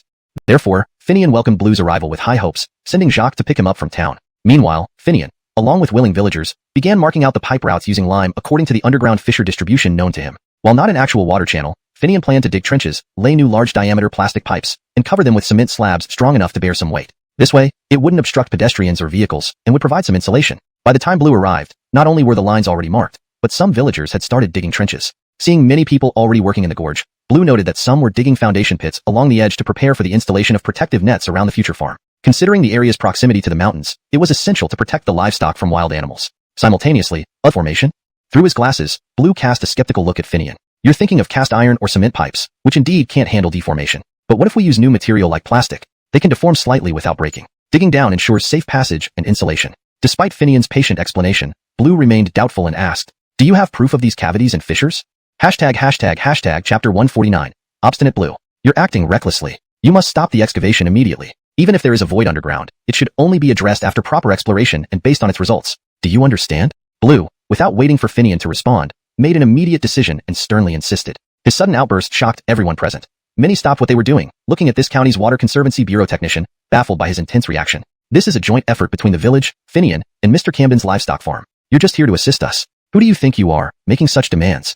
Finian felt uneasy seeing Blue's behavior and hearing his words. After all, he was someone Melvin had requested help from the Water Conservancy Bureau. Though his actions were odd, Finian couldn't directly confront him. So, he smiled and responded calmly. Engineer, although the evidence I have isn't entirely conclusive, it is somewhat substantial. And the fact that the stream has already dried up here is proof enough, isn't it? We've inspected upstream. The mountain streams flow normally but are diverted underground due to mining activities that destroyed the natural barriers. Moreover, despite this prolonged period, the mine hasn't filled up, indicating the presence of voids or underground rivers, or even numerous cracks. Furthermore, the village has geological data left by those miners, which can explain a lot. That doesn't matter. If you say there are voids underground, and they collapse during excavation, who will be held responsible? For everyone's safety, work must stop until thorough exploration confirms there's no danger. Do you understand? Upon realizing Finian had some basis for his claims, yet still feeling indignant about the disruption to his vacation, Blue grasped at the idea of potential dangers from voids collapsing, insisting once again that work be halted. He wanted to vent his frustration. If this project was stopping his holiday, he'd make sure it caused trouble for them as well. Exploring could take money and time that would end his disrupted holiday. Once that happened, he would resume his vacation. To Blue, the consequences of this decision and the delay in the project didn't matter. Hearing Blue insist without room for negotiation, Finian's smile vanished, his eyes growing cold. In his experience at the company, dealing with site selection was righteous demand. But not everyone was silent. The villagers working nearby, initially respectful of the authority figure from the county, had followed orders when Blue first called for a stop. Habit made them pause and listen. Now, upon hearing his insistence and demand for further exploration, the villagers grew displeased. Though not experts, they weren't fools. The stream had been dry for a long time, and the miners had left years ago. If the voids would collapse, they would have done so already. The area had seen heavy traffic and footfall. How did the miners' equipment move without collapses back then? But now, during the construction of the farm, suddenly there's a problem. Someone scoffed and said aloud, "Nonsense. Ignore him. Let's keep working." Note: this translation maintains the original paragraph structure and line breaks, ensuring continuity and coherence with the previous content while adapting to English fluently. Hashtag Chapter 150. Unexpected Camdemsity. Seeing the villagers who had paused resume their work, Blue felt that his authority as a technician was being challenged. However, he felt helpless. He had no power over the villagers, so he could only turn to Jacques, the village chief, and said harshly, "Wang Andre, are you just going to stand by and watch them carry on recklessly?" Jacques had remained silent, but did not agree with Blue's approach. After all, as the village chief, he had been involved in the handover of the aluminum mine and had reviewed the leftover documents with Finian. Their original intention was to block the underground river and restore the stream in the valley. But because there were too many cracks beyond the mine tunnels connecting the river, they had to abandon this plan. Therefore, although he wasn't as familiar with the underground situation as Finian, Jacques definitely wasn't ignorant either. Moreover, the caverns were surrounded by hard aluminum ore. Even though there were void areas, unless a major disaster like an earthquake occurred, collapse was absolutely impossible. Outsiders might misunderstand the hardness of aluminum ore, but Jacques knew it was almost as hard as slate or even marble and granite. Thus, Jacques clearly understood that Blue's warnings about collapse were nothing but scaremongering. When Blue had made a scene earlier, demanding a halt to construction, Jacques had already been displeased. If not for his position as village chief, he would have refuted Blue's claims. Though Jacques didn't know why Blue was acting this way, he sensed malice and ill intent. Hearing Blue now want him to speak on his behalf, Jacques snorted and said, "I don't understand why Technician Fong is so determined to stop the construction of the farm. After all, the village has shares here, and we know more about the underground situation than you do." While others might respect Blue due to his position at the Water Resources Bureau, Jacques, as the village chief, knew that Blue wasn't influential or particularly skilled within the bureau. His assignment here was mainly because he was familiar with Blaine. "Till I report this back." With that, Blue turned and walked away, nearly tripping but quickly straightening up and leaving for the county. However, when he reached the village entrance, he remembered that buses only ran early in the morning and late at night. It was a holiday period, so public transport was limited. He had ridden a bus since taking his own car seemed wasteful despite fuel reimbursement, and he didn't want to spend so much on fuel in the mountains. He'd expected a village car to pick him up since he was supposed to be helping, but now, returning was in a huff, and he planned to report them. No one would send him off. He'd need to walk to the town to catch a bus. This distance of several kilometers included steep hills, making it exhausting. What should he do? Blue grew increasingly angry, cursing for some time, but the problem remained unsolved. In frustration, he called the director, complaining about Jacques and Blaine, accusing them of faking a project to claim agricultural water subsidies under the guise of building a farm. After hearing Blue's half-guessed accusations, the director hesitated for a moment before saying, "If that's the case, return first. We'll look into it further and handle it after confirming the details." The call ended abruptly, leaving Blue unable to ask for a ride back. Helpless, he slowly walked, hoping for a passing vehicle to give him a lift. Fortunately, he flagged down a tractor headed to town and returned to the county. With Blue gone, Jacques addressed the villagers. "That guy's nonsense. He can't stand to see us succeed. Ignore him. Let's keep working." Among the villagers, some recognized that Blue had represented the Geological Bureau during the aluminum mine disaster, which had deeply harmed Blaine. Everyone harbored no good feelings towards the Bureau. Seeing Blue's identity, they agreed with Jacques that he was here to disrupt things. This suspicion spread rapidly. Everyone realized why Blue had demanded a halt from the start. Clearly, he couldn't bear to see them succeed. What's his real intention? Someone asked aloud. Hashtag chapter 151.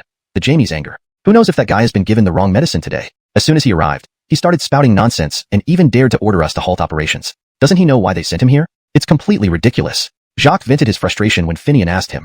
Finian was relatively familiar with Blaine and the town since many of his classmates now held positions in various townships. He couldn't think about holding a position in the county, especially not knowing much about Blue who came today. This unusual behavior puzzled him. What did an irrigation project have to do with a farm? They were just crossing a cracked area with old mine shafts. Was it necessary to mobilize so many resources? Even if someone had to come, it shouldn't be someone who hindered progress. Upon arrival, he arrogantly demanded a stop to all work, speaking bureaucratically about inspections and approvals before any construction could proceed. Who did he think he was? Did this guy participate in aluminum mining before? Finian didn't mind thinking poorly of people. He inquired based on what Jacques told him earlier. How could illegal mining happen without local support? Finian absolutely refused to believe that. Initially, those people obtained exploration permits and fooled the villagers into handing over the land. Didn't they do this because there were people from the Department of Geology and Mineral Resources backing them? Rural folks wouldn't know the difference between an exploration permit and a mining permit. Thinking it was an official document issued by the government, they never suspected it could be false. Who would imagine being deceived by the government? Thus, the simplicity of rural people was evident here. Despite individual astuteness and even cunning, when it came to collective matters, as long as it didn't affect personal interests, the community could be easily misled. An exploration permit plus a few irresponsible words convinced the village to hand over large swathes of land to outsiders. Compensation was promised but only after profits from the mine materialized, which might never happen. An exploration permit was for preliminary investigation. Profitability wasn't even considered. With some clever bookkeeping, a massive loss could be claimed. From the start, these people intended to exploit the village. Moreover, due to national policies, the exploration permit couldn't be converted into a mining permit. So, dreams of the village profiting from the mine's success were futile. While the village and town might not fully understand the intricacies, the Department of Geology should know exactly what was going on. Reserve mining policies and the distinction between exploration and mining permits, they couldn't be unaware. The state issued exploration permits for private enterprises to investigate certain areas, which might involve exploratory extraction, but definitely not for full-scale mining operations. The department knew this clearly yet watched helplessly as Blaine fell into the trap. The village lost land and faced accusations of unauthorized mining. That mining incident was a sore spot for Blaine. Despite the guilty parties facing punishment, his status as village head led to probation. His family left the village to seek work elsewhere, reportedly living poorly. Therefore, from the current village head Jacques down to the children in the village, the scandal involving Blaine was rarely mentioned. If not for Jacques mentioning it today, Finian wouldn't have known that Blue was involved in the aluminum mining project. Understanding Finian's question, Jacques hesitated. Looking at Finian's calm face, he realized his answer could determine Blue's fate. Though Finian generally appeared friendly and affable, Jacques knew he also had a temper. Minor jokes or accidental offenses went unnoticed, but deliberate targeting of Finian or Blaine would invite severe retribution. Given Finian's influence, even a hint of dissatisfaction toward Blue could spell disaster for him. Donkily, Jacques knew some details about Blue. When he came to the village to manage the aluminum mine closure, he was merely a minor figure dispatched by the Bureau. Without influence or power, he played no significant role in the mining activities. Instead, he was likely sent to shoulder the blame. Hearing Finian's query, Jacques defended Blue. Not at all. Though he seems arrogant now, he's just a minor figure in the county. Otherwise, why would they send him during the holiday without even providing transportation? How did he get here then? He took the bus. I picked him up from the town. As Jacques spoke, his expression changed. What's wrong? No car. How is he supposed to leave? Jacques blurted out. In that case, you should drive him back. You can't let him walk to the town to catch a bus. Jacques agreed and hurriedly went after Blue. By the time he reached the village, he learned Blue had already left. He flagged down a passing tractor to reach the town, took a bus back to the county, and directly confronted the Jamie, harboring immense anger. Thinking of how to vent his frustration, the Jamie was also frustrated. Why did he send someone to Blaine? Others misunderstood it as Melvin's request. In reality, both he and Melvin understood the reason.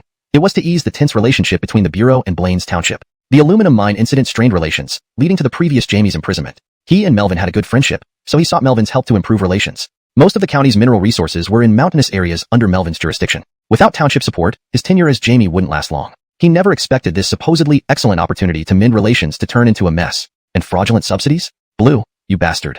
No one even applied for subsidies, so how could you claim fraud? Chapter 152. Did I do something wrong? Why are you here? Seeing Blue arrive at his door, the Jeremiah couldn't help but frown and asked rather unhappily. Andre, I came to report the situation to you. Blue replied hurriedly, sensing the Jeremiah's displeasure. He had originally intended to refuse him entry, but after considering it for a moment, the Jeremiah let him in. It was better to get the details of the matter straightened out. He had just received Blue's call reporting that Blaine was planning to defraud agricultural water subsidies, and that he had quarreled with Blaine. While driving back to the county town, the Jeremiah hung up and called Melvin to verify the information. Melvin was baffled. He hadn't heard anything about Blaine applying for agricultural water subsidies. After all, any application would need approval from the town government first. As the town Lawrence, Melvin knew nothing about this matter and asked the Jeremiah where he had heard about it. The Jeremiah glossed over the issue, not wanting to reveal too much, but Melvin pressed him directly, saying, given how difficult things have been for you, initially, when Finian diverted water from the mountains to Jace, he didn't mention anything about subsidies. Are you suspecting something now? I haven't heard about this at all. Even if someone applies, there's still the question of whether it will be approved after review. Can you really say they're defrauding the subsidy?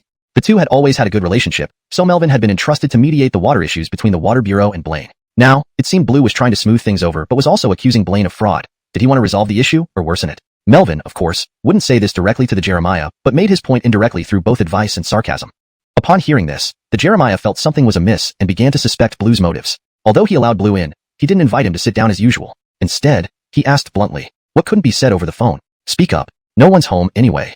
The Jeremiah lit a cigarette and turned away, leaving Blue to feel the coldness of the reception. He regretted coming immediately after returning, but since he was already there, he decided to speak his mind. Regardless, Blaine's actions of forcing construction despite dangers and planning to defraud were undeniable. Why should he fear? So, Blue moved closer to the Jeremiah and explained, Andre, upon receiving your call, I went to Blaine right away. Along with the village chief, we reached the construction site for the supposed water diversion project, which was allegedly to build a livestock farm. The scale wasn't clear, but when I arrived, I saw they were digging a wide and deep trench. They're building a farm by diverting water. What do they need a trench for? The Jeremiah asked, puzzled. Well, I wondered the same thing. If it were to prevent animals from the mountain from harming the chickens and ducks in the farm, it wouldn't make sense to dig the trench in the riverbed of the existing mountain ravine. They were also installing steel mesh along the edges of the ravine. So, I asked them what the trench was for. After asking, I learned they planned to use pipes to divert water. I suggested using an open channel, which would reduce construction effort and could double as a trough for poultry drinking water. What did they say, Andre?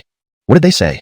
They explained that due to the massive explosives used during mining, the underground river has been disrupted, causing the stream to dry up. There are also large cavities and cracks underground. Using simple methods isn't feasible because the ground might deform over time, rendering channels useless. Therefore, flexible pipes are better, though more expensive, avoiding potential deformation risks. Sounds reasonable. That area suffered heavy damage from reckless mining, so having cracks is normal. Pipes are safer as long as the ground doesn't shift significantly.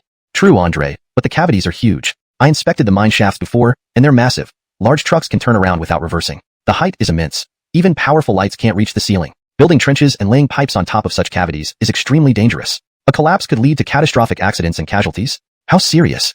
Hugely serious. The miners, knowing their operations were illegal, operated recklessly with large-scale blasting to extract more ore. Huge cavities formed below. Constructing over these areas and digging trenches adds enormous risk. Imagine the consequences if it collapses. This is clearly hazardous work. Who could bear the responsibility if an accident happens?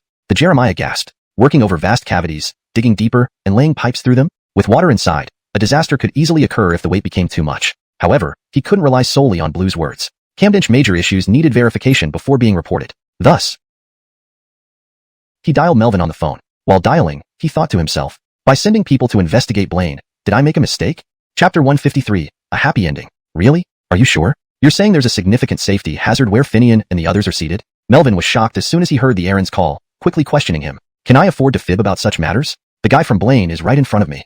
After hearing the Aaron's confident tone, Melvin immediately responded, just hold on, let me talk to them and gather the details. The situation hasn't reached its worst point yet. He then hung up, intending to call Finian for an urgent inquiry but hesitated. That's not right.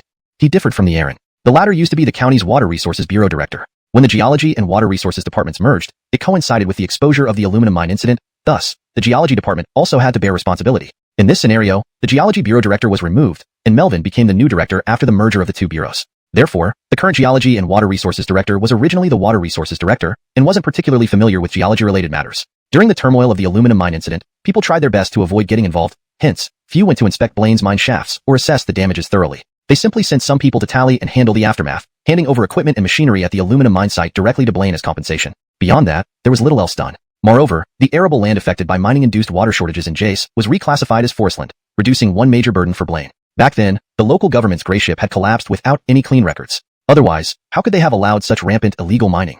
Thus, Melvin couldn't escape responsibility for the subsequent investigation into Blaine's illegal mining and reserve stockpiling. From the case's onset to its conclusion, all the way to now, he still held his position as town mayor. So, regarding those mine shafts and the subsequent drying up of the stream in Blaine, he had personally inspected the sites. As town mayor, Melvin needed to grasp first-hand information. Otherwise, it would be considered dereliction of duty. If anything happened, he'd be the first responsible person, unable to evade consequences. Therefore, Melvin was well acquainted with all large and small mine pits in Blaine. If they were indeed as hazardous as described by the Water Resources Bureau, he wouldn't have forgotten. Someone must have made a mistake, Melvin thought suspiciously while dialing Finian's number. Ferris, still at the construction site?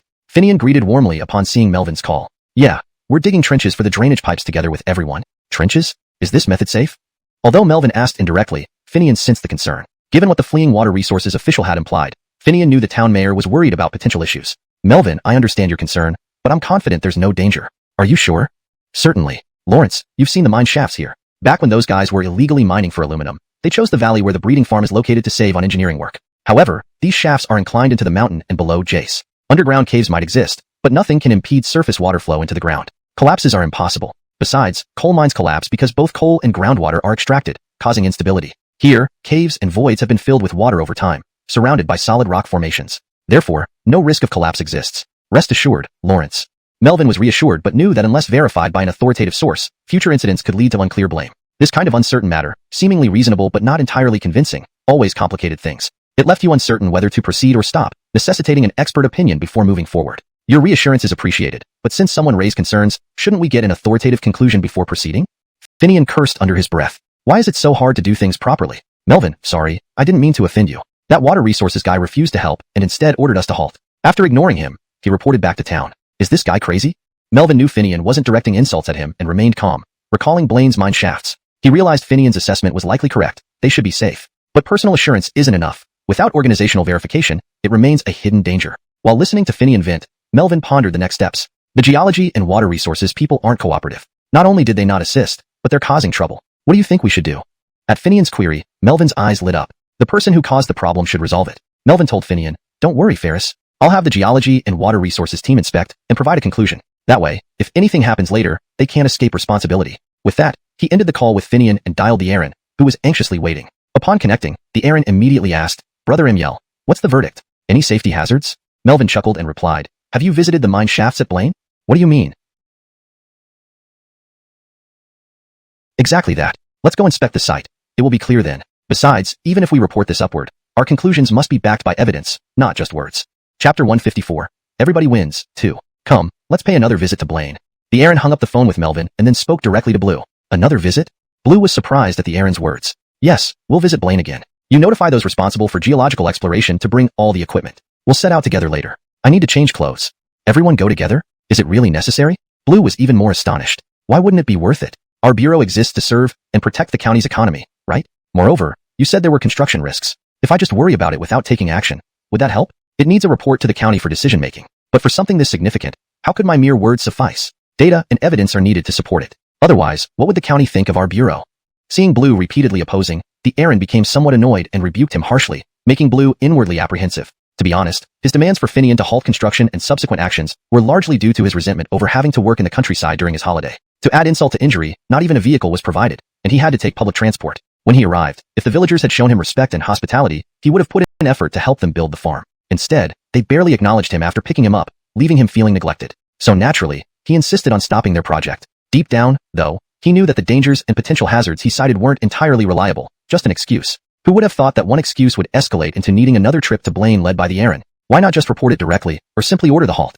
And here he intended to raise the issue of fraud, but found himself immediately considering solutions for Blaine instead. Where could he seek justice? Blue felt utterly aggrieved, but saw the Aaron changing clothes and realized he had to notify others. He could only inform everyone to assemble and look for an opportunity to discuss the fraud with the Aaron later. Shortly after Blue returned to the county town, the Water Conservancy Bureau once again headed for the township. This time, it was led by the Aaron, with 2 cars and several people. As soon as they entered the township government office, Melvin greeted them, having received the news beforehand. Well, you're visiting personally despite the holiday. Though they were closed privately, this was the township government office, with subordinates around, so Melvin used formal pleasantries with a smile. I can't avoid it. The responsibility is great. Recently, didn't you invite us to send technical personnel to Blaine to help establish a farm and provide water? There were some issues reported back. If unresolved, I wouldn't sleep well. If something goes wrong, it won't be a small matter. So I didn't care about the holiday and came over with the team. Rural areas don't follow holidays strictly. We serve the farmers. How can we hold on to holidays tightly? Our young technical staff heard about helping farmers and left home without hesitation. You mustn't treat them poorly, the Aaron explained. Hear you out. During the holiday, you come over. Of course, you won't be treated poorly. Let's head straight to Blaine. After exchanging pleasantries, Melvin got into the Aaron's car, which then drove out of the township government office straight to Blaine. Brother Imyel, I've done my best. You must help me out. Once out of the township government office, the Aaron opened up. Others might not know, but he did.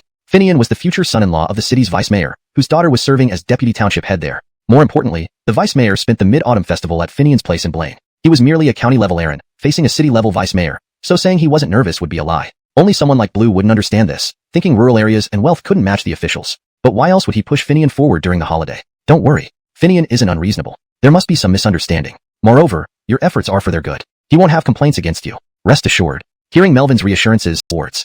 Really?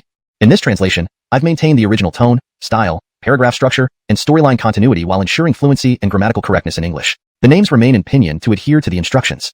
Hashtag chapter 155. Being responsible is a good thing. The technicians, who had initially harbored some resentment, no longer complained after learning about Simone and Finian's identities. At the very least, their grudges over being dragged from their vacations to work in the countryside vanished, replaced by envy as they watched Finian. It was already past noon, and amidst this commotion, not only the director of the Water Conservancy Bureau, but also Melvin and the technicians had yet to have lunch. While others hesitated to bring it up, Melvin knew that Finian was generally approachable unless it involved principles. So he spoke directly. These people are here to help with your farm, but they haven't eaten yet. How about we eat first and work afterward? Even an emperor wouldn't send out hungry soldiers, right? Hearing Melvin's words, Finian immediately smiled and responded. We truly appreciate everyone's efforts for coming all the way to this rural area during your holidays to serve us villagers. At the very least, we should ensure everyone gets a good meal, right? He then looked around and said, fortunately, the kitchen at the farm is already operating with collective spirit and collaboration. Moreover, the influence of rural organizations had diminished significantly, especially since many young people left for jobs elsewhere, leaving traditional organizational forms nearly obsolete. For years, development activities in the village had stagnated. Using the farm construction as an opportunity to establish a communal kitchen, allowing villagers to experience collective living again, fostering cooperation and effort, could be an excellent chance to enhance the organization's influence and development. Moved by this thought, Melvin looked at Simone and said, this idea of yours is commendable. Continue with your work boldly. The town will fully support you. Let's go and check out the catering arrangements for this campaign today. Turning to the director, Melvin asked, how about it? Would you like to try our village's large pot dishes today? Having mentioned organizing, the director's earlier plan to visit Finian's home and coincidentally meet a senior official from the city fell through. But faced with legitimate matters, there was no choice but to agree. Melvin clearly wouldn't allow any refusal either. With no alternative, he had to agree. Under the lead of Simone and Finian, the group drove straight to the mountain valley where the farm was to be built. The kitchen area was simple, not far from the orchard, which had water, chickens, ducks, and vegetables, making it convenient. Due to the influx of new poultry, a makeshift shed was built outside the orchard for this campaign's kitchen. Upon arrival, the group walked toward the kitchen shed, hearing voices inside from afar. Herschel, I never thought that after all these years, I'd still witness a campaign like the ones in the old days.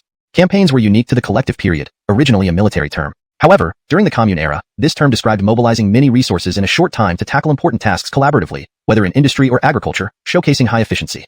Indeed, socialism's strength lay in concentrating efforts on significant endeavors, playing a crucial role in building the new nation. Both Sean and Kit were familiar with this efficient method from their past experiences. Upon learning that Blaine was conducting a similar campaign for the farm, they couldn't help but come over to see the differences. Kit, though claiming non-interference, wanted to gauge Finian's reliability. Hearing his daughter's stories and observing him recently, it was clear Finian was planning something big. Thus, despite claiming non-involvement, Kit came to inspect and evaluate. As a retired cadre, he believed that checking the kitchen could reveal a collective's morale and combativeness. Feeling embarrassed about openly visiting, he came late with Sean, coinciding with Melvin and others who missed the mealtime. Overhearing their conversation, you're lucky, brother. The Gavriel is inside.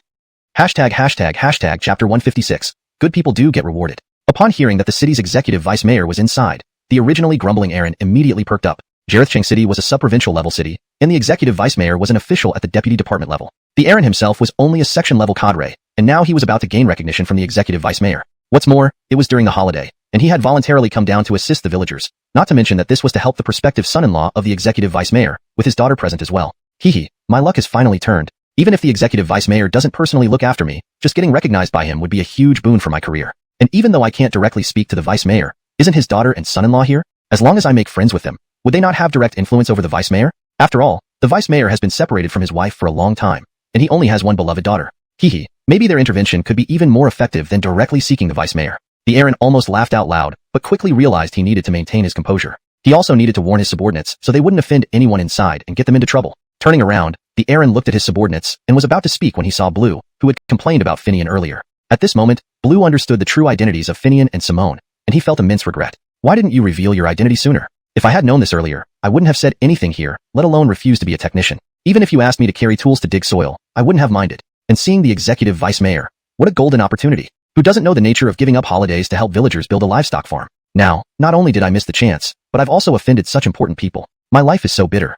Blue knew very well that this misstep was due to his misunderstanding the situation, trying to assert authority over the villagers. Who would have thought that this poor place hid such a high-ranking official? But what good was regret now? If the executive vice mayor showed even slight dissatisfaction, although he wouldn't be fired, the Aaron would surely find countless ways to make his life miserable. It would be unbearable yet not lethal. Thinking this, Blue felt as if his legs weren't his own, hesitant to step forward. Entering that humble shed felt like inviting disaster. As he struggled to figure out how to escape this predicament, he noticed the Aaron turning back to look at him. Why did the Aaron seem unfriendly towards him? However, the terrified Blue then heard the Aaron speak in a low voice, clearly afraid that those inside the shed might hear. Everyone knows who's inside, right? Be careful, watch what you say.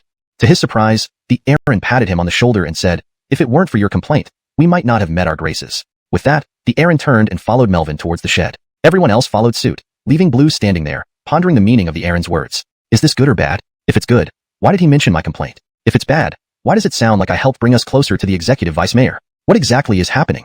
Lost in thought, Finian came back from home and approached. Noticing Blue hesitating outside, he smiled and asked, Fong engineer, everyone else has gone in. Why are you still here? Hearing Finian's question, Blue shivered and stammered, I. Seeing his reaction, Finian chuckled and said, Fong engineer, while we did argue before, it wasn't personal. We were both speaking from the standpoint of building the livestock farm, expressing different opinions within our work. We were both a bit hot-tempered and spoke without thinking. Don't worry too much about it. In fact, when you left, I suddenly remembered you came by bus. The village head drove after you and found that you'd already caught a ride on a tractor back to the county. So, it's quite embarrassing that we couldn't even see you off properly. But thanks to your complaint, your bureau became more concerned about us, and even the Aaron came personally. We really appreciate your help.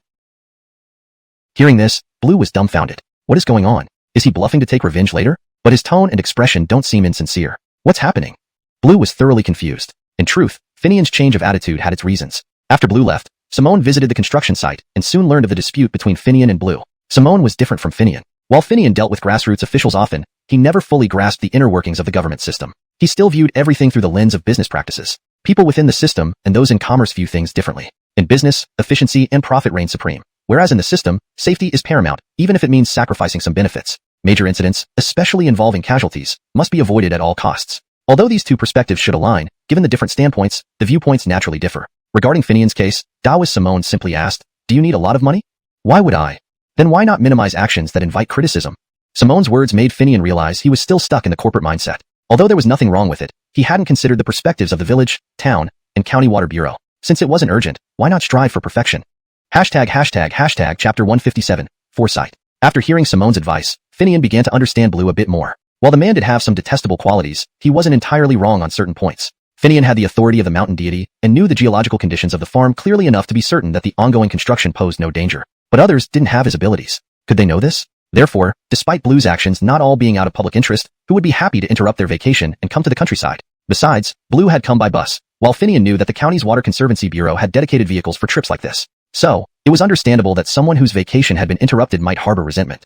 Finian realized he had overlooked something. When Melvin asked for personnel from the Water Conservancy Bureau, Finian should have offered to pick them up. As for subsidies, Finian hadn't paid much attention or even thought about them until Simone recalled this policy after hearing Jacques mention the potential for fraud related to agricultural water subsidies at the farm. The subsidy policy aimed to encourage the restoration of basic farmland where irrigation conditions had changed due to various factors. In Blaine's case, his land, originally irrigated fields, became dry due to illegal mining activities cutting off the water supply. If these fields could be restored to irrigated status, they were certainly eligible for subsidies. The amount was substantial, over 100 yuan per mu of land, and this time, several hundred mu were affected, totaling tens of thousands of yuan. For a mountain village, this was no small sum. Upon hearing this, Jacques' eyes widened in surprise. Really that much?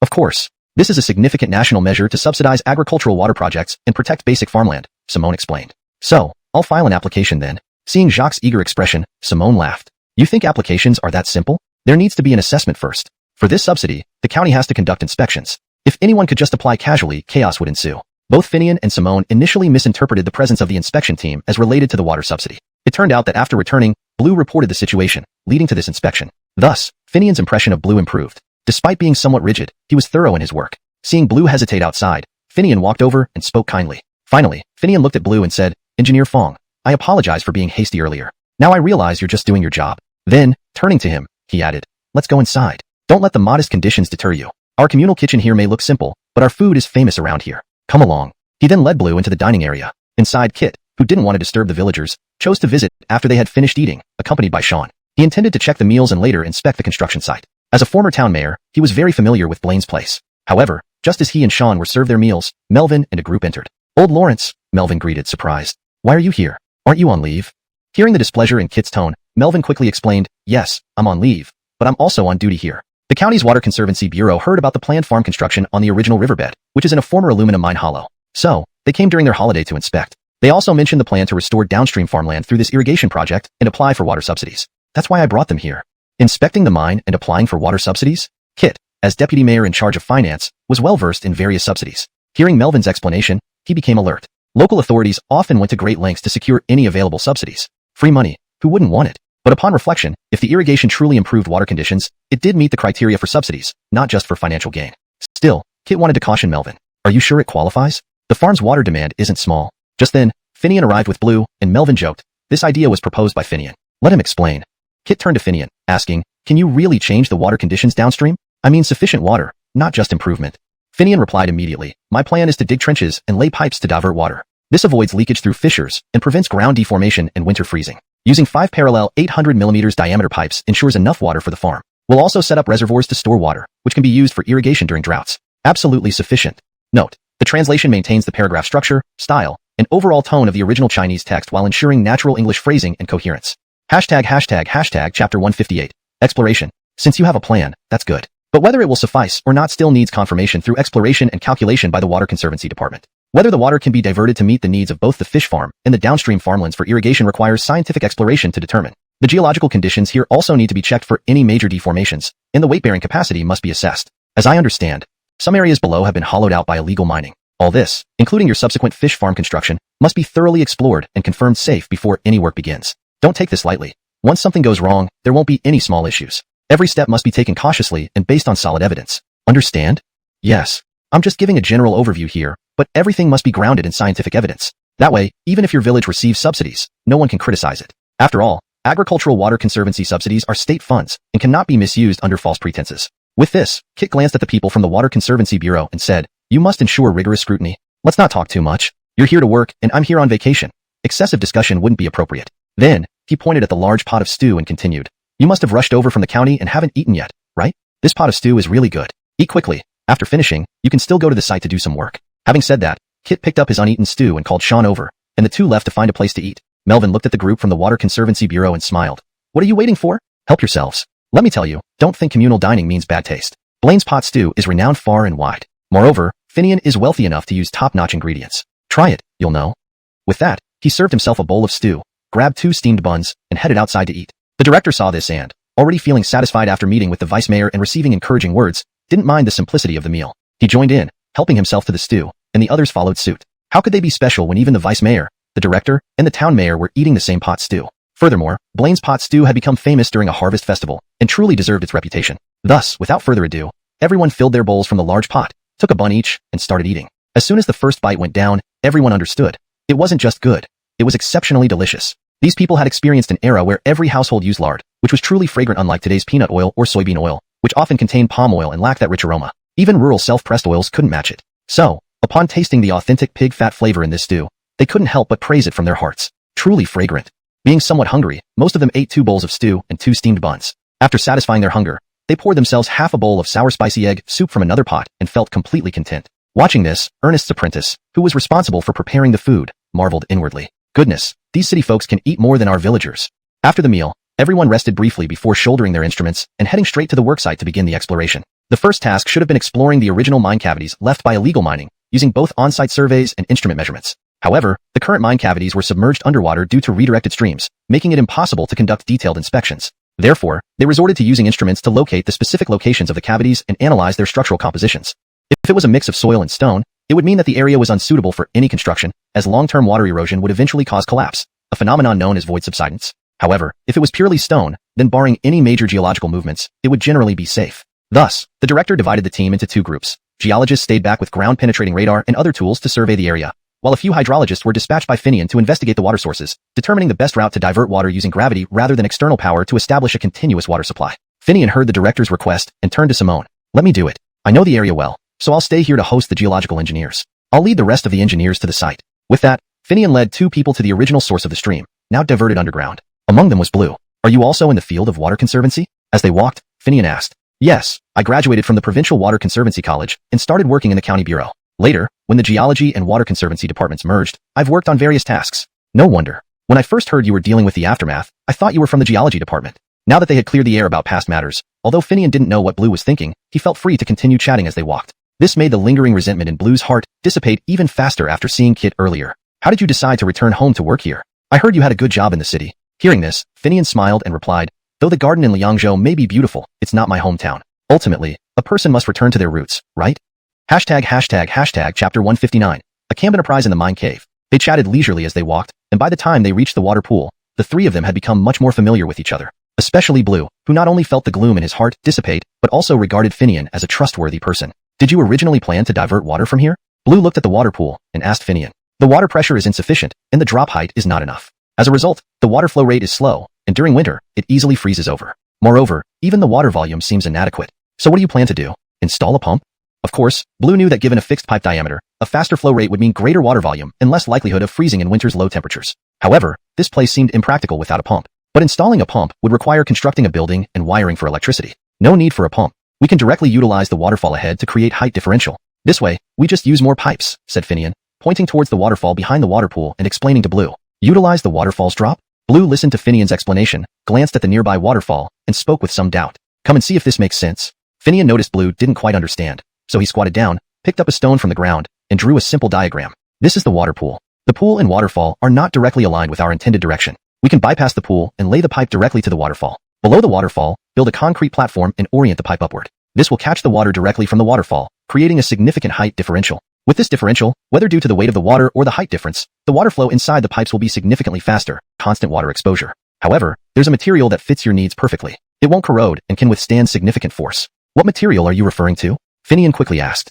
Fiberglass. It doesn't rust, and adding supporting steel skeletons within it ensures it can withstand impact. The outer fiberglass coating also prevents internal structures from rusting. This material has these advantages, is easy to mold into any shape, and is quite affordable. Even if it gets damaged, replacing it wouldn't cost much. Upon hearing this, Finian understood immediately. Fiberglass indeed seemed the perfect solution. Many lifeboats on ships are made from fiberglass. Fiberglass, despite its name, is merely reinforced with glass fibers bound together using adhesives, making it resistant to rust. Its strength, as Blue mentioned, can be achieved with an internal steel framework. Where can we find this material? Once Finian grasped the concept, he asked urgently. We have such factories right in our county. This isn't high-tech stuff. Fiberglass is primarily used for various toys like slides and animal models for children, mainly produced by a toy factory supplying malls and amusement parks. Those colorful toys outside shopping malls are mostly made by them. These items are special molded products, so making a funnel-shaped piece with multiple 800mm pipe connections shouldn't be difficult. Finian couldn't help but admire the practicality and thoroughness of Blue's engineering expertise, enhancing his impression of him. Do you have any contact information for the factory? Unfortunately, no, but it shouldn't be hard to find out. Alright, once we get back, we'll look into contacting them to see if they can produce it. With this issue resolved, their survey could be considered complete. However, Blue had one more request. I remember the largest illegal mining cave is nearby. Can we go check it out? If possible, we should inspect the interior too. When I came here for cleanup, I only walked around briefly and missed many details. Why not? It's not far, just beyond the pond. Finian led Blue and the others over. As they approached the entrance of the mine cave, they suddenly heard muffled roars coming from inside. What's that? Hashtag chapter 160, the stirrings in the mine. What is that? The low, guttural noises coming from within the mine resembled an animal's growls. Finian, Blue, and Holden from the Water Conservancy Bureau who had come along all exchanged puzzled glances. Each of them had different thoughts despite their shared confusion. Finian, upon hearing the noise, used his ability to investigate and couldn't help but chuckle on river. Their task was to assess whether this connection might adversely affect the surface. How could they report back without inspecting inside? He glanced at Finian, hoping he would suggest postponing or preparing better before entering. But Finian, already knowing what caused the noise, wasn't the least bit afraid. He nodded immediately after hearing Holden's suggestion. Kamdinra, let's go in and see what it is. With 2 out of 3 agreeing, Blue couldn't protest much and followed them into the mine. The illegal aluminum mine was located at the bottom of a mountain valley, sloping downwards into the mountainside where aluminum ore deposits were found. Originally, there were steel tracks laid inside for hauling mining carts, powered by rudimentary winches. On either side of the tracks, steps for the workers to walk and pipes to pump out groundwater were installed. When mining first began, the stream in the valley didn't dry up but flowed more abundantly, delaying detection by villagers until higher authorities discovered the illegal activity. This left the village cheated out of leasing fees and with worthless mining equipment that gradually fell into disrepair. Thus, Jacques handed over all the equipment to Finian, who had a use for it. Walking down the mine's narrow steps, the group soon needed to turn on their lights. Fortunately, they had brought powerful battery-operated lamps, so they didn't need to fetch any supplies. 2 bright beams of light illuminated the tunnel, revealing its confined space stretching far ahead and behind them. The clarity of the surroundings allowed them to see their path clearly and observe details as they passed by. The mine sloped into the stone mountain, composed of hard dolomite rock, not as tough as basalt, but still requiring explosives during excavation. Illegal miners worked recklessly, prioritizing immediate profit over long-term planning. They exploited the resource aggressively, using high-yield explosives to carve out tunnels quickly for maximum short-term gain. Camdench methods led to extensive fracturing, eventually connecting the mine to the underground river, causing the surface stream to dry up. Inside the mine, rough-hewn walls with protruding rocks created a perilous environment, where only ensuring the safe passage of mining carts mattered. We're nearing the water, Finian remarked, observing the surroundings. The sounds became louder and clearer here, mingling with a thudding rhythm that added to the eeriness. Maybe we should get some backup before going deeper? Ripley suggested, now visibly anxious. The creeping cold wind and unsettling noises had replaced his initial excitement. Fear not, there's no danger. Let's continue and see what's causing this commotion. Chapter 161.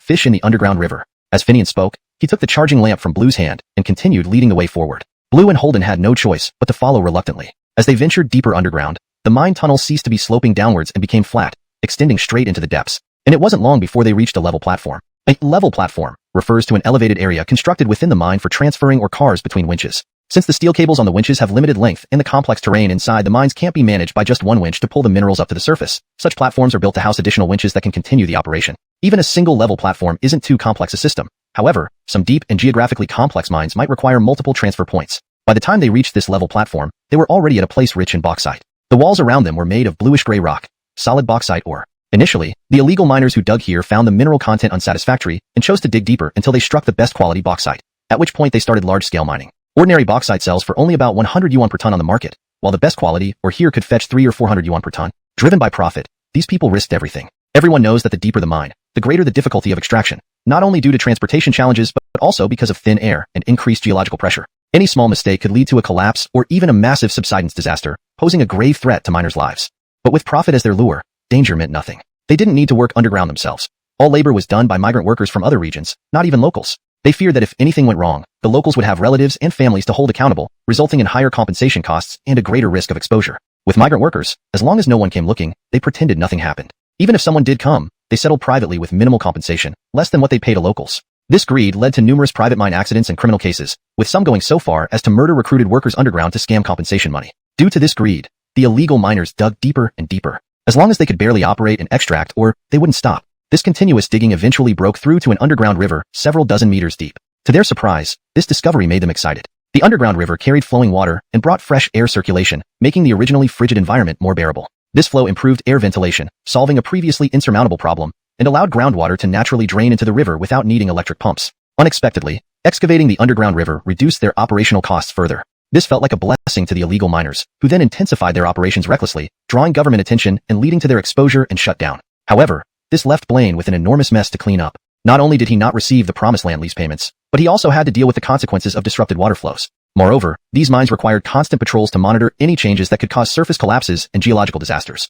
Fortunately, Jarethcheng is not located in an earthquake zone, so there's no worry about seismic activity causing chain reactions. Otherwise, it would have been catastrophic. Despite this, over time, the cracks caused by explosive mining, exacerbated by surface water erosion, gradually widened. The ground streams began to diminish and eventually dry up. Now, water directly seeps underground from the pools. Without the replenishment from mountain streams, the pools would likely dry out entirely. Underneath the mine's level platform, the once huge void created by illegal mining now held many small streams, forming an underground lake. The opening connecting it to the underground river couldn't match the inflow rate, causing the water level to slowly rise. Perhaps one day, it will fill the entire mine and form new streams downstream. But at the current accumulation rate, it would take decades for this to happen, especially if no new channels open to the underground river. So waiting wasn't an option. Transformation was necessary. Even with his divine authority, Finian was powerless in changing this. His role was to guide and adjust, not to reshape the earth. Therefore, based on the terrain and geology, he devised a method to divert water. Be careful. There's a cliff ahead, and below is an underground lake. Though not vast, it has strong currents and connects to the underground river. Falling in means almost certain death, Finian warned as they approached, hearing the sound grow louder and closer. The ground here, accumulated with moisture, was extremely slippery. Rough mining techniques left uneven surfaces with slopes, increasing the risk of sliding into the underground lake. An underground lake? Ripley sounded skeptical. Don't believe me? Come and see. Finian scanned the area with the flashlight, revealing a vast space ahead lit by the white light, nearly unbounded. Even the ceiling seemed invisible. So big. It goes deeper still, Blue added, aiming his light downward, causing a stir. Holy shit, there are actually fish here? Hashtag chapter 162. Hidden river fish. There are fish in the lake. Ripley, unable to contain his excitement, shouted out loudly. Under the bright light from the powerful flashlight held by Blue, fish unexpectedly leaped out of the underground lake, creating splashes that flashed through the light. Though they saw fish, no one could clearly identify what they looked like. More surprisingly, the color of the fish was also shocking. In the light, the fish carrying splashes appeared silver-white with streaks of gold. Moreover, their size was considerable. Otherwise, they wouldn't have had the strength to leap so high above the water. Did you see that clearly? Are they really fish? Blue, who was slightly nearsighted, only saw a blurry shadow. He turned back and asked Holden. They're definitely fish, not anything else. But I didn't see their exact appearance clearly, and their color is quite peculiar, silver with golden hues. Finian calmly explained after hearing them speak. The hidden river isn't entirely devoid of life. It contains fish, shrimp, or other aquatic creatures. However, because they stay in the dark river for long periods, most have never seen sunlight, or even any light. Therefore, they differ from the creatures in surface rivers, lakes, and seas. The sounds we just heard must have been made by them. Really? Just because the fish are larger, it doesn't mean they can cause such a big commotion, does it? And strangely, the noise has stopped now. Ripley was suddenly excited, unlike before when he barely responded on the surface. Now, he was actively discussing with Finian. Shall we go closer and check it out? Finian, who already knew what was happening, suggested without hesitation. Is there a way to get there? Ripley immediately showed interest. However, Blue hesitated. Is it safe? After all, we don't know what's down there. It should be fine. No matter how strong they are, they're just aquatic creatures and can't attack on land. Besides, we'll just observe from a distance. We won't feel at ease if we don't figure out where the sound came from. Once Holden got interested, excuses and reasons flowed easily from him. Though Blue was reluctant, he couldn't argue. All right, but let's prepare first. Blue reluctantly agreed and took out 2 short iron rods from his instrument bag, handing one to Finian and keeping one for himself as temporary self-defense tools. These are extension poles from the instrument stands, better than nothing. They can help us defend if necessary. After hearing Blue's explanation, Finian weighed the iron rod in his hand. Though it was a square tube, its thick walls made it heavy. With his strength, a full strike could kill a large fish outright. Why don't I have one? Ripley was displeased and directly asked. You don't need it. You're physically weaker than us, and 3 people charging in together is impractical. Someone needs to observe the surroundings. Blue was blunt, disregarding Holden's feelings. Although Holden felt indignant, he glanced at Finian and Blue and realized he was indeed the weakest among the 3. Observing the surroundings was crucial, so he remained silent but harbored resentment. Note: I made sure to use natural English phrasing while maintaining the original meaning and emotional undertones of the passage. Here, take this. It can provide some defense in emergencies. Seeing his expression, Finian handed him the flashlight. This lamp, designed for exploration, was long and cylindrical, capable of being used as a weapon in dire situations. For Finian, whether in darkness or with light, he could function equally well. If not for appearances, he wouldn't carry such a heavy flashlight. Follow me carefully. This path was built by miners, leading down to the mine face. It's slippery and requires precise foot placement. Finian led the 2 men to a narrow path chiseled into the cave wall, initially equipped with iron chains secured by bolts. Years had corroded the chains beyond use, making them unreliable. Do you have any rope? It might be useful. Unfamiliar with the situation, Holden asked Finian about the ropes. Absolutely, bring it out. I'll walk ahead and secure the rope, making it easier for you. Upon hearing they had rope, Finian was delighted. Without handrails, while no problem for him, it would be challenging for Blue and Holden. With the rope, he could tie it at intervals, serving as handrails, significantly easing the journey. Why did you bring this? Seeing the sturdy, abrasion-resistant rope, Finian was curious. I'm a climbing enthusiast. Knowing the mountains weren't far, I brought some gear just in case. Unfortunately, much of my equipment is in the car. Only this rope was in my backpack. Otherwise, I'd have everything, even an axe. Axe? Finian was momentarily stunned. That was a controlled weapon. In the county, few cared, but given Holden's physique, climbing seemed more like a daydream. Yet, though skeptical, Finian kept quiet. Aware of his weakness, Holden quickly explained. I know my stamina is poor. I wanted to build strength through climbing. For this thought, Finian could only chuckle inwardly. Quickly, Finian found anchor points on the platform, secured the rope, and walked down the path, fixing the rope several times. Upon reaching the bottom, he observed. So much water. Is the tunnel connecting to the hidden river blocked? Hashtag chapter 163, too complicated. Don't assume that because the water flows into underground rivers, the holes will never be blocked. In this karst geological condition, not all rocks are composed of hard limestone. Some can be dissolved by water. Therefore, while the surface appears level and solid, there are many cavities underground, some leading to underground rivers, while others do not. The underground rivers themselves are formed by the dissolution of rocks, creating channels for substantial water flow. Thus, even though sometimes the water doesn't fully flow into the underground river, allowing the mountain runoff to accumulate on the surface, a slight change can lead to significant amounts of water flowing through cracks or holes into the underground river. This flow also carries sediment, soil, stones, and other debris. In this area, the holes leading to the underground river initially developed from excessive blasting vibrations, gradually expanding as water eroded them over time, leading to the current scene. Initially, the water volume was small, so it didn't have enough force to carry larger debris like rocks and soil. However, as the hole widened and the water flow accelerated, combined with the disruption of external streams, water began seeping in through cracks, forming a small underground pond. As the pond grew, it accumulated sediment brought by the water and various items left behind by miners, such as woven bags and old clothes. Gradually, as the pond expanded into an underground lake, increased water volume and depth created greater pressure. This pressure caused the previously stable cavities to expand, increasing the water flow rate and carrying more debris into the cavern,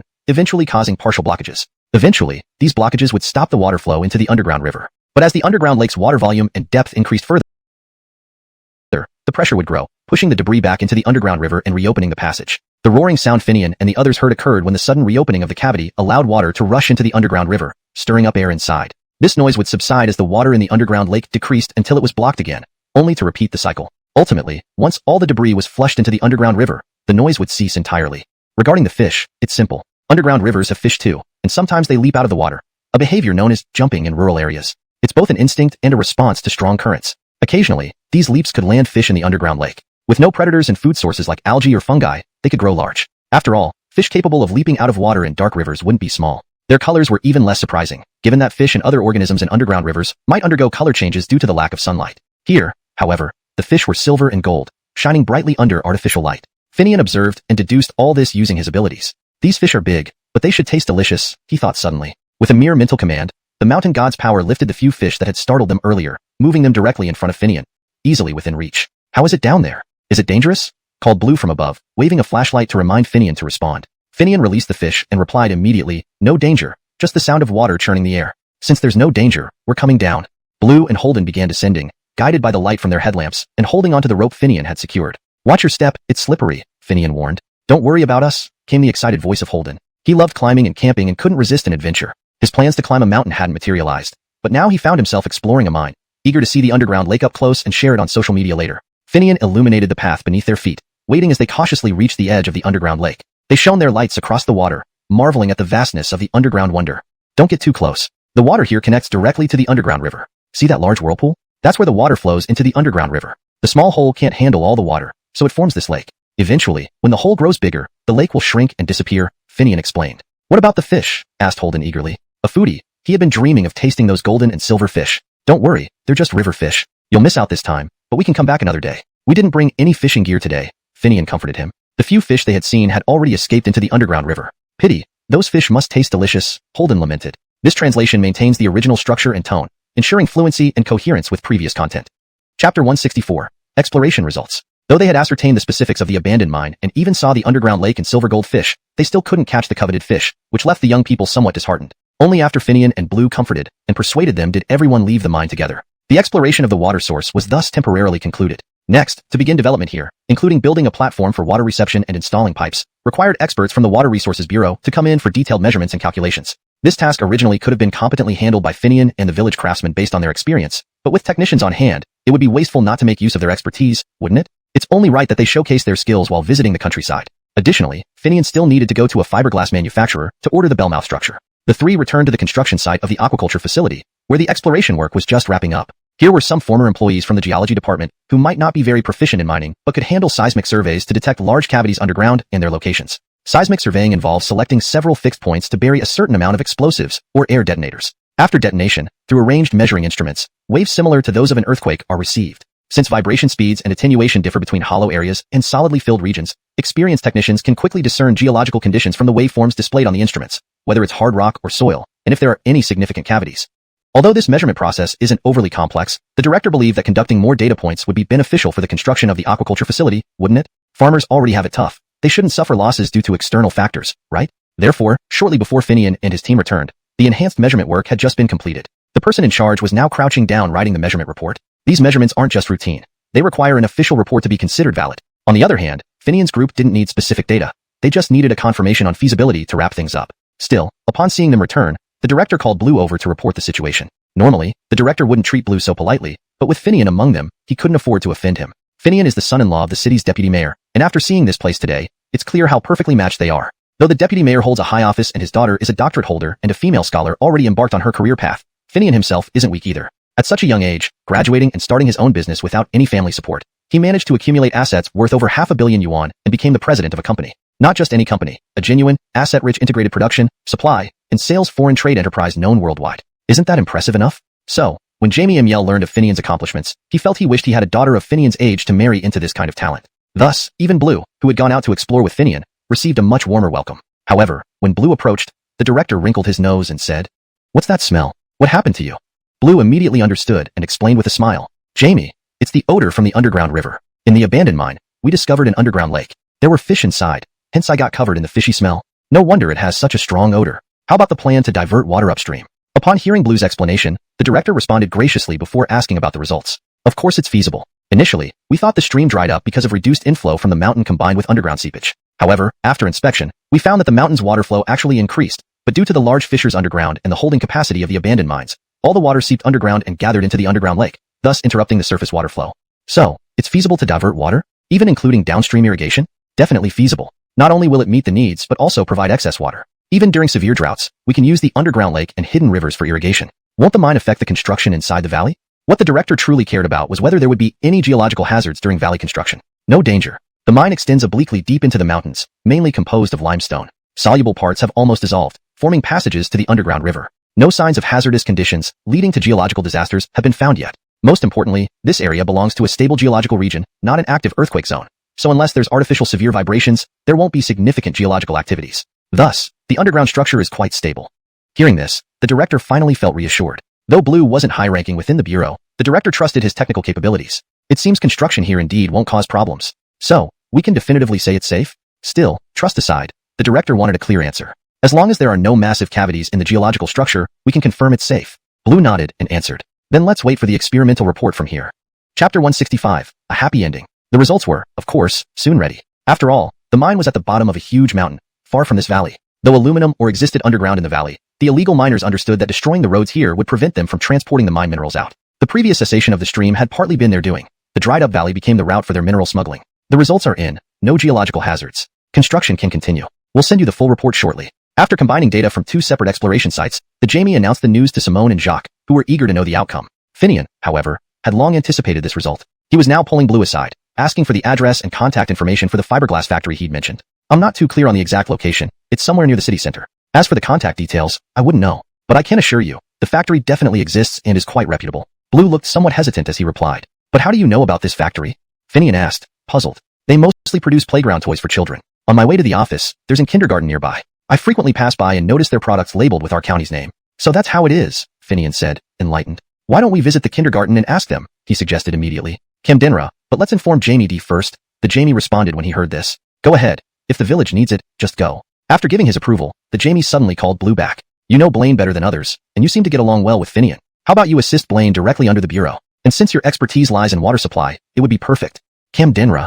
Having been directly appointed by the Jamie, Blue naturally agreed. This assignment was undoubtedly a sign of favor from the Jamie, which Blue fully understood. Thus, he readily accepted the task and went with Finian to find the fiberglass factory to order trumpet nozzles. Arriving at the location, Finian realized why Blue knew only that the factory was within the city limits. He didn't have its name or contact information. This new kindergarten featured several playground slides made from fiberglass, painted in bright colors. Typically, manufacturers label their products with their name and contact info for advertising. However, the crucial information had been covered up during installation, visible only as County City Center due to its positioning against the wall, making it hard to notice. Seems like we need to ask the principal to find out more, Finian sighed humorously to Blue. Knocking on the door, they eventually met the principal. To Finian's surprise, she turned out to be Adina, a former classmate of both Simone and Jacques. How could it be you? They both exclaimed in astonishment upon seeing each other. Well, if I'd known you were the principal here, I would have just called you, Finian chuckled. Called? You have my number? No, but Simone and Jacques do.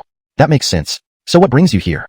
Adina had been a notable figure in school, an artistic talent. While her academic performance wasn't stellar, her looks and multifaceted talents made her the top choice for performances and competitions, winning numerous awards. She even scored extra points when applying to early childhood education programs. Not much, just wanted to check out your playground equipment, Finian said straightforwardly. Toys? Are you now selling these? But you're late. I've already bought from someone else, Adina replied, bemused. What? I'm not selling them. I just want to know where they're made. Do you plan to open a kindergarten too? Adina asked, confused. Don't you work in the city? I'm not opening a kindergarten, just ordering some items from the factory. Chapter 166, Camden Porting Rural Construction. After leaving the kindergarten, Blue looked at Finian and asked, you were classmates too? Of course. We were classmates from junior high to senior high, always in the same class. Among our grade, only the 4 of us attended the same middle and high school in the same class. Moreover, the 2 girls were daughters of town officials, while Jacques and I were country boys. Isn't that a coincidence? That is indeed a coincidence. However, it seems like the principal and Lawrence won't have something going on between them. Blue was saying this out loud, but inwardly he was thinking, what a coincidence. You country boys managed to hook up with the deputy mayor's daughter, and the other one has an ambiguous relationship with the female principal. Did you country boys back then have such a lure for girls? Of course, Blue wouldn't say this out loud, but his words reminded Finian. Adina's attitude just now, does it mean there's still a chance between her and Jacques? Finian knew that during their school days, since he and Jacques were inseparable, studying and playing together, Adina and Simone also had a good relationship as they ate at the town cafeteria together frequently. Finian and Simone were desk mates, making Adina and Jacques closer than other classmates. However, unlike Finian and Simone who eventually confessed, Adina never revealed anything, and Finian even avoided Simone intentionally during college, tricking her into believing a false reason for his actions. Back then, Jacques' family situation was worse than Finian's. With many children, life was naturally tough. Thus, no one noticed any special relationship between Adina and Jacques. Now, I don't know. With so little contact over the years, who knows how people change? Finian said, that's true. Tell her if she wants to know about Jacques, she should visit him herself. Let her find an excuse to see you. Then you can subtly ask, wouldn't it be great if they hit it off? I'll talk later. I've arrived. Let's discuss further when I return. As they talked, the car stopped at a factory gate. Looking at the fiberglass products displayed on both sides, toy figures, round, and semicircular containers, Finian knew he had arrived. He hung up and parked. Before he could inquire, a guard ran out, opened the gate, and gestured for him to enter. Finian thanked him and drove in. Do you custom make based on designs? The man who greeted him wasn't a guard but the plant manager. Finian didn't hesitate to ask. Camdenra, but the price depends on the design and requirements. Blue handed over a sketch with standard 3-view diagrams and dimensions. Even detailed specifications were noted in the lower right corner. Let me check. The manager examined the drawing. Though complex, adding steel reinforcement is feasible. We can certainly make it. What's the price including delivery? Being locals, Finian knew there was no need for elaborate business tactics. Just straightforward negotiation. Prices for fiberglass goods weren't exorbitant, and trying to cheat would be pointless. After calculating, the manager quoted 2,000 yuan, including delivery within the county. Further distances require additional shipping fees. Finian agreed, emphasizing, don't skimp on the steel frame. This needs to withstand water diverted under a waterfall. Insufficient steel won't hold up. The manager chuckled. Skimp on materials? Check the current price of steel. It's not worth risking reputations. Rest assured, I won't let you down. Finian left a deposit and receipt before leaving the factory with Blue. Where will you buy pipes? I have connections. Blue laughed. Since you're supporting us, I'm not afraid of the bureau director's opinion. The bureau warehouse has supplies you might need. If it's not enough, we can easily purchase more. Chapter 167. Betrayal? Do your department's warehouse have the pipes we need? Upon hearing Blue's words, Finian couldn't help but feel surprised and quickly asked. Yes, aren't they just new material pipes with an 800 millimeters diameter? This type of pipe is widely used for water supply in many areas of the county. How could we not have them? And we have a substantial stock. Why do you store so many pipes?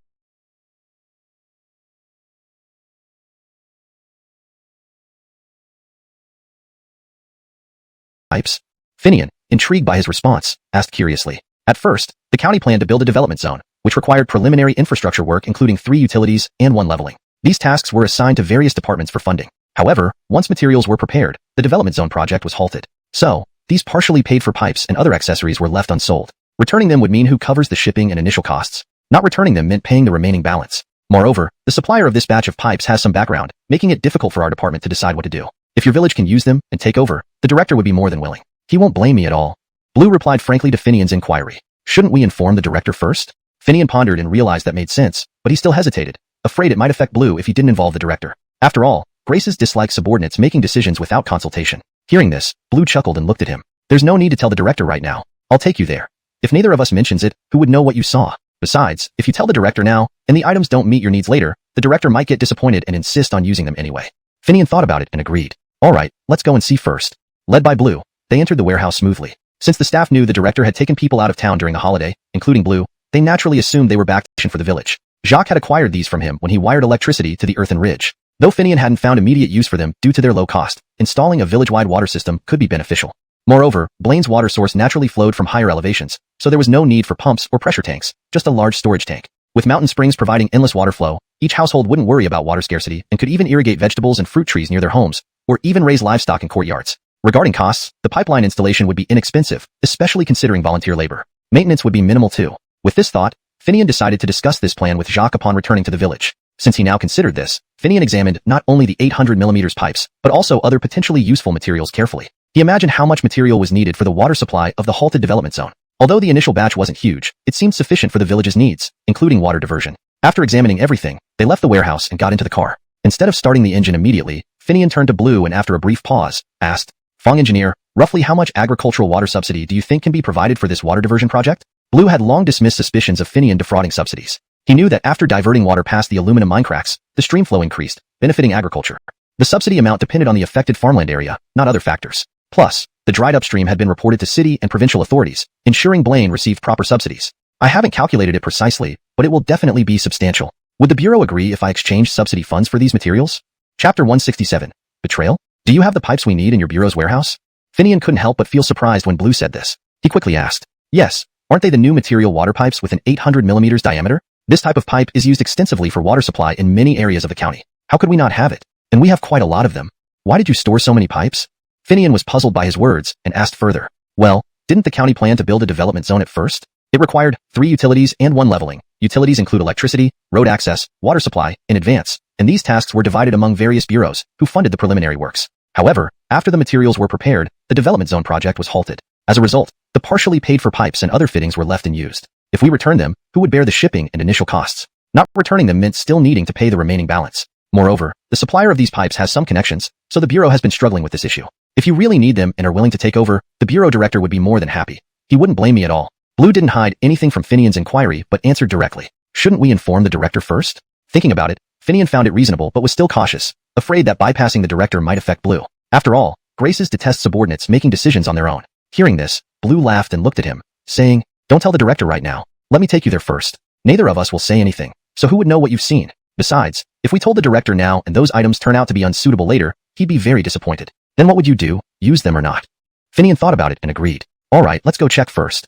With Blue leading the way, and since everyone in the bureau already knew the director had gone on a field trip during the holiday, they assumed he was back to fetch something and let them through without question. Entering the warehouse, Finian asked, "Is it this easy to get into your warehouse?" Blue smiled and replied, "Not just anyone can get in, even though it's a holiday. If there's any activity in the bureau, everyone would know soon enough. Besides, Jamie Blaine is well known here. Who wouldn't recognize you? Furthermore, our warehouse mainly holds simple items like measuring instruments. Due to the cancellation of the development zone, we only started storing such materials. Normally, no one guards this place because no one would steal these items. They're not valuable, and selling stolen goods would carry a significant penalty. Do you think thieves are foolish?"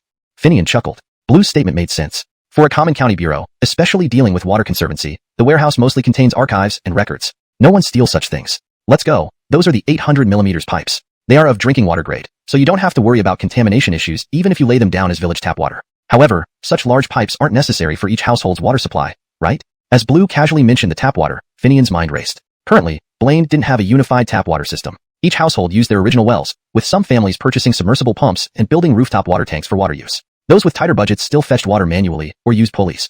Upon hearing Blue talk about tap water, Finian recalled the pipes and faucets left after the aluminum mine incident, which were given to the village as compensation. Jacques then took these items from him in exchange for some money to extend electricity to Tuliang. Although the price was low, he had no use for them. What if he used but paused to ask Blue, "Fong, based on your estimate, how much agricultural irrigation subsidy can be provided this time?" Blue no longer suspected Finian of defrauding subsidies. After all, he knew that once the water passed the crack zone of the aluminum mine, it had nearly restored the stream, even increasing the water flow. Agricultural irrigation subsidies were determined by the number of affected farmland acres, not the cause. Additionally, the stream's disruption in Blaine due to illegal aluminum mining had been reported to the city and provincial authorities. Therefore, there wouldn't be any issues with the subsidies. The exact amount hasn't been calculated, but it won't be small, Blue replied. If I trade the subsidy money for materials from your warehouse, do you think the bureau would agree? Chapter 168. A wish unfulfilled. Why did you suddenly bring this up? The materials in the warehouse were initially prepared for the 3 accesses and 1 leveling in the development zone. Some of those things can't be used for water diversion, right? Blue was taken aback by Finian's sudden mention of this matter, feeling both perplexed and puzzled. I know that only the large pipes can be used for water diversion. However, I think this is a good opportunity to solve the water supply issue for people and livestock in Aratsi village as well. As you know, the village has been using groundwater, but the quality is poor, with visible mineral deposits even when boiling water. Many cases of kidney or misappropriate funds. Even the county's allocated budget is tight. The director would be delighted to hear your plan. I've already decided. If the materials in your warehouse aren't enough, we can use some of the aluminum or to offset the village's contract fees. Combined with other materials, it should be sufficient. Any shortage can be covered by the village, ensuring villagers don't spend a single cent. Why don't you talk to the director yourself? Maybe you can negotiate a lower price. I wouldn't be able to do that. Finian immediately responded, I'll discuss it with the village first, but the layout design and plans need your help. Easy. I'm already working with you in the countryside. Whatever needs to be done, I'll do. Thinking of something, Blue added as Finian started the car. Since you want to address the village's water supply issue, let me tell you, there are also subsidies for that. That's perfect. We can apply for everything together. These days, almost everything has subsidies. Not like before when we had to pay taxes and additional fees, leaving us short on money. Finian started his jeep and left the Water Resources Bureau, returning to Aratsi village. Upon arrival, he met with Jacques and Simone to find Melvin. Though it was a village matter, getting subsidies required going through the township office. You want to buy the Water Resources Bureau's leftovers and install tap water for the entire village? Are you crazy? Melvin knew what kind of items were stored in the Bureau's warehouse. Finian actually wanted to trade subsidies for those materials. Would they be worth it? Moreover, implementing any new project in the village wasn't easy. Despite Aratsi having a single surname, everyone cared about their interests, leading to various opinions. Major projects couldn't be agreed upon quickly. Now, with the aquaculture farm nearly ready for pipe installation, Finian wanted to connect the village's water supply to this pipeline. Even if everyone agreed, the schedule wouldn't allow it. Could the villagers agree to fund and install tap water quickly? Nuemo listed all potential difficulties. How will you handle these issues? Finian smiled and replied, it's simple. The national subsidy for human and livestock water supply applies perfectly here. So, for this water diversion project, I didn't plan on asking villagers to pay. Who would oppose that? Not collecting money? Where will the funds come from? This isn't a small matter. Think it through. Funds are simple. Agricultural irrigation subsidies, plus human and livestock water supply subsidies, should be enough to buy the Water Resources Bureau's materials. If there's a slight shortfall, remember we still have leftover materials from the aluminum mine. That should fill the gap. If more is needed, the village can cover it. We don't lack money now. Just look at the funds from selling aluminum materials. It brought tens of thousands to the village entrance. Melvin. According to our shareholding agreement, they can only participate in dividends and cannot interfere with specific operations unless a decision significantly impacts their interests. Hearing this makes me feel relieved. I'll discuss this with the Water Conservancy Bureau. Seeing Melvin head off happily to meet the errand, Jacques rushed to announce the good news to the villagers. Meanwhile, Simone looked at Finian and asked, is Sister Damela really okay with this? No problem. My initial refusal of Sister Damela's merger proposal was based on these considerations. This is my hometown, and sometimes, I'd rather take a loss and still get things done. With outsiders involved, misunderstandings about my actions might arise. So, I reluctantly refused Sister Damela back then, and she was quite upset with me. But why are you agreeing now? Simple. Sister Damela joined not for the profits, but because having shares here would make her supermarket supply chain much more convenient. Now, if we irrigate the downstream farmlands to grow vegetables, even a small portion converted into efficient, year-round greenhouses, wouldn't that ensure an ample supply of vegetables and poultry products for her supermarkets? Quality control would be greatly enhanced too, which is crucial for city-facing chain stores. Finian turned to Simone and asked directly, "Did you forget that I'm responsible for supply-based construction in the company? I know this very well." Just as he finished speaking, Damela, who had just arrived, interjected, "Since you understand this, why not give your big sister a plan on how to develop and promote using the planting base?" Hearing this, Finian turned around, surprised. "Sister Damela, what are you doing here? If I hadn't come, how would I have discovered your talent? Honestly, I did overlook your previous job. How about it? Give your big sister a development plan without any pretenses? In return, I'll donate some funds for the irrigation project, considering it as both payment and gratitude to the villagers here." Since Damela put it that way, Finian had no choice but to agree. Seeing his reluctant yet consenting expression, Damela felt elated and immediately promised to cover all expenses for the pipeline and technical work from here to the village, except for the manual labor for digging trenches.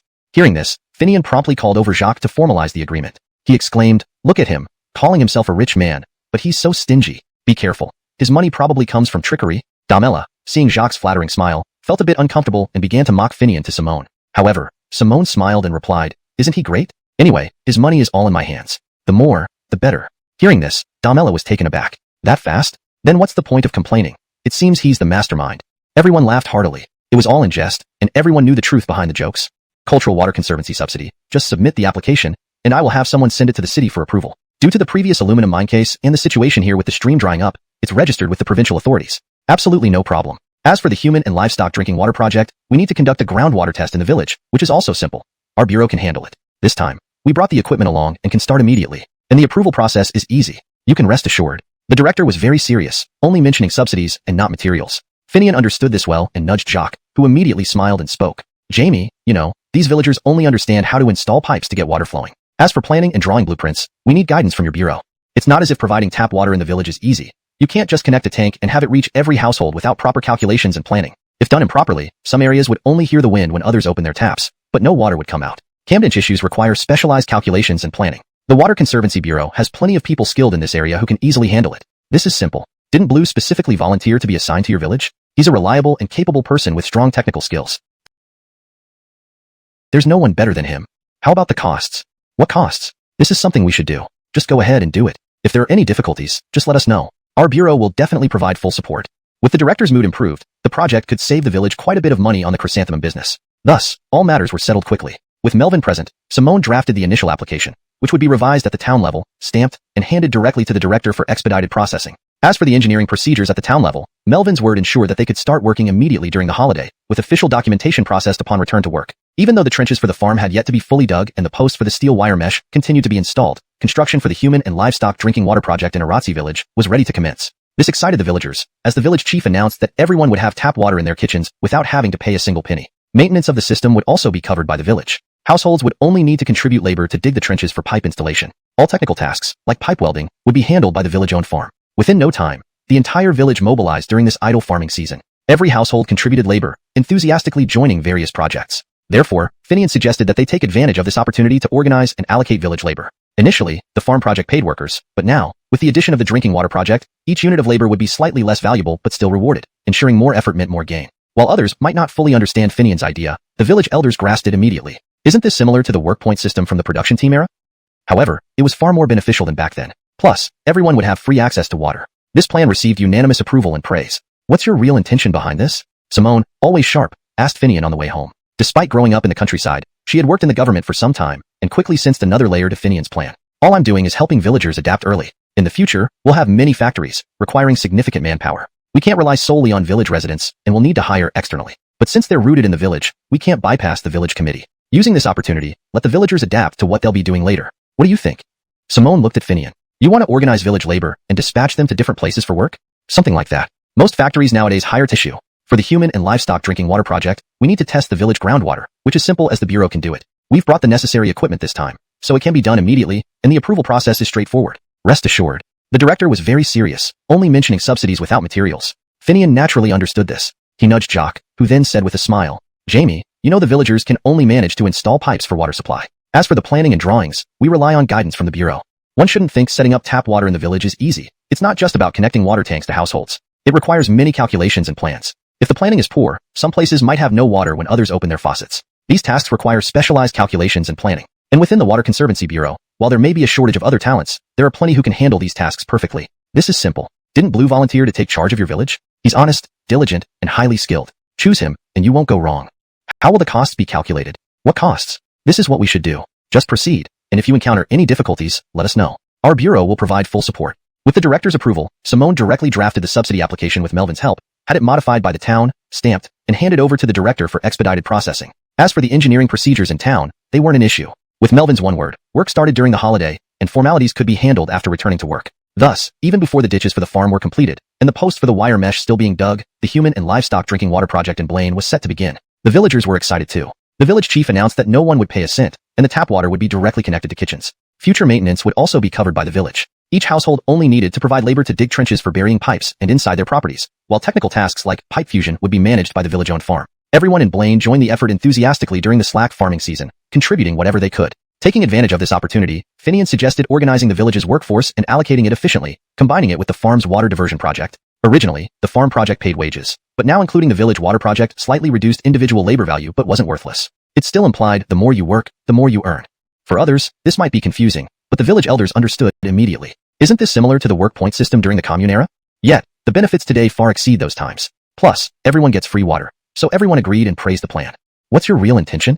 Finian couldn't hide it from Simone, who, having grown up in the countryside and worked here for some time, sensed deeper motivations behind his suggestion. She asked on the way home, aren't you preparing the villagers to adapt to future industrial needs? Factories will need labor, and since our village can't meet the demand alone, you're laying the groundwork now. Right. That's right. Villagers need to adapt. Since factories must hire local people first, managing the workforce through the village committee makes sense. Simone realized Finian aimed to avoid nepotism issues common in rural settings, where relationships make unbiased employment difficult. And if we expand significantly, perhaps forming a dedicated company for this purpose would be best, she added. But it's not about labor dispatch companies criticized for exploiting workers. We're merely managing labor, not profiting off worker salaries. They returned home, and seeing them, Joey asked, are you two planning something? Approaching the end of his holiday, Joey knew about the village activities. Curious, he directly asked. Yes, since there's someone handling water conservancy, why not solve the villagers' water supply problem simultaneously? Tell me more. Aluminum mines here. His downfall was due to the exposure of the illegal mining case. Since the development zone was his main initiative, it naturally failed when he fell from power, leaving many people in trouble. There's such a connection? Finian was genuinely surprised to learn that these two incidents were linked to the same person. At the time, the illegal mining operation could deceive the village because of the mineral exploration permit, or prospecting permit, in their hands. In China, mining operations require two types of permits, a prospecting permit and a mining permit. A prospecting permit precedes a mining permit. Only after confirming valuable minerals can one apply for a mining permit. Holders of a prospecting permit can conduct limited exploratory excavation, but this amount must not exceed what's needed for exploration. This is the standard regulation. However, some people use the prospecting permit to start official mining operations, which is absolutely forbidden by the state. Yet, holding a prospecting permit does provide a chance to convert it into a mining permit if the mineral isn't under strict national control or has other regulatory issues. Thus, those with a prospecting permit often believe they have permission to mine. Otherwise, the villagers would never have allowed mining to occur here regardless of how confused they were. They had a prospecting permit back then, but where they got it from, we still don't know. You know, it was a completely fake permit, but it was endorsed by certain people. Think about what that implies. Kit saw Finian's surprise and slowly revealed more information. What else could it be? Deception, right? After all, higher authorities don't keep constant watch over specific areas, especially when they are close to mountains containing state-reserved minerals. So as long as the county approved, the village assumed they were legally permitted, correct? These types of cases usually involve significant complexities. Even now, some places wrap up these cases vaguely. But does this relate to our current situation? Finian couldn't help but ask. Could be relevant, could be irrelevant. Finian couldn't help but grimace upon hearing Kit's ambiguous response. Don't get upset. Think about why the Water Resources Bureau hasn't repaid its debts for so long. Why did the director suddenly agree so easily when you brought it up? Is the county's Water Resources Bureau really short of money? No, he just lacked an opportunity or excuse to repay the debt. Kit saw Finian's actions but didn't blame him. Instead, he shared his perspective. I thought about it. You still proceeded? But thinking is one thing. I believe that even if I acted, it wouldn't cause any harm. So, I went ahead. Hearing Finian say this, Kit smiled. After laughing, he said, great, very great. When I heard Simone mention you having several million in funds, I was shocked. Seeing your actions, I thought you might be too soft, almost timid. Now, I see that was just a facade. What do you think? Finian responded seriously. I don't consider myself soft. It's just that this is my hometown, where I, and my descendants, will continue to live for generations. Why should I act differently here than outside? It's not about anything else. Yes, I forgot. You're the head of site selection for a major company, practically at the executive level. My mistake in judging you. I worried unnecessarily. That's not true. There are things I still don't understand. Each place has its own taboos and peculiarities, don't they? I should still listen to your advice, right? Hee, trying to fool me? Anyway, whether you are or not, remember this. While things seem smooth now, always remember not to meddle in matters unrelated to you. This time was fine because you were acting for the village and yourself. As long as you're cautious, nothing will happen. Besides, I'm still around. With that, Kit stood up, walking inside while saying, "Hungry, why isn't dinner ready yet? I'll be going back to work after today. Don't forget to visit this hero in the city with Simone when you have time." Simone's mother since they knew each other. He thought she had passed away, but now Simone referred to her as that woman? What's going on? Concerned about his future mother-in-law, and particularly because Simone seemed indifferent about her, Finian couldn't help but ask, "There's nothing much going on. They divorced?" "Divorced? Why?" "I don't know. I was too young then, just knew they were divorced, but the specifics are unclear to me. When I asked him, he wouldn't say anything and would even threaten to hit me if I pushed too hard. So I stopped asking." "Why are you asking now? Now that you're here? Because of me?" "Yeah. Once, after he got drunk, I learned they had an agreement. I had to inform that woman if I got married. I thought he might have been talking about that with you." Hearing Simone use the term, "that woman" again, Finian curiously asked, "How do you refer to your mom?" "Well, it's simple. Since their divorce, I haven't seen her. How am I supposed to address her? Call her mom? Would she hear me? So cold? Doesn't feel right. Why not? Forget about her. Even my brother, I haven't seen since their divorce. What do you think?" After hearing Simone speak about her mother like this and recalling how he had never heard or seen mention of Simone's mother, Finian believed her but was puzzled by another matter. If she's so heartless, why hasn't Coulter found someone else? Could he still be thinking of her? How could that be? The hero didn't remarry because he feared another woman might treat me poorly. Got it. How do you know that? From the same night he got drunk. But ever since, he hasn't touched alcohol, not even a drop. Listening to this, Finian sensed a tremble in Simone's voice despite her seemingly calm expression. "Stop thinking about it. If we have time, we should visit Coulter in the city more often and maybe try to find him a companion." At Finian's suggestion, Simone, who had been saddened, suddenly laughed, replying, "Forget it. I can't figure out what he wants either. Let it be." Finian agreed. Given his position, it was best not to meddle in such matters. Yet, something still felt off. Even if they had divorced, she was still her daughter. Why had her mother never come to see Simone? And even her brother she saw rarely. What kind of person was this woman? Thinking about this, Finian asked, "Do you know where your mom and your brother are?" "I know which city, but not the exact address." "Have you met your brother?" "Not many times, and only when Coulter took me. But once there, he would only peek from afar at his son, afraid to even speak a word." Hearing this, Finian was speechless. As the city's vice mayor, he lacked the courage to talk to his own son. What was he fearing? It's incomprehensible. "Have you spoken to your brother?" "No." As Simone answered, she suddenly meant losing him forever. It's time to eat. Chapter 173. Santana wants to live in the temple. When Cherry called out for dinner from outside, Simone quickly got up. She had only taken off her shoes when she lay down, but her clothes were slightly wrinkled. Thus, there was no need for Finian to turn away. He watched as Simone straightened her clothes and even helped her occasionally. At some point, Simone unexpectedly said something that left Finian speechless for a while. "Do you remember that guy from the bank? He's a classmate of my half-brother, and was once involved with me romantically. It was all orchestrated by my brother. I suspect it has something to do with that woman." She then focused on organizing her clothes, leaving Finian dumbfounded. After realizing that Finian wasn't helping her anymore, she urged him, "What are you thinking about? Hurry up and help me. Cherry will get impatient if we delay." Simone turned back to urge him, but upon seeing his dazed expression, couldn't help but giggle. "What are you daydreaming about? I just wanted to inform you. Do you really think I'd be interested in that guy? Besides, you chased him away. Rumor has it he's not doing well at the bank now. They've moved him to a less important position. And as for my half-brother, he's so far away. Do I need to worry?" Hearing this, Finian realized it wasn't a concern. Right, that guy was driven away without any mercy, and his misuse of his position in the bank has been exposed. He won't dare to cause trouble again. As for Simone's mother and brother, they haven't been in touch for years, let alone us. Why worry about it? If anyone dares to bother us, do they think I'm easy to provoke? With these thoughts in mind, Finian dismissed his earlier concerns. Simone's family matters were something they needed to handle themselves, and there was no reason for him to interfere. After getting ready, they stepped out of the room. Cherry was sitting in the courtyard facing Simone's room, looking relaxed and smiling contentedly. This made Simone blush and hurriedly went to the kitchen to bring out the food. Taking advantage of the moment, Cherry looked at Finian and asked, "Aries, when do you plan to hold the wedding?" Finian froze, asking Cherry, "Why are you asking this now, Cherry? Isn't it all right to ask? You're both not young anymore. It's time to settle down. Plus, I've already spoken to Carly's father. He says it's up to you too. Give me a date." Realizing what Cherry meant, Finian understood why Kit and Simone seemed unusual today. They were waiting for him to decide on this matter, and there was an unspoken understanding between them. Otherwise, why would Simone bring up her mother and brother? It was clearly a reminder for him to consider their presence during the event and how to face them. Now Finian found himself at a loss. When should it be? After some thought, he finally spoke. "Cherry, what if we have the wedding when the farm is completed? There are still many things to manage before then, and it'll be my first venture anyway." Cherry smiled suggested, and Simone joined in persuading. Cherry chuckled. "Do you think I'm blaming you? No, times have changed, but the temple has rules. It passes through sons, not daughters. Despite growing up there, it has little to do with me. Have you ever seen a temple run by women, except for nunneries? That place belongs to you, and restoring it was your duty. I'm visiting to see my grandson's efforts, and tell your Mohammedan parents that you're about to marry, and establish a business at the same time. Understand? Telling Grandpa and my parents?" Finian was puzzled. He knew their graves were in the village cemetery. Why would he inform them at the temple? Could there be more to it? There's more to it. When your great Muhammad and my father passed the temple to you after my marriage to your Muhammad, it was because he only had me. Once someone becomes the temple's guardian, regardless of where they are, their soul stays with the temple. That's their final resting place. Where else should I go to tell them? Hearing this, both Finian and Simone were stunned and looked at Cherry. Do we need to go too?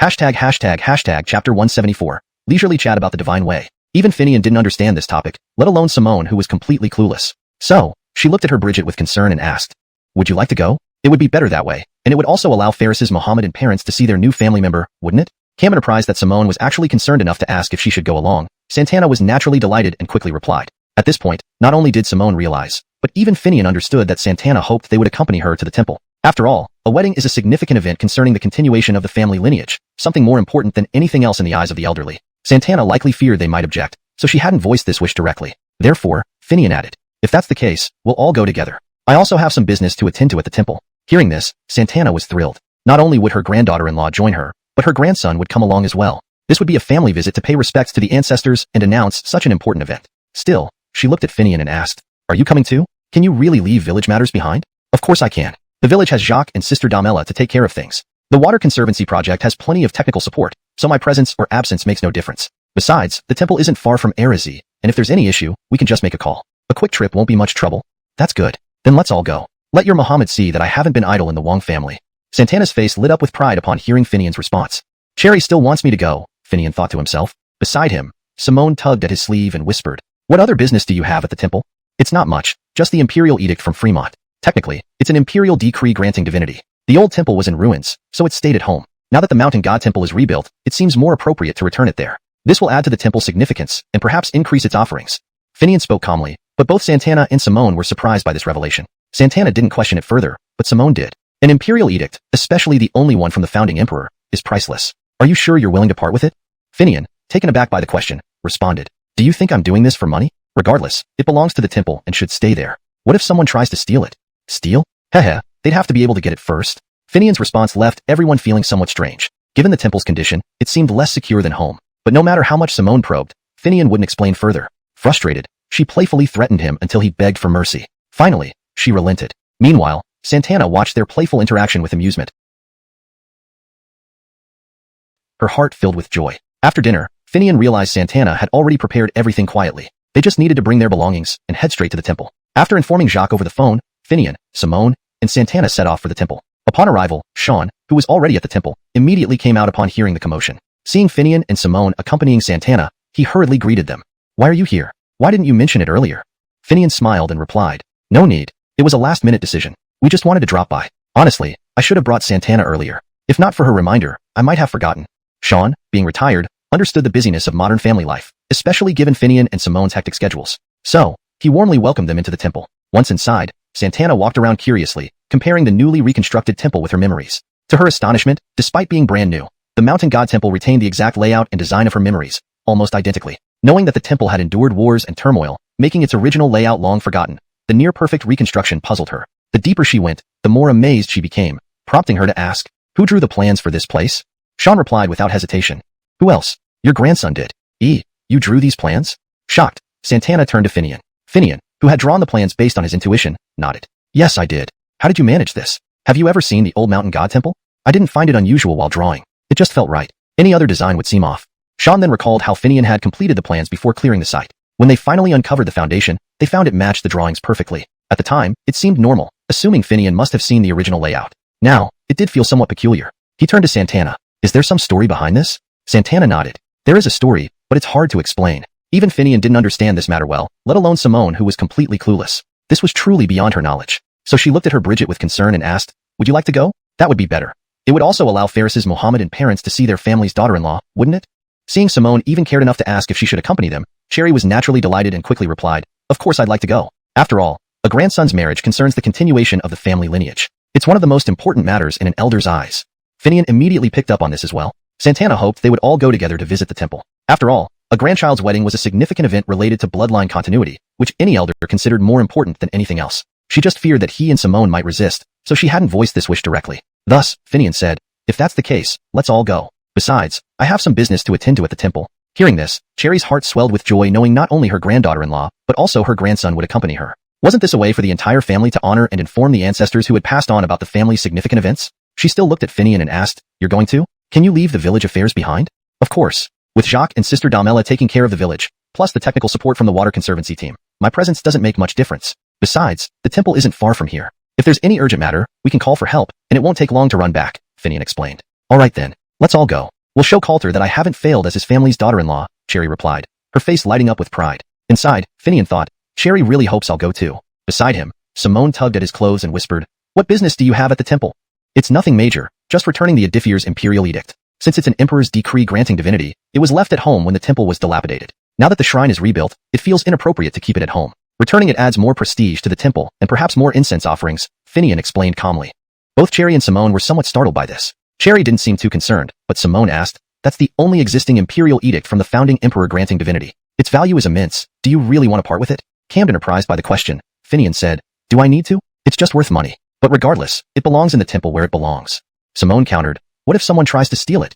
Steal? Heh, let them try, Finian replied with a grin. To Simone, it seemed strange. The temple was hardly as secure as their home, yet no matter how she probed, Finian refused to explain further. Eventually, after giving him a playful pinch to make him beg for mercy, she let it go. Watching the two playfully interact, Cherry remained silent, smiling contentedly, her heart feeling as sweet as honey. After dinner, Finian discovered that Cherry had quietly prepared everything beforehand. All they needed to do was take the items and head straight to the temple. He called Jacques to inform him and accompanied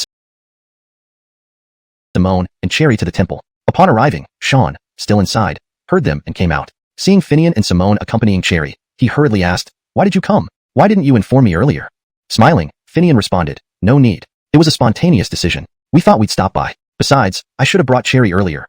It slipped my mind until she mentioned it. Sean, now retired, understood the situation of the elderly at home and knew that both Finian and Simone had been incredibly busy. He helped guide them into the temple warmly. As soon as they entered, Cherry started looking around curiously, comparing the newly rebuilt temple to her memories of the old one. What astonished her was that despite being new, the reconstructed shrine was exactly the same as her memory, in layout and design. In her memory, the mountain god shrine had undergone several destructions during wars and turmoil, and its original appearance was long forgotten by everyone except her. Now, seeing it built almost identically, she felt puzzled.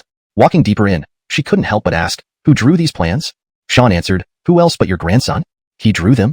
Cherry turned to look at Finian in surprise. The architectural plans were drawn based on Finian's intuition without any issues. Hearing Cherry's question, he nodded immediately, yes, I drew them. Why did you draw it like this? Have you ever seen the old shrine before? Not really. It just felt right when I was drawing.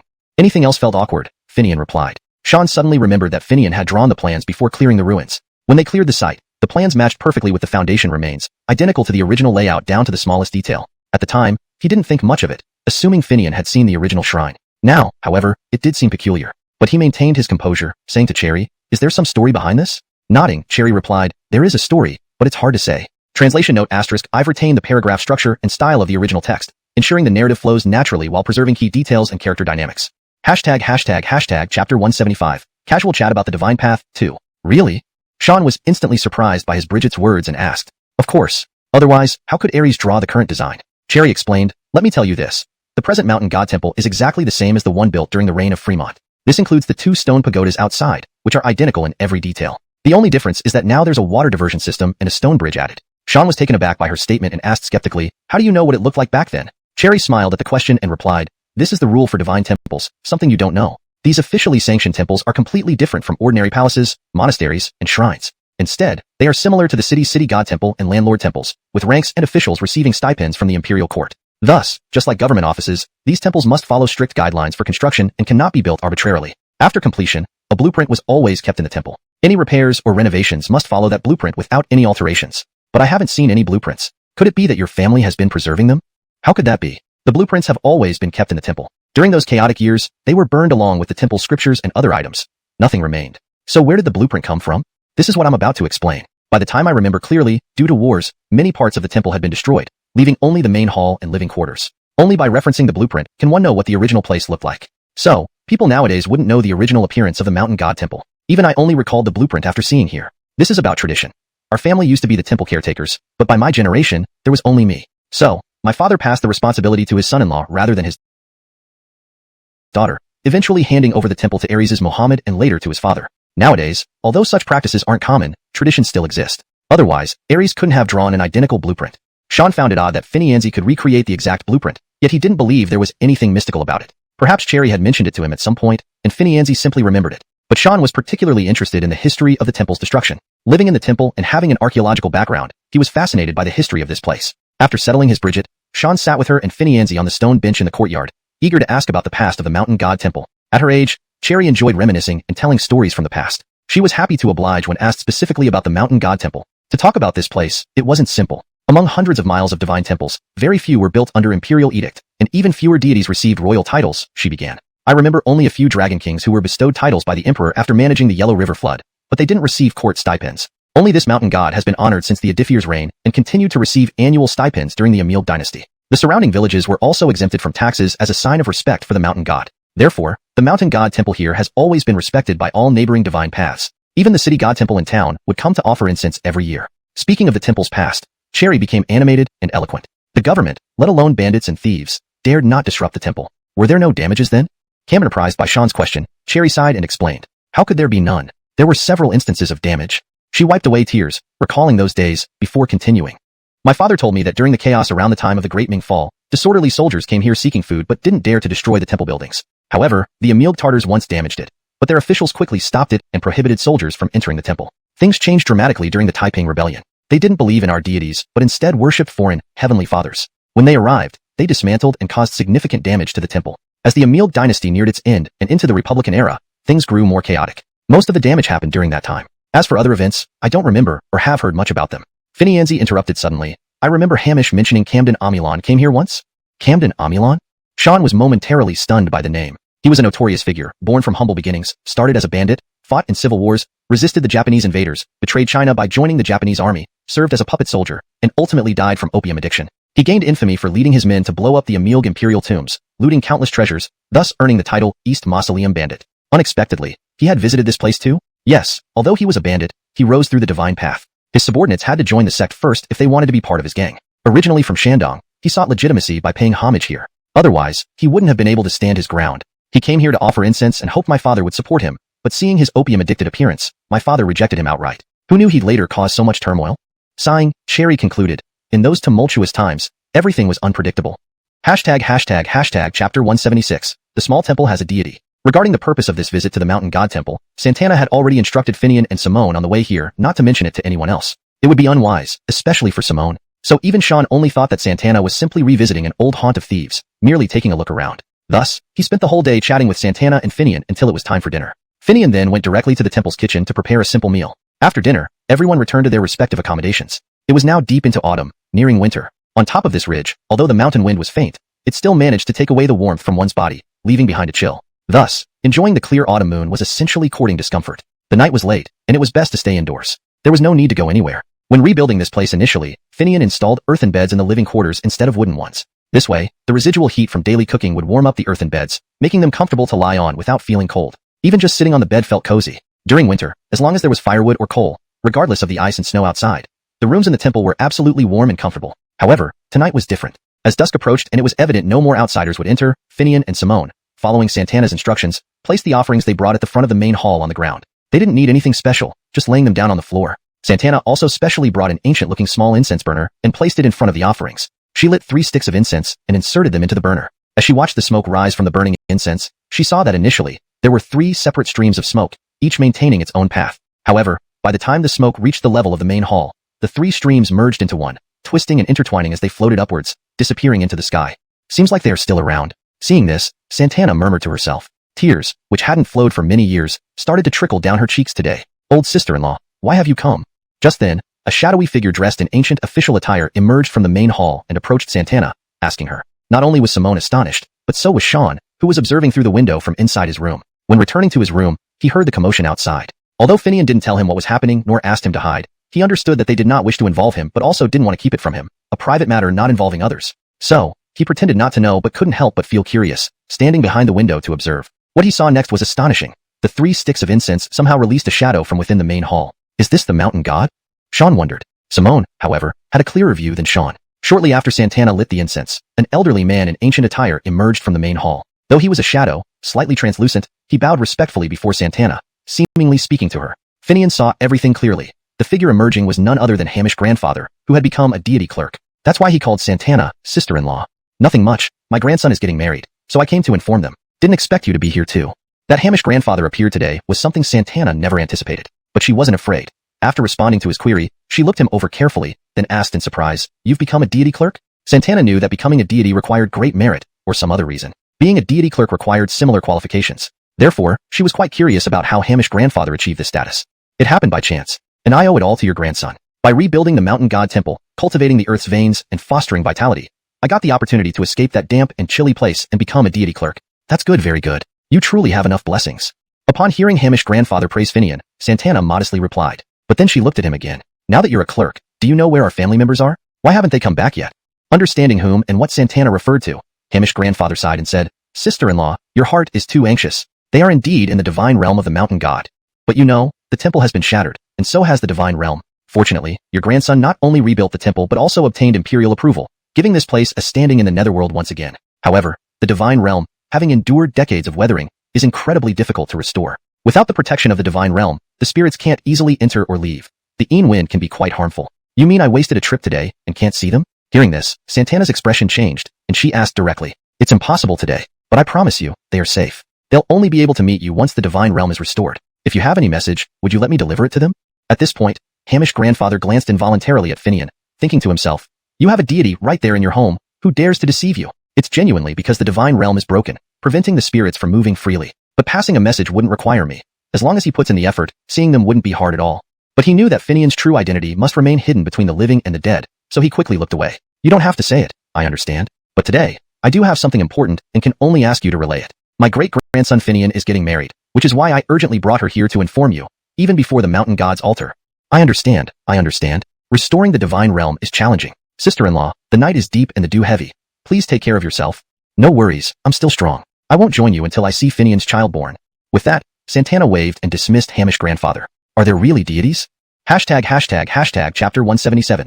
Uninvited guest. At Sean's age, even if he didn't believe in certain things, the numerous coincidences he had witnessed over the years left him somewhat doubtful. But this time, what he saw was not just a coincidence. It was something inexplicable that defied rational explanation. So, he could only keep it to himself and not speak of it to anyone. Besides, as someone who dealt with ancient artifacts and books, he knew that these old texts recorded many bizarre occurrences. Were all of them due to ignorance or lack of scientific understanding? Perhaps not. What he saw clearly happened in the temple and was brought about by Finian's Bridget, an elderly woman who grew up in the temple and remained robust until today. It seemed plausible given her family legacy as the temple's caretaker. Finian knew that his Bridget's actions in the temple couldn't escape Sean's notice, but neither did he explicitly address nor deny it. Things just continued as they were. The Bridget insisted on staying in the temple for 7 days. However, Finian was uneasy about this, especially since the temple was situated atop a hill and, despite the new rooms, wasn't as comfortable as home. Therefore, he asked Simone to stay with his Bridget for company. Sean, seeing that there were people in the temple, took the opportunity to return to the city to fetch his wife. Now, with Simone and the Bridget keeping watch at the temple, Finian spent his days handling matters at the village's breeding farms and stayed overnight at the temple. He also brought the 2 young animals living at home to the temple at Simone's request. These 2 weren't ordinary domestic dogs, but rather offspring of mountain black leopards and wild wolves. When young, both the black leopard and the wolf pup resembled puppies. However, after some time, their unusual nature became evident. The white wolf still retained a resemblance to a dog, but the black leopard was unmistakably different from any household pet. One could mistake it for a small black cat at first glance, but a closer look revealed significant differences, especially when it growled angrily, which no one would ever confuse for a kitten's meow. Simone was the first to notice the black leopard's unusual behavior. When she confronted Finian, he admitted that he had found these abandoned cubs in the mountains and couldn't leave them to starve. He planned to release them back into the wild once they were grown. Initially, everyone feared the black leopard might be too wild, but over time, both the black leopard and the white wolf remained playful and friendly toward humans, especially the family. They were exceptionally intelligent. Even during Joey's visit, these creatures acted respectfully, rarely appearing before him, allowing him to stay until the end of his vacation without realizing he lived alongside not dogs but wild beasts.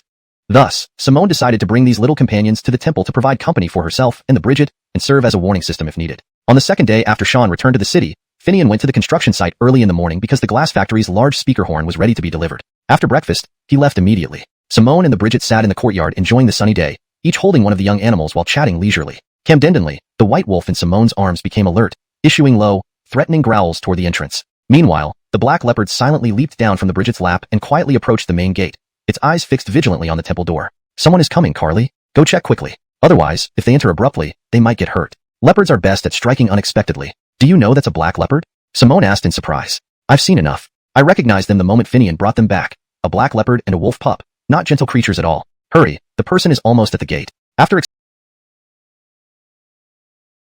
explaining, the Bridget urged her. Simone rushed to the entrance, the black leopard following silently behind her, while the white wolf remained in her arms, watching the door warily, prepared to spring out if necessary. Is anyone here? The visitor pushed open the slightly ajar temple gate before Simone could respond. Seeing the visitor, Simone asked in surprise. Why are you here? Upon seeing Simone standing there, the visitor exclaimed joyfully. Sis, I thought you were tricking me. Why would you live here? What's wrong with living here? From your tone, did you not go home? Why did you come? Did you have something to tell me? The visitor smiled at her icy tone. Of course I have something important. I should finish my official business before going home, right? Landon always says business comes first. What kind of business can you have? And why handle it here? Well, let me in first, shall we? Can't talk here at the door forever. Recognizing this was her Yale, Simone said. Come in, but be careful, there's a dog. She put down the white wolf and led the visitor to the Bridget. Cherry, this is my brother, Brigham. He came here on some business. He's family, treat him well. Call Ferris back. Let him handle the business. After saying this, the Bridget returned to her room with the black leopard. Brigham, looking at the black leopard walking away, remarked enviously, Sis, that's a black cat, right? Good breed. Simone didn't correct him and continued, Just tell me, what brings you here? Is it official business, or because of me? Brigham looked indignant and replied, Really, it's official business. If it were about you, would I come? By the way, where's brother-in-law? Why haven't I seen him? Brother-in-law? Why do you call him that? Chapter 178. Nephew comes over. Simone was quite surprised. She and Finian's relationship had only been finalized after her father, Kit, came here this time. How did her Yale, far away in the capital, know about it? And he kept calling Finian brother-in-law? What was going on? How did he find out? If the Yale knew, didn't that mean that woman also knew? Did that mean she agreed to her marriage with Finian? Even though their parents argued and divorced, with the Yale following the mother and she herself following the father, each handling the other's marriage matters, she was still their mother, biologically related. Simone hoped deep down that her mother would agree to her marriage with Finian. Brigham also understood the logic. Seeing his sister's expression, he knew she had misunderstood and quickly explained. Big sister, don't get it wrong. Mother doesn't know about you and brother-in-law yet. Given her temper, do you think she'd easily agree if she found out? I didn't hear it from her but from Damela. And my reason for coming over is also official business related to Damela. It actually involves Damela? How can your matter be related to her? Simone, hearing this, quickly asked. Of course, it's related to her. Tell me first, isn't Damela's mother being treated here by a doctor? Yes, but Damela hired the doctor herself. Simone was surprised when she heard this. The doctor might be hired privately, but the medicine used must come from here, right? Hearing this, Simone understood. This visit from her brother wasn't for anything else but wild ginseng. Ginseng originated from specific regions. Besides the mountains of northeast China, there was a small area in Siberia where it could be found. Initially, people focused only within the domestic area but, as excessive digging occurred, wild mountain ginseng became extremely rare and often too young to use. So, people turned to foreign lands thinking the same environment might yield similar results. Eventually, it was discovered that wild ginseng existed in parts of Siberia. People started bringing these back to China. Initially, since foreigners weren't accustomed to traditional Chinese medicine, this worked well. But with the spread of traditional Chinese medicine, TCM, and increasing demand, Siberia began protecting its natural resources, leading to a sharp decrease in wild ginseng while demand skyrocketed. This made wild ginseng both rare and expensive. Though cultivated and semi-wild ginseng were available, they couldn't match genuine wild ginseng. So, Brigham probably heard that there was wild ginseng here from Finian's hand and came directly seeking help. Thinking about this, Simone looked at her brother and asked, Are you here for wild ginseng? Who needs it? Brigham laughed, replying, I'm here for that. It wouldn't matter if you don't recognize the person. All I need is it. Plus, we'll negotiate a fair price. Brother-in-law won't lose out. Simone observed her brother, understanding his intentions. It wasn't that she didn't know the person, rather Brigham couldn't reveal it. So, logically, it had to be someone from her mother's side who needed it. Otherwise, Brigham wouldn't hide it. Simone initially wanted to reject him outright, remembering how her parents fought over the divorce. Yet seeing her brother's eager expression, her heart softened, and she said, I'm not dealing with this, you handle it. She then called Finian directly, telling him simply, Come back, we have guests. Not long after, Finian returned, not alone but with Damela. Simone wasn't surprised. Her family and Damela's were close, and Damela's mother was friendly with her own mother. So it made sense Damela told her brother about this. However, Simone felt uneasy that Damela revealed Finian's possession of wild ginseng. She knew all too well how arrogant and condescending her mother's family could be, always thinking they were superior and everyone should listen to them unconditionally. Chapter 179. A Hidden Agenda. The fraud Finian mentioned refers to the event that led him to decide on leaving the company. Back then, in the family company where he worked, a specialized base for planting subsidiary was about to welcome a change in gray ship. The original CEO had to retire due to age and would be succeeded by a second-generation member of the company who was both handsome and a distinguished graduate from an overseas prestigious university. This successor also interned at some well-known companies, reportedly with remarkable achievements. Camdentia Talent, upon returning to the family business, naturally shouldered significant responsibilities and took over the reins of a subsidiary under the parent company's umbrella. Diverging from the previous CEO's more conservative development strategy, this new young Grace opted for a much more aggressive approach, advocating for low-cost expansion. He aimed to significantly increase the number of medicinal herb planting bases, boost supply, and dominate the majority share of the traditional Chinese medicine market, thereby controlling the pricing power for certain types of herbs. In clearer terms, he wanted to replicate the financial industry model, leveraging scale advantages to create a monopoly and reap more profits. While the old method, though slightly conservative, maintained stringent control over the selection of planting bases, the cultivation process, and harvesting to ensure top-tier quality. This is of the established company to negotiate with local authorities. What negotiations entailed, of course, were benefits, in practical terms, mutual aid in exchange for subsidies. Presenting itself as a large, credible company with substantial capital and robust export channels, such an enterprise is typically welcomed everywhere, easily securing various forms of subsidies and conveniences, ranging from financial support to land allocation, pushing local governments to accommodate its growth needs. According to the CEO's plan, the startup capital was merely bait. Once favorable subsidies were secured, the company could recoup its initial investment and still have surplus while building the new bases. Essentially, it was like getting something for nothing on a grander scale. If the planting bases indeed developed successfully, it wouldn't be a waste of local efforts. However, the new CEO cared only about scale and volume. According to Finian, the new Grace didn't seem to care what the final outcome of these bases would be. Moreover, issues like the quality of herbs grown, market demand, and adherence to standards were not within the new CEO's considerations. He believed that with sufficient scale, he could control pricing and boost stock performance. Just telling a compelling story would bring substantial profits. Why not proceed? Regarding the future of those planting bases funded and supported heavily, who cared? Camdenra, many promises were made, including guarantees to buy products at high prices, but that's only if the products meet national standards. If not, what could they do? Considering how relaxed the initial selection criteria were, could these bases possibly produce qualified herbs? Finian doubted it. After all, medicines are meant to heal, not harm. Substandard products can be lethal. Domestically, let alone internationally, anyone aware of the truth wouldn't dare use such questionable products. Accusations of broken promises? Well, everything was written down and legally notarized. Disagree? Take it to court. Can you deny the law's fairness? Even if they lost the lawsuit, it would affect only the newly established company. The original company simply had an agreement to advance funds and buy qualified herbs. Ultimately, this was a carefully orchestrated plan to scapegoat another entity while reaping enormous benefits at no cost, involving just manpower for guiding and managing the bases. No matter how diligently managed or technically proficient, unsuitable soil cannot yield profitability. This entire operation was based on a lie to exploit numerous advantages. At the end, nobody could fault those orchestrating it. Everything seemed flawless. With involvement from second-generation members, it was risk-free and purely profitable. But it went against conscience. Thus, Finian resigned, returning home. Jillian, who was among those second-generation members, noticed the deception and withdrew for long, and some people do gain short-term benefits, others see potential and follow suit. Who knows who will be left holding the bag in the end? In any case, it usually ends up messy. These guys think they've learned advanced maneuvering from abroad, so they're eager to apply it domestically, meeting the enthusiasm of local officials eager for economic development. Initially, these projects boost the local economy, as they involve various infrastructures like roads, farmland, and small-scale engineering projects that benefit many interests.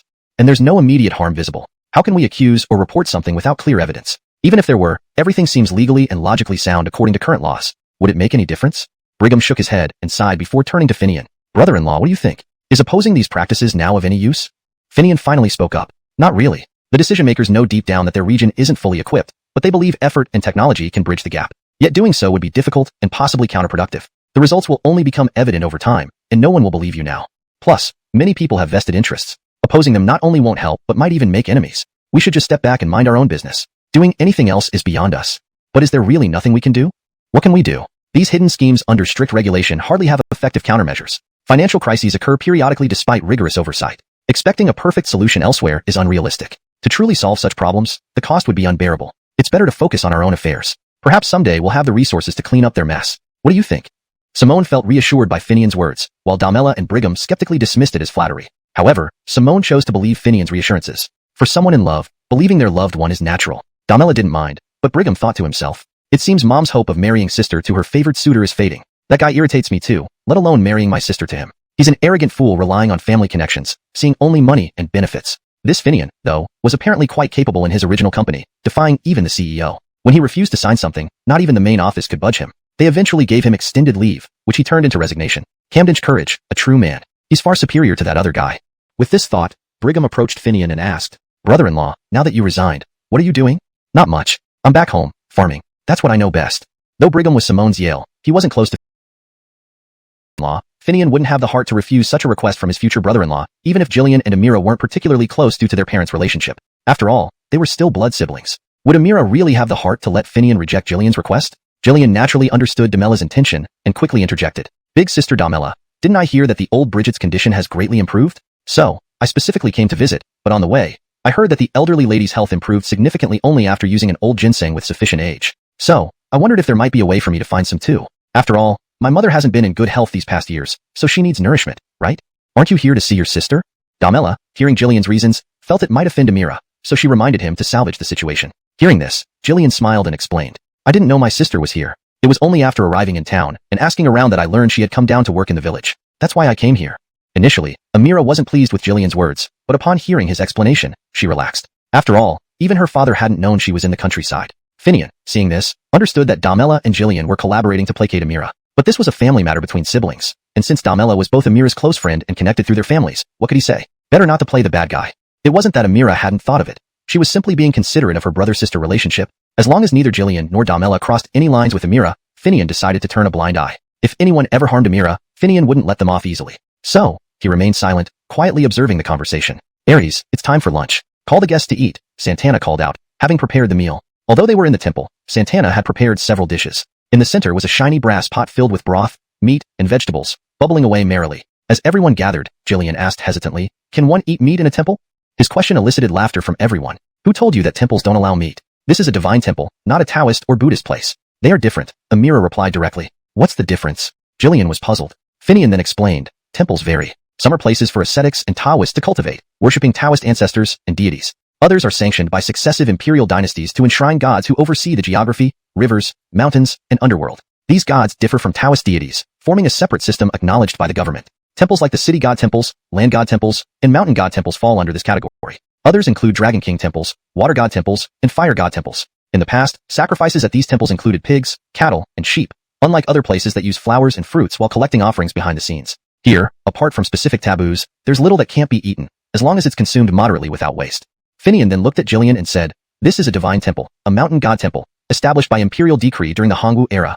Just as Finian spoke, Damela added, "Adhering to ancestral traditions, your brother-in-law is the temple guardian here. This means this place is essentially another home for your sister. Camden apprised? Seriously speaking, the mountains and lands around here should technically belong to your sister's family." After saying this, Damela burst into laughter at some private thought. Her words left Jillian speechless. Wasn't his sister appointed deputy mayor? How did she end up as some kind of queen in a mountain god temple? Don't listen to big sister Damela's nonsense. Traditionally, our family has passed down the role of temple guardian from generation to generation. My Muhammad took over from my great Muhammad, and then passed it to my father. As for now, the role is more symbolic. I've spent my childhood here, serving the mountain god, and have recently overseen the renovation of this temple. My Bridget stayed here to check on the renovations, nothing else. Just a joke, nothing serious, Finian clarified. If anything, Finian's explanations made Jillian feel that his future brother-in-law had an air of mystery. In truth, Jillian wasn't unfamiliar with Finian. Remember how the Camden family had tried to snatch Finian's greening project, but ended up failing miserably, losing face in the bank? Jillian was quite familiar with that. Moreover, given his connection to Damela, he knew much about Finian and Amira. Yet, many of Finian's secrets were even kept from Amira, let alone others. Those who had witnessed Finian's strange abilities chose not to speak out of respect for the sacred and fear of causing trouble. Brother-in-law, regardless of whether you're the temple guardian, your influence is undeniable. So, I'm here to ask for a few wild mountain ginseng roots. I'll be counting on you. ####Chapter 182. Return in satisfaction. Why do you need that thing? Before Finian could agree or refuse, Simone frowned and asked, "Brother, you're missing out on a good thing. Why are you asking me for it? Do you know how much of the wild ginseng on the market now is actually forest-grown ginseng masquerading as genuine wild ginseng? Originally, people could still get some from Siberia in the north, even if the prices were high. But now, they've started to fetch them for Brigham." Simone then accompanied Brigham on a tour around the temple grounds. Though not large, there were many interesting things to see. "Brother, did what Sister Damela said earlier about dinner really happen?" Brigham whispered, noticing they were alone. "What did she say?"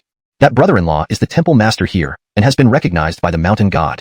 "Almost right. Initially, Finian's great Muhammad was indeed the temple master here, passed down through generations. This temple honors the local mountain god, who was enshrined by Fremont. Temples like these are usually family-run, and the master position eventually passed to Finian's Muhammad, and has remained in their family. When Finian was young and often sick, his Bridget brought him here to be acknowledged as the adopted son of the mountain god to help him grow up healthy. So, people here have always called him the Prince of the Mountain. But why did he decide to rebuild the temple and let you live here? This was something Brigham couldn't understand. Normally, people might live in temples, but usually just one person. Yet, his sister's entire family lived here, and he had been treated as a guest, dining in the temple, and might even stay overnight. It all seemed rather odd. Well, you saw when you arrived. This ridge isn't planted with crops like other places, but instead has newly sprouted grass. The whole ridge is under Finian's contract for reforestation, including the land where this temple stands. Part of the contract allows for constructing supporting facilities, which is why he built the temple and living quarters together. So whether we say we live in the temple or on his contracted forest land, it's the same thing. Understand? After Simone explained, Brigham understood better but still looked at her curiously. "So you're saying brother-in-law is really the temple master here?" "Pretty much. He paid for the temple's reconstruction and put the most valuable, coveted item here. Look, that's it." Simone pointed to the main hall where, in front of the altar, stood a specially placed shrine table enclosed in glass, housing the original Hongwu Emperor's imperial edict. That's the imperial edict from Fremont, decreeing the construction and enshrinement of this mountain god temple. It's real, not a replica. Brigham was shocked and hurried over to look closely, returning after a long time to ask in surprise, "Sister, aren't you worried about theft? Don't you fear someone might steal it?" Simone laughed proudly. "Steal? I doubt anyone has that kind of skill. Someone tried before but ended up in the sewer pit bitten by dogs and is now in prison." She pointed to a dark corner inside the main hall. Brigham turned and saw two bright green eyes staring at him. "Whoever tries to steal must get past this guardian first." With a wave, a wolfhound taller than a human silently approached. Simone patted its head, then waved, sending it back to its spot, lying down without a sound. This impressive display left Brigham marveling, urging Simone, "Do you have more of these? Can I get one? Before Simone could respond, Finian, who had returned, interjected. What did you notice now? Seeing Finian, Brigham hurried over, pointing at the big dog in the corner. Brother-in-law, can you get me one of these? Finian chuckled, realizing Brigham was referring to the large wolfhounds obtained from Hamish Ridge. Now? You'll have to wait until they have puppies. I can get you one then. It's not difficult. Thank you, brother-in-law. Chapter 183. You're in trouble. Brother-in-law, did you get me what I asked for? R.S. Steed had thanked Finian for agreeing to take care of his puppy, but Brigham immediately followed up with another question. No need to look, it's right here. Take this. I happened to find more when I went into the mountains last time. Otherwise, I might not be able to find them again. Finian laughed and handed over a small red cloth bag he was holding to Brigham. Brigham eagerly took it and, without hesitation, opened it on the spot. When he saw that there were indeed 2 wild ginseng plants inside, his face turned bright red with excitement. He exclaimed repeatedly, Thank you, brother-in-law. Thank you, brother-in-law. Simone watched him behave like this and felt embarrassed. With a humph, she turned around and left. Watching his sister Simone leave, Brigham's smile instantly vanished, and he looked at Finian with a profound expression as he said, Brother-in-law, do you know? You're about to be in trouble. Me? In trouble? Finian pointed to himself, amused yet exasperated, then asked Brigham, What? Don't believe it? I have some doubts, Finian replied with a laugh. Why don't you believe it? Just tell me who would cause trouble for me. Who else? That guy who used to chase after my sister. You mean him? He could actually cause me trouble? Isn't he doing well at the bank? He is no longer valued at the bank, but his family still has some influence, right? Moreover, isn't there also my mother backing him? Hearing Brigham mention the unseen mother-in-law, Finian became more serious. Why? No reason, just that she finds you unpleasant. Plus, you blocked his path to wealth, didn't you? So, he sought help from my mother, who was initially hopeful he would marry my sister. Does your mother really value him that much? Not really, it's mainly a problem between my parents. So, can you explain it in detail? Upon Finian's inquiry, Brigham hesitated for a moment. Just as he was about to say something, someone called out from outside, Brigham, you came here without even telling me? Following the shout, Britt walked in. Seeing Finian, he smiled and said, Brigham and I have known each other since childhood. We grew up together. With Britt interrupting, Finian thought it best not to delve further into the matter regarding the parents-in-law. After all, discussing such matters wasn't appropriate, either for Finian or Brigham. Instead, Finian thought it better to talk to Simone or Damella. So, Finian left Brigham with Britt and went to find Simone, intending to ask about the man they had chased away and how influential his family truly was, which could prompt the mother-in-law to cause trouble for him. Why are you asking about this now? Simone looked surprised when Finian brought up the topic. Finian directly told her what Brigham had informed him. Hearing this, Simone waved her hand and replied, Don't worry about it. Brigham has always been dramatic. My mother said he won't come back to Jareth Eric. What kind of trouble can he cause? Finian nodded, realizing she had a point. Everything had settled down, and he hadn't done anything illegal. Even if it involved minor issues, given the transparency of his actions, causing him trouble wouldn't be easy, especially with his father-in-law being the deputy Jamie. So, Finian dismissed the matter and left Brigham and Simone to deal with it. After checking on his Bridget, Finian headed straight to the query. Blue added, even if fine debris gets into the pipes, it's not a big issue. I designed a drain valve. Just detach the flanges at both ends of the affected pipe segment and clean out any debris. Only new screws and nuts will be required after reassembly. Not expensive at all. Seeing these arrangements upon arrival, Finian praised Blue. Engineer Fong, well done. Some aspects even surpassed my expectations. With Finian's approval and hearing Blue's detailed explanation, Jacques was confident everything was in order. He addressed everyone, since everything is fine. I hereby declare that the inspection is successful. Let's start diverting water for the casting.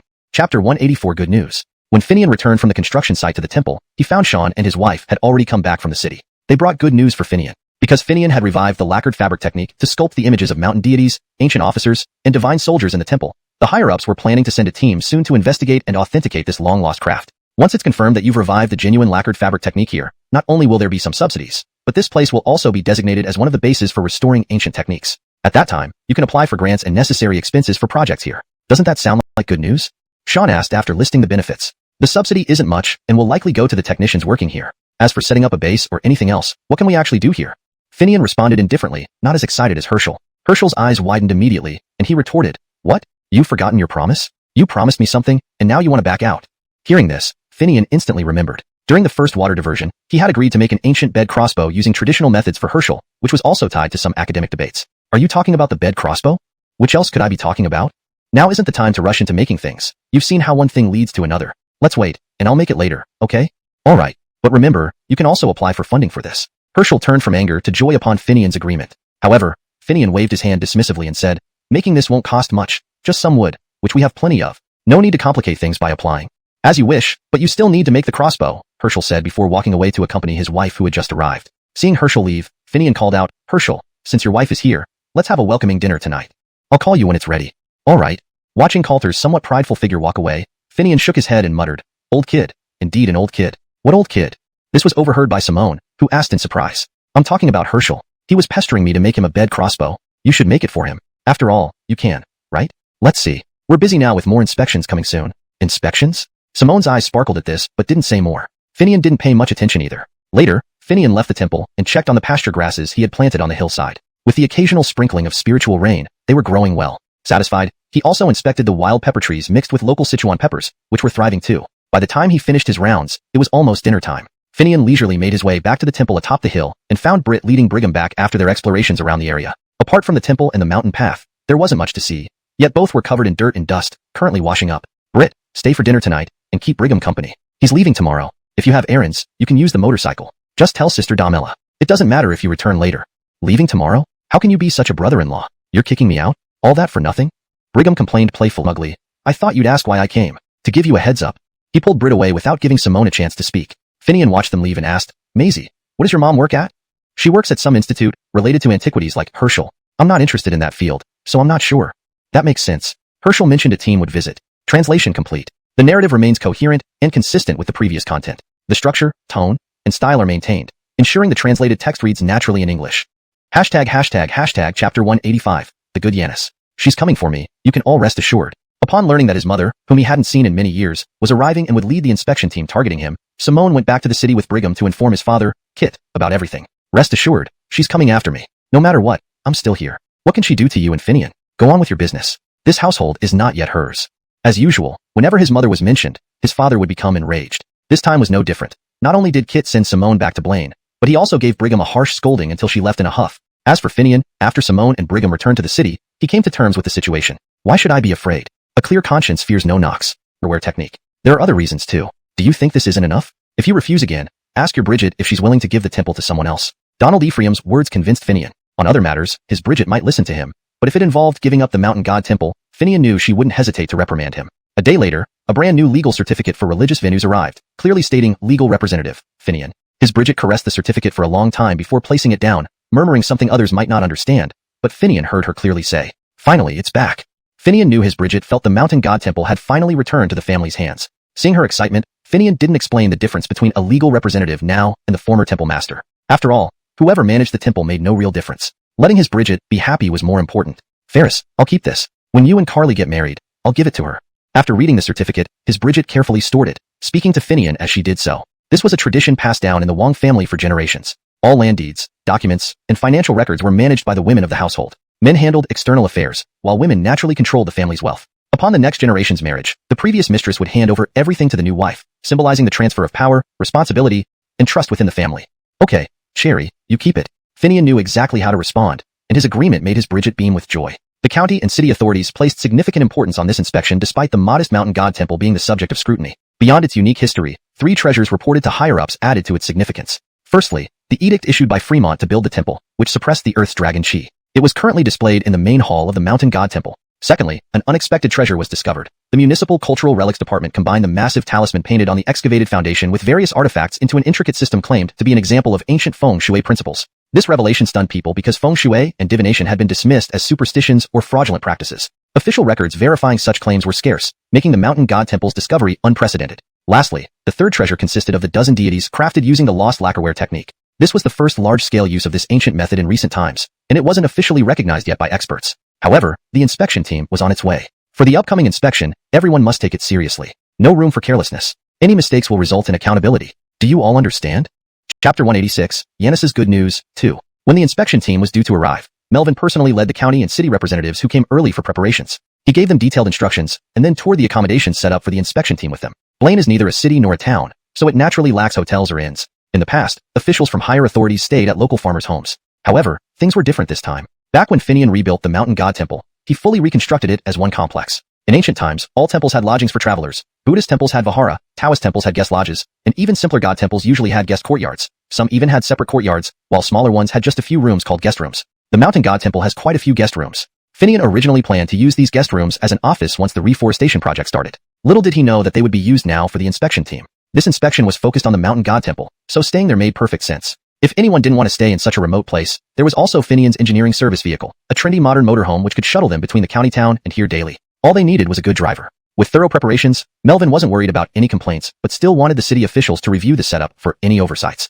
Entering the guest rooms, everyone's eyes lit up. The new buildings were specially selected with square bricks laid out neatly, white walls reaching up to a plain ceiling instead of gray tile roofs. Originally built as offices, they had clear divisions, inside for living, outside for work. In the office area, the village's old carpenter rented antique-style furniture with two-sided windows adorned with glass panes and heavy steel bars for security, creating a simple yet elegant space. Despite its simplicity, these guest rooms were not lacking in function. With water and electricity supplied, plus electric water heaters, guests who enjoy tea would surely be satisfied. The internet was already connected, which Finian managed after multiple discussions with telecom departments to choose the best solution for this location atop the mountain. Having internet made working much easier. Entering the living area, one saw another room similarly tiled, separated by solid wood cabinets that opened on both sides, serving as storage for documents on one side and clothing on the other. Inside the living rooms were not wooden beds but traditional kong beds, a form of heated brick bed unique to the region. Despite being a departure from their original design in terms of materials and structure, they still provided warmth via the principle of hot air circulating from the kitchen's fireplace into the rooms. This ensured cozy warmth during late autumn and early winter nights. Sleeping on such Camdenra, if they don't want to stay here, they can return to the city or find lodging with a local farmer. It's all up to them. Satisfied with the preview, the visitors enjoyed a meal of Blaine's famous large pot dish. Now all that remained was to wait for the official inspection team to arrive. However, just as everyone waited for the inspectors, Finian and Simone saw Kit approach the house. "Dad, why are you here? Why didn't you let us know?" Simone hurriedly asked, with Finian closely following behind. "Why notify? I will be handling this inspection reception." "What? You'll handle it?" Both were taken aback by this news. Could it be that someone like Simone's mother is leading the inspection team? Finian wondered.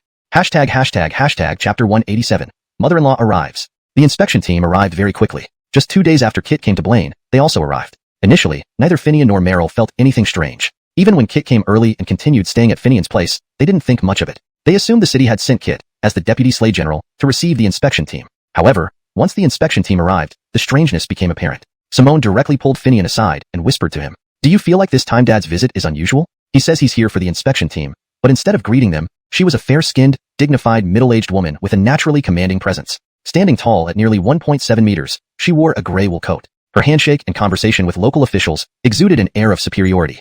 Finian knew it wasn't intentional condescension. Rather, it was a natural demeanor and innate presence. Historically, powerful women often had this kind of appearance. No wonder Simone said those things. She's definitely not an easy person to talk to, Finian thought just as this woman, already separated from his father-in-law, approached him. "Are you Finian?" she asked softly, making Finian shudder slightly as he quickly responded. "Yes." Not knowing how to address her, Finian simply replied before she introduced herself. "I'm Simone's mother." "Oh, Aella, hello," Finian hastily greeted. But she had already moved past him to shake hands with Jacques, leaving Finian standing there, wondering, "Is this a test for me?" He shook his head inwardly, but was surprised when she turned back and told him, "Simone's father is staying at your place, right? Go prepare. I will also stay at your house shortly." Finian was taken aback. Saying this now in front of everyone, is it really okay? But with his mother-in-law having spoken, what could he do? He had no choice but to go home and prepare while informing Simone. Originally, he wasn't an official, but since he had funded the construction of the mountain temple and contributed the lacquerware technique, plus Donald Ephraim was there, and the road to the hilltop had been repaired, the coaster could drive up. So, after informing Melvin, Finian went straight home. Melvin, who had noticed the unusual relationship between Finian and the inspection team Graces, couldn't stop him but reminded him, "Okay, go tidy up carefully and come back to the temple later." Back at home, Simone, seeing Finian return, hurriedly asked, "Why are you back? Is everything okay?" "I'm just here to make up numbers. What could go wrong? But your mom said she's coming to stay, and she knows your rider is here." "What? She's coming to stay? How did she know Dad was here? You didn't tell her, did you?" Finian shook his head. "No. Why would I tell her with so many people around?" "Then who could it be?" Before Simone could finish her puzzled query, Kit, hearing Finian return, stepped out of the room and said, "I told her. I need to talk to her when she arrives. You don't need to worry about it. Take care of your own business." With that, he waved them off like flies and returned to his room. Finian sensed Kit's foul mood and hurried Simone to tidy another room. As soon as they entered, Simone anxiously asked, "What should we do?" This time, Simone was completely lost, looking to Finian for direction. Finian thought for a moment before replying, "Don't worry. Since Grandpa arranged this meeting, there shouldn't be any arguments. Besides, they're old now. Even if they have issues, they've likely resolved them. Moreover, this move seems to involve us." "Involve us?" "Yes, consider this. Although you followed Grandpa when they separated, and Brigham followed her, she is still your biological mother. Now that you're about to marry me, it wouldn't be right not to involve her. This might be related to that." Although Finian said this, Simone remained concerned. Will they really not argue? They won't. Both are respectable individuals. Would they lose their dignity? Don't worry. I'll be here. Chapter 188. Unrestrained Dominance. Not long after returning home, Finian was hurriedly sent out by a worried Simone, who wanted to know what her mother was planning. She instructed him to go to the mountain deity temple to find out what his mother-in-law was up to. With no other choice, Finian got into his jeep and drove off towards the temple. "Ashling, must say, my mother-in-law's name is quite unique. But why does it sound so majestic when read aloud?" he muttered as he drove. Upon arriving at the mountain deity temple, he found that the inspection team had already toured the premises under the guidance of Melvin and Herschel. They were currently standing outside, observing the recently renovated pond. Initially, this place was just a water hole, unsightly and unsafe. Thus, we decided to channel water here, restoring the stone pagoda in front of the temple. With the flowing water, we built this stone bridge and refurbished the pond. adding railings around it and constructing a new merit pond on one side. This way, not only do we enhance the scenery, but it also serves as fire prevention. Herschel, being both retired and recognized as an industry expert, spoke confidently to the inspection team without any hint of nervousness. His reasonable explanation resonated with the inspectors, causing them to nod in agreement. After finishing the explanation, everyone stood by the pond, admiring the view from above. A picturesque scene where one could overlook all the surrounding mountains, when Finian's car pulled up with a roar. Upon arrival, Finian saw his mother-in-law waving at him urgently. Why did she single me out again? Finian grumbled as he quickly walked over. We are here for work, not for sightseeing, his mother-in-law stated bluntly. The guest house in the temple has good facilities and can provide meals, so it makes sense for everyone to stay there. It will be more conducive to our work. Since it's our first day here, everyone should rest today. We'll start working tomorrow. Turning to the city, county, and town graces, she continued. I don't need you to accompany me. Go back and handle your respective duties. If I need anything, I'll contact the village officials, who will then inform you accordingly. I have some personal matters to attend to, so I won't be staying here. I'll be staying with my daughter. By the time she finished speaking, Finian had approached. She turned to him directly and asked, Are you ready? Bring my luggage. Let's go to your place. Then, ignoring Finian, she turned back to give instructions to the inspection team. Jacques, seeing this interaction, leaned over and whispered to Finian, What's going on? I wish I knew, but that's Simone's real mom. Upon hearing this, Jacques was taken aback. Really? At this point, many present knew that the female grace of the inspection team was acquainted with Finian, but none could understand their exact relationship. Even Melvin had privately asked Jacques about it, yet remained clueless. Hearing Finian's revelation, Jacques immediately understood the situation and was delighted. Having the mother-in-law leading the inspection was bound to ensure a favorable outcome, regardless of what was being inspected. Thus, without delay, Jacques informed Melvin about the relationship. Feeling reassured, Melvin went to report this to the anxious county gray ship. It wasn't long before everyone knew the inspection would go smoothly, sparking widespread excitement. Meanwhile, Finian had loaded up the few pieces of luggage and was now driving Aisling home. What are you thinking about? Why are you quiet? Aisling asked as they started driving. Finian responded reflexively. When did you and Simone get together? Well, Maisie and I were classmates and even desk partners, so we've known each other for a long time. I'm aware of that. What I want to know is how you ended up together. Interrupted mid-sentence, Finian tried again. Well, things weren't going well at my company, so I came back. And Simone happened to be here for training. So, we met and then you got together? Do you think I'd believe that? Listen, if you want me to agree to this, you must tell me exactly how you two got together. Otherwise what? Are you trying to break us apart? Facing her stern tone, Finian retorted with a laugh. Break you apart? I know Simone is head over heels for you, and her father supports this, but do you think it's good for a woman to marry against her own mother's wishes? Enterprisingly, Aisling didn't get angry or deny it. Instead, she calmly remarked, leaving Finian momentarily stunned. Of course, I want all blessings for our relationship, but that doesn't mean we should compromise or kowtow. Your issues with her father are between you two. Please don't let them affect Maisie or others involved. Ultimately, how you feel about our relationship depends on you, right? Deciding to be straightforward, Finian expressed his stance. After all, her lack of involvement in Simone's life meant little impact either way. He hoped these words would clarify their position. You're right. Some things aren't worth stressing over. Why fear anyone? This realization lifted his spirits, making the drive smoother and quicker. Before long, they arrived home. Not bad. You drive well, and the house is nice too. Not a bad match.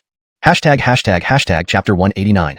Can't fathom the mother-in-law's mind. Finian never expected that his final showdown with his mother-in-law would end up in such a trivial manner. So, when he heard Aisling's words, he was taken aback. He stood there after getting out of the car, wondering what exactly was happening. A show of authority? Or was it intentional? Seeing Finian dazed, Aisling coldly remarked, What? Don't welcome me? Haven't you got my luggage and taken me to where I'm staying yet? Oh. What could Finian do? He had no choice but to agree, carry the luggage, and lead Aisling into the house. Simone, hearing the commotion, came out to greet her mother. Aisling only nodded satisfactorily at the sight of Simone. After Simone called out Mom, they didn't say much more. Simone helped Finian put Aisling's luggage in the prepared room before asking from the doorway, Mom, is there anything else you need done? No, you two go rest. I'll tidy up. She dismissed them outright, even shutting the door behind them. This attitude left Finian and Simone speechless, unsure of what to say. Let's go. Deal with things as they come. Let's see how things develop, Finian said, trying to console Simone, who seemed lost. Living under the same roof, yet acting like strangers, this eerie tension would unsettle anyone. Simone felt especially uneasy. Finian, being merely the son-in-law and a precarious one at that, was clueless about many things. What could he do? Settle Simone first and handle the rest later. As for the matters between her parents, it was best not to intervene. Let them sort it out. Simone responded with a nod and followed Finian into the kitchen. No matter what, with these two important guests here, they had to prepare meals properly. Santana noticed something and decided to visit Hamish Ridge, perhaps even skipping lunch. So, preparing the meal fell entirely on Finian. It wasn't like he couldn't cook. He was nearly as skilled as Hamish Ridge. Keeping himself busy might ease his worries. So today, Finian brought Simone into the kitchen, directing her around while explaining the techniques and legends behind each dish. At first, Simone seemed preoccupied and distracted, but as time passed, she seemed to forget her troubles and actively participated, asking questions while continuing her tasks. Together, they worked until almost lunchtime, finally finishing the dishes. Who should call the two VIPs? That was the problem. Just as they looked at each other without speaking, Finian's phone rang. Ferris, Ayala is eating with me. No need to worry about her. Ridge Hamish says Cherry won't be back for lunch. Finian explained this to Simone. Right after, a lazy voice interrupted. Hungry. Is the food ready? Aisling appeared at the kitchen door in simple home clothes. Looking at the two inside, she said, you two did well. The smell attracted me over. Mom, are you rested? Let's eat then. Though it was early winter, due to the mountain's protection and sunlight, the midday temperature was still warm. They naturally chose to dine in the courtyard. However, just as Finian carried the first dish out, he was surprised to find his father-in-law, Kit, already seated at the stone table waiting for the meal. Hamish, you're awake too? Finian placed the dish carefully and asked tentatively. Yes. Where's your Bridget? Cherry went to Hamish Ridge's place and won't be back for lunch. Finian explained. Kit nodded. That's fine. He closed his mouth and remained silent. When Aisling saw Kit sitting there, she ignored him completely, choosing another seat as if he weren't there. Whether intentionally or unintentionally, Kit sat in the head of the household position, while Aisling chose to sit close to him in a family-like manner. Only the coldness, Finian whispered to Simone, who hesitantly picked up a bun and began eating. Finian, unfazed, wolfed down his food and frequently offered dishes to Simone and her parents. Simone focused on eating quietly, while her parents responded with nods or monosyllables when Finian served them. I'm done, going to rest. Hashtag chapter 190. Go with the flow. Finian and Simone never expected that two people who were supposed to be as incompatible as fire and water would actually sit together quietly and finish their meal in peace. Moreover, it seemed that both of them had good appetites. The most bizarre thing was that after dinner, Aisling was the first to speak up. I'm full. I'm going back to rest. She got up and left immediately, and not long after, Kit also put down his utensils and returned to his room, closing the door behind him. The courtyard quickly resumed its quietness. This unexpected turn of events left Finian and Simone speechless, not knowing what to say. What's going on? Simone stared at Finian, her eyes wide open. Who knows? But it's not bad, right? At least they didn't start arguing, Finian replied, slightly dazed but more composed than Simone. After saying this, seeing that Simone wanted to say something more, Finian suddenly had a thought and directly addressed her. Don't overthink it. Hurry up and eat. After we finish, let's go check on the construction site. There are some things that need urgent attention. Simone asked with confusion. What else needs urgent attention? I don't know anything about it. Okay, call me when you come back. We'll go home and cook together. With that, Simone went off to find Damela, and Finian drove his jeep to the construction site near the farm. At the site, workers were indeed busy with cement work, building trenches for the water pipes and pouring concrete for platforms. However, it wasn't as dire as Finian made it sound. As long as it wasn't freezing yet, the temperature wouldn't significantly impact cement construction. Even in cold weather, anti-freeze agents could be added if necessary. Finian simply used this as an excuse to bring Simone out and give her parents space to communicate. Despite not needing much of Finian's attention, upon arriving, Blue, who had become the de facto technical supervisor, came over. Aren't you supposed to be greeting the inspection team? How do you have time to come here? Blue looked surprised and Finian smiled, replying, what do I have to do with them? They have county and town officials to attend to. Since they want to see things I don't understand, I might as well not get in their way. How's everything here? Hearing Finian ask about the farm, Blue became enthusiastic and started reporting on the current progress. The platform for the water inlet had been completed in terms of concrete work, waiting only for the curing period to pass before removing the formwork. Due to the clever sequence of construction, it didn't hinder the current water supply from flowing in. Moreover, the place was under the waterfall, so it naturally received ample moisture, simplifying the curing process.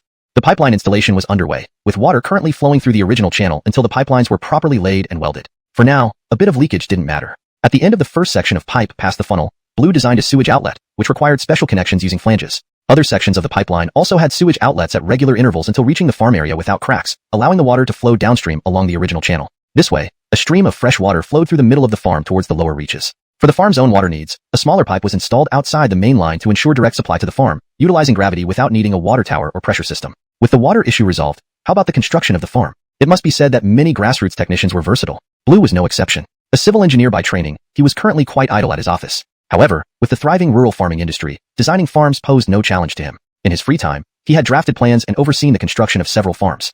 Now, seeing the size of Finian's farm, he felt an itch to contribute and volunteer to take charge of the design and technical aspects. Finian couldn't treat him unfairly, so after agreeing on fair market rates for compensation, Blue took responsibility for both the water diversion and farm construction. Building a large farm wasn't a small-scale operation. Countless factors had to be considered, from feeding to waste management. Moreover, Finian's farm was diverse. We can't interfere or help. We can only let them sort it out themselves. Can we really do nothing? Simone asked, sounding somewhat dejected. Cherry overheard their conversation and chimed in with a smile. What can you young ones do about adult matters? Even though I don't know what's going on between them, I understand that this is something they have to resolve on their own. You can't help. Only I, the old woman, can occasionally say a few words at the right time. Don't worry. I don't think there's anything major between them. It's just that they're too proud to make up right now. Besides, you're grown up now, and you have a Yale. They didn't divorce back then, so why would they divorce now? Your mom will stay here for some time, so don't rush. After saying this, she turned to Finian and said, go invite your in-laws for dinner. Hearing this, Finian quickly slipped away from Simone's grip and went to invite them for dinner.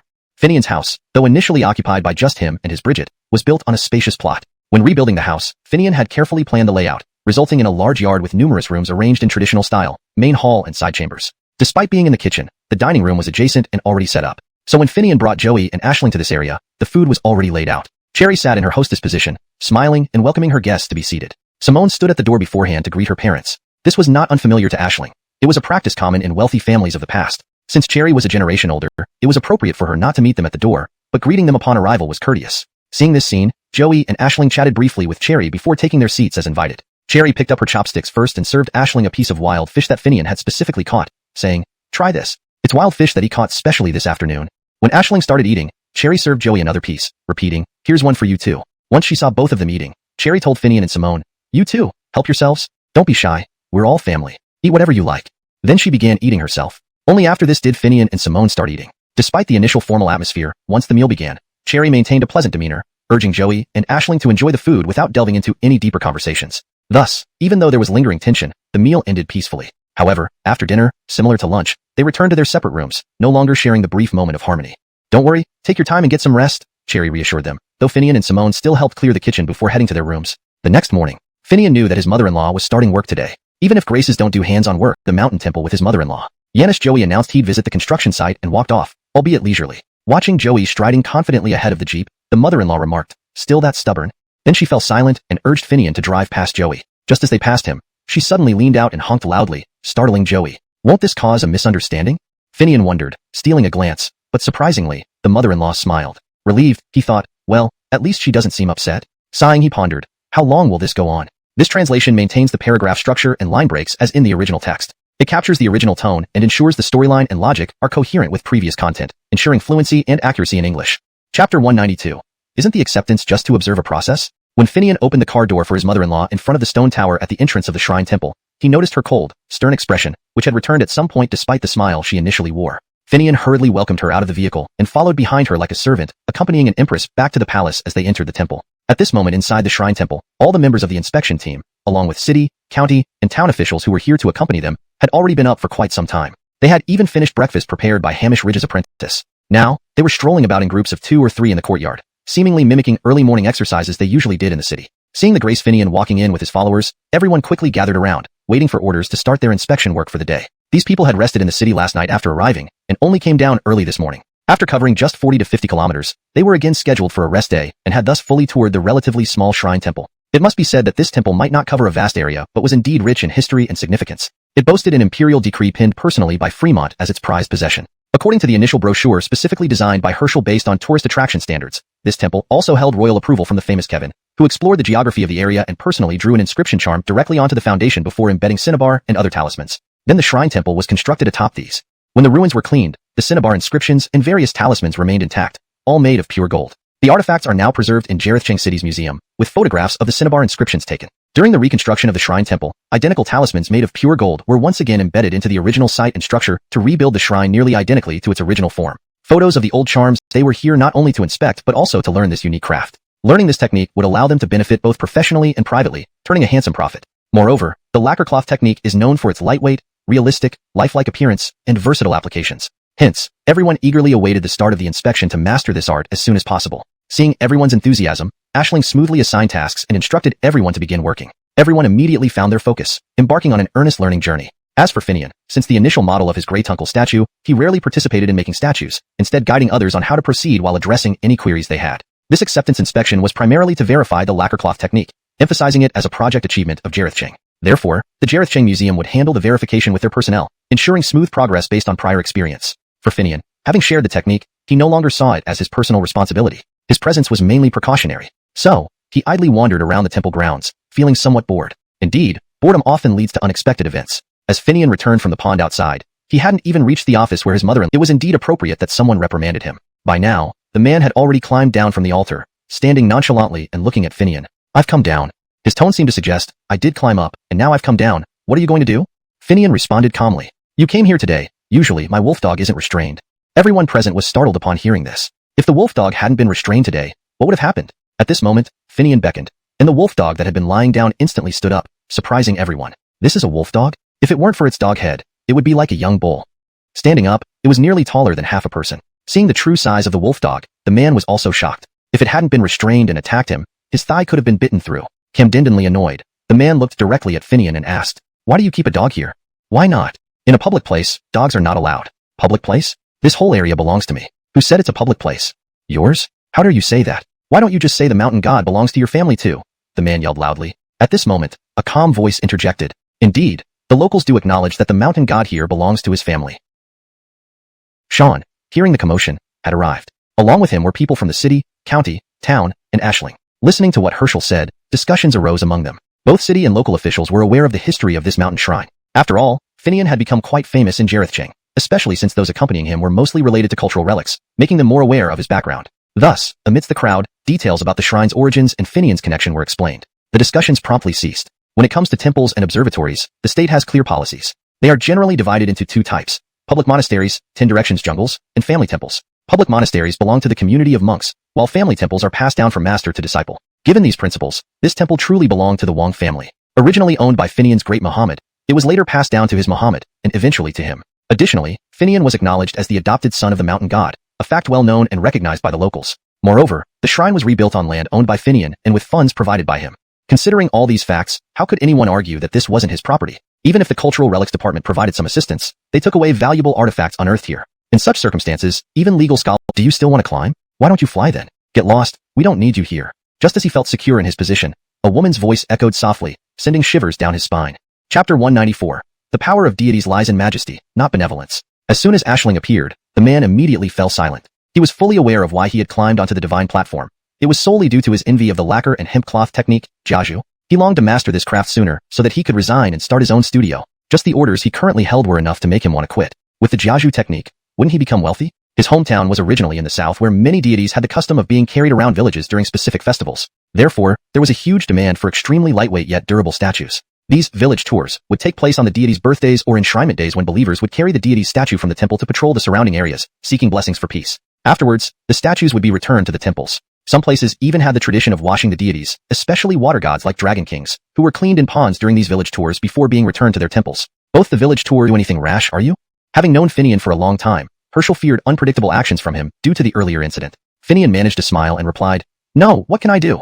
This inspection can't continue like this. They want to see the jiaju technique? Have someone demonstrate it. It'll prevent such issues. Right, Herschel? Herschel agreed, nodding. All right, I'll talk to the Graces. He rushed off to find Aisling while Finian stayed in the main hall for a while before heading to his room in the temple. Upon hearing Herschel's suggestion, Aisling announced that the jiaju technique inspection would involve practical demonstrations by local cultural management personnel creating a statue, allowing everyone to observe the entire process directly.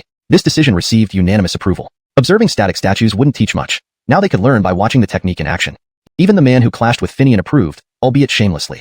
Aisling initially wanted to send him back. Learning in secret was one thing, but challenging her son-in-law and disregarding taboos was intolerable. However, after Herschel's intervention, she reconsidered. Knowing Herschel's role in the temple's reconstruction and his friendship with her late husband, she respected his request. But Herschel feared Finian might act alone if the man was left unchecked. He knew how significant the temple was to Finian's family and felt that having the man stay would ensure Finian didn't do anything drastic. What Herschel didn't know was the statue the man climbed upon held deep significance for Finian, being Finian's uncle's effigy. Had he known, he'd have sent the man away immediately. Deities' power lies in majesty, not benevolence. Protecting the people is their duty, but offending or insulting them invites punishment. Understanding this, Finian wouldn't act himself. His uncle would deal with this disrespectful individual in his own way. Chapter 195. Father-in-law overworked. In your family, you still have ties with the mountain god temple? That lacquerware technique is also a tradition from the temple? On their way home, Aisling suddenly asked as soon as she got in the car. Finian naturally responded to his mother-in-law's inquiry. That was a long time ago. When my parents passed away and I was in poor health, my Bridget, following local customs, found me a godfather as a form of solace. It's believed that it would be easier to raise me this way, so that's how it is. Hearing this, Aisling fell silent, which dispelled Finian's thoughts of chatting more with her. When they reached the main gate, before getting out of the car, they saw Simone pacing anxiously. The moment she saw the jeep stop, she hurried over, looking panicked. Something seems wrong. Upon hearing this, Aisling, who had been expressionless, immediately grew anxious. What happened? Finian looked at Simone and said, Don't worry, let's go inside and talk. Realizing it wasn't appropriate to discuss outside, Simone waited until they entered the compound before speaking again. You went to the mountain god temple, and Dad went to the construction side of the farm. I stayed home with Cherry and sorted out the equipment we need for the farm. By mid-afternoon, Dad came back, but he seemed fine at the time. After washing up, he returned to his room without much fuss. However, just now, when I passed by his room, I heard some faint groaning. Afraid to ask him directly, I rushed to call you but saw the car coming up the driveway. We should quickly check on Dad. Hearing Simone's account, Aisling, despite being in the middle of a cold war with the elder man, rushed straight to Kit's room, pushed the door open, and immediately asked, Landon, what's wrong? But Kit didn't respond. Only pain groans could be heard. At this, Finian and Simone rushed into the room with Aisling, only to find Kit lying on the bed, struggling to get up after presumably trying to answer Aisling's call but unable to move. He couldn't sit up or lie down, immobilized by intense pain, with sweat pouring off his forehead. Trouble. He must have worked too hard and strained his back, causing a slip disc. Seeing this, Finian instantly thought of a likely scenario. Someone who hasn't done manual labor in a long time is most prone to such injuries when suddenly engaging in heavy physical work. This is especially true for those with pre-existing lower back issues and lumbar muscle strain. The pain might not seem severe while working or standing, but once they rest, it can feel like their spine has broken, an agony few can endure. With this in mind, Finian quickly approached Kit, supported his waist to help him lie down properly, covered him with a blanket, and asked, "Hamish, did you work at the farm today?" Thanks to Finian's assistance, Kit felt some relief from the pain. Lying down, he finally answered, "I can't do it anymore. I thought I could manage digging a few shovels, but I overexerted myself. I wanted to rest a bit at home, but now I can't get up. I'm getting old." "Old fool. Don't you know you have a herniated disc, and yet you still push yourself? Now you're suffering, aren't you?" Aisling, tears brimming in her eyes, berated him sharply. Seeing her approach, Kit closed his eyes, staying silent no matter how much she scolded him. This infuriated Aisling even more. Playing dead isn't going to cut it. "I hate your attitude the most. If it weren't for this, we wouldn't have separated for so long. Now that you're this old, do you really want a divorce?" Simone, seeing this, knew her mother was about to give another long-winded lecture criticizing her father, a scene all too familiar from her childhood. Despite this, knowing her father was still in pain, she dared not interrupt Aisling, instead nudging Finian to intervene. "Aunt, please don't. Hamish is still injured. Let me check. If necessary, we'll go to the hospital." "No, I'm not going to the hospital." Kit adamantly refused. "All right, if it's not serious, we won't go to the hospital," Finian reassured him, then moved closer, placed his hand under Kit's waist, gently lifted him, and asked, "How does it feel? Tell me if it doesn't hurt." Miraculously, Finian's support significantly reduced Kit's pain, bringing him enough comfort to let out a sigh of relief. Remembering the women in the room, he stifled his groans and only said, "Just a little higher." As Finian lifted higher, Kit felt immense relief in his lower back, eventually becoming completely pain-free. He exclaimed, "That's better. No more pain." Relieved, Finian assured him, "Don't worry, Hamish. It's just a displaced disc caused by straining. I'll adjust your position. Try not to exert any effort. Let me do the work." Saying this, Finian easily shifted Kit from lying flat to lying on his side. "How's that? Does it still hurt?" In this new position, Kit felt much more comfortable. "Much better," he replied immediately. "Good. Remember not to strain yourself. Let me do the work." Finian, listening to his response, applied gentle pressure and with sudden force, realigned Kit's back. A crack was heard, followed by Kit's startled cry, but then came an unprecedented sense of relief, prompting an involuntary groan. The scream made Aisling and Simone jump, nearly rushing to pull Finian away. However, upon hearing Kit's relieved groan, they held back.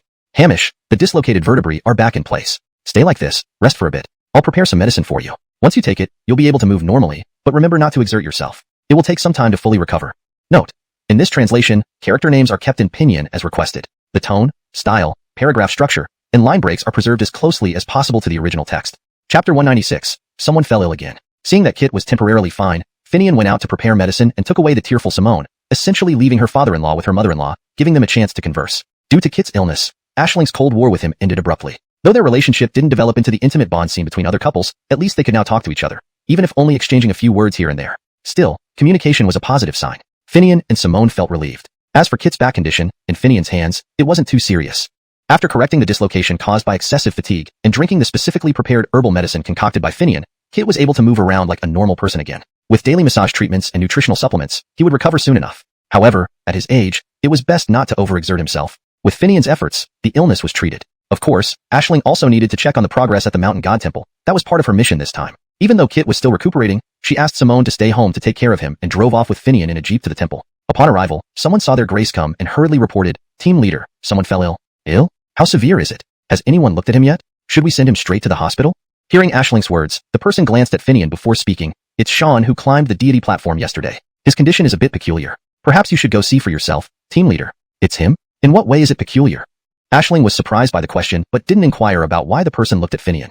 Indeed, Sean's illness was rather strange. Although he was humbled and warned by Aisling yesterday and almost sent back, he was fundamentally a shameless person. Deep down, he believed that as long as there were benefits, reputation and face were insignificant. He felt that since he wasn't sent away, he had forced the place to agree to use lacquerwork to create a statue from scratch. This meant anyone with basic sculpting skills could learn lacquerwork just by observing once. How simple. Thus, he didn't consider himself at a disadvantage. Instead, he felt smug and boasted among his companions while disdainfully remarking, "Even if I climb the platform, don't I still have to show the goods?" Emboldened, he even brought out some wine he had brought along after dinner and drank a few cups arrogantly. He did invite others, but everyone felt it was inappropriate to drink alcohol in the temple, so they politely declined. After drinking, he fell asleep. In the middle of the night, he suddenly woke up, went outside for a walk, then came back and continued sleeping. No one paid much attention, but in the morning, they realized something was wrong. He wasn't just sleeping but was delirious with a high fever. They quickly reported this when Aisling arrived. "This isn't unusual. He got drunk, went outside, caught a chill, and now has a fever. What's peculiar about that?" Aisling asked puzzledly. The man, seeing Aisling didn't believe him, hastily explained, Sean started having a fever right after climbing the platform last night. His fever has some peculiar aspects. That's why no one dared make a decision. Climbing the platform is related to his fever? I doubt it. Let me see how Sean is first, Aisling replied skeptically, walking directly to Sean's room and stopping briefly at the door, respecting gender boundaries. Seeing the Team Grace arrive, someone came out to say, "Team leader." Sean looked strange. "Go inside and see what to do." "Is it really peculiar?" Aisling walked in half disbelievingly, with Finian following closely. Inside, Sean wasn't lying down but huddled in a corner of the bed, wrapped in a blanket, shivering violently. Is he shivering because of the fever? Not exactly. We put the blanket on him. The Kong, heated brick bed, isn't cold, but Sean had a fever and was kneeling on it shirtless, someone explained. Kneeling? Let me see. Aisling immediately said. Is that appropriate? Someone hesitated. People's lives are at stake. Why wouldn't I look? Am I a little girl? Aisling was annoyed. Realizing this, they cautiously lifted the blanket slightly to allow her to observe Sean's condition and then covered him up quickly. Despite only a small section being exposed, it was enough for Aisling to see the strange sight. Sean was shirtless, wearing long pants, kneeling on the Kong, head bowed like a prisoner awaiting judgment on stage. A truly eerie image. Have you asked him what happened? He's unconscious, eyes closed, unresponsive, like a zombie, but running a high fever. Aisling quickly asked further. Send him to the hospital. Finian, drive, she decided firmly. Before Finian could act, someone interrupted. We can't take him to the hospital. Why not? What do we tell them? And without knowing the cause, how can they treat him? So what do you suggest? Consult the local village doctor or a traditional healer. They might have methods for such cases. Given their experience with odd occurrences, the suggestion was reasonable. Aisling agreed. All right, find a healer first. If that doesn't work, we'll take him to the hospital. But give him an injection to reduce the fever to prevent any damage. This chapter captures the eerie atmosphere surrounding Sean's mysterious illness and highlights the cautious decision-making process amidst unfamiliar circumstances. Hashtag chapter 197. The Shaman Doctor. Rural doctors mostly haven't received formal medical education, but they all possess some level of medical knowledge. Although they lack a formal education, many have learned from experienced, traditional Chinese medicine practitioners in their villages. Some have even been apprentices since childhood, learning under a master until the master deems them ready to practice independently. In earlier times, these people were known as Longzhong, doctors. After the founding of the People's Republic of China, a period of universal healthcare was implemented, and a guidebook called the Barefoot Doctor's Handbook was compiled. This further broadened the horizons of these traditional Chinese medicine practitioners and enhanced their skills.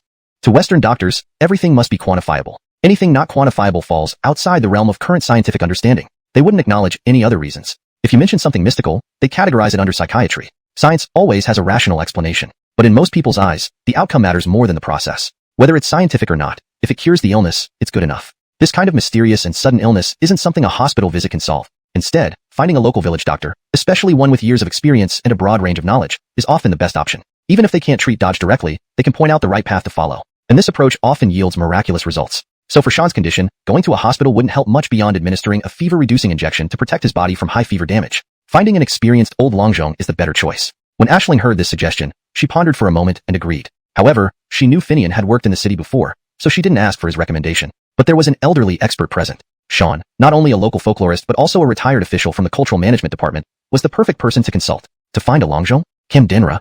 Sean naturally knew about Sean's situation but hadn't approached him directly. Now that he was asked, he spoke up. In the village near Blaine, there's a place called Temple Village. Don't misunderstand. It got its name from a large temple that once stood nearby but is now ruined. In that village lives a Longzhong around my age who has even received provincial recognition as an expert. He's the perfect person to consult. Sending him to the hospital wouldn't be as effective.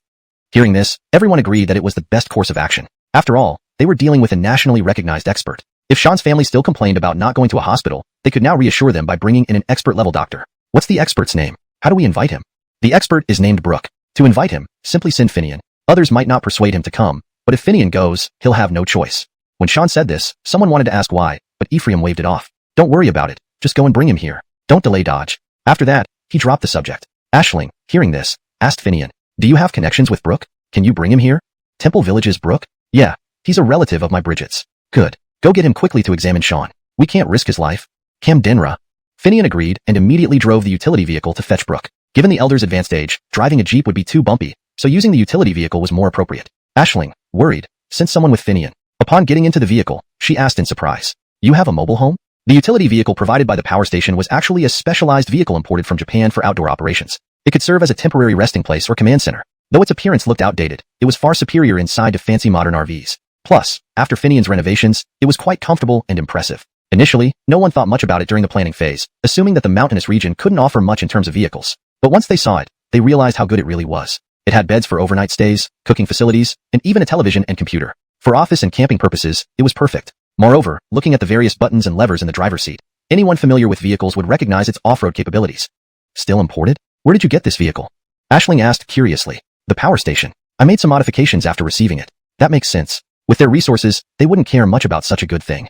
####Chapter 198. Old but young in generation. Templefront Village was actually at the foot of the earthen ridge, but since they were driving an RV, they couldn't take the dirt road leading there. They had to reach Blaine first, and then drive along the main road to Templefront Village. Finian drove while chatting with Aisling, stopping in front of a large gate. Is it this quiet? Is the expert home? Aisling asked with some confusion. Let alone provincial-level experts, even some renowned doctors would have bustling doorsteps like marketplaces. The quietness here made them somewhat skeptical. Don't worry, he's definitely here. His descendants run a hospital in the county town, so patients go there instead of here. Also, not many people know when he's at home. Those without special connections think he's still in the county town, Finian explained with a smile. They got out of the car, and Finian pressed the doorbell. Shortly after, they heard a woman's voice from inside asking, "Who is it?" "It's me, Finian from Blaine."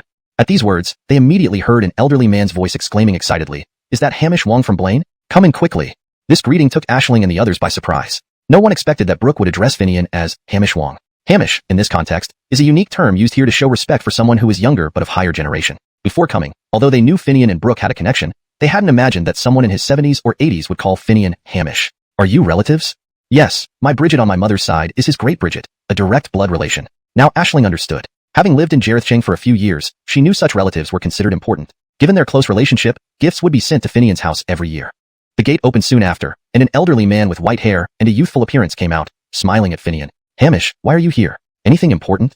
Seeing Finian with others, Brooke understood and asked directly, no formalities needed between family. "Yes, there's a patient I need you to look at. The car is outside, pack up quickly, it's urgent." "All right, I'll go right away." Brooke turned to the young woman who had followed him out. "Bring my medical kit. I'm going with Hamish to Blaine." The young woman quickly returned with the old-fashioned medical bag, which Brooke tried to take but was intercepted by the person who came with Aisling. Brooke said, "Let's go." Then the young woman spoke up, "Dad, can I come see my great Bridget too?" "Why not? Hurry up. We need to save her."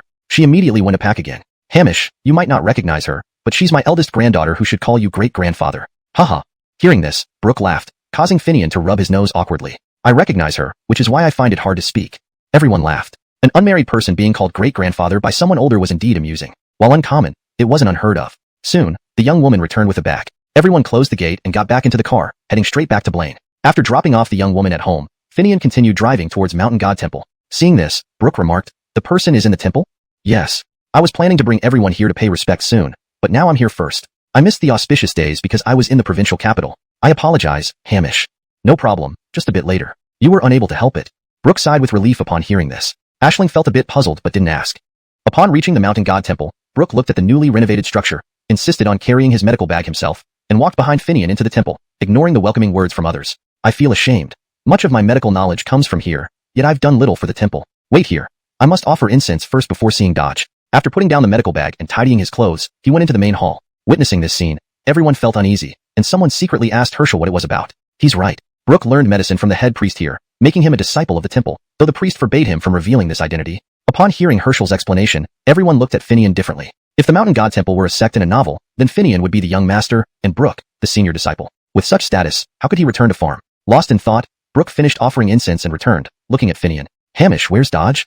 Finian glanced at the inspection team members, not that he didn't know, but he wanted to stay out of it. If it were anyone else, inviting Brooke wouldn't have been necessary. Finian could handle it himself. But with Brenton, better to avoid it. The inspection team members understood and led Brooke into Brenton's room. Finian didn't follow, staying outside with Aisling and Herschel waiting for results. Soon, Brooke emerged, walking to Finian's group and asked directly, "Hamish, this person?" Before he could finish, Finian interrupted. "Heaven values life. As a doctor, treat as you see fit. No need to hesitate." "Yes, Brooke understands." He returned inside. Seeing this, Herschel immediately smiled. "It's all good." End of chapter 198. Chapter 199. Legacy. Why does he need to notify you for treating him? Is there any taboo involved? After Campbell entered the room, Aisling asked Finian in a low voice, not avoiding Herschel. Herschel laughed upon hearing her question. "Let me explain. Since it's happening in the temple and that man fell ill after climbing the god platform, whoever comes here has to do this. It's to avoid offending the deities. Don't think those Western doctors who spout science and ridicule superstition act differently when they're here. This isn't about superstition. It's about respect. Do you really think these people don't go to temples to pray and kneel? They're just being stubborn." Herschel chuckled. After laughing, he continued, "We are no different, right?" Herschel referred to the people from the Cultural Relics Department. Most of them, if not just living out their days, would participate in various archaeological excavations throughout the year. The largest proportion of these excavations involved ancient tombs. Even though national regulations mandate protective excavation, meaning that tombs will only be excavated if they are at risk of destruction, expanding construction projects have led to more land development, resulting in previously undisturbed tombs now needing excavation to prevent burial or damage. And since archaeologists often deal with the dead, whether the bodies are ancient or not, it's like walking between the realms of life and death. Who would dare touch them if they felt real terror? So logically, most archaeologists should not believe in ghosts or mysterious things. What scenes haven't they witnessed? But unfortunately, regardless of what these people say verbally, most still have some fear in their hearts. The more they encounter and witness supernatural phenomena, the more they cannot help but believe, albeit with more rationality than ordinary people. After all, everyone knows that there are many aspects of the world we haven't explored yet. Not knowing is inevitable. Thus, respecting certain things doesn't mean superstitious belief, but also doesn't mean outright rejection, right? Herschel dedicated his life to archaeological work and now willingly lives in a temple. While he isn't particularly superstitious, facts speak louder than words. Some folk beliefs, without much reasoning, simply look at results. Aisling, despite being an administrative grace and not a technical expert, understood this sentiment. People should have some reverence. So, after listening to Herschel's explanation, Aisling did not ask Finian any more questions. The three of them chatted idly as they waited for the result of Dane's treatment by Campbell. Meanwhile, the people in the room watching Campbell were astounded. After getting Finian's permission, Campbell returned to the room and immediately took a silver needle from his medical kit. Without preparation, he lifted the blanket covering Dane, pinpointed the Shinju acupoint, and inserted the needle. Instantly, Dane regained consciousness, asking confusedly, "Where am I?" "In your place, don't talk. We're treating you." Campbell then placed his hand on Dane's head and gave a light tap. Dane instantly relaxed, lying down and snoring loudly. Seeing this, Campbell quickly retrieved a syringe from his medical kit and administered an antipyretic injection. Covering Dane with a blanket, he said, "After he wakes up, take a few doses of medicine and he'll be fine." He then took out pen and paper, using a calligraphy brush, and wrote a prescription, leaving it on the table before tidying up and washing his hands, exiting the room. "Hamish, he's okay now. The pharmacy has been instructed. Everything will be fine after 3 days." "That's good," Finian responded. As Dane's grace, Aisling repeatedly thanked him and asked about the consultation fee. Campbell smiled and replied, "Let it go. Since Hamish requested it, it wasn't much trouble. If money must change hands, let Night Lamp come and speak to me after recovery. Hamish, could you kindly see me off to see my Bridget?" Cam Denra.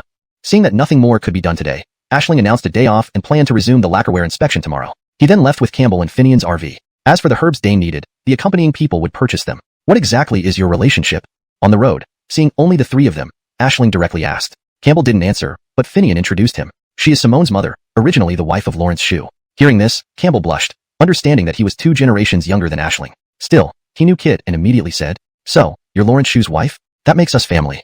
Aisling, understanding the awkward situation, laughed and said, "Let's keep it simple. I'll still call you Mr. Wan." Campbell humbly nodded and explained, "How should I put it? In terms of kinship, it's simpler. His great-aunt is my great-Bridget, so I call him uncle regardless of age. However, explaining otherwise gets complicated. My medical skills in life were given to me by Hamish's great Muhammad back then. Without the Temple Master's intervention, I wouldn't be here today. That Temple Master was a medical and spiritual genius, revered in the region. But later, the mountain deity temple declined until Hamish recently rebuilt it." Reflecting, Campbell added, "Many say I received blessings from the temple, but never cared about its decline. They don't know that when I became a disciple, the Temple Master said once I stepped out, I was no longer part of the temple and couldn't interfere with its affairs. Even if the temple fell, it was natural for his successors to rebuild. He forbade me from interfering." Upon hearing this, Finian laughed and said, "He was afraid you'd be dragged into the temple's affairs." ###Chapter 200, Sean scared stiff. After the conversation, they returned home. Seeing the 3 people enter, Kit, who had just learned about the incident with the card, couldn't wait to greet Brooke and ask about the outcome. Since they now knew each other's identities, and this being Finian's father-in-law, Brooke naturally didn't hide anything. He replied, "It's taken care of. How did this happen suddenly?" Kit asked further. Having served as a township head for many years, he was quite familiar with peculiar matters. Hearing this, Brooke smiled and said, "That guy dared to offend the deities in the shrine, so it's only fair he got a lesson." Aisling, despite Yanko having prepared her beforehand, still asked in surprise, "Really?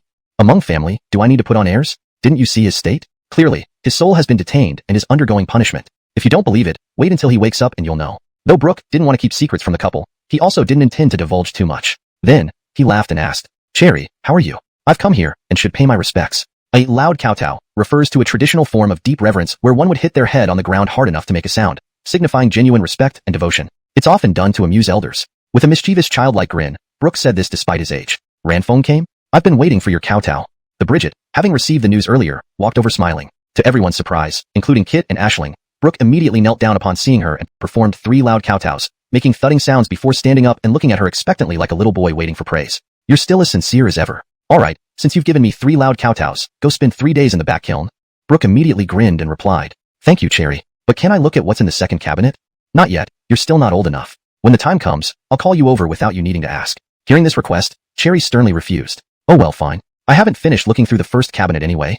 Brooke reluctantly agreed. The series of events left everyone momentarily stunned and puzzled. To see someone of Brooke's age perform such a reverent gesture was surprising. Cherry's calm acceptance added another layer of mystery. Moreover, The mention of the back kiln and the cabinets only made things more incomprehensible. All right, dinner is ready, let's eat, Cherry finally said without further explanation. Simone pulled Finian aside and whispered, "What's in the back kiln?" "Books. Originally from the temple's collection. Have you seen them?" "Yes, some of them, but only the books in the first cabinet." "What kind of books?" "All kinds of ancient texts. Basically, everything you can think of." Simone was astounded by Finian's words. Ancient books. Who would have thought that within Finian's home lay such a treasure trove of invaluable materials? Their conversation wasn't particularly discreet, and both Kit and Aisling were equally surprised. Both understood clearly that in the past, apart from noble families and scholarly households, only large families or religious institutions like temples and monasteries had significant collections of books. These places not only maintained continuous accumulation of books, but also had better protection against disasters and political upheavals compared to ordinary families. Thus, long-standing and well-preserved temples, shrines, and monasteries possessed very valuable and rare collections. Additionally, being a divine shrine rather than a Buddhist or Taoist temple, the mountain deity shrine likely had a wider variety of books due to its closer ties to the secular world and the imperial court. Furthermore, the original abbot's expertise in medicine indicated that there would be numerous medical texts among the collection. Considering all this, both Kit and Aisling now looked at Finian differently. At this moment, Kit recalled the methods Finian used when treating him and couldn't help but ask, "Were the techniques you used on me learned from those books?" Finian simply smiled and replied, "Some were, others I learned from different people." "Your Hamish grandfather?" Kit, of course, knew of Finian's remarkable Hamish grandfather, who had taught him many things. "Yes, Hamish grandfather knows a lot. Some things even he doesn't teach me.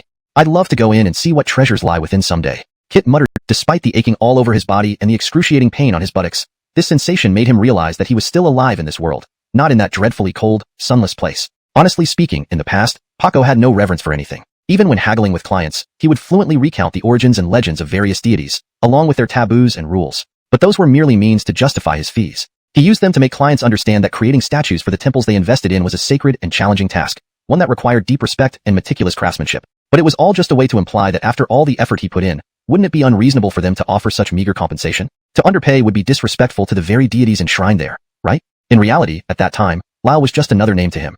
He felt no reverence or sincerity towards any of the deities. He always thought that even if these were divine beings, what could they do? After all, their clay bodies were molded by his own hands. Why should he show them any particular deference? Over time, this attitude fostered an insatiable greed within him, making him value only money and having no broader vision or scruples. If he had been slightly more cautious, he would never have climbed onto the altar in the main hall to inspect the god's neck for lacquerwork techniques. Moreover, even after being caught, he tried to talk his way out of trouble using his identity from the inspection team, intimidating Finian. Even after receiving reprimands from Aisling, he only showed a hint of submission because he wanted to learn the lacquer technique. He was already plotting how to cause trouble for Finian once he mastered the skills. That night, feeling rather pleased with himself, Paco sipped his own bottle of white liquor and went to bed dreaming of getting rich. However, around midnight, he began to hear someone calling him, vaguely thinking it was an old client asking for a custom statue. Dazed and confused, he followed the voice. But upon arrival, he realized he was in an unfamiliar place. Doesn't this look like an ancient yamen?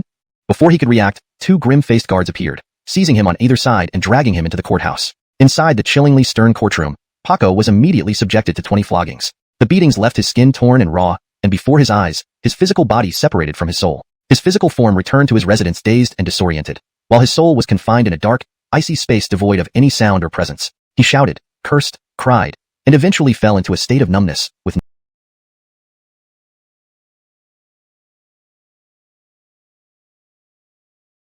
no response. But despite this, he gradually felt the aches in his body and the intense pain on his buttocks. It was an unbearable agony, worse than death. After what felt like an eternity, the guards brought him back to the same courtyard where he had been beaten. Without needing further force, he knelt as he had been constrained before. He couldn't straighten up. It was as if his body had lost its ability to move. "Lift your head." The official barked the command, and the guards yanked his hair so he could see clearly who was addressing him. "It's you?" It was the very deity whose neck and shoulders he had casually grasped earlier, now the one ordering the flogging and confining him. "This is the end," Paco sighed in despair. "This is a god." Although the path of the gods has declined and humans are separated from deities, the dignity of the divine remains intact. You disrespected the divine and acted recklessly. Today, falling into my hands, what do you have to say for yourself? The deity's words were stern and unyielding. Paco tried to defend himself, but, seeing the armed guards surrounding him, he knew escape was impossible. A sense of guilt crept into his heart. Why didn't I pay more attention? Had I been just a bit more careful, wouldn't I have avoided this suffering? I could have learned the lacquer technique, resigned, and come home to earn big money. Just as this thought crossed his mind, the deity ordered again. You refuse to repent even now. Drag him away and beat him until his bones separate from his flesh. Facing yet another round of endless pain, Paco trembled in terror. The guard's stick, visibly lined with backward-facing nails, threatened gruesome injury and immense suffering. Desperately, Paco pleaded for mercy, but the deity paid no heed. As he was about to endure further torment, a steel needle pierced his head, causing an intense pain that made him realize he was dying. Then, abruptly, he opened his eyes and found himself back in his room, only to find his entire body aching. Realizing he was sick and had been saved by a doctor, he initially thought the beating and confinement were hallucinations. The aches were caused by fever, and there were no bloody marks on the bed, leading him to believe he had just dreamed it. However, the sharp pain in his buttocks was unmistakable. Though there were no external wounds from the 20 lashes, the soreness matched the exact spots where he was hit in his dream. Was it a dream? Could it be that I was really punished by the deity? Feeling the pain again, Paco thought, I can't be dreaming. I've never heard of a fever causing but pain. Wanting to verify, he endured the pain, took out his phone, and snapped a selfie of his buttocks. Upon examining it, he saw the bruised, purple patches and the marks left by the guard's sticks. There are truly deities. The photo confirmed his suspicions. His buttocks were clearly bruised and marked. I can't let this happen again. I must go and worship and apologize to the deity. ##### Chapter 202. Kamba Mission. With this in mind, Sean disregarded the aches all over his body and the pain in his buttocks, forcing himself to put on clothes before stumbling out of the room. The colleagues outside were taken aback when they saw him walk out unassisted, his gait unstable and sweat pouring down his forehead. They quickly supported him and said, Sean, since you're sick, just rest. There's no need to rush back to work. Besides, the team Grace said the inspection won't start until tomorrow. I didn't come out for that. I want to find Herschel here. You want to see Herschel? Just say so. I'll go get him right away. You can go back to bed. The colleague immediately helped Sean back into the room, lay him down, and then went to fetch Herschel. When Herschel arrived, he found Sean standing in the room waiting for him. Why are you up again? The colleague, seeing Sean had gotten up again after lying down, hurriedly asked. Sean hesitated to explain directly. The stick injuries on his buttocks made sitting more painful than standing. Moving around might help dissipate the bruising, wouldn't it? Moreover, Sean had already reviewed the prescription the doctor had written for him. It clearly contained medicines for promoting blood circulation and reducing bruising, indicating the doctor was aware his condition wasn't just illness, but at least partly due to injury. Do you need something from me?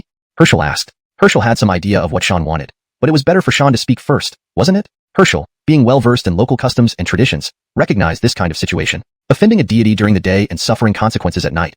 Was it just a coincidence? Or was this too coincidental to be a mere accident? Herschel, I've invited you here because I need your help with something. What is it? I may not be able to help. You definitely can. Well, tell me. In my work, I accidentally climbed onto the divine platform. At the time, I was too focused on the job and had a bad attitude. After falling ill, lying in bed, I kept thinking about it and felt deeply regretful. Although I was anxious about the work, it was disrespectful to the deities. So, I wonder how I could make amends. Could you guide me on what to do?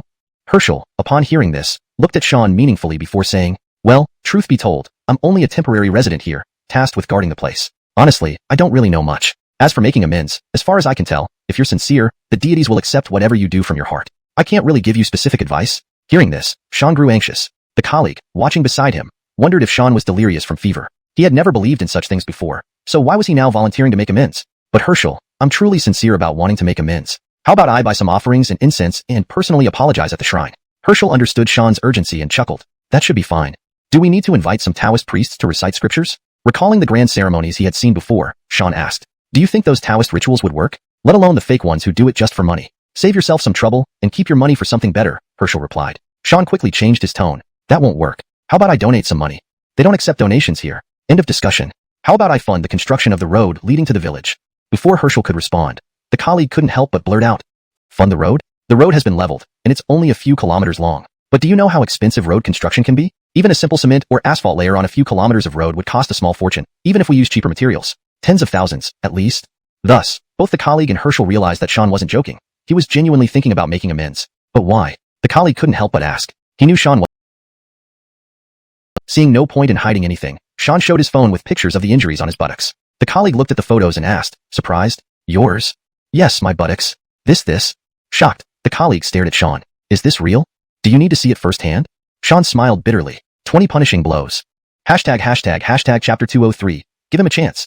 Finian was dining at home with guests when he received an unexpected call from Yanko. Upon learning that Sean had conceded, Finian immediately laughed and said, really? That guy is really amusing. He wouldn't give up until the last minute, but now he's willing to concede on his own. Aisling overheard the mention of Sean and asked, what's going on? Is there something wrong with Sean again?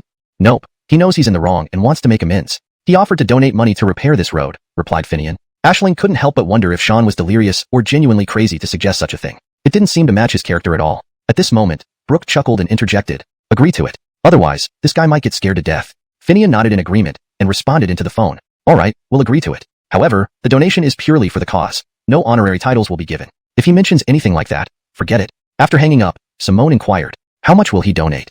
Unknown. It depends on the calculations later. The temple was small. Its deities were powerful. Otherwise, why would someone like Sean, known for his stubbornness, suddenly choose to apologize and make amends? As a result, many more visitors flocked to the main hall to offer incense, showing sincere reverence before the divine statue. When Yanko prepared the offerings and incense, Sean reluctantly went forward to worship. Everyone observed respectfully. While others couldn't feel the presence, Sean knew clearly. As he placed the offerings, lit the incense, knelt down, and whispered his plea for forgiveness and redemption, he was transported once again to the grand hall. The deity who had previously ordered 20 lashes shouted at him, "Divine power is mighty and must not be defiled by mortals. Considering this is your first offense, mercy is extended. Go back." With that, he waved his hand, and Sean returned to the main hall, still kneeling in repentance. However, the pain throughout his body disappeared, including the sting on his buttocks from the lashes. After completing the worship, Sean immediately sought out Yanko and, without hesitation, promised 1 million yuan to repair the road, asking for bank details. He pledged additional funds if needed, assuring no reluctance or reneging. Yanko, though unaware of what changed Sean's demeanor, promptly contacted Jacques, explaining the donation for the road construction using the village's account and starting work under village supervision. Upon hearing this, Jacques felt as if he were dreaming but quickly agreed to bring the village accountant to the temple. "Yanko, are you sure about this?" "Of course it's true." "Good. Does the donor have any requirements?" Jacques initially assumed it was a routine donation. "No specific requests, Finian agreed to it," replied Yanko with a smile. "What's the story here?" Jacques inquired curiously. Yanko narrated Sean's ordeal, causing Jacques to mutter, "He got off easy. Humph."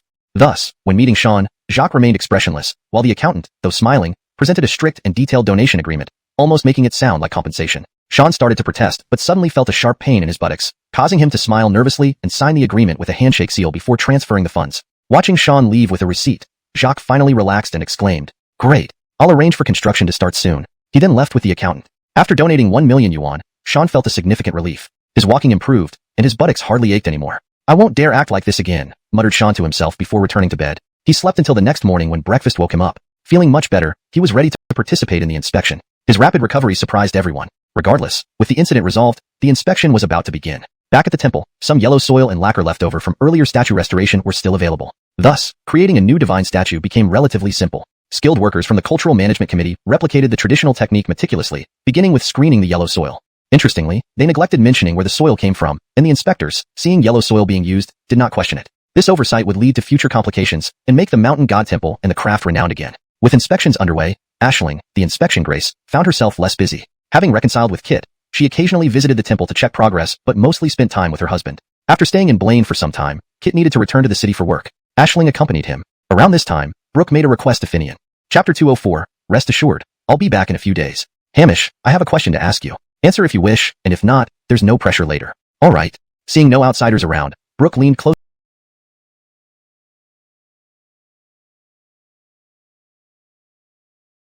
Won't mend. Out of desperation, they sought me. Despite my best efforts in traditional Chinese medicine, perfectly aligning and caring for the bones, it still won't heal. So, I thought maybe Zhu you could help. After all, Dodge is only 18 or 19.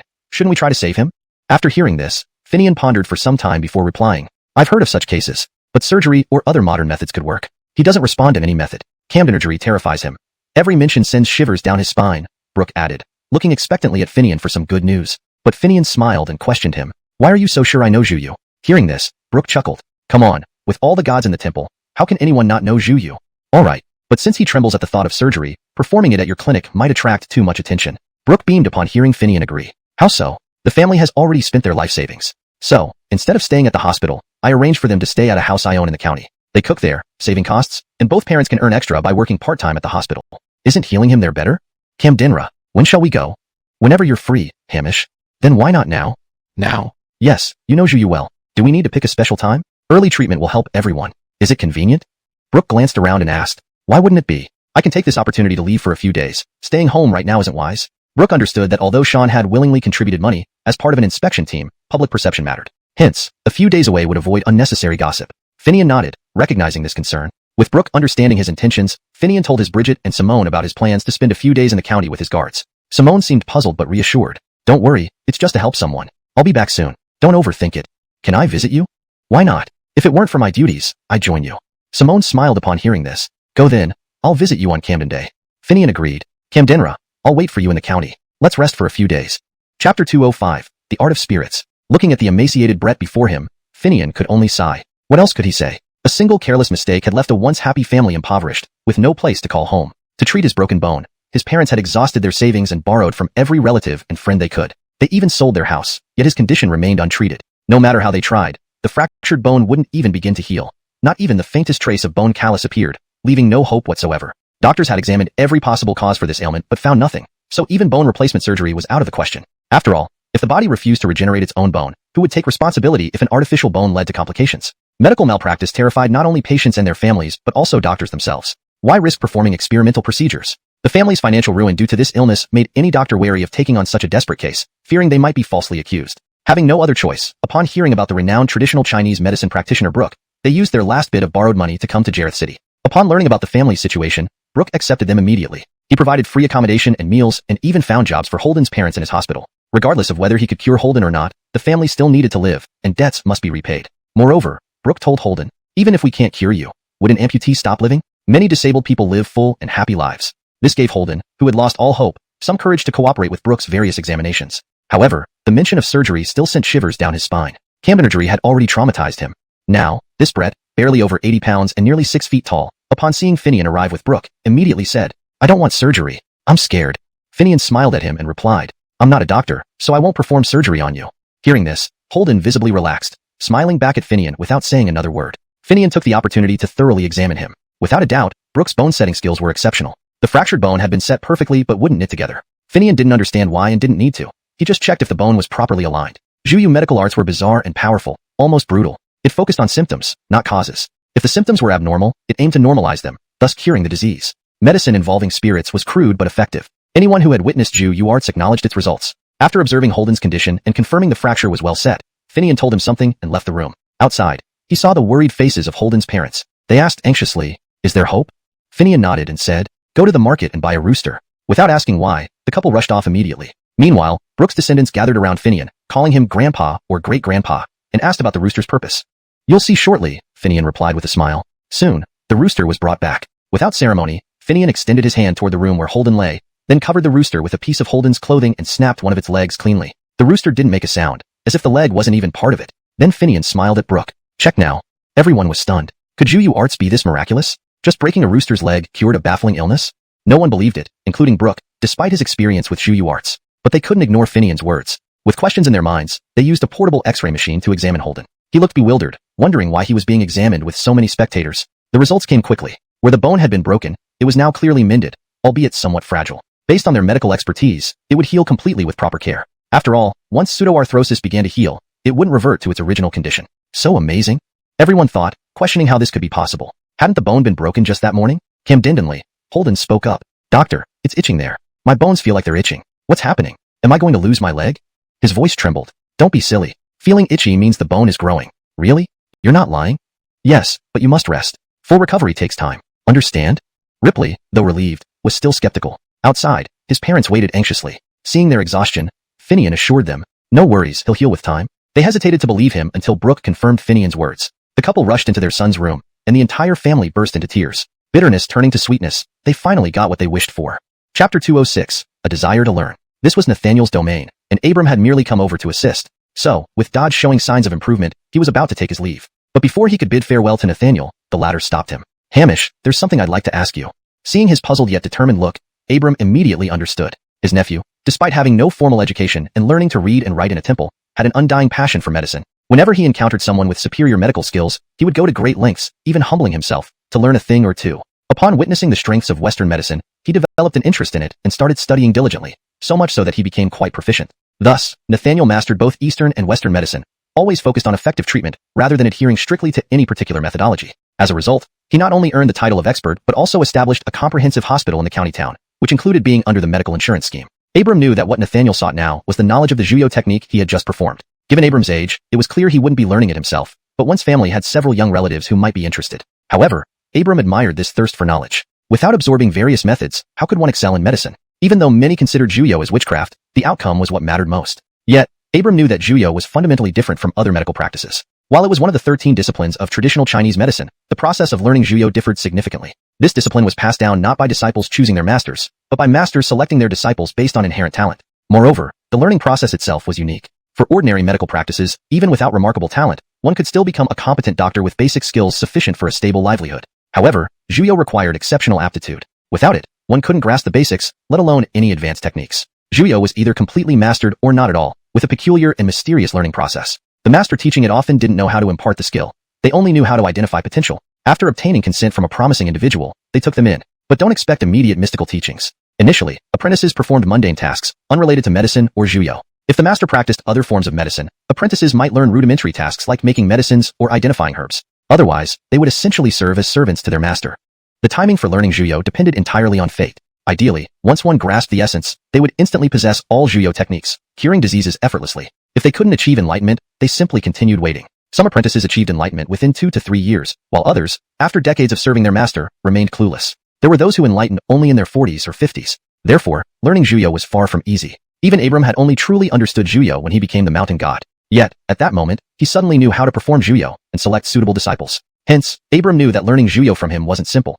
It required identifying if the learner had the necessary talent and if Abram was willing to teach. Of course, Abram was open to teaching a couple of once family members because of the close relationship between their families and the significant contributions of Nathaniel's hospital to their hometown. But among once descendants, he hadn't found anyone particularly talented. Upon hearing this, Nathaniel did not doubt Abram's judgment. He was surprised that no one in his family fit the criteria, so he asked, "Not a single one? No one among your descendants, male or female? However, what? The patient is actually a suitable candidate." Nathaniel was taken aback and quickly responded, "Hamish, if he's willing to learn, will you teach him? This isn't about willingness. Being my apprentice means working closely with me. How could I refuse to help more people?" Delighted, Nathaniel said, "Hamish, you said it. We can't renege. Let me ask him." As he turned to go, Abram stopped him. "Is it appropriate to go in now? And isn't he young and supposed to be in school?" "School? He's been bedridden for years. Even if he returned now, it's uncertain whether he could continue his education. Moreover, he needs time to recover, and his academic records are long gone. But won't they eventually return home? Hamish, due to his illness, they lost their house and jobs. Going back means finding new work elsewhere. Staying here, whether in my hospital or with you, wouldn't it be easier to provide his parents with employment? Besides,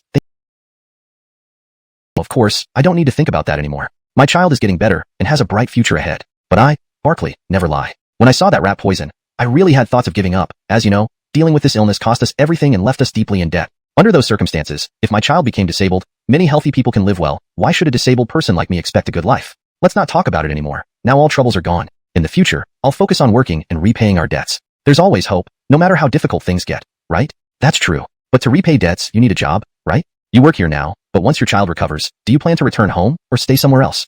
Currently, Barkley and his wife worked at Brooks Hospital, mainly cleaning and assisting patients, essentially doing nursing Allen work. Given their son's prolonged illness, they had acquired considerable medical knowledge. However, in this small county town, most patients had family members around who were reluctant to hire professional caregivers. Honestly, Brooke employed them mainly out of compassion, providing enough money for the family of 3 to live on. All treatment costs for Jack were waived, and they were allowed to live in one of the one family's houses in town. Of course, the wages weren't high, barely covering their living expenses. Repaying debts would be a long shot. Barkley understood this situation perfectly well. Upon hearing Brooke's, "But yours does. Would you be willing to let your child study under this senior once he recovers? It involves formal apprenticeship rights. Don't worry, this senior is genuinely related to me and knows our background well. His place isn't far from here, and he owns several businesses. If you agree, you can work for him instead of moving elsewhere. Your child will become part of our hospital staff once he completes his apprenticeship, with a salary. The benefits will be competitive. What do you think?" Barkley was stunned by Brooke's offer. Does this mean a master recognized potential in my child and wants to take him as an apprentice? They'd pay him a salary after apprenticeship, allowing him to practice medicine here? My wife and I could work for his senior's businesses without separating from our child? How could this not be a great opportunity? Moreover, Mr. One had done so much for us. Even without a salary, we'd owe him. Still somewhat dazed, Barkley firmly responded, "Mr. One, given your reputation and kindness, I believe you wouldn't deceive us. Please proceed as you wish. We trust you. Shouldn't you ask your child? After all, it concerns his entire life. No need to ask, I decide. Still, it's best to consult him, to avoid future resentment." Translation note: the paragraph structure and line breaks are maintained as per the original text. Chapter 209. Accepting a disciple, 3. With Antonio's agreement and Brooke's mediation, Finian's unexpected decision to accept a disciple seemed set in stone. However, for the formalities of bowing and officially becoming a disciple, it still needed Antonio's full recovery. For now, Antonio had only met Finian and talked things over. As Antonio's master-to-be, there were certain obligations that needed addressing. At the very least, he needed to ensure some stability for the elderly Dus, and those debts owed by the Du family also needed resolving. But when Finian mentioned this to Brooke, he immediately reassured him. "Leave it to me. You don't need to worry. Even after his apprenticeship is completed, he'll work at my hospital. I'll take care of everything." Finian laughed upon hearing this. "So you're doing sponsored training then?" Brooke responded straightforwardly. "Hamish, who can help it if our child doesn't have the talent? Besides, you wouldn't want me to keep troubling you, right? You know my hospital as well as I do. It's not that you look down on it. If you had an interest, it would already belong to you." Finian replied immediately. "Forget it. I don't need or want it. If it's sponsored training, so be it. But just don't let my disciple suffer because of it." Finian chuckled as he spoke. Looking at Brooke, he said, "I am willing. As long as Dr. One doesn't dismiss me, I could work here for life." Hearing this, Brooke laughed heartily, agreeing enthusiastically. They drafted an agreement on the spot, signed it, and Brooke then turned to Antonio and his parents. "Now that we have this arrangement, I've decided this house will belong to you. Someone will assist you with the paperwork. If you wish, you can even transfer your residence here." Starting today, Antonio will receive a salary. Of course, since he hasn't started work yet, there will be no performance-based bonuses, but he will get an annual bonus. Your parents' jobs at the hospital will continue. We'll discuss further arrangements once Antonio is ready to formally follow his master. Pausing, Brooke then looked at Barkley. Barkley, I remember you mentioned owing some external debts. Forget about it. I'll repay them directly, treating it as Antonio's signing fee. When you transfer your residence, settle everything with them. Barkley, already astonished by the gift of a house and a job, was now speechless. His wife and he stood there in disbelief, as if in a dream. Antonio, more lucid than his parents, asked Brooke suspiciously. Dr. 1, why are you doing all this without fear? Fear? Huh. With a master like yours, what do I have to fear? Afraid you'll break the agreement or fail to learn. Let me tell you, it's impossible. Now you might not understand, but you'll realize it when you study under your master. By the way, your master is known as the Mountain God Prince, and has a mountain temple at home. Hearing this, Antonio's eyes lit up, turning to Finian. Is that true, master? Just listen to him. I merely recognized the mountain god during childhood and funded the renovation of the temple, Finian explained. Upon hearing this, both Barkley and Antonio, along with Antonio's mother, looked at Finian as if they saw a divine being, dispelling any lingering doubts. Rest well. I'm looking forward to you kowtowing to me. Seeing the scene, Finian smiled and left, with Brooke accompanying him, giving the family time to discuss amongst themselves. My part is done here. I need to go now. Go back? Not yet. I'll stay in the county for a few days. Declining Brooke's offer to arrange accommodation, Finian drove to an electric company guest house, parking directly in the lot. The vehicle belonged to the power management station and still bore its license plate, registered under the power company. Hotel staff, recognizing the plates, mistook him for internal personnel and let him through. Inside the lot was an internal fuel station, and Finian used the provided fuel card to fill up before parking properly and heading to reception to check in, booking a king-size bedroom. Just as he entered the room, his phone rang. It was Simone. How did it go? Simone knew about Finian and Brooke's dealings and asked directly. It's settled, though I've got a disciple now. A disciple? Simone's surprise was evident. Yes, I accepted a disciple, but he won't formally bow until later. What can you teach someone? Really? Why doubt me? I can teach many things. If you don't believe me, you'll see soon enough. Let's see. The weekend is coming. I'll visit and watch you teach. Camdenra, how about we go camping by the Yellow River this weekend? Chapter 208. Taking on an apprentice, 2. So, I'll go and ask him now.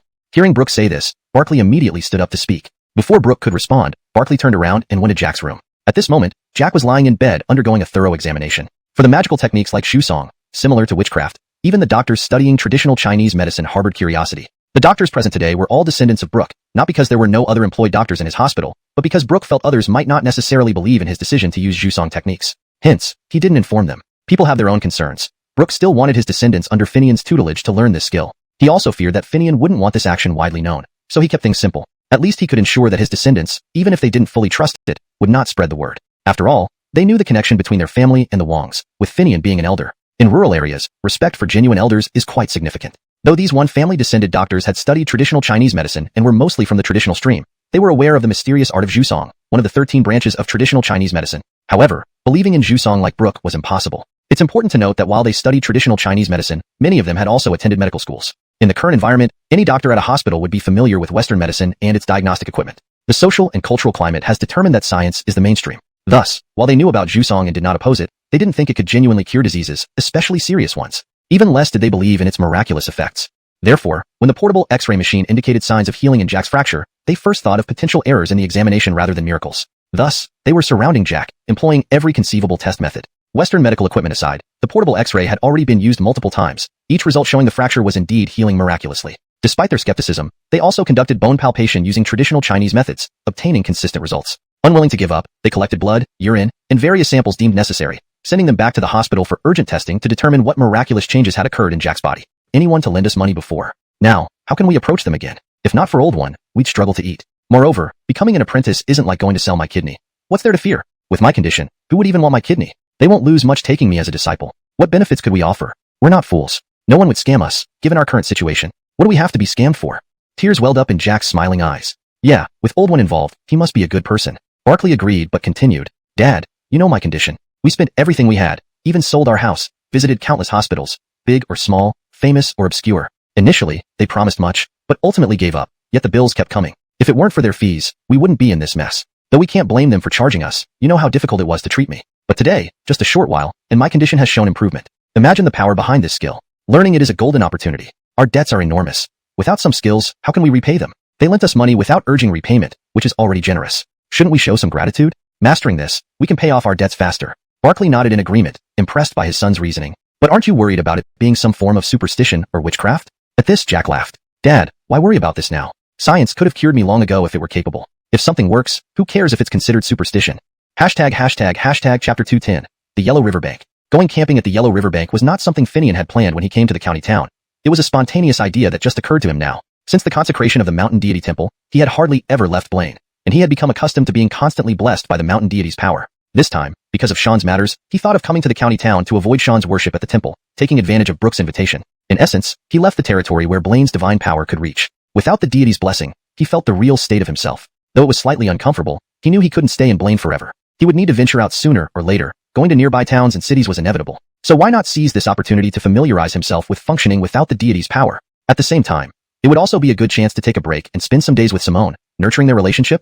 Though they had already established a relationship, their private moments together were always within the village, where many actions were restrained. Now that it was the weekend, with his vehicle modified into a camper van, why not go for a trip to the Yellow River Bank? Wouldn't that be exciting? As for the village, there were Jacques and Blue to look after things. There wouldn't be any issues with the livestock farm. Besides, the inspection team at the mountain deity temple included Yanko, and the Grace is his mother-in-law, so what was there to worry about? Thus, during a call with Simone, Finian mentioned the idea. Unexpectedly, after pondering for a moment, she directly replied, "Wait for me. I'll be there tonight." It seemed that Miss Shu was more eager than he was. "All right, I'll wait for you. We'll leave as soon as you arrive, and try out our new camper van." Simone didn't want to wait until evening for her first outing with Finian. Seeing nothing urgent in the afternoon, she asked Jacques to send her to town, where she caught a bus straight to the county town. Finding Finian, who was resting at the Power Hotel, they immediately set off for the Yellow River Bank. Jarethcheng lies on the southern bank of the Yellow River, but unlike the flat northern bank, the northern side of Jarethcheng is lined with rolling hills of pure lush called Baimang Mountain. To get to the Yellow River Bank, one must climb these hills before descending to reach the riverbank. In the past, the Yellow River carried enormous amounts of water, occupying a broad expanse of the river. After climbing down Baimang Mountain, the site of the Yellow River would come into view. However, with the construction of reservoirs and hydraulic projects upstream and extensive irrigation along its banks, the water volume has significantly diminished. Some sections of the river have even experienced intermittent dry-ups, no longer displaying its former grandeur. Along the banks, the silt-laden waters of the Yellow River formed fertile riverbanks, perfect for farming and fish ponds due to their rich soil nourished by the river water. However, due to the unpredictable floods, agriculture and aquaculture remained uncertain. Therefore, only approximate boundaries were defined for each village along the riverbank. Some villagers leased these areas from the village to raise yellow carp and other specialties for higher income. Unsuitable lands were planted with fast-growing poplar trees, creating unique forest scenery on the riverbank. Alongside the fish farms and their specialties, it indeed made for an excellent camping site, especially for people like Finian and Simone driving camper vans. After leaving the Power Hotel, Finian took the road northward out of the county town and drove up the winding mountain path of Baimang Mountain. His vehicle was an imported off-road work vehicle with considerable off-road capability. Its advantages weren't evident on smooth highways, but became obvious on mountainous terrain. With its powerful diesel engine running smoothly, it effortlessly climbed the winding mountain road, dragging the heavy body of the vehicle. Finian held the steering wheel and, while ascending, asked, "Have you been here before?" Leaning back in her seat, Simone casually replied, "Once, right after graduating when we planted trees here. But that was just planting trees on this mountain, not really sightseeing." Finian instantly said, "Then you must take a good look. This place isn't just known for its riverbank scenery. This mountain is a typical Luss Hill, similar to the Luss Plateau. Many buildings and villages resemble those on the Luss Plateau, and are quite different from Aratsi in the mountains we come from." "Really? I've never heard anyone mention this," Simone asked curiously. "That's because many villages are sparsely populated or abandoned, so no one talks about them. Have you heard of pit courtyards? Believe me, they exist here too, and some are even more impressive than the tourist attractions." Hearing this, Simone's interest was piqued. "So can we see them? Is it on our way?" "Of course, otherwise, why would I bring it up?" "Then tell me about these pit courtyards." As Finian drove, he explained the unique phenomenon of pit courtyards, exclusive to the Luss Plateau. Pit courtyards, also known as skywell courtyards or underground courtyards, are ancient cave dwellings, often called China's underground quadrangle courtyards. They date back over 4,000 years and are remnants of ancient subterranean living. Most homes are built on level ground, but pit courtyards are dug underground and inhabited in caves, a unique housing form found only on the Luss Plateau. Soup wasn't as popular. Seeing a rural donkey meat soup restaurant at the village entrance, Simone felt hungry. "Kamdinra, I'm getting hungry too." Finian agreed, and they entered the restaurant. The owner immediately greeted them warmly upon seeing customers. "Soup?" "Yes, 2 bowls of donkey meat soup and 2 baked flatbreads," Finian ordered. The owner walked to the stove, first putting the flatbreads in the oven to warm up. He prepared spices for the large bowls, asked if they liked spicy food, then took pre-cut donkey meat and various ingredients like offal and noodles, placing them in a large strainer, dropping them into the boiling pot of donkey bones, stirring continuously. "Are you here to see the 9-linked caves?" "Yes, we want to walk by the Yellow River and take a look at the caves," Finian replied. "You've come to the right place. Our pit yards and 9-linked caves are famous nationwide and well worth a visit." The owner, hearing Simone ask about tickets, immediately responded with a smile. "Do you need tickets?" "No, it's free to view, and during mealtimes, you can even get meals at the 9-linked caves." He poured the hot soup into a large bowl and heated another bowl of donkey meat soup, continuing to speak while working. "Our place isn't like other tourist attractions. We don't care much about money. It's just a courtyard. Why charge? Would you sell your home?" He shook his head in disdain. "Are people still living there now?"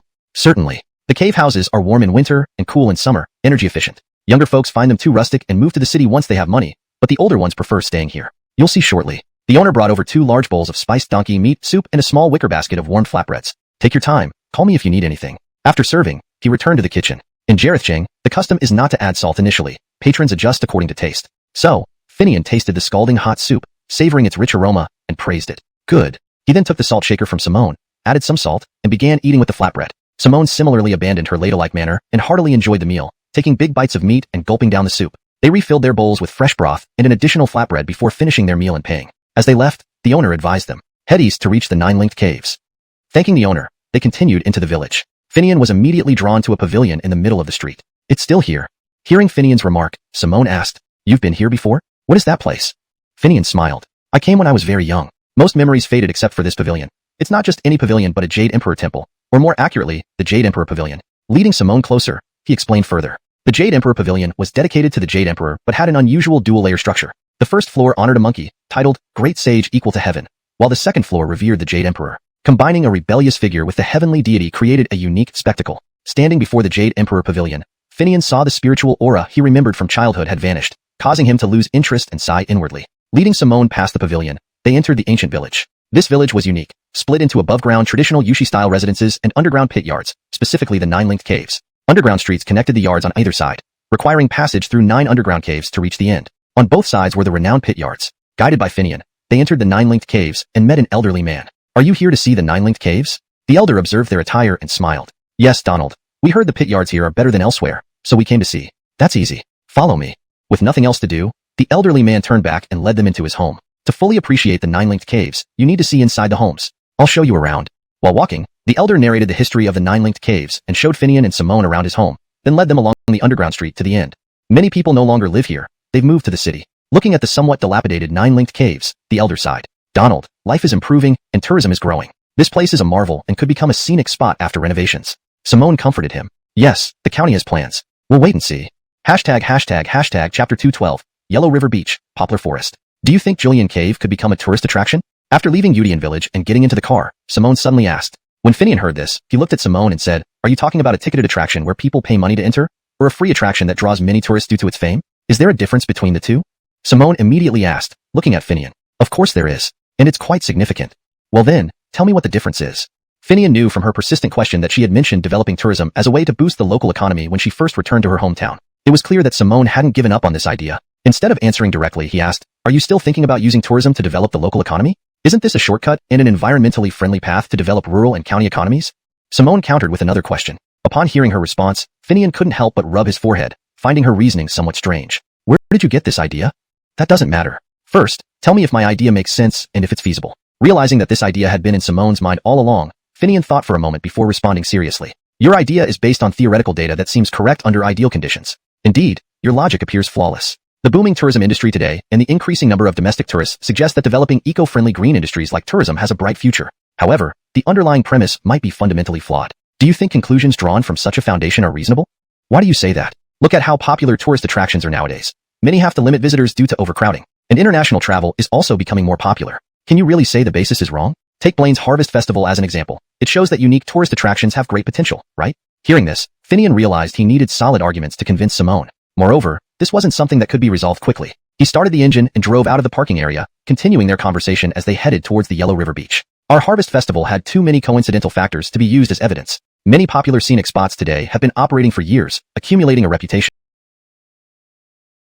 Maybe my explanations haven't left a deep impression on you yet. Let's imagine we're tourists visiting the Yellow River Beach. Even if we drive ourselves and eat and sleep in the car, just having to pay an entrance fee here would change our mood. What would that experience be like?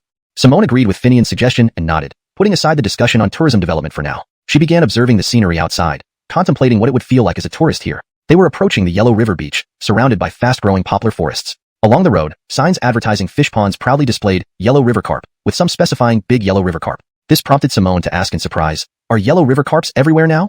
How could they be? They're famous precisely because of the swift currents and large amounts of silt in the Yellow River, making the carp both flavorful and distinct in appearance. But with the river frequently running dry, how could there be many carps? Simone finally understood. However, today, let's definitely not go fishing or buy fish from those ponds. Let's try to be self-sufficient and find a spot to fish on our own. We'll eat whatever we catch. What if we catch nothing? Simone quickly asked, worried. Then we'll starve. Hee hee, don't worry. My skills are top-notch. Chapter 213. How did you do that? Fishing? Just fish and eat whatever you catch? Simone immediately asked in surprise. Despite the regulation by the Xylandi Reservoir, which has controlled sedimentation and maintained the water flow, closely behind. They walked along a narrow path by the river to a calm spot where the water was steady but not turbulent. Finding an open area, they sat down. Noticing dried grass on the ground, Simone sat beside Finian, eager to see how he planned to catch enough fish for both of them. Baked noodles with carp? If you don't catch the big yellow river carp, I'll roast you like a carp instead, Simone thought bitterly, glaring at Finian, who responded with a bright smile before casting his line into the river. He threw it too hard, causing the hook to fly far out into the water. Many observers noticed this mistake and quietly scoffed at Finian's clumsiness. This was the Yellow River, not some ordinary stream or fish pond, where skillful techniques are required. Fish here, having survived through generations of tumultuous waters, were particularly hard to catch. Even experienced anglers typically fished in still water pools, where fish had limited mobility but still required patience and technique to catch. Finian, however, went straight to the flowing part of the river and cast his line far out. Was he even aware of how to fish in the Yellow River? Although the water looked clear now thanks to the Xylandi Reservoir controlling sediment, the current beneath remained swift, and hidden pits from past sand mining lay below. The fish in the center were larger, hiding in these pits where the water currents circled back, making the area slightly more stable and rich in food. But catching fish from these spots required either experienced hands or nets. Finian didn't look like an experienced angler, but rather an inexperienced newcomer, showing off to impress a mavis. Likely, he had boasted about his fishing skills on the Yellow River to win her favor. Heh, trying to impress a girl? Show real effort, not just romantic gestures. Here, on the Yellow River, you'll embarrass yourself. The nearby observers silently judged him, but Finian paid them no mind, as he had his own reasons for being here. After leaving his mountain deity jurisdiction, Finian felt changes in his body and spirit. Understanding these changes wasn't enough. He needed to adapt. To adapt, he needed to use the abilities he possessed from Hamish Blaine.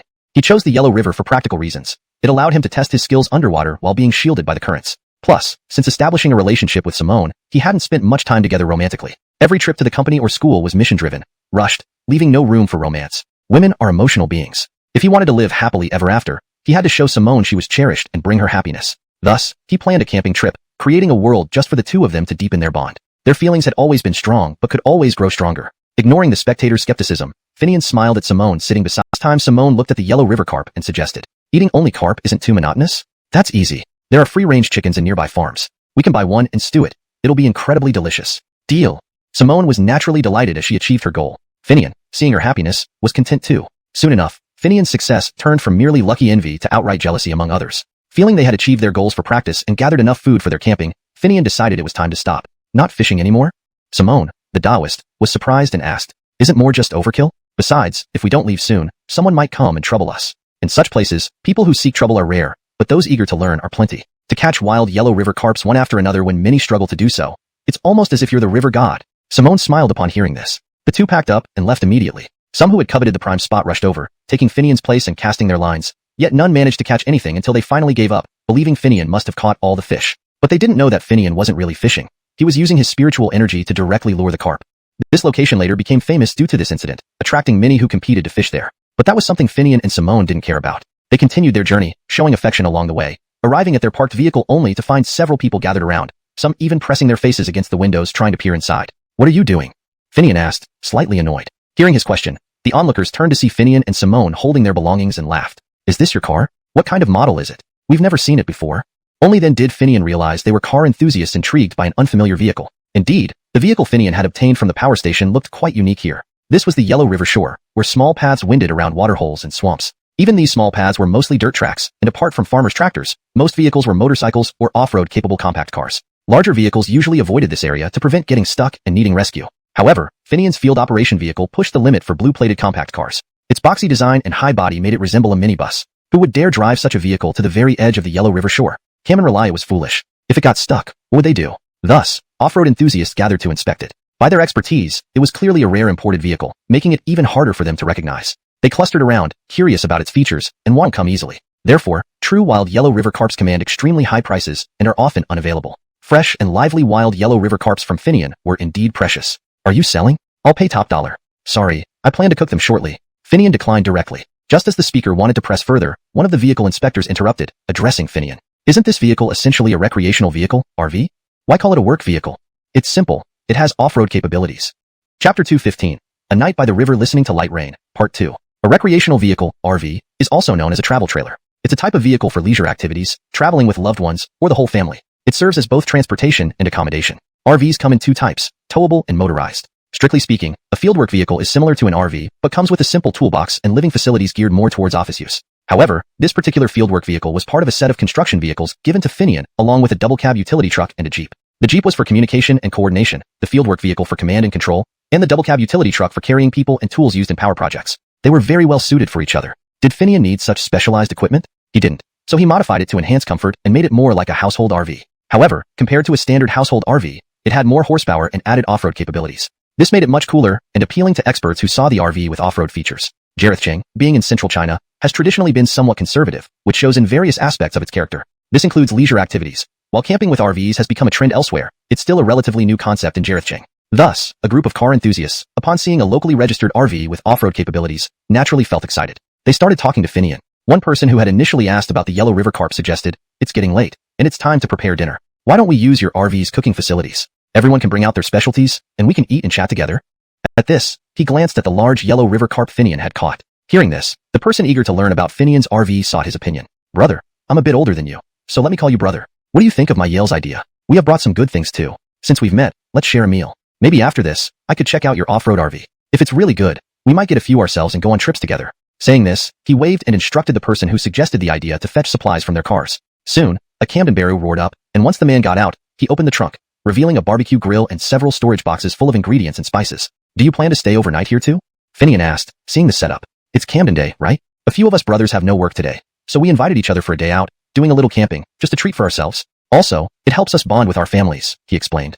Finian looked at the group of men, puzzled. Noticing his confusion, one of them laughed and clarified, "We love fishing, but our families and kids may not enjoy it as much, and it can be dangerous for children near the river. So, they went to visit the amusement park nearby and we'll be back soon." "Ah, so that's it. Then, let's share a meal. More people make it more fun, right?" With that, Finian agreed. Initially, the RV stove was limited by space and designed for occasional use. However, since this was originally a fieldwork vehicle, though the stove could only boil water and heat meals, it had a large toolbox. Finian had enhanced the kitchen area during modifications, added extra battery storage, and a diesel heater for warmth. He also installed extendable awnings and solar panels on the roof. Thus, the vehicle's functionality increased significantly. With all compartments filled with water, oil, rice, and grains, it could self-sustain for much longer without external supplies. Finian estimated that he and Simone could live comfortably for half a month on the vehicle alone. It even had a large double-door refrigerator and 2 huge water tanks. With power, the fridge could store enough vegetables and meat for a long time.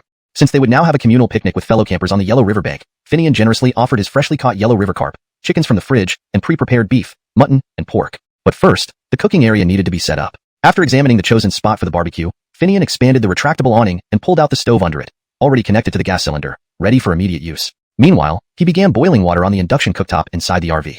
Although it wasn't necessary for washing with hot water in this weather, a cup of tea watching the sunset sounded nice, didn't it? The Yellow River carp wouldn't need handling by Finian. The food enthusiast had already volunteered to prepare the fish by the riverside. Finian, finding some free time, took down a storage box from the RV, fetched a few thick incense sticks, chose spots based on the wind direction, and lit them. He then set up a portable folding table and chairs and started brewing tea with the boiled water. Though his brewing technique was rough, the quality of the tea couldn't be hidden. Once the water was poured into the teapot, everyone smelled a fragrant aroma. "What kind of tea is this? It smells so good." Chapter 216. A night by the river listening to light rain, 3. "These are just some wild tea leaves I processed myself. Nothing too special," Finian replied with a smile when everyone inquired. "You know how to process tea?" The person leading the group asked in amazement, then looked at Finian with curiosity. "Your accent suggests you're from our area, but we don't produce tea here. How did you learn this skill?" After graduation, I worked for a company that was somewhat related to this field. I spent most of my time interacting with people involved in tea processing. Seeing it often made me want to try it myself. Eventually, I picked up the skill. This place doesn't produce tea, so these leaves were plucked and processed by me while I was in the South. I brought them along this time. Everyone, give it a taste and let me know what you think." Finian spoke as he poured the brewed tea into cups. The eager crowd picked up their cups, first inhaling the aroma, then taking small sips. Finally, unable to resist, they drank it all in one go. They felt a warm current rush down their throats into their stomachs, spreading warmth throughout their bodies. Camdendenly, they felt invigorated, their pores opened, and they couldn't help but open their mouths wide to exhale, feeling much lighter, even clearer-headed. "Good tea. It clears the card," and handed it to Finian, but didn't let go. He asked, "What's your phone number?" Finian had no choice but to provide it. Farron released the card, stored Finian's number, and looked at Finian's name with confusion. Why does this name sound familiar? Pondering, Farron suddenly raised his head and asked, "Are you Blaine from the Harvest Festival?" Finian, who took on the landscaping contract. At this point, Finian also glanced at Farron's company logo on the card and smiled, asking, "You build houses?" Farron, surprised by Finian's question, laughed heartily. "Yes, I build houses. But encountering someone like you could mean trouble. You always run to the countryside where few want to buy houses." Indeed, despite never having met, both men had heard of each other. Finian, as expected, had been widely featured in news reports about the Harvest Festival. Even when mentioned simply as Blaine, without mentioning Finian specifically, his significant investment in landscaping was considered unusual, making him known within certain circles. Similarly, Farron, who built houses, was also something of an anomaly. In those days, real estate developers rapidly expanded, carrying massive loans and hoarding land without developing it, waiting for land prices to rise before selling at a profit. Various pre-sale schemes, earnest money payments, and numerous tactics to raise capital were common. Developers used other people's money and bank loans while delaying payments to construction teams, saving funds for further land acquisition in a cycle of immense profits. If funds ran out, they simply left unfinished projects behind. It was just corporate debt after all.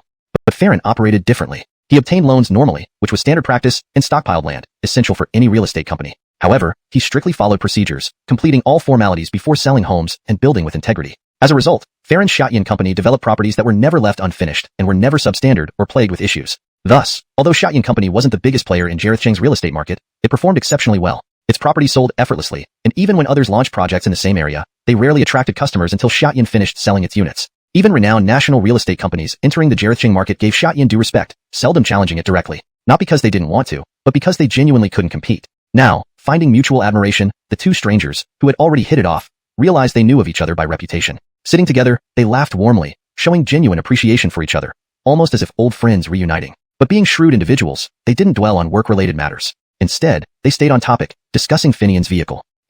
While Finian politely stood up without moving closer. He watched from a distance as Farron met his family. Apparently, Farron's wife had mentioned their chance encounter with Finian and suggested having a picnic together. Seeing this, she glanced over at Finian and then walked towards Simone, who had just stepped out of the RV.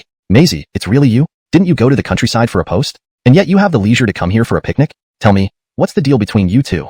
Simone's face turned red upon seeing her and hearing the teasing remarks, but she countered. What's it got to do with you? Just because you can come for the weekend, doesn't mean I can't have a picnic. What sense does that make? They both laughed heartily. Do they know each other?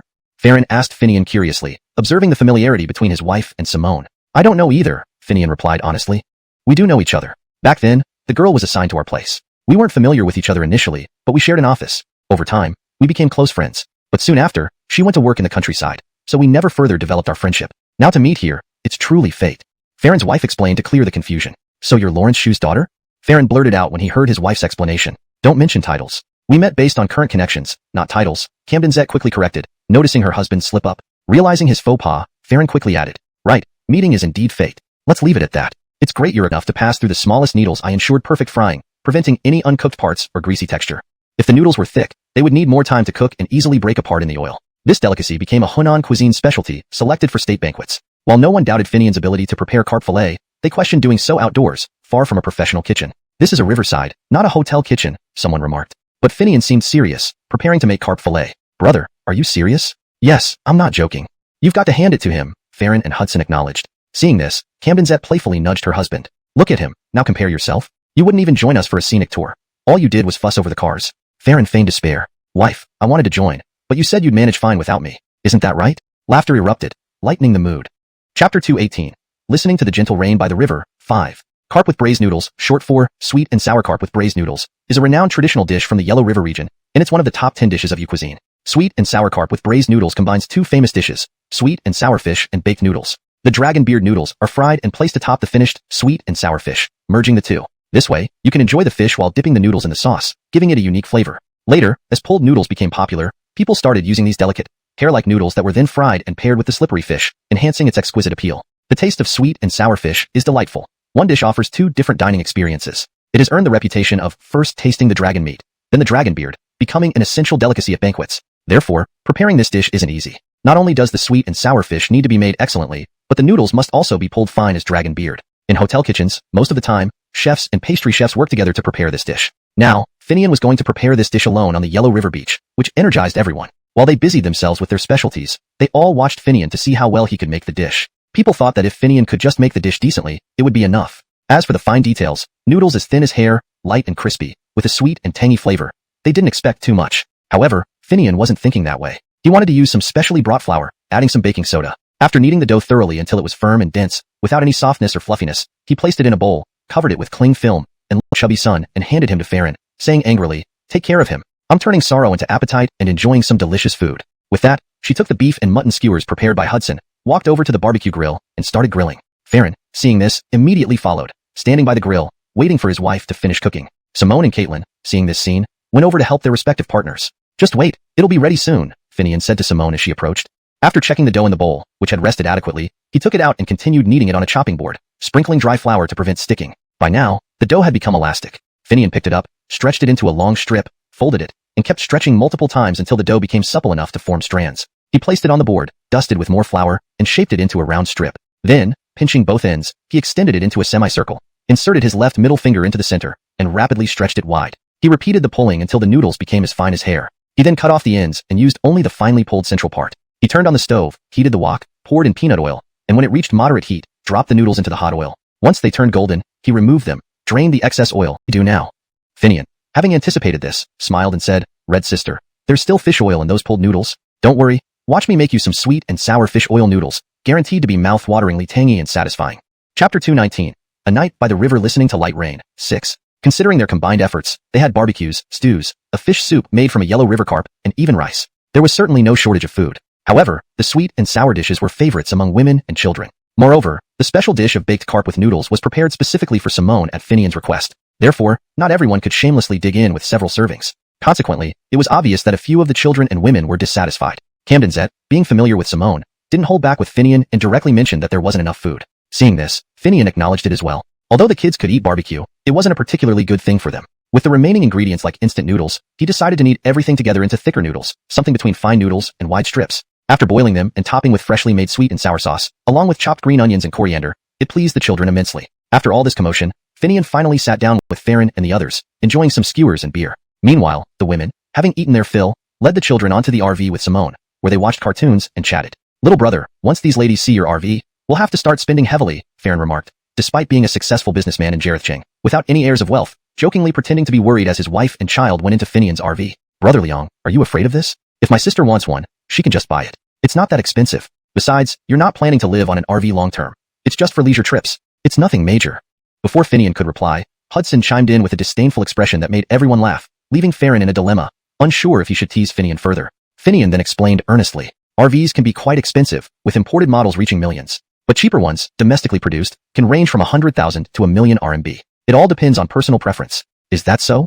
Farron and his friends were very familiar with cars, but less so with RVs. To many Chinese people, RVs were only known through a foreign comedy film from years ago. In the movie, the female protagonist asked the male protagonist, puzzled, "Why do you live in a car?" The underlying message was clear. Living in a vehicle instead of a house felt rootless. Chinese culture views home differently from Western culture, but abroad, RVs are used for temporary travel lodging, allowing families to bypass hotels and motels. This worked due to the vast land and reliance on vehicles overseas, coupled with the common habit of frequent traveling. In China, however, true reliance on cars for tourism is rare. Public transportation is more developed, meeting most travel needs. Only the wealthy and leisurely would choose driving for its charm and freedom. As such, RV usage remained limited. Not everyone can afford a specialized RV for occasional trips. Essentially, one needs money, time, and inclination, or else it would remain idle most of the time. Thus, RVs haven't gained popularity in China. Farron, while fond of off-road vehicles, knew little about RVs compared to Finian. Seems like a bit of a luxury item. Spending hundreds of thousands on a vehicle that will often sit unused seems wasteful. Finian agreed but added, "You're right. Not everyone has the resources for it. Buying one indeed means low utilization. However, some people rent out their RVs when not using them, which helps improve efficiency. I can't do that. Renting out something I own? I can't stand it." Both Farron and Hudson rejected this idea outright. If that's not an option, there's another choice. Buy a towable RV. A towable RV? Yes, one that you can attach to your off-road vehicle and take anywhere. You already have off-road vehicles, so buying this type and towing it around when needed and storing it at home when not in use makes sense. It's basically a house on wheels. Hearing this, they started considering it seriously, deciding to visit a manufacturer soon. After discussing RVs, they chatted casually until night fell. Camdendenly, a woman's head popped out of the RV. "Hey, aren't you guys silly? Sitting here with lights on? Don't you fear the mosquitoes? Aren't you going to set up the tent?" Realizing they had been chatting idly and hadn't started setting up camp, they got reminded. Upon inspection, Farron noticed there were no mosquitoes around them in the riverside forest. Looking around, he saw thick incense sticks Finian had placed around the area. Though no noticeable scent lingered, the mosquitoes were absent. "Emile, did you arrange this?" Farron asked Finian in a low voice, still uncertain yet curious. "Just a small trick, not worth mentioning," Finian smiled, brushing it off. Chapter 220. Listening to the gentle rain by the riverbank. 7. With the women and children, who held sway in their households, stepping out of the RV, it was only natural that Farron and Finian's post-dinner chat had come to an end. Given that Camden-zet had confirmed that Simone and Finian were still unmarried couples, she didn't intend to spoil their mood and led the retreat from the RV despite her child's reluctance. She wouldn't be the villain to ruin their romantic evening. Upon exiting, she promptly broke up the men's lively conversation, beaming with a victorious smile just like any other woman would, guiding her man and kid back to the camping area they had prepared. Finian watched as the group departed, smiling outwardly but calculating within. After tidying up outside the vehicle, Packing away the camping tent and turning off the lights, he returned inside the RV. Simone had already started tidying up inside the vehicle. Seeing Finian return, she couldn't help but blush, speaking hesitantly. You take over here. I'll go shower. After saying this, she hastily escaped into the bathroom on the vehicle. It's not our first night together. Why are you so shy? Finian teased deliberately, causing Simone's face to flush again, feeling warmth spreading through her body and her heart racing. Despite his playful words, Finian efficiently cleaned up the slightly messy interior and thoughtfully dimmed the bright overhead light to create an ambience where things could just barely be seen, yet faces remained unclear. Managing her nervousness, Simone rushed through her shower. Upon opening the bathroom door, saw the environment Finian had set. Her heart warmed at this gesture, and as she stepped out wrapped in a bathrobe, she was suddenly embraced by Finian, causing her to shiver and lean against him. Finian, holding Simone, made his way to the sofa where the table had been lowered, gently allowing her to curl up in his embrace. They both gazed through the one-way transparent window at the misty night outside, neither speaking, simply savoring each other's warmth. After a long while, Simone finally spoke. It's late. We should sleep. You go shower. I'll make the bed. With these words, she decisively slipped out of Finian's reluctant embrace and hurried to prepare the bed at the back of the vehicle. Finian entered the bathroom with a smile. When he emerged, freshly showered, Simone was already in bed, tightly covered by a thin blanket, only her head peeking out, looking at Finian timidly. But Finian confidently approached the bed, lifted the blanket, and slid under it. What are you doing? Though not the first time, Simone asked hesitantly. Listening to the rain with you. Hearing this, Simone pushed Finian away playfully. Where is it raining? Don't talk nonsense. Do you want it? It can start any time. As he said this, Finian brushed aside Simone's resisting arms and embraced her tightly. Outside the vehicle, a cloud drifted over the once clear sky, and the sound of light rain began pattering down. It was indeed raining. Oh, what do you think Farron is really like? And what about Camden Z's husband? After some quiet moments together, Simone, lazily nestled in Finian's arms, posed an unexpected question. After just one meeting and being unacquainted with them, what could I possibly discern? But isn't it odd, since Camden Z used to be your colleague and you didn't even know her husband was Farron? Finian responded, still holding Simone. Camden Z? Believe it or not, although we worked at the same place, I didn't know that either. I had just graduated and was selected to join the Public Utilities Bureau, working in the same office as her. But we were the two outliers in the office. No idea who her husband was. Outliers? Really? Finian was genuinely surprised by her response. Why be so shocked? Right after graduation, I joined the unit. My father warned me not to reveal our connection and advised me to keep a low profile to learn the ways of the world before making moves.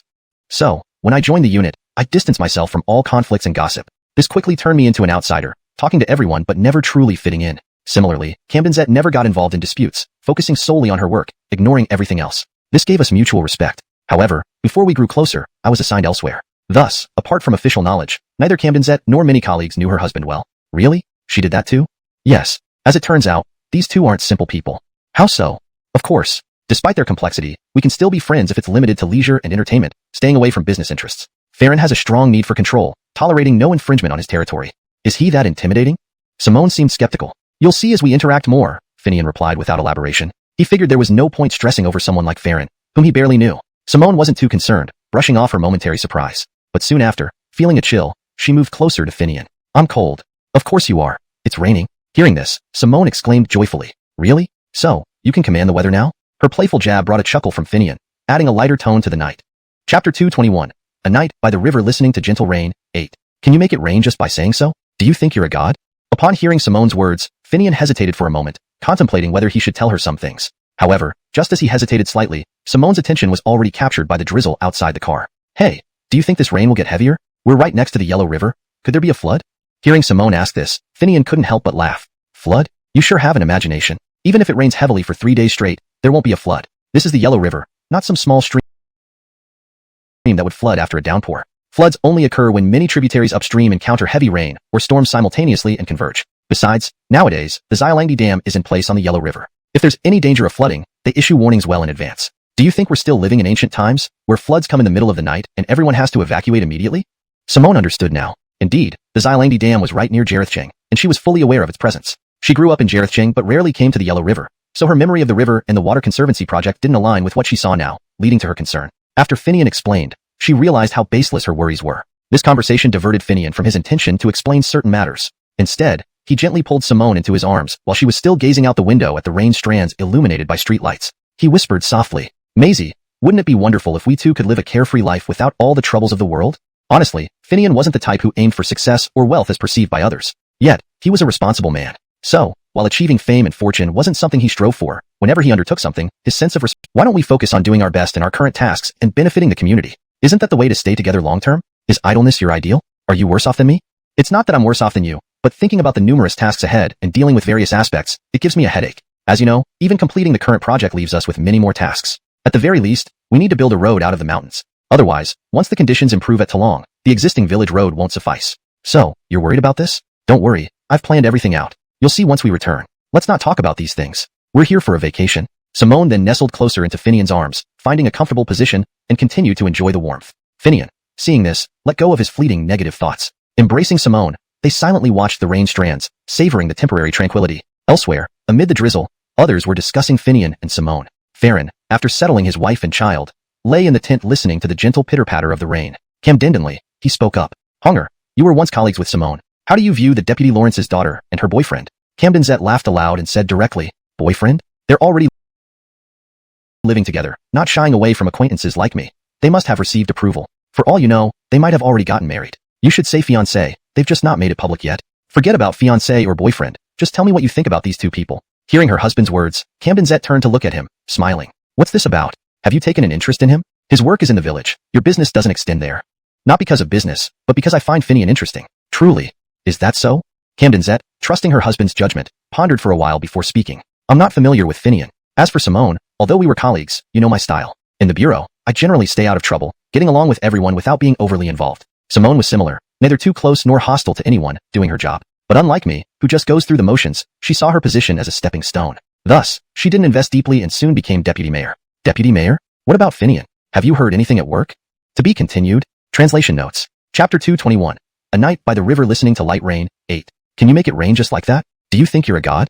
Upon hearing Simone say this, Finian clearly hesitated for a moment, contemplating whether he should tell her something. But as he paused, Simone's attention had already been drawn to the drizzle outside the car. Hey, do you think this rain will get heavy? We are next to the Yellow River, right? Will there be a flood?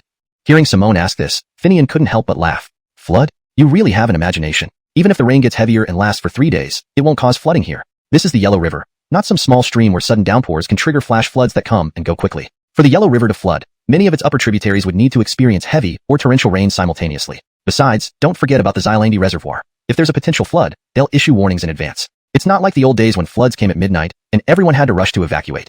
By now, Simone was starting to realize how silly her concern sounded. Of course, she knew the Xylandi Reservoir was near Jarethjeng. Although she grew up in Jarethjeng, she rarely visited the Yellow River, so her memory didn't match the current scene, leading to her worry. Finian's explanation made her realize she was overthinking things. His words also diverted his earlier intention to explain certain matters to her. Instead, he drew Simone into his arms, who was still gazing out the window at the rain illuminated by streetlights, and whispered softly, Maisie, wouldn't it be nice if we could just live our lives peacefully without all these worldly troubles? To be honest, Finian wasn't a career-driven man, but he was responsible. So, pursuing wealth or success, as others see it, wasn't his main goal. However, whenever he undertook something, his sense of responsibility drove him to do his best. Whether in school or at work, his personality led him to stand up against those second-generation rich kids who acted recklessly. But if no one listened to him and insisted on their ways, he wouldn't fight to the bitter end.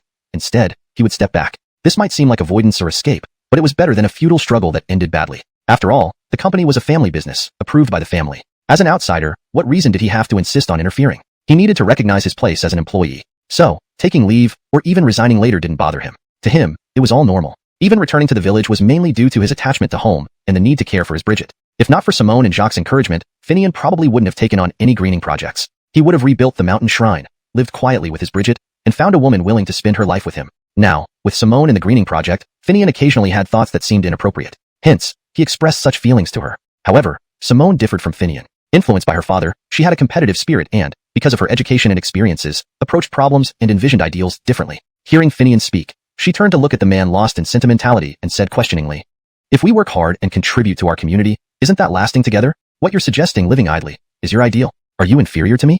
Not inferior, but every time I think about all the tasks ahead and dealing with various people, I get a headache. You know, just getting our current project off the ground means there's still much more to do. At least, we need to build a road out of the mountains, right? Otherwise, once the soil ridge area develops, the existing village roads won't be enough. So that's what worries you? Don't worry, I've planned everything out. You'll see when we get back. Let's enjoy our vacation without worrying about those things. With that, Simone snuggled closer into Finian's embrace, finding a comfortable position to continue enjoying the moment. Seeing this, Finian pushed aside his fleeting negative thoughts and held Simone close, silently watching the rain, savoring their temporary warmth. Meanwhile, somewhere else under the rain, someone else was discussing Finian and Simone. After settling his wife and child in the tent, Farron lay inside, listening to the rustling rain, and suddenly spoke. Hunger, you used to be colleagues with Simone. What do you think of her, the vice director's daughter, and her boyfriend? Camdenzet giggled and said directly, Boyfriend? They're living together openly, even in front of acquaintances like me. They must have approval, maybe even a marriage certificate. You should call him her fiancé, they just haven't announced it. Don't quibble over words. Just tell me what you think of them. Hearing her husband's words, Camden Zet turned to look at him with a smile and asked, "What's wrong? Are you interested in him? Your business doesn't reach the village." "Not for business reasons, but I find Finian intriguing." "Truly? Is that so?" Believing in her husband's judgment, Camden Zet thought for a while before responding. "I'm not familiar with Finian, and although I worked with Simone, I generally keep to myself at work, staying neutral and friendly but not too close to anyone." Simone was similar, neither overly close nor unfriendly with anyone. She did her job. Unlike me, who just coasted along, she saw her position as a stepping stone. Camdenra enough, she soon left for a deputy township head post. Deputy township head? And Finian? Have you heard anything at work? Note, the original context uses Chinese character names transliterated for a more authentic feel. Minor adjustments were made for clarity and fluency. The translation preserves the natural flow and coherence of the story. Paragraph structure and line breaks remain consistent with the original text. Pinyin names are used as English names for consistency. Chapter 222. Worth making friends with.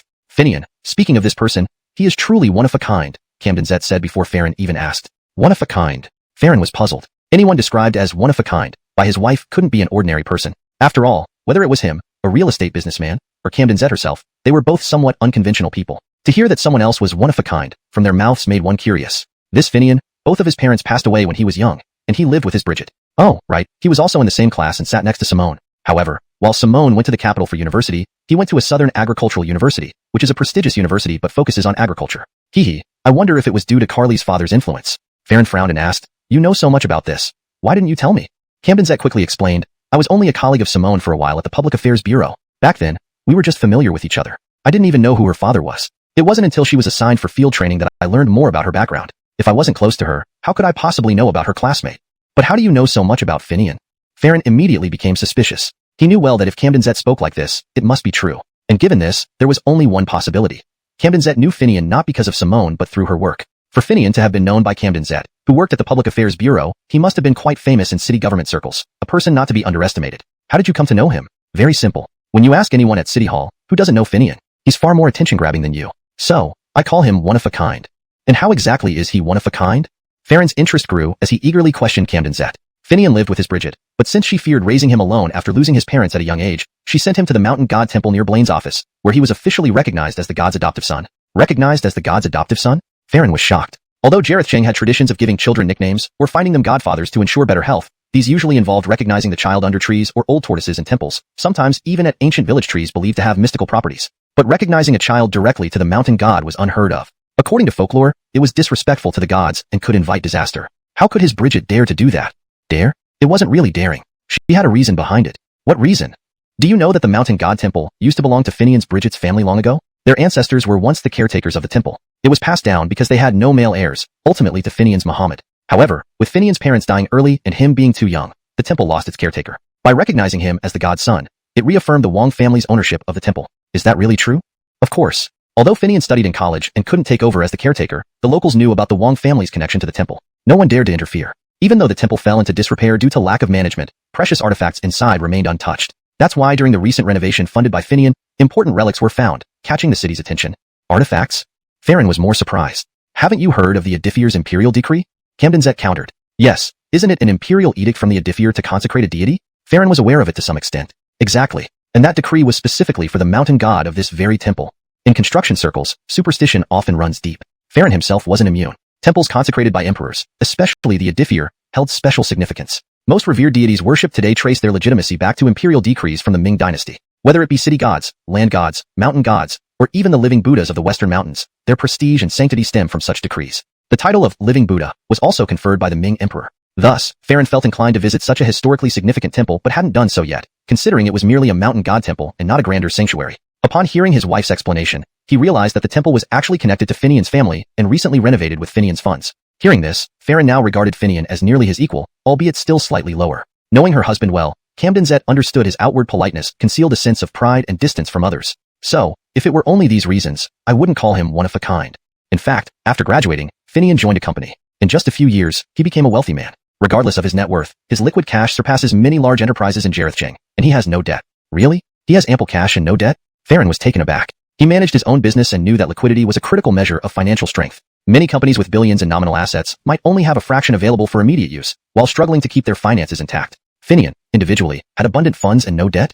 Chapter 223. worth making friends with, too. Farron was very clear about where the funds for steady development came from without loans. However, he was extremely interested in how Finian, who did not run his own company and was merely an employee, could have cash flow comparable to some large corporations without any loan liabilities. Camden Zet naturally understood what her husband was concerned about. Even she felt somewhat startled when she heard about Finian's net worth and current situation, and a part of her heart stirred slightly. After all, such a man is the ideal gold-digging bachelor women dream of, glittering with gold and diamonds. Looking at her husband's expression now, she knew exactly what he was thinking and continued to speak immediately. Apparently, Finian's job after graduation was recommended by his professor to an outward-oriented family-owned enterprise that went public. Not only did it go public, but it also controlled almost the entire production and supply chain, exporting most of its products.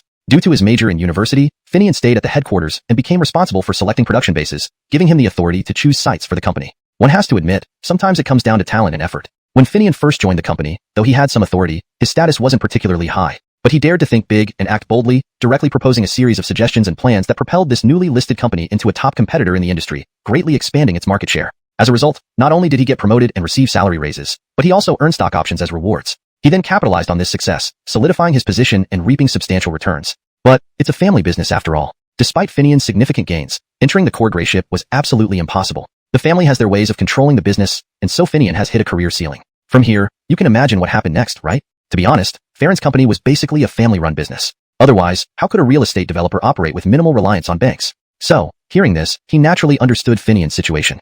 Very capable and daring. Such qualities would make someone a key player in any entrepreneurial enterprise, someone who could lead and create a new landscape. However, family businesses are inherently conservative and prone to favoritism. They prioritize kinship when selecting talents. Without being family, one could never become part of the core circle. At Finian's level, even if it were an ambitious family enterprise, it might offer better opportunities to career managers. However, within China's context, trusting the integrity of career managers is challenging, making it virtually impossible. Reaching this point, Finian had two choices: either blend into the family by becoming a son-in-law or leave. If he stayed, he'd live off past accomplishments. If he left, he'd seek other opportunities. It seemed Finian chose the latter. Otherwise, why would he return to Jarethcheng and meet me here, especially with Diana? Didn't that family try to recruit talented people like Finian back then? When Farron asked this question, Camden Zet smiled and replied, "You're thinking too much. A person of his caliber wouldn't go unnoticed, would they? The family enterprise wouldn't have reached this point otherwise." But their methods didn't align with Finian's mindset. That's why he left the company and returned to Jarethcheng. How could HR miss this so badly? A talent significant enough to be rewarded with stocks and options surely participated in the company's core secrets. How could they let Finian leave under any circumstances and return to Jarethcheng? Farron found this hard to believe. You wouldn't expect their methods to fail. For anyone else, they probably would have secured a golden matchmaker and tied them down. But you know Finian. He lost both parents and grew up with his Bridget, whom he deeply respects. His grandma holds the highest place in his heart. They overlooked this, causing Finian to rebel and leading to the present situation. I bet the person responsible for this is regretting it now. But what did they do exactly?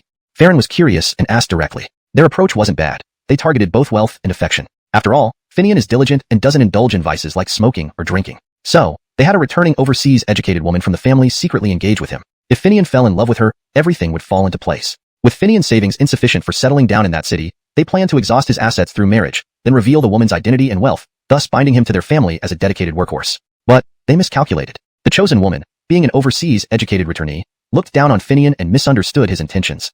Finian never intended to settle in a big city. He wanted to return to Jarethcheng to care for his Bridget. If the woman had known and been considerate, she would have respected his wishes. After all, his Bridget is elderly, even if healthy. How much longer can she live? When his Bridget passes away, wouldn't Finian naturally settle in the city? Chapter 224. Worth Cultivating, 3. But they ignored the fact that Finian's Bridget was still alive, which meant he couldn't leave his hometown for the city. Instead, they harbored the thought of pressuring Finian to taste the cold shoulder and to distance themselves from him. At this point, Camden Zet chuckled and continued.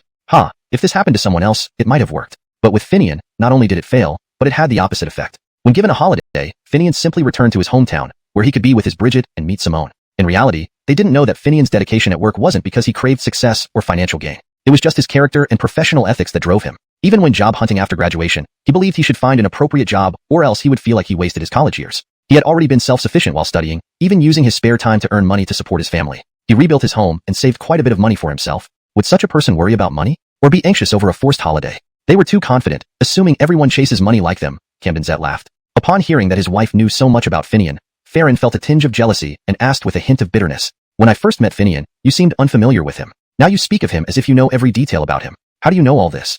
Camden Zet detected the jealousy in her husband's voice. She gave him a flirtatious glance before responding. Are you afraid I'll fall for Finian? Relax, he wouldn't even look twice at me, especially with Deputy Jamie's daughter around. As for not recognizing him immediately, it's because he's incredibly low-key, rarely showing up unless necessary. Believe me, although he's renowned in both municipal government offices, very few people have actually met him. Besides, trying to recognize someone from photos back then, was that even possible? Who would have thought I'd run into him here? Why do you know so much about his past? It's not that I know, someone else does. I merely heard it from her. Who? Karina. You know our relationship. She is now stationed in Wangshan, not just to treat her mother but also because she and Finian are business partners and close friends with Simone. Got it. Mentioning Karina, Farron certainly understood. And it was his idea for Camden Zet to befriend Karina. To put it bluntly, Camden Zet's work at the Public Utilities Bureau was also Farron's plan. Running businesses, especially real estate, without paying attention to policy trends? Especially for someone like him who didn't rely on loans and operated differently from typical developers, it was crucial to monitor policy changes closely to avoid wasting funds. After all, the capital came from his family and villagers' relocation compensation. If he incurred losses, he'd have no way to explain it. So, he made great efforts to get Camden Zet into the Municipal Public Utilities Bureau to gather useful information and cultivate valuable connections for his company. Karina was one of those he asked Camden Zet to specifically connect with. Once Camden Zet revealed that her knowledge of Finian came from Karina, who was a close friend of Simone, Farron understood. Karina was not someone to underestimate. Despite the Camden family not holding key positions in the city anymore, Karina's Muhammad was once the highest-ranking official in Jarethchang, a respected elder. Thus, as long as Karina stayed within bounds, no one dared trouble her. She indeed had a keen business acumen and amassed considerable wealth while knowing when to let go. Truly a shrewd businessman. This was why Farron valued her. Given her close friendship with Simone, it was normal for Karina to know Finian's background. So, Finian is still on holiday? Having clarified the source, Farron's jealousy faded, and he continued to ask questions. Not really. He resigned a long time ago. During his holiday, Finian returned to Wangshan, and the village was dealing with greening a forest area. The village chief, Finian's childhood friend, and Simone, his classmate, persuaded him to take on the greening project. There was a twist though, which brought Simone and Finian closer until they became a couple. Really? What happened? Do you remember the illegal mining case a few years ago? It happened in Wangshan.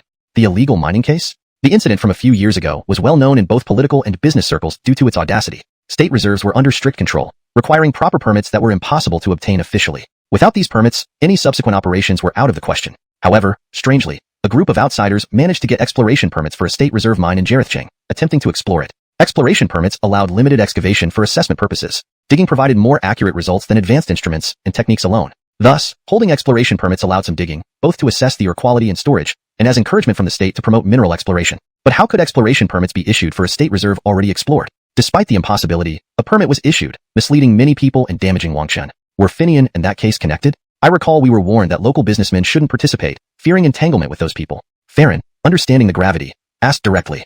Chapter 225. Worth making friends with. 4. Weren't those people already arrested? How are they now connected with Finian? Did they get released? But that's impossible. Even if they were, would they dare come back here to cause trouble again?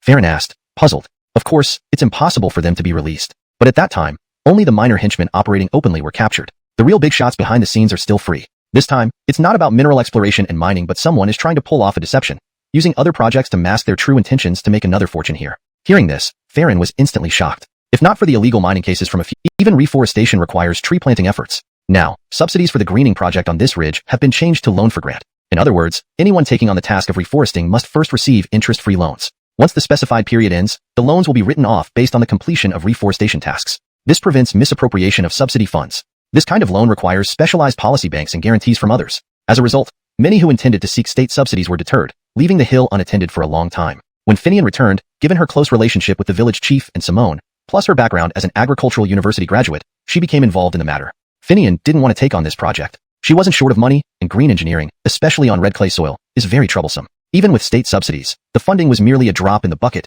insufficient. But on one side, her childhood friend and beautiful classmate urged her. On the other hand, during her visit to the mountain shrine upon returning home, it collapsed. To rebuild the shrine required land use permission, located within the reforestation area. Finally, the town and forestry department, having waited long for a reliable contractor, promised to consider granting land for the shrine if Finian took on the reforestation project. Thus, she reluctantly agreed, with the village chief and Simone providing guarantees. The next step was entering the loan approval process, which should have been originally meant to gain experience. This Alan never entered Simone's considerations, but considered himself her boyfriend. Arriving in Jarethchang to assist his superior, he acted like an imperial envoy. Someone approached him, mentioning the past illegal mining and the loan review for the reforestation project. Driven by greed, he suggested a public bidding process to halt loan approvals, setting up a company under a landscaping firm to take over the project. But everyone knew he had ulterior motives, to misuse interest-free loans and exploit the reforestation project to restart illegal mining, hoping to get rich quick.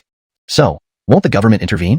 Chapter 226. Worth making friends with. 5. Could it be avoided? According to the rules, if there are 2 or more competitors for a project, a bidding process is required. That guy not only found a company to front for him to try and secure the landscaping project, but also brought in 2 other companies to accompany the bid. As a result, a bidding process had to be held. After all, Finian is just an individual facing off against companies, which inherently places him at a disadvantage. Not only that, but he used his power within the bank to subtly support them. So before any incidents happened, there really wasn't much we could do about it. Should we just let that guy get away with it? Farron asked in surprise. This as rules were confirmed, they would switch to mining permits. So, the land lease fees were left unpaid by those guys. No one could have predicted that they would turn out to be scammers who not only cut off the water supply but also destroyed farmland, without paying any lease fees. Eventually, Finian bought the leftover mess to cover the lease fees. So, Finian directly proposed that anyone who wanted to undertake the landscaping project needed to pay the lease fees up front. Not too much, just 5 years worth, which was a prerequisite for the bidding process. You need a bank-issued creditworthiness certificate to participate. That immediately caused the accompanying bidders to withdraw. That guy's company had the bank's backing, so they continued to try and secure the project. Finian also voluntarily withdrew. Conveniently, it seemed like that guy had the upper hand and was likely to win the contract. But then Finian proposed another condition, prohibiting heavy trucks from passing through the village roads. The roads were built with village funds and couldn't withstand the pressure of heavy vehicles. Also, landscaping didn't require such large transport capacity, right? Hearing Camden's up to this point, even Farron couldn't help but cheer in approval. The main reasons those guys were trying so hard to secure the landscaping project were twofold. One, for the landscaping subsidy. The other, to reuse old tricks, using the cover of greening to mask illegal mining. Even worse, they might use the subsidy money directly to fund the illegal mining. A classic example of getting something for nothing without capital, relying solely on a well-known name to intimidate others. However, requiring upfront payment for 5 years lease fees forced them to put down money upfront. This way, no matter what happened in the end, they already had a significant amount of lease fees in hand. Restricting heavy truck passage was the ultimate ace in the hole. To mine, you must have trucks for transportation. These were bauxite mines, heavier than rocks. Without heavy trucks to transport the minerals, even if you mined a lot, what good would it do? Not to mention needing to keep it secret. This directly choked the key point. Even if you could dig it out, how would you sell it if you can't transport it? This way, undertaking the landscaping project wouldn't just yield no profit, but would require a substantial investment. Who would take such a loss-making deal? Farron felt Finian had already secured victory. But after proposing these conditions, Finian let his childhood friend raise questions directly about the fronting company, asking whether it was independently accounted for or consolidated with the listed company. This hit the crux of the matter. A fronting shell company wouldn't share profits and losses with the big company. It would be independently accounted for, meaning that despite using someone else's brand, it was a complete shell company that wouldn't be held responsible for its actions. Upon hearing this, Farron realized Finian's methods were incredibly shrewd. Again, due to various reasons, the government couldn't prevent that guy from bidding. Although everyone knew what he intended, direct refusal wasn't feasible. After all, they were merely bidding. What could you do? And such a bold move usually has some backing power behind it. But discussing the company itself changed everything. Since it was independently accounted for, the parent company's credentials and financial proof couldn't be used. You must have your own set of documents. Otherwise, you don't even have the qualifications to bid. A shell company, aiming to make a quick profit and leave behind a mess, wouldn't have a complete set of bidding documents. Because of this, Finian proposed that if they wanted the contract, they should provide a deposit, to be used exclusively for this purpose. The amount of the deposit is decided by the government, and you'd need at least half of the capital for the landscaping project. Although the state will eventually buy back the green land after successful verification, you need initial investments. This directly stopped that guy in his tracks. If he persisted, Finian's calculations had already boxed him into a corner, forcing him to focus solely on landscaping, with no way out. Finian is indeed underestimated. This person is definitely worth making friends with. Hashtag chapter 227, Sean's flattery. While Finian and Simone were enjoying their holiday in the poplar forest by the Yellow River, over at the shrine of the mountain god, Sean's illness had been completely cured thanks to Brooke's treatment and the completion of his god-paying activities at the shrine. To others, it seemed like Sean had suffered a huge loss. Ignoring the costs of staging plays for the gods, just repairing the road alone cost him a significant amount of money. Although most of the people present didn't care much about this sum, wasn't it better to spend his own money? Why give it to others out of anger? If it were a well-known grand temple, it could be seen as advertising for fame. But here in this small shrine in central China, even if it had some local fame, was it really useful? This small-scale place couldn't offer Sean any opportunities. Yet he smiled at everyone after his recovery, showing no sign of having lost face or money. But let's not dwell on that. After all, they were colleagues. They just felt a bit uneasy inside. However, Sean had different thoughts. Some things are only truly understood when experienced personally. Unless you've gone through it yourself, you can never fully grasp the intricacies involved. Sean genuinely had no ulterior motives. After this experience, the previously non-believing Sean now truly believed in the gods, especially the mountain god here. Even if he didn't believe in deities elsewhere, he would certainly show more respect. Who knows which deity might still be around somewhere. Sean now felt that visiting every temple and praying to the gods was not a bad attitude, right? It wouldn't offend anyone, would it? However, Sean is Sean, someone with a sharp business mind. Reflecting on Brooke's medical skills and reputation after this incident, an idea struck him. It seems I'm not entirely empty-handed. A deity with such miraculous powers and a renowned doctor with high medical expertise can provide me with space and benefits, can't they? With this thought, Sean chuckled. Not long ago, Sean heard that the wealthy Dax from his hometown wanted to rebuild his family's ancestral hall and announced he would fund whatever was needed. Sean wanted to take charge of this project. As a national master of arts and crafts, he had both the capability and the qualifications to do so. Winning this contract would mean forming a connection with Dax, the rich man from his hometown. Jareth did business in Southeast Asia. Though his name wasn't widely known in China, his wealth was substantial, relying on his wife's influential family. If listed on a billionaire list, his rank would be quite high. Most importantly, both Jareth and his wife's family were believers and made generous donations to various places across China. If he could establish this relationship, wouldn't his future business prospects improve? So, Sean visited Jareth directly, considering they were from the same town. Given Sean's prestige, this visit should have gone smoothly. However, fate has its twists. Just before Sean's visit, Dax and his son, who lived with them, fell ill suddenly. With the hosts sick, forget the project. Meeting them was difficult. Sean left disappointed. Upon returning, he found out that Jareth's illness was indeed real, and the Jareth family was searching for famous doctors to treat them. Naturally, the project was put on hold. Sean had to set aside his plans. But after experiencing his encounter with the divine, he wondered if he could turn this misfortune into an opportunity and gain some benefit. At least Brooke's medical skills were top-notch in this region, recognized even within the province. Plus, one ran his own hospital.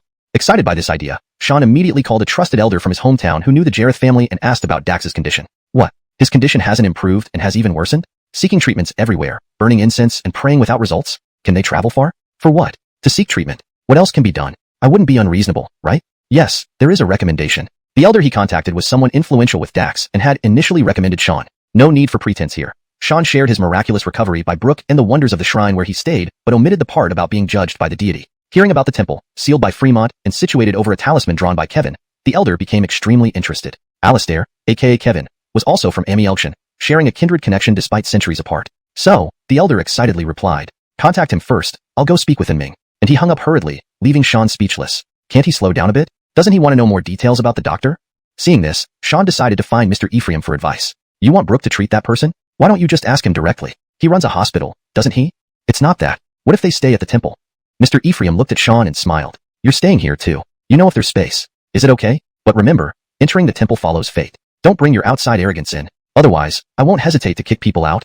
Chapter 228. Return quickly if something happens. Finiank was unaware that not only Farron and Camden Zet were discussing him and considering befriending him, but also the old monk at the temple named Brenton had intentions to get closer to him. After spending a night enjoying the scenic beauty of the Yellow River Beach with Simone, he got up early the next morning and started his activities. Nowadays, everyone enjoyed 2-day weekends, even Simone had consecutive 2 days off. So, they planned on staying another day here, leisurely enjoying themselves before returning home early the next morning. However, just as they woke up and wanted to freshen up before taking a walk along the Yellow River Beach and checking out some free-range chicken farms to learn about their operations, hoping to have something to refer to once back home, Finiank thought it might be interesting to buy a few free-range chickens to compare how they would fare in his orchard. It's true that people who have work on their minds can't help but pay attention to things related to their profession even when they are on holiday. However, just as he stepped out of the caravan, he saw Farron approaching from afar with a friendly smile. Liang Xiong, why are you up so early? Finiank greeted with a smile. Early? Not really. Sleeping in a tent isn't like your caravan. I couldn't sleep, so I decided to take a stroll. Why are you up so early too? Are you planning to go back?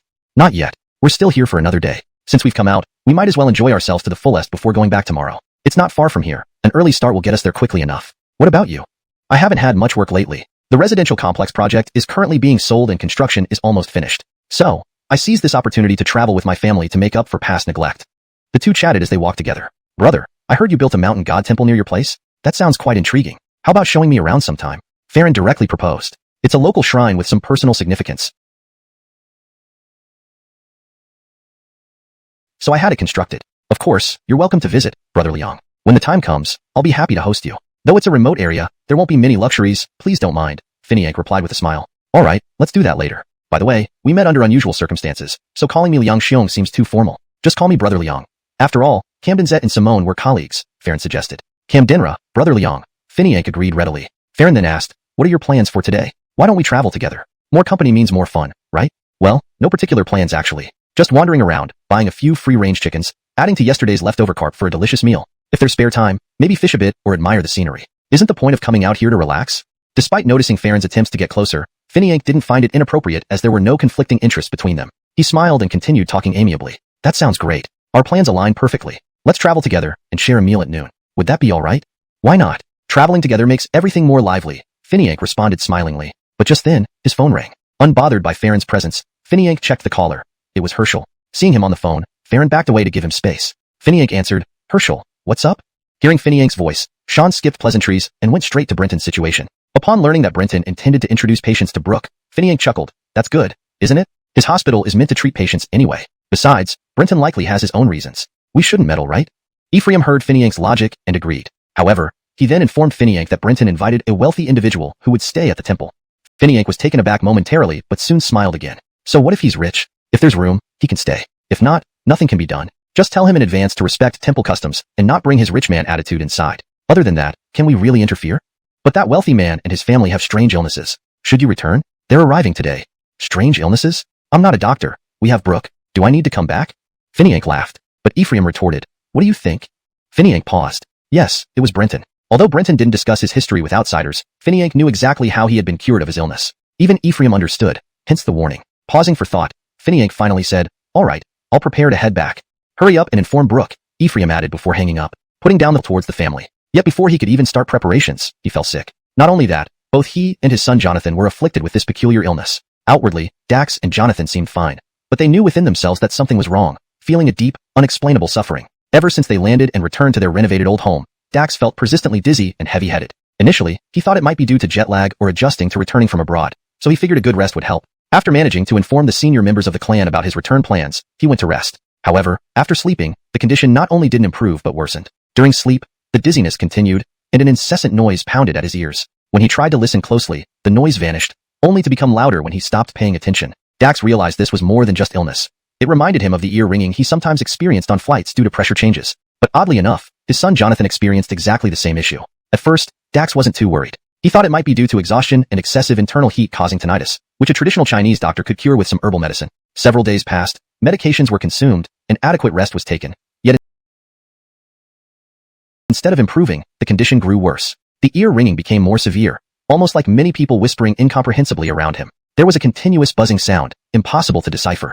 Worse still, it never ceased, even at night, turning sleep into a distant luxury. People initially doubted if Dax was faking his illness to avoid spending too much on the ancestral temple, but seeing the state of the father and son duo confirmed their ailments. After days without rest and constant torment, anyone would break. Dax and his son now looked pale and weak, unable to walk steadily. Insomnia combined with mental anguish resulted in loss of appetite, further weakening them. The Jareth family became frantic, consulting renowned doctors, exploring various remedies, legal, illegal, conventional, unconventional. Despite all efforts, there was no improvement, only a worsening condition. Initially, medication provided brief respite, but now, even sedatives failed. Dax joked that being knocked unconscious wouldn't work either, as the buzzing would wake him instantly. Desperate times called for desperate measures. Dax, who believed in exorcisms, tried every available method, Buddhist, Taoist rituals, shamans, but none worked. Instead, the whispers now sounded like eerie chants, forcing him to hear what he dared not listen to. He knew he was developing hallucinations, but hoped not to succumb fully, knowing the next step would be psychosis. Could this be psychosis? Dax couldn't accept that. All possible treatments were exhausted except for grand ritual. Absolutely. Do we have food? I'm starting to feel hungry. Overjoyed by his desire to eat, she cautiously gave him a glass of milk. Finishing it quickly, Dax suddenly remembered his son. How is Jiaoyang? To everyone's relief, Jonathan was also drinking milk. Haha, we're finally saved. Chapter 230. Amazing, right? But you're still sick. Admittedly, it might be that amazing. When the car arrived at Blaine's place, although Dax and his son Jonathan weren't completely rid of the whispers by their ears, they were starting to feel sleepy, constantly yawning. If not for forcing themselves to stay awake to meet Brooke, they might have fallen asleep already. If you're tired and can sleep, then go ahead and get some rest. After all, you've been exhausted working in your department.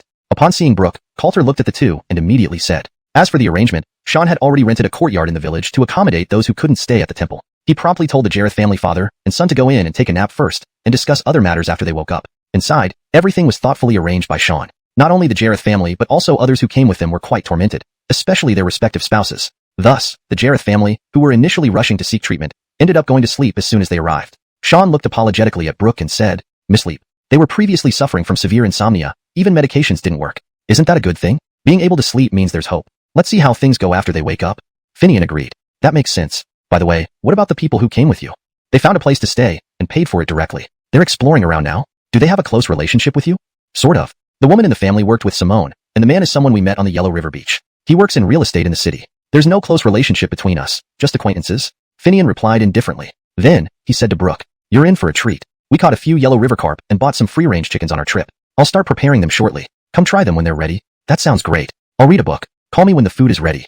Without any pretense, Brooke went straight to the backyard to read. Knowing that Simone was discussing her parents' situation with Santana inside, Finian took the chicken and fish from the RV and entered the kitchen. Santana had tasted Yellow River carp before. Today, Finian wanted to showcase his cooking skills and let Santana taste the delicious dishes she once enjoyed. Just as he entered the kitchen, he heard Jacques calling from outside. Are you there? Why did you come? How could I not? You brought two wealthy individuals to the village. Are you planning to get something out of them? I need to ask you about it and cooperate, right? Finian hurriedly stopped Jacques. Don't do anything rash. They came by chance. Sometimes, people with too much money aren't necessarily a good thing for us. Let it happen naturally. I was just saying. See how scared you got. Alright, I'll follow your lead. So, what are you cooking? Jacques looked around and directly asked. Yellow River carp and free-range chicken. Got them from the Yellow River. Take some back later. Camdenra, I'll eat and take some back after dinner. Let my family taste it too. You're planning to eat and take away? Why not? considering you were out enjoying yourself while we were working hard in the village. This is compensation. After teasing each other, Jacques assisted Finian, and a sumptuous meal was quickly prepared. I'll call everyone for lunch. You bring the dishes. Finian called Santana and Simone first, then Brooke. Everyone sat down to an appetizing lunch. With the yellow river carp, the dish that Santana and grandfather once had in Jarethchang was definitely included. It was uncertain how this dish compared to the past. As for the free-range chicken, it was simple, stewed chicken with mushrooms. Despite the time constraint, they used a pressure cooker first, then simmered it, making little difference. In addition, Finian bought fresh eggs from the Yellow River beach, which were stir-fried with wild vegetables. Another dish was sweet and sour pork made from locally sourced pork. Finally, there was vinegar-braised cabbage from the Yellow River beach and silver ear lotus seed soup, with the lotus seeds coming from the riverbank. There were also 2 cold dishes, ginger-flavored lotus root and garlic-smothered pork belly. All ingredients came from the Yellow River beach. Cherry, try the carp and compare it to the past. Finian and Simone pleased Cherry, who was smiling widely as she picked up a piece of fish, dipped it in the sweet and sour sauce, and savored it. Delicious, just like before. Everyone began eating together after Cherry praised the dish. Is that Chavi really sick? Simone asked. Yes, but we need to examine him further to know the specifics. Chapter 231. The Miraculous Method. The Jareth family father and son woke up feeling much more relaxed. Although there were still some muffled sounds echoing in their ears, it was no longer as disruptive as before. Instead, it felt like a tolerable ringing that ordinary people might experience. Are you awake? How do you feel? Mrs. Jareth looked at them anxiously as they stirred and quickly asked. Much better. A good night's sleep has really helped. Seeing Chavi with this expression for the first time in days, Mrs. Jareth felt relieved and immediately said, Eat something first. I'll go find the Coleman. Shortly after, someone brought them congee made from ginseng fragrant rice to boost their strength, while Mrs. Jareth personally went to find Brooke. All right, I'll be right over. Brooke agreed and prepared to examine the Jareth family. At this moment, Finian suggested, Let's all go and see. So let's go then. Simone also followed along, and the group headed to where the Jareth family was staying. Sean was already waiting there. Chavi, Mr. Wong, Lawrence Shu, you're here? Sean greeted each of them and led them into the room where the Jareth father and son were. The two had just finished a bowl of ginseng congee and were waiting for Brooke. How are you feeling now? Sleeping did help a lot, but we still hear the same muffled noises, just much quieter than before. That's how it is. Stretch out your hands. Let me check your pulse. Brooke proceeded to diagnose by checking their pulses. After examining both Dax and Jonathan, he smiled and explained. Your illness is quite simple. There's an abnormal growth in your brain. Just get a hospital examination, have surgery to remove it, and stay here for recovery afterward. So simple? Just a quick pulse check, and such a short diagnosis? This left the Jareth family puzzled. Mrs. Jareth hesitated and finally asked, Sir, don't you need to check further? To be honest, Mrs. Jareth and the Jareth family felt almost cheated. They had visited numerous renowned hospitals and doctors back home, undergone all sorts of examinations, especially thorough brain scans, and yet came all the way here? If not for feeling significantly better upon arrival, and improved mood and energy after resting and eating, Dax would have considered leaving immediately. How so? Don't believe it? It's simple. Go get checked at a hospital, and you'll know. Your traveling companions probably include medical experts who can verify the results. Let's rely on objective evidence from the machines, shall we? Brooke spoke calmly, and the Jareth family found themselves agreeing. You're right. Machines don't lie. One check should reveal the truth. Dax nodded and agreed. Let's follow what the doctor suggests. Thus, the Jareth family traveled all the way to Blaine, slept, and then drove to the county hospital. They first examined at the one family hospital, received the results, but were still unconvinced and went to the county people's hospital for another round of checks. Both results showed identical findings, a small tumor at the back of their brains near the auditory nerve. The doctors recommended immediate surgery to prevent potential deafness or tinnitus as the tumor grew. Considering the current size of the tumor, removing it and testing if it was benign or malignant would be wise for preparation. Despite agreeing with the doctors, the Jareth family consulted the famous doctor they initially contacted, sharing Brooke's diagnosis, test results, and the doctor's advice, along with x-rays. The doctor reviewed the images and responded, In that case, I suggest you trust Mr. One. His ability to accurately diagnose through pulse alone speaks volumes about his skill. From the images, your tumors aren't in critical positions, and only minor surgery is needed. I doubt it's malignant, so rest assured. Reassured, the Jareth family returned to the one family hospital for the surgery. Despite knowing they had sought second opinions, the hospital staff remained unfazed, especially given their affluent background. They arranged the surgery, which went smoothly, and delivered positive news. The tumor is benign and unlikely to recur. Overjoyed, the Jareth family covered the surgical costs and gave generous red envelopes to the surgeons and nurses. Initially reluctant, the medical staff eventually accepted and donated to a Hope Project charity. Dax still remembered Brooke's instructions and decided to return to Blaine to ensure they could recuperate properly. Without ear ringing now, who knew if the condition could recur? Although the Jareth family didn't believe their earlier home tests were faulty, they couldn't explain the sudden appearance of a tumor that wasn't previously detected. It seemed peculiar. But regardless of the confusion, they focused on recovery. Dax thought meeting Brooke in person in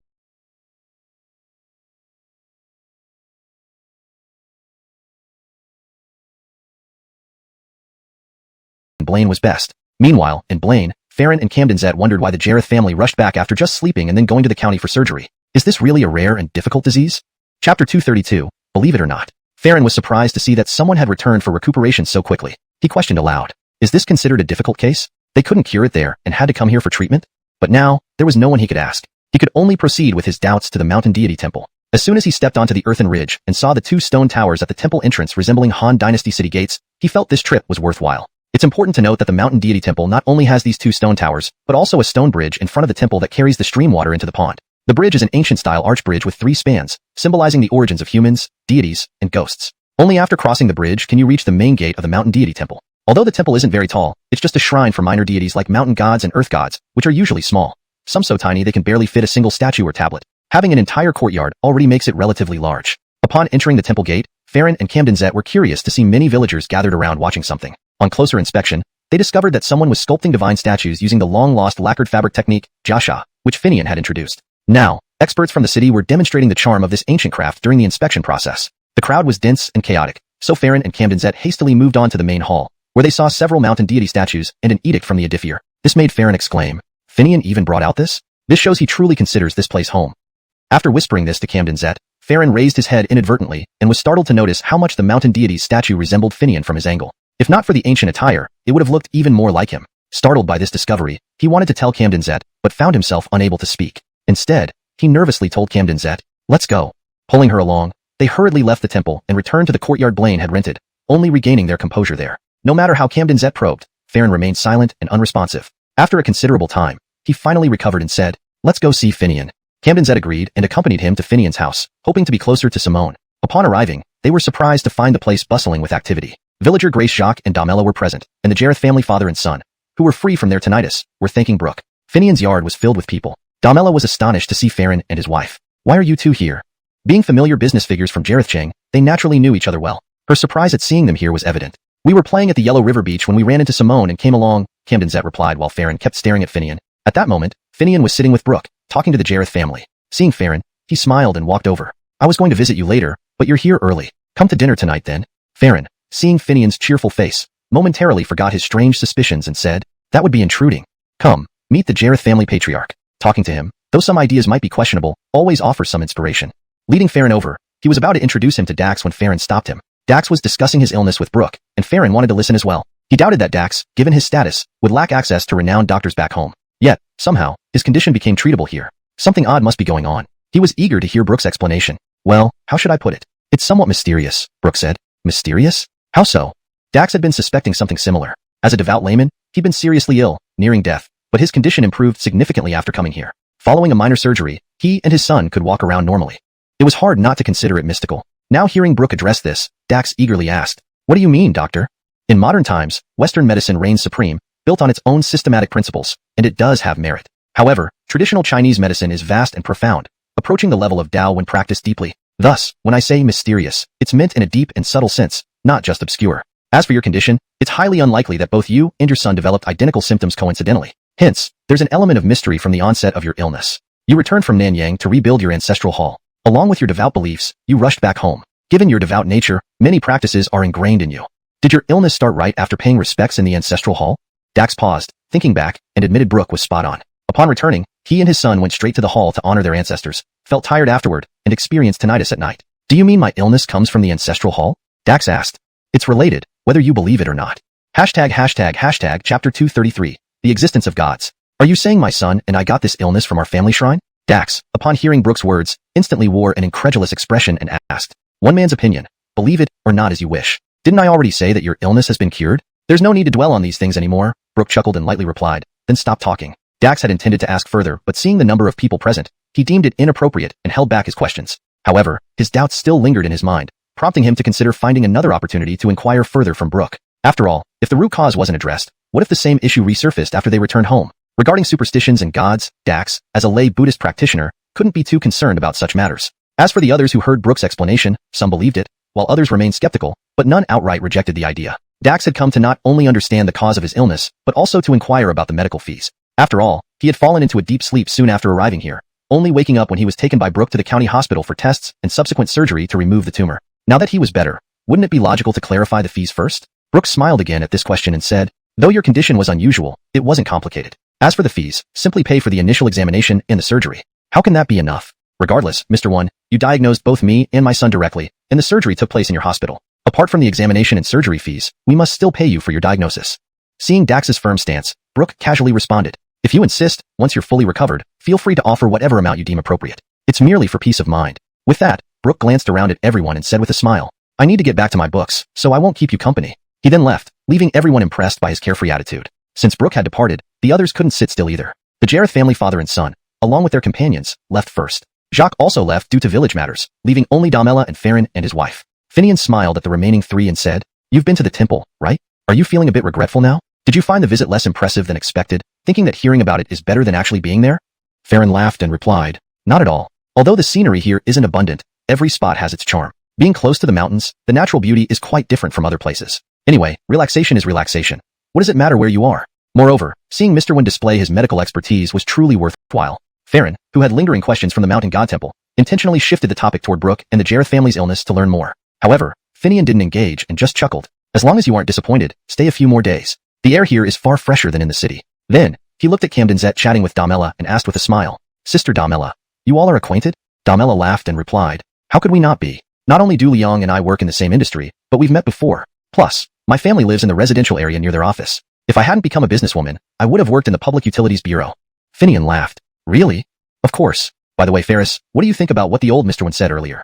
Unexpectedly, Damela showed a keen interest in supernatural matters and asked Finian directly. Well, how should I put it? How about I call Brooke out and let you ask him yourself? Seeing Finian trying to avoid the question, Damela frowned and scolded. I'm asking you, why involve others? You're like an uncle to Brooke, but you should show some respect to the elderly. Just tell us your opinion. Damela had stayed in Blaine for quite some time and noticed Finian's peculiarities. With an opportunity and knowing the others weren't outsiders, she wouldn't let it slip. Encouraged by Damela, Farron also asked, Is there really something to the belief in ghosts and gods? Realizing he couldn't avoid it, Finian, seeing Damela and Su Tong paying attention, finally spoke. Well, how should I explain it? Let me just say this. Belief makes it real. Disbelief makes it false. Some phenomena are hard to explain perfectly, aren't they? Pausing to gauge everyone's reactions, Finian continued. But this vague response did not satisfy Damela. She hugged Su Tong's shoulder and playfully complained. Maisie, look at him, dodging our questions. Aren't you going to intervene? Su Tong laughed. Sister Damela, what can I do about it? Besides, can Ferris possibly know everything? Fine, but he must explain clearly. At least, explain the illness of the Jareth family father and son. Su Tong nodded and asked Finian directly. They did seem odd, falling ill together with identical symptoms and getting well simultaneously. It's impossible not to be suspicious. What do you think? Feeling Su Tong's curiosity piqued, Finian sighed inwardly before responding. Do you all want to hear it? Yes. Do you prefer a scientific explanation or a superstitious one? Upon hearing Finian's question, everyone stared at him in surprise. What? There are two explanations for this? Quickly tell us. Chapter 234, Deceptive Rationalizations. Let's start with the scientific explanation. It's quite straightforward. Dax originally planned to retire from his business activities, so he brought Jonathan closer to impart wisdom and experience directly, intending to familiarize him quickly with the family business for a smooth transition. This way, Dax could retire and enjoy a peaceful life. Consequently, the two were practically inseparable, going to work and coming home together. Not only that, but the father and son shared strikingly similar habits and dietary preferences. Given that they already had common genes, it isn't surprising that they contracted the same illness, right? There are always genetic factors at play. Who can say it wasn't a coincidence? Finian paused here to glance around at everyone, but Damela was unconvinced and asked directly. But even if that's true, how could they both get sick simultaneously? How do you explain this coincidence? Finian smiled and responded, It's simple. They originally lived in Nanyang. Their return to their ancestral hometown was to prepare for Dax's permanent settlement back home. Thus, their whole family returned to China. In the same environment, with the same genes, two people undergoing similar changes in lifestyle habits, such as the stress of renovation and ceremonies, it's not unusual for latent health issues to manifest at the same time. Moreover, there's concrete evidence. The existence of pathology proves its legitimacy. Whether it's by coincidence or not, their medical examinations and successful surgeries verify the presence of tumors. The facts are undeniable. Who can argue against this? At these words, no one in the room could counter. Indeed, while it seemed peculiar, the clear results of the examination and surgery showed tumors did exist. And after the surgery, the symptoms vanished immediately. Within a day, Dax and his son appeared perfectly normal. Could anyone deny these facts? So, despite still finding Finian's explanations somewhat unconvincing, the undeniable reality left them speechless. Now, let me provide an esoteric explanation. Let's see if it aligns with the scientific one in terms of logic. This time, Simone spoke up instead of Damela, fixing her gaze on Finian. Do you really want to hear it? I'm afraid it might challenge your worldview. Even if it does, we must hear it. I don't believe you can rationalize it given the surgical results. Can you really attribute this to the plot of a fantasy novel? Damela challenged, her eyes also focused intently on Finian, awaiting a reasonable answer. It's actually simple, Finian said calmly. The Jareth family offended some wild deities. What do you mean? Many present found individual elements of his explanation understandable, but collectively confusing. Regarding ghosts and deities, I don't need to elaborate much. However, they are categorized into orthodox and unauthorized forms. Orthodox deities are those recognized by official decrees and venerated across various Taoist sects, from Jade Emperor down to door and kitchen gods. These deities are widely acknowledged and often officially worshipped during festivals and significant events. Besides these, there are many other deities worshipped by certain individuals or groups for specific purposes. They are considered supernatural beings but lack formal recognition, hence labeled as unauthorized or wild deities by the government and populace. These deities may not be as revered as the orthodox ones, but they still possess unique spiritual powers. Dax, known as a layman practitioner, living in Nanyang, naturally doesn't belong to our traditional Chinese lineage. If he stayed in Nanyang, he would have been fine.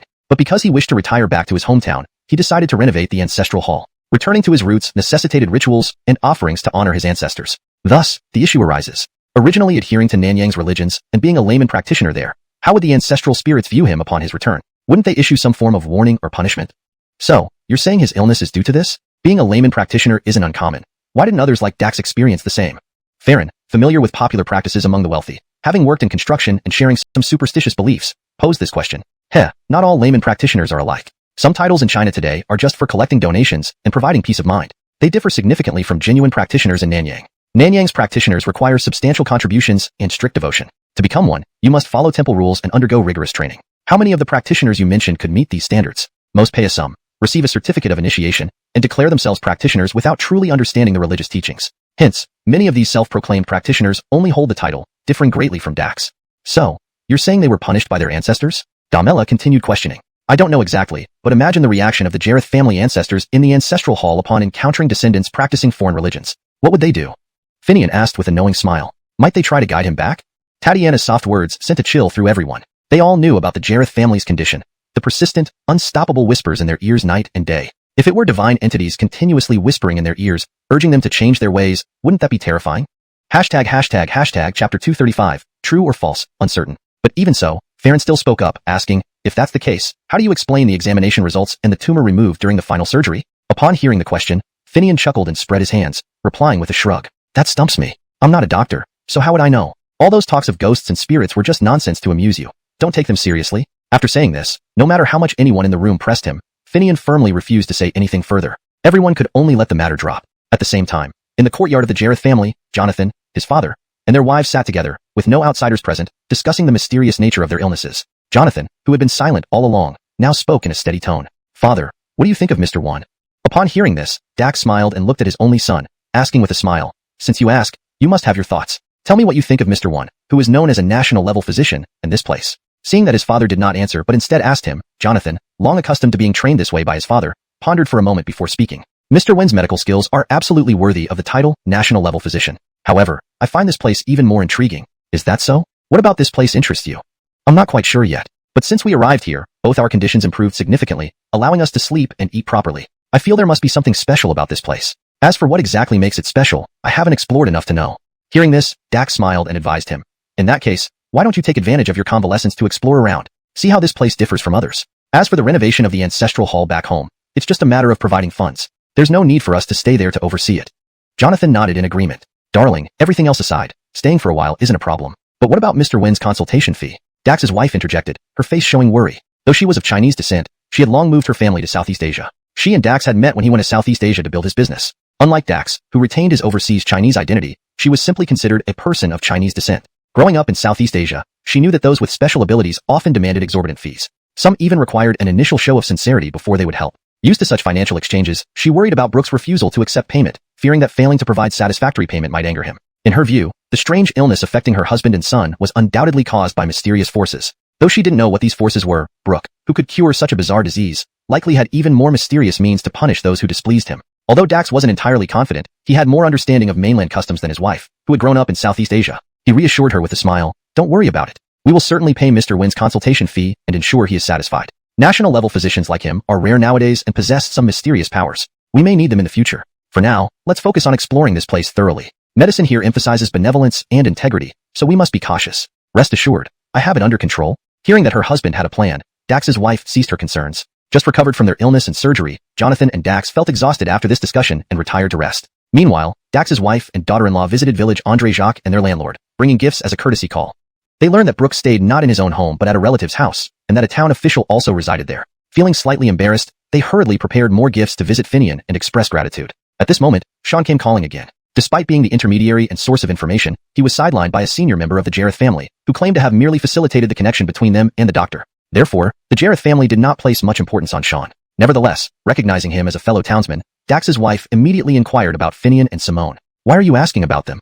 Sean was puzzled. But once Dax's wife explained her intentions, he grew anxious. Jareth, madam, you've underestimated them. Here, Finian and Simone are the most respected people, akin to a Dadak in Southeast Asia. Even the renowned national physician who treated Chavi is Finian's nephew and studies under him. It's said that Mr. Wynn's medical knowledge comes from Finian's family elders. We're here to learn a lost craft called Jiaksushi, which Finian revived. Unable to describe his experience at the Mountain God Temple, Sean likened Finian to a Dadak to emphasize his importance. Dax's wife was surprised. Is that true? How could it not be? Do you know there's an imperial temple on the nearby mountain, owned by Finian's family since ancient times? Hearing this, Dax's wife was stunned. In her understanding, someone with an ancestral imperial temple would be as powerful as the mystical shamans in Southeast Asia. She had inadvertently overlooked such a significant figure.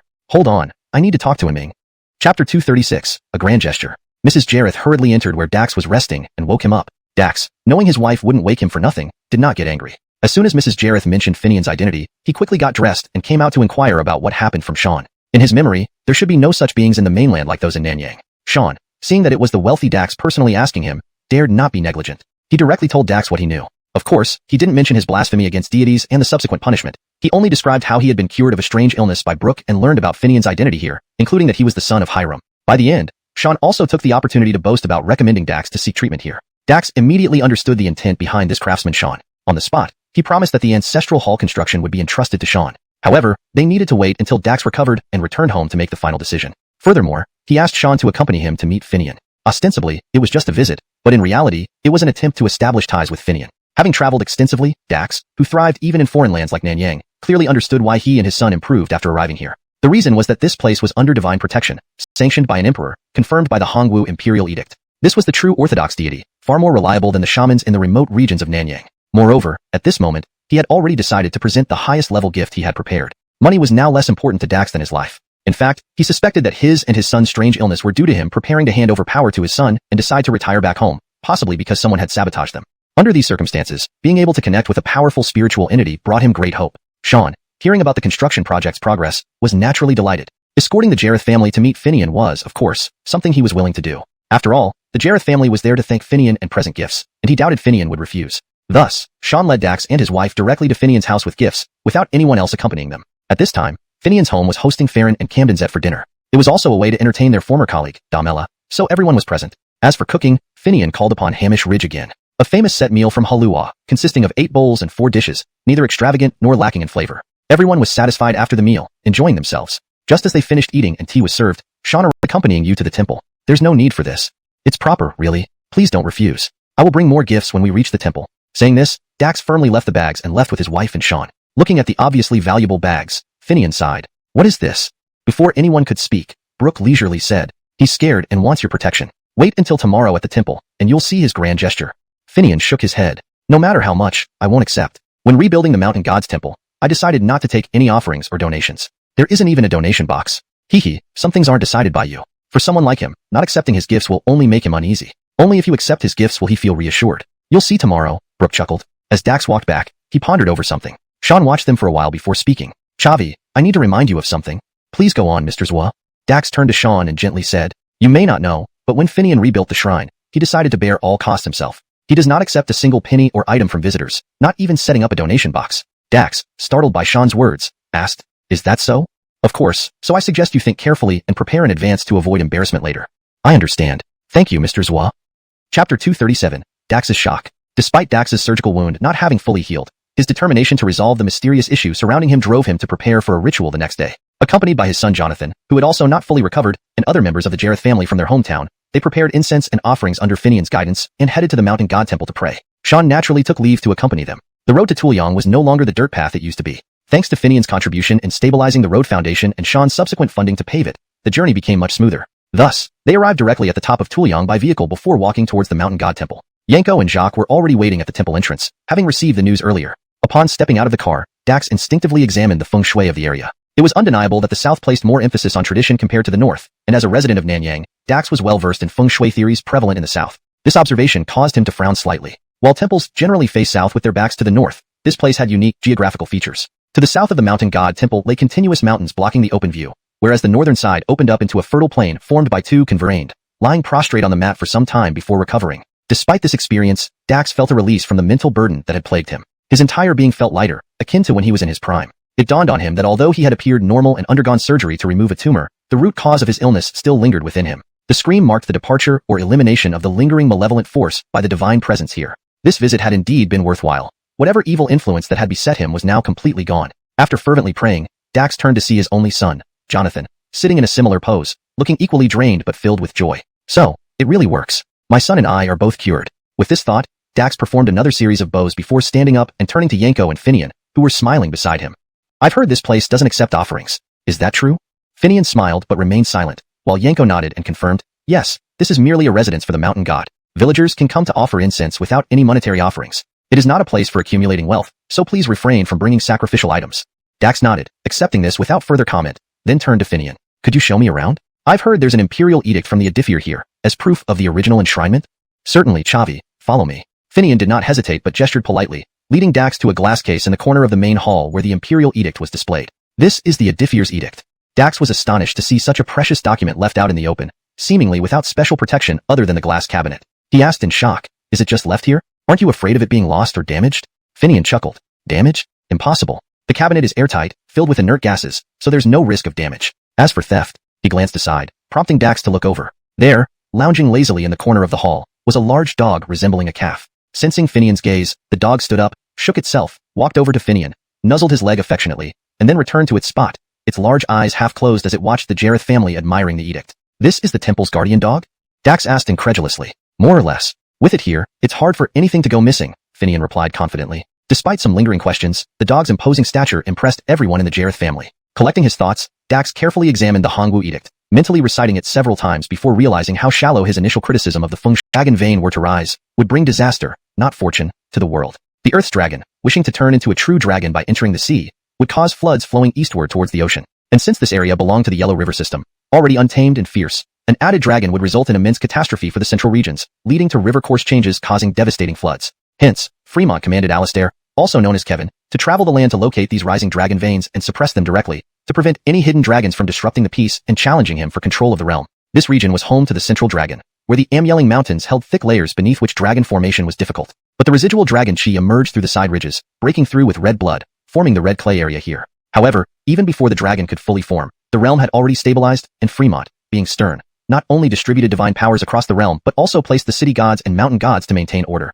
Thus, this mountain god temple, sitting atop the dragon head, facing the jurisdictional mountains, appropriately subdued the surrounding area, maintaining stability. This insight Dax derived from the imperial decree. So, hospital here necessary? I believe it is, Dax insisted confidently. Seeing this, Finian chuckled and told Dax, discuss with the village first, then let's see. He called over Jacques and said, Chavi wants to build a hospital here, talk it over with him. Jacques turned to Finian and greeted Dax, Chavi, is that so? With Jacques handling things, Finian stepped aside, pulled out his phone, and called Melvin. Melvin, what are you up to? Busy, anything? Yes, I heard our town's health center isn't doing well. Conditions are average? Melvin became alert upon hearing this. What are you planning? Not an investment proposal, is it? These days, township health centers struggled. With improved transportation and economic prosperity, people preferred going to county hospitals directly, making life tough for township health centers despite government support. However, they were indispensable for basic healthcare, especially in emergencies. If Finian offered investments, it would indeed be beneficial. A properly funded health center meant less worry for the town. I'm swamped with work. However, a wealthy businessman from Nanyang came here seeking treatment from Brooke and showed interest in investing. Is the town interested? Melvin, excited, shouted. Absolutely. Keep him there. I'll be there immediately with the health center staff. Without waiting for a reply, he hung up. Finian shook his head and walked over to Jacques, who was still talking to Dax. Melvin and the health center staff will be here shortly. Hashtag chapter 239. Essentially the same. I want to build a rehabilitation hospital here, not in your town's hospital. Seeing Melvin and the Linda rushing over with excited expressions, Dax helplessly explained this to Finian. I know what you mean. But since Melvin and the director are already here, shouldn't you at least give them the courtesy of a tour? What if you end up liking the clinic? Finian responded calmly to Dax's words, speaking softly beside him with an enigmatic smile. Dax hesitated for a moment. Although he didn't immediately agree, his attitude toward Melvin and the director noticeably softened. Initially, I came here for treatment. Admittedly, I had my reservations before arriving. But once here, I was pleasantly surprised by not only Dr. Wen's exceptional medical skills, truly a master, but also by the beautiful environment, which made my family and me feel like we were on a retreat. Therefore, I considered establishing a rehabilitation hospital here, so that I and some friends could receive Dr. Wen's care and enjoy excellent recuperation. Hearing this, Melvin beamed with pride. Dax might not be famous according to any rich lists, but those rankings were sometimes laughable. They merely calculated public commercial values, ignoring substantial private wealth. Who would publicly display their total wealth? Not to mention, those who owned both traditional and emerging industries. Ignoring the traditional sector undervalued them greatly. Dax, retaining his Chinese nationality while building his fortune in Southeast Asia, wasn't even included in these lists. Yet, he was undoubtedly fabulously wealthy. Before coming, Melvin had investigated Dax. Thanks to his recent return to renovate the ancestral hall and his subsequent illness, his hometown reported on him. Melvin realized he was a prominent Southeast Asian tycoon.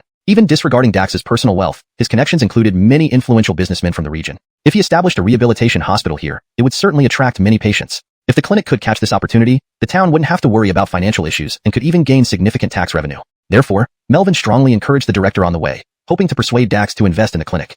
For the director, who had worked in the clinic since graduation and was nearing retirement, such an opportunity meant leaving a lasting impact, so he naturally agreed. Thus, they decided to ensure this potential investment materialized, no matter the effort. Melvin and the director believed Finian's recommendation carried weight, not realizing that Dax initially mentioned Blaine's land, not the town's. However, due to Finian's mysterious smile, Dax cooperated despite his doubts, glancing occasionally at Finian for cues. This dynamic did not go unnoticed, and Melvin and the director felt increasingly hopeful. It must be Finian's connection. We should just follow his lead. Finian saw Dax's hesitation and spoke directly. Just talking won't decide anything. Chavi wants to build a rehabilitation hospital here, primarily because of Dr. Brooks' reputation. Let's take him on a site visit. Perhaps that will expedite the decision. Dax agreed immediately, and Melvin and the director followed suit. So, Dax arranged for his family's care, then accompanied Finian and Melvin to meet Dr. Brooke, starting this peculiar inspection. Hamish, what is Dax up to? Dr. Wen asked once they were in the car. He's eyeing land in Tuliang or the village, planning to build a rural villa under the guise of a rehabilitation hospital. He has lofty dreams, but since he talks about building a hospital, let's make it a real one. Didn't you say your equipment was outdated? Now you can get new tools, don't hold back. He's rich, spending beyond measure. Yes, that works. Dr. Wen understood Finian's annoyance and readily agreed. The so-called rehabilitation hospital was mostly a facade for private villas with healthcare services. Approval for building villas was challenging, but hospitals were a different story, attracting investments instead of mere land sales. Once built, the villa hospital would still serve as a residence, especially if it operated privately or as a membership-only facility. Local authorities could only supervise but not interfere with operations. Dax and his wealthy friends planned similarly. Someone else might have readily agreed, but they met Finian, who knew Dax's intentions and already had plans for Blaine's land. Hence, Finian redirected Dax to the town clinic and involved Dr. Wen. He was waiting to deal with Dax. Neither Finian nor Dr. Wen aimed to profit from treating the Jareth family. They dismissed any talk of compensation, finding it dishonorable. But now, they were reconsidering. True affluence breeds indifference? Translation note, the term Brooke was used for the doctor's name, adhering to Pinyin conventions. Other proper names were kept consistent. The translation maintains the original tone and paragraph structure while ensuring natural English flow. Chapter 240. I really didn't mean it. At this moment, Dax had no idea that Finian would categorize him as a cunning businessman. From his perspective, or based on his experience, Brooke and Finian treating him and removing the root of his illness were merely for profit, just like the masters in Nanyang. Whether it was Brooke not charging consultation fees or the Mountain God Temple not accepting donations, it was all just a strategy aimed at getting more in return. But as a wealthy tycoon, he wasn't afraid of people asking for money. What worried him was if they lacked the skills but still demanded payment. With talent, one could indeed make money. Thus, Dax, who viewed interpersonal relationships through the lens of transactions, thought about building a hospital here in Blaine's village. He planned to bear all the costs, allowing Blaine's villagers access to medical care while also benefiting himself, his family, and friends. After all, he was nearing retirement age. When one gets old, everyone fears death. No matter how much wealth one has, facing life and death stirs the same emotions. This way, not only could he establish a long-term presence here, but his friends could also reap many benefits. A national-level doctor plus a master, this combination was rare in many places. With these two present, why worry about his own and his family's health? If those friends recover in a hospital built under his name, wouldn't they take care of his son in gratitude? If Finian agreed, all he wanted was a nominal position. Giving the hospital to Finian and Brooke wouldn't be an issue as long as he could visit regularly. However, the saying goes, it is not always wise to confide in someone with whom you are not yet well acquainted. Without enough rapport, many things couldn't be spoken outright. Dax treated Finian as an ordinary person without realizing that this move actually caused Finian's discomfort. However, Finian couldn't express it openly and could only gauge Dax alongside Brooke to understand his true intentions. What followed would definitely give this Nanyang tycoon a headache. When the car arrived at the health clinic, everyone got out to inspect it. It must be said that grassroots healthcare in China received significant attention. The extensive grounds and the buildings themselves spoke volumes about its importance. Although land in the town wasn't valuable, a clinic spanning several acres with uniform two-story red brick buildings and spacious courtyards lined with lush trees indicated an excellent environment. Initially designed as a basic hospital, the clinic had everything from registration desks to pharmacies and various departments, even a ward for patients. However, dodges were few and far between, mostly elderly with chronic diseases. Otherwise, there was barely anyone seeking treatment. Good environment, but dodge count is low. Could you tell me about your human resources and equipment situation? Though slightly unwilling, Dax was captivated by the surroundings and began asking formal questions. The clinic director paused, not because he dared not speak, but because the staff here, mostly nurses, were poorly qualified graduates from the local county's health school with associate degrees and were generally quite old. As for doctors, except for interns, the rest were hardly impressive. Doctors are a high-experience, high-education profession. A bachelor's degree barely suffices for internships in hospitals, and even those with master's or doctoral degrees may not handle matters independently. A college graduate was already a treasure for the clinic. Even the director himself was once a barefoot doctor who attended some training courses. Given the condition of the personnel, the medical equipment was similarly limited. It worked but wasn't top tier. Therefore, he hesitated and looked at Melvin, who then turned to Finian and Brooke, hoping they would decide. After all, weren't they the ones who cured Dax's illness?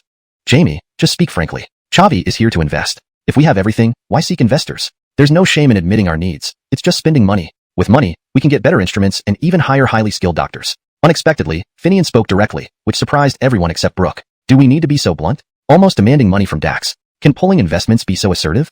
This straightforwardness, however, led to a misunderstanding from Dax. While he understood Finian sending him here to prevent land acquisition in Blaine, he approved of Finian encouraging honesty. Whether I invest or not, you can't deceive me. Knowing the truth is better than being fooled. In contrast, Melvin and the director interpreted Finian's words as confidence, believing Dax wouldn't be deterred by poor conditions. They thought that with his wealth and the clinic's established premises, spending more money would suffice. Misinterpreting this, the director described the situation accurately, turning Dax's face green. This clinic seemed to lack even qualified personnel. Originally reluctant to build a hospital here, pushing updates and advancements to their limits. Speaking of the medical field, both new technologies and new treatment protocols are built on increasingly microscopic and detailed foundational knowledge. Even regular diagnostic equipment has evolved along similar lines. Therefore, even with the renowned Dr. Brooke as its cornerstone, the One Family Hospital must still possess advanced diagnostic instruments to gain public recognition. If one were to rely solely on traditional methods like pulse diagnosis and questioning at this time, even Brooke's expertise wouldn't be enough to yield satisfactory results. Fortunately, Brooke did not reject modern medicine. He believed any method that could diagnose the illness was fine. For treating patients, whether it be through modern or traditional Chinese medicine, the effectiveness mattered most. Thus, it was under this inclusive approach that Brooke and his family built their comprehensive hospital. There certainly were skilled practitioners outside of official circles. However, many famous doctors adhered strictly to ancestral teachings, holding on to them tightly. Consequently, despite dedicating their lives to becoming renowned, they merely achieved fame for themselves and benefits for their families. Once these renowned doctors passed away, their families mostly relied on their reputation and some proven remedies to run successful clinics. Advancing to the level of a hospital was simply impossible. I think you've misunderstood Dax. Finian noticed something off too and asked, is that so? Where do you think I've misunderstood? I can sense that Dax fears death, for himself and his son. This illness has instilled a deep fear of death within him. Is that so? Yes. You can tell from his every action and word. Jonathan is his only son. If he didn't want to secure their future, why build a hospital? He clearly understands that all wealth becomes others once he and his son are gone. You're right. Perhaps I misjudged him. I think so. Being a wealthy businessman, Dax travels widely and engages in various activities like donations. Some things might not have been clear, leading to your misunderstanding. But sometimes, those things just can't be fully explained, can they? Both understood the true nature of Jareth's and his son's illness. However, revealing this publicly was inappropriate. Dax likely realized this, which was why he sought Finian's protection and support.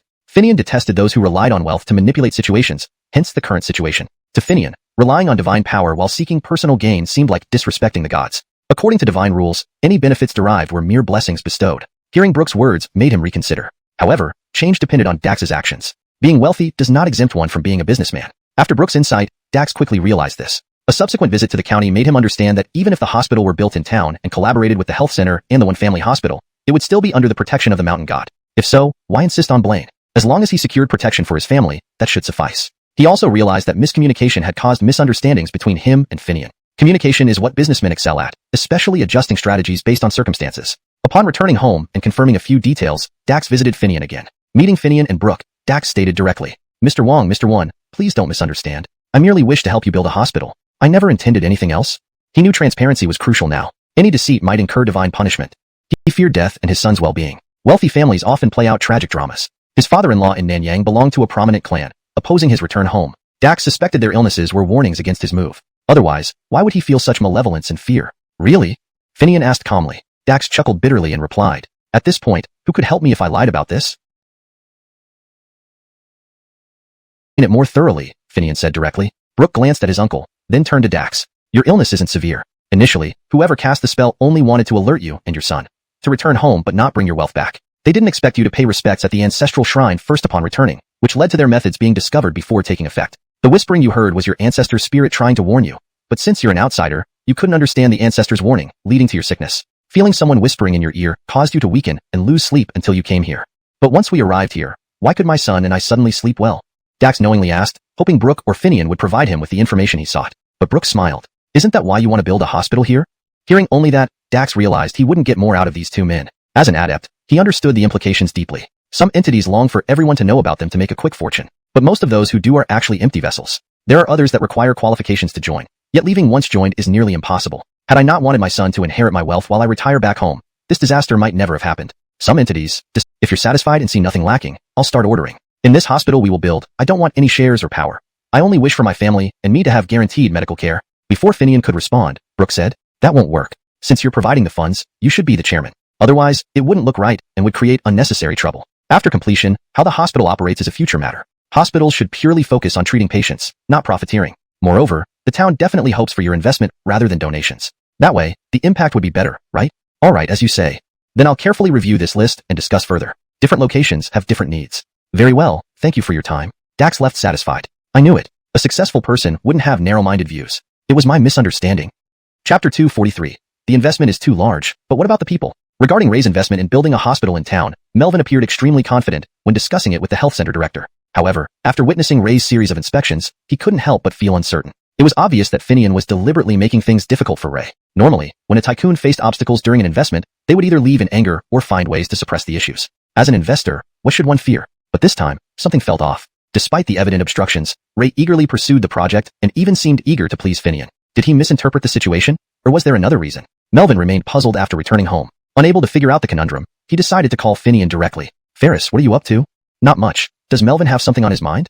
No big deal. I just wanted to ask if the hospital project is reliable. They had grown familiar enough to skip the pleasantries. Melvin went straight to the point. Absolutely reliable. Besides, he doesn't seek any returns. He's merely contributing for charity, Finian explained, naturally defending Ray as the matter was already resolved. Yet, Melvin remained skeptical. Are you sure about all this? Of course. Why do I feel it's somewhat unreal? Hearing Melvin express doubt, Finian laughed. Don't worry, Melvin. We'll let the facts speak. Tomorrow, Ray will discuss this in town. Just listen to what he has to say, alright? Alright, I'll wait in town. After hanging up, Melvin's doubts only grew stronger. A cat that doesn't eat fish? I can't quite believe this. Charity? He would surely choose big cities or famous projects where he could gain recognition. But here? What does he stand to gain from donating to build a hospital? It's a highly profitable industry. We'll settle everything today. Brooke, older and esteemed, reassured the director straightforwardly. That's good news. Let's head in. Melvin must be waiting anxiously. They walked into the government compound, laughing and chatting. Finian parked their vehicles before joining them in the meeting room. Melvin felt anxious, but hid it well. Seeing everyone present, as Finian had promised, he relaxed slightly, but the real question was what conditions Ray would set. Upon sitting down in brief greetings, Ray instructed his lawyer to state the terms. Both Melvin and the director were stunned. Not because the terms were stringent, but because they were too generous. So generous it seemed unbelievable. Ray was not investing but donating, almost without conditions. He would donate all equipment and construction costs for a modern hospital exceeding top-tier standards. This referred specifically to the facility's hardware level, with service quality and medical expertise subject to various factors. Moreover, one hospital and the town health center would collaborate on this lavish donation. Essentially, Ray would provide the funds and equipment while Brooke's team supplied personnel and structured the hospital framework. Highly skilled doctors and technical staff would be recruited or trained afterward. When hearing this, Melvin nearly fainted, and the director struggled to breathe, interrupting the lawyer mid-sentence. Isn't this too extravagant? Building a hospital from scratch is challenging. Not to mention recruiting specialized professionals. It will be tough to gather a complete team. If the equipment sits idle awaiting personnel, it'll be awkward. Ray chuckled dismissively. Relax. Ron Enterprises specializes in high-end medical devices, which come with training. There's no shortage of medical graduates. Training will suffice, and we can attract talent with high salaries. With the right conditions, who wouldn't want to work here? Hearing this, Melvin looked at Brooke and Finian for further explanation. That can be arranged. Chapter 244. Seek help from the organization. This, well, isn't too difficult, Finian said helplessly. How? Hearing this, Melvin and the dean both turned their gazes to Finian. Finian chuckled and said, have you all forgotten? There's a saying that goes, in times of difficulty, seek help from the organization. I believe that even now, whether in the county or city, there must be some hospitals that are struggling, right? In that case, can't we recruit their doctors, nurses, and other staff? I don't believe a city as large as Jarethchang would be short of people. Upon hearing this, Melvin and the dean's eyes lit up. Hospitals, in a way, resemble a zero-sum game. The higher the grade, the larger the scale, and the stronger the technical force of a hospital, the more patients it attracts. Whether for common colds or serious illnesses, everyone seeks peace of mind by getting the best treatment available. Thus, good and large hospitals often become overcrowded, with wards bursting at the seams, scalpers operating unabated despite repeated crackdowns. Conversely, smaller hospitals, or those with decent capabilities, but little renown, often have few visitors and struggle to survive, relying on subsidies just to get by. However, due to our healthcare policies and universal health coverage principles, these hospitals must continue to exist. The decline of rural clinics is the best illustration of this situation. Now, villagers who have the means usually go straight to the county hospital, or even directly to the city hospitals when sick, never considering the clinics. In urban areas, the situation is even worse. With medical insurance covering part of the expenses, this trend only intensifies, leading to greater polarization among hospitals. As a result, less busy hospitals can only adopt conservative strategies, especially regarding medication and large-scale machinery investments. They dare not invest because any investment would likely sit idle. Medicines, in particular, have expiration dates.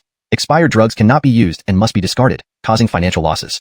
Thus, many underperforming hospitals and virtually all rural clinics lack necessary medications, even when they have patients. This leads to idling medical staff whose skills deteriorate without regular practice. Consequently, these hospitals suffer from talent loss, creating a vicious cycle. Given this scenario, wouldn't a new hospital with superior hardware and substantial funding, along with specialized training programs and renowned national-level practitioners like Brooke, naturally attract doctors and nurses who were considering leaving for better opportunities elsewhere? Even in the county, Melvin could think of a suitable example fitting Finian's description. Every county has a people's hospital and a traditional Chinese medicine, TCM, hospital, both standard national provisions. In most counties, TCM hospitals might not rival the people's hospital, but can still function independently. However, what about having a person like Brooke? Brooke is a top-tier TCM practitioner. Ideally, the TCM hospital should have a close relationship with him and leverage his strength to compete with the county's people's hospital. But remember, wherever there are people, there is conflict. TCM also has many schools of thought. Some disapprove of Brooke, leading the TCM hospital to fall out with him. Enraged, when built his own hospital. Since then, people see Western medicine at the people's hospital and traditional Chinese medicine from Brooke. After being sabotaged, the TCM hospital's personnel left to open private clinics, reducing it to a status barely better than the town health centers, surviving on county subsidies.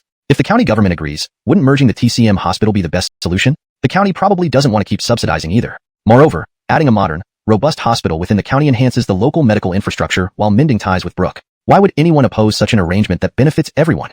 Thinking of this, Melvin was startled. If the city can snatch resources from the county, why can't the county do the same? We need to act first, create a fait accompli, and then report back to the county. That way, even if the county has other ideas, it will have to work within the existing framework. Even if they take some benefits, we can ensure the town's interests remain largely intact. Smiling slightly, Melvin said, I was mistaken. Personnel, qualifications, and everything else aren't issues. Let's draft a preliminary agreement to establish the overall direction and refine the details during construction. After all, building a hospital takes time, doesn't it? Everyone agreed. But drafting a preliminary agreement required clarifying certain key points, like the hospital's nature. That's easy. It'll be a shareholding medical group. After all, the land and part of the personnel come from the public sector, so the state needs support. The town also needs support, especially since the land provided may not suffice. As for Wynn's hospital being privately owned and Chavi's investment, even though it's labeled as a donation, it shouldn't be overlooked. We can discuss the corresponding rights and interests later, but they can't be ignored. Finian nodded in agreement. Agreed. Let's do it this way. Melvin knew Dax was a donor and a Nanyang identity holder, which sometimes surpassed even Brooke's reputation. Thus, they couldn't overlook this. Since it's a shareholding medical group, how should we arrange the board of directors and administrative affairs? Chapter 245. If not you, then who? The lawyer Curtis brought today was a trusted commercial partner. As a lawyer, though he found his boss and good friend's charitable donation this time somewhat peculiar, his impeccable professional ethics made him adhere strictly to Curtis's wishes. However, he also intended to secure some benefits for his friend within the bounds of possibility. Thus, upon hearing Melvin agree with Finian's suggestion of establishing a shareholding healthcare group, the lawyer immediately raised the issue of selecting board members and administrative heads. As a lawyer in Nanyang, an area with a high concentration of Chinese people, he naturally understood domestic customs and practices very well. He was fully aware of the status a wealthy Nanyang businessman held in the eyes of the local government. Therefore, his query was aimed at securing more power for Curtis. He believed that apart from written agreements and contracts, nothing else could safeguard Curtis's rights. Even though he didn't oppose Curtis's idea of unconditional donations, he knew that Curtis wanted to secure reliable medical care for the Jareth family. After all, what healthcare institution could be more reassuring than one they had invested in themselves? The bizarre incident of Curtis and his son falling ill simultaneously also hinted at the importance of today's donation for the Jareth family. However, as a lawyer, he relied on legally binding contracts. Curtis's donation amounted to relinquishing all rights, which troubled him. Yet, being just a lawyer, even a close friend, he couldn't overstep his professional boundaries when it came to handling property disposal. Now that Finian proposed leveraging Curtis's Nanyang identity, an idea everyone agreed with, the lawyer saw an opportunity to advocate for Curtis's interests. The best way to utilize Curtis's Nanyang identity was through appointing him as the chairman of the healthcare group. As expected, once he posed this question, everyone looked toward Finian without anyone speaking up. For this matter, whether it was Brooke, Melvin, or the hospital dean, they were all stakeholders. On the other hand, Finian seemed uninvolved, and was thus the most suitable person to make suggestions. Haha, why are you all looking at me? Isn't it because you're uncomfortable raising this issue? If so, let me handle it. Naturally, Mr. Curtis should serve as the chairman of the healthcare group since he is the financier. Though he mentioned donating without seeking returns, he deserves recognition. We can't take his money and give him no respect, right? Besides, acquiring specialized medical equipment will still require the support of the Row Group. Without them, even if we have the money, others might not sell us what we need. With the chairman decided, the next step is the group's general manager. Currently, the key task is to coordinate land acquisition and construction at the health center. Therefore, it would be fitting for the former dean to assume this temporary grayship role, given his familiarity with the health center staff and location. As for specific operations, finance should naturally fall under the Row Group, while the One Group handles specialized areas. Having Brooke as an advisor and a technical liaison to work with Row Group procurement makes perfect sense, especially since it involves personnel training. Finally, Melvin should head the guidance committee to manage official matters such as establishing the group and obtaining medical licenses. Basically, these are the main points. Any additional ideas from the county or city authorities can be discussed later. After all, Mr. Rowe is the chairman, isn't he? Hearing Finian smilingly lay out all positions so clearly, everyone agreed that it was quite appropriate and reasonable. But Curtis had other thoughts. His donation and forfeiture of all rights were meant to align himself with Finian and seek his protection. Hearing that Finian wasn't included bothered him. It would undermine his sincerity.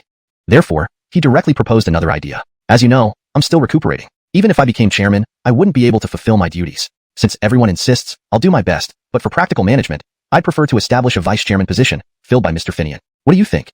Given that Curtis had single-handedly financed and undertaken the establishment of the hospital, who would refuse his suggestion? Besides, if the financier endorsed Finian, their own people certainly wouldn't oppose it. With Brooke leading, both the dean and Melvin agreed unanimously that Finian should be the vice chairman. How can that be? I'm not medically trained or a doctor. Moreover, what does this have to do with me? It's not feasible, Finian declined outright. He knew very well that, judging by Curtis's setup, this healthcare group would be sizable. With Curtis's wealth and the Nanyang Hospital's strength, this hospital would surely surpass Brooke's facility in reputation and profits. After all, Western medicine dominated, and advanced instruments purchased with significant investment could provide a considerable advantage. Advanced diagnostic tools alone could offset years of experience, given the ongoing exploration into human body secrets. Camden's cutting-edge diagnostic methods could diagnose certain complex illnesses faster, giving hospitals with superior hardware a clear edge. Thus, this healthcare group would inevitably become a hotbed of attention, and Finian preferred staying out of such complicated affairs. But who among those present would let him stay uninvolved? Precisely speaking, most things in the world were exchanges. So, considering this, Finian could only nod in agreement to become the vice chairman. However, before he could say anything, Dax quickly followed up, saying, "As chairman, I now decide that all daily affairs will be handled by the vice chairman. I will provide full support, and my lawyer will join as the healthcare group's legal advisor and liaison between us during its establishment. Mr. Finian, no, Chairman Wong, can directly decide whenever needed. Both finances and personnel are under your command." Undoubtedly, Dax was an old fox experienced in business dealings. Otherwise, he wouldn't have amassed such vast wealth. By doing this, he effectively handed over all operations to Finian's sole discretion while cleverly involving his lawyer and friend in the process. This move expressed his sincere intention to donate while giving him flexibility.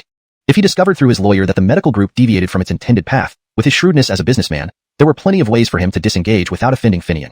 Should the medical group do well, he would still be the chairman. Even though he wouldn't take profits from the group, just ensuring the health of the Jareth family made it worthwhile. Moreover, on the business stage in Nanyang, Dax had numerous partners and friends who required reliable medical services. This place had nothing to do with Nanyang, so introducing those people here for treatment or recuperation could yield significant benefits beyond mere monetary gain. Donating this hospital, then, was indeed a win-win proposition for Dax. With Brooke, a renowned national-level doctor involved, how could there not be benefits? Hearing Dax's words, Finian immediately understood everything between them. Looking at Dax's smiling face, what could he say but a bitter laugh? However, this was not a conspiracy but an overt strategy. Knowing this, what else could he do but serve as chairman? Desires always ensnare us, Finian thought to himself. Seeing Finian agree to the position, Melvin was naturally delighted. Just as he was about to announce a town banquet to celebrate the signing of the framework agreement, Finian, who wasn't in the best mood, declined. "Melvin, Chavi is ill, Brooke and the director are quite elderly. Plus, there's a protocol to sign. Why don't we celebrate when the medical group is established? We still need approval now. You should focus on getting it done. A town banquet can invite criticism, right?" Melvin, understanding instantly, readily agreed to wait until the medical group was established, emphasizing that success was still uncertain and everyone needed to continue working hard. Thus, after Dax's lawyer drafted the framework agreement in the fastest and most rigorous language possible, all parties signed their consent. Multiple copies were made, and each kept one. They then got into their cars, with Finian, Brooke, and Dax returning to Wangshan. Melvin, however, picked up the phone and dialed the county office. "Emil Yoshi, something to report? Let me tell you, Dax isn't simple. In Nanyang, he has extensive industries and ranks high on wealth lists. If you can't make gains from this wealthy person, I'll question your ability. Can't achieve it? Then I'll have the county intervene. How about it? Think carefully about whether you have the capability." As soon as the call connected, the county head shouted Melvin's name, jokingly. Melvin instantly understood. This wasn't a joke but an ultimatum. Fortunately, he had the home advantage and the good fortune of having Finian. Otherwise, would the county let him handle it? Once the county issued an order, wouldn't the town and the clinic have to comply? Although not a medical expert, Melvin knew from the director how much funding was required for the hospital Dax's lawyer described. Just hardware costs ran into the billions. Of course, the Jareth family's self-operation provided huge discounts, but the accounts were still based on market value, following convention. Even at discounted rates, it remained priced according to market conditions. Not raising prices was already commendable, let alone the abundant training opportunities available. These were unique advantages of major hospitals. So, hearing the county head's remarks, Melvin quickly responded. "Leader, I'm calling to report this matter." "Oh, you succeeded? Speak up. How much investment did you secure? A few million?" "I negotiated a hospital with Chavi." "A hospital?" The Grace was stunned. Investment in land or commerce was common, but hospital investment seemed rare. Lost in thought about the hospital, the Grace hadn't considered other aspects. "Yes, a hospital, donated. While designated, it's a top-tier hospital with first-class facilities." Hearing this, the Grace loudly asked, "You're not fooling me, right? A donated top-tier hospital?" "Yes, donated as a top-tier hospital, and explicitly specified to establish a healthcare group with our town's health clinic and the One Family Hospital. The Jareth family covers all funds, while the health clinic and One Family provide personnel and land to build the hospital." Chapter 248. Upgrade or expand. The Grace fixed her gaze on the Linda. Her suggestion wasn't entirely impractical. However, this was not a simple matter. The investors' thoughts were crucial since they were the ones providing the funds for construction. Thus, the final decision lay with them. "I will consider your idea, but your hospital's location is in the middle of the county, where development has already been predetermined. Renovation is impossible given the geographical and resource constraints. Expanding based on the existing foundation isn't an easy task, the Grace said, frowning. The director hesitated, then pulled out a cigarette pack from her pocket, offering one to the Grace. Leader, I know this isn't easy, but if you see our current conditions, you'll definitely reconsider. Interacting with many patients daily, the director knew their true needs well. Being treated nearby is what every patient desires. But our hospital's resources are limited, and we lack experienced doctors. Every time I hear their pleas, she paused, visibly moved. They hold my hand, tears welling in their eyes, pleading with me. I hate myself for not being able to help them. The director's voice grew increasingly agitated. Camden's opportunities were rare. Missing this one might mean waiting decades for another. The Grace took the cigarette, holding it between her lips and inhaling deeply. The smoke formed a mist before her face. She waved it away and opened her eyes. I will consider what you've said, but urban development is limited. I will convey your thoughts to the investors. Thank you, Grace. Thank you for understanding us, for understanding the people. The director gripped the Grace's hand, trembling with emotion. What touched the Grace at that moment was not Dodge's pleas. She hadn't witnessed them firsthand, but the director's heartfelt plea on behalf of strangers. How could she remain unmoved? I'll leverage my network and medical resources to collaborate with the director. We can revisit this then. Melvin's words were clear, aligning with what the Grace had anticipated. All right, let's leave it at that. Just as the Grace finished speaking, both directors looked deep in thought. Camdendenly, the County Linda impulsively grabbed the phone receiver. Listen to me. This can't be decided rashly. I know this opportunity is rare, and we don't know when another will come. Hospital recruitment isn't easy either. The current hospital has served the community for decades. Starting anew, even with talent recruitment, poses challenges. The Grace's expression turned stern as she stared at the director's sudden outburst. What do you think you're doing? She felt her anger rising. Nobody dared overstep like this in front of her. Listening on the other end, Melvin realized something was off. Indeed, this is no easy decision. I understand you want the best for your hospital, but others have similar needs. Your concerns have been relayed to me. Please stay calm. Disheartened by only getting this response after all her efforts, the director hung up the receiver.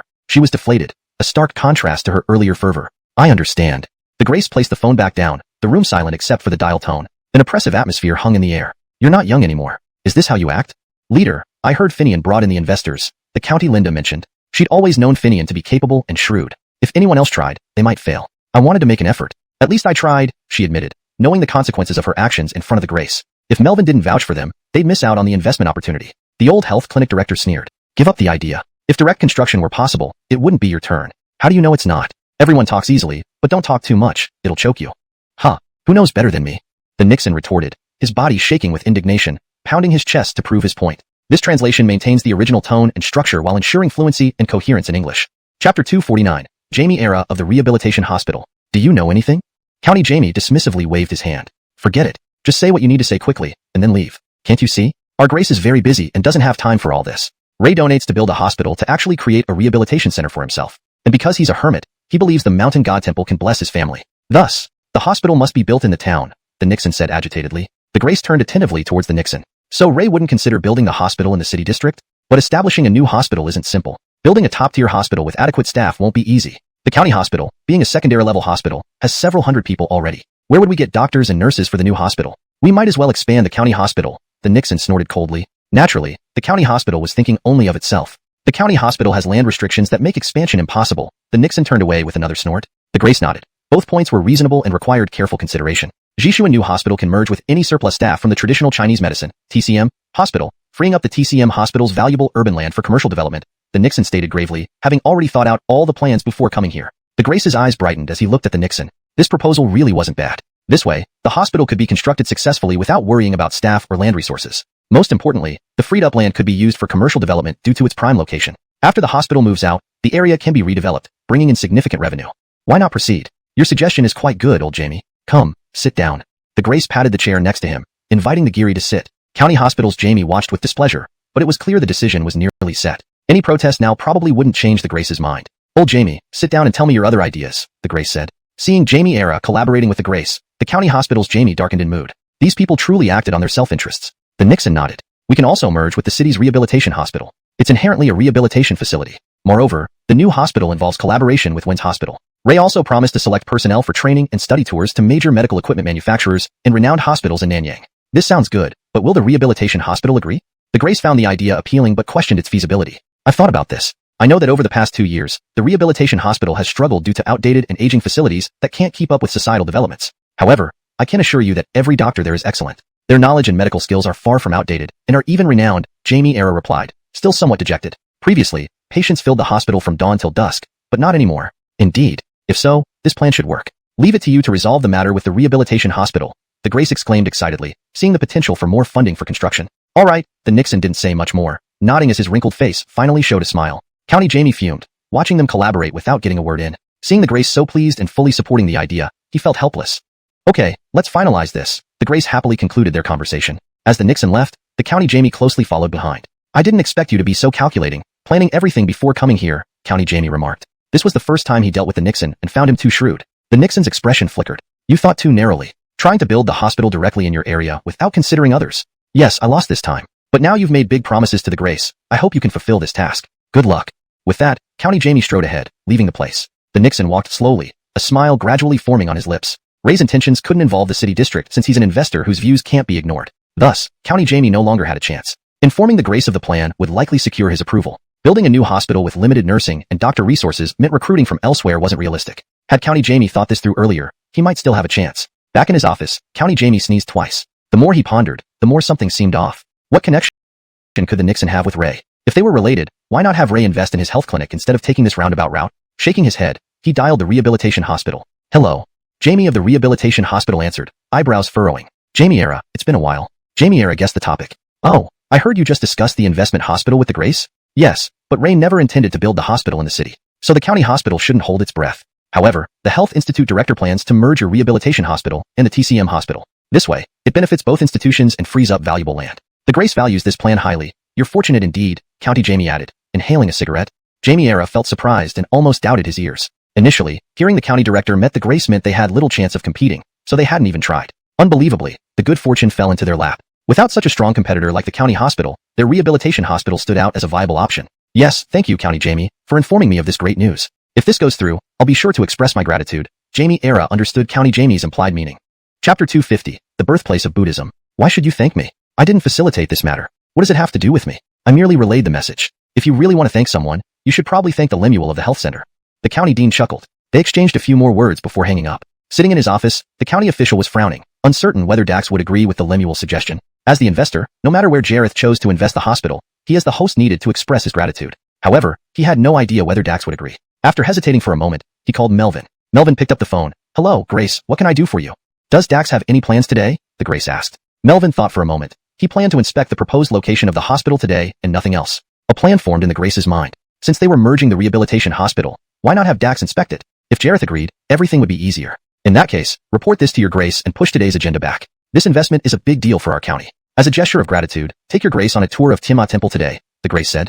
Melvin's eyes lit up. Leader, you've really made an excellent arrangement. Our boss has wanted to visit Tiamat Temple, but hasn't had the time. The Grace nodded in satisfaction, already well informed about the famous Tiamat Temple. Good, then this is perfect, the Grace agreed. Dax also approved of Melvin's arrangement. He had long dreamed of visiting Tiamat Temple. Naturally, he would seize this opportunity now. Since the Grace ship had arranged it this way, it was indeed the best option.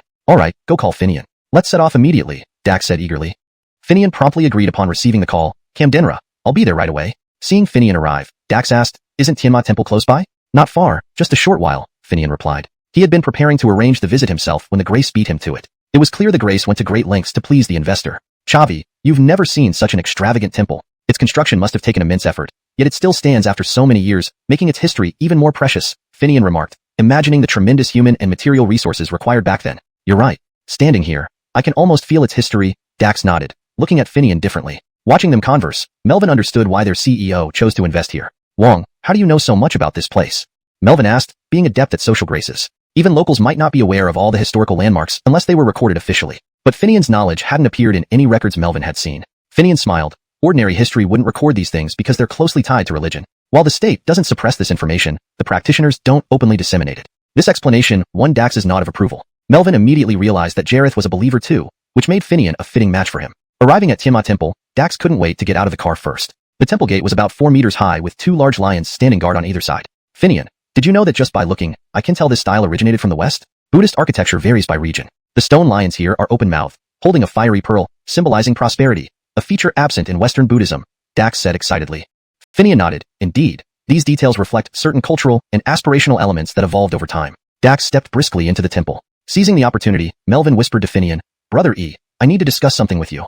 Finian was puzzled. What is it? Why so secretive? It's not much. The county Graces think merging hospitals is better than building a new one. Think about it. We're a small county with limited resources and other restrictions, Melvin explained. Finian saw some logic in it. Have you heard something? Is the Grace planning to merge the hospitals? It's next to Tiamat Temple, the rehabilitation hospital. We can inspect it after the tour. A good word from you to Chavi, and this will be settled, Melvin hoped. Finian smiled. Didn't the county grace ask you to convey this? But you forget, Chavi follows Theravada Buddhism, while Tiamat Temple represents Western Buddhism. Though from the same root, they differ significantly. Trust me, Chavi won't agree to build the hospital near Tiamat Temple, Finian pointed out directly. Melvin looked disappointed, but knew Finian was right. He had overheard part of the conversation in the car but didn't fully grasp it. Alright, but how do I explain this to the grace? Melvin wondered. That's up to you, Finian waved and hurried after Jareth. Melvin trailed behind, feeling the weight of his task. Chapter 251. Unexpected Invitation. Dax followed the tour guide map of the temple, taking in the whole situation. Facing the main gate stood the temple housing a statue of Maitreya Buddha, whose smile radiated warmth and kindness as it looked ahead with eyes curved like crescents. The entire statue gleamed under the sun, exuding dignity and solemnity from atop the high platform. Though the Buddha's eyes seemed shut, they appeared to observe everything. The construction patterns here were somewhat similar yet distinctively different compared to what Dax had seen before. The layout also varied significantly. Finian followed Dax through, asking, Chavi, what do you think of our architecture here? Among all places around, only the Tiamat Temple's construction could be regarded as top-notch. Very impressive. I've heard good things about this place's architecture, but seeing it today truly broadens one's horizons, said Dax, his voice filled with genuine admiration. Places that earned such praise from him were indeed rare. Chavi, your appreciation shows you have a discerning eye. Although Tiamat Temple isn't a national-level tourist spot, yet, due to its remote location and less developed tourism industry, once it's fully developed, it will surely become a premier attraction, Finian replied. Dax nodded in agreement. I really appreciate the arrangements made by your grace ship for today's visit. If you have time, please convey my gratitude to them. Finian nodded, glancing at Melvin and handing over the task to him. As they walked out, the head monk approached Finian quickly. Excuse me, may I disturb you? Are you Mr. Finian? Finian nodded but was puzzled. Yes, it's me. This was his first time here. Why would anyone recognize him? Please follow me. Venerable monk has something to discuss with you, the old monk said. Finian looked at Dax and then followed the monk aside. Luis, what can I help you with? I heard you were skilled in the Jiazhuzhuang technique. Could you offer some assistance? The abbot pleaded. Finian nodded. Yes, I am proficient in it, but I didn't see any statues here that use this technique. The abbot found hope in Finian's response. If he wasn't an expert, he wouldn't have recognized the technique right away. Even monks like them needed some experience to identify it. Those statues have been damaged and temporarily placed in another hall to prevent further damage. It hasn't been opened yet, so naturally, you haven't seen them, explained the abbot. Finian still had doubts. I can help, but how did you know I had this skill, and how do you know me? The abbot seemed puzzled too. Last night, I had a dream where a noble person was coming to Tiamat Temple, and I was told to wait here. A person named Finian would help the temple with the Jiazhuzhuang technique. Alright. Finian now realized it was a divine responsibility. Alright, let's go take a look then. Finian waved at Dax, and Melvin followed behind. The abbot nodded, leading the way. Finian informed Dax about the request. Dax was pleasantly surprised. You know the Jiazhuzhuang technique? Finian, I never expected you to have this skill. Finian humbly smiled. Growing up in the mountains, these skills are essential. How about it, Chavi? Are you interested in Jiazhuzhuang? Dax nodded. I intended to commission someone to create a set of Buddhist statues using this technique for Nansha. Now, I won't need to look elsewhere. Finian agreed. Finian had already thought of this. The artisans at Nero want to learn Jiazhuzhuang, so the manpower issue is resolved. Finian, you're brilliant. Dax's regard for Finian increased. He was not adept at complex interpersonal relationships or political matters. Yet, during their interactions, Finian seemed to anticipate every move and sincerely helped resolve difficulties. Chavi, this is merely a return on your generous investment in our county. Please let me know if there's anything else I can assist you with, Finian said. Turning to the abbot, he added, I'll remember this. Don't worry, I will restore these statues. The abbot bowed gratefully. Amiba, well done. Exiting the Tiamat Temple, Finian called Simone's mother, Ashling. Ayala. Xiao-Yi, what's wrong? She asked. Chapter 252.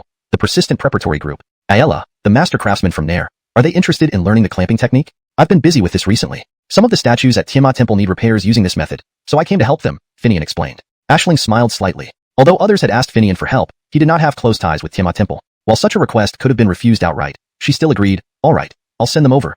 Finian felt her response as pleasant as a melodious bell, his heart light and joyful. Thank you so much, Ayala. When I get the chance, I will thank you in person. Finian hurriedly changed his mind, pulled him along. Ray jumped in. Herschel, what exactly do you need Finian for?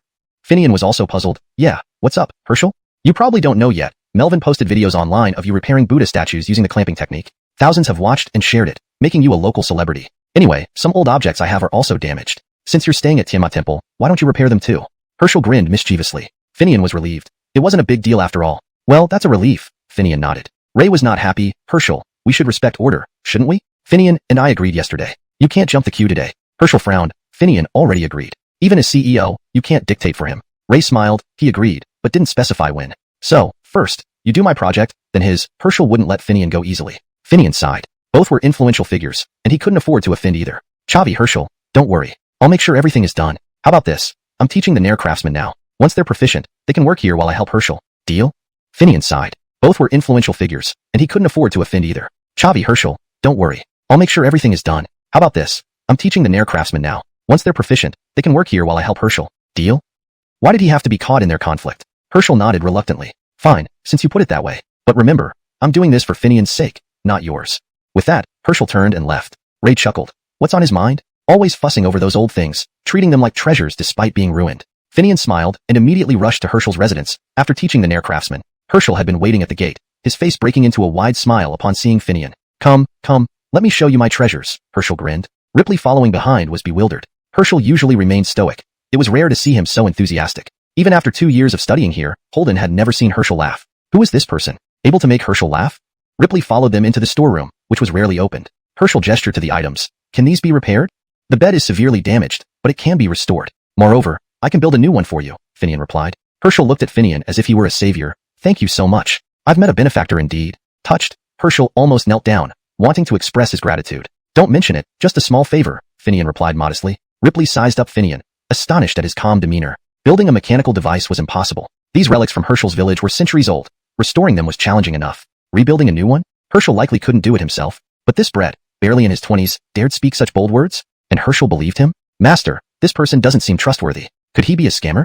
Chapter 253, Parachuting in as Preparation Group Leader. Which eye of yours saw that he looks like a fraudster?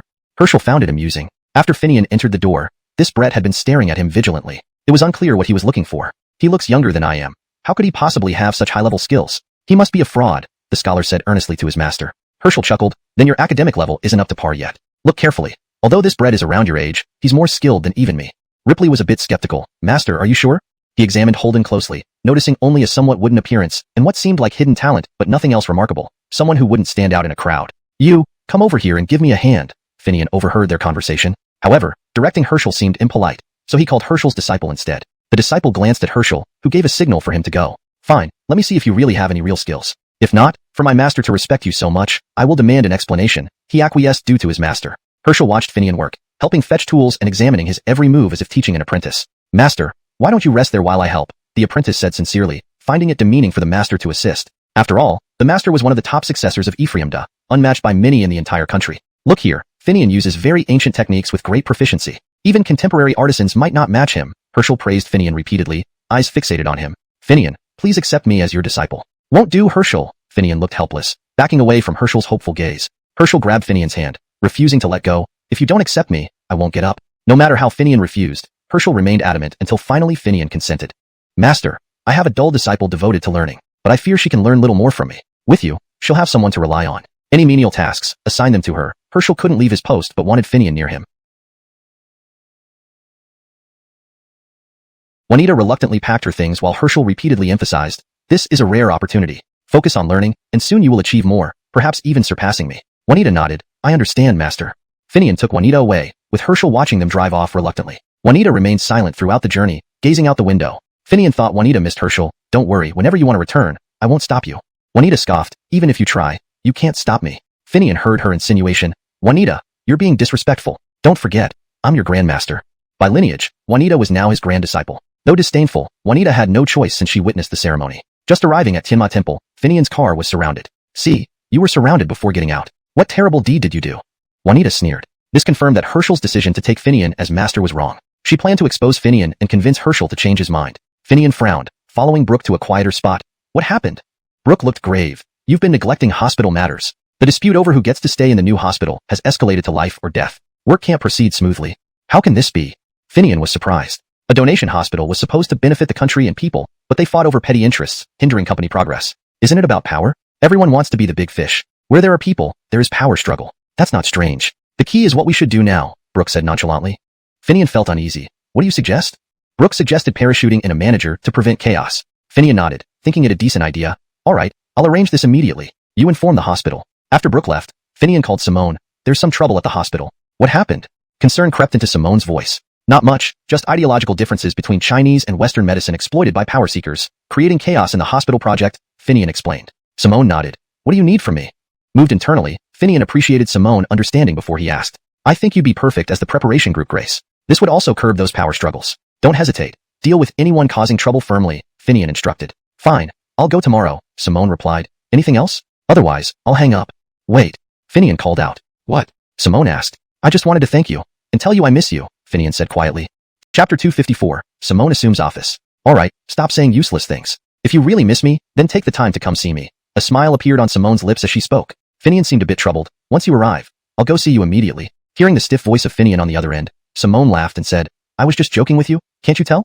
Finian smiled, hung up the phone, but still felt warm inside. The next day, Simone started work in town. While the Grace ship meeting was ongoing, the doors suddenly burst open. Simone, dressed in work attire, appeared in the office. Hello, everyone. I'm late. The Grace quickly approached Simone. Oh, you're finally here. Why didn't you inform me earlier? I would have gone to pick you up myself. Leader, there's no need for such formality. I'm here to assist with your work. If you have any tasks, just assign them to me, Simone replied to the Grace. The Grace smiled, guided Simone to sit at the center of the office, and introduced her solemnly. This is our deputy mayor, and also the head of this hospital project team. In the future, any matters should be directed to Deputy Lawrence Shu. The main discussion of the meeting was whether the construction should be located at the rehabilitation hospital or the health center. Both sides had differing opinions and couldn't reach a conclusion. Well, let's call it a day. I'll conduct an on-site inspection regarding to I cannot. After saying this, he pushed open the office door, giving a glance at the health center director filled with strong animosity. The health center director walked closer to the Grace's office. Leader, is the new project team really appointed by Dax? The health center director still harbored doubts. The Grace laughed. Do you think we'd lie about such a significant matter? The health center director laughed back. Leader, I didn't mean that. I just wanted to ask what the higher-up's real intention is. Our doctors serve the people, and I just wish to do more for them. As long as you work diligently, you won't be dismissed. Don't believe those wild rumors, the Grace reassured him. Good. If that's the case, then I'm relieved, the health center director said, leaving the Grace's office with a broad smile. Back at the rehabilitation hospital, the director convened a meeting with the renowned doctors and board members. The situation is dire. We were supposed to become the primary hospital, but now an external person has been sent down, directly connected to Dax. We're starting from scratch, but the outcome is uncertain. The director expressed his concerns. That woman seemed difficult to deal with, and even if he lowered himself to beg, it might not be effective. But our hospital, in terms of talent, equipment, and methods, is far superior to the health center. There's no reason why we shouldn't be chosen, Esmeralda analyzed rationally. However, Shergu Hemlock sitting opposite Esmeralda disagreed. In my opinion, we should just go with the flow. Whatever decision the project team makes, it will be in the best interest. Chapter 255, Project Arrangement. What did you say? The director of the rehabilitation hospital's face turned grim. Are you sure this information is true? The director asked again, deciding to verify. No wonder he saw the Nixon of the health center waiting suspiciously at the entrance when he arrived. It was because they were expecting him here. I'm certain, Jamie. I've been watching outside the Grace's office. When the Nixon left, he was grinning from ear to ear. If they hadn't finalized the deal, would he have been that happy? The doctor explained to the director. The director nodded, agreeing with his logic. It seems we can't wait any longer. We need to take action immediately. Otherwise, we'll just be sitting ducks. The rehabilitation Linda arranged decisively. At the county hotel entrance, Simone was packing her luggage in her room when her phone rang in her pocket. She pulled it out and looked at the screen. Finian, how could you bear to call me? Simone pouted, a hint of dissatisfaction in her tone. Finian rubbed his hands together and answered honestly, you know, whenever I have time, I always call you first. Simone raised an eyebrow, but detected his concern for her in his voice. So, you have time now? Yeah, are you packed? I'm waiting for you at the hotel entrance. This small gesture showed Finian's sincerity. Simone put down the clothes she was holding with delight. Where are we going? You came here early for the meeting, so you must not have eaten yet, right? Finian said. Okay, I'll be right there. They say absence makes the heart grow fonder. After not seeing you, you weren't entirely confident in me before? Finian hugged Simone's shoulders apologetically. Of course I was. With Bowie's recommendation, how could I not trust? I just didn't expect it to be someone I knew so well. Enough with the flattery. After lunch, I have a lot to handle. The site inspection hasn't started yet, and we need to select a main director quickly to merge hospitals and complete the project. And during this period, we also need to ensure the medical and insurance needs of the entire county's population. Finian nodded. It was indeed a massive undertaking. Sometimes I wonder how lucky I am to marry a wife who is competent, influential, and capable, Finian mused. Thinking back, it felt like winning the lottery, becoming a deity, using those gifts to help others, and improving his own life in the process. Greedy for praise, Simone's eyes seemed to say, criticizing his shameless self-flattery. They arrived at a dumpling shop and ordered 2 baskets of steamed buns. Try them. These are our county's famous dumplings. With this spicy soup, you'll get addicted and want to come back next time. Finian advertised their local cuisine enthusiastically. Simone smiled doubtfully. If they're really that good, I could buy a dumpling shop and we could run it as a couple. Their conversation continued as the dumplings arrived. A steaming basket held 8 delicate buns. The thin dough revealed hints of the filling inside. Simone picked one up, dipped it in the broth, and took a bite. The rich juices filled her mouth, stimulating every taste bud. Indeed, they're delicious, Simone commented. Right? It proves you know good food, Finian smiled. They enjoyed their meal immensely. Their reunion added much joy to the gathering. Boss, pack 10 baskets to go, Simone instructed. Finian watched as Simone casually ordered more, spending several hundred yuan effortlessly. Check please, Finian called to the owner. The owner grinned at Finian. Since you're ordering such a large amount, I'll give you a 20% discount. That's 60 yuan total. Finian laughed and handed over a 100 yuan bill. Thankfully, it was in their small county. Elsewhere, it might have been different. On the way back, Simone thanked Finian. In the future, since my workplace will be closer to you, we'll see each other more often, Simone said, making sure Finian understood. Finian nodded obediently. Whenever I have time, I'll come visit my wife. Even though they weren't married yet, Finian was already a devoted husband.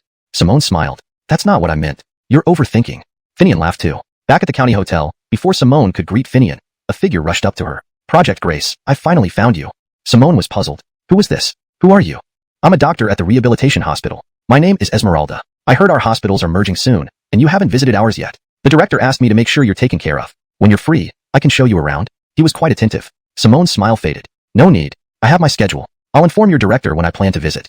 Chapter 256, Medical Symposium. Esmeralda's face turned somewhat unpleasant. Simone had outright rejected her, and without giving her any chance to turn things around. Lawrence Shu, if you consult someone else, they may not be as familiar with our hospital situation. I've been working at the rehabilitation hospital for 6 or 7 years. No one knows our hospital better than I do, Esmeralda persisted, introducing herself despite her misgivings. Simone scoffed, her presence so commanding that it intimidated those around her. Did you not understand what I said? Is your Linda worried? Or are there other motives? Let me make this clear one last time. I have my arrangements. Each of you just needs to focus on your job. Other matters have nothing to do with you. And by the way, go back and tell your director to stop playing petty games. Decisions made above won't be easily changed by such minor tactics. If you deserve it, naturally, it will be your turn. Otherwise, the end result will only be humiliation. Simone's words were harsh, but Finian secretly admired her approach. No wonder Chavi chose her. She was efficient and truly dedicated to her work. Esmeralda had no response, staring at the woman's back in a daze. Is she even human? This time, Simone had understood her intentions clearly and knew about the director's underhanded tactics without needing any explanation.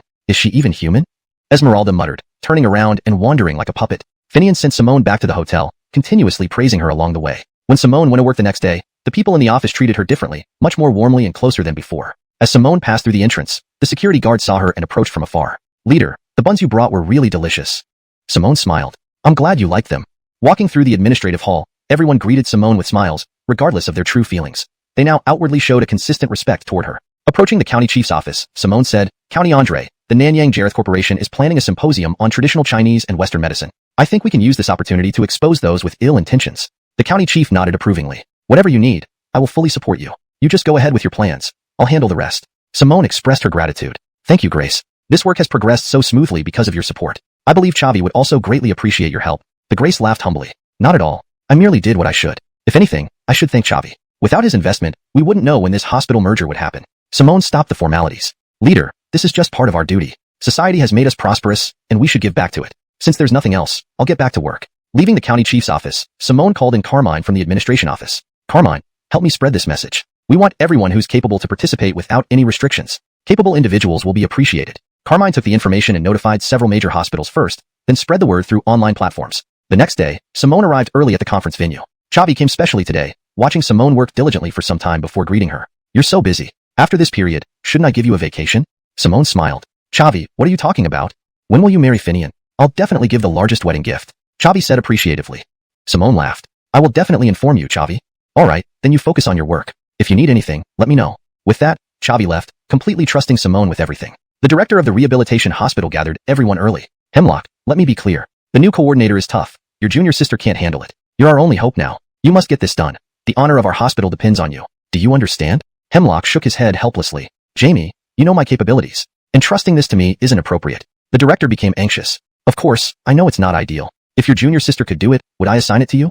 But Jamie, consider this. My interpersonal skills are inferior to hers. If she couldn't succeed, I have even less chance, Hemlock pointed out logically. But the director insisted. Do you think I want this? It's an emergency. You two are our mainstays. Now, we can only try. Under pressure, Hemlock accepted the task, and the group headed to the symposium. The director of the health center arrived first, seeing Simone from afar. He approached her. Hello, County Lawrence Shu. I'm the director of the health center. Simone frowned. This hero looked to be in his 50s. Even if their hospital succeeded in the competition, he wouldn't stay long before retiring, leaving potential issues unresolved. She had to find a suitable successor personally. Hello, please come in. Simone waved him in. The director of the rehabilitation hospital followed closely. Lawrence Shu, you're quite young and capable.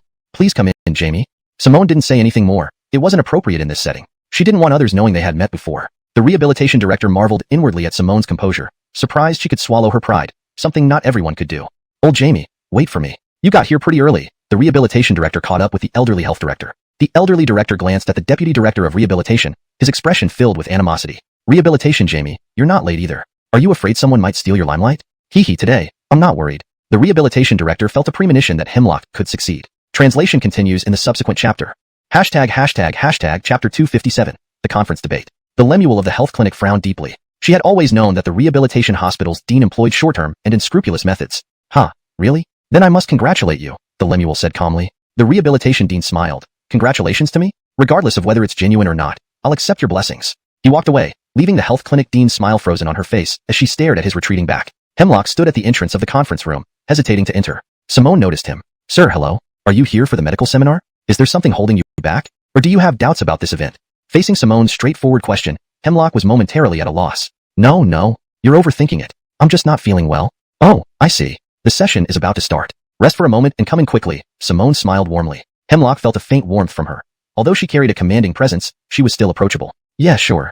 Hemlock nodded. Only after Simone left did he realize he had completely forgotten the task the dean had given him. The rehabilitation dean suddenly appeared before him. Hemlock, what did the woman just say to you? Under immense pressure, Hemlock replied, nothing much. The rehabilitation dean's temper flared. Nothing? What do you mean by that? Didn't you know why you're here? And you told me nothing when the woman spoke to you directly? What's wrong with you? Sweating profusely, Hemlock belatedly realized that the woman was Simone, the person he needed to persuade. I didn't know. She just... Hemlock stammered. The rehabilitation dean waved his hand, losing patience. All right, it might be better this way since you've already spoken to her. It seems Simone has a good impression of you. Take advantage of this opportunity and complete the task before the meeting ends.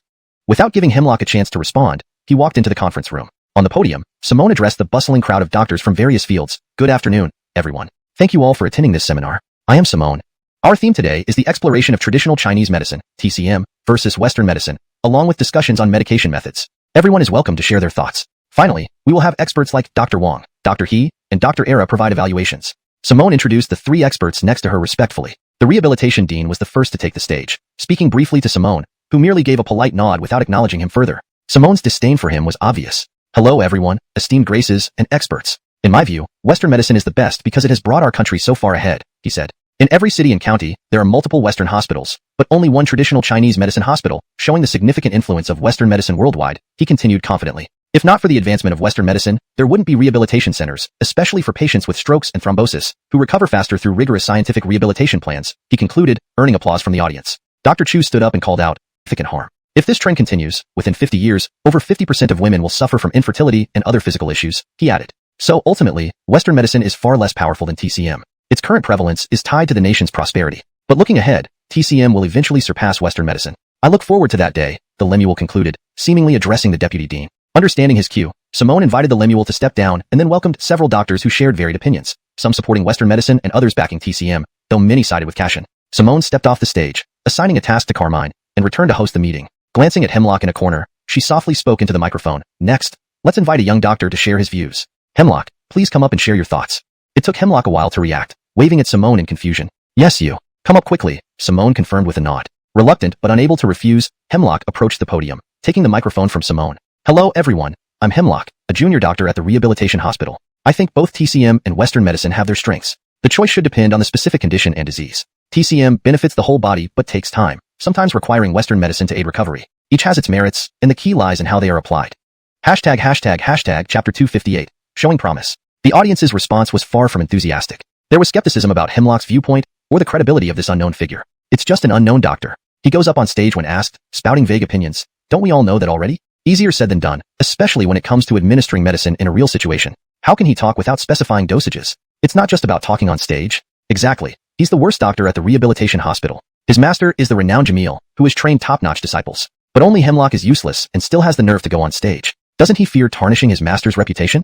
If Jamil knew what his disciple was doing now, he would probably be infuriated to death. There was little applause below, mostly people whispering among themselves. Hemlock seemed to have anticipated this reaction. His expression grew somber. This is just a small conclusion I've drawn. You're welcome to criticize and point out any mistakes so I can correct them promptly. Thank you, moderator. Hemlock expressed his gratitude to Simone. Simone's eyes sparkled as she looked at Hemlock. Hemlock, from my perspective, you shouldn't just be a minor doctor. Maybe your current luck isn't great, but I believe you won't remain an insignificant player for long.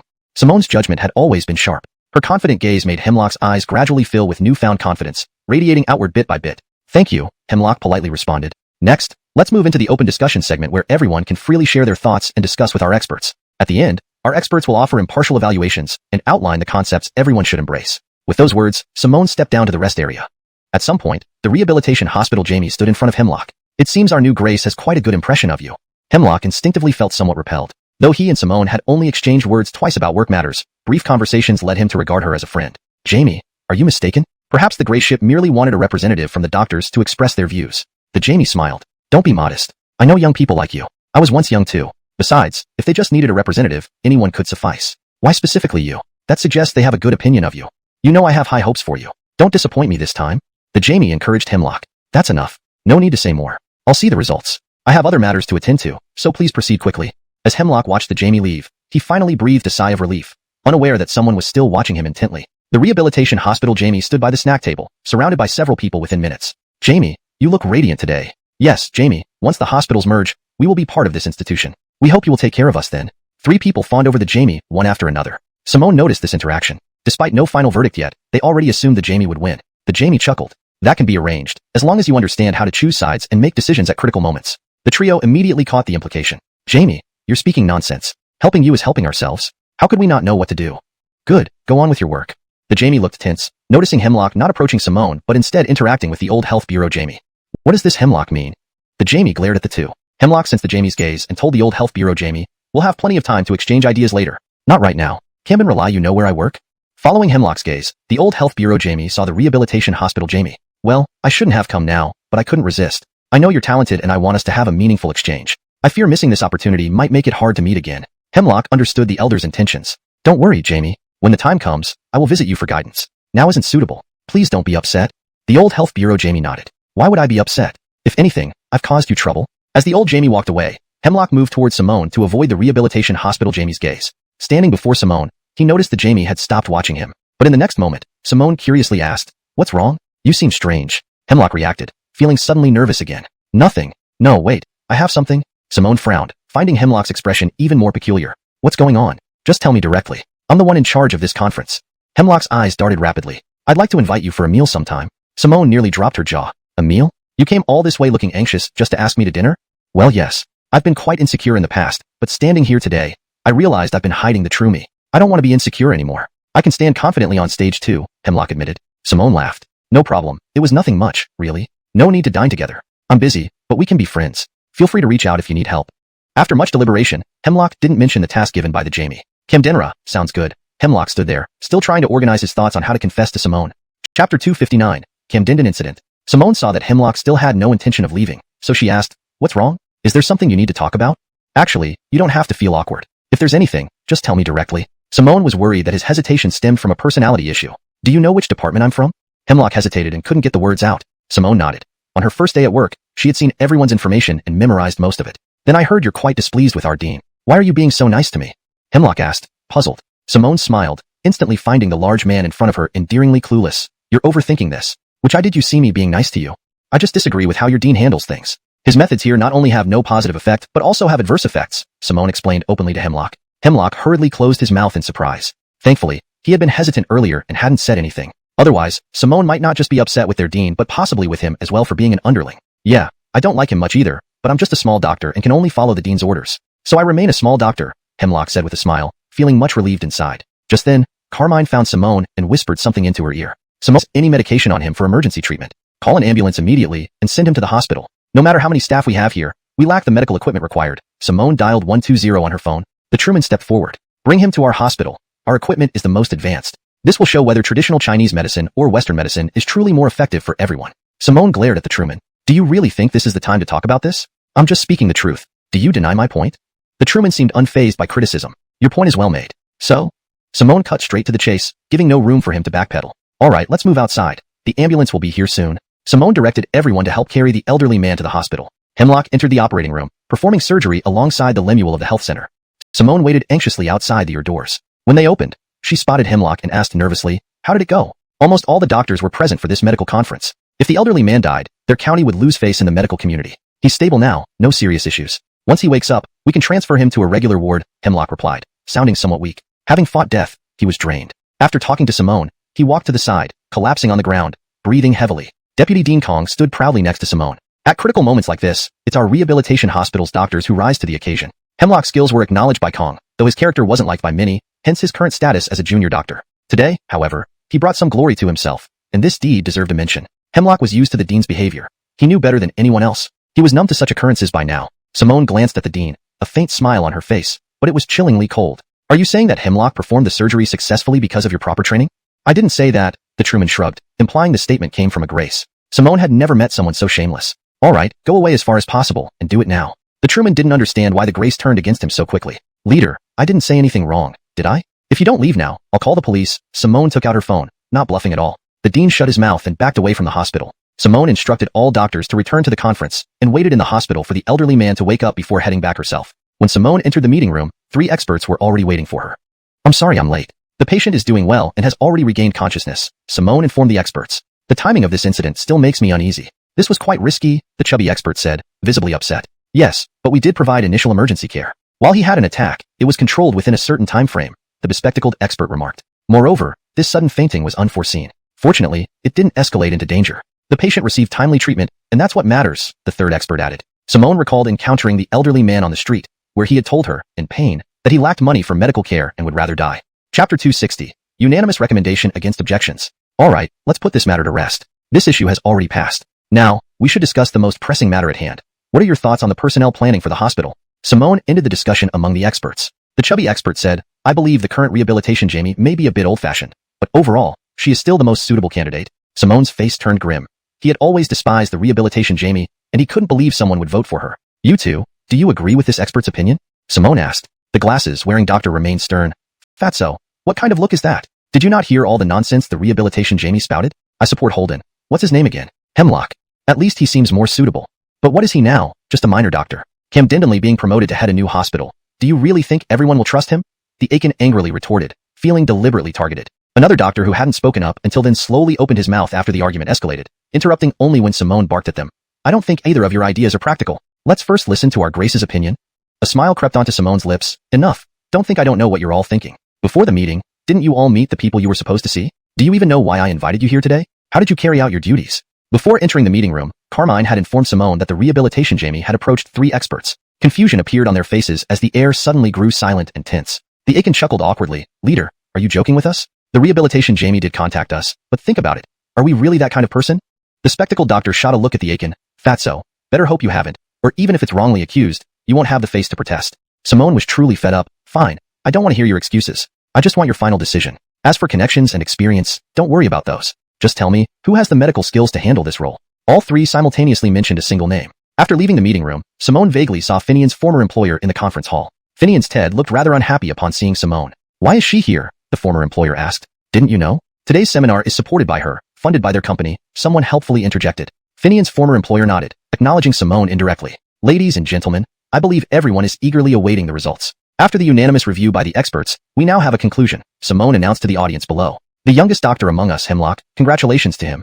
Upon hearing this, the rehabilitation Jamie stood up, ready to accept applause and congratulations, only to realize belatedly it was Hemlock. Hemlock, how can this be? Sparks flew from her eyes. Hemlock sat there in a daze, hardly reacting. He had rushed back to express gratitude to Simone, never expecting such a huge surprise like winning the lottery. Hemlock, don't you have something to say? Come up here, Simone addressed Hemlock. Walking up the red carpet, Hemlock felt as though he were dreaming. I never expected it would be me. After all, I'm still young. Many seniors might be more qualified. Hemlock smiled. But now that I'm in this position, I will do my best. Simone clapped, followed by applause from the crowd. Next, there's another announcement. The veteran director of the health center has much experience and will temporarily serve as deputy to assist Hemlock. The Nixon genuinely rejoiced for Hemlock. Observing Holden on stage, recalling his deft and wise actions during surgeries, he knew Hemlock would excel. After stepping down, Hemlock was immediately greeted by the Nixon. Hemlock, congratulations. Likewise, congratulations to you, Hemlock replied. No big deal. I'm merely helping you get accustomed to the work. Besides, I'm getting older, retiring soon. If I can remain a doctor in our hospital, I'll be content, the Nixon said. Simone's expression on the podium froze. Now that we've finished with the happy news, there are some unpleasant matters ahead, but everyone must accept them because the decisions are irreversible. Some individuals in the hospital have been abusing their power, leading to a corrupt atmosphere. Their names have been posted at the entrance, and punishments will be administered. Whether they will be re-employed depends on their performance. Bad behavior means dismissal. Good behavior means redemption, Simone stated. The rehabilitation Jamie wasn't listening, her gaze fixed on Hemlock and the Nixon. After the meeting, Hemlock returned to the hospital, ready for his new role, walking with newfound confidence, nodding to everyone greeting him, his back straighter than ever before. Jamie Eric? The rehabilitation Jamie had been waiting for him. Hemlock's enthusiasm waned instantly. Jamie, I am not a director anymore. From today, you are the director, she sneered. Hemlock's face turned sour. He hadn't anticipated this outcome. I helped you for years. Without me, could you have advanced so smoothly in this hospital these past 15 years? She asked. And yet, this is how you repay me. More spectators gathered, watching the exchange between the new and Nixons. Jamie, please let me explain. I really didn't know. Hemlock tried to reason. But the rehabilitation Jamie wouldn't listen. Stop it. The experts told me that without Simone's unwavering recommendation against all objections, do you think your qualifications match those of Alinda? Tell me, when did you hook up with that Grace? Note, In this translation, character names have been rendered into pinyin, e.g., Simone, Hemlock. The narrative and style have been maintained as faithfully as possible to the original text, ensuring readability and coherence in English. Chapter 261. Old boss raises Camden's suspicions. Hemlock was in a difficult position. They had only met today, so how could they already be in cahoots? Jamie, we should speak from the heart. I have always worked for you, and I genuinely didn't know that this Jamie position would be given to me. Moreover, let's be fair. Over the years, how exactly have you treated me? There's no need to elaborate. Now everything wrong falls on my shoulders. If not for your consistent behavior annoying the new gray ship, how could we be here today? Hemlock didn't want to say too much, but felt compelled. The Jamie sneered. You still claim you only met today? If you only met today, how would you know she would disapprove of my usual behavior? If you only met today, how could he tell you all this?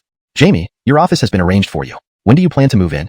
Colin chimed in. Colin had always detested the Jamie's actions. Someone like Senior Dr. Eric should have been a pillar of the city hospital, but was instead mistreated worse than an ordinary doctor. Jamie's office? Colin, are you really a sycophant? Hemlock hasn't even warmed up to the seat of Jamie, and you're already turning away. The Jamie coldly laughed, noting the stark change in attitude around him. Hemlock is the new Jamie selected by the higher-ups. Praising her isn't wrong, is it? Did you ever think you'd see the day when you lost power?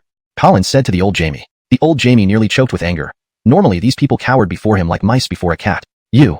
What about me? You're no longer our Jamie, just a Dyer Ted. I wanted to invite you to dinner, but she refused. In the end, I had to agree. I thought I should inform you, Simone added. Finian's expression darkened. Did you notify him? No, I had no idea he was here. Simone sensed danger in Finian's tone. Well, that complicates things.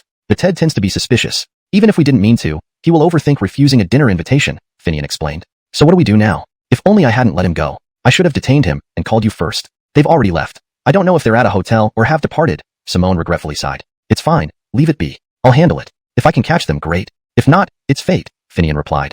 Ending the call, Finian sensed the Ted was en route to the airport. He flagged down a car and pursued them, but traffic stalled his chase, widening the gap until he realized he wouldn't catch up, so he turned back. The Ted sat sternly in the car, glanced back, and sighed. What are you looking at? Asked the secretary. Finian didn't come. This is more complex than I thought, the Ted remarked. Why are you so sure there's something wrong with Finian? The secretary asked curiously. Even working elsewhere is normal. Yes, but merging hospitals and gathering so many doctors is a sign of monopolizing the pharmaceutical industry here. He didn't consider us. This time, he means business, the Ted analyzed. The secretary disagreed. That doesn't seem... Finian nodded, but was puzzled. If Simone is here, why would Brigham come to him for help instead of his own sister? That's good. Do you know what I'm currently doing? Only you can help me with this, brother-in-law. If anyone in our family dares to oppose, I'll be the first to support you. Brigham smiled and patted Finian's shoulder, acting like close brothers. Finian smiled. Of course I'll help you, but you need to tell me exactly what you're up to. And does your sister know about this? Brigham's expression turned serious. Are you saying you won't help if my sister doesn't know? Finian laughed, knowing he couldn't afford to offend his brother-in-law. That's not what I mean. I will definitely help, but anything that your sister should know, she must be informed first. Okay, I was just teasing you. Listening to my sister, that's something to make her happy, Brigham said. It's actually about herbal medicine. I heard that you have a good relationship with Dax. Could you introduce me to him? I hope to get access to Chinese herbs through his company. After hearing Brigham, Finian laughed. Are you sure you're mistaken? Louis' company sells medical devices. How could it have Chinese herbs? Brigham paused, looking puzzled at Jareth. You don't know? Forget it. It's possible since the Jareth family business is vast. Not knowing is quite normal, Brigham explained. Just trust me, my information is accurate. Just introduce me to him. Finian nodded, finding Brigham's logic reasonable. He led Brigham inside and greeted Dax. Louis, these Buddha statues meet your expectations, right? Satisfied, very satisfied. But you disappeared suddenly. Where did you go? If you had urgent matters, just go ahead, Dax replied, noticing someone beside Finian who seemed familiar. This is... Dax asked. Louis, this is Brigham, Simone's Yale, Finian introduced solemnly. Ah, no wonder he looks so familiar. You guys are family, Dax remarked. What's going on between you and Simone? Didn't you even introduce your own brother to me? Note this down, Dax teased. Brigham smiled. I never handled such matters before. But now I need your help, Louis. Dax stopped. What help do you need? Facing Jareth Yanhui seriously, Brigham replied, it's not much, just seeking cooperation regarding Chinese herbs. I know your factory has strict quality control. Haha, I thought it was a big deal. Alright, let your brother-in-law handle it. It's time he gets acquainted with our company, Dax said. Finian was just a minor manager in the company, yet receiving such attention from Dax was remarkable. Louis, I'm not too familiar with the herb factory, Finian voiced his concerns. Everyone starts from being unfamiliar to familiar. Plus, it's your brother-in-law. Shouldn't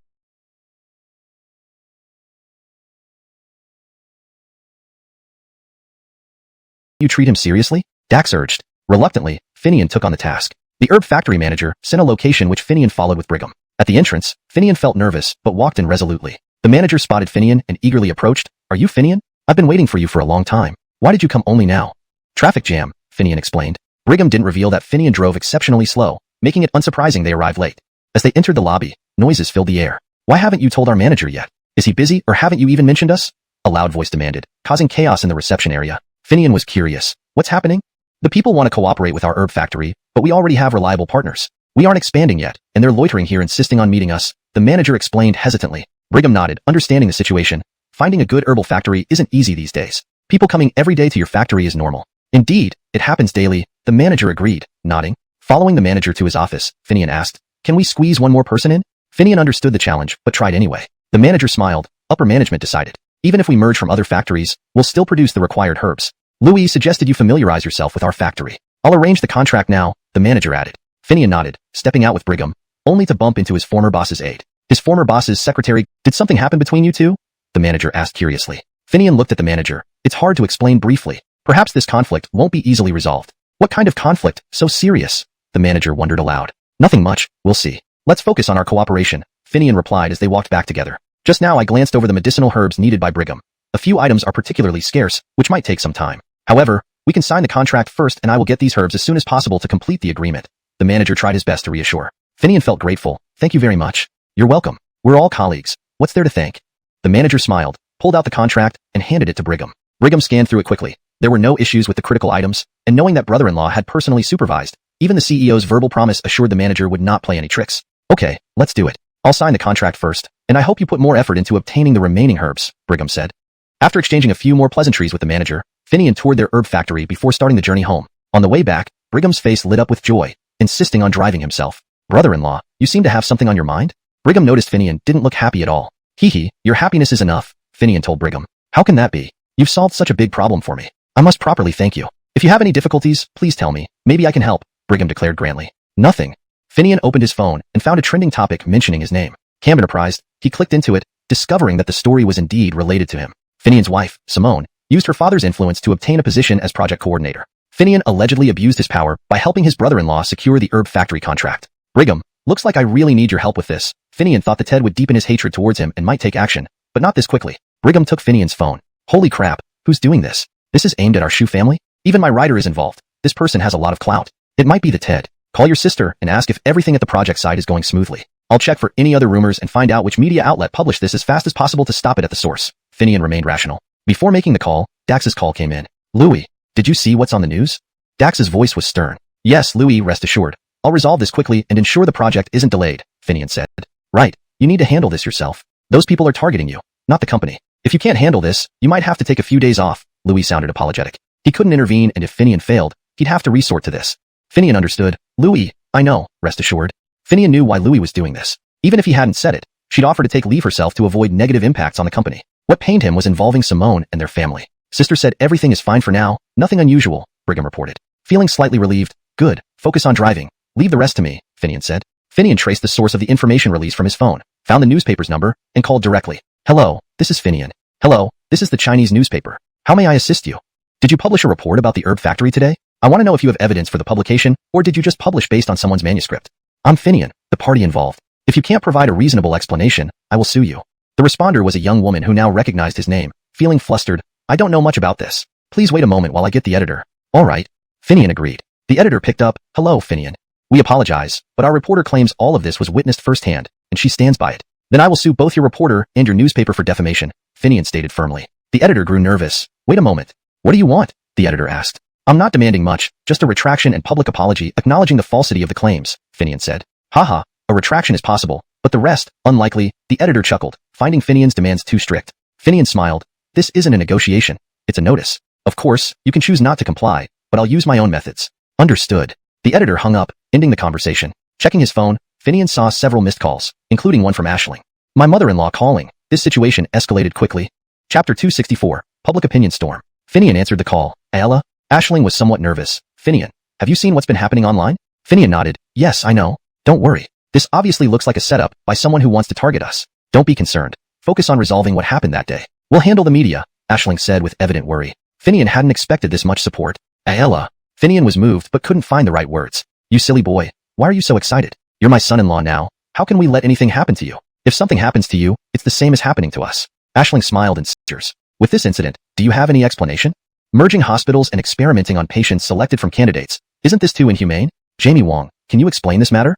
Facing the reporter's sharp questions, Finian did not back down. Brigham felt a headache coming on and frantically gestured for Finian to return to the car. These reporters were like leeches. Once they latched on, they wouldn't let go. I understand everyone is concerned about this issue. I promise to give you a satisfactory answer. However, not now. Tomorrow morning, I will hold a press conference, and everyone is welcome to attend. Feel free to bring your journalist friends. Any questions will be answered satisfactorily, Finian said. One reporter still wouldn't let go. May I ask, are you avoiding answering because you're gathering more favorable information first? Why don't you tell us now? Finian smiled. What I say now isn't important because others might not know yet. I can't address everyone individually. Trust me, tomorrow I will answer all your questions without evasion or irresponsibility. Only then did the reporters slowly disperse, leaving the entrance to the government building to return to its usual solemnity. Finian went upstairs. Before he saw Simone, he found the county magistrate sitting in the hall waiting for him. You finally came. Do you still have the nerve to show up here? The Grace was furious, skipping lunch and unable to order food. When had he ever faced such embarrassment as the county head? Magistrate, some people are trying to sabotage us, but rest assured, I will resolve this matter quickly so it won't affect the county government, Finian promised. Better keep your word. The Grace turned and left. Finian went upstairs and saw Simone looking out the window. Simone, did I just hear you say something? What do you plan to tell everyone tomorrow? Simone looked upset. I'm not sure, but this is the only way for now, or they would still be here. Finian approached Simone. Do you know none of these reporters is easy to deal with? If you can't give them a satisfactory answer, they might fabricate even wilder stories. Simone thought Finian's actions were naive. Don't think too much about it. Haven't you eaten yet? Quickly eat while it's hot, Finian said to Simone. Meanwhile, in the county Grace's office, the county head's confidant stood beside him, asking, Sir, why did you let Finian go? Without him, we wouldn't have this crisis. This situation is more complicated. Without Finian, there would be no hospital merger, no investment from Jareth Yenhui, the county head explained. So, we can't touch this person? Not now, but if it comes to the worst, we will act. I kept him to use his connections to build up the county. If he threatens my position, I will sacrifice him for the greater good, the county head said sagely. The confidant nodded, impressed by the county head's foresight. News of Finian's press conference spread quickly, stirring up chatter among journalists. Soon it reached the ears of Finian's former boss. The secretary had a stern expression. Boss, what should we do? If Finian's press conference succeeds, all our efforts will be in vain. Not only will it fail to harm him, but it might even promote him. The boss nodded. Do this. Immediately organize some terminally ill patients to cause trouble. I don't believe Finian can cure them. If they die, even if he has mouths all over, he won't be able to explain. Yes, boss. I believe Finian won't escape this time. The herbal medicine market here will belong to us. The secretary grinned, imagining future success. Chapter 265, everything goes smoothly. Rest assured, I will take care of it right now. No matter how eloquent Finian is, he can't escape this time. The secretary turned to a doctor to find terminally ill patients. The next day, even before the main character appeared, the venue was already crowded with people. Journalists had been waiting there since early morning, but hadn't seen Finian appear yet. They began to speculate. Do you think Finian will still come? Could he be playing tricks on us? Coward. Could he have run away at this critical moment? Don't jump to conclusions. Since Finian promised to come, he surely will. It's not time yet. Why are you so anxious? Hemlock said angrily upon hearing these unfavorable comments about Finian. Are you the new dean? No wonder you say that. This time you got promoted to dean. Didn't you put in a lot of effort? The things you did will soon be exposed. You'd better pack up and get out of here while you can, a journalist remarked. The Lemuel of the rehabilitation hospital also showed up. He felt this was his last chance from heaven. If he could bring down Simone and Finian this time, then everything that happened before wouldn't count anymore. Even if the hospitals didn't merge and there was no new development, at least he would still be the dean. Now, he wasn't even worth a fart. Hemlock, did you never imagine that Simone would turn out to be such a person? It's not too late to speak up. How did you get this position as dean? The Lemuel questioned sharply. Randall, I respect you and still call you Randall, but you must speak with conscience. My position was gained honestly. On the other hand, some people bribed their way in and are now trying to slander others, Hemlock retorted angrily. I bribed? Do you have any evidence? Without proof, your accusations are defamation. Moreover, you and Simone knew each other before entering the venue. Otherwise, why would only you be allowed to speak? Originally, experts selected someone else, but because of Simone's insistence, do you think you could sit in this position with your current age and experience? Each word from the Lemuel hit home, and the journalist seized the opportunity to question Hemlock aggressively. Faced with so much pressure, Hemlock could only defend himself without any counterattack. Just then, Finian arrived and saw the scene. He rushed over. What are you doing? Today is my press conference. Any questions should be directed at me. Why make things difficult for a doctor?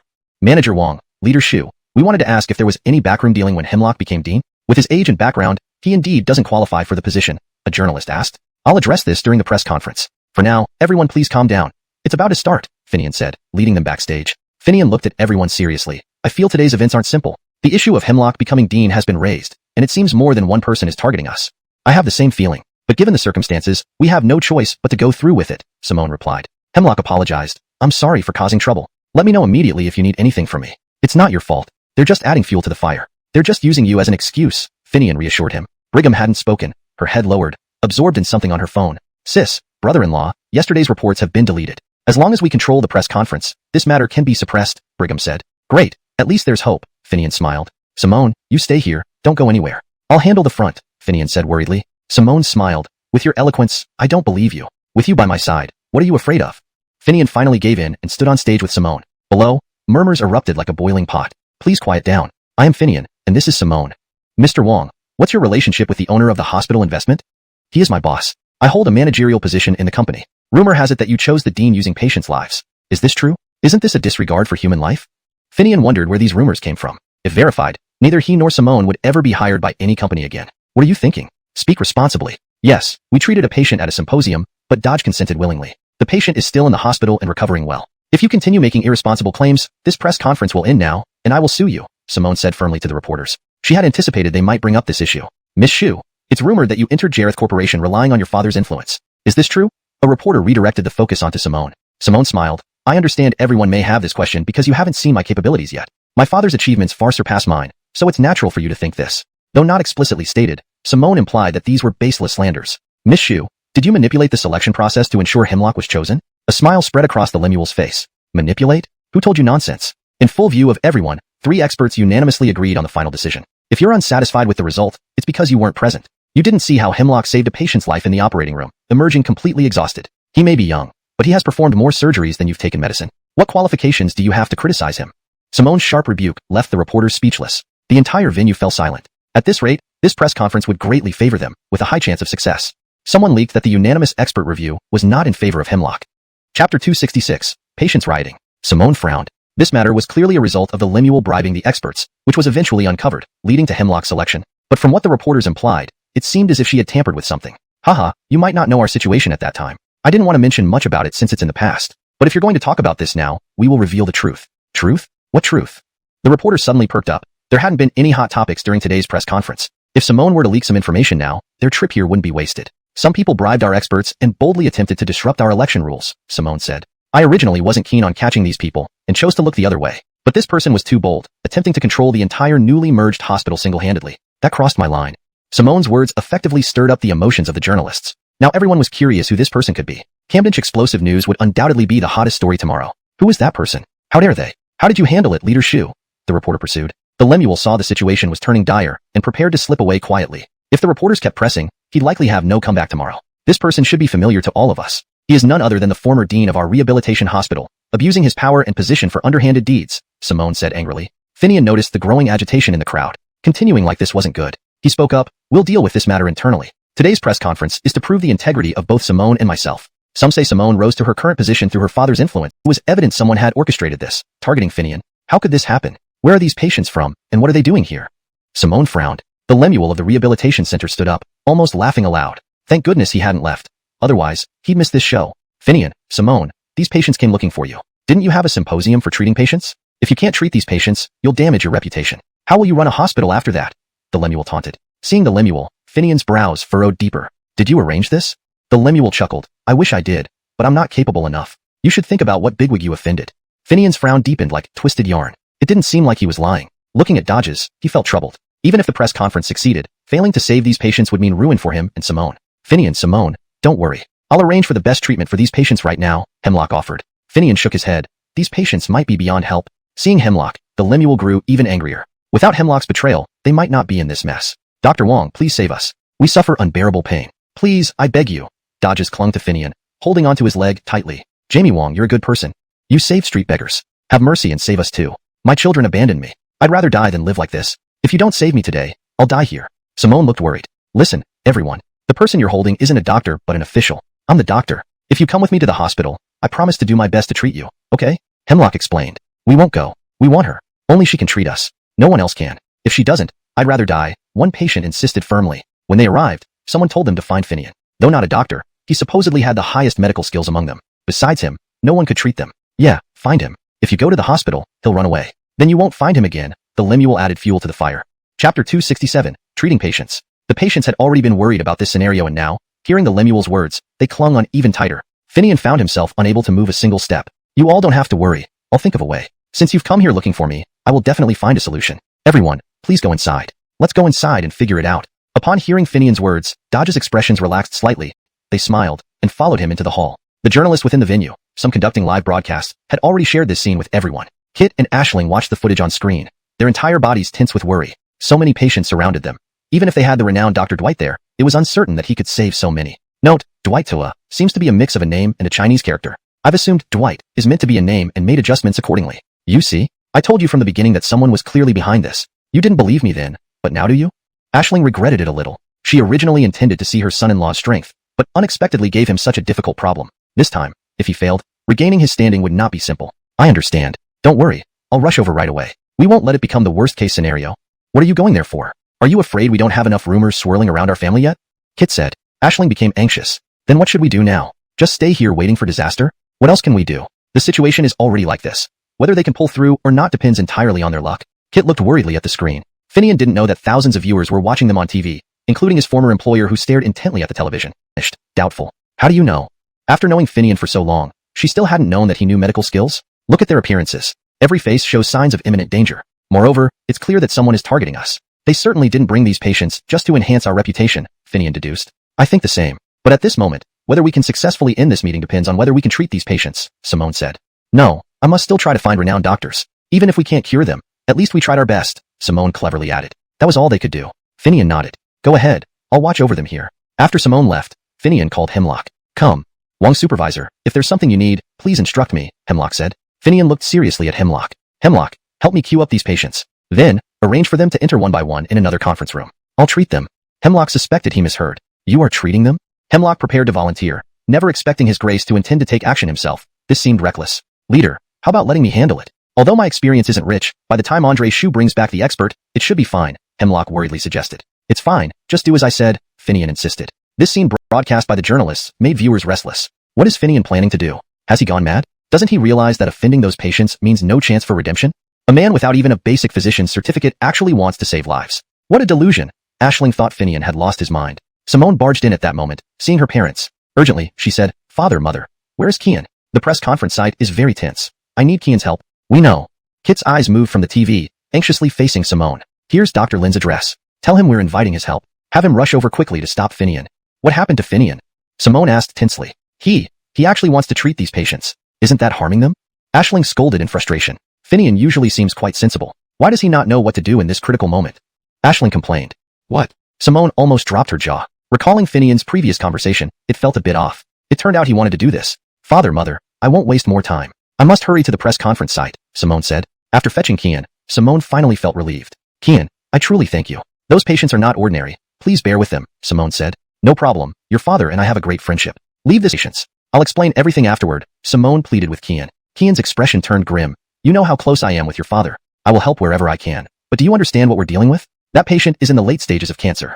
Even our top experts here or doctors abroad cannot cure such cases. Simone steeled herself. I know the situation, but we need your help. Please don't refuse me, okay? Kian tried to bring Simone back to reality. This is beyond my capabilities. Simone, I know you might hate me for this, but I can't take the risk of misleading everyone. I have other matters to attend to. I must leave. With that, Kian turned and got into his car, driving away. Hemlock, witnessing this, rushed over. What happened? Why did Kian leave? It's over. Everything's over. Simone's last shred of hope had vanished. She had thought Kian coming here would make things better. From a young age, she knew Kian's reputation. No patient seemed impossible for him to cure. Hemlock guessed what happened. Did Kian run away? Hemlock understood the doctor's decision. If he hadn't acted, it wouldn't affect him, but if he tried and failed, it would damage his reputation. Why take the risk? Brigham emerged from behind and saw Simone standing by the door, looking troubled. Sis, why are you standing here? Shouldn't you go inside? There's no hope. The doctor ran away, Simone replied. Ran away? The hero, seemingly lifeless except for shallow breathing, lay limp on the ground. Brigham burst through the door, alarmed at the sight. She rushed to Finian's side, asking anxiously, what happened? What did you do? You're not a doctor. How did you learn medicine? Look at this patient. You've nearly killed them, and you're in such a state. Why didn't you listen to me? Simone held Finian's hand, her voice breaking. Finian smiled weakly, understanding Simone's excessive concern, which he found comforting after a childhood devoid of familial warmth. Simone, don't worry. I'm fine. How can you say you're fine? You look like you've been drained.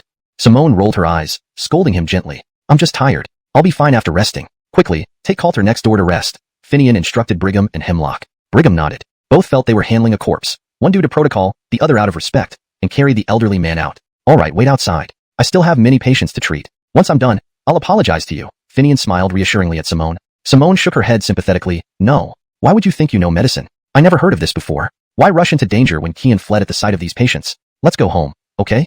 Simone feared whatever method Finian used might harm him. Finian patted her head. You're our project coordinator. So confident in front of everyone. Why do you act like a wronged wife now? Be good and listen, okay? His eyes softened with affection. Others could run, but not him. If he fled, Simone's family would face endless rumors, unable to lift their heads. He couldn't allow his woman to be ridiculed and shamed on the streets.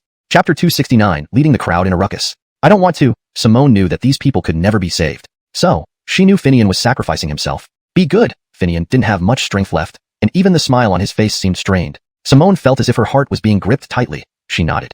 Okay, then I'll wait for you outside. If anything happens, you must call me first. Don't overdo it, okay? Finian nodded, watching Simone walk to the door and stopped her. Wait a moment. Simone turned around with hope, thinking Finian had changed his mind. You help me call in the next patient. Tell them not to worry. As long as I'm here today, they won't be left unattended, Finian told Simone. Simone nodded and left the room. The next patient came in, and Finian arranged for him to lie down and not move, using internal energy to examine his symptoms. Actually diabetes and so severe? Finian said in surprise. With the current medical standards, such patients' conditions were almost impossible to control. He was fortunate to encounter this case today. Otherwise, there would be no chance of survival. If you want to live well, listen to me, Finian told Dodge lying on the bed. The patient was somewhat agitated. You mean, you can cure my illness? He hadn't come with too much hope. He was very clear about their purpose for coming here. It's possible, but the condition is that you tell me who sent you here. Where are you from? And at which hospital did you receive treatment before? Finian asked. The elderly man hesitated. He wasn't afraid as he was already on the brink of death, but he still had grandchildren. Can I not talk about these matters? You can also choose not to treat me. I'm so old, there's not much point for me to live. Coulter thought for a while and finally said. Finian smiled without saying anything and started to put effort into treating Coulter. After half an hour, Finian told Coulter, your illness has basically been cured, but full recovery will take some time. You may go rest now. The hero stood up, looked at Finian, and left without another word. Patients entered one by one. Some walked out on their own, and others were carried out. Simone stood at the door, not waiting for any word from Finian. Her heart couldn't help but worry. Sister, don't worry about Finian. So many people have gone in. Surely nothing will happen to Finian. If something happened, we wouldn't have continued letting people in. Don't worry too much, Brigham said to Simone. Simone turned to look at Brigham. How can I not worry? Even Kian doesn't dare to save people, and my brother-in-law doesn't even know medicine. Brigham had a different view. Sister, I see it differently. Your brother-in-law is someone who keeps his cards close to his chest. Perhaps you don't know, but although I haven't spent much time with him, I can feel that your brother-in-law is a steady person. He usually doesn't do things unless he's sure. Moreover, he might have studied medicine. The patients I saw going in just now all showed signs of improvement when they came out. If he really didn't know medicine, how could every patient improve after seeing him? Brigham said. Simone frowned, looking doubtful at Brigham. Are you just trying to comfort me because you see me worried? How am I comforting you? Don't you have eyes to see for yourself? Brigham spat, then turned away and busied herself. Brigham understood clearly. Usually, Simone was a smart person, but this time, her anxiety had clouded her judgment. But once she calmed down, she'd understand everything. When the footage taken by the reporter was seen by the Ted, he grew angry. Go and check what's happening. When did Finian become a doctor? How can he treat people? Besides, those people couldn't be saved by anyone, let alone Finian. Boss, don't get upset. I'll check immediately and report back right away, the secretary carefully said. That's done deal. By the time you return, it will be too late. They won't have anything else to say, the Ted said. The Ted took out his phone and called the Nixon of rehabilitation. Jamie, you should know who I am? The Jamie instantly understood. What are your instructions? What's going on at the scene? When did Finian learn to diagnose? Or were those patients transferred elsewhere? This is your last chance. If it's true, you need to seize the evidence while it's still fresh. They won't stand a chance, the Ted said to the director. The Nixon immediately understood. Understood, thank you for your advice. It looks like only people are entering, none are coming out. There must be something fishy here. After hanging up, the rehabilitation director informed the reporters and led a group of journalists to the front door but was stopped by Simone. What do you want? Simone blocked their way. We aren't here to do anything. We just want to know how Finian is treating patients inside. Why hasn't there been any movement for so long? We only see people entering, not coming out. The rehabilitation director confronted Simone. Simone sneered. Jamie, I know you're unhappy with us, but we're saving lives here. If you waste our time, can you compensate for it? Miss Shu, please calm down. We're just trying to confirm the safety of Dodges. Many people are waiting for our update, a journalist said more gently than before. Simone smiled. Of course. After all patients are treated, we'd love your help with a special feature. Please wait a moment. You keep blocking us. Is there something you're hiding? Are you secretly transferring patients? The rehabilitation director pointed at Simone, stirring up the reporters behind him. You're making wild accusations. Simone nearly cried from frustration. No one knew the situation better than she did. Miss Shu, we aren't intentionally making things difficult. This is our job. Please don't hinder our work, the reporter insisted. Chapter 270, Different Medical Skills. What do you actually want to do? If you take one more step forward, I won't be nice to you, Simone said defensively to the journalists. Brigham stood beside Simone, using his arms to shield her. He knew that at this crucial moment, Simone would absolutely not leave Finian. The door of the meeting room suddenly opened, and Finian emerged from it. Seeing the situation before him, he was almost enraged. Enough. What do you want? You just want to come in and see, right? I'll open the door for you. Feel free to look around. But remember, if not only has Dodge not been transferred but has also been cured, all of you must apologize to us. Simone clutched Finian's hand, her eyes filled with worry. Finian, don't overthink it. Nothing will happen. Trust me. We've gone through so much together. Can we really not get through this little difficulty? Finian said. All right, since Finian puts it that way, then let's all go inside and see, all right? The rehabilitation Linda said with a smile. He had still been thinking about how to enter when unexpectedly Finian came out. He didn't believe these dying patients could be saved by Finian. Even if Finian were the greatest godsend, he couldn't do such a thing. Now, Finian dared to make this concession because he was backed by Dax and the Shu family's influence. Yet, when Finian's reputation is utterly destroyed, who would speak up for him then? By that time, there would only be humiliation and disgrace.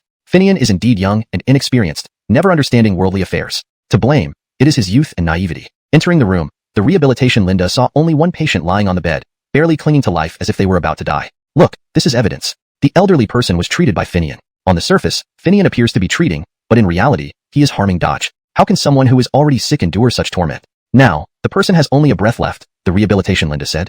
Hearing this, the journalist snapped photos rapidly. These pictures portrayed that Dodge had been tortured by Finian, implying that his actions were tantamount to tampering with evidence and losing all conscience. Haha, I didn't expect the Nixon. The commotion and hurriedly came out, capturing this scene for the audience watching on their screens. Get up quickly. Although your body has recovered, you are still very weak and need plenty of rest, Finian said to Coulter.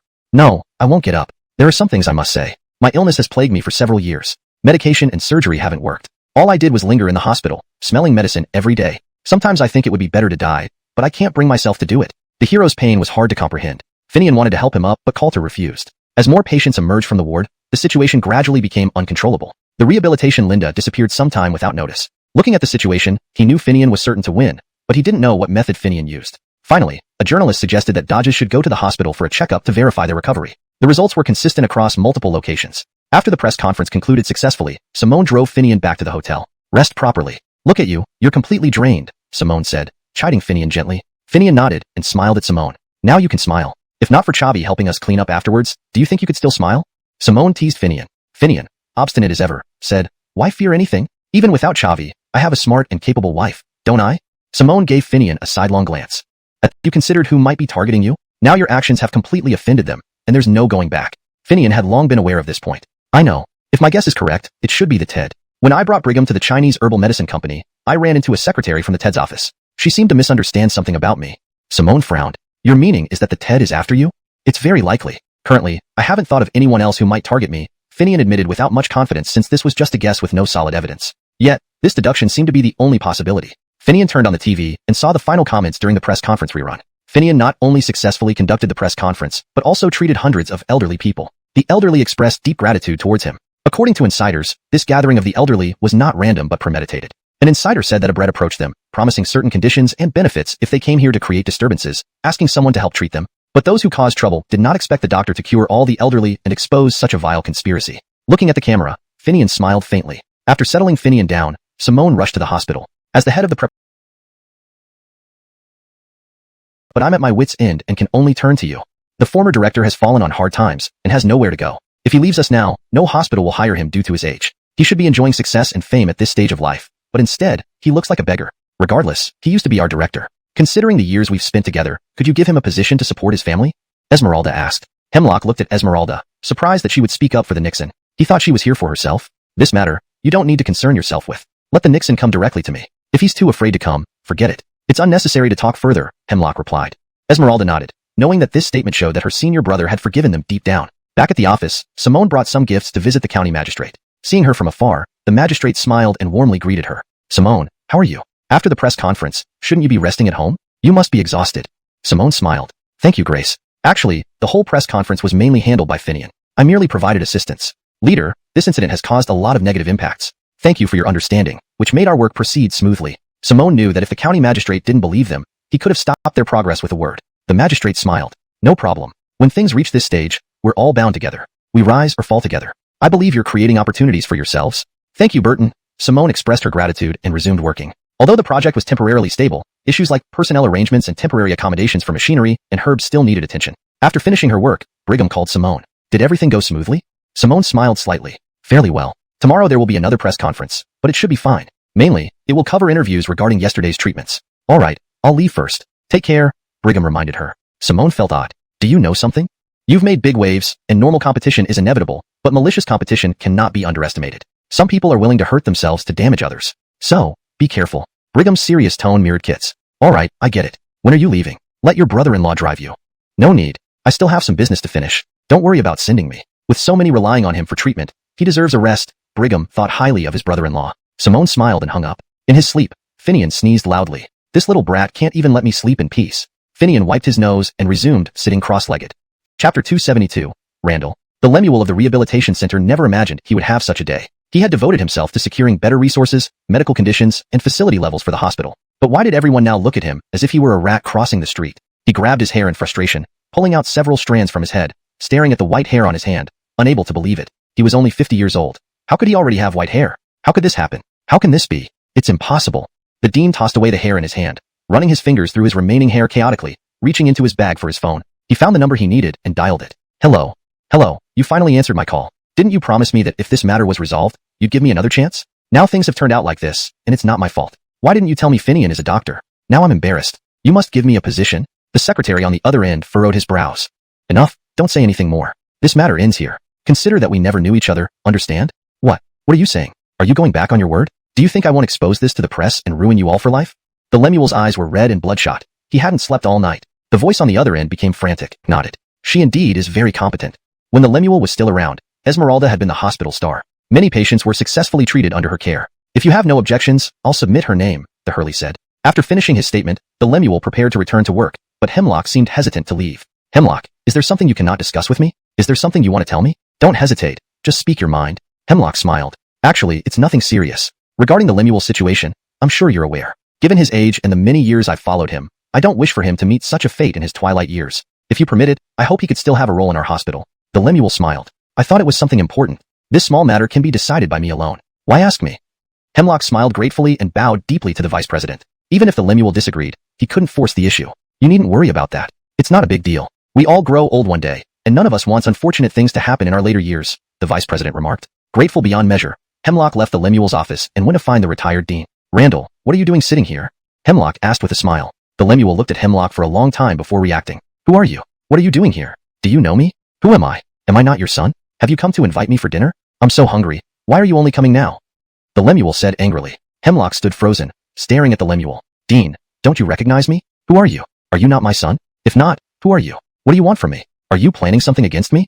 The Lemuel stared cautiously at his own phone, his fists ready for defense. Hemlock took a while to comprehend that the Lemuel had become senile. How could this happen? Just half a day since they last met. Why had the Lemuel deteriorated like this? Hemlock couldn't understand. He gently helped the Lemuel to his feet. I am your son. I've come to take you home for dinner. In the future, don't wander off. Otherwise, I won't be able to find you, and you'll go hungry. The Lemuel nodded. I remember where I am, but I forgot later. Where are we now? At the hospital, Hemlock replied. The hospital? Why am I here? The Lemuel seemed to forget even the place he had worked in for decades. We came here for a checkup, didn't you know? Hemlock felt a mix of emotions inside him. He could easily arrange a position for him. Being a nurse would be better than ending up like this. Hemlock brought the Lemuel to his office and bought 2 lunchboxes. Dean, here's rice. I remember you love rice. Eat while it's hot. The Lemuel looked puzzled at Hemlock. Why do you keep calling me Dean? Am I not your father? I'll pick you up soon, Finian told her. Finian got out of bed and felt something different in his body. Through this healing experience, he found that his newfound power had become more stable, though recovering his physical strength would take time. However, using this power felt smoother than before. Finian picked up Simone and drove straight to Tiamat Temple. Simone looked at him seriously. Finian, are you hiding something from me? Why would you think that?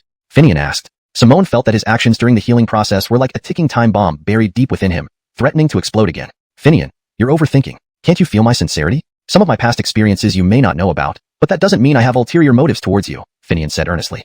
Women's thought processes are naturally different, and this isn't related to intelligence. Fine, I guess you slipped through. But do you realize how worried I was? So many critically ill patients, and all of them seemed incurable. Simone couldn't even imagine what Finian must have faced. You know I didn't have formal medical training or a doctor's license. Even if I had told someone, they wouldn't have believed me, Finian said as he turned the steering wheel and parked the car. Okay.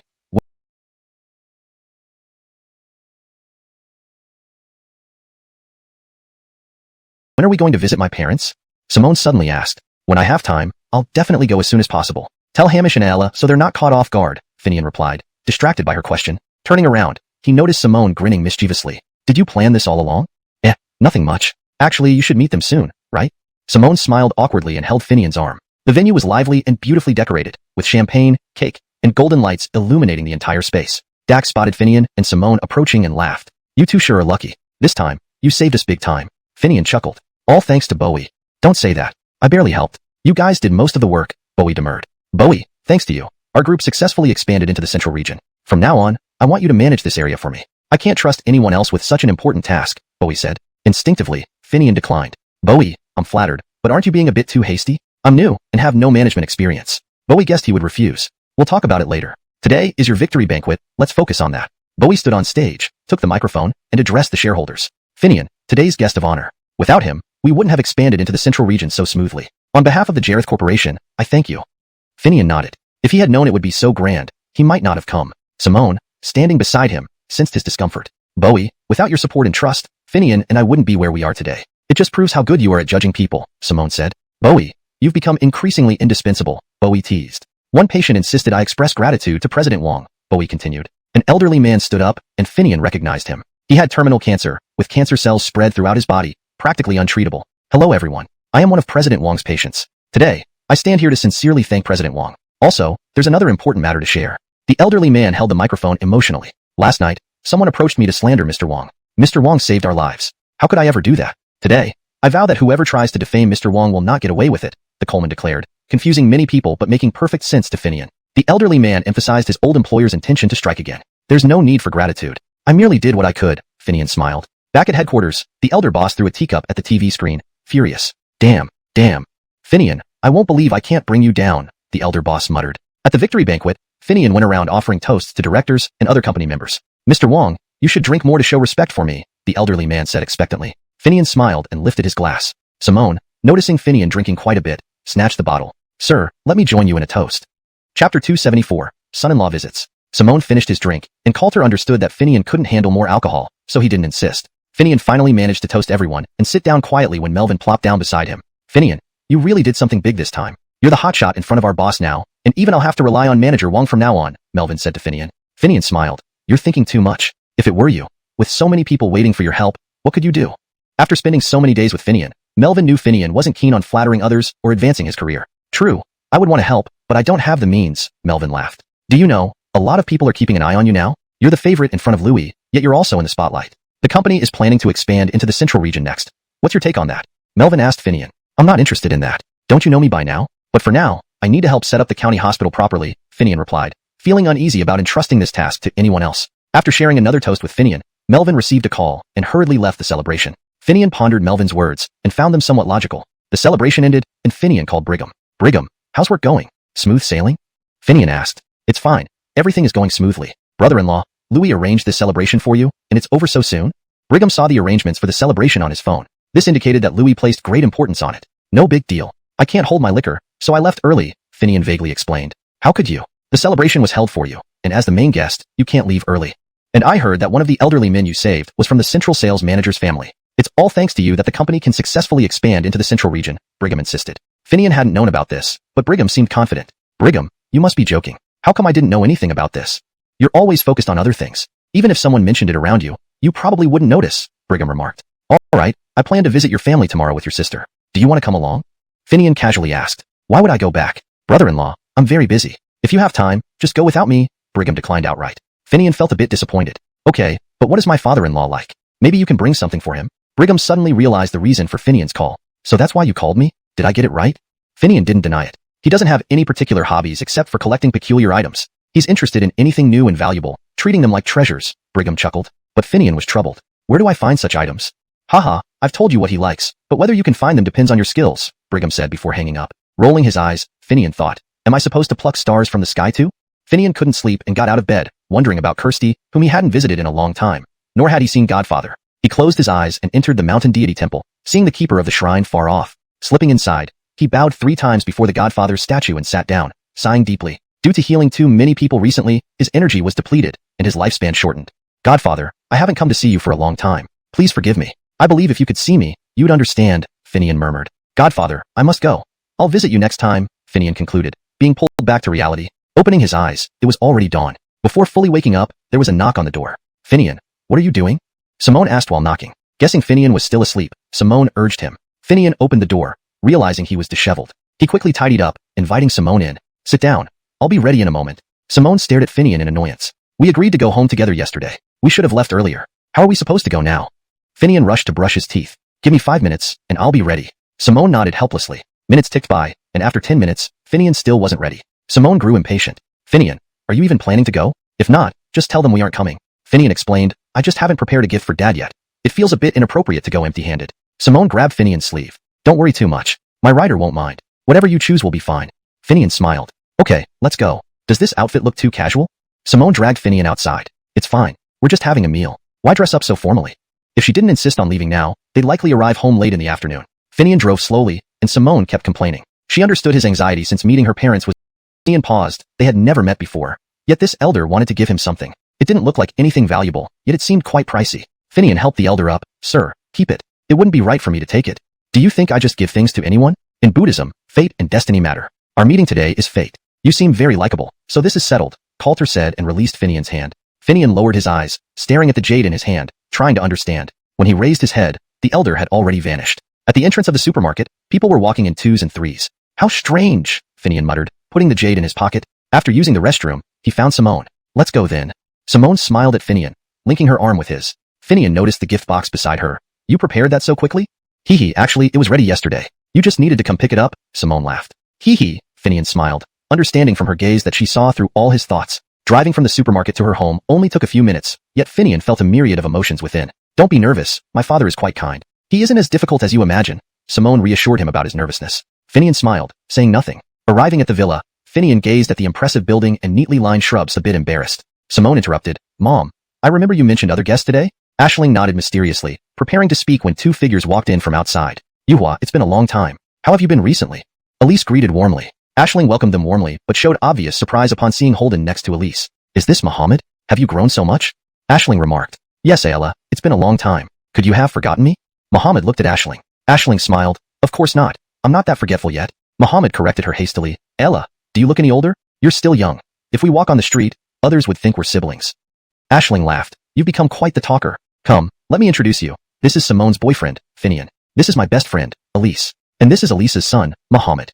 Finian smiled, preparing to shake hands with Muhammad politely but was stopped by Simone's pull. Finian chuckled awkwardly. Muhammad, nice to meet you. Muhammad's expression wasn't great, but as the guest of Ayla, Finian couldn't show it. All here now. Kit came downstairs, seeing all the guests had arrived. He smiled. Boss Shu, you're as vibrant as ever, Elise commented. Kit smiled back. You haven't changed, always joking around. Come down and see the gift Muhammad had. Chapter 276. Do you like spicy food? You're just a fool. Simone sighed with frustration, then stormed upstairs in a huff. Finian watched Simone's retreating figure and involuntarily shook his head before joining the crowd. Kit ignored Simone and called Finian over. Come here, take a look at this jade. What do you think? Finian leaned closer with a smile. Yanis, I may not be very eloquent, but I never speak falsely. I know that if there are flaws in a piece of jade during polishing, even if it's remedied, such jade, no matter how good its color, cannot be considered precious. While Finian spoke these words with a smile, others did not show much expression on their faces except for Muhammad, who was particularly surprised and internally shaken. Finian smiled at Muhammad. Muhammad, do you remember where you bought this piece of jade? Finian, it's none of your business. I see you don't understand jade at all. Do you know how much I paid for this? Yet you call it a cheap piece that has been repaired. What do you think? Muhammad's tone towards Finian wasn't very friendly. Finian's comments were purely out of concern for Muhammad, not wanting him to be taken advantage of. Brother, you might have misunderstood me. Jade is complex. Being tricked as an outsider isn't something to be ashamed of. Just consider it a lesson learned. How dare you talk like that? My jade can't possibly be fake. If you keep spouting nonsense, watch out. Muhammad looked ready to strike. Finian indeed didn't understand much about jade, yet these insights spontaneously emerged in his mind, feeling as if they had become one with his body. Initially, he didn't want to say anything but sensed blood stains on this jade, which no one would willingly possess. He spoke for the sake of others. Muhammad, I know you don't want to accept it, but now I have to reveal the truth. This jade has experienced bloodstains and isn't suitable for gifting. It's best to handle it appropriately. For everyone's benefit, Finian explained to everyone present. Having inherited the legacy of the mountain god, Finian valued jade and its significance in protecting the people. Enraged, Muhammad threw a punch at Finian's head, causing his eyes to blur. What are you doing? Everyone rushed to intervene. Kit, looking at the scene, pulled Muhammad back with a headache-inducing gesture. Calm down. Regardless of what happened, hitting someone was wrong. I'm not calm. Hamish, listen to him. He discredits my gift by saying it carries misfortune, even calling it blood-stained. Does this person have any limits? Muhammad was indignant. He had previously wondered what kind of outstanding man Simone had chosen, only to realize she had found someone petty and narrow-minded. Finian felt helpless, unable to tell them he was the mountain god. No one would believe him anyway. I said these things for your own good, he tried again earnestly. You see, he's still talking like that. Muhammad was almost spitting blood from anger. Simone looked down at the commotion below. Finian, what did you say? Muhammad's gaze softened, seemingly addressed personally. This jade isn't good. Trust me, Finian felt a sudden heat in his chest, recalling the jade the elder had given him. The legacy of the mountain god surged in his mind. The jade lay in the middle of the mountain temple, under a statue. What is this jade? Finian whispered. Camdendenly, the jade shone brightly, though dark, it radiated brilliantly, exuding the aura of a dragon, roaring and ascending into the sky. Is this jade the guardian dragon of the mountain temple? Finian murmured. Finian took out the jade from his chest and placed it on the table. If you insist on giving this as a gift, it's fine. Placing the dragon nearby will protect your family. A black jade was placed on the table. Kit stared at the jade in bewilderment, as if recognizing it from somewhere but unable to place it. What is this? Bringing it out so casually, claiming it protects the family while saying mine brings misfortune? You're too disrespectful. Muhammad argued indignantly. Today, he had hoped to mend relations with Simone, but instead, someone intervened, making him lose face. He needed to recover some dignity. Simone, you came down. Can you check this jade? Finian glanced at Muhammad and turned to Simone. Simone walked to the table, her brows furrowing. Father, come here. Doesn't this jade look familiar to you? Kit shifted his gaze from Simone. It does seem familiar. Aisling emerged from the kitchen, seeing the commotion. What's happening? Why aren't you all coming to dinner? We can discuss later. Kit understood Aisling wanted everyone to cool off. Right. Let's eat first. As Finian prepared to sit next to Simone, Alapu approached. Simone, it's been so long since I saw you. Could I sit beside you today? Simone smiled without answering. Aisling, emerging from the kitchen, said, Of course not. Sit wherever you like. Muhammad sat opposite Simone, noticing her mood lighten, but puzzled why she chose Finian, who neither looked nor dressed well compared to himself. Simone, do you remember me? Muhammad smiled, seizing the chance to talk. Simone looked up. Do we know each other? Prince Zhang, don't joke. I'm just a village girl. How could I know you? Simone spoke frankly. Alapu chuckled. You're still the same Simone. Your personality. Ayla likes it. If only we could meet more often. Simone smiled. Ayla, do you like spicy food? Chapter 277. A healthy diet. Elise didn't quite understand what Simone meant. She smiled, puzzled, and looked up at Kit. Why do you suddenly ask this? Ayla has liked spicy food for a long time. Simone also smiled. Liking spicy food is a good thing. It enhances flavor and can improve appetite. But we should all know that eating too much can cause heatiness. Only then did Elise understand Simone's meaning. She shrugged with a smile. Simone, saying it this way, Ayla gets it, but it's okay. Muhammad likes spicy food. Besides, some people just love this taste. Even if they feel heaty every day, it's their choice. If you stop them from feeling heaty, they wouldn't be satisfied, right? Elise finished and gave Kit a smile. Finian roughly understood the underlying message. Ayla, today you are guests, feel free to order whatever you like. With those simple words, Finian turned the roles around, causing Muhammad to look at him strangely. Look, I prepared a table full of spicy dishes especially for you today. All the ones you like, Aisling said as she came out of the kitchen, looking at Elise and smiling. Everyone sat down. Muhammad stared at Simone with longing in his eyes. Simone, I remember how much you used to love spicy food. After being with you, I gradually changed my eating habits. Whatever you want today, I'll eat it with you wholeheartedly. Muhammad placed a slice of poached meat into Simone's bowl. Simone stopped his action. I now prefer healthier eating habits. You guys eat. Just like how you never understood what I wanted before, you still don't get it. That's why there will always be a gap between us. Aisling knew her daughter's personality and remained silent. In this situation, Elise felt a bit embarrassed but couldn't say anything. She had originally thought Finian was an uncouth villager, but the jade he carried indicated he was no ordinary person. The jade she got through connections was immediately identified by Finian. I think Simone is right, Finian said to Simone. Watching Finian align with Simone made Elise furious. Most annoyingly, Simone showed no regard for past feelings, acting as if she and Finian had an intimate relationship. Finian, you're just a brat from a poor mountain village. Do you really think that after hanging out with Dax for a few days, you're something? Let me tell you, beyond the sky there's a higher sky. Beyond the mountain there's a taller mountain. You still have a long way to go, Elise shouted at Finian. Finian wasn't angry. Ayla, I know there's always someone better, but I don't cross lines like you do. I understand basic morals. Elise frowned, realizing when pushed to the limit, she could become unpredictable. Finian, what do you mean? Wushio, look at the kind of son-in-law you've found. Completely unreasonable, now even trying to slander his elders. We only came to visit old friends. How could we bring such gifts? Elise shook her head and gestured to her son not to speak, believing she could handle this alone. Simone, look at this character. How can he possibly match you? Donkly, we discovered this now. It's best to break up while the harm is minimal, Elise said to Simone. Precisely because Ayla considers you one of us. That's why I'm speaking frankly. Elise held Simone's hand. She appeared genuinely concerned for Simone. Simone pulled her hand away. Ayla, I know clearly whom I choose. My parents would never pressure me like this. Are you here to persuade me to break up? No, of course not. Elise's smile was strained. She couldn't fathom why Simone was so smitten with this poor country boy. Ayla, that's not what I mean. Elise's smile was awkward. I only say this for your own good. Aisling nodded at Simone, wishing her to show some respect towards Elise. Finian stayed quiet throughout, not reacting negatively to Elise's provocations. Elise couldn't help but secretly admire Finian. He didn't seem like the typical ignorant youth from the countryside. Ayla, no matter your intentions, may I ask, if the gift you bought is as described, why can't others comment on it? Simone asked Elise. Ayla, if you're genuinely visiting, I'm happy to welcome you. But if you have other intentions, please return home. My parents might not have... There's always a way. You're just here to collect debts. It's not some huge issue, Finian stood by and said. Aisling was usually respected by everyone around her, especially those near Finian. The man didn't even glance at him, and claimed there was nothing to discuss. Even county magistrates show respect to their mother-in-law. Who are you? What gives you the right to speak here?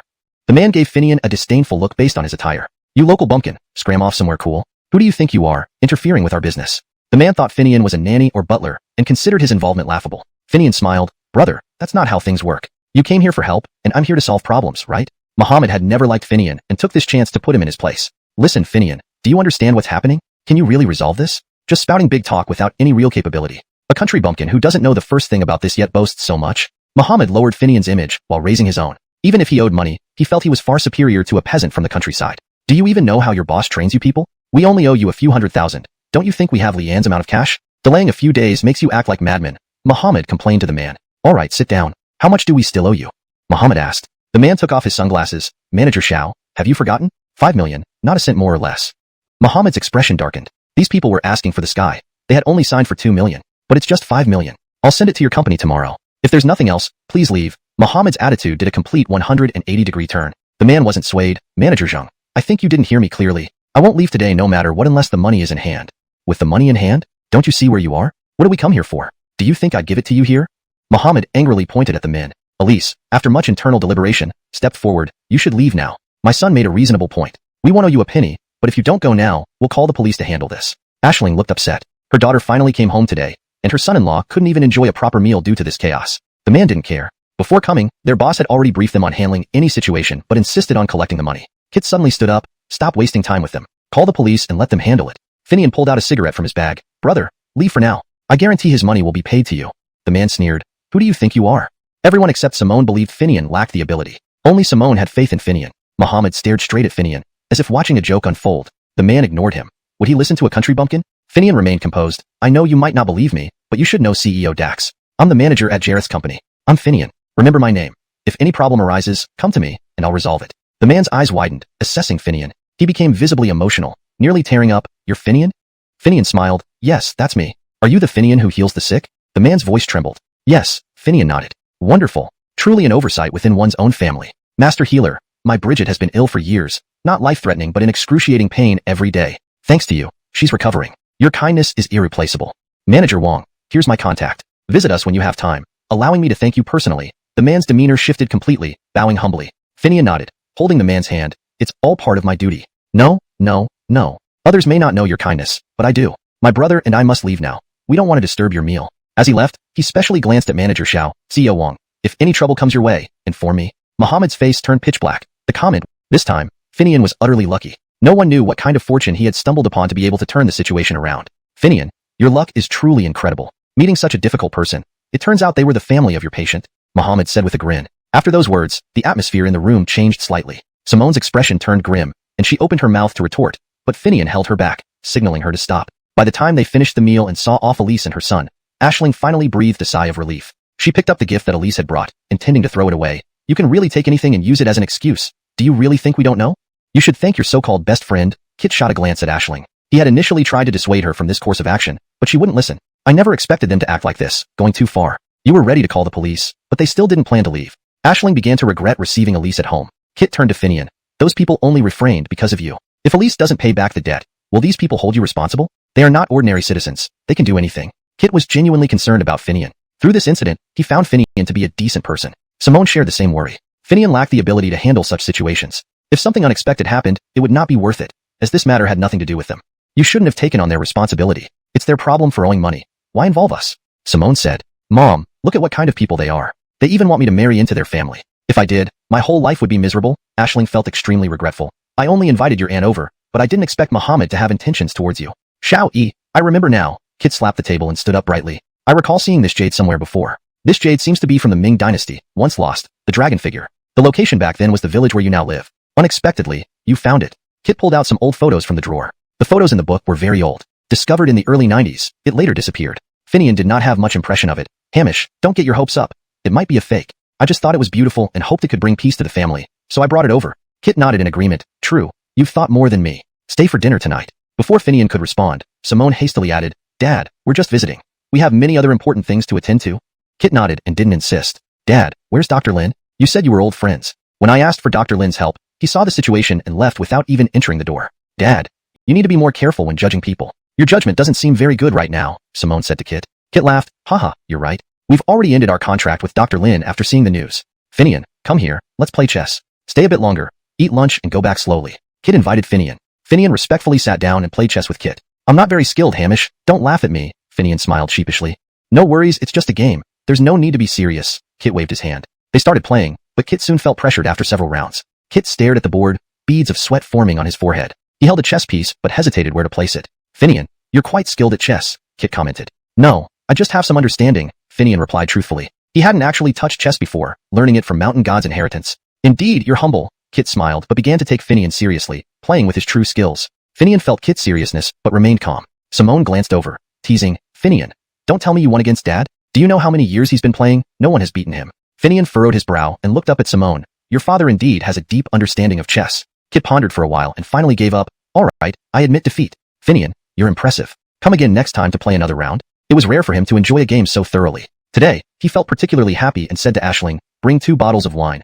I'd like to drink with my son-in-law. Initially, he only called him by name, but now it was son-in-law. Camdenra, let your rider enjoy his drinks today, Aisling said to Simone. Who's drinking? We have to drive back later. Simone wasn't willing but couldn't convince them otherwise. Kit looked at Finian, growing increasingly satisfied. You should visit often. Otherwise, no one will play chess with me.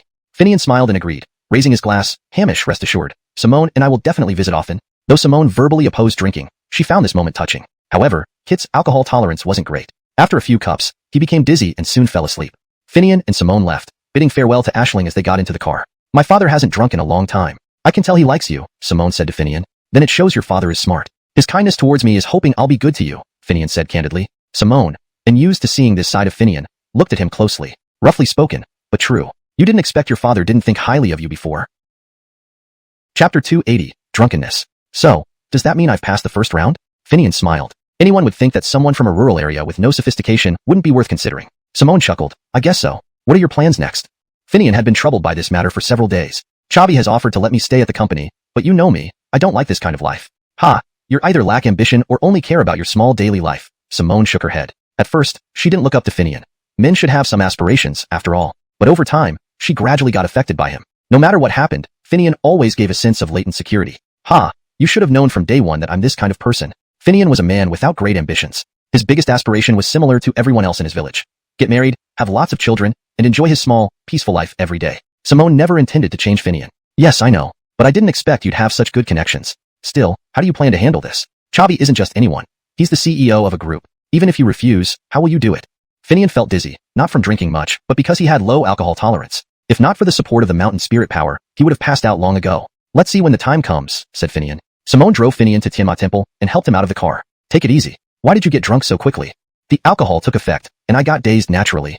Finian felt like throwing up but held on. All right, no more talking. I'll take you back to your room. Simone pulled Finian along. Finian nodded and leaned heavily on her as they moved forward slowly.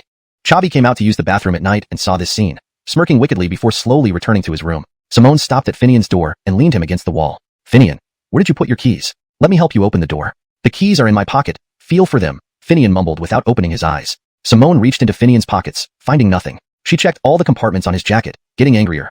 Finian, where exactly are your keys? In the pocket, Finian said, his head still dizzy. They're not there. Simone slapped Finian on the shoulder. Finian became somewhat sober. Check the pants pocket. Simone sighed impatiently and frowned at Finian. Since you can't hold your liquor, drink less. Look at you now, becoming a drunkard because of my father. How could I pass the father-in-law test without drinking?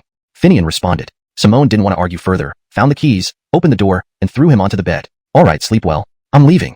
Without waiting for a response, she turned to leave. Camdendenly, Finian's stomach churned, and he turned his head, vomiting on the floor. Simone paused, watching the mess and feeling an urge to hit someone. Finian, she shouted. Deep down, Finian didn't want Simone to leave. Though outwardly drunk, his mind had hidden in the temple, clearly observing everything. If he hadn't pretended to be drunk, Simone would definitely have left. I feel terrible, Simone. Can you get me some water? My throat is burning, Finian pleaded. Simone showed disgust but still fetched water and helped him drink. Seeing Finian relieved, Simone said, stop fooling around and rest. I still have things to do. Okay. But Finian wouldn't let her go. Don't go, Simone. Stay and take care of me. I feel so miserable, Finian said. Simone, frustrated, saw that Finian seemed genuinely uncomfortable but could speak coherently. Finian, what do you really want? She asked angrily. Finian played the fool. Wouldn't others act the same when drunk? How could Simone think he was faking? Finian grabbed Simone's arm without letting go. Simone glanced at her phone. It was already past 11. Returning home would make it midnight. She decided to stay. Finian smiled satisfactorily, although despite clear thoughts, his body refused to cooperate. He wanted to hug Indira but couldn't manage it. They ended up spending the night like that. The next morning, Finian opened his eyes seeing Simone awake. You're awake? Finian asked. Are you even ashamed? Do you know how much you delayed me? Simone grumbled, rising from bed dressed only in underwear, revealing most of her body. Finian stared but maintained calm, regretting having kept her but unable to take it back once done. Simone, I didn't expect to get drunk last night. That wine had quite the punch, Finian said, burying his head in her chest. Don't go to work today. Let's ask Chavi for leave, okay? Simone smiled, stroking his hair gently. All right, be good. She kissed his forehead lightly. I really have a lot of things to do. But Finian, ignited by Simone, wasn't ready to let her go. He embraced her, flipping her under him. Simone, you've missed being pampered. Remember, I'm actually a big gray wolf. Finian kissed her lips passionately. Simone smiled inwardly. Finian. Simone tried to say something but was silenced by him. The atmosphere in the room warmed up as hormones began flowing freely. Ring ring. Chavi called suddenly. Hashtag chapter 281. Unworthy. Finian cursed inwardly, wondering why the call came at this time. Bowie. Finian's tone revealed a trace of unkindness. Bowie laughed on the other end of the phone. Finian, how was your night? The sudden question left Finian utterly bewildered. Nothing much. Bowie, why are you calling so early? Is there something? Finian asked. Bowie cleared his throat twice. Actually, there's nothing important. Just because of your hard work in recent times, I plan to give you a day off. Our new company has already opened up in the central region. Go check it out today. Finian accepted the offer. Just as he was about to hang up, Bowie's voice came through the phone again. Finian, neither you nor Simone need to come to work today. This vacation is specially for the two of you. Before Finian could react, the line went dead with beeping sounds. Simone clearly heard Bowie's voice and couldn't help but suspect if Finian had pulled some strings. Last night, she didn't want him to leave either. Meeting Simone's eyes, Finian quickly explained, I didn't do anything, really. Believe me, even if I wanted to, I wouldn't have had the chance. Simone nodded, knowing Finian indeed woke up a bit later than her. All right, I choose to believe you. The sun had risen, and people occasionally passed by outside. Glancing at the time, Finian abandoned any lingering thoughts and picked up Simone, asking, what do you want to eat? Simone smiled, secretly enjoying Finian's frustrated expression. Finian, since Bowie gave us a day off today, it means he knows we're together. We can afford to be late to the office. Why don't we continue something interesting? Finian swallowed hard. No, that kind of thing is better done in the middle of the night when no one is around. There are too many people here now. Simone laughed, knowing Finian wouldn't agree. Haha, I think it's fine. Or, we can find a hotel somewhere. Simone said deliberately. Finian felt an itch in his heart at Simone's words. His mind already imagined scenes between them, leading to places uncontrollable. Sounds good. I know of a quiet hotel nearby with great soundproofing. Finian chuckled, swiftly getting dressed. He slipped his phone into his pocket and looked at Simone, who kept smiling at him. I'm ready. Let's go. Simone grinned from ear to ear. I was joking. Finian lost all interest, drooping his head. All right. As they stepped out of the room, Simone still wore a smile while Finian's face was unusually blank. They encountered a grandchild disciple coming out to wash his face. Finian acted as if he hadn't seen him. Great Muhammad, what's that look on your face? This must be Santana-in-law, right? He had heard that Finian's Mavis was very beautiful and came from a powerful family. Indeed, upon seeing her today, her grace was remarkable. One glance left a stunning impression. Upon closer inspection, her beauty was undeniable, with features that could withstand scrutiny. Yes, but what does it matter to you? Finian's mood was still sour. Simone smiled. Never mind. Never mind. Go on with your business. If Great Muhammad treats you poorly in the future, come tell me. Yes, Santana-in-law. The disciple replied with a smile. Finian trudged along dejectedly, following Simone away from Tiamat Temple. Simone drove, navigating them to the company in just over half an hour. Finian followed Simone inside. As soon as they pushed open the door, a little girl approached them. Hello, this is Jareth Group. May I ask who you are? Finian smiled. I'm Finian. Bowie should have called ahead. Ah, President Wong, please forgive my rudeness. Please wait here while I inform the manager, the receptionist said. Finian nodded and sat down with Simone in the reception area. Looking at the new company's construction and scale, Finian couldn't help but marvel. Simone, how much wealth does Bowie actually have? To build such a massive company just like that? You might not have seriously considered Bowie before. It's not just this company. 10 or 8 more wouldn't be a problem for him, Simone remarked knowledgeably. Finian remained stunned, envisioning his reforestation plans which would require immense human and material resources. Without investment, relying solely on his own strength would be impossible. Bowie is indeed quite powerful, Finian admitted. Yes, Bowie is very capable. Melvin benefited greatly under Bowie's wing, not only lining his own pockets but also establishing himself firmly in the county using his connections. Many others share a similar story. You just haven't noticed, Simone explained. How do you know all this? Finian asked curiously. Simone smiled. Did you forget where I work? I see Melvin almost daily and have become well acquainted with the town government officials. Finian nodded, noticing that the reception staff had begun working, but their greeter had not yet appeared. What's going on? Let me check, Finian signaled to Simone. Just wait, the message must have been passed on, but it's not her responsibility if no one comes, Simone suggested. What do you mean? Finian detected underlying meaning in Simone's words, but couldn't grasp the full extent. Think about it. Bowie has already given instructions. Why aren't these people welcoming you? Even I can tell that you're Bowie's favorite now. After the last celebration banquet held for you, many in the company were envious. It's not strange for them to give you a slight warning, Simone analyzed. Finian hadn't thought of it that way. Well, Bowie and I are merely close friends. Why the fuss? But have you considered your background? A poor kid from the countryside? What gives you the right? They either have better backgrounds, more money, or higher education than you. How could they possibly be content? Simone pointed out with a smile. Finian laughed, recognizing the truth. He shook his head. But I haven't threatened them in any way. Why the hostility? Hashtag chapter 282. Female Yama. Forget it, you're not in that position, so you can't really know what's going on. Since you're not directly involved, of course, you wouldn't understand their mindset. My guess is just speculation. Moreover, given your current relationship with Louis, even if they're unhappy inside, they wouldn't dare to go too far. They probably just want to give you a taste of who's in charge. Simone smiled and continued as she watched Finian's serious expression, which made her chuckle. Finian hadn't thought about it much, but after hearing Simone's words, he realized there was likely some truth to it. Wait here. I'll go ask him and see what he says. Simone smiled, watching Finian stubbornly get up. She waved her hand, signaling for him to stop, but he kept walking past her. Finian walked up to the reception desk and lightly tapped on the table. Excuse me, why hasn't your manager come down yet? The receptionist smiled apologetically. I'm sorry, I was busy earlier and forgot to inform you that the manager had stepped out for something. Would you like me to show you around while we wait? Once the manager returns, I can contact you. Finian chuckled. It seemed Simone had been right. Didn't you know the manager wasn't here before? A surge of anger rose from his feet to his head. The receptionist expressed her apologies. I apologize, Manager Wong. That was my mistake. The manager was indeed here this morning, but an emergency meeting came up. All right, I've heard enough. Finian turned and walked towards the staircase, ready to go upstairs. Seeing Finian's determination, the receptionist panicked. Manager Wong, I already told you that the manager isn't in the office. Even if you go up, it won't make any difference. Finian smiled. It's fine. This doesn't concern you anymore. I'll handle it myself. Whether he's here or not, I'll wait until he returns. The receptionist was at a loss. Manager, what's the point of waiting here uselessly? How about you go back and wait? I'll call you as soon as the manager returns. Finian waved her off, completely unfazed by her words. Simone stepped forward, waving at the receptionist. That's enough. Go on with your work. The receptionist sighed and left. Finian looked at Simone obstinately. You were right. He's deliberately avoiding me? Do you think I'm 3 years old? I have to go up there and confront him. Why bother? As the receptionist said, even if you do this, it won't change your standing with Louis or shake your position in the company. Simone didn't want things to escalate further. No way, Simone. You know me. I don't aim too high. Even if Louis wanted to give me this new company, I wouldn't take it. But if someone treats me like this, how can I be considered a man if I stay silent? Finian said angrily. Simone nodded. Indeed, that's over the line. The elevator doors opened, and a cleaning lady stepped out. Finian entered, with Simone closely following. When Finian emerged from the staircase, he exuded a stern presence. He found the manager's office, reached the corner, and pushed the door open. Behind the desk sat a cold, long-haired beauty. Seeing Finian, her brows furrowed. What are you doing here? Finian paused, momentarily stunned. Could this woman be the notorious manager? Oh, I see you're Finian. I wondered who would barge into my office without knocking. Manager Emil stood up, scrutinizing Finian. Poor and unsophisticated, a country bumpkin from the village. Impressing Louis must take some skill, but it's clearly not through genuine merit. Can someone like you truly control the new company? Manager Emil's eyes showed disdain. Finian, feeling criticized harshly, stared at the stern-faced woman. Manager Emil, whatever skills I possess are none of your concern. It's often said that everyone showcases their strengths, and in the end, success depends on one's abilities. The woman laughed mockingly. Someone like you would bankrupt the company within days. If you have any self-awareness, you should return to where you came from. Finian smiled, suddenly realizing he had something important to do before leaving. Fine, Mississippi, whatever misunderstandings you have about me are your problem. Today, I came to tour the company. Camden Rely, you wouldn't disobey Louis' wishes? Finian said. The woman smiled. Camdenra, you can ask the receptionist to guide you. She then lowered her head, busy with work. Finian stood by the door, unsure of how to respond. Is there something else? If not, please leave.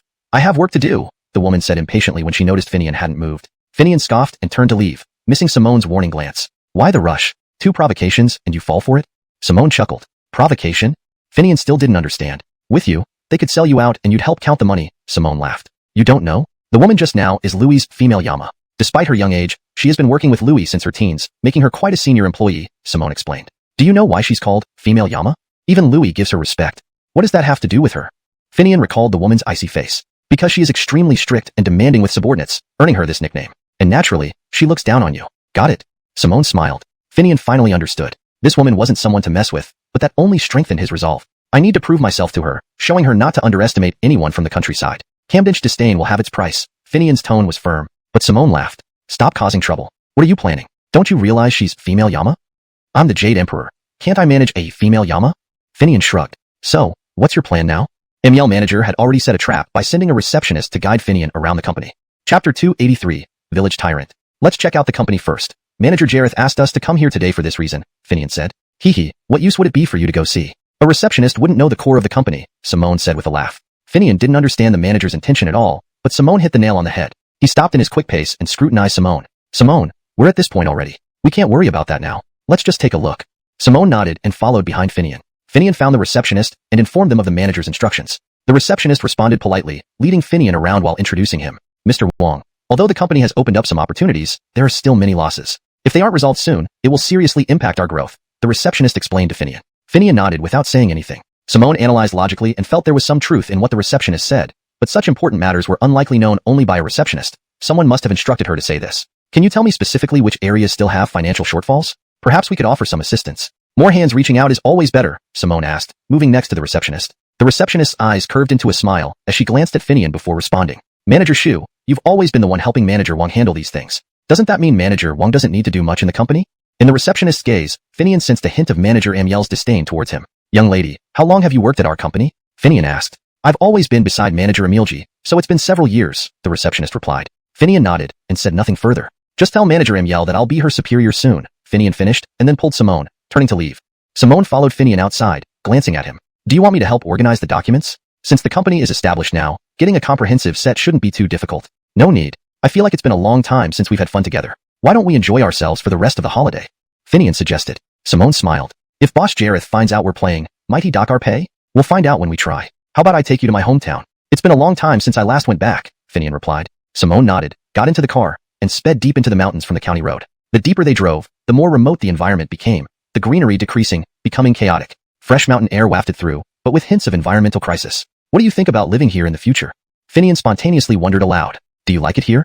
Simone countered. From the beginning, he knew Finian adored this place. I love it very much. After fulfilling my responsibilities, I hope to retire here, raise a dog, a few chickens, have some grandchildren. It sounds wonderful, Finian imagined aloud. The village has no infrastructure, not even basic facilities. I don't like it. But if I had to compare, you're far more important to me than these things, Simone said with a smile. Finian looked at Simone, moved by her words. She grew up in an affluent family, accustomed to city life. Yet, her willingness spoke volumes about her feelings for him. Thank you. But after decades of development, rural areas won't lag behind. They may turn into utopias, and city dwellers might yearn to live here. Finian smiled, jokingly, yet with sincerity deep within. If that really happens, that would be great. However, for any place to develop, investments are crucial. Given current rural conditions, do you think many people would invest here? Simone challenged. Finian smiled. You'll see. Why hide it from me? Simone pouted, displeased. As the car approached the village entrance, the elders cooling off were momentarily speechless. A small sedan disrupted the peaceful ambience. Village bully Bertrand approached Finian in shock. Finian, I thought it looked like you from afar. Where have you been for so long? Is this your lover? Climbing up through women isn't something honorable. You even have the nerve to return with such fanfare. Is this car hers too? Finian isn't reliable. You won't be happy with him. Look at me instead. Our families are respectable here. Together, we'd make a perfect match, joining strengths. Bertrand's eyes sparkled. His women compared to Finian's Mavis were sparrows next to a phoenix. Move aside now. I'll overlook your comments. Don't make a scene, Finian. Not wanting to escalate, protected Simone. But everyone knows your ugly past now, Bertrand laughed. His aunt commented, so, Finian's a son-in-law who lives in? Using a woman to climb the ranks smoothly getting angry won't help you. People like you should just become a coward and hide. Bertrand continued, noticing Finian's gaze becoming more intense. Do you actually think you can fight me? Let's make this interesting. You can bring anyone to help, and then we'll see who wins, Bertrand taunted. With a wave of his hand, a dozen muscular young men from the village appeared behind him. Bertrand was relatively wealthy in the village, so naturally, he had quite a few young followers. Finian, how does it feel now? Are you scared? If you surrender now, for the sake of your Mavis, I might just let you go today, Bertrand smirked. Finian had his limits. If others bullied him, he could tolerate it. But if they dared touch his woman, he would not back down. Simone represented his bottom line. Bertrand, if you stop now, we can pretend nothing happened between us, given our connection, Finian said, trying to be reasonable, considering the villagers around them. Ha ha ha. Bertrand laughed out loud. Everyone in the village knew that Finian had always been a pushover. He seemed to have improved recently, but still couldn't stand up to Bertrand. Had Bertrand been around during that time, Finian wouldn't have stood a chance. Finian, are you out of your mind? Did you get kicked by a donkey? I'm giving you a chance. If you can knock me down, I'll let you go, Bertrand mocked, as if it were a joke. His words drew laughter from the crowd behind him, standing in an unruly fashion, treating Finian like a laughingstock. Our boss has already shown you mercy. Go home while you still can. Or you might wet your pants from fear. One of Bertrand? No, this isn't possible. Bertrand stared at Finian as if he had seen a ghost, his movements mirroring those from movies, ghost-like. Are you human, or a ghost? Bertrand's lips quivered. Finian smiled. You want to play? Let's play for real. Bertrand backed away, but his gaze sharpened when he saw Finian's woman. Despite lacking confidence, he refused to lose face in front of her. Finian, if you can kill me, fine, then we'll be even. Otherwise, as long as I live, I won't let you off. Today, we're enemies. Losing face was serious business to him. Is that so? Finian's smile was like that of a devil from hell. What are you going to do? Bertrand's back was drenched in sweat, a warm fluid seeping through his trousers. Haha, I thought Lord was tough. Did you just wet your pants? Finian chuckled, then grabbed Bertrand's arm, twisting it sharply. The next second, Bertrand's arm hung limp, as if dead. Before Bertrand could react, both arms snapped with a sickening crunch. Finian, I'll never forgive you, Bertrand spat, eyes filled with malice. You say something? Finian felt Bertrand needed more surprises. He twisted Bertrand's legs similarly, causing an agonizing pain that spread through his body. Ah! Bertrand's eyes bloodshot, trying to raise his hands but only experiencing You'll be the one begging me. You should know your place since we are now in the hands of the police. Otherwise, you'll be spending a few years in prison, Bertrand threatened. Finian smiled. No problem. Use all your means. If you can make me stay in prison for a year, I won't be angry. Instead, I'll fix your hand. But if you can't, then you'll be the one kneeling and begging me. Bertrand seemed to have heard the funniest joke in the world. His friends around him thought Finian must be insane. Bertrand was like a local bully with countless resources. Finian's words showed he didn't take Bertrand seriously. The result of doing this would only bring humiliation upon himself. Simone keenly observed the expressions on everyone's faces and started to worry. If Bertrand didn't have such power, his subordinates wouldn't have had such attitudes. "Be quiet," came an order from the front. A policeman hit the car door with a truncheon, shouting roughly. Upon arrival at the police station, they were separated for questioning. When Bertrand came out after being questioned, he looked at Finian and smiled. Next, Finian was taken away. He sat in the interrogation room, facing an officer with thick eyebrows and big eyes. "Did you assault anyone?" the officer asked. "Yes, but it was self-defense. They were the ones who started it," Finian replied. The officer scoffed. "Regardless of what you say, do you know who he is?" Finian frowned. "Are you trying to bend the law for personal gain, officer?" On the way there, he had already anticipated that Bertrand would use their family's influence. "Himph, knowing their power, you shouldn't have done it. Some things aren't up to me. He has connections and witnesses above him. What about you? What do you have?" the officer said coldly. Finian smiled. "Officer, I told you, it was self-defense, and I will defend my rights. Wake up. Do you think that by doing some good deeds in the county, someone will back you up? You should know that even a strong dragon can't suppress a snake in its own lair. No matter how powerful Bowie is, he isn't rooted here. If you want to get out of this cleanly, you should think about how to apologize to the Diao family now," the officer advised before putting Finian and Simone in a separate room. The situation in the room wasn't terrible, aside from not being able to move freely. It looked more like an officer's resting room. "How's it going?" Simone asked worriedly. "I didn't expect this family to dare bribe the police," Finian replied, sounding troubled. Simone regretted it a bit. "I felt this guy wasn't someone easy to provoke earlier. For the police to collude with them to seek personal revenge is truly outrageous. This brings us more trouble than I expected. It's not that I fear them, but these problems could have been avoided." Finian smiled. "You know I usually avoid unnecessary troubles, but what they did was too much. I must make them apologize for their actions. Sorry to keep you company here for a few days. Or should I call Chavi for help with this?" Simone sensed reluctance on Finian's face. "If you don't agree, I'll call my mom. Is that okay?" Finian still hesitated. "I know this can solve the issue, but won't we become like Bertrand if we do so?" "Just leave it to me," Finian said confidently. But Simone wondered where Finian's confidence came from. Not using any connections, would Bertrand really come to apologize on his own in a couple of days? Seeing his father, Bertrand became emotional, wiping tears and snot. "Father, you finally came. Look at you. What kind of cowardly things did you do? What happened to your arms?" Bertrand's father walked over and noticed something wrong with his son's arms. They hung limp, devoid of any energy. Bertrand looked aggrieved. "It's all Finian's fault. I don't know what black magic he used. Both my arms feel nothing, can't move, and so do my legs. I'm like a cripple." Bertrand was clearly upset, but his father was even angrier. As a father, no matter what mistakes his son made, he alone had the right to discipline him. How could others bully his son like this? "Officer, you see what state my son is in? You must give me justice," Bertrand's father said. The officer nodded. "Brother Jiao, haven't we known he was renowned in the surrounding areas as a prominent household, and no one would hesitate to associate with them." No, you can't say that. You are treating my son, so you're my savior," Bertrand's father said courteously. The Giri smiled but felt something was off as he approached Bertrand. However, he couldn't quite pinpoint what it was. He felt Bertrand's pulse, which didn't seem abnormal. As he examined Bertrand's bones, he realized they were completely disconnected, only held together by flesh. Camden's condition was unprecedented. The Giri's expression changed abruptly, beads of sweat forming on his forehead. "How is it?" Bertrand's father watched anxiously, sensing something was wrong with the doctor. "Brother Diao, I must be honest with you. Your son's condition is extremely serious. You should take him to the county hospital immediately. There is a divine doctor there who can treat him. As far as I know, no one else in our country or abroad can save your son except for that divine doctor." The elderly doctor spoke frankly, even at the risk of offending the family, unwilling to lie and jeopardize the treatment. Bertrand's father brushed it off. "It just looks like a dislocation. Aren't you the renowned doctor here? Can't you handle such a minor issue?" "Brother, you're right. It does appear to be a dislocation on the surface, but it's much more severe. Normal dislocations involve misaligned bones, which most—" The director hurriedly supported him. "Please calm down. Just tell us what happened. Our duty is to heal, so don't worry too much. Jamie Eric, my son has been harmed by evildoers. His arms are like dislocated, and if we can't reset them, both his arms and legs will be ruined," Bertrand's father said. "Don't worry too much. Bring him in immediately so I can examine him. Even if I can't treat him, I know a divine doctor who will have a solution," Jamie Eric reassured him. Recalling Finian's incredible healing skills, Jamie Eric remained impressed. Yes, please help us connect with the divine doctor," Bertrand's father begged. "Don't worry, it's all taken care of." Upon seeing Bertrand's condition, Jamie Eric also found it strange. He had never encountered such a case before. "How did this happen?" "It's so unusual," Jamie Eric asked. Having seen many rare diseases, he still found this one unprecedented. "I'll call the divine doctor now to check it out," Jamie Eric said. Calling Finian, he said, "Azai, it's late, but we have an unusual patient here. Both his arms and legs seem dislocated, but are different from typical dislocations. I dare not make any moves without your guidance." Finian smiled and answered, "Jamie Eric, it's late. What's happening?"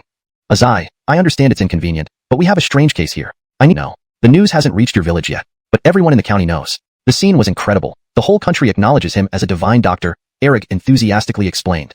Chapter 287. The divine doctor is him? Oh, If it's Erazi's hometown, then it's even easier to talk. After all, we're from the same place, and I'm sure the divine doctor wouldn't stand by and watch someone die, Bertrand's father said with a smile. The group stopped at the police station, where the chief hadn't gone home yet because of Finian's matter, busy to the point of headaches. Now who is this? So late and here for what? The chief asked as he approached the car door. We're here to find someone. Who are you? Jensen rolled down the window and looked at them. I'm the chief here. You're looking for whom? It's already evening, don't you know? No one is working now. Come back tomorrow.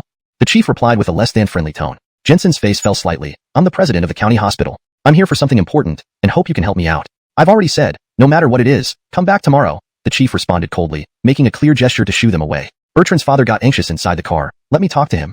Andre, I've come to ask you for help, and you treat me like this after so many years of partnership? Bertrand's father sounded a bit agitated. Seeing the familiar figure before him, the chief laughed. Oh, it's you, Diao brother. If I had known it was you earlier, I would have helped without hesitation. But how could I recognize you inside the car? Hope you won't hold it against me? My son's illness is in your hands now. If you solve this, don't say this is nothing. Just ask me anything else and I'll do my best, Bertrand's father said as he got out of the car, followed by Jensen. Bertrand's few words left the chief baffled. Isn't medical treatment supposed to be handled at the hospital? Why come to the police station? Brother, did you come to the wrong place? The chief asked Bertrand's father. Bertrand's father glared at the chief and turned to address Jensen. Jensen, where is the divine doctor? Please ask him to come out quickly. Bertrand didn't expect that the divine doctor was actually in this police station, which he had just visited today to punish Finian. Now, he intended to cure his son and see how much more arrogant Finian could get. All right, Jensen nodded in agreement. He called Finian. We've arrived at the police station. Where are you? Finian's voice came through the phone, and Jensen nodded before hanging up. He leaned in close to the chief's ear and spoke quietly. The chief's expression showed shock, unable to calm down for a long time as he led everyone to Finian. Finian greeted Bertrand's father with a smile. Long time no see. Long time no see? I wish I never saw you, Bertrand's father replied with disdain. Why are you doing this, Andre? I came here to find the divine doctor, not this scoundrel. Why did you bring me here? I don't want to see him. Take him away immediately, Bertrand's father waved his hand. Just seeing Finian made Bertrand's blood boil. Jensen was puzzled, noticing Bertrand's father's agitation. Do you two know each other? Yes, we certainly do, and we have deep-seated grudges. My son's leg injury was caused by him, Bertrand's father snapped. Jensen felt both astonished and bewildered. Finian smirked. That's right. So, why are you here? Finian raised an eyebrow. Bertrand turned to Jensen. This is the divine doctor you mentioned? Are you fooling me? Let me tell you, if my son isn't cured, you bear half the responsibility. Jensen scoffed. Then leave now, take your son and get out of here. If you can find another doctor to cure your son, I'll change my last name to yours. His harsh and deep shout landed on Bertrand's head like a punch. Is Finian the only person who can cure his son's illness in this world? I don't believe there's no one else in the world who can treat my son. Bertrand's father didn't fully trust Jensen's words, thinking he was bluffing. Jensen found this naive. You can try, but consider whether your son has that much time. Even if you eventually find a divine doctor, his arms will likely be ruined by then. Bertrand's father stopped considering this a bluff and fell into deep thought. He frowned, making a firm decision. I'm willing to give it a try. Finian remained unperturbed. Want to try? Is that up to you? Do you think you're anyone to have the authority?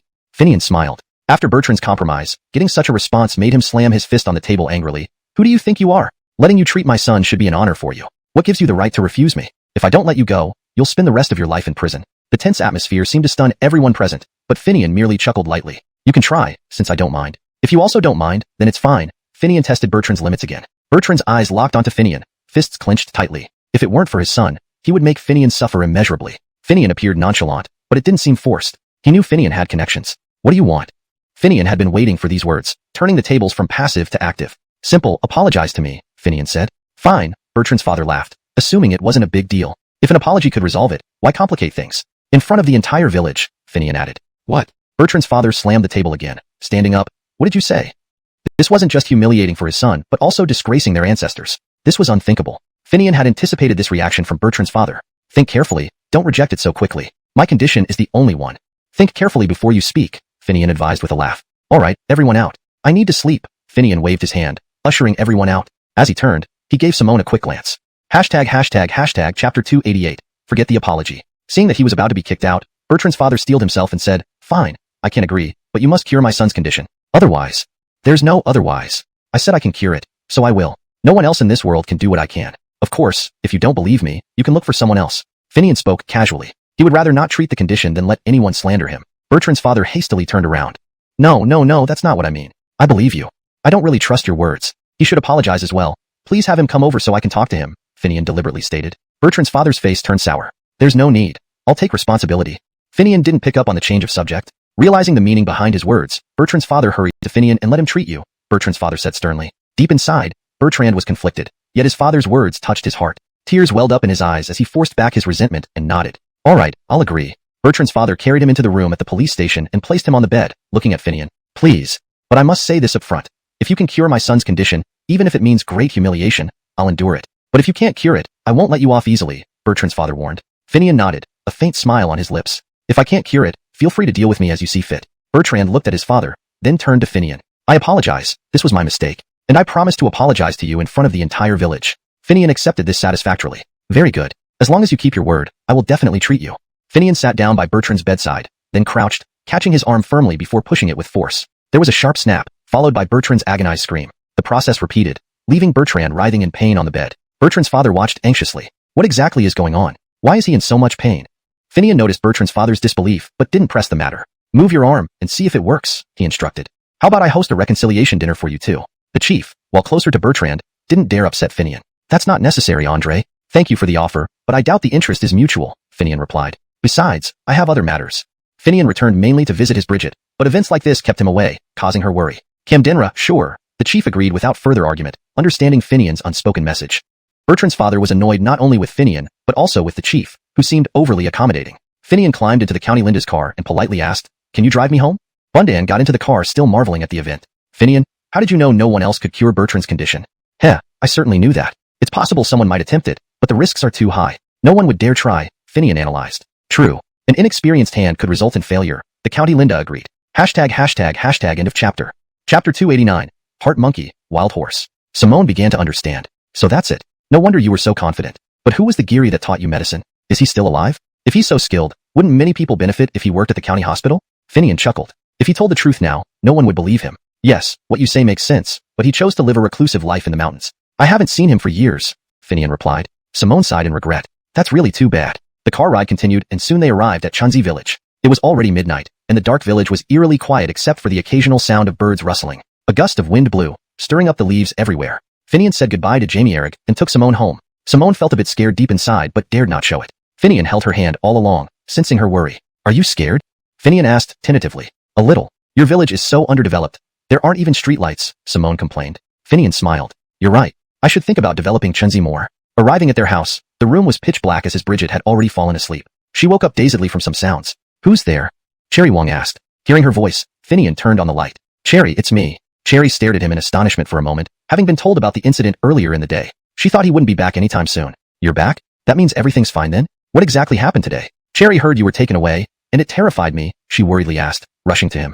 Finian smiled. Cherry, don't worry. Denny and I had a minor conflict, but nothing serious. The police just called us in for questioning. That's their job, and we, Simone guessed. Finian shook his head. Leave Jonah to me. As for Denny, even if he's unhappy, he doesn't have the guts to do anything rash. That could be, Simone agreed before Cherry brought the food over. I think Xiaoyi is right. You haven't visited in such a long time, so enjoy yourselves and relax, Cherry added with a strange smile that made Simone laugh. After eating hot noodles, Cherry helped Finian and Simone settle into their rooms. Finian watched as Cherry closed the door, and his smile faded. Noticing Simone seemed uneasy beside him, he asked, What's wrong? Don't ask me what's wrong. There's only one bed. How do you expect us to sleep? Simone felt helpless, but saw Cherry's smile enlarge before her. What's the big deal? We've slept together before. Why are you making such a fuss? Finian acted nonchalant, but couldn't hide his excitement. Finian, what are you thinking? That last time was an accident, okay? This is different because we're at home now, Simone insisted. Finian gave up and proposed a solution. Alright, you take the bed, and I'll sleep on the floor. Okay.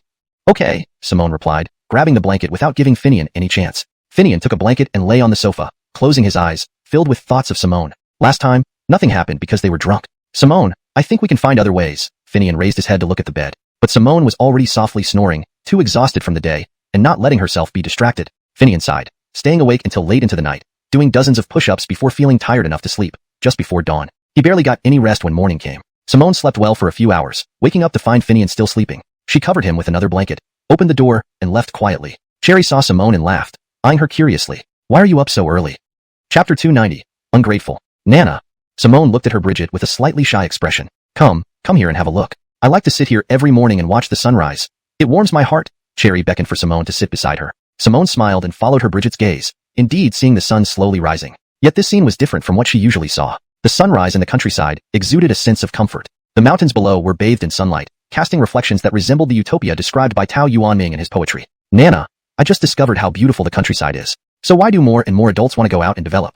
Simone felt that living in such a place could be one of life's beautiful experiences. Cherry's smile gradually froze. She turned to look at Simone, then sighed slowly. For young people like you, there are opportunities for development outside. For old folks like us, it's the same wherever we live. Do you think there's no development left in the countryside? Simone asked. Cherry's view likely represented the majority, which explained why so many were moving away. But the majority opinion wasn't always correct. Nana, Finian and I feel the same way. We think the countryside is beautiful and has huge potential for development. In the future, we'll stay by your side, okay? Simone said. Cherry opened her mouth to smile, but her smile quickly faded. Your idea already makes Nana very happy, but you're young now and should focus on developing yourselves. Simone smiled without replying. Finian walked into the yard. Seeing this scene, the grievances of last night seemed less important at this moment. Nana, I'm hungry. What should we eat today? Finian asked. You can go buy some vegetables from the small shop. Whatever you want, Nana will cook for you, Cherry replied with a smile. This kind of family atmosphere felt right. Okay, Simone, would you like to come with me? Finian asked. Simone nodded, thinking this was a good opportunity to get to know Erezi better. As Finian led Simone through the street, they became the center of everyone's attention. Simone found this scenario a bit uncomfortable, but still obediently followed behind Finian, greeting everyone. Finian whispered in Simone's ear, do you know what they're saying about you? Finian's face turned serious. Who told you that? Who told me? Even if you knew who said it, what difference would it make? Since you've done it, people will talk. The whole village knows now. Didn't you expect that? Troy laughed. Our village is poor, but being poor doesn't mean we lack ambition. Up until now, no one in Erezi has become a son-in-law like this. Finian, even if not for yourself, think about our village's reputation. Our village is about to be named an advanced civilized village. By coming back and doing this, you're shaming us, Troy said confidently. Finian didn't know Erezi was up for an award, but even if it was, how did it relate to his personal life? Besides, they weren't even married yet. Where had this rumor come from? Apart from Bertrand, who else had she offended? I won't ruin the village's honor. If you have nothing else, please step aside. Finian refused to waste words on Troy. Heh, what does that mean? Do you look down on me? Troy sneered. Having lived a long life with some standing in the village, no one had ever dared to slight him. That's not what I mean. I have other things to attend to. Please let me pass. Finian tried to leave while holding Simone's arm, but Troy showed no intention of moving. Enough talk. Your actions clearly show your disdain for me. You think the villagers are fools? Today, you won't leave unless you apologize to me. Finian sighed and coldly chuckled, protecting Simone behind him. Don't worry, I'm fine. Simone couldn't relax, facing a towering man over 6 feet tall who could easily overpower Finian physically. Finian, let's go. It's not worth it, Simone worried. Finian smiled at her. No worries. Anyone who wants to harm me isn't that simple. Simone stood behind Finian. Troy sneered, realizing he was trying to save face in front of the woman to avoid losing too badly later.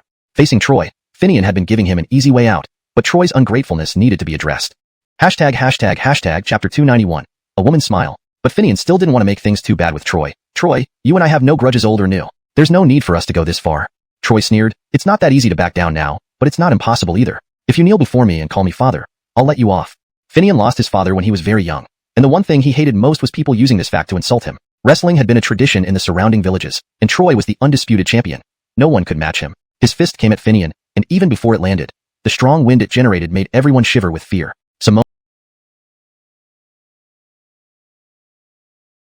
Troy could barely speak, seemingly incapable of doing anything else. I'm calling the police, arresting her. I must take revenge.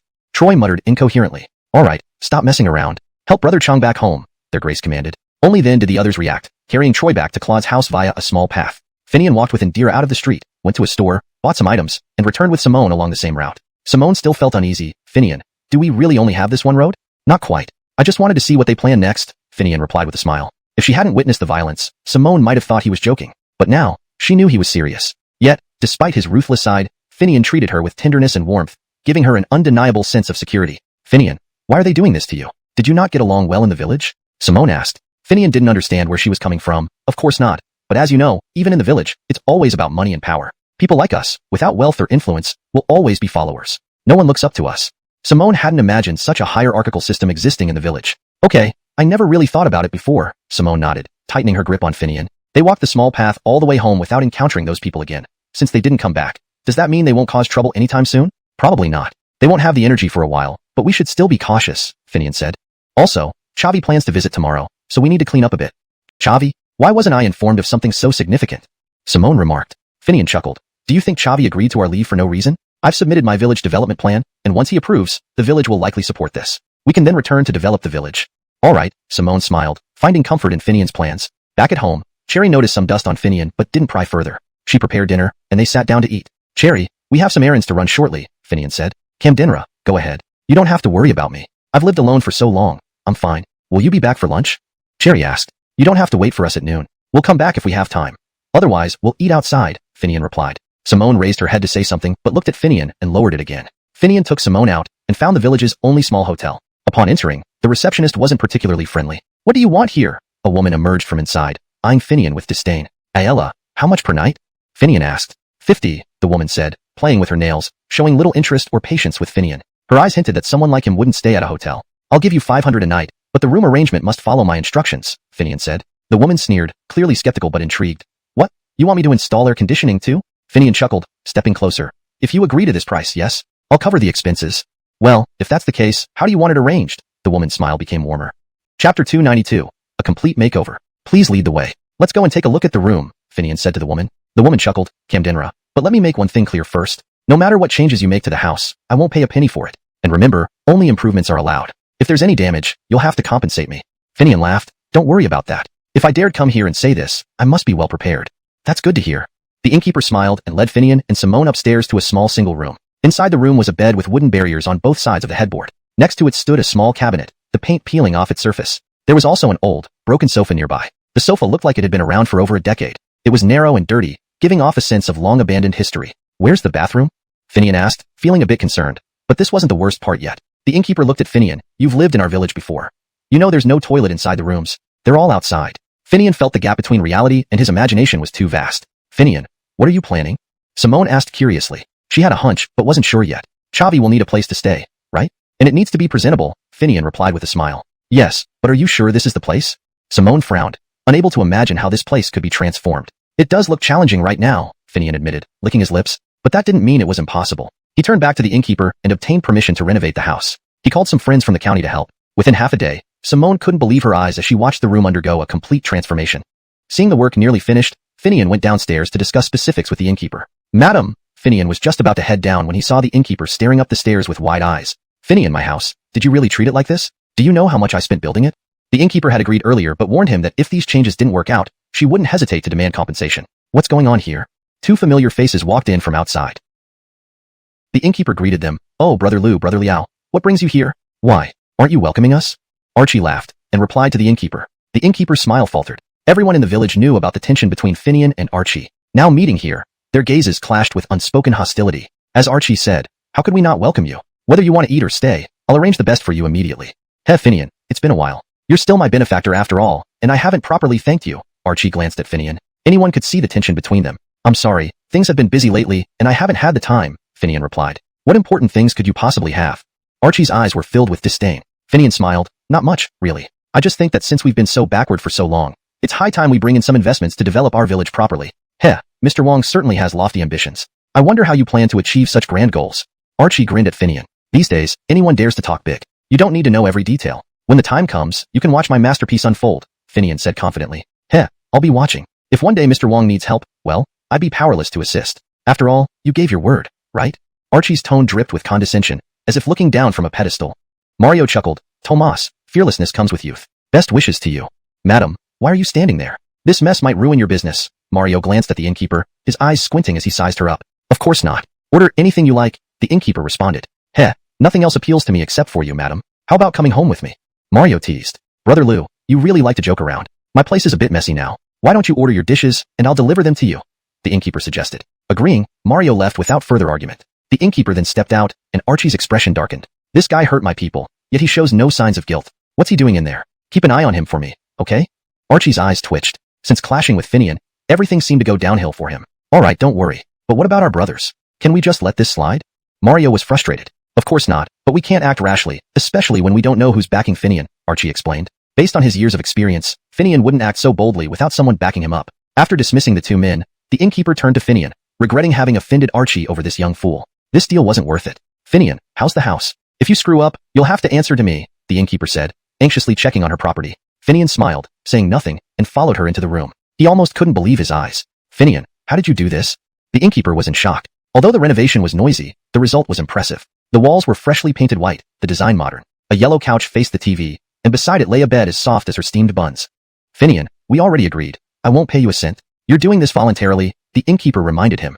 Chapter 293. The tycoon enters the village. Hee, madam, just rest assured. I won't ask for a single cent from you. Tomorrow, when the big boss comes to our place, if you serve him well on my behalf, not only will I not charge you, but I'll also give you money, Finian said. The innkeeper smiled sweetly. All right, you can rest assured too. I'll definitely serve him well. After finishing up, it was already late at night. On their way back, Finian suddenly remembered he had been so busy all afternoon that he forgot to call his Bridget. Simone kindly reminded him, I knew you'd forget because you were busy. I've already called Cherry and told her not to wait for us, but I think she still will. Mine here deserve to be invested in. They all had value. This thought had replayed thousands of times in his heart. The tires of the car hadn't even arrived, but it felt like they had passed through his heart countless times. Jonah looked out the window at the scenery. From afar, there didn't seem to be anything special, just someone squatting by the roadside. As they got closer, it became clear it was Finian. He asked the driver to stop and roll down the window. "What are you doing squatted there? Get in the car." Finian's eyes lit up. "I've been eagerly waiting for your arrival. Look at you. Like you're desperate for water. It seems like I'm your life-saving stream." Jonah joked. Dayon laughed. "Jonah, you don't understand. Big as I really sees you as the water of life." Finian burst into laughter. Following Finian's instructions, the car stopped in front of yesterday's restaurant. A crowd had gathered outside. When they saw the car, the discussions grew louder. "Isn't that Finian in the car? And who's the other person? Looks rich and quite young." The innkeeper heard the commotion and stepped out, her eyes sparkling. "Finian, is this the distinguished guest you mentioned? Please come in." Finian smiled and turned to Jonah. "Let's go inside." The village's cleanliness left much to be desired today, and Finian couldn't figure out why so many people were watching. "That's it, folks. Nothing to see here. Let's disperse," Finian told the crowd after inviting Jonah in. Jonah wasn't used to such scenes, but found the room setup satisfactory. Finian opened the door and Jonah gestured for him to sit beside him. "Finian, the innkeeper mentioned you carefully arranged this yesterday?" Finian smiled. "Jonah, I know you might not be comfortable here, but since you're here, it's my responsibility to make sure you feel at ease." Jonah chuckled. "I didn't come here because of your words, but to see what your hometown looks like." "Finian, though my hometown isn't impressive now, I believe it will grow on you once it develops," Finian continued, beads of sweat forming in his palms. "Honestly, no matter how beautiful a place was, without investment, it would remain an ugly duckling." Chuckle. "I'm a bit tired today. Let me rest first. Tomorrow, show me around. If you can satisfy me, maybe I'll invest here." "I've always wanted to find a beautiful place to build a retirement home," Jonah said. "Camdenra, what would you like to eat?" Finian asked. "No, go attend to your business," Jonah replied. On his way out, Finian bumped into Dayon. "Brother, thanks for coming all this way. What would you like to eat?" "My treat." Dayon smiled. "Too formal. Between brothers, what's the need for such pleasantries? Besides, I'm just running errands for Jonah." "But seriously, what kind of charm do you have? So many people invite Jonah to great places, but he never goes. Yet he comes to this desolate place. I can't figure it out," Dayon expressed his confusion. Finian laughed. "Hee, that's where you lack understanding. That's why you can't be the boss while Jonah can." Dayon had to admit it made sense. "All right, brother, I must go now. Dealing with those stubborn villagers isn't easy," Finian said, feeling a slight chill. As they descended, the innkeeper spotted them and warmly greeted them. "What would the big boss like to eat?" "Not now, but please prepare something good for my brother and note it down. We'll pay together later." The innkeeper wasn't worried about Finian defaulting and immediately agreed. "Camdenra, what would you like?" Earlier, the innkeeper had asked her daughter about the price of the parked car and learned it was worth 1,000,000 yuan. Her small shop only made 10,000 yuan a year. "Just bring out the specialties," Dayon said to Finian. Finian gave Dayon an appreciative glance and slipped away. The innkeeper beckoned Dayon to sit. Chapter 294. Bowie finally acts like a tycoon. "How did you rest last night, General Manager Jareth?" Finian asked with a smile as he arrived at Bowie's residence early in the morning. "All right, much better than last time." "That's good to hear."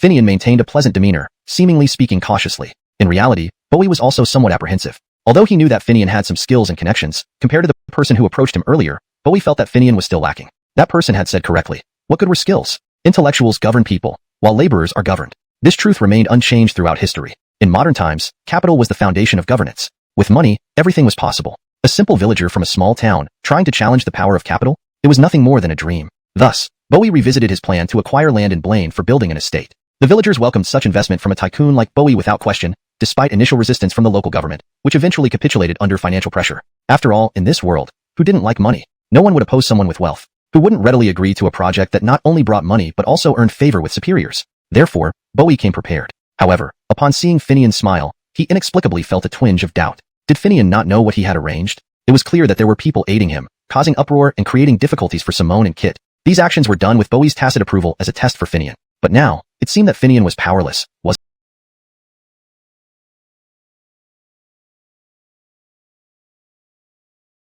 it? Could his previous judgment be wrong? Was Finian just lucky in curing his and his son's illnesses, rather than possessing extraordinary abilities as Bowie had initially thought? Bowie looked up at Finian, whose smile never wavered, and felt suddenly reassured.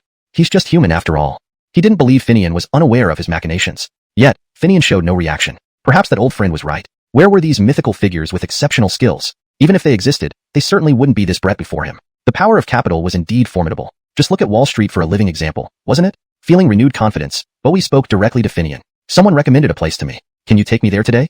"Camdenra, but aren't you going to have breakfast first?" "No need. There's nothing good here. I'll eat back in the city after we're done." "All right, let's go then." Leaving the residence, they got into the cars. Someone instructed Finian. "Let's go. I know where it is." He led Finian into one vehicle, while Bowie followed in his luxury car, heading out of Blaine. Initially, Finian didn't pay much attention, but after a while, he asked, "Isn't this the road to my farm?" Building an estate next to a farm isn't ideal, is it?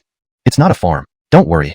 The person pulled out a topographic map and layout plan, glanced at the road, and then told the driver, "Stop here. We've arrived." Before the car fully stopped, Finian realized it was his orchard. Did Bowie set his eyes on this place? Or was someone deliberately guiding him here to provoke Finian? No matter the case, today would be a lesson for him. Capital might give one power, but it didn't justify reckless actions. While Finian admitted that having funds made things easier and more effective, it didn't permit arbitrary exploitation or misconduct. Respect goes both ways.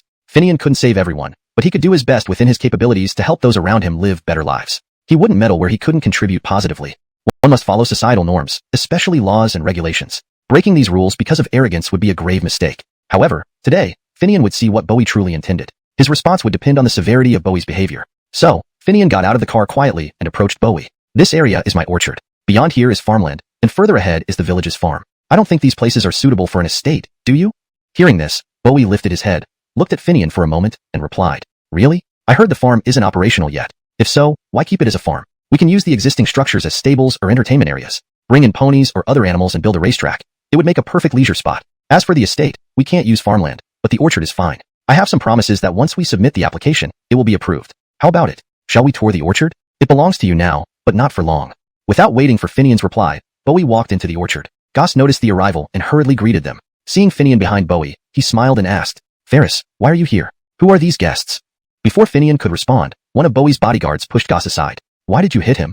Goss complained. The bodyguard remained silent, but Bowie looked at Finian mockingly. "Your people seem dissatisfied. What do you say?" Finian chuckled and raised his head. "General Manager Jareth, now you finally act like a true tycoon. You weren't like this before, were you?" Turning to Goss, he added, "Close the gate. I need to talk with General Manager Jareth. You should leave." Chapter 295, The Wrath of the Mountain God. Goss naturally followed Finian's instructions. So, after leaving the orchard and closing its gate, he walked far away, thinking that Finian was merely preventing him from hearing whatever Bowie didn't want him to. "Bowie, you're not the same as before when both you and your father were ill and came here specifically to seek help, right?" Goss left, and Finian looked at Bowie with a smile. "Finian, what are you trying to do? I am your investor here. You're an investor, but only to others, especially to those who need your money. To me, are you?" As Finian spoke, his face remained smiling, yet he slowly moved towards Dax. Although there were no signs of anger on Finian's face, Dax felt that this calm and composed Finian was more terrifying than an angry one. Each step he took seemed to be pounding on Dax's heartbeat, making each step feel like an increasing burden on his heart, almost unbearable. This made Dax involuntarily retreat step by step as Finian approached. But in his panic, he tripped and fell to the ground, causing Dayon and the bodyguards to rush over to support him. "Are you alright, Chavi? We'll protect you. Just stay back." One of the bodyguards reassured him. Hearing the comfort from his own bodyguard chief, Dax realized something important. No matter how fierce Finian is, he is just one person. "I still have my bodyguards. What do I have to fear?" After all, as a wealthy tycoon from Nanyang, Dax's bodyguards had mostly been tested in underground fight rings, each one well-trained and battle-hardened, with blood and lives on their hands. In the past, Dax rarely brought them back home for fear they might cause trouble. This time, however, he brought them specifically to guard against Finian. He momentarily forgot about their presence in the heat of the moment. "Hold him back. Don't let him get closer," Dax called out, relying on his bodyguards. Bodyguards wouldn't show their true colors unless their employer was in danger or instructed to do so. Initially caught off guard, they now saw an obvious threat to their employer, and since Bowie had given the order, 2 bodyguards stepped forward to hold back Bowie while the others formed a line, blocking Finian's path. "Mr. Wong, if you take another step, we won't be polite." "Not polite? Ha, in my territory, talking to me about being not polite? Who do you think you are? Giving you the courage to challenge me? And even if you had the guts, do you have the skills? Step aside." With these words, Finian casually shoved the bodyguard in front of him to the side, causing the man to stagger and nearly fall. Donkily, his colleagues steadied him, preventing him from falling to the ground. Nevertheless, it took a few moments for him to regain his balance. But the way was already clear for Finian to move toward Dax. The bodyguard, not expecting such strength from Finian, had not been prepared. His stumbling caused a loss of face, and even his colleagues felt uncomfortable. How could several professional bodyguards fail to stop a single rural boy? How would they live down this humiliation? In the business of bodyguarding, one mistake can ruin a lifetime. One misstep can mean eternal regret. If they failed once, they would likely never work as bodyguards again. What else could they do after giving up this career? Return to fighting? That was no longer an option. They would be beaten to death. After all, practice makes perfect. Thus, after exchanging glances, they understood the gravity of the situation. If they didn't bring Finian down today, their future would be bleak. A boxer without money would endure unbearable pain from old injuries. Camden's suffering was too much for anyone to bear. They had to salvage their dignity, or they would be finished. Consequently, several bodyguards lunged at Finian from behind, intending to take him down before he reached Bowie. They needed to prove their worth. But Finian knew immediately. As the mountain god, within his domain, nothing could escape his notice unless he chose to ignore it. These bodyguards rushing from behind couldn't possibly hide their movements. Despite knowing their actions, Finian paid no attention, neither slowing nor looking back, continuing his approach toward Dax. "Don't come any closer. Don't come any closer. Hold him back, quickly," Dax shouted anxiously. The two bodyguards holding him back handed him over to Daeon and then stepped forward again, blocking Finian's path. Get out of my way. Finian pushed them aside effortlessly, and both bodyguards stumbled together, collapsing to the ground. Everyone was taken aback. It was well known to Finian just now, but believed it was only because he hadn't been on guard. After all, even martial artists and fighters are only somewhat stronger and more alert than ordinary people when caught off guard. He never imagined that Finian, who looked frail, would have such immense strength. Moreover, he noticed his comrades attacking from behind Finian, covering their actions while he spoke. Camdenra enough. As soon as he finished speaking, several bodyguards were already behind Finian, no longer aiming to stop him from approaching Chavi but with clear intentions to harm. Their attacks came swiftly and fiercely. But Finian remained unperturbed, his face calm and smiling as he continued to look at Chavi, dismissing the bodyguards' threats as mere nonsense. Let's see if you can still smile in a moment. Both Chavi and the bodyguards thought this inwardly. Finian was alone, so the bodyguards behind him couldn't attack simultaneously due to lack of space. However, they had trained together for a long time and had practiced coordinated attacks. Thus, the strongest among them took the lead, using a powerful Muay Thai leg sweep aimed directly at Finian's legs. He wasn't worried about Finian dodging. The only way to avoid such a sweeping kick was to jump, but once airborne, there would be no chance to change direction. Following this, 3 other bodyguards could rapidly launch continuous strikes. A man midair wouldn't be able to dodge the full force assaults of 3 seasoned boxers. These black boxers normally trained by striking cylindrical steel pillars. Perhaps sensing something just before being hit, Finian attempted to dodge, turned his head and smiled at the two poised to attack. Come on then. If they had any courage left, it was now completely drained. Facing Finian, they backed up a step, shouting harshly, "Don't come near me. Murder is illegal."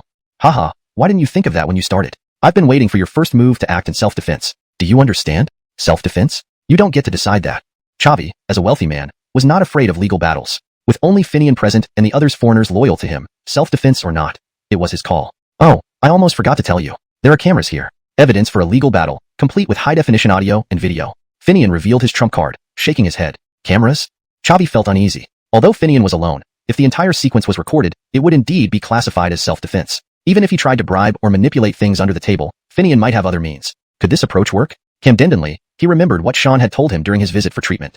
Finian's family were temple masters with generations of heritage. His illness and his son's condition had been proven not medical, but caused by someone else's machinations. If Finian could neutralize those influences and heal them, surely he had similar capabilities to retaliate. What was he thinking to provoke such an existence? Moreover, his own elite bodyguards, hardened through life and death underground fights, were easily overwhelmed. It wasn't that his men were weak, but that Finian's abilities were far too formidable. How did he end up opposing such a being? Thinking this, Chavi felt profound regret. Was I trapped in someone else's scheme again? This thought made Chavi recall a familiar yet now detestable face. Yes, it must be them. They set me against Finian. Overcome with emotion, Chavi blurted out his thoughts aloud. Finian immediately asked, Who? Who else? Your former employers. They approached me, inciting me to oppose you. Otherwise, how could I have become so misguided? Are you sure? I'm absolutely certain. They feared losing market share in South Asia to Brigham's expanding business, so they targeted you and Brigham. If you don't believe me, I have evidence. No need, I believe you. But how do we settle things between us? Chapter 297. Just don't disturb me. At this point, shouldn't it be me listening to you? But can we let them tidy up first? Upon hearing Finian's question, Jonah couldn't help but bitterly laugh and resignedly responded. He wasn't foolish. Anyone who had achieved wealth as a tycoon, could any of them be fools? Absolutely not. Even if they were occasionally deceived, it was often because the other party held some influential background. For someone like Dax, who reached tycoon status in Nanyang, ordinary people or even capable individuals wouldn't get close without backing from a powerful force. This scrutiny came naturally due to his social standing. This wasn't about anything else, it was simply a matter of social hierarchy. Entities at different levels cannot expect those above them to treat them as equals. Even if such treatment seems genuine, it's just an illusion. Your usefulness matters most. Once something more beneficial comes along, don't count on any sense of conscience from the upper echelons. Wasn't Dax's experience exactly this? Originally, he and his son came with humble intentions, seeking help for their illnesses. Once cured, the need for assistance vanished, and the hospital investment seemed more about ensuring they could still benefit from Finian and Brooke's medical expertise in the future. Illnesses happen to everyone, especially the wealthy who demand higher medical standards. The richer one is, the more one cherishes life. Poor people might give up when they run out of money, but rich people can do otherwise, right? Therefore, owning a hospital meant Dax could use it himself or exchange favors for significant benefits. Expecting capitalists to have good hearts is futile. Every move they make must be advantageous to them. Only they gain the greatest benefit. However, if that was all there was to it, there wouldn't be so many subsequent events. Desire and greed are among the ugliest aspects of human nature and grow effortlessly. Dax's original plan to build an estate was strongly rejected by Finian, forcing him to settle for a hospital instead. Although the rejection didn't show outwardly, it festered internally. A little provocation was enough to amplify these feelings until Dax was convinced by Finian's former employer's words. Only someone on equal footing would resonate deeply with him. And Finian's former employer belonged to an old, influential commercial family, far more powerful than Dax's father-in-law's family, let alone Dax's own status as a new tycoon. Thus, Dax not only listened but found the arguments convincing. Indeed, in today's society, capital reigns supreme. Finian, despite being a mere employee with some wealth and medical skills, was no match for the influence and opportunities that capital brings. Dax knew well about the economy and its thirst for development, which grants more space and power to capital. With encouragement from Finian's old employer, Dax began to see Finian as nothing special. So what if you have medical skills? You still need to use them, under various constraints. You dare reject my idea to build an estate? It's an investment. I could easily find others eager for my money. Thinking this way and backed by the old family entrenched in the country, Dax believed he could dominate Finian economically and otherwise. He thought, how could you possibly challenge me? This shift in perception made Dax gradually change from admiring Finian to believing Finian wasn't all that great, forgetting the initial awe he felt when ill. Dax always thought coincidences were rare, yet here he faced this impenetrable obstacle, Finian. To Finian, whether it was the hospital or other possessions, they were just external objects. His lineage and status gave him an ethereal attitude. As long as his core principles weren't violated, he didn't mind what happened. He just wanted to be left alone. But things seldom go smoothly. Dax used Brigham as a starting point, involved Simone, and even aimed at Blaine. Not only did he buy off villagers to oppose Finian, but pressured him in every way possible. Now, he even wanted to seize Finian's orchard and newly built farm. Humph, how greedy could one be? Giving up now would mean losing even more ground. Greed has no bounds. Therefore, Finian decided to cut off these probing hands. To let those with ulterior motives know he wasn't someone to be trifled with. Making an example out of Dax. But how to do it? Finian already had a plan. The orchard was just a warning. Displaying force awakened Dax's memories of Finian's extraordinary abilities and Sean's warnings. This seemingly harmless man could connect with deities, terrifying indeed. Camden's power transcends human limits and is unimaginable. In the face of absolute strength, wealth and connections are meaningless. You're fighting an uphill battle against someone trying to eradicate you from the roots. Though Dax knew Finian wouldn't kill openly, divine powers could eliminate a person secretly. Considering his illness experience, Dax felt a chill down his spine. However, Finian's response brought him unexpected relief. Given the circumstances, remembering others isn't bad. If you can find a reason, that's fine. Just don't disturb me. I don't want to fuss over this. Go on then. Think about your actions back home. Finian then opened the orchard gate, gesturing for them to leave. Smiling throughout made him seem even more terrifying. Even after Finian clearly told them to leave, Dax was still disbelieving until his guards helped him into the car, where he whispered, what will he do next?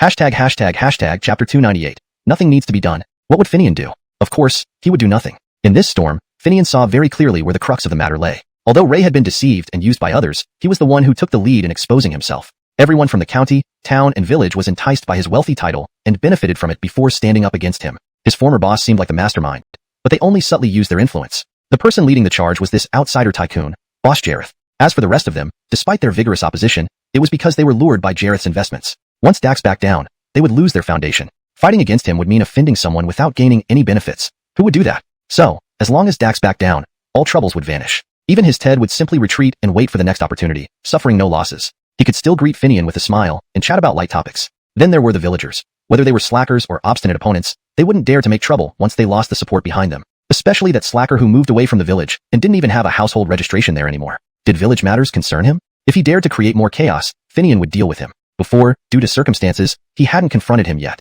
But now, with Dax retreating from the hospital, who else could stir up trouble? A hospital that doesn't focus on curing diseases but instead engages in intrigue. Is that something humans should be doing? Even though the Jareth family provided the funds, and the One Family the technology, the One Family hospital is still operational. If things went smoothly at the new hospital, great. If not, there's always a place to fall back on. What was there to fear? He wanted to see how long the newly built hospital could last without medical expertise, and with a bunch of scheming people running it. So, Finian stayed steady and focused, staying in the village while preparing to start the afforestation project. Did he have time to fight with them? After Dax and his group left in disgrace, Finian called Goss back, retrieved the footage of the scuffle, instructed him to take care of the orchard, and return home immediately. While he remained calm, Dax was deeply troubled. It was easy to arrange treatment for the injured bodyguards since he owned part of a hospital. After sending them in, they began receiving treatment soon. How they got injured? Easy. An accidental mishap during sparring practice. And this hospital, though unable to treat serious illnesses, could handle bruises and fractures. At worst, they'd suffer more pain and need longer recovery times. But that was all. Having settled the bodyguards, Dax drove directly to the city to calm down. Reflecting on his dealings with Finian, he realized he might have been used as a pawn, misled into taking the lead. When he and his son came for treatment, it was out of desperation. But neither Brooke nor Finian asked for excessive fees or put them through unnecessary procedures. Despite the critical situation, if they had demanded more, he would have agreed. Yet, they didn't. All payments were initiated by him voluntarily. Moreover, upon arriving, he felt relieved, which led to his idea of building a house here for leisure and retirement. However, Finian refused, and he then proposed exchanging a piece of land for a hospital. Only then did Finian remind him that towns and villages were the same and suggested investing in a clinic. But he was too ambitious and decided to build a new hospital, wanting Finian to manage it just to keep him close. Finian didn't refuse, but sent his wife, Simone, who held an official position. She was capable of managing the hospital well. But when did the situation change? Dax remembered clearly. It was after the hospital was completed, and Finian's former boss congratulated him, discovering Brigham was involved in medicinal business and had connections with him. That old fox secretly approached him, persuading him to gain control and recruit Finian, claiming it would boost his business and fulfill his ambitions. Blinded by greed, he agreed without hesitation, escalating the situation to what it is now. Reflecting on it, that hero had ulterior motives. Finian had already left his family under less than pleasant circumstances. Asking him to subdue Finian wasn't setting him up for an enemy? This move was so obviously aiding the enemy. No one would believe it was innocent. Yet, the guy proceeded, and he fell for it? That was absurd. The hero must have had sinister intentions. Realizing this, Dax shuddered. He had been targeted again. Thankfully, Finian hadn't retaliated fully. Otherwise, caught between two strong adversaries, he wouldn't know how he'd die. No, I need to return to Nanyang. Even if not Nanyang, going back to my hometown would suffice, at least where ancestors' protection lies. Once this thought surfaced, Dax couldn't delay a moment longer. Still, he forced himself to announce at the hospital that Simone would be his representative and could make all decisions in his absence. Only then did he leave with his recovering bodyguards for his hometown. Even when questioned, his response was simple. Fine boss Shu. He decides everything here. This answer left people perplexed and uneasy. The heavens have changed. Though unaware of what made Boss Jareth shift so abruptly, regardless, the reason didn't matter. The result was a bolt from the blue for them. With Dax gone and nothing arranged beyond the hospital, those expecting him to achieve something grew anxious. Thus, many scenarios started to shift. For instance, Bertrand decided to leave Blaine. Chapter 299. Leaving in Tears. Bertrand, also surnamed Wong, was originally a long-term resident of Blaine. However, this guy was overly arrogant. He felt he was invincible, and being the second eldest in the family, people started calling him Bertrand. Unsurprisingly, it didn't upset him. Instead, he seemed to take pride in the nickname. In essence, he was a scoundrel who would stop at nothing for personal gain, fitting the typical mold of a ruffian. Yet, just like his father who left Blaine resolutely and moved away, Bertrand possessed sharp instincts and decisiveness. Whenever he sensed something amiss, he would act immediately, either going all out or slipping away quietly. Fortunately, his luck held true, always leading him to make the right choice. Hence, despite the infamous name Bertrand, he managed to live quite comfortably. Still, Bertrand remained a minor thug, not someone who could operate on a grand stage. But in life, who says thugs don't have dreams? Bertrand aspired to become an elite, someone who could parade around with a retinue, having endless money and beautiful women. He wanted vast wealth and a home that brought him comfort. Having dreams isn't a bad thing, but in Bertrand's case, his methods were questionable. While others pursued their dreams through hard work and perseverance without hindering others, Bertrand always sought shortcuts to achieve his goals. After all, what kind of thug wouldn't try to game the system? Yet, up until now, Bertrand never had a real chance to realize his ambitions. This time, however, an opportunity presented itself. In his hometown, an influential person emerged, catching the attention of a wealthy tycoon from Nanyang. This tycoon wanted to acquire some land from Blaine to build an estate. That was perfect. Building an estate involved land acquisition and relocation. What did thugs do best? Relocation projects. Camden's high-stakes endeavors, where they could get rich quick and evade prosecution, were highly favored among thugs.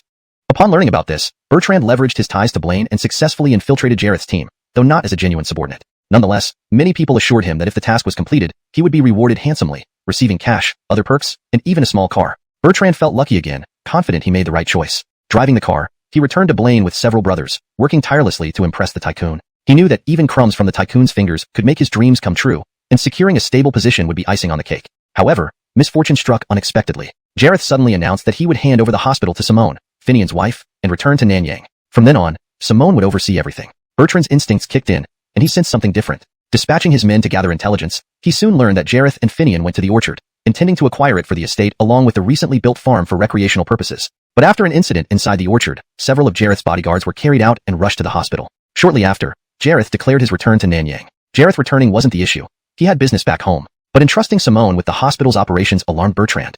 This is a sign of surrender. Bertrand hadn't witnessed such scenarios personally, but the logic was clear. Thugs often tried to seize control of places by harassing the owners, causing losses until they either paid compensation or transferred ownership. But sometimes, things went south, and the instigators ended up being captured one by one, leaving no room for plea bargains. Everyone knew they were gathering solid evidence. One mistake wouldn't bring you down, but relentless pursuit could expose all your secrets. Small issues could escalate into severe consequences, even landing the ringwraiths in jail. Recalling past events where thugs were subdued methodically, Bertrand realized how dire the situation was. One such incident ended with the culprit both penniless and imprisoned. I can't let this happen. I need to leave quickly. Sensing trouble, Bertrand hurriedly packed up and fled with his brothers. He used cunning tactics, sending his men to create a diversion before driving away alone. In such times, self-preservation came first. Who would have thought Finian could resist Jareth and force him to flee back to Nanyang? Not only did he send Jareth's bodyguards to the hospital, he single-handedly defeated them and calmly returned home with a rooster for dinner. The thought chilled Bertrand to the bone, prompting him to step harder on the gas. He needed to leave Blaine as fast as possible, never to return. Despite being a thug, he feared powerful figures with backing. Kit was a prominent official, and if there was no concrete evidence, labeling it as a brawl would spell disaster for him. No more talk. Just leave. Chapter 300. Left in Tears, 2. Bertrand felt more and more terrified as he thought about it, urgently wanting to leave Blaine. He swore he would never come back to this place as long as Finian was still in the village. But, having come here, could he really leave so easily? No one is more feared than traitors, and those who betray their own kind. The reason is simple. These people already know many secrets, and after turning against their roots, they go to extreme lengths to prove their usefulness and loyalty to their new masters by doing unspeakable deeds. Throughout history, many of the most despicable acts have been committed by such individuals. Bertrand, once a resident of Blaine, even though his household registration had moved out, still bore the Wong surname, and many villagers were his close relatives. Yet, upon returning to Blaine, he did not show any mercy and oppressed others even more harshly. If Bertrand had given Finian any reason to spare him when he returned, Finian might have let him off. However, Bertrand only cared about his own interests, trying to curry favor with Dax by sacrificing the village's interests. Even his family's ancestral tomb, he claimed, should be discarded if it could serve a purpose. Listen to what he said. Is that not utterly disrespectful? In the past, such disloyalty would result in punishment at the ancestral hall, where rebellious descendants were severely beaten. In the south, the tradition involved drowning them in pig cages, while in the north, they were beaten to death with sticks and left for wild dogs, without even allowing a proper burial. Therefore, Finian would not let Bertrand off easily. Not only is Finian part of the Wong clan, but he is also the local mountain god. Would divine dignity be so easily trampled upon? For the sake of Blaine, he wouldn't allow such people like Bertrand to exist any longer. He must set an example for future generations. Thus, after returning home, Finian cleaned and stewed the rooster he brought back and then went up to his roof. With such nice weather today, enjoying the sun on his roof should not be controversial. At this point, Finian already knew about Bertrand's actions. As the mountain god, how could anything within his domain escape his notice? Every household has door gods and kitchen deities among other spirits. Although it is an era of declining spiritual powers, their presence can still be felt, and with a mere thought, Finian could gather information. However, due to modern education and ethics, Finian usually refrains from intruding on others' privacy. Today, however, he had no reservations about using his divine abilities. Punishing evil is itself promoting good. Finian understood this truth. Therefore, while Bertrand tried to flee Blaine, Finian saw every move clearly. Trying to run? Without teaching you a lesson, you think you can do whatever you want? Remember, there is always a watchful deity above us. Initially, Bertrand was too close to Blaine, and Finian did not want to cause trouble, so he just watched Bertrand leave. But when Bertrand reached the main road and turned onto the national highway, Finian smiled. Bertrand also smiled, thinking he could speed away once on the highway. He planned to drive as fast as possible to get away. Speeding fines were trivial compared to getting out of Blaine. As he slowed down slightly before turning, his car did not slow as expected. Instead, it sped up rapidly, as if he pressed the accelerator instead of the brake. The car roared forward, startling nearby people who hastily scattered and shouted, "Brake!" Panic-stricken, Bertrand unknowingly pushed the pedal harder, making the car accelerate faster. Unable to control it, the car veered sharply and flipped over, eventually landing upside down on the edge of the highway. The flip was stopped by the concrete curb protecting nearby shops, which was nearly half a meter high and thick enough to halt the car. However, the collision made the side of the car hit the curb hard, slamming Bertrand's head into it despite wearing a seatbelt. The impact caused severe pain in his waist, leaving him numb below the waist. "Help me! Help me!" But Bertrand smelled gasoline leaking from the tank. If he didn't get out quickly, a spark could ignite the fuel, burning him alive. Desperately shouting for help, he hoped someone would rescue him. Several people rushed over, prying and pulling to free Bertrand. They dragged him out and called an ambulance. Is that Bertrand?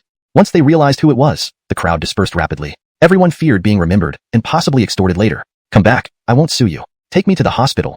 The more he shouted, the quicker people fled. A bustling intersection soon became deserted. Shopkeepers kept their doors open but avoided looking at Bertrand or the accident scene. By the time police and ambulances arrived, Bertrand was almost unconscious from both pain and fear. Upon being pulled out of the wreckage, he couldn't feel anything below his waist. Once in the ambulance, he immediately asked, "Doctor, am I going to be paralyzed?" The doctor responded grimly, "It doesn't look good. We need to examine you further." Hearing this, Bertrand burst into tears. As a gangster, the prospect of being paralyzed meant unimaginably bleak days ahead. ##### Chapter 301. An unexpected turn among allies. The news about Bertrand's accident spread quickly among those who needed to know.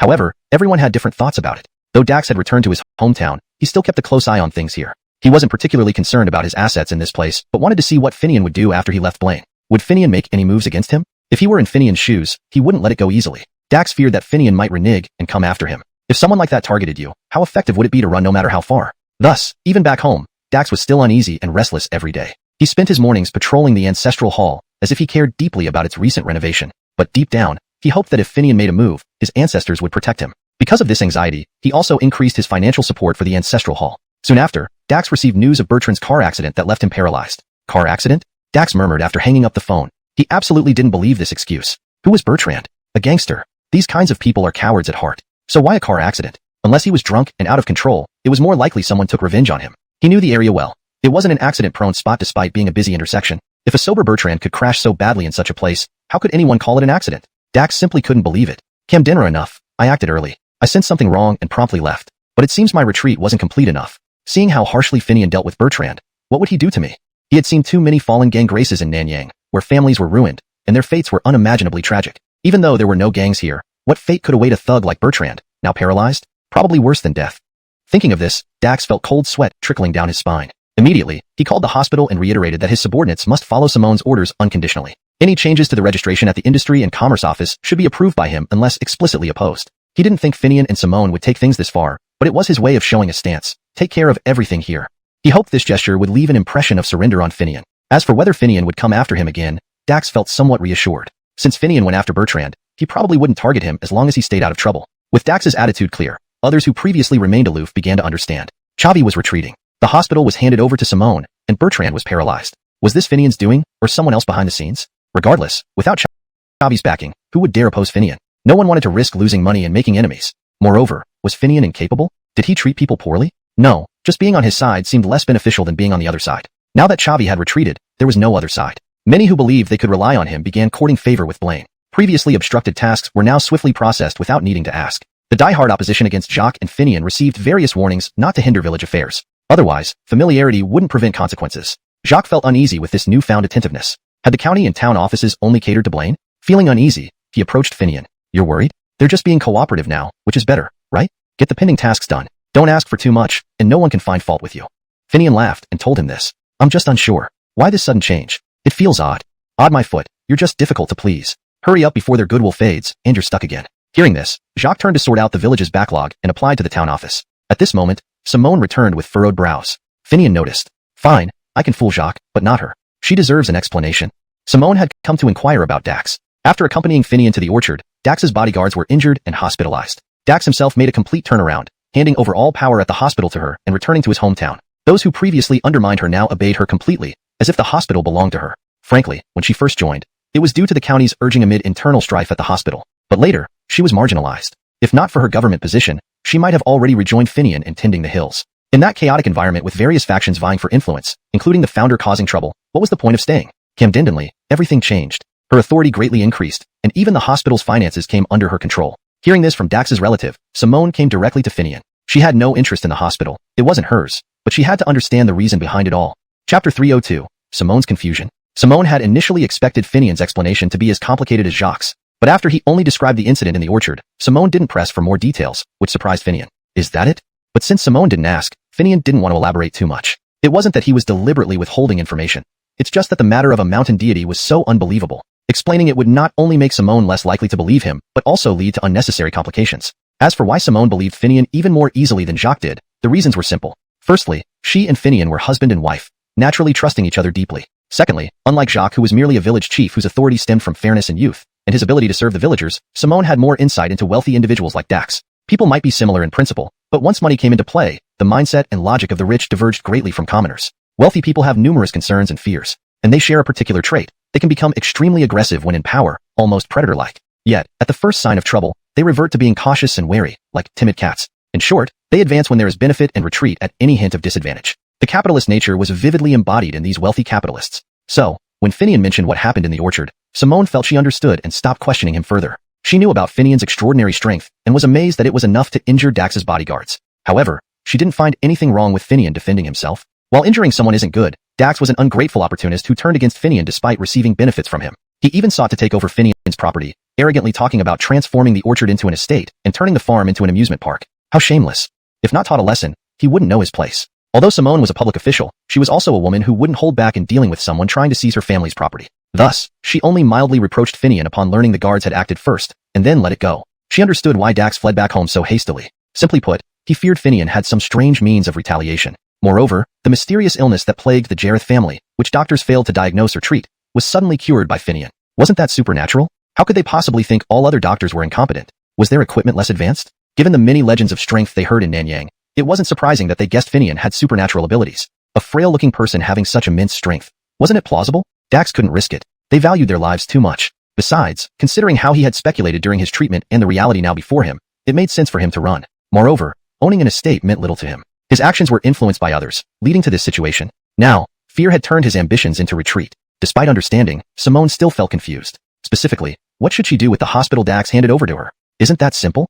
Finian smiled upon hearing her question. Do what needs to be done. It's a hospital, not some other place. Unlike governmental units, it's highly specialized technically. Because it's highly specialized technically, I don't understand. That's why I'm asking you, Simone retorted slightly annoyed. The technical specialization refers to the clear metrics of work. Clear metrics mean easier management. The main problem in hospitals today lies in unclear status differentiation. Are they enterprises? They carry social responsibility for healthcare.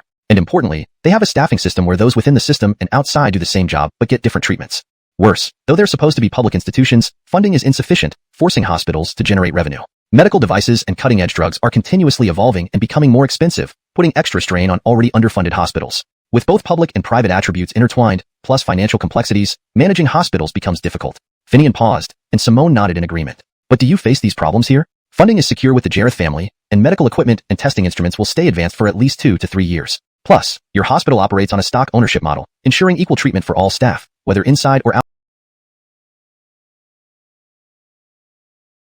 outside the system. You retain some benefits of public hospitals, like internship and promotion opportunities, and connections to schools in Nanyang. Honestly, if this hospital doesn't thrive, it's simply incompetence. Are you that kind of person? Finian's words struck home. Chapter 303. Why bother about others when doing your own things? When Simone heard Finian's final inquiry, she naturally lifted her head and replied, "Of course not. If I don't do it, that's fine. But since I've decided to take on this task, I will do it well. We now have such a great opportunity, Dom family relinquishing control, government support, Dr. Brooks' medical skills, and all the advanced medical equipment in the hospital. If I still can't make it work, I might as well come back and cook for you." Simone has a strong personality and is a highly capable person. She has academic credentials, experience working at the grassroots level, and most importantly, a father who was a deputy Jamie general who raised her independently from a young age. Thus, she is well-versed in both the official and unofficial rules within and outside the system. After hearing Finian's explanation, she truly understood that the hospital where she now works is a special entity with unique advantages. It has avoided the rigidity of the official system while enjoying its benefits. It also has the flexibility of an enterprise and the backing of the Dom family's connections and finances. If she couldn't manage this place well, she might as well give up everything and focus on supporting her husband and raising children. Therefore, Simone was confident about running the hospital successfully. However, she did have some worries and difficulties. Fortunately, she wasn't afraid to ask Finian directly and see if he had any good solutions. But what about the heads of the merged hospitals? Do you have any good ideas? These people were originally the graces of their respective hospitals, holding positions and power. Whether it was a traditional Chinese medicine hospital or a healthcare hospital, though they didn't excel in business, they had financial allocations and protection under the system. They wouldn't get rich, but they enjoyed certain benefits. Now that they've been suddenly merged, even though they no longer hold power, old tigers never lose their might.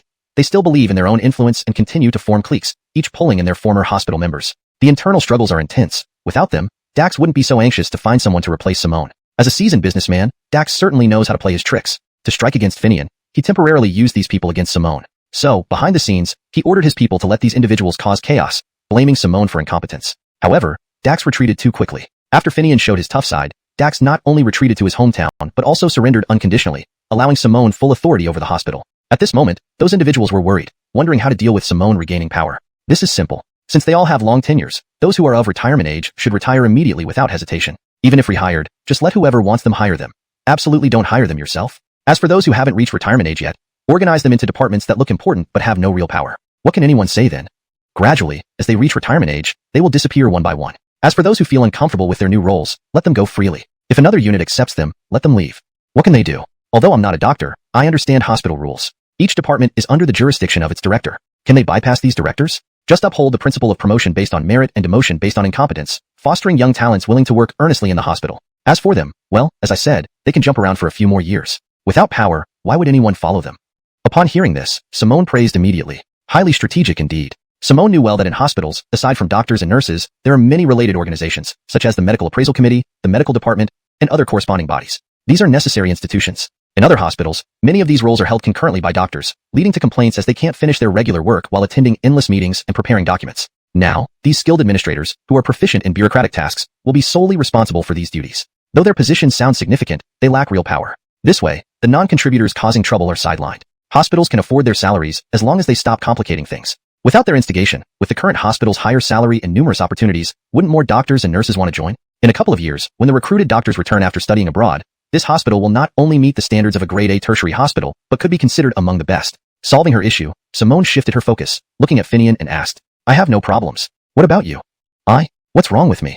How do you plan to handle it?" Finian and Simone both knew that chasing Dax away would upset some people. After all, it looked like a wealthy investor was chased away by Finian. But Dax found an excuse to say he had matters to attend to in Nanyang and didn't mention being driven away. This way, others could only complain privately but couldn't criticize openly. However, resentment towards Finian was inevitable. So Simone asked him how he planned to face it. "You're asking about this? Simple. Just do my own fallow with only grass after receiving funds, right? Therefore, even though the current conditions at Tuliang aren't yet ideal for tree planting, introducing shrubs like pepper plants is already feasible." Finian chose his own wild pepper varieties crossbred with local varieties. Initially, he had considered natural hybridization, but after partnering with the agricultural university, professors from their breeding department led students to directly start purposeful breeding on a piece of land that Finian had designated as having better conditions. This approach significantly sped up the process, and the new pepper plant varieties bred also came with high-quality assurance. Peppers naturally propagate through cuttings or seeds, and the seedlings greatly increase the speed and survival rate of the plants. Meanwhile, the perennial and annual forage crops previously planted have now formed patches and matured. Once the new variety of peppers defines the regions, various livestock such as cows and sheep will be introduced to prepare the soil and enrich the land for future tree planting. After all, this isn't a pastoral area, and farmers might have some experience raising small animals in their households, but they lack experience with free-range farming. As the saying goes, even if one has endless wealth, it doesn't count when it's hairy. Raising chickens, ducks, geese, pigs, cattle, and sheep can be very susceptible to disease outbreaks. A single epidemic could wipe out an entire investment, causing significant losses. So, Finian aimed to minimize such occurrences by using partitioned areas to control diseases. Even if an outbreak occurred in one section, it wouldn't spread across the entire farm. Thus, he only acquired a small number of livestock initially, allowing farmers willing to participate to learn how to raise these animals alongside experts and students from the Animal Husbandry Department of the Agricultural University. The goal was not only to understand how to manage free-range farming, but also to detect any signs of illness early on. Now that Tanmin has learned enough, it awaits the large-scale introduction of livestock after the divisions are completed. For this, Finian has spent considerable resources, including paying wages well above the local minimum standard. Aggie once suggested that Finian adopt a practice used by some dairy farms, buying cows and then leasing them to individual households under a contract system, while providing fresh forage. This way, Finian wouldn't have to employ people or bear risks. Finian understood Aggie's concern. Many dairy farms use this method due to the state subsidies for dairy cows, which require large-scale operations. When individual households can't meet the subsidy criteria, they combine resources to form a dairy farm, split the subsidies, and then disband. This initially spurred enthusiasm for dairy farming, but when milk prices dropped, many only collected subsidies without maintaining the cows. To curb this, the government introduced policies to block such loopholes. However, people found new ways to exploit the system. Those with capital would realize it's impossible to manage effectively in scattered operations. A quick look at the now idle former thriving dairy farms should be enough to understand. Disease outbreaks lead to cow deaths or require harmless disposal. I will never do such a thing. Thus, Finian chose to focus on improving Tuoyang's greening project systematically, ensuring sustainable development and risk management.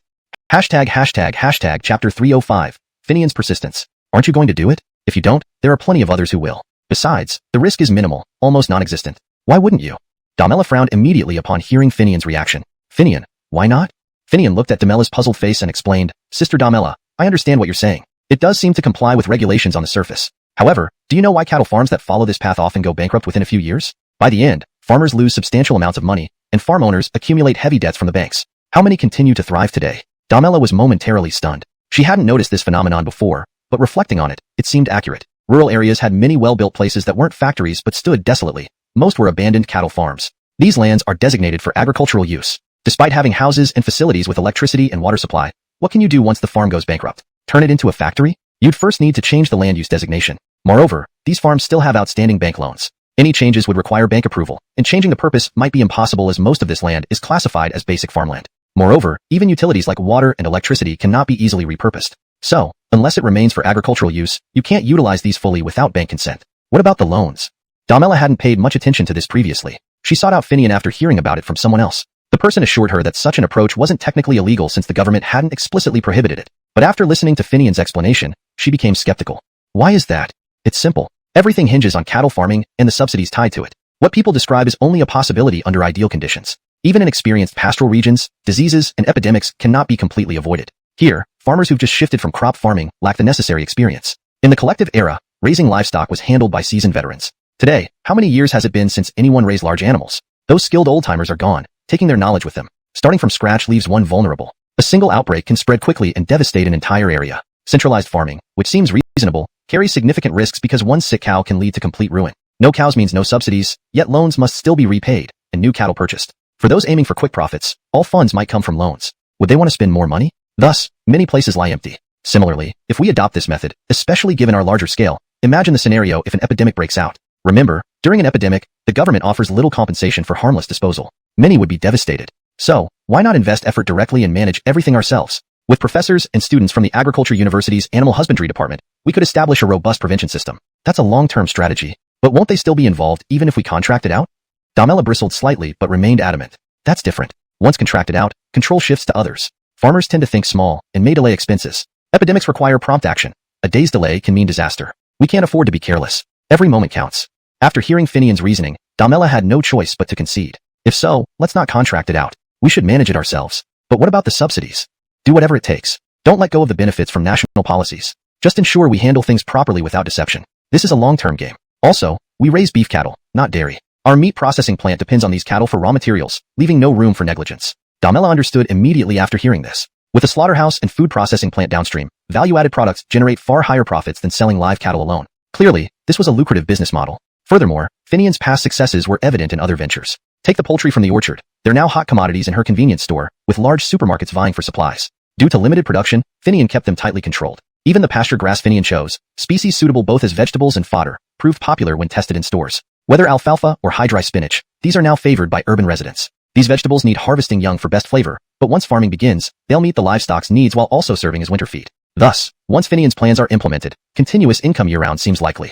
Additionally, the chili peppers planted as boundary fences have proven marketable. Restaurants praise their spiciness and aroma, rivaling Sichuan peppers despite lacking the latter's fame. Given the minimal management required, Damela found this incredibly profitable. So, leave it to you. Chapter 306, Full Steam Ahead. Now, apart from the landscaping company under Finian's name, he also had a diversified company that handled agriculture, forestry, animal husbandry, and sideline businesses. Through his landscaping company, Finian held shares in this diversified company. The shareholders of the diversified company, besides him and Damela, included Blaine. Therefore, whenever Finian and Damela decided on something, Jacques, as Blaine's representative and village chief, would not oppose any of Finian's decisions. Furthermore, Finian made sure to explain each decision clearly to the village committee and the township government, why it was done, what considerations were taken into account, and the benefits of the action. All these were communicated in writing and required signatures from the villagers, with the township government acting as a witness. While this thoroughness seemed cumbersome even to Jacques and Melvin, they deemed it unnecessary. However, Finian insisted on this approach and remained consistent. As a result, even during the incident involving Chavi, those in the township government, including Melvin, could find no reason to criticize or intervene. After all, as the majority shareholder, Finian could make unilateral decisions but chose to respect minority shareholders by keeping them informed and obtaining written consent for every move. What else could they possibly do, or dare to do? Even though Mr. Dax invested under the guise of a wealthy benefactor, certain actions still couldn't be carried out too openly without causing suspicion. Moreover, everyone understood that Mr. Dax's investment was for profit, not charity. If Finian were truly brought down, what would happen to the greening project at Tuliang? While Finian had already achieved some success and profits, considering the ambitious 5-year greening target, it was clear that significant financial resources would be needed later. Where would Mr. Dax's investment go? Clearly, he wasn't here to help alleviate poverty. He came to make money. The city government relied on Finian's achievements to promote similar projects in the southern mountains.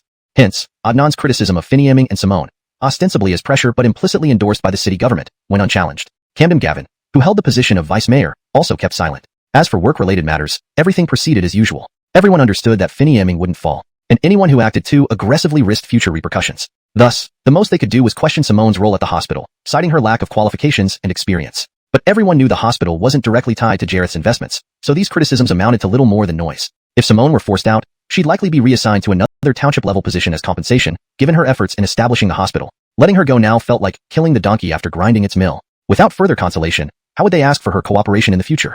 Everyone knew Finian was untouchable, and criticizing the hospital under Chavi's name only stirred up attention without real impact. The intention was to force Finian to concede, thereby securing Mr. Dax's investment. However, none anticipated that Chavi originally had no genuine interest in investing, but was merely pursuing personal gain. Once the situation turned unfavorable, he promptly withdrew. With Chavi gone, who would still pursue Finian and Simone? Especially since Chavi instructed everyone to follow Simone before leaving. With this, if Simone returned to the hospital, it would be smooth sailing. No one dared to challenge her. Instead, she wielded authority, establishing a seemingly prestigious committee. Those who did nothing productive were reassigned, and it was made clear that anyone who wanted to leave, whether by transfer or retirement, would have their procedures processed.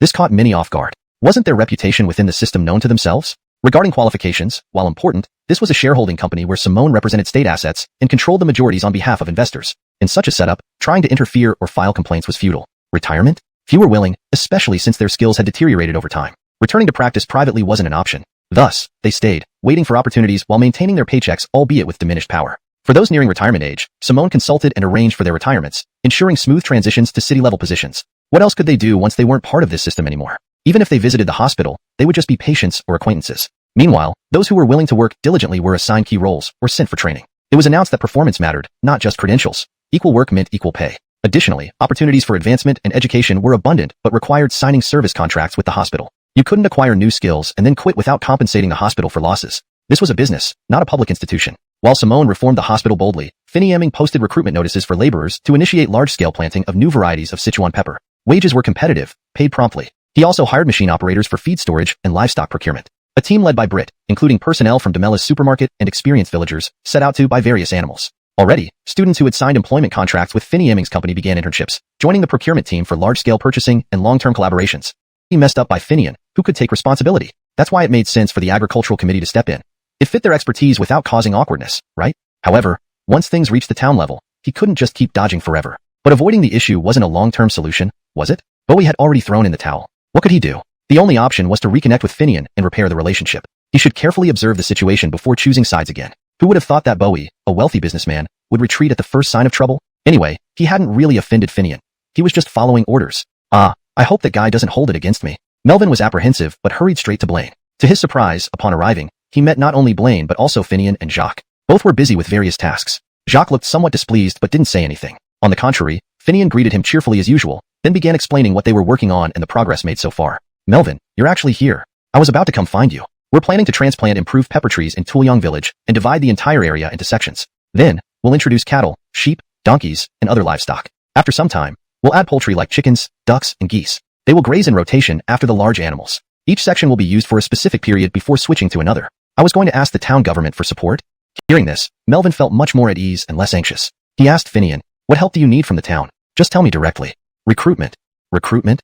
Melvin was puzzled. This wasn't the era of collective farming. Recruitment could be handled through advertisements. Why did they need government assistance? Seeing Melvin's confusion, Finian quickly explained. Melvin, here's the thing. In our area, everyone has always been focused on farming. We haven't raised large livestock, except for a few sheep herders. Compared to large livestock, sheep are minimal. And raising these meat animals on a large scale requires significant human resources. These people need training and supervision initially before we can let them work independently. We can't afford sporadic involvement. Therefore, this recruitment needs to involve signing contracts with specified durations, strictly adhering to national regulations to protect both parties' interests. That's why we're seeking town support. Melvin finally understood. Finian's point was valid. This recruitment wasn't like others. It required training and stability. Hiring short-term workers wouldn't work. Otherwise, Finian would face difficulties and waste money on training. During the training period, employees would still be paid. Continuous retraining wouldn't be sustainable. Thus, recruiting through the government and signing formal labor contracts provided a necessary constraint and deterrent. How many people are you looking to hire? Since he understood the rationale, Melvin asked directly. 100 to start. Initially, we have graduates from agricultural universities to lead and teach the new hires. Once they're familiar, we'll bring in another batch. Besides, we need to recruit for the subsequent industries. As long as people are willing, there will be plenty of jobs. Finian sounded relaxed, but Melvin was taken aback. The first batch is 100 people, 4 grazing large livestock and tending to poultry in Tuliang village. He knew Finian had an integrated plan. Grazing was just the beginning. Later came slaughterhouses, processing plants, and sales. There would also be reforestation projects and related forestry activities. Good grief, how many people does Finian need for all this? Realizing this, Melvin felt incredibly regretful. If he had known earlier, why did he bother with attracting investments? It turned out that the largest investor in town, whom they had been giving a hard time, was Finian. After years as town chief, Melvin could see the reality clearly. Finian wasn't lying. Agriculture, forestry, animal husbandry, and sideline industries were indeed labor-intensive and capital-intensive. What worried him was the final revenue prospects and sustainability. Chapter 308. No one is a fool. Originally, the profits of several farms now belonged to Finian's comprehensive operation, which naturally made the returns substantial. Imagine this. From every aspect of breeding, whether it's the supply of young animals from dedicated farms or feed sourced from locally grown hay, corn, wheat bran, and oil cakes from peanuts and soybeans within the village. All these either belong to Finian himself or are directly provided by villagers at low costs. The transportation cost alone for feed companies can't compete, and they also have their profit margins. Comparatively, Finian's fresh grass and silage are inherently cheaper, supplemented by high-quality feed from the village, making his production costs even lower than those of feed mills. Moreover, Finian has specialized farms for fattening livestock and processing them in-house. Selling processed products naturally gives him an edge over other market competitors. After all, even if other farms sign supply contracts, they still require profit margins. Thus, after forming a closed loop with agriculture, forestry, animal husbandry, and sideline activities, every segment's profit remains within Finian's control. While each step may not be significant on its own, combined, they create a formidable advantage. Not only that, Finian has research collaboration agreements with the agricultural university, ensuring support in technical expertise and veterinary medicine, something that would be costly otherwise. This arrangement further reduces costs. With the support of Demela's supermarket chain to ensure sales of part of the products, Finian holds an even greater advantage. Having interests in every link of the supply chain, along with almost no worries about product accumulation, which agrofirm could match Finian's cost-effectiveness. Lower costs mean fearlessness in price wars and market volatility. Market fluctuations arise from supply-demand conflicts. With the lowest costs, there's no fear of price squeezes. By the time prices drop to his level, they'd rise again soon. From Melvin's perspective, as long as Finian remains calm and steady, he's virtually unbeatable. Only major natural disasters or unforeseen events could disrupt things. Considering this, Melvin readily agreed to facilitate recruitment through the town government, coordinating with the labor bureau and other entities. But Finian shook his head when he heard Melvin's proposal. I don't think this is ideal. I believe the town government or related organizations should handle the recruitment and subsequent training. What do you mean? Melvin was puzzled. Melvin, vocational education gets state subsidies. Finian smiled lightly. Melvin suddenly understood. The state subsidizes employment, including specific vocational training programs. If the town collaborates with vocational training institutions, they could handle Finian's needs, and given the scale of operations described, from farming to planting, the manpower required would be substantial. The subsidies alone would benefit the town significantly. Guiding employment and providing vocational training are official town duties, especially considering the Farmer Employment Center. Though it had been nominal before, why not make it functional? Plus, the old high school is now a vocational high school, under the Education Bureau but linked to local projects. Wouldn't the high school administration welcome this opportunity? Even Melvin couldn't deny it, and the gray ship had already shown interest. Seeing Melvin still contemplating, Finian added fuel to the fire. Melvin, you know Tumu will eventually be transformed into a forested area. While tree planting doesn't stop production entirely, certain areas might not be suitable for farming or grazing. However, remember, forests provide ample opportunities, and more manpower will be needed. You mean? Herbal medicine cultivation. That's my expertise. Melvin's eyes lit up, but a chill ran down his spine. Finian's idea to cultivate herbs and forests was practical. As non-specialists, Melvin hadn't considered it. Herbal medicines naturally grow in mountainous and wooded areas, so large-scale cultivation mimicking wild conditions could yield higher quality herbs. Modern traditional Chinese medicine often struggles due to poor quality ingredients. Even with the same formula and dosage, substandard herbs lack potency. Finian's approach offers another revenue stream and requires substantial manpower for planting, managing, harvesting, and processing. And with renowned Master Brook calling Finian Malik, Finian holds significant advantages in this field. The chill running down Melvin's back reflected deeper thoughts. Although Bowie's desire to build a resort initially caused issues, it wasn't until Bowie built a hospital that people believed in major investments here. Melvin vaguely knew that behind Bowie stood Finian's former company, which thrived on exporting traditional Chinese medicine and controlled vast herb plantations. Following Finian's strategy, a closed-loop system based on low-cost, high-quality production dominates herbal trade. Could Finian be preparing to challenge his former employer? Looking at Finian's innocent face, Melvin realized for the first time, don't treat others as fools.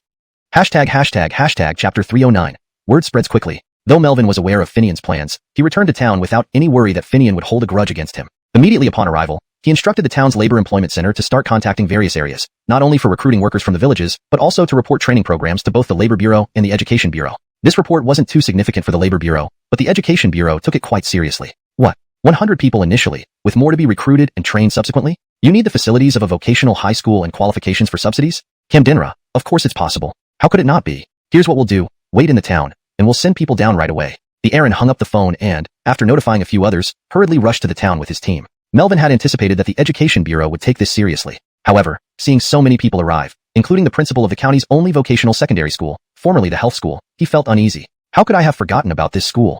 Originally, Melvin had approached the town's vocational high school due to personal connections, despite its now falling under the jurisdiction of the Education Bureau. He wanted them to provide the facilities, teachers, and credentials to handle the training of the initial 100 workers. The subsidy funds would be shared between the town's employment center and the vocational high school. Given the vocational high school's pressure to meet targets, and the benefits the employment center stood to gain, this matter naturally received significant attention. However, Melvin had overlooked the county's vocational secondary school. Originally part of the health bureau, this school specialized in training rural doctors and nurses for town health centers. But as medical education standards rose, requiring at least a master's degree, the demand for village doctors dwindled. Similarly, town health centers shrank, rendering such specialized nursing schools unnecessary. Moreover, even if they trained students, there wasn't sufficient demand. Therefore, the county reluctantly merged the old health school with several other vocational schools under different departments like the Agricultural Machinery Bureau and the Industrial Bureau into a single vocational secondary school. Using the old health school's premises, the new institution adapted to changing needs by offering courses ranging from cosmetology and culinary arts to electrical welding, whatever had students willing to pay.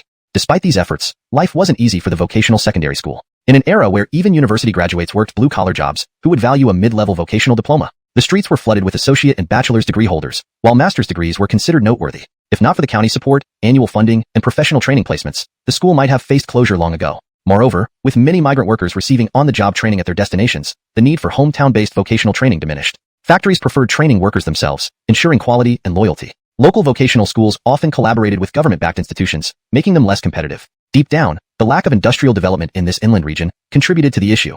So when the Education Bureau learned of Melvin's plan to recruit and train workers for a long-term project, they promptly informed the vocational secondary school. Even with just 100 recruits per year, the cumulative subsidies over several years could amount to hundreds of thousands of yuan. Each trainee received substantial subsidies, covering training, accommodation, and other expenses, a considerable sum. But unknown to them, Melvin had already contacted the town's vocational high school. Both schools had similar qualifications and received the same subsidies. The high school might even qualify for student grants if structured as a full academic program. Noticing Melvin's discomfort, the Education Bureau chief understood the situation. The vocational high school was the Education Bureau's favorite child, often burdened with tasks. Recognizing the dynamics, the chief said, "Let's invite the principal of the vocational high school and Melvin and visit Blaine together to understand the employer's specific requirements. Both the vocational high school and the secondary school are suitable training institutions. Discussing everything together will better serve the company's needs."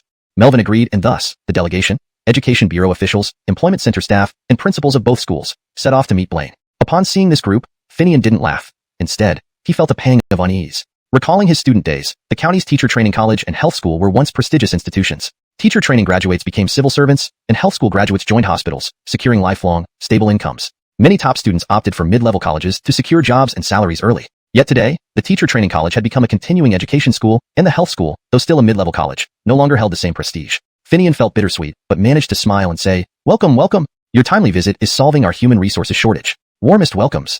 This translation preserves the original tone, structure, and line breaks, ensuring coherence with previous content while maintaining natural English fluency. Chapter 310. Adding flourishes. Seeing Finian's attitude, everyone who came today was reassured. After all, he was the one hiring people and was the foundation for their coming here today. Without his need for employees, whether it was a vocational high school or a vocational college, would anyone really come to study a skill that no one needed? People could do many things at home.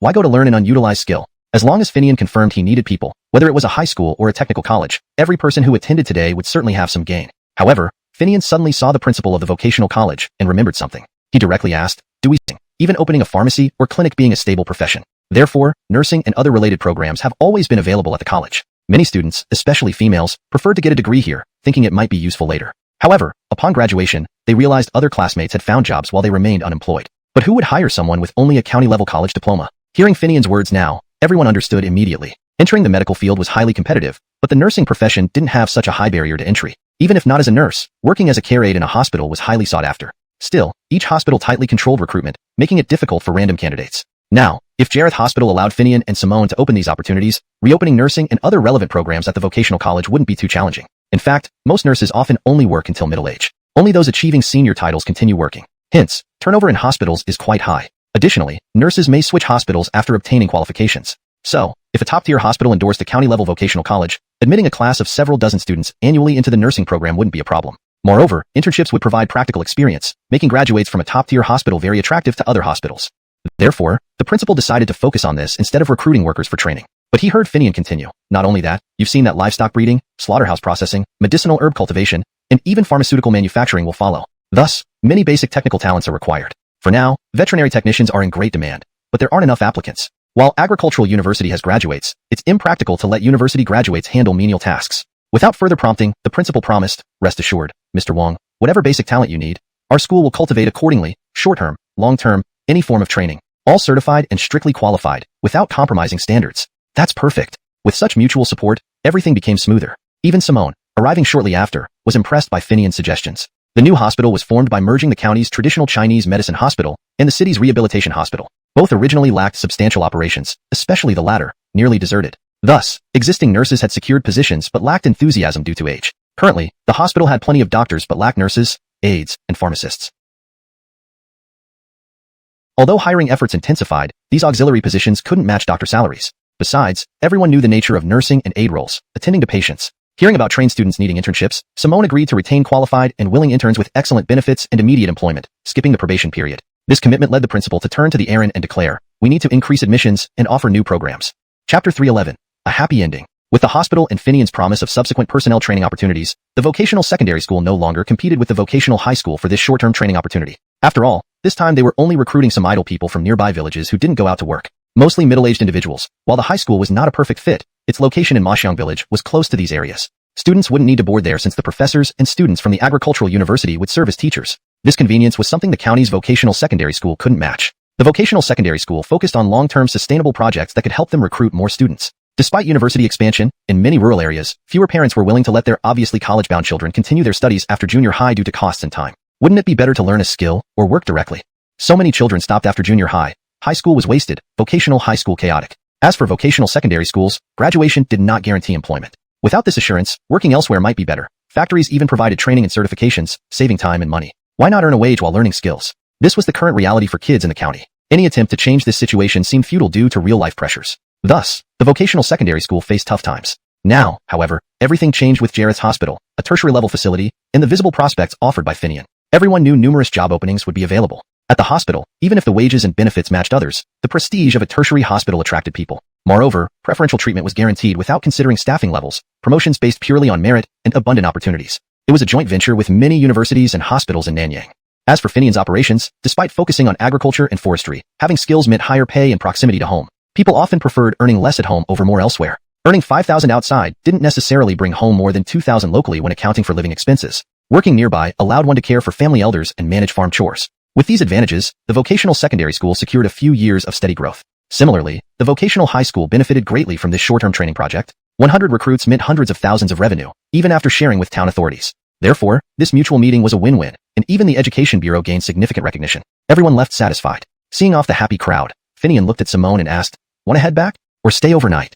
These days, Simone felt exhausted at the hospital. Though wielding considerable power, she constantly made critical decisions. Expecting her demotivated colleagues to shoulder responsibilities was wishful thinking. But today wasn't bad. She solved nursing staff issues by hiring from the nursing program where interns basically worked for low pay or sometimes even had to pay for the privilege. Not all in white coats were angels. Some were devils in disguise. All right, just rest for half a day. Simone shook her head, dismissing thoughts of the hospital. "I want good food. You cook for me."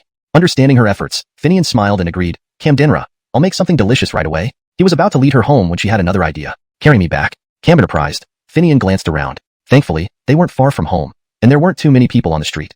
Pretending hesitation, he said, "It's daytime. Isn't it awkward if people see us?" "What's wrong? I want you to carry me, do you not?" Simone pouted playfully. "Of course, anything for my wife. Just like Zhu Beiji carrying his bride." "What did you say?"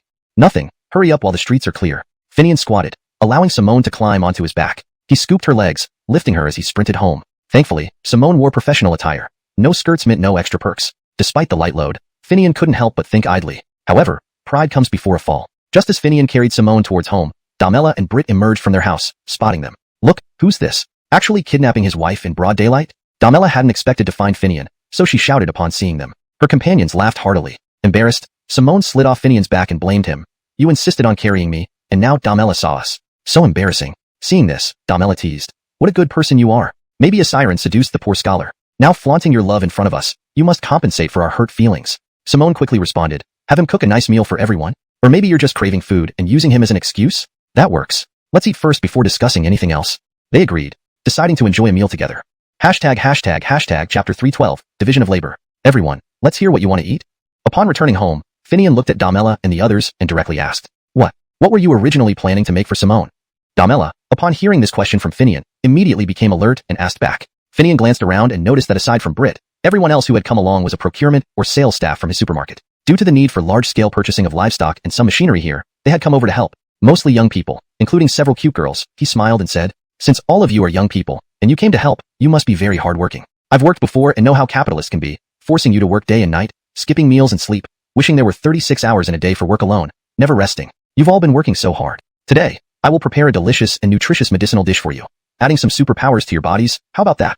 Everyone laughed heartily upon hearing this. Damela, however, stared intently at Finian and said, "My people came to help you, and you're criticizing me? Ask them, am I as terrible as you say?" "No, I'm going to complain." "Simone, look at your man. He doesn't appreciate the help. Aren't you going to do something? Even your boss is getting into the kitchen. How can you sit idle? Come and assist me." With that, he led the feigningly sullen Britt to the kitchen, leaving Simone and Damela to welcome his team. Following his Bridget's habit, whenever Finian was home, the kitchen was always well stocked, fearing her grandson might go hungry. Likewise, Finian ensured the ingredients and spices at home were always plentiful to compensate for not being around often. Now, with Simone and Damela joining the family, things were even better stocked. The kitchen could easily serve a dozen people without checking, and it would be quite sumptuous too. Finian had recently gathered herbs and vegetables that served both medicinal and culinary purposes, prompting the idea of preparing a medicinal dish for Simone. It was a perfect opportunity since Damela had brought her team along. He decided to show off and prepare a delicious feast to reward them. Britt, skilled in the kitchen from his military days and having learned some braising techniques, was no stranger to culinary tasks. Together, the two quickly prepared 2 tables of exquisite medicinal dishes. Cherry, who had been watching the banter between the young people, joined them for a lively and satisfying feast. Afterward, the young people left happily for rest. However, Damela stayed behind, watching Finian clean up and quietly asked Simone, "How's the hospital doing lately?"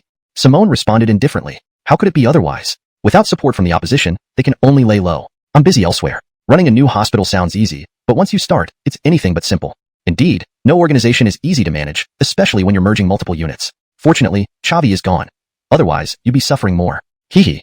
Hearing Dax's name, Simone chuckled but refrained from further comment, knowing some details couldn't be revealed and were closely tied to Finian. Damela, having heard some things, noticed Simone's reluctance and changed the subject. "Finian hasn't helped you? Isn't he also a vice chairman there? With you two together, who could cause trouble?"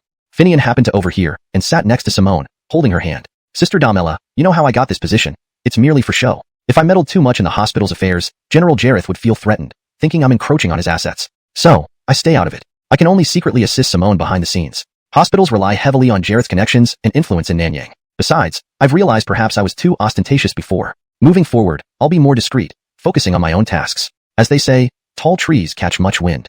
Moreover, you, Jacques, Britt, and some folks from the agricultural university have time on your hands. Let each manage part of the business while I focus on livestock and reforestation in Tuliang. This initial phase is crucial for laying a solid foundation. Only then can we withstand risks later on. What do you mean? Are you stepping down? Retiring at the peak? Chapter 312, Division of Labor. Why don't we all speak up? What would you like to eat? Back at home, Finian looked at Damela and the others, directly asking them, what to eat? What did you originally plan to make for Simone? Upon hearing Finian's question, Damela immediately asked warily.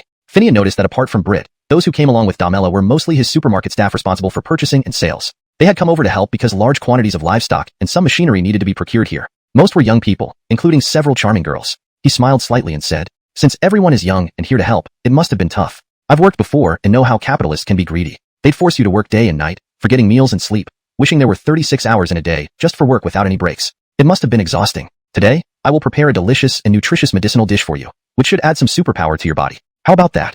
Everyone burst into laughter except Damela, who stared fiercely at Finian. Finian resumed his role as a chef and turned to Brit. Brit, didn't you hear? Even I am getting into the kitchen. Can you just stand idle? Go assist me. He led Brit, who pretended to be reluctant, to the kitchen, leaving Simone and Damela to entertain the others. Following Cherry's habit, whenever Finian was home, the kitchen was always well stocked, lest her grandson go hungry. Finian also kept the kitchen well provisioned when he was away, to make up for his absence. With Simone joining the family, things had become even better stocked. The kitchen could easily cater to a dozen people without checking. Recently, after facing some attacks, Finian had gathered some medicinal herbs and vegetables from the mountains, deciding to make a medicinal dish for Simone. Now, with Damela and her team around, it was time to show off his cooking skills. Brit was an experienced cook from his military days and skilled in braising techniques, so working together, they quickly prepared 2 tables of sumptuous medicinal dishes. They invited Cherry, who had been watching the young people bicker and chuckling, to join them. After a hearty meal, the young people left happily. Damela stayed behind and asked Simone quietly while Finian cleaned up, how has the hospital been lately? Simone replied nonchalantly, what can it be? Without support from outsiders, those people have quietened down. I've been busy with other matters. Believe me, running a new hospital isn't easy once you get into it. True, no job is simple, especially in merged units. Thankfully, Jareth is gone. Otherwise, it would have been worse for you. Chapter 313, Finian's seclusion. What? You're going to live in the temple? Herschel looked at Finian, who had arrived at the mountain god temple with his luggage, and asked in surprise. After telling Damela that he should keep a low profile on that day, making Damela think Finian was about to retire gracefully, he sent Simone away the next day. Immediately afterward, Finian packed his bags and came straight to the temple, only to bump into Herschel, who asked him in astonishment, why are you so surprised too? Isn't it because I feel that this place on the ridge needs to be divided for reforestation preparations? Living in the temple allows me to monitor the water storage nearby and schedule irrigation better. Why does it seem like I'm retreating into the mountains for cultivation? Besides, if I were truly seeking seclusion, would this even count as hiding? Shouldn't I move deeper into the mountains? You don't need to move into the temple either. Did your Bridget and Simone agree? Herschel asked after hearing Finian's explanation, reminding Finian that he was no longer a lone individual, but someone with elders and a wife to consider. Do you still not know Simone? She has just taken over at the hospital and is incredibly busy. She can hardly come back anyway, and I can't go there either. For now, we have to manage on our own. As for Cherry, moving elsewhere might upset her, but staying here? Believe it or not, if it weren't for the fact that someone needs to stay home, she would have wanted to come along herself. Herschel immediately nodded upon hearing this. I do believe it. Your grandma has never forgotten this place. Fine, since everyone agrees, you can stay here. It's not far from home, so visit often. Don't forget to check on Simone too. Running a large hospital alone isn't easy for a girl. Of course. Finian naturally agreed, knowing Herschel meant well. Honestly, Finian felt somewhat stifled living at home, not because of family members, but because he kept being pulled into various matters. His original intention was to return quietly, help the villagers become wealthier, and improve their lives. He wanted them to thrive without needing to work far from home, unable to care for their families and risk being cheated by unscrupulous contractors. However, since returning home, Finian found himself inadvertently drawing too much attention and trouble, even though none of it was initiated by him. With the large-scale project starting on the ridge, he thought it was time to settle down, lay a solid foundation, and let Jacques and Damela handle external affairs. This way, he could focus on what really mattered. Agriculture, forestry, animal husbandry, all these industries relied on natural elements. It wasn't easy to meddle with such basics. So, he decided to move into the temple. Additionally, watching the water supply was not a false reason. Water was crucial for the ridge. The low crop yield initially stemmed from inadequate water resources and nutrient-poor red clay. Now, with afforestation and livestock farming, water remained the key factor. As the mountain god, Finian needed to harmonize the spiritual energy of this land and promote vitality. This required him to reside at the spiritual hub near the pond under the temple. He couldn't always observe the earth's vital pulse from home. Also, as the mountain god, he hadn't managed the temple's affairs properly for a long time, only repairing the structure and establishing an avatar to oversee it. This was improper. So, he intended to take this time to focus on harmonizing the earth's vital pulse before handling other matters. He knew his future wouldn't be peaceful. Given the scale of his projects, he inevitably drew attention, both from others and the government. If he became overly high profile, it would lead to trouble. This was a world where gods rarely showed themselves. Despite their extraordinary powers, even gods and cultivators were based on human civilization. If he faced significant pressure, even as a mountain god, he would be powerless against the tide of humanity that had destroyed countless temples. No god dared to openly resist. Finian remembered that among divine beings, mountain gods were likely the lowest rank. Although this was an era of waning supernatural power, there were many places with substantial offerings, indicating other deities or legacies existed. Some were simply more discreet, unknown to him. Therefore, he needed to focus on consolidating his territory. Thus, Finian moved into the mountain god temple with permission from Simone and his Bridget. The temple had plenty of rooms. After settling in and paying respects at the main hall, he returned to his quarters, unpacked, and lay down. Half asleep, he saw his uncle smiling and speaking to him. "Why did you come here?" After saying this, his uncle sat beside Finian's bed, looking at him affectionately. He was immensely pleased, having nurtured Finian from childhood, teaching him valuable knowledge. Indeed, Finian rebuilt the temple, ascended as the mountain god, and brought his uncle into the divine realm as a ghost official. A ghost official was neither a deity nor an immortal, but an attendant of the earth spirit. Though they couldn't achieve immortality, as long as the earth spirit received offerings, they accumulated merit and could earn a good outcome whether as a ghost immortal or reincarnated. So, his uncle diligently maintained the temple, considering it almost like his family business. "Hamish, why did you come?" "You went to offer incense in the main hall. How could I not come?" "How is the divine realm now?" Finian, aware he was alive, knew it was best not to intrude into the underworld, especially with his avatar already overseeing the sacred realm. "Don't worry, it's all fine." Chapter 314, My Legacy. "So it's not too bad?" Finian asked immediately after hearing his uncle's response. "Why would you say that? In these times, being able to do this much is already quite good. After all, this is just a mountain deity temple, not some grand government office. Besides, you are still alive in this world and cannot enter the spiritual realm or govern a territory directly. That other self of yours only sits in the geomantic vein, guarding against unexpected incidents. As for other matters, what can it do? This place has a considerable reputation with continuous offerings, so sustaining and gradually growing should not be a problem. What if I want to do more? How do you plan to do it?" Though Hamish was also an extraordinary being, and now a mountain deity ghost official, he still lacked a deep understanding of divine matters. He believed that merely surviving in this world was already great, especially given the numerous worshippers and the potential for growth. However, Finian was different. With the legacy of a mountain deity, he understood the responsibilities of a mountain deity and the foundation needed for its growth and strength. So, when Hamish asked, Finian smiled and replied, "The mountain deity is inherently the governor of this land. With power comes responsibility. My duty is to regulate the geomantic energies of this land, so that all living things here coexist harmoniously without violating the heavenly way. When there is favorable weather and harmony among people, they can live peacefully and prosperously. That is the true path for my development and opportunity for growth. Thus, what I do in this world does not conflict with my duties. Instead, it aligns perfectly, fostering mutual harmony and coexistence. Because of this, I moved into the temple and began from the core of this place, smoothing out the previously stagnant geomantic energy. This will rejuvenate this land and benefit the villagers and pilgrims, forming a virtuous cycle. At that time, you'll see, Hamish, our mountain deity spirit realm will definitely grow and might even gain a promotion." Hamish was stunned. The promotion of a mountain deity was possible but exceedingly rare. But why were some mountain deities like those of the Five Peaks known as mansion lords or great emperors, while other famous mountains and rivers had their own kings? Wasn't it because those mountain deities enjoyed renown and possessed formidable strength? Although achieving the level of the Five Peaks and Four Towns was impossible, a few levels of promotion to reach the rank of establishing a mansion was not entirely out of the question. When that happens, the subordinates of this mountain deity would no longer be mere ghost officials but deities themselves. An established divine entity would have 6 Chow judges and officials such as Andre's secretaries and generals, promoted from existing staff based on sufficient virtue. In that case, responded, "I'm coming right away." Herschel and his wife lived in the temple on the mountain. Initially, she was reluctant, feeling that they were both retired and had enough money to live comfortably in the city rather than in this remote countryside temple. She worried about emergencies and how far the hospital was, fearing it could endanger their lives. She agreed to come here temporarily, intending to persuade Herschel to return eventually. But once here, she found the air fresh, utilities available, and the place spacious. Though she expected it to be desolate, it wasn't. There were constant visitors during the day, neither too noisy nor crowded, giving a sense of peace amidst bustling life. The presence of water on the ridge allowed for planting trees and flowers. Herschel found nearby flatland to grow vegetables. With each visitor bringing homemade products, seasonal grains, and fruits, they rarely needed to buy anything for daily life. Despite Herschel's initial reluctance and offers of payment, the villagers refused, saying their produce was cheap. After some time, Herschel's wife felt no inconvenience. Instead, her usual minor ailments vanished. She spent her days chatting with the villagers who came to pray, discussing local news enthusiastically. She even joined a drama club with other retirees, performing local operas. Life was enjoyable here. Her children, initially supportive of her coming to persuade their father to return, were displeased with her staying. However, having once been a grace in a city drama troupe, Herschel's wife wasn't easily swayed. Her response, "If I want to," silenced their complaints. Stronger. What was once flabby has turned into muscle. Before Donald Ephraim could respond, his wife, known for her straightforwardness, chimed in cheerfully. After she finished speaking, Donald Ephraim added, "That's true. Look at today's city kids. Either weak as reeds or plump and out of breath after walking a short distance. How can this continue? And we can't let them roam freely because of traffic and kidnappers. It's a worrying situation." Finian felt deeply about Donald Ephraim's lament. In today's society, while not entirely driven by money, materialism is indeed becoming more prevalent. As long as money can be given, even calling someone writer is acceptable. What else can't those driven by greed do? So, As the old saying goes, when people have enough food and shelter, they can focus on etiquette. Struggling just to survive, without the wages they earn, the family would fall apart. This is the sad reality for workers whose salaries are withheld, forcing them to kneel and beg their employers for payment.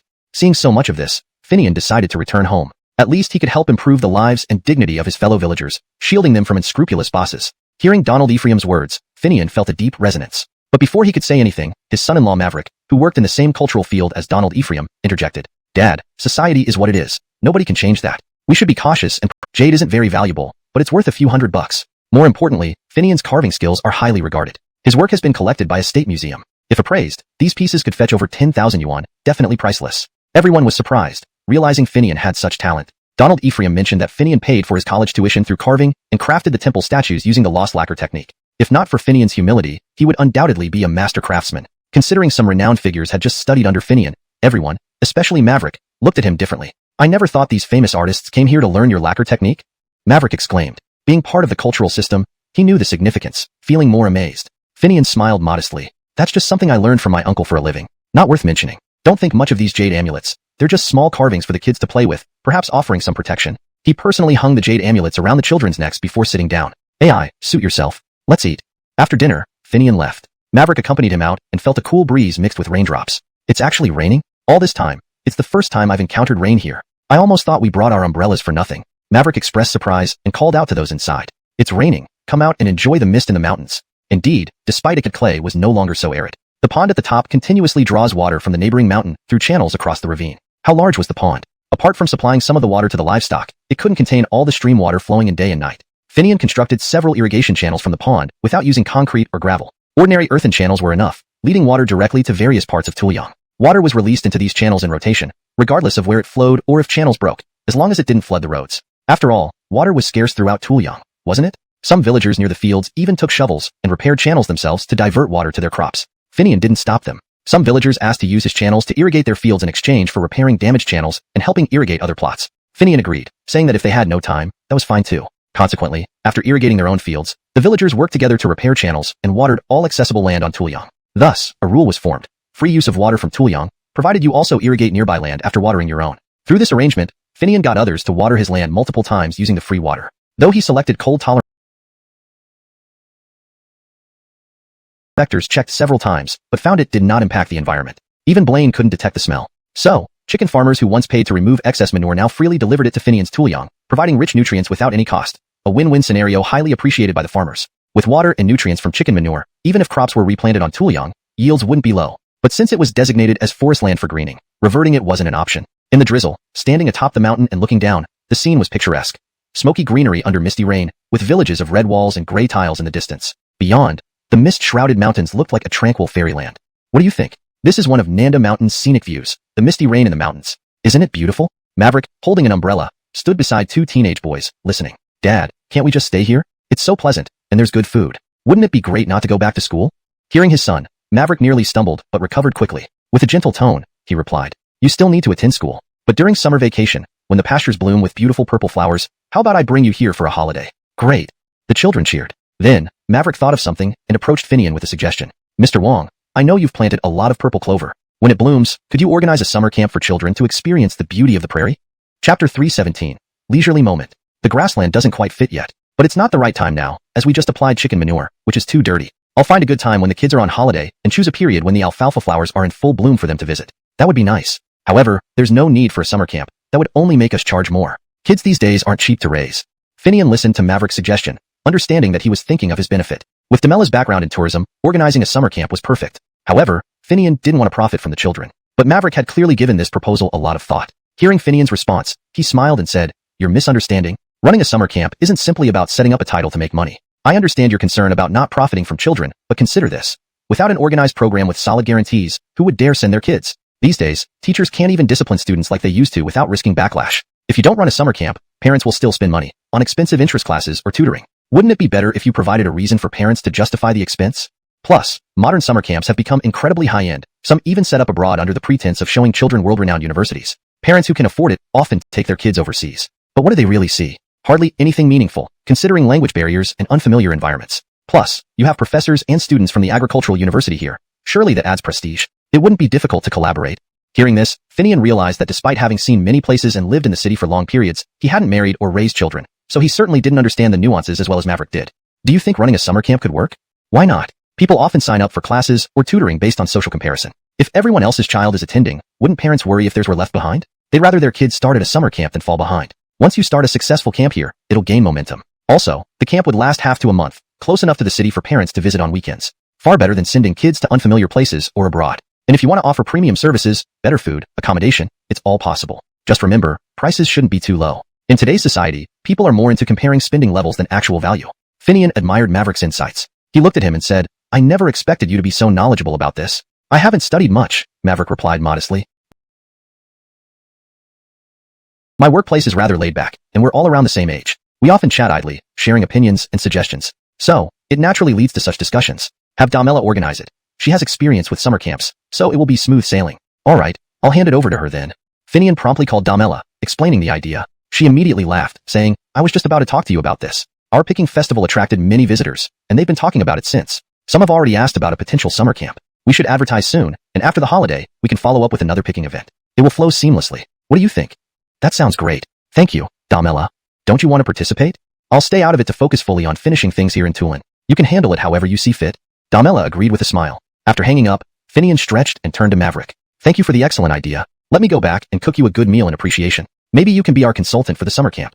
Maverick understood. Being a government official, formal titles made payments easier. As a consultant, receiving a subsidy wouldn't cause issues. Nodding, he smiled and agreed. Finian returned to prepare ingredients for a medicinal dish, intended for the Ephraim elders, and also planned to send some to Simone and his Bridget. He had decided to stay in the temple, focusing solely on the greening project at Tulin, making his stay quiet and unassuming. Meanwhile, news spread far and wide. One day, after a meeting with city officials, leader stopped Buxiuxiu from leaving, asking with a smile, Your son-in-law seems to be doing a great job lately. I heard he's preparing for the greening project. Even before officially planting trees, the area is turning green rapidly. Buxiuxiu responded promptly, Those are pasture crops planted to improve soil quality using chicken manure. The livestock waste will enhance the soil, addressing the red clay issue to ensure the success and growth of trees. Otherwise, it'd be like growing sickly saplings. A sham effort, not real greening. Leader nodded. Good approach. This is indeed the best method.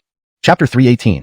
What's it to you? After Finian finished cooking, he packed the food into a lunchbox and was about to deliver it to his Bridget and Simone when he received a call from Kit. The call was brief. It only mentioned that the gray ship was very satisfied with the progress of the current greening project. Finian immediately understood what this implied. After hanging up, he drove straight to deliver the medicinal dishes to his Bridget at home before heading out towards town. Jareth's hospital had been built near the township health center, as suggested by Finian initially. Not only were they right next to each other, but there was also a connecting door between their walls. The original health center was already seeing few patients, aside from elderly or chronic disease patients who came for medication. Rarely did people visit for consultations. If anyone did come, it was usually for vaccinations or to register as an inpatient for insurance reasons. After all, hospitalization and outpatient claims were processed differently during reimbursement. With a new top-tier hospital now situated nearby, it was obvious the health center would have even fewer patients. Finian and Simone had anticipated this issue and decided on a creative solution. Both facilities would operate under their respective signs, but Jareth's hospital's medical staff would serve the health center without receiving additional pay. Conversely, the original personnel and resources of the health center were made available to Jareth's hospital. This way, the health center effectively became part of Jareth's hospital,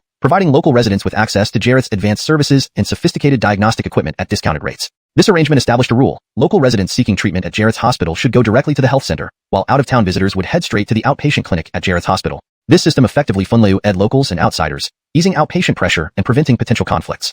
Note, funleu is not an English word. Depending on context, it could mean divert, or funleu-ed was likely intended as divided. Here I'll use divided. This arrangement established a rule: local residents seeking treatment, clashing with Simone. When Dak stepped down, Simone consolidated power and sidelined the Graces from both institutions. While their united front against her weakened, the natural rivalry between Eastern and Western medicine began to escalate.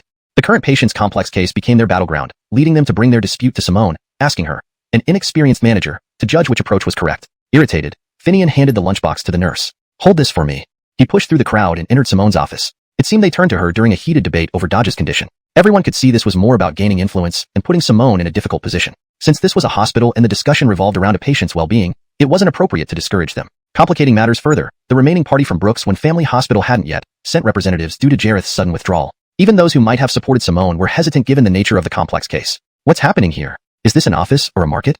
Finian remarked as he squeezed through the crowd. Once inside, he commanded everyone's attention. Disperse. Go back to your work. Only the Graces of both sides remain. The Grace of the Rehabilitation Department, Alfonso, approached Finian, questioning, Who are you? Do you have a say here?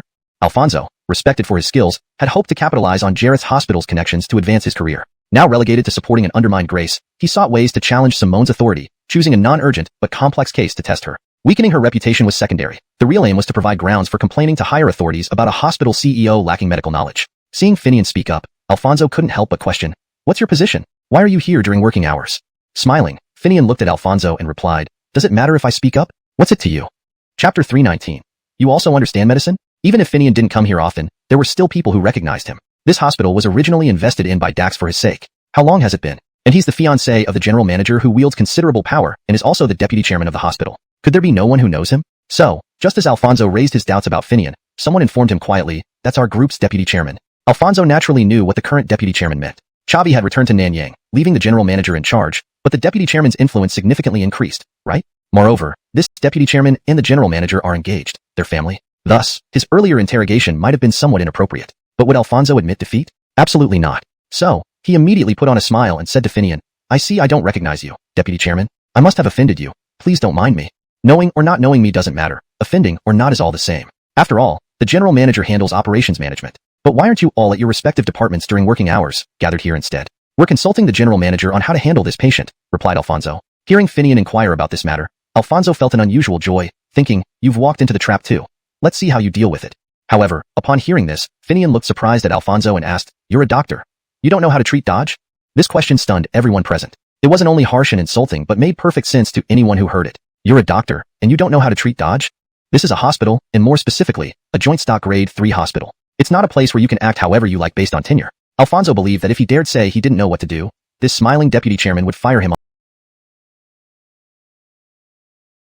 on the spot. After all, what use does the hospital have for a doctor who doesn't know how to treat patients? Therefore, Alfonso immediately dropped his hopes and responded seriously, considering his words carefully, "It's not that we don't know what to do, but we have differences of opinion. Fundamental ones." "What differences?"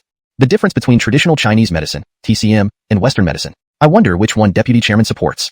Alfonso smirked again, digging another pit for Finian. Among the doctors present, some supported TCM, but more supported Western medicine. Thus, whatever Finian said would be wrong. Alfonso waited to see how Finian would respond. However, Finian laughed coldly and asked Alfonso, "Does this concern Dodge? Does it concern our hospital? Does it concern you?" These words caused a stir among everyone present. Whether doctors or nurses, as professionals, you're saying this debate doesn't involve us. But Finian continued, "If it does concern you, it should be a topic of academic discussion. As doctors and nurses in a hospital, do patients need to wait until you finish debating to receive treatment? Can someone who cannot treat patients and only talks be useful? Don't forget, you're a doctor on the front line. Treat Dodge first, then talk about other things. And isn't today's case easy to solve?" Upon hearing this, even Simone was astonished, looking at Finian in surprise. "You don't understand anything, and yet claim better if the consultation yields a solution. Otherwise, inform Dodge to transfer or consult experts for another round. This is the basic process." So, Finian's point was, you don't know what to do? Follow the procedures. While based on Western medicine theory, this method remains positively significant, and currently the best system available. Yet, ignoring the procedures, not going to the ward, but seeking out the general manager in the office. What good are you? Alfonso paused, acknowledging the validity of this statement. Whose appointment was Dodge's? Who was the first doctor to consult? Follow the procedure. Jareth Hospital has agreements with many hospitals. A large-scale consultation can be arranged if needed. What's the argument now? Moreover, although Alfonso appeared forceful, in reality, Dodge didn't even consult him and certainly wasn't his first encounter. The patient actually saw a TCM practitioner. He just happened upon Dodge and deliberately picked this issue to embarrass Simone. Still, even so, Alfonso couldn't back down at this point. To retreat would mean losing face entirely. Furthermore, he was certain that Dodge's condition, whether treated by TCM or Western medicine, was challenging. Mistreatment could worsen the condition. Current symptoms indicated such risks. Chapter 320. Do you also understand medicine? 2. With a critical patient, must we strictly follow procedures? Won't that delay the timely treatment of Dodge? I don't think we need to stick rigidly to protocol. We should be adaptable. We are angels in white and should have the spirit of saving lives and helping the injured. Since he couldn't justify his actions according to established rules, Alfonso used rhetoric to mask his true intentions and gloss over the details. Therefore, Alfonso's speech was full of righteous indignation and sounded entirely justifiable, as if he were an angel sent down to save people. Finian wouldn't buy into his act. After listening, he looked at Alfonso and asked, "If that's the case, what are you doing here? You should be diagnosing and treating Dodge in the ward.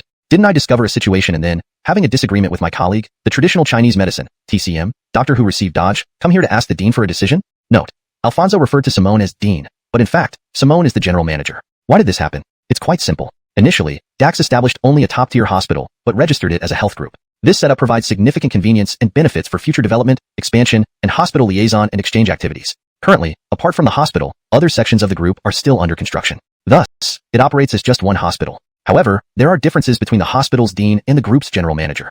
A general manager can focus on management without medical expertise, whereas a hospital's dean would seem incompetent if they lacked medical knowledge. Alfonso wanted to play on this distinction, which is why he addressed Simone as dean. Others call her general manager, while dean is reserved for the former heads of the old health center, TCM hospital, and rehabilitation hospital. Finian didn't respond when he heard Alfonso address Simone that way. He just glanced at him and asked directly, has the attending physician provided a treatment plan, prescription, or made any decisions about tests or hospitalization? Yes. So, what's the disagreement about? That plan is wrong and will lead to serious problems. Really? Are you so confident? You bet. Huh.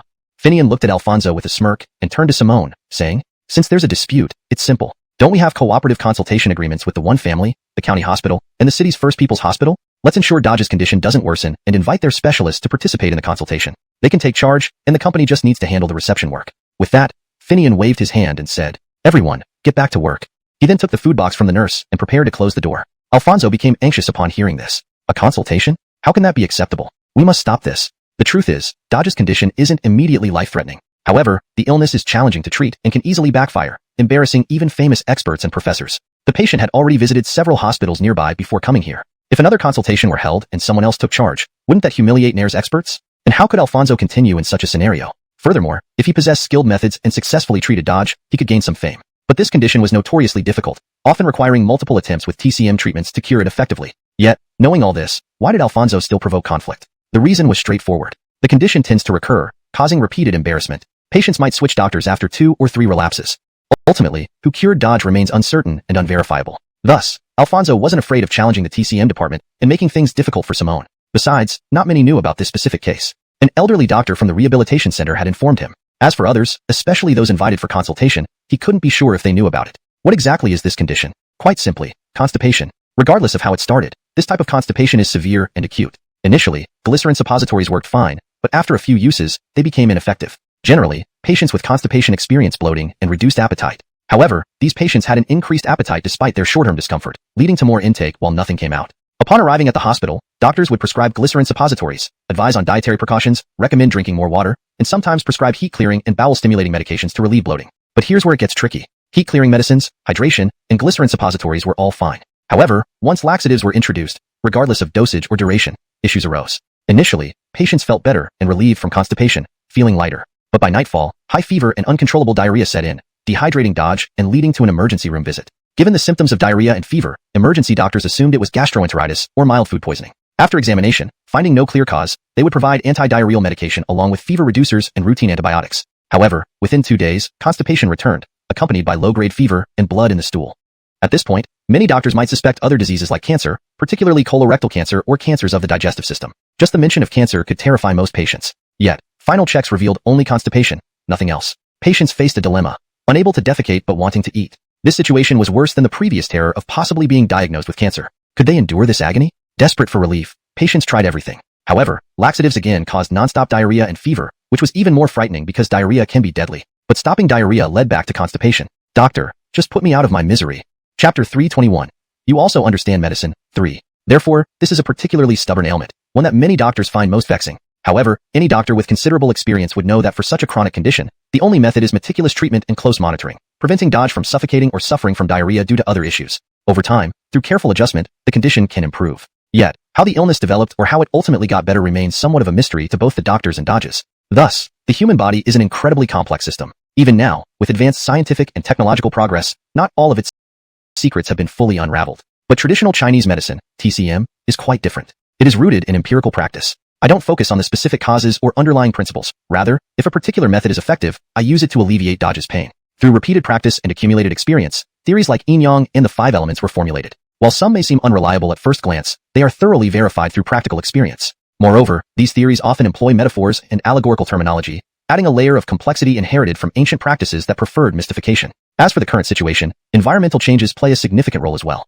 Traditionally, those skilled in various crafts adhered to a strict confidentiality regarding their techniques. Secrets were only shared after the apprentice proved trustworthy. Hence, these metaphors were known only to those who used them. Back then, medical knowledge was passed down from master to apprentice through word of mouth. After finding a suitable disciple, the master would clearly explain the nuances and key points. However, following several proposals to abolish TCM and the adoption of a Western medical education system, the traditional mentorship lineage was abruptly severed. Even herbalists needed to pass exams in foreign languages and Western medical subjects to obtain a license. Given that TCM is a time-consuming empirical science requiring early learning, The sudden addition of irrelevant subjects made it difficult for practitioners to clear the certification process. Who has the time for all this? Thus, this obstacle effectively blocked many people from entering the field. Many traditions were discontinued, leaving fewer individuals who understood these cryptic terms. This further contributed to the decline of TCM. Getting sidetracked there, specifically about this disease, many would realize its complexity in retrospect. However, could anyone diagnose it accurately during the consultation? Especially with Dodge being clueless and the tense doctor-patient relationship today, it's easy for patients to suspect ulterior motives. Therefore, the situation becomes even more complicated. Of course, this happened at Jarrett's hospital, but Dodge had already undergone multiple treatments at other hospitals. If a grand consult involving previous doctors occurred, they would immediately recognize this as a legendary complex case. How could Alfonso still exploit the situation then? So, he must prevent the grand consult, avoiding the standard procedure. Vice President, wouldn't a consultation take too much time? The patient cannot wait. How about we see Dodge first, and then discuss afterward? Alfonso intended to delay the grand consult. Once he met Dodge and hinted that the dean was incompetent while supporting TCM over him, Dodge wouldn't agree. With a little provocation, Dodge would surely create a scene.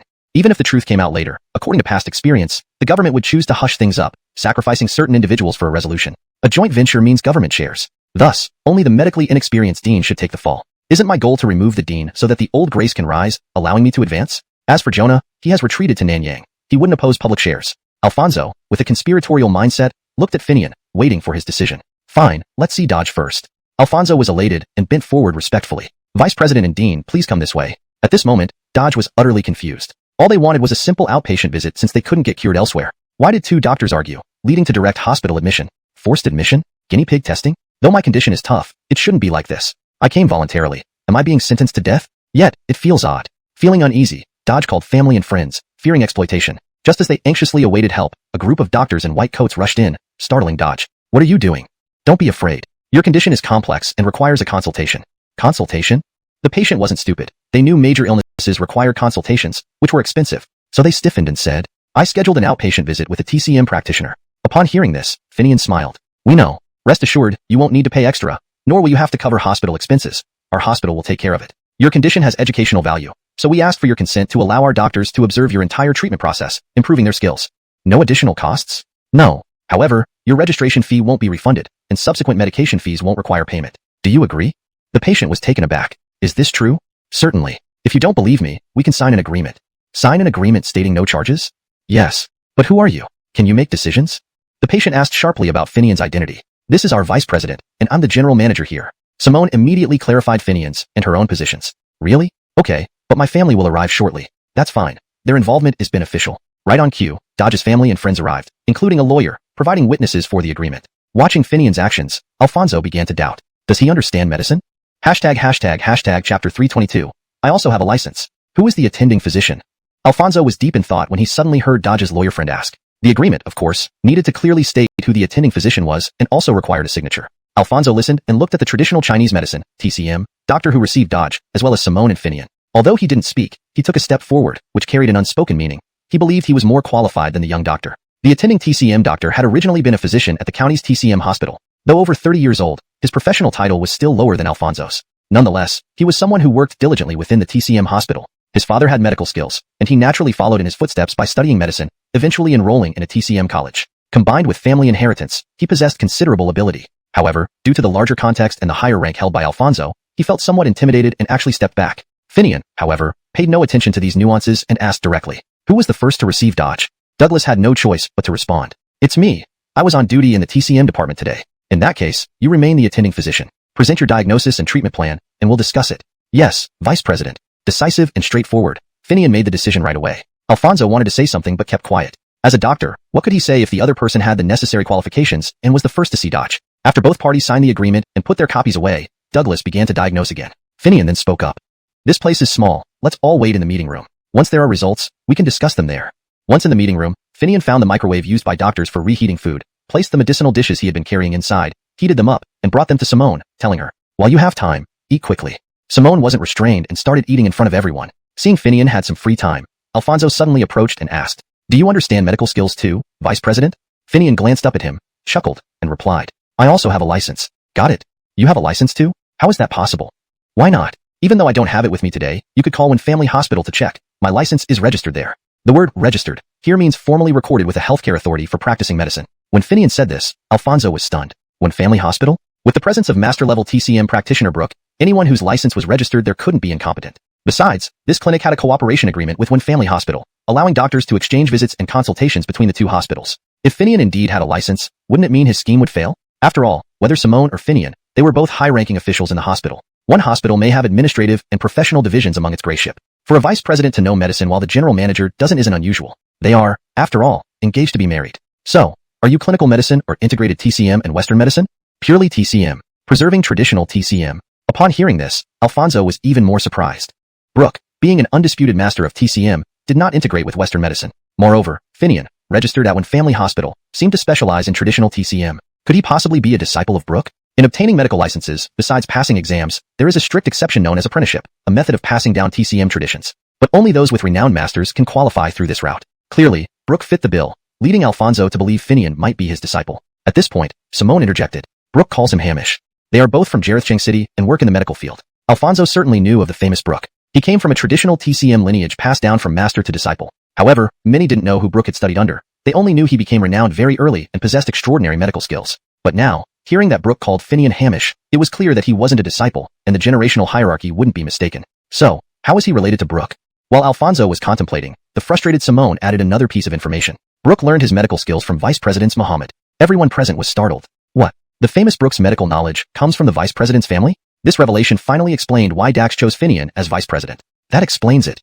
Finian, knowing Simone was upset, merely smiled without further explanation. Alfonso wanted to ask more, but then he saw the attending physician, Douglas, approaching with his treatment plan. General Manager Shu, Vice President, here's my medical record. Let me see. Finian immediately took the record and reviewed it. Undoubtedly, Douglas lacked the sharpness typical of many TCM practitioners, but displayed great steadiness.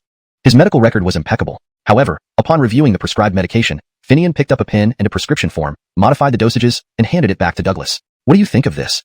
Perplexed, Douglas carefully examined the revised prescription. Many dosages were increased, except for the basic laxatives, which were slightly reduced. Think it through. After hearing Finian, Douglas closed his eyes and pondered deeply before opening them and cautiously asking, the difference in herbs? Not just that, but also considering Dodge's weight. Seeing Douglas grasp the intention, Finian smiled. Yes, I overlooked that. Discussing drug properties without dosage consideration is incomplete. Toxic substances can kill in insufficient quantities, and too much of a tonic can be lethal. Each individual has varying weights, mental states, and physical conditions, all affecting the efficacy of medications. For chronic ailments, accurate dosage control is crucial. There's nothing mysterious about it. While the quality of Chinese herbal medicines can vary, Western drugs also follow approximate dosages. In most cases, diseases allow for slight variances, but not this one. Inaccurate dosages led to recurrence and continuous relapse. Of course, Finian understood such recalcitrant illnesses. When he saw Dodge, he gauged the weight and prescribed the optimal dosage, preventing recurrence. Translation provided aims to maintain paragraph structure and coherence with previous content. Chapter 323, Alfonso's Counterattack. After Douglas left, Finian showed everyone the medical records and the revised prescription. He then explained, this illness may seem simple on the surface, it's just a case of rise needs. The same person might be overweight or underweight. One might have just caught the illness, while another has been suffering for days. Can the dosage be the same for all? Drugs carry inherent toxicity, and different body conditions affect how one resists side effects. In this case, if someone suffers from rising deficient fire, they likely self-medicated for days at home before coming to the hospital. Already weakened, using standard adult dosages will be too much. Normally, slight overdoses are tolerable for other diseases, but here, where internal deficient fire affects the gut, even a slight overdose can have immediate strong effects. This explains why Dodge suddenly shifted from constipation to uncontrolled diarrhea. The fever results from artificially induced intestinal inflammation due to improper medication. At this point, instead of rushing to control the symptoms and reassure Dodge with more medication, focusing solely on reducing fever and inflammation would suffice. Even if recovery takes a few days, it will happen. But some doctors, ignoring the actual situation and hurriedly seeking closure, administer antidiarrheal drugs. Returning to old methods and often overprescribing, they neglect Dodge's already weakened state, leading to recurring constipation and low-grade fever, sometimes even causing bloody stools due to drug-induced issues. By this time, not only doctors but patients too begin to notice something odd. Persistent treatment without cure and bloody stools. Could this indicate serious illnesses? Actually, it's just a unique case of improper drug dosage. Not every illness shows rapid bodily reactions. This seemingly minor rising deficient fire affects the gut visibly, and many Western doctors overlook the importance of considering Dodge's weight during diagnosis. That's the root cause of such stubborn conditions. I've heard of cases where surgery had to be paused mid-operation due to overlooking an obese patient's nathanial tissues blocking the incision. To be a good doctor, one must consider all aspects of Dodge's condition and physique. Finian paused here, intending to discuss TCM next. However, Alfonso assumed she was targeting Western medicine. You inherited TCM. While you identified the peculiar stubborn condition, shouldn't you avoid such bias? So, when Finian paused to drink water, Alfonso abruptly stood up and questioned her. Vice Jamie, your insights truly enlighten us. However, aren't you forgetting that you're a TCM practitioner? Our hospital practices both Western and Chinese medicine. Isn't it too biased towards one side? Everyone agrees, right? Finian smiled at Alfonso's provocative words. Are you upset because I talked about Western medicine first? You should listen fully before judging. After discussing Western medicine, I'll cover TCM. Nowadays, most hospitals prioritize Western medicine, a fact everyone knows and can't ignore. Thus, mentioning Western medicine first makes sense, doesn't it? Everyone agreed that Finian was correct. Western medicine predominates in treating diseases. TCM appointments are usually patient-initiated, and most departments use Western medicine, unless specified as Chinese medicine. But Alfonso, seizing this opportunity, wasn't going to let go easily. Since Vice Jamie has handed Dodge to the TCM department and revised the prescription, shouldn't we focus on the effectiveness first? How does everyone feel about that? Hashtag chapter 324, Alfonso's scheme. Camdenra, let's first check the treatment results of Dodge. Combining it with the case will make it more intuitive. Finian seemed completely unaware of Alfonso's malicious intentions and readily agreed to his suggestion. Simone was anxiously tugging at Finian from below, but the words had already been spoken, and there was no way to retract them now. Simone stood up and said, "All right, everyone has their own departmental matters to attend to. The traditional Chinese medicine, TCM, department won't have results that quickly either. Let's each return to our respective departments for now, and we'll reconvene once there are results from Dodge's condition, then start discussing." Everyone, hearing the general manager's order, dispersed. Alfonso also returned to his department with a smile on his face. How could you just agree to him like that? As soon as everyone left, leaving only Simone and Finian, Simone couldn't help but immediately complained to Finian. "What? Are you doubting my medical skills, or worried about that, Alfonso?" Upon hearing this, Simone began explaining the current situation in the hospital. Undeniably, although the hospital's facilities, equipment, and wards were top-notch and met the standards of a tertiary-level hospital, grade A, the soft power, especially in terms of medical personnel, fell short. This hospital was formed by merging the county's TCM hospital and the rehabilitation hospital, which did indeed have enough qualified doctors to reach the standard of a tertiary-level hospital. However, while the TCM hospital was better off, being a state-owned hospital that operated normally, TCM doctors retained some traditional practices, each possessing a unique skill passed down from ancient times. Additionally, they often brought in their own nephews or relatives, thus earning a loyal following of patients who trusted their skills. With the help of the one family hospital, the TCM section could maintain the facade of a tertiary-level hospital. However, regarding Western medicine, the gap was too wide. The rehabilitation hospital originally specialized in psychiatric and chronic disease rehabilitation and was located in a remote suburb, limiting its scope of expertise. While the nurses were fine, many doctors relied on seniority rather than real skill, often coming from less prestigious departments. Since the reform, the rehabilitation hospital had lost most of its outpatient services except for referrals from other hospitals. As a result, many doctors sought transfers elsewhere or resigned outright, even giving up their official positions to work in private hospitals in the South for higher pay. Those transferred over from the merged hospitals were either old and mediocre doctors, or those who only cared about power struggles. Even Alfonso was one of the few competent individuals from the merged institutions. Although recruitment ads had been posted and several medical staff sent out for training, these new hires wouldn't be useful in the short term. Thus, Simone had planned to allow things to run smoothly until the trained personnel returned before making changes. But today, Finian not only inserted himself into the controversy but also disrupted Simone's original plan. So, Simone took the opportunity to advise Finian to be cautious, preventing things from spiraling out of control. "Is this what it's like here? It seems you've really had a hard time."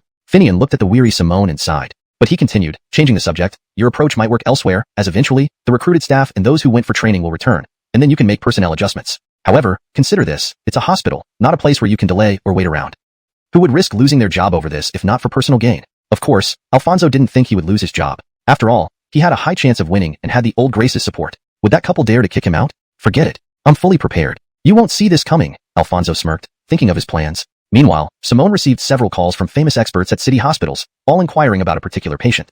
Upon realizing Dodge was the one involved in today's dispute, Finian chuckled, saying, "It looks like Alfonso is actually promoting my name for me." Hashtag chapter 325, a big scene. In the conference room, even Finian was taken aback by the number of people who had shown up. Not only had Alfonso specifically invited his old superiors from the rehabilitation hospital, but he also brought along the entire former graceship of the rehabilitation hospital. These people, including Alfonso's old graces, were now in positions that seemed prestigious but held no real power. So when they heard that someone was challenging Simone, they naturally flocked over like flies drawn to blood, and even those originally sidelined staff from the traditional Chinese medicine hospital followed suit. The traditional Chinese medicine hospital and the rehabilitation hospital had some differences. The former's Lemuel was an experienced traditional Chinese medicine practitioner with unique medical skills. He was hired back after retirement to ensure the hospital wouldn't fall too far behind the one-family hospital. It was necessary for a state-run hospital to maintain a good public image, wasn't it? After the merger, the Lemuel cheerfully retired to take care of his grandchildren and manage his private clinic. However, the decline of the traditional Chinese medicine hospital had its reasons. Although the Lemuel was skilled, any hospital inevitably had some deadbeat employees. Thus, among the original management of the traditional Chinese medicine hospital, there were also incompetent individuals who were sidelined. Moreover, these individuals who lacked medical expertise often complained the most. But, to be fair, they used to have decent wages and significant authority in their respective institutions. Now, in the joint venture hospital, though their salaries remained unchanged, they lost their power. Who could accept that? And now, they were being sidelined and stripped of authority? At long last, there was a chance to witness Simone's predicament and possibly regain power. Of course, everyone would come. Thus, when Finian and Simone entered the conference room and saw it packed full of people, Finian smiled and said, "You all came. Well, let's let's handle everything at once. These people were not strangers to Finian. They knew about the hospital's history as former graces of the merged institutions. Hearing Finian's words, they felt a jolt inside. But then they thought again. What's there to fear? I have a stable position within the system. You can't fire me. You don't have that kind of power. That was the advantage of having a government-affiliated identity. No one could easily touch it. Emboldened by this thought, they snorted through their noses and turned their heads, not believing Finian could do anything to them. Finian and Simone ignored them, striding confidently to the end of the long table, where they sat down. Finian spoke first. What's going on today? Why did everyone show up? Smiling, he looked at the elderly figures seated around the table. However, they refused to engage, turning their faces away as if they hadn't heard him. Alfonso, who had invited them, was compelled to speak up. These veterans and elders heard that the vice chairman was going to guide our doctors in treating the stubborn disease, so they came to observe and ensure quality control. Quality control? You checked my credentials after you returned, right? Do you really think they can ensure quality control? They probably just want to see me fail. Since things had escalated to this point, Finian didn't mince words, revealing the truth with a smile. Truthfully, this hospital was a donation by Dax to Blaine for his safety, a way to connect with Wong himself and Brooke. This would make it easier to ask for help in the future. Finian hadn't been particularly enthusiastic about it.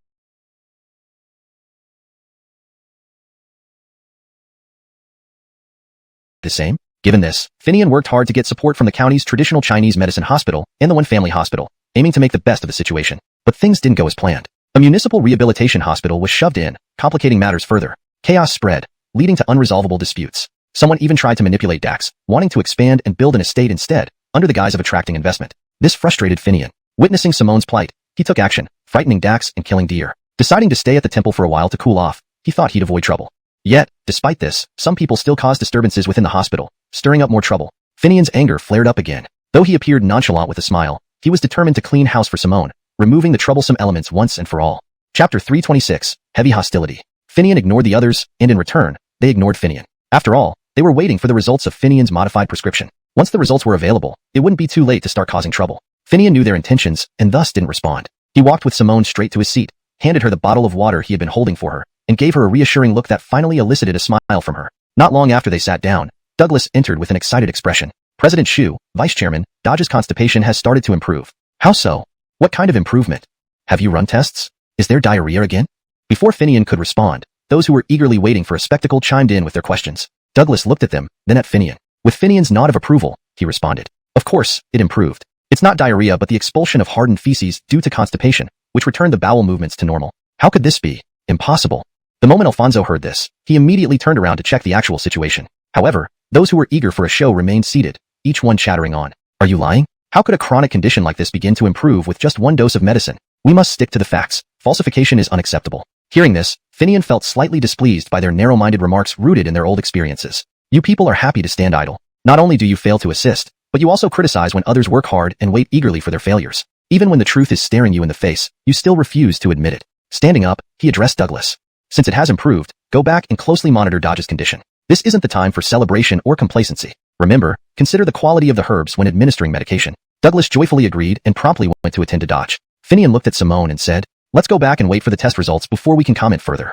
With that, he pulled Simone back to the office. Seeing Finian act so arrogantly, treating them as if they were non-existent, the old veterans fumed with rage. But what could they say? They came here to mock others and plot behind their backs. Did they expect to be greeted with smiles? What mattered most was whether Dodge truly improved and how the subsequent treatment would proceed. If only minor improvements followed by a worsening condition, it would be the perfect time to launch their attack. At that time, we'll settle both new and old grievances and drive them out of the company. Someone inwardly vowed and suggested checking the results. So, a crowd once again headed for the ward. Fortunately, Dodge resided in a spacious private room, so even with the influx of visitors, it was manageable. Still, the sudden crowd frightened Dodge and their family. The patient has already shown much improvement. Why are there new doctors now? All experienced ones. Is something wrong with the condition? As the doubts lingered, those elders questioned Dodge according to their habits before reluctantly leaving. Alfonso didn't return to the department, but went directly to the office arranged by Simone for these seniors. Now what? The patient seems to be improving. Could it be that Guy really has some skills? An original deputy director of the rehabilitation hospital spoke first. Improvement? I think it's only temporary. Historically, such conditions have seen initial improvement followed by deterioration, along with uncontrollable diarrhea. Without staying at the hospital, it could have been fatal. But nothing like that happened now, and based on preliminary test results, Dodge truly improved. A relapse seems unlikely. Others voiced their doubts. It hasn't reached that point yet. Frankly, our abilities aren't remarkable. Should we invite an expert for consultation? Despite reluctance, everyone acknowledged their limitations. At the suggestion to bring in external help, there was hesitation. If we involve outsiders, things will get bigger. Recurrence of Dodge's condition is one thing. If it gets cured, we will have no choice but to confront the two of them openly. Why not? Didn't you see their demeanor and attitude earlier? They showed no respect towards us. From now on, it's either them or us. Do you still hope for peaceful coexistence? Moreover, who are we? Public servants within a system. Even if they confront us, what can they do? Right. Everyone nodded in agreement. What could they rely on more than this? As long as they didn't violate principles or laws, who could touch them? Without such protection, would they dare oppose the group's general manager? With this shield, they thought over the consequences. So what if they lost? The losses weren't significant. So, they decided to privately invite a well-known city expert to assess Dodge's condition and provide evidence to prove that Simone and Finian were unsuitable for the positions of vice chairman and general manager. How could someone without medical expertise lead a medical group? Alfonso was inwardly alarmed. This feels like an all-out confrontation. What should I do? Undeniably, Alfonso had prowess in medical knowledge and keen insights beyond the medical field. Envious of the flourishing private hospitals, he saw opportunities in joint ventures, thinking they had more advantages than purely private institutions. If I were in charge, I would perform better than Simone. No capitalist dislikes making money. This confidence emboldened Alfonso. He believed even the wealthy Chavi wouldn't mind him earning more for the company, thus expelling Simone and Finian. If the hospital prospered and performed well, Dax would support him. The other investors likely shared the same mindset. Thinking this over, Alfonso said, I'm familiar with the head of a department at the city hospital. Will his status suffice? Chapter 327. Here to see the commotion? The head of the internal medicine department at the municipal hospital received a call from Alfonso inviting him to visit. He suddenly developed some interest in the matter. After all, in the phone call, Alfonso had inquired humbly whether a minor chronic illness could be treated entirely with traditional Chinese medicine, TCM. He also mentioned that the hospital he was currently working at had tried this approach and seemed to have achieved some results, but he wasn't sure if it would ultimately cure Dodge. He asked if the head of the department would consider visiting and offering some guidance. Typically, as the head of the internal medicine department at the municipal hospital, he wouldn't pay much attention to such matters. This wasn't an invitation for a consultation, and even if it were, Alfonso wasn't the primary physician on this case. If he were to go, it might not look good for his reputation. However, Jarrett's hospital was also a top-tier tertiary hospital, jointly owned by investors from Nanyang who provided substantial support. Not only did they recruit renowned doctors and nurses, but these professionals were also studying and exchanging experiences at many prestigious hospitals and universities in Nanyang. Moreover, their diagnostic equipment was reportedly among the most advanced, potentially useful for future cases. Also, the type of illness Alfonso described would typically not land in internal medicine when first diagnosed. Patients would usually start with gastroenterology since constipation would naturally be attributed to digestive issues rather than anything else. But after several recurrences, Dodge would inevitably be transferred to internal medicine. Chronic back and forth between constipation and diarrhea, with treatments either ineffective or causing recurring issues, made it clear this was not a simple condition. Cameron Rely, it couldn't stay in gastroenterology forever. Even if it reached internal medicine, it would still be categorized as a difficult case, possibly a stubborn ailment. The department head had encountered similar situations before. Despite completing all necessary tests and confirming it as a case of excessive heat leading to constipation, it remained very challenging to treat. Thus, the department head hesitated. Should I really go? As he wavered, Alfonso's next words convinced him. Go. The patient had previously visited the municipal hospital and felt it couldn't provide treatment, hence transferring to another hospital. Since that's the case, I'll see how you managed to cure such a stubborn ailment with just one dose. Admittedly, while the department head wasn't narrow-minded or envious, he did develop a certain level of pride over time. Moreover, Alfonso mentioned that the attending physician was someone unheard of, originally trained solely in TCM. Is it truly that miraculous? Curious and eager to understand, the department head decided to visit Jarrett's hospital. Upon arrival, he found that several renowned doctors from various municipal hospitals had also been invited. They discovered that the rehabilitation hospital staff had separately called each of them, persuading them in various ways, which led them to feel uncomfortable and decide to come. Everyone now understood. We've been used as pawns. But we're already here. We can't just turn back. Not only do the invitees have some standing within the city's health system, but coming all this way and leaving without checking things out wouldn't make sense. Since they were there, why not take a look? It could be done effortlessly. Moreover, several of the invited doctors had previously treated this patient, giving them a reason to investigate further. Thus, everyone walked into Jarrett's hospital with a shared understanding and smiling faces. Are they here to see the commotion? Simone and Finian received the news. Simone, besides being shocked, said nothing. What could she say? Instead, Finian chuckled and joked, don't underestimate this. We might end up embarrassing ourselves. Simone, worried, replied, why embarrass ourselves? It's just constipation. Don't you trust me? Come on, as general manager and dean, you need to welcome them. We might have to interact with them later. Let's not strain relations. Besides, don't you find this odd? Why are they coming? Just for a patient they once saw? That sounds like a weak excuse. Someone must be playing games. Do you still believe in your original stance? Some situations simply cannot be maintained. Why not cut through the mess and get rid of those troublemakers? A tertiary hospital can't possibly close because of this. Finian and Simone clearly knew what was happening. Their different backgrounds influenced their methods of handling the situation. Simone had worked in government agencies post-graduation, accustomed to the bureaucratic method of never fully breaking ties despite disagreements. In contrast, Finian started in a corporate environment immediately after graduation. In enterprises, performance mattered more, and capitalists would quickly remove unproductive employees. Even less so those causing disruptions despite poor medical skills. Why keep such elements around? Hospitals, though classified as public institutions, often operate closer to market dynamics, especially joint stock hospitals like Jarrett's Hospital, making them more commercialized. Using bureaucratic methods against people driven solely by self-interest and lacking scruples wouldn't work. Thus, Simone's methods appeared weak, allowing others to exploit the situation, thinking, "You can't fire me. I'm on the payroll." Finian despised such individuals. If they lack capability, they should at least try their best. Curtis didn't expect the hospital to generate profits, so keeping them until retirement was fine. But to stir trouble over power and benefits was unacceptable. Troublemakers needed no leniency. Any industry harbors its secrets. Keeping disloyal elements risked long-term damage. Most hospitals today operate under strict constraints. Scrutiny is inevitable. Seeing Alfonso and others gathered in Simone's office upon arrival, Finian decided to clean house. Their escalating behavior suited Finian well, reducing future pressure from higher-ups. Camden's disruptive elements aren't welcome anywhere. Please let me know if you need any revisions or further assistance. Chapter 328. Whose backup? Whose backup is this? In the conference room, the people from the rehabilitation hospital couldn't help but mutter to themselves when they saw Simone chatting amiably with doctors from the city's hospitals. Alfonso, standing nearby, noticed something was off and initially wanted to stir things up. However, he thought of Simone, the general manager, and Finian, the vice chairman, who were both present. Furthermore, Finian gave him a cold look that made him feel uneasy and hesitate. Seeing his old Grace's expression, he quickly went over and whispered, "Old leader, they came here to testify. Once the condition changes, we can use their testimony to explain to the higher-ups, making things easier." The old Grace considered it. After all, Simone now held the power, and if he were in their place, he would likely be on good terms with the Graces here as well. Wouldn't he do the same once in power? Thinking this way, he felt much better. However, he underestimated others based on his own perspective, not realizing that the doctors from various hospitals wouldn't have given up like he did at his rehabilitation hospital when facing such hopeless cases. Their medical skills and knowledge far surpassed his. After reviewing Douglas's medical records and the revised prescription by Finian, they quickly understood the effectiveness. Although Douglas and Finian still treated it as constipation, the medication was far more precise and meticulous. After listening to Finian, Douglas even re-examined Dodge, asking about height, weight, diet, and sleep patterns in great detail. This ensured that the dosage was more suitable for Dodge's condition and constitution. In traditional Chinese medicine, every person requires a unique prescription. So, Douglas didn't find it difficult or troublesome. The results indeed were surprisingly effective.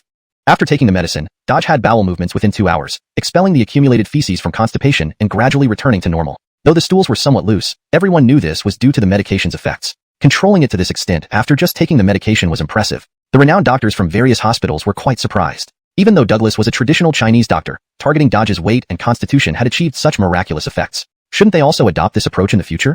Compared to traditional Chinese medicine, Western medicine tends to be more focused on quantification, with each drug having clear dosage instructions. Previously,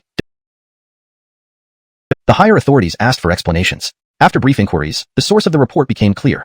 Some individuals relied on their seniority and status, trying to seize control at a joint stock hospital. Though simple, handling it wasn't easy. The matter was reported to the Gray Ship, who laughed upon reading it. Knowing the details of Jireshi Hospital, despite Dax's withdrawal and granting power to Simone, everyone watched closely to see what Finian did that forced Dax into retreat yet continued full support for the hospital. Reading the report, the Gray Ship smiled. That fellow doesn't hold back. If so, let it be. Those who should retire, let them retire. Those who should be transferred, let them go. He approved the report immediately, shocking the person delivering it. So easily? The Grace, noting his surprise, said, "There are always people who procrastinate in work but jump around stirring trouble. We mustn't give them any chances. Think about it." Chapter 329.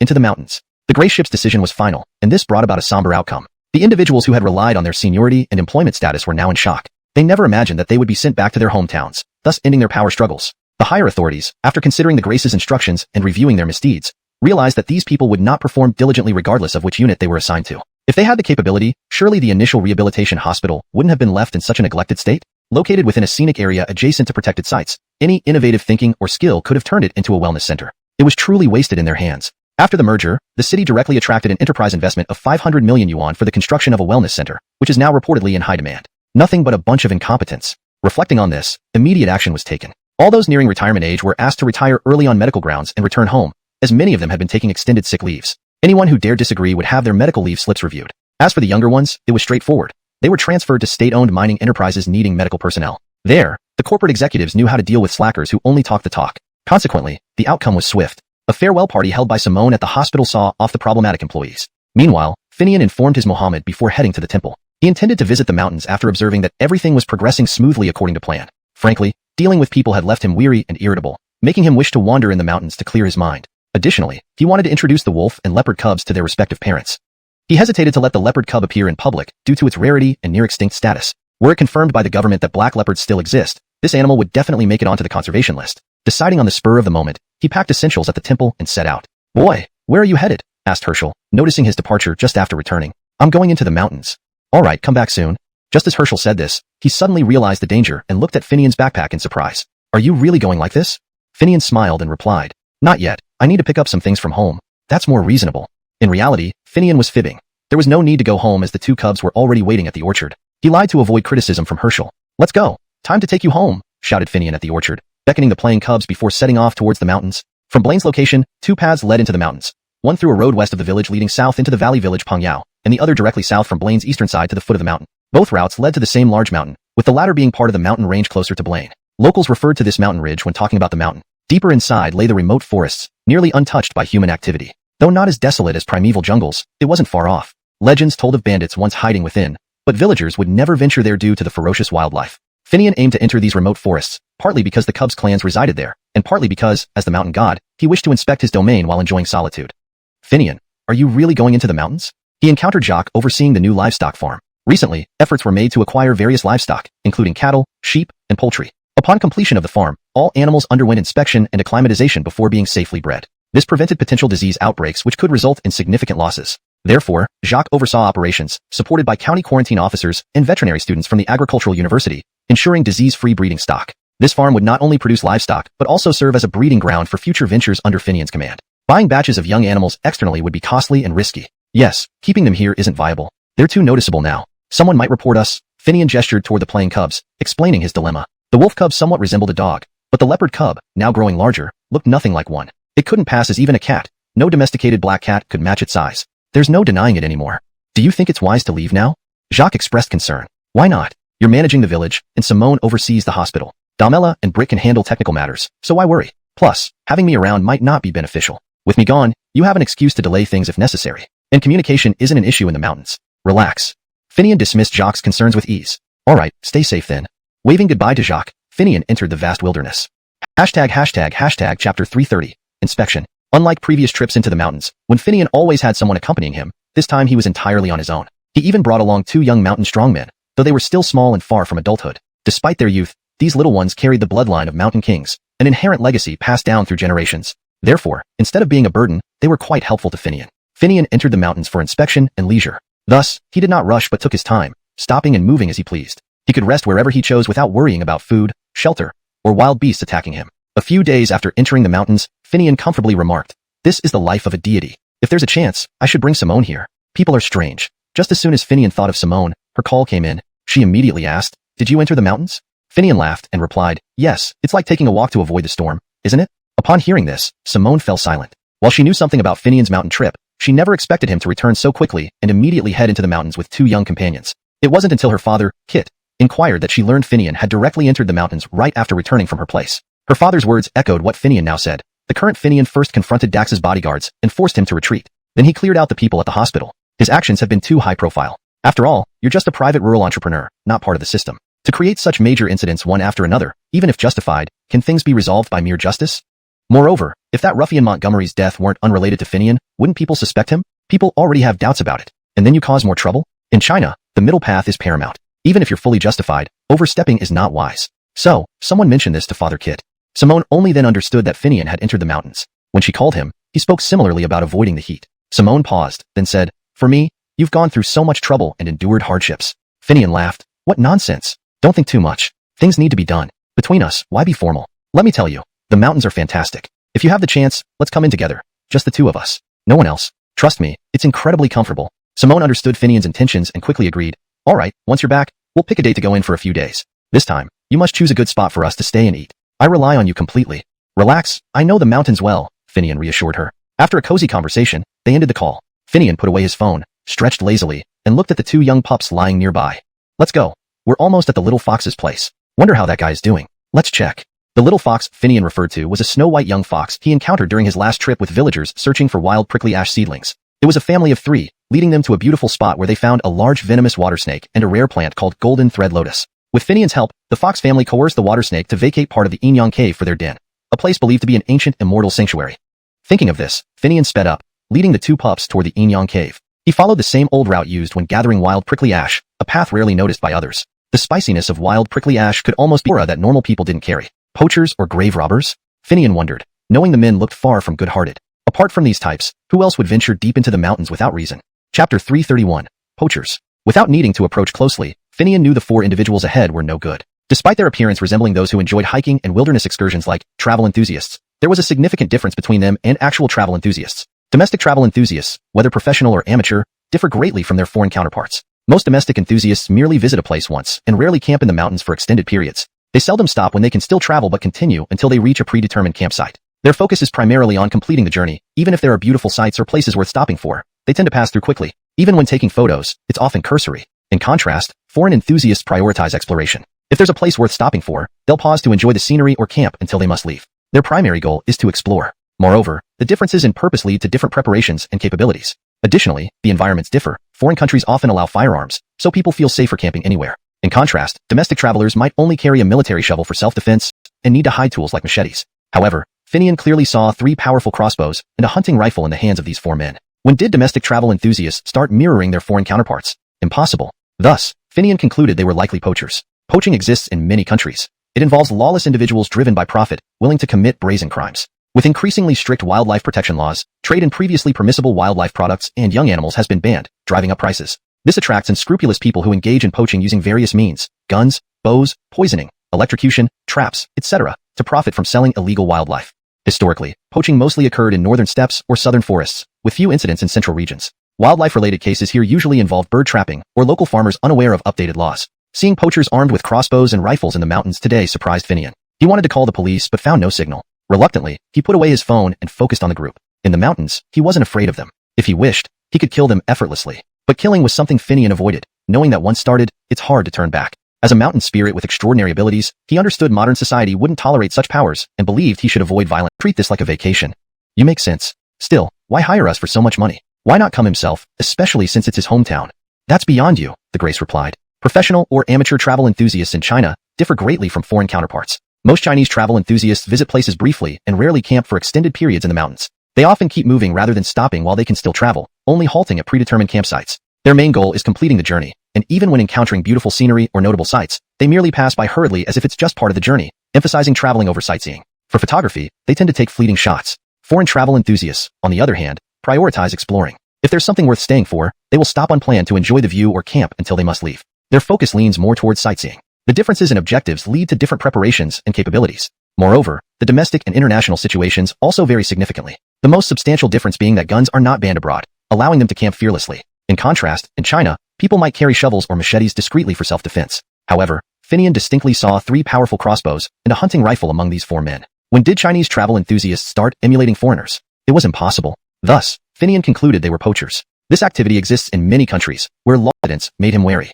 If he got used to solving problems violently, would he remain normal? Not just societal tolerance, but Finian felt he shouldn't immerse himself in violence. Even so, at the hospital, he used drastic measures, forcing many to retire, including Alfonso. Reflecting later, Finian acknowledged he went too far. Thus, he decided to go into the mountains to calm down. Unknowingly, he encountered poachers. He wondered what these poachers sought in the mountains. Despite the presence of North China leopards and wolf packs, they weren't particularly valuable. White foxes? Impossible. He just learned about them. How could poachers know better?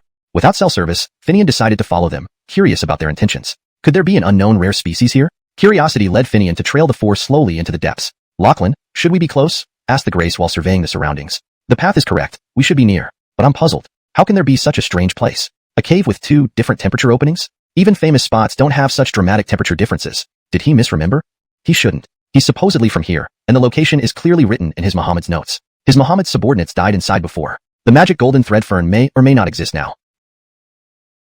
Strictly prohibited, so people felt safer camping anywhere. In China, however, travelers might carry only tools like entrenching shovels for self-defense, hiding anything larger like machetes. But these 4 individuals clearly had 3 powerful crossbows and 1 hunting rifle. When did domestic travel enthusiasts start imitating foreigners? Impossible. Thus, Finian concluded they were poachers. Poaching occurred in many countries, perpetrated by lawless individuals driven by profit, disregarding legal boundaries. Stricter wildlife protection laws had banned previously tradable wildlife products and young animals, driving their value up exponentially. This attracted greedy individuals who engaged in various poaching activities, using firearms, crossbows, poison, electrocution, traps, and snares, to illegally hunt and sell for profit. Previously, poaching was common in the northern steppes and southern forests, but rare in central regions. Even wildlife-related cases often involve bird trapping or farmers unknowingly breaking the law, believing the old rules still applied. Seeing these men openly carrying crossbows and rifles in the mountains was startling. Finian wanted to call the police, but found no signal. Reluctantly putting away his phone, he kept his eyes on them. In the mountains, Finian wasn't afraid of them. If he wished, he could kill them effortlessly. But he wouldn't use lethal force. He knew well that once started,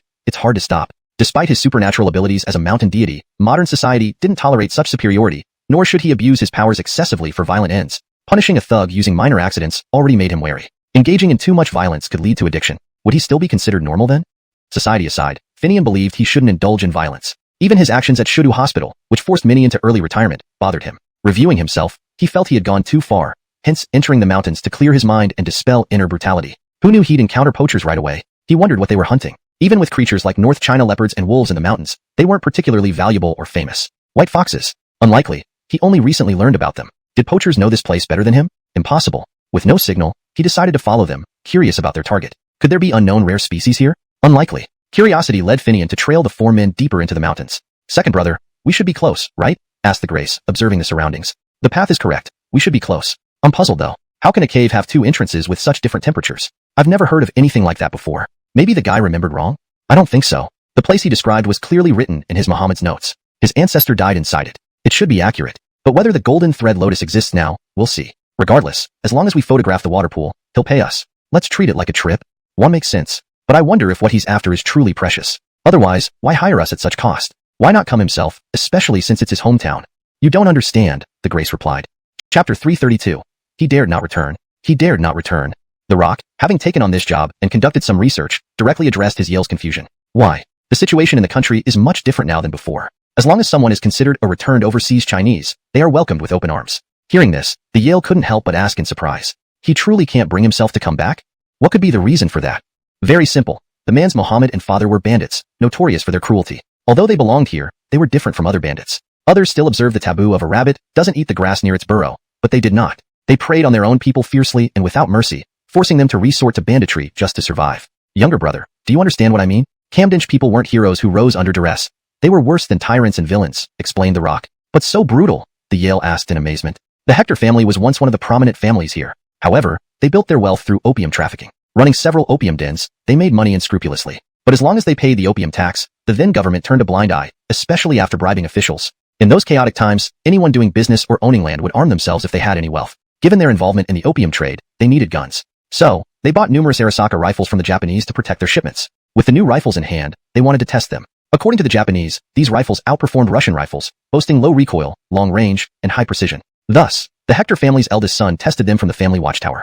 By coincidence, there was a funeral being held on a hill opposite the watchtower that day. Seeing distant figures, he began shooting. He fired an entire magazine unsatisfied, eventually using 2 full magazines, 20 rounds, before feeling satisfied and leaving the tower. He may have enjoyed himself, but the family holding the funeral suffered terribly. 10 rounds killed 3 people and critically injured several more. Everyone present saw clearly that the bullets came from the Hector family's watchtower. Seeking justice, they confronted the Hectors. The Hectors knew their eldest son had been testing the rifle, and seeing the victims brought to their doorstep, realized the misjudgment of distance led to the accidental killings. By custom, compensation, and an apology would suffice, even if it meant potential future enmity. But the opposing family was insignificant and powerless against the Hectors. However, the Hectors, relying on their wealth and power, refused to compensate or apologize. Instead, they conspired with mountain bandits to eliminate the entire family, eliminating the risk and avoiding compensation. But bandits are only bandits. While they completed the task, they were discovered by townsfolk during their withdrawal, leading to a firefight. This region was known for its fierce locals and frequent banditry, with fortifications and town militias to defend against such threats.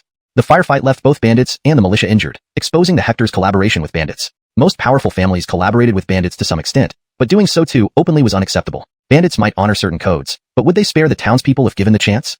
Therefore, the incident escalated to the county.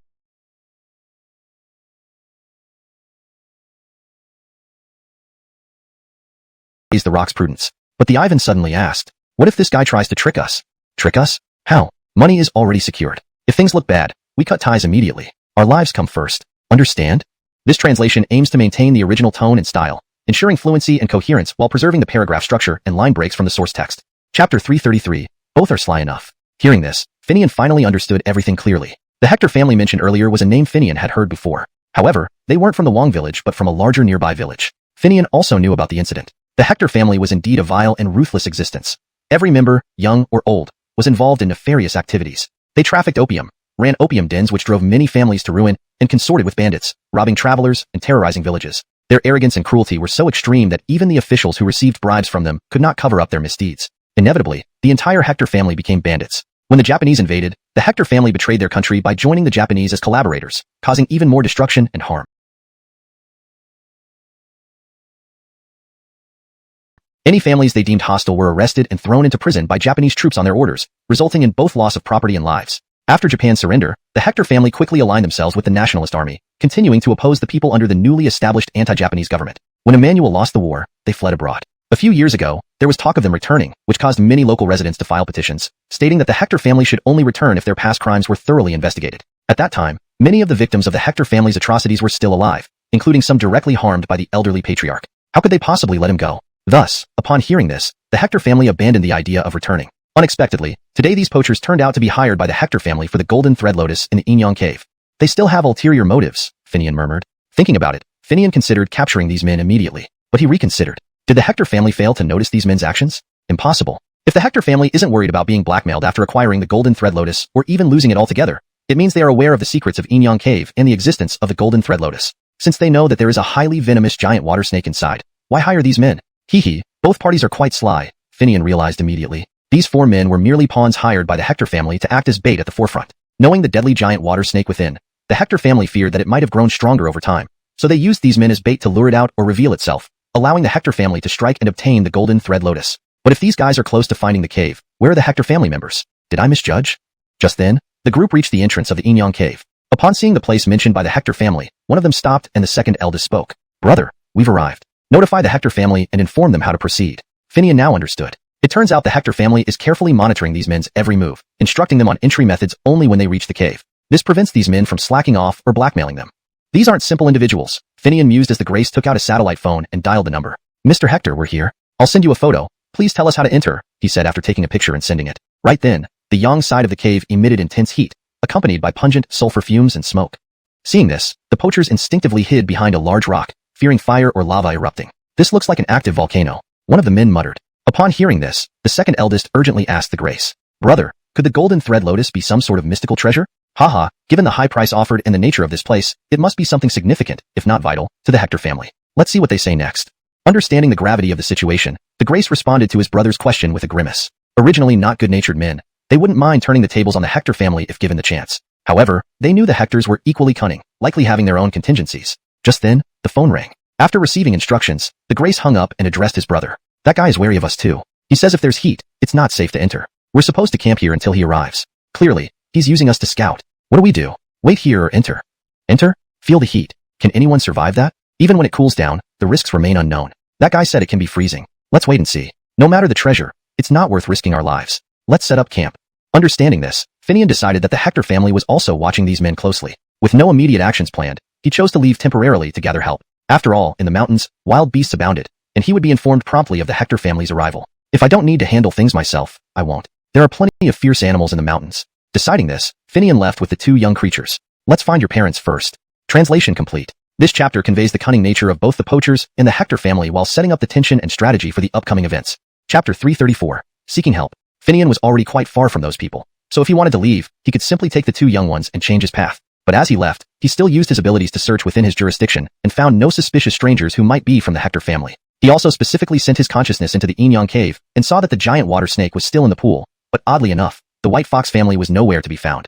Finian wasn't in a hurry to find the White Fox family. Instead, he warned the giant water snake about the arrival of adversaries. The water snake immediately hid itself in a concealed spot where no one would easily discover it. Satisfied, Finian then left. With a well-hidden giant water snake inside, anyone entering the Inyang Cave would not have an easy time. They might even die from its deadly venom. Heh, let's see who's the unlucky one, Finian sneered, taking the white wolf and the leopard cub with him as he left. Not only did he look for the wolf pack and North China leopards, but he also summoned them to meet him. Normally, Finian didn't need to go out of his way to find the wolf pack and North China leopards, but he didn't know how or from where the Hector family would enter the mountains. It was safer to stay farther away. After all, wherever he was within these vast mountains, it didn't make much difference. With his abilities, monitoring movements or directing the beast's actions remained the same. Staying farther away also provided an excuse for not being at the scene when needed. He had no intention of personally confronting those greedy individuals. If anyone gets hurt, it's because they encountered wild beasts, isn't it? In the mountains, anything can happen. How is it related to me? Thinking this, Finian leisurely led the 2 young ones away. As twilight approached, he stopped at a sheltered spot. We'll camp here for the night. We've already put some distance between us. Muttering to himself, Finian set down his backpack. Just as he was about to call the 2 young ones, he noticed the white wolf jumping excitedly while the usually aloof North China leopard stared intently at something. Chirp chirp. With a few soft calls, a small white fox appeared, followed by a pair of adult white foxes, who cautiously watched the approaching white wolf and the lying leopard. Though the wolf and leopard were young, they were still natural predators of foxes, a primal instinct. The Mercy had long detected Finian's scent and eagerly ran to his feet, anxiously circling and looking up at him, hoping to be picked up. Here you are. I'm relieved. Finian bent down to pick up the Mercy, who licked his face with her tender pink tongue. White foxes were unusual among foxes, While most foxes had a musky smell, white foxes exuded a pleasant fragrance. This was likely why they were rumored to be descendants of the nine-tailed heavenly fox. "You're such a rascal," Finian chided affectionately, putting the Mercy down. She immediately ran back to her parents and guided them over. The three white foxes watched as Finian laid out a waterproof plastic sheet and sat cross-legged. They then came over and lay beside him. Seeing this, the white wolf rushed over, nudged the fox parents aside, and settled close to Finian. The black leopard, seeing their doting behavior, simply raised its head and strutted away. Leopards were indeed aloof yet warm-hearted underneath. Along the journey, without needing instructions, it would always leave whenever they rested to hunt on its own. It was unclear where it learned hunting skills, perhaps inherited from its lineage. Although it wasn't large enough to hunt bigger prey like wild boars, there were plenty of rabbits in the mountains, which it could catch effortlessly. The white wolf, noticing the black leopard's departure, remembered its duty and quickly followed suit, joining the hunt. Despite being juveniles, the two cubs worked together efficiently. Each time they hunted, they would eat their fill and then bring Finian a couple of wild rabbits, enough for him to roast and eat. This time was no different. Wild rabbits were now protected, rapidly multiplying and visible even in farmlands. Finian couldn't help but wonder why such abundant species required protection, considering they could quickly become pests without predators. Anyway, the killings among wild animals weren't his concern. Eat what must be eaten. Soon, the two cubs returned. Finian praised them upon seeing their haul. "Not bad. You even remembered the guests and brought extra game." The black leopard and white wolf each carried 2 wild rabbits and 2 fat mountain chickens in their mouths. "The foxes will eat the chickens," Finian said, tossing the chickens towards the fox family, who began eating immediately. However, the Mercy stayed close to Finian, leaning against his leg, basking in the warmth after waiting. "Aren't you hungry? Still waiting for me?" Finian smiled, stood up, and walked to the side, took out a knife, skinned the rabbits, removed their heads and innards, cleaned them with a stream of water he conjured, skewered them on sticks, gathered dry wood, and started a bonfire. He placed the rabbits over the fire to roast, seasoning them as they cooked. Once done, he let the roasted meat cool slightly before tearing off a large piece and placing it before the eager Mercy. "Eat. I can't believe a fox knows how to wait for roasted food." Watching the little fox savor the meal, Finian picked up his share of the roasted rabbit, opened a can of beer, and enjoyed a bite of barbecue and a sip of beer. Delicious. There should be monkeys in these mountains. I wonder if there's any monkey wine around?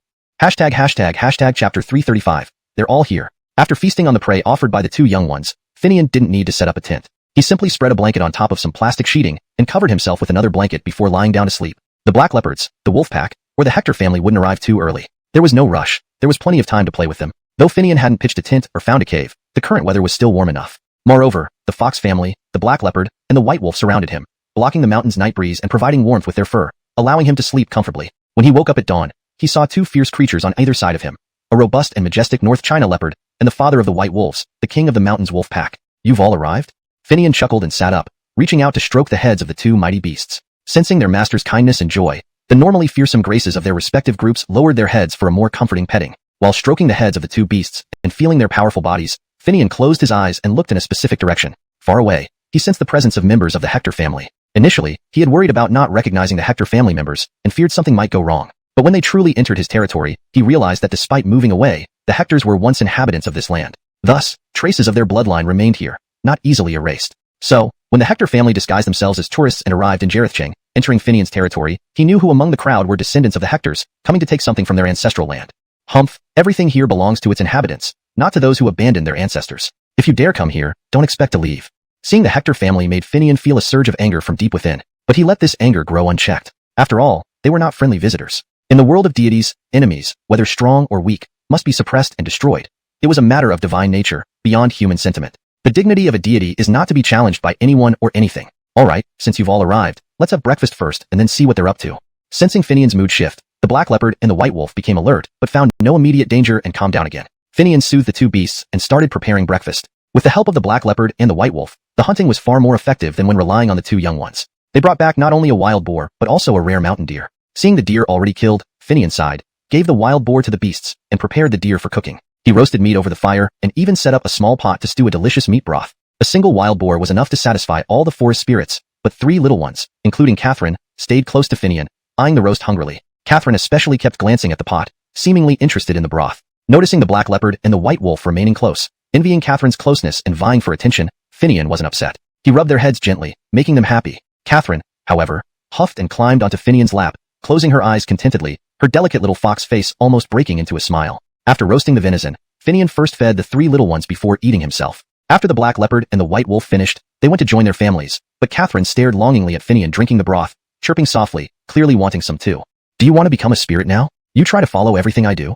Despite his mild scolding, Finian used a clean leaf shaped into a cup and gave Catherine a few sips of broth. Satisfied, she crawled back to Finian's lap and fell asleep, leaving him amused yet helpless. Finally, after finishing the broth, Finian gathered everything and prepared to leave. Catherine slept peacefully on his lap, feeling secure and comfortable. Let's find a good spot and watch the show together. After cleaning up, Finian instructed the black leopard and the white wolf to select strong subordinates while dispersing the rest around the area. The white fox family, being familiar with the terrain, led everyone to an ideal location without needing further instructions. This place is perfect. Not only can we see the Yin-Yang cave, but there's also a sheltered cave for protection against the wind. Most importantly, it has water and a hidden path leading down behind it. Let's settle here.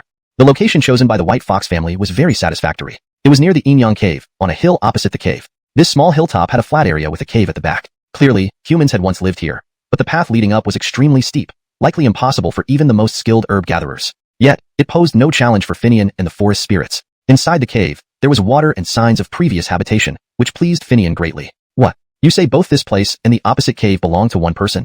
That explains it. This must be part of some immortal sacred ground. Alright, no need to boast. I understand. Chapter 336, Descendants of the Hector Family. Upon learning that his hired people had found the Yin-Yang cave, Ned hurriedly led a team to Jarethcheng City. The existence of the Yin-Yang cave was mentioned in the notebook left by his Muhammad. As the saying goes, the most ungrateful and heartless are often intellectuals. They have read many books, know much, and have a broad perspective. However, if they choose to do evil, their actions can be swift and effective. Moreover, intellectuals can more easily find loopholes in laws formulated by fellow intellectuals and establish connections with officials, especially during tumultuous times. Ned's Muhammad was an intellectual who once passed as a scholar in the Amilg dynasty. Unfortunately, he never had the chance to take the examination for a senior degree because the Amilg dynasty fell. He returned to his hometown hoping to pass on his knowledge through farming and engage in small businesses. However, doing business during chaotic times wasn't easy. Between monopolies from big merchants, attacks from bandits, and exploitation by authorities, one could easily lose everything. So it didn't take long before the Hector family's business went bankrupt. Fortunately, one of the gentleman's classmates became the director of the county party department and informed him about the newly established anti-opium committee in Nanjing chaired by Don. The classmate clearly explained, it's just another way to tax opium. However, acquiring a license from the anti-opium committee means making a fortune. Thus, through this connection, the Hector family elder, previously a rural intellectual and gentry, spent money to obtain a license to run an opium den and became a notorious opium dealer. Through purchasing and distributing opium under the anti-opium committee, they amassed significant wealth. Their newfound wealth brought even more trouble. Opium was a hard currency back then and attracted the attention of corrupt officials, bandits, and hooligans alike. However, the Hector family elder proved to be a savvy intellectual who knew how to navigate these relationships, befriending officials with bribes, aligning with bandits when necessary, and forming strong ties with soldiers for protection.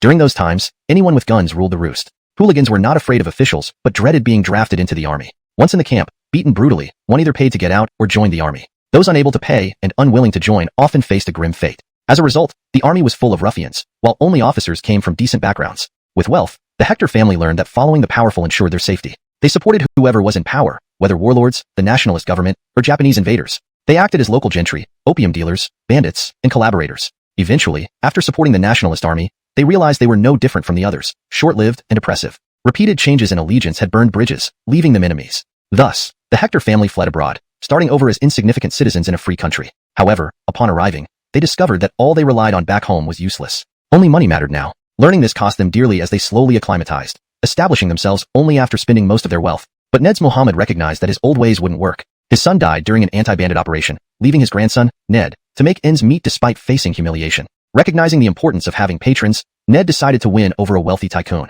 Recalling his Muhammad story about the Yin-Yang cave, where immortality elixirs were said to exist, he hoped to impress the tycoon. Rich men fear death. If the elixir, even if not granting true immortality, showed some effect, the benefits would be immense. Moreover, it might extend his elderly Muhammad's life. Thus, Ned hired experienced mercenaries, disguised as tourists, to locate the Yin-Yang cave before he ventured in. Not because he couldn't return himself, but past transgressions meant returning could bring unforeseen troubles. Better to send others first, then retrieve the treasure unseen.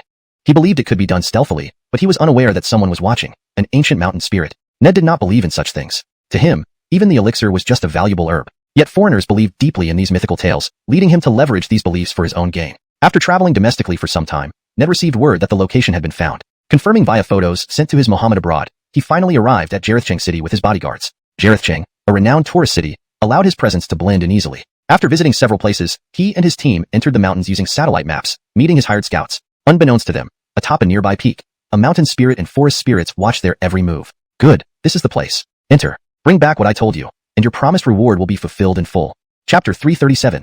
There's a monster inside. Ned was no simple man, despite being just a small-time businessman abroad. The traits of selfishness and ruthlessness passed down from the Hector family were not wasted on him. They remained intact. The Yin-Yang cave had been discovered by the Hector family when they were driven into banditry and took refuge in the mountains. At that time, central China was the granary of the nationalist government in Nanjing, supplying most of the military grain and cotton. Even with some officials colluding with the Hectors due to personal connections, being bandits meant they still faced crackdowns from the national army and local security forces. Ned's father died during one such crackdown. Thus, when the Japanese arrived, the Hector bandits went down the mountain to collaborate with them, becoming puppet troops. During these crackdowns, there were instances of collusion between soldiers and bandits to deceive the authorities in Nanjing. However, this was contingent upon the bandits escaping capture, so the soldiers could report their success. Being locals, the Hectors knew the terrain well and thought of using the Inyang cave as a hideout. If they could hide or nest here, wouldn't it leave the outside forces helpless? Inside the cave, water was plentiful, and it was easily defended. It also experienced periodic shifts between extreme heat and cold. When outsiders heard about these conditions, they often hesitated to enter. However, several times, when the Hector family sent people to explore the cave, they never returned, and eerie sounds of struggle and despair could be heard emanating from within. Therefore, even though the cave was secretive, they dared not venture further.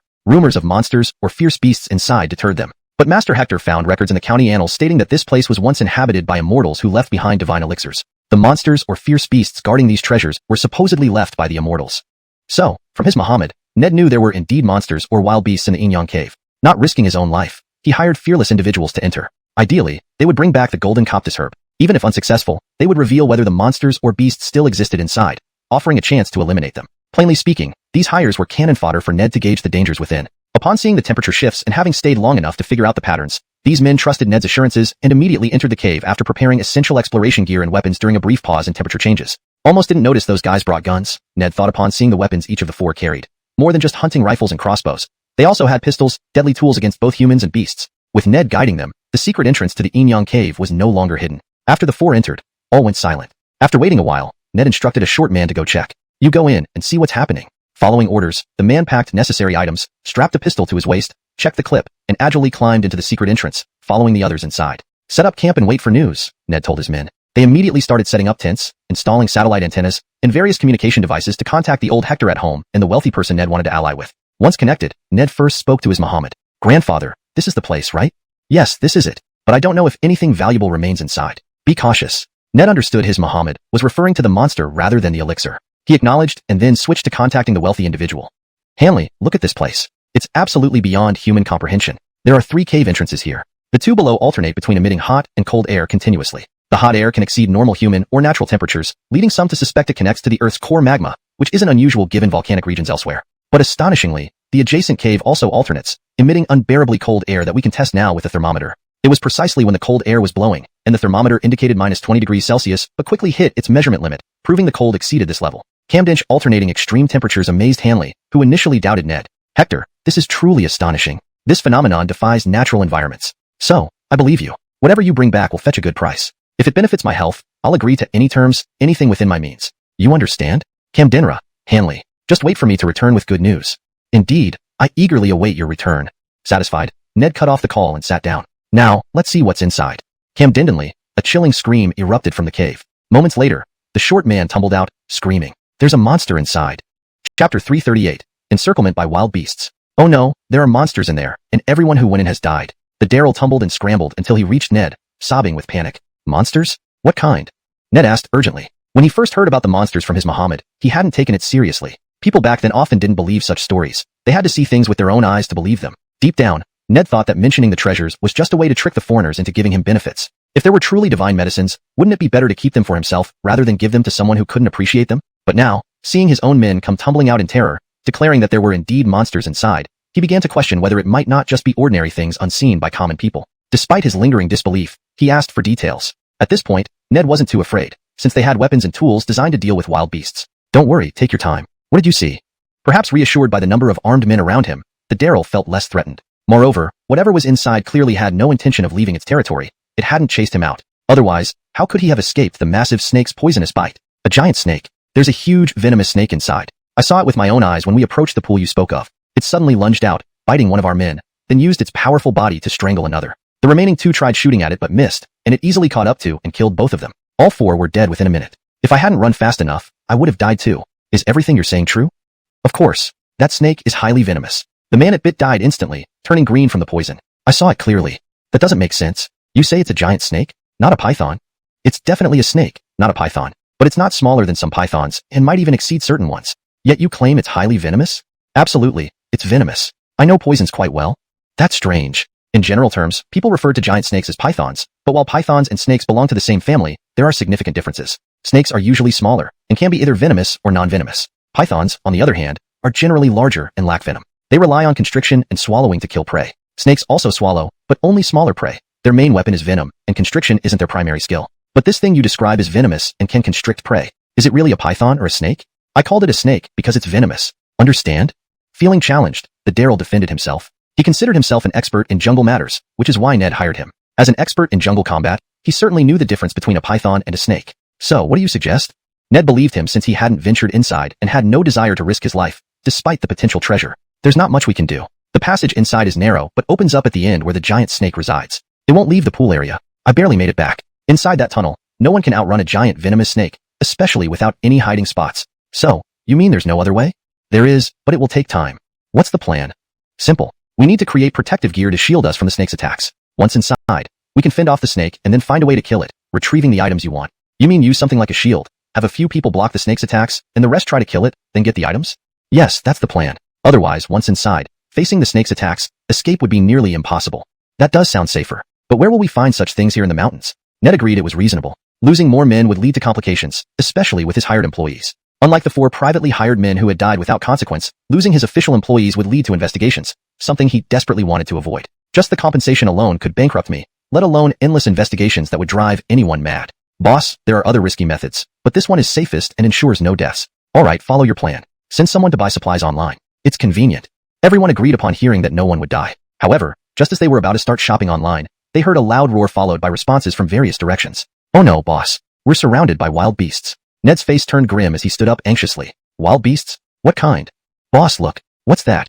Someone pointed towards a majestic black panther atop a distant hill, asking shakily. A black panther? This is bad.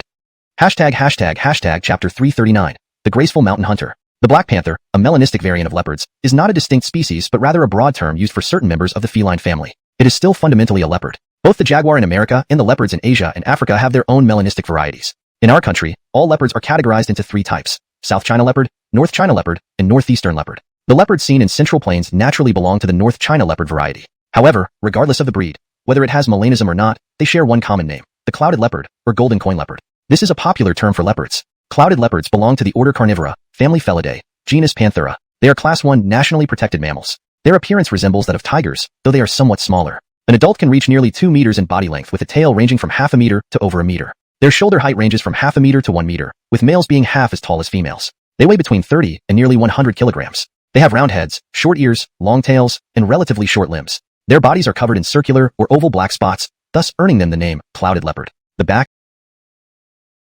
head, outer sides of the limbs, and the upper side of the tail are white, while the tip of the tail is black. Clouded leopards are typical forest animals, mainly inhabiting forested mountains and hills. Clouded leopards resemble tigers in build, but are only about 1/3 the size of a tiger. They are medium-sized carnivores, also known as leopard tigers. Among the 4 large cat species in the genus Panthera, the other 3 being lions, tigers, and jaguars, they are the smallest. Despite this, leopards possess extraordinary physical strength and exceptional vision and olfactory senses. They are alert and agile, capable of both swimming and climbing trees, making them highly versatile and fearless hunters. They excel at jumping and climbing, usually becoming active at night or dawn and dusk. They typically roam the forests, appearing aggressive yet generally do not harm humans. Like other felines, leopards stealthily approach their prey under the cover of dense forests before launching a sudden attack, targeting the neck or mouth and nose area, causing suffocation. After killing their prey, leopards often drag it up a tree to eat it gradually, preventing other predators like wild dogs, wolves, lions, and tigers from stealing it. In the food chain, leopards sit atop as apex predators, meaning they can even hunt lions and tigers, albeit slightly less formidable than those big cats. Clouded leopards are incredibly fast, capable of running at speeds up to 60 kilometers per hour and jumping up to 6 meters horizontally and 3 meters vertically, earning them the title of all-around champions. Camden's speed and ability make any creature that becomes its target a nightmare. Especially in the mountainous terrain unsuitable for running, anyone or anything that catches their attention almost has no chance of escaping. Though Ned wasn't entirely aware of these facts, some of his subordinates were well versed in the prowess of leopards. Upon seeing an extremely rare black panther appear, along with the response calls of other leopards, they immediately turned pale. Boss, we're in trouble. We might be in danger, one subordinate warned. Danger? Aren't wild beasts afraid of guns? Ned asked after hearing his subordinate's words. He had participated in hunts abroad and believed that as long as he had a gun, there was nothing to fear, especially with so many people around him. Well, not quite, boss. As you can see, although only one black panther appeared, we can hear calls responding to it from all directions. Clearly, more than one black panther is here. Leopards are solitary creatures, but today's situation is eerily abnormal. Are there many wild beasts in these mountains? The subordinate queried. I'm not sure, but according to my Muhammad, there used to be tigers, leopards, and wolf packs in these mountains. Other creatures I haven't heard of, Ned responded. almost as if to verify his statement. If the police found the bodies, how would he explain himself? Don't hesitate. Once it gets dark, it will be too late. Besides, we're foreigners. What do we have to fear? His subordinate reassured him. That's right, I am a foreigner. What do I have to fear? Call the police and notify the embassy. With this thought, Ned hurried towards the satellite phone they had been using, confident it could reach anywhere they needed to contact. However, unbeknownst to him, a mountain spirit watched over them, determined to keep them in the mountains. Would Finian allow him to call for help? Of course not. Just as Ned reached for the satellite phone inside the tent to contact the embassy and then the police, the sturdy tent inexplicably collapsed. A broken steel pipe fell directly in front of him, smashing into the satellite phone. The burnt smell wafted out as Ned shouted in dismay, trying desperately to make contact, but the machine was clearly beyond repair. Damn it, what happened? Who brought a mobile phone? Chapter 340. I'm calling the police. An accident completely dashed Ned and his group's hopes, even though some of them did have cell phones. However, there was no signal here, rendering the phones useless. Quickly, see if we can get a signal anywhere. In despair, Ned shouted anxiously. Boss, stop yelling. There's no signal here. Let's try to escape before the beasts start attacking. Staying here is like waiting for death. At this moment, a short subordinate gave an unhelpful suggestion. To escape, their only option was to fight their way out with the weapons they had. But carrying weapons in the country was a grave offense. How would they explain it once they escaped? Poaching? Or something else? This doubt flashed through everyone's mind. But not escaping meant certain death. Who cared about serious offenses then? Thus, without waiting for Ned's decision, his subordinates began packing their belongings, taking items that could arm and not hinder their movement. Equipped and ready, they prepared to flee for their lives. Wait for me, I'm your boss. So what? If it weren't for you, our boss, would we be in this danger? At this point, was the boss really important? No one wanted to bring along a liability who might slow them down and get them all killed. So, after a brief discussion, they divided tasks and were ready to leave. Wait for me, I'll give you a raise when we get back. But at this moment, did talking about money matter? Despite this, the subordinates reluctantly brought Ned along and left immediately. They had detailed maps and chose the shortest route, heading directly toward the path Finian had used to enter the mountains last time. Heh, wanna run? Let's see how you escape, Finian chuckled. She took out her phone, and although this small mountain seemed to block the signal, on the mountaintop she barely got a signal strong enough to make a call. Hello, I need to report a crime. In the mountains near Blaine, I found poachers with guns. The officer on the line was stunned by the report. What? People are poaching? With guns? Yes, they're trying to poach wild wolves and black leopards. As Finian spoke, the fleeing men encountered wolves or leopards and started firing. The gunfire echoed clearly, confirming the situation to the officer. Are they shooting at you? How far are you from them? Protect yourself.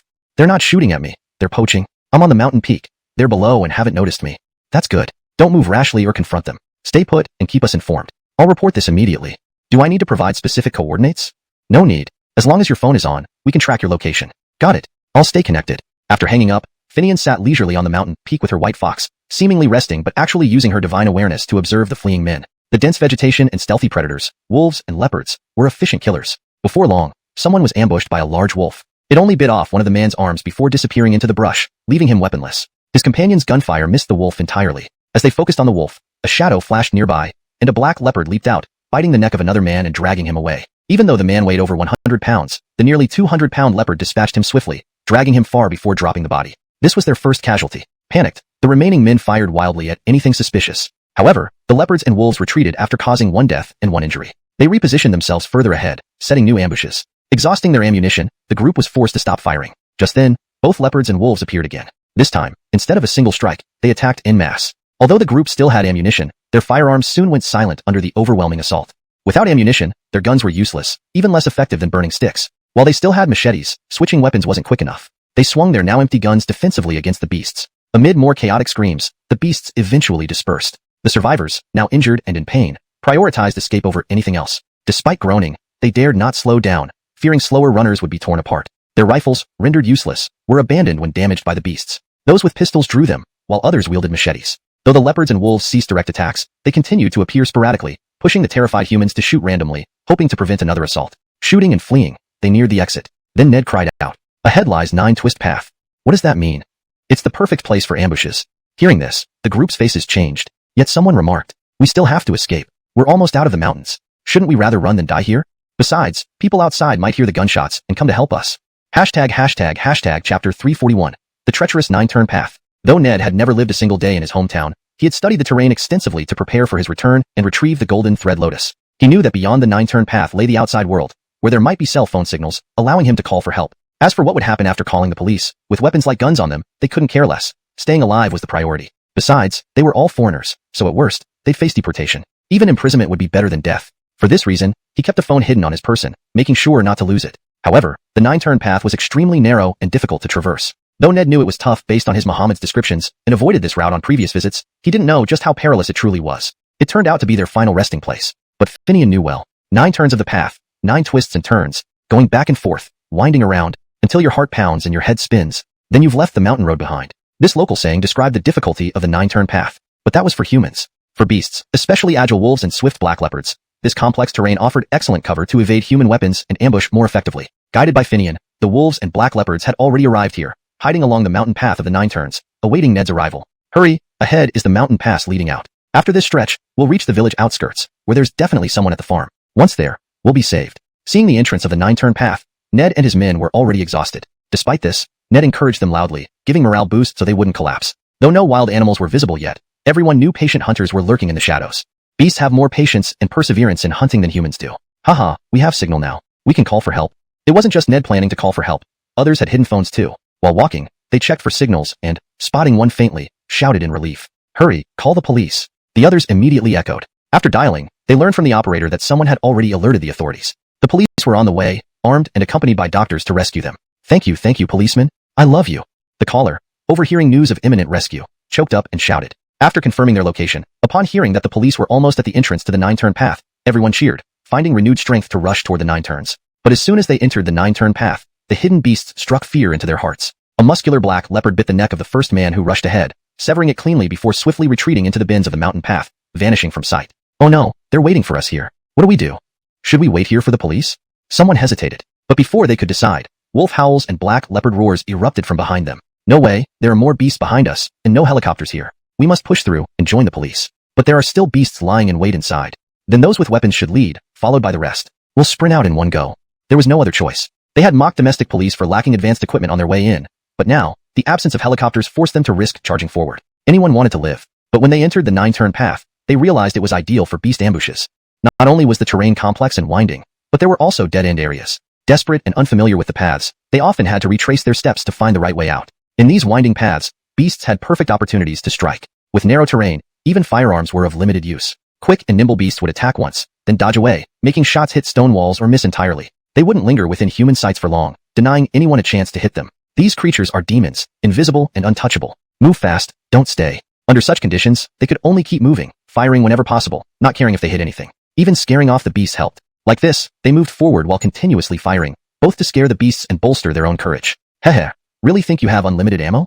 Finian watched coldly. Indeed, though this method worked initially, they ran out of ammunition as they neared the exit. The last gunshot rang out, leaving everyone stunned. Then someone shouted, "Run fast, we're out of bullets." Thus, they exerted their remaining strength to flee. Weaponless, they were no match for the beasts. Over the short distance, cries of anguish filled the air as people were dragged away one by one, their screams fading into silence.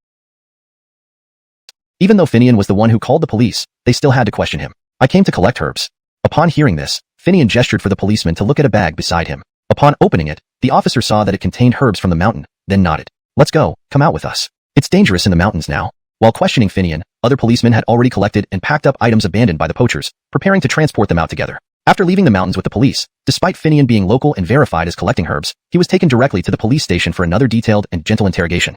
Unlike in the mountains, this time he had to describe his experiences and herb collection details from when he entered the mountains. After all, having spent a night in the mountains, how could anyone be sure he wasn't involved with the poaching group? Simultaneously, the police were investigating the identities of the poachers based on documents found on them. There were clearly non-native faces among them, making it a significant case that needed thorough investigation. But although an investigation was required, the conclusion was already clear.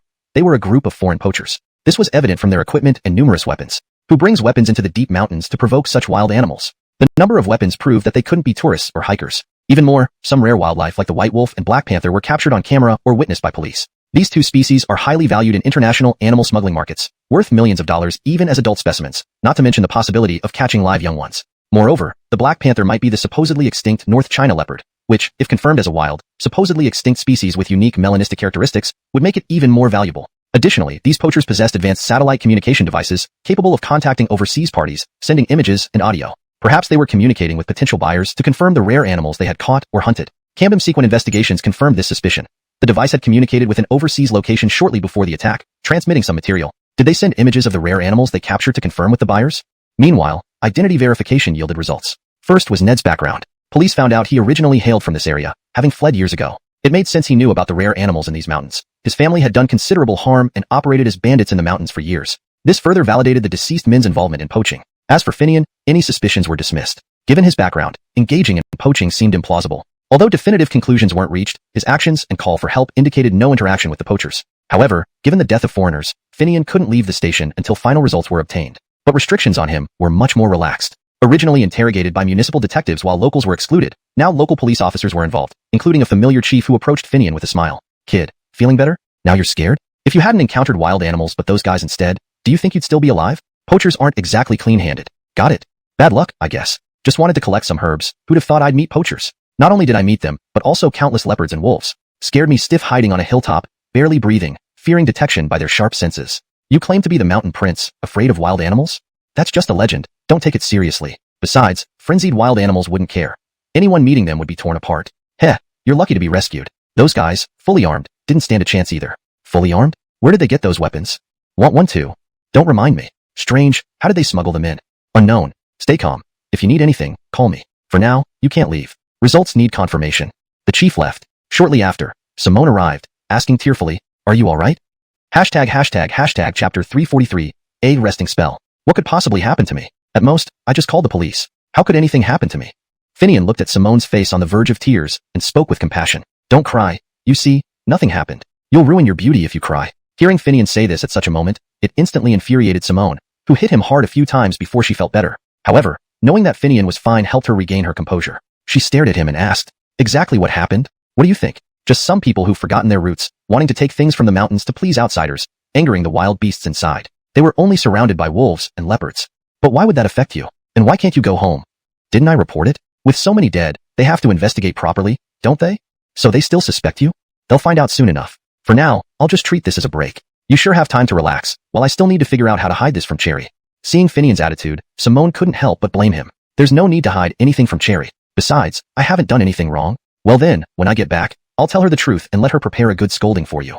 Both knew there were certain things not to discuss here. Since Finian was fine and had no connection to any international poaching gang, Simone left shortly after. Here, Finian wasn't being detained or summoned. He was merely cooperating with an investigation. He didn't need to worry about luggage or accommodations, but he did ask to bring the herbs he collected back because some needed immediate processing and others required prompt drying. Finian couldn't exactly air dry herbs in the police station, could he? However, shortly after Simone left, Jacques and Damela arrived together. Jacques was a village official, so naturally, he needed to be informed that Finian was at the police station. He was taken aback when he heard about the significant, sensational poaching case that involved Finian. While he knew Finian had gone into the mountains, he never imagined Finian would be involved in such a major incident. From his interactions with Finian, he knew that the man wasn't someone who'd get entangled in something trivial. Moreover, considering Finian's two little cubs, his personal encounter with a powerful black leopard, and the fact that the mountain beasts hadn't approached the village, it was clear he had a unique relationship with them. Even now, those two cubs, one white and one black, living with Finian, no one suspected they were actually a white wolf and a black leopard. Only recently, as they grew, did people start noticing. But then Finian looked up, sincerely addressing Damela. "Damela sister, since I can't go back, Simone is handling things at home. But she has her hospital work, so I need you to lead the company, with Jacques assisting. What do you think? Sounds great for you to take a break." "Not happening." Damela immediately objected, glaring at Finian. "Damela sister, after everything I've been through, I realized some of my methods were too naive. In business, you're stronger than me. I'm better suited for strategic oversight. The details, leave to you. How about it? Can you be the CEO? I can't leave, so give me this chance to rest." Frankly, Damela was tempted. With her years of experience and connections in Jarethcheng, she could handle it. While Finian wasn't lacking, he had certain traits unsuitable for hands-on management. His idealism often led him to try solving problems alone, which was both good and bad. After much thought, Damela finally replied, "All right, since you can't leave, I'll take charge for now. We'll talk about the future when you get out." Chapter 344, Aftermath. After arranging everything for Blaine, Finian wasn't in a hurry to leave and instead stayed at the police station. Every day, he would eat, read books leisurely, and stroll around the courtyard. Though no one supervised him, he knew not to step out of the gate. However, he did befriend the cook at the station. They often played chess and chatted, and Finian even helped with cooking, making him quite popular among everyone. Everyone understood that based on what they knew, this incident had nothing to do with Finian. It was just a group of poachers who enraged the mountain beasts, leading to their own downfall. If it hadn't involved so many people, the case would have been closed long ago. But since outsiders were involved, especially someone unwelcome by the locals, despite not needing to please anyone anymore, it wouldn't be proper if others criticized them. They always aimed to act reasonably, effectively, and appropriately. Therefore, as long as Finian cooperated, they allowed him to stay. Still, this matter needed closure. The wealthy man who agreed to buy Hector Jalen's golden, threaded lotus withdrew when the situation escalated. As for the old Hector, after learning his grandson was dragged away and killed by wild beasts, he lost his will. Ned never married or had children, leaving the Hector family nearly extinct after all these years. Upon hearing the news, Coulter collapsed and was hospitalized. He was in a daze, constantly muttering that it was his fault his grandson was killed. In this situation, even those who wanted to make a fuss found it hard to proceed. Poaching was a crime anywhere. With no one left in the Hector family to pursue the matter further, the case dragged on. Finian remained at the station while Damela returned to manage Blaine's business with Jacques' help and Simone's support. A seasoned businesswoman, Damela performed well. Plus, Finian was still within the range of his mountain deity powers, so he could review reports and verify information from various angles. Even staying in town didn't stop Finian from ensuring timely rain for the chili trees he planted in Tuliang village. Sometimes, the rain extended to the town too. Thus, despite not being in the village, everything ran smoothly. Perhaps I should just hand everything over to Sister Damela and stay in the village. Talk with Grandma, spend time at the temple. What a blissful life that would be. As Finian was imagining his ideal future, the station chief quietly approached, standing before him with a chuckle. Daydreaming? Are you enjoying your stay here? Finian, who had sensed the chief's arrival, quickly opened his eyes. Just taking a nap? You were smiling though. Well, it's relaxing here. Work gets done, meals are provided. Anyone would be happy. But you can go home now. Go home? Does this mean it's settled?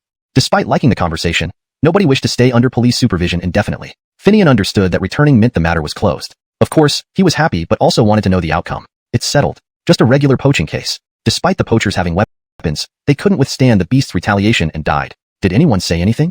Finian knew the case was widespread, and some might gossip. His willingness to stay was to show transparency. Who could say anything? Hector's only grandson is dead, and Coulter ended up in the hospital. He eventually died there too, spending all the family wealth on medical bills. With no one left, who cares? Besides, in the hospital, Coulter kept blaming himself for Ned's death. We found records showing he guided the poaching plan, revealing he had discovered rare animals during his past robberies and wanted to sell them for profit. Camden's people deserve worse than death.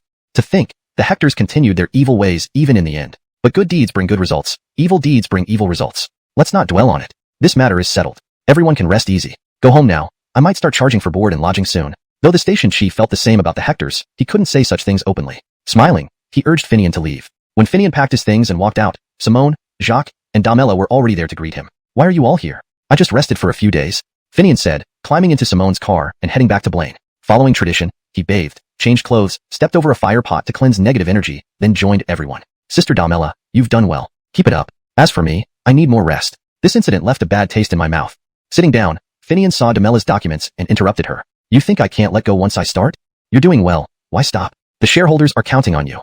Simone chimed in to support Finian. Since Finian expressed the need for more rest and Simone agreed, and considering Damela felt competent, she accepted. This way, I'll be more relaxed going forward. Chapter 345. Another inspection team arrives. Finian said he was relaxed, but how could he possibly be? Not only is he now listed in many government departments, but also the projects underway here at Blaine are all under his lead. Damela serves as the general manager, essentially working for him. Though everyone knows Damela holds shares in Jakai's company, back when Finian took on the landscaping project, he kept everything related to this land outside of the company's scope. And this place forms the foundation for Blaine's engineering and research projects. Thus, regardless of who manages the company operations, Finian remains the absolute main force behind the scenes. This fact is known to all, including Damela. However, a subsequent piece of news made everyone look at Finian with a mix of schadenfreude.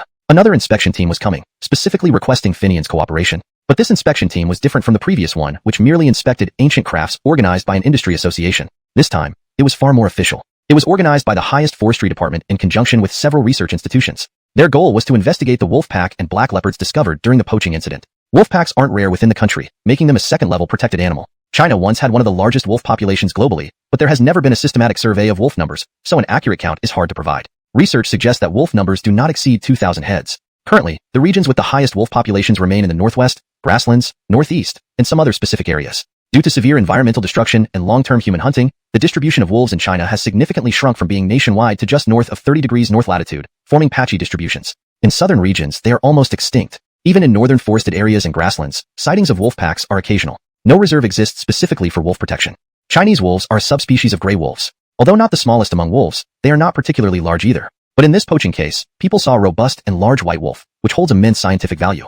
Jarethcheng City is located north of the Amyeling Mountains. Logically, the wolves living here should be grayish-yellow. White wolves are generally a result of albinism, but a white wolf that also exhibits such a massive build can't help but astonish people. Bear in mind, white wolves are incredibly rare, even regarded as sacred in some cultures. Therefore, the inspection team showed significant interest. Moreover, the black-colored North China leopard also appeared, a first-class protected species and the most valuable melanistic variant. These two extraordinarily rare animals, one white and one black, appeared together in the same location. No wonder they attracted poachers. Before, the existence of wolf packs and leopards here was just a rumor. Now, with actual footage and eyewitnesses, sending a scientific inspection team makes perfect sense. If confirmed, setting up a nature reserve would be crucial. It's imperative not to wait until these endangered animals face extinction before initiating protection efforts. Thus, the National Forestry Administration directly notified the city authorities about sending a high-ranking inspection team, specifically asking Finian to cooperate. Why wasn't this mentioned earlier? Finian received the notice and couldn't help but ask. Jacques and Simone had previously reported the presence of black leopards, but hopes were dashed after reporting. After submission, it vanished into silence. However, given the complexity of the poaching case, this time it acted swiftly. Had the incident not involved poaching, the inspection might already have begun. Previous reports were feared to be hearsay. Sending an inspection team based solely on whispers is impractical. This time, multiple eyewitnesses confirmed the presence and involved poaching. If there weren't rare animals, why would poachers come? Let me tell you, both the white wolf and black leopard are key targets for this inspection. If any confirmation is achieved, setting up a reserve here is a must. This affects our area greatly. Understand? The notification came from Melvin. Despite Ned's crimes occurring beyond Melvin's jurisdiction, Ned's hometown still fell under Melvin's administration. Consequently, Melvin was summoned and warned by superiors regarding the poaching. Amidst frustration, this sudden good news arrived. The inspection team planning to establish a reserve. Melvin immediately sought out Blaine, personally briefing Finian. Being familiar, they conversed openly. Afterward, Melvin turned to Finian and asked, "Where's your little white puppy?" "It has been given away." "And the black cat?" "The same." "All given away?" "Yes, pets become troublesome when grown, so I gave them away. Giving them away is better, or else they would grow and cause trouble." Although Melvin knew little about wildlife, he had seen those two young animals at Finian's home. Previously indifferent, the poaching case triggered his suspicion. Initially thinking those two young animals could surprise higher-ups upon arrival. Without them, though disappointing, it avoided potential issues. Those are national protected species. Private ownership isn't certain. Best they're gone. Melvin reiterated his caution before returning to town. The notice was clear, but the arrival time remained uncertain. Once Melvin left, Finian breathed a sigh of relief. Why can't I have a moment of peace? Just handed over company affairs to Sister Damela. Now another inspection team arrives, specifically requesting his presence. Fated for hard work, he sighed. Reflecting, Finian chuckled. People thrive on activity. Isn't that true for mountain deities too? What's life without busyness? With that self-deprecating thought, he headed to the rooftop, ready to bless Tulyong once again with spiritual rain. Chapter 346. The vanguard has arrived. The higher authorities had sent down an inspection team, and the lower departments not only had to provide escorts but also dispatch advance personnel to arrange all aspects of accommodation, travel, and dining for the inspection team before their arrival. They would check for any potential issues that might cause embarrassment and address them in advance to avoid exposing anything unfavorable to the superiors. After all, nobody's perfect, right? There's always room for criticism if one looks hard enough. Especially here at Blaine's place, where there was once a barren area that received a direct critique from the State Forestry Administration. Given that this time the inspection team was led by the Forestry Bureau, it was bound to receive attention from both city and county levels. Even the Provincial Forestry Department, after repeatedly reminding everyone, felt uneasy and dispatched someone as well, ostensibly to observe the situation. However, everyone understood the underlying implication. Do we really need to go through so much trouble? Jacques had been assisting Damela with company affairs, but now it was his turn as village chief to handle official matters. Since this was an official inspection activity, he had no choice but to step forward as the village chief. Stop complaining. Others would love to have your position. Are you too busy to deal with it? If the reserve is established, do you know how many benefits we'll get? Weren't you enthusiastic about applying for it initially? Why are you finding it troublesome now? While setting up a reserve could be complex, it brought significant benefits to the locality. For instance, land designated for the reserve, though undeveloped, would still be compensated by the state. Essentially, the government would pay for the land. Who wouldn't want their unproductive wilderness transformed into cash? Moreover, regular subsidies and job opportunities followed. In Blaine's case, the land set aside for the reserve was already desolate, yielding no fixed income or development potential. Transforming these useless wild areas into financial gains, along with ongoing subsidies and employment prospects, was something people in other places wouldn't find trouble losing his freedom. However, Melvin saw potential in the suggestion and chimed in. Don't you already hold the title of villager representative? How about becoming the chairman of the Village Camden Provisory Committee? You'd oversee village matters and offer constructive advice. Can you agree to that? Melvin looked expectantly at Finian, anticipating a response. Finian realized refusal wasn't an option. With the old party secretary in hospital and a vacancy in deputy village chief, Melvin hinted that non-compliance might lead to him assuming those roles instead. Appointing a village party secretary directly was within the authorities' power. Would he dare refuse? All right, I'll temporarily take on the title. Let's see how it goes. There you go. Focus on both actions and strategies, Melvin said approvingly, but added another constraint. You guys should send out people to gather opinions from each household. No need for elections yet, but everyone should know what's happening. Thus, Finian became the supervisory committee chairman. Who in Blaine would oppose it? With that settled, Jacques, content, accompanied Melvin to inspect various sites, ensuring everything complied with regulations. Tomorrow, advance personnel from the city and county, including a provincial forestry delegate, would arrive, requiring utmost attention. Melvin wouldn't have come ahead if it weren't important. Early next morning, local graces gathered at the entrance of Blaine to welcome the higher authorities. As the delegation arrived, Melvin greeted them warmly, but upon seeing a particular person stepping out of the car, he hesitated, turning to Finian. What's he doing here? I have no idea, replied Finian, puzzled. This man was the bank official who had come to review Finian's contract for greening Jace, arrogantly believing he was Simone's boyfriend. He had left humiliated after Finian and Jacques exposed his incompetence and reportedly faced criticism afterward. But why is he part of this inspection team now? Hashtag chapter 347. Vinny's comeback. Vinny got out of the car without a trace of the nervousness or discomfort he had shown when he was last here. Instead, he calmly looked around, catching a glimpse of Blaine before following the city and county officials who were leading the way to greet Melvin and Finian. They waited for introductions. Back in the day, Vinny, like Simone, was a graduate of the finance university. After listening to the candidates his family had chosen for him, he selected Simone from among them. Compared to others, Simone was not only beautiful but had also been a classmate of his. He knew her background well. Although Simone was the granddaughter of the Zhang family, which was on par with the Du family in terms of power and influence, she wasn't favored by them. This led to complications between Joey and Aisling, resulting in their separation and the siblings being raised apart. Joey may now be a vice mayor of Jarethchang, but this didn't hold much weight within the family. Without the support of the Zhang family, Joey was far from being a formidable presence when facing the Du family. Vinny knew that his marriage needed to be arranged by the family and couldn't be left to his own will. Thus, instead of rebelling, he chose someone he liked whose family wasn't too overbearing. This seemed like the perfect solution.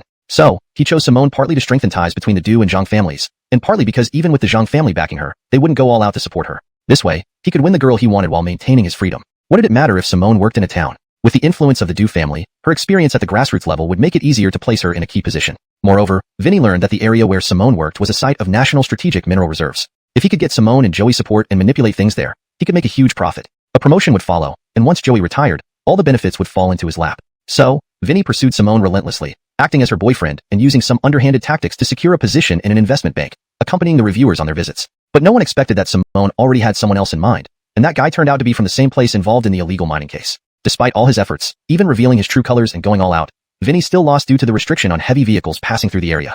Their plan was to mine a bit and leave quickly after making some money. However, the restriction on heavy vehicles essentially strangled the operation. No matter how much they mined, if they couldn't transport it, it would just benefit the locals. Given the recent precedent of people involved in the illegal mining case ending up in prison, no local official dared to approve or support any new mining activities, no matter how powerful the backers were. Thus, despite the covert support from the Du family and a few others, the plan fell through. Although the plan failed, someone had to take responsibility. So, Vinny had to leave the investment bank quietly and seek other opportunities. But Vinny, arrogant and proud, refused to admit defeat to Finian, a simple country boy. You're doing the greening project? Well, I'll enter the forestry bureau and watch you closely. Any mistake on your part, and I'll expose it, forcing you to answer.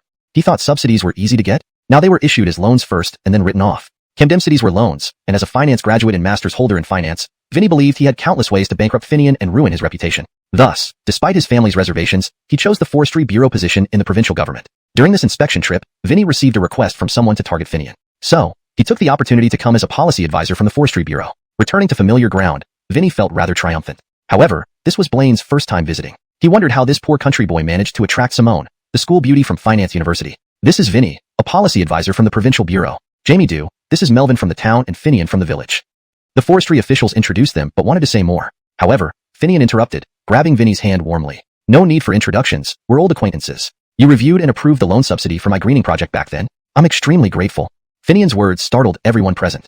Everyone knew that the project had been obstructed by the investment bank at one point, allegedly due to someone planning another illegal mining operation, which the village thwarted with a small condition. The disgraced investment bank representatives merely went through the motions in the city before approving the funds, but they hadn't known Vinny had been involved. Today's visitors were from the forestry department and responsible for wildlife protection, only loosely connected to greening projects. Moreover, Vinny had been with the investment bank and hadn't interacted much with forestry matters. Fully, Melvin was present, and all the village officials were accounted for. Even though Jacques might not be around later and Finian would step in, it was crucial for him to make an appearance for this first meeting. Hence, Finian found an excuse to leave the committee office and called Simone directly. Anything important? Aren't you supposed to be receiving the inspection team? When she answered Finian's call, Simone couldn't help but ask, puzzled. The inspection team hasn't arrived yet, but someone unexpected showed up. Guess who? Who? Alec, the guy who thinks he's your boyfriend. Alec? How did he get here? Is he part of the inspection team? Simone was genuinely surprised. She had never maintained close ties with the Zhang family or kept track of those family heirs' movements. Hearing that Alec had arrived, she exclaimed, mistakenly thinking he had infiltrated the inspection team. He's not with the inspection team. He's some director at the forestry bureau now, here as an advanced team member titled policy advisor. Oh, I see. Wait a moment, let me check with someone about this. Before Finian could respond, Simone hung up to find out more information. Finian wasn't calling her to dig for information. He just wanted to inform her since it involved Simone and the Zhang family. But unexpectedly, Simone started investigating immediately. This woman. She doesn't even finish listening to the whole story. Really thinks I'm afraid of him, Finian thought to himself. He knew Simone was worried he might suffer a setback, wanting to be prepared. However, Finian truly wasn't concerned. What could he do? Call her back and tell her that he wasn't afraid of anything Alec might try? Saying so would only make her worry more. Let it be. Finian shook his head and was about to return to the village committee when his phone rang again. It was Brigham. I knew it. She would go straight to Brigham. If I had known it would be Brigham, I might as well have asked him myself, Finian muttered as he answered the call. Brother-in-law, is Alec giving you trouble? Ignore him for now. I'll be there right away and take care of him. Brigham hung up after saying just that, leaving no room for Finian to respond. Impulsive, Finian commented dismissively. Since he needed to speak with Brigham anyway, this turn of events wasn't unwelcome. However, Finian didn't expect Brigham to come over to deal with Alec. Camden's punishments, which family heirs spoke of, amounted to mere threats and small skirmishes. Childish antics, not worth mentioning. Even if they were effective, Finian wouldn't want Brigham to intervene. If he truly wanted to teach Alec a lesson, Finian had plenty of means available, especially here in Blaine's domain. Shaking his head, Finian returned to the village committee. Though the food wasn't particularly extravagant, it was Wong Ridge's signature 8 bowls 4 dishes, which satisfied the city and county graces every year. Along with the villagers' homemade fruit wine, the meal, despite its low alcohol content, was highly appreciated for its excellent taste. Even Alec, with his insincere smile, enjoyed the meal thoroughly. Looking up, he saw Finian enter and assumed he had been avoiding him. He remarked casually, "Finian, why did you disappear as soon as you got here? Are you disregarding the graces?" There was no denying that family heirs were skilled at shifting blame and tried to portray Finian as disrespectful toward Grayship with just a few words. That's not the case. You must know that nowadays, there isn't a single idle person in the village. We even had to hire and train people from elsewhere to meet our needs. The village chief has been entertaining the graces here, so I had to oversee some construction projects. It's a massive investment, involving future landscaping efforts, so it can't be neglected. Finian wasn't trying to impress Alec, but rather to explain to the city and county graces present. His explanation reminded several of them of what they had heard about the efforts at Blaine's place. Not only was significant investment going into soil improvement and greening projects, but there were also feed factories and other facilities being built, along with research collaborations with agricultural universities. These initiatives indeed faced manpower shortages. However, these challenges weren't something the current attendees could address. Mentioning the greening project brought to light a point of concern, a place criticized by the Forestry Bureau. This inspection team would definitely pay attention to that area, fearing it might fall short and incur censure from the National Forestry Bureau. The so-called preliminary visit was meant to preemptively address any potential issues that might cause unfavorable impressions. Therefore, someone suggested taking a look at the land after dinner, given there was nothing pressing otherwise. "Finian, are you afraid if I take a look?" Alec targeted Finian directly, smiling. "What's there to be afraid of? As long as you're not tired, feel free to visit anytime. Camden's a vast area, can hardly be hidden by tricks. Welcome to the inspection." Chapter 349, The Prospects of Jace. Since the graces have been insisting, we might as well take a look. Anyway, if we measure Jace's progress by its green coverage today, it has likely already met the target. Of course, this isn't just about laying down green nets for show. Rather, it involves planting trees, though not many, alongside various types of pasture grass and medicinal herbs like blood ginseng, Romania, honeysuckle, and other common annual varieties. Finian doesn't use chemical fertilizers to address the nutrient-poor soil but instead relies on composted farmyard manure, pig, cow, and chicken manure collected from various farms, along with human waste from local toilets. This mixture is processed using traditional composting methods in a rented facility where past production teams used to manage waste. Once fully decomposed, it is transported to the fields. Camden surprisingly, this method results in excellent growth for the medicinal herbs. Dr. Brooke also confirmed that their medicinal efficacy far surpasses those purchased from suppliers. This time, Finian didn't object to Brigham's visit because these medicinal herbs were nearly ready for harvest. Even the hospitals run by Brooke and Jarethshire would not be able to consume all of them, and there will be more next year. So, they need to find a sales channel. However, everyone knows that such carefully grown herbs are rarely short of buyers. Still, wouldn't it be better to support their own people rather than give the profits to middlemen? As for the pasture grass, Jace now boasts lush greenery everywhere, some areas resembling real meadows, with verdant expanses spreading out like carpets. If Yanko's son-in-law hadn't encouraged Finian to organize summer camps here, who would have thought it possible? To Demela's surprise, she decided to try it out. It was an experimental effort, so she reached out to acquaintances first, charging only for the cost. The schools that participated were thrilled, both teachers and students were satisfied, and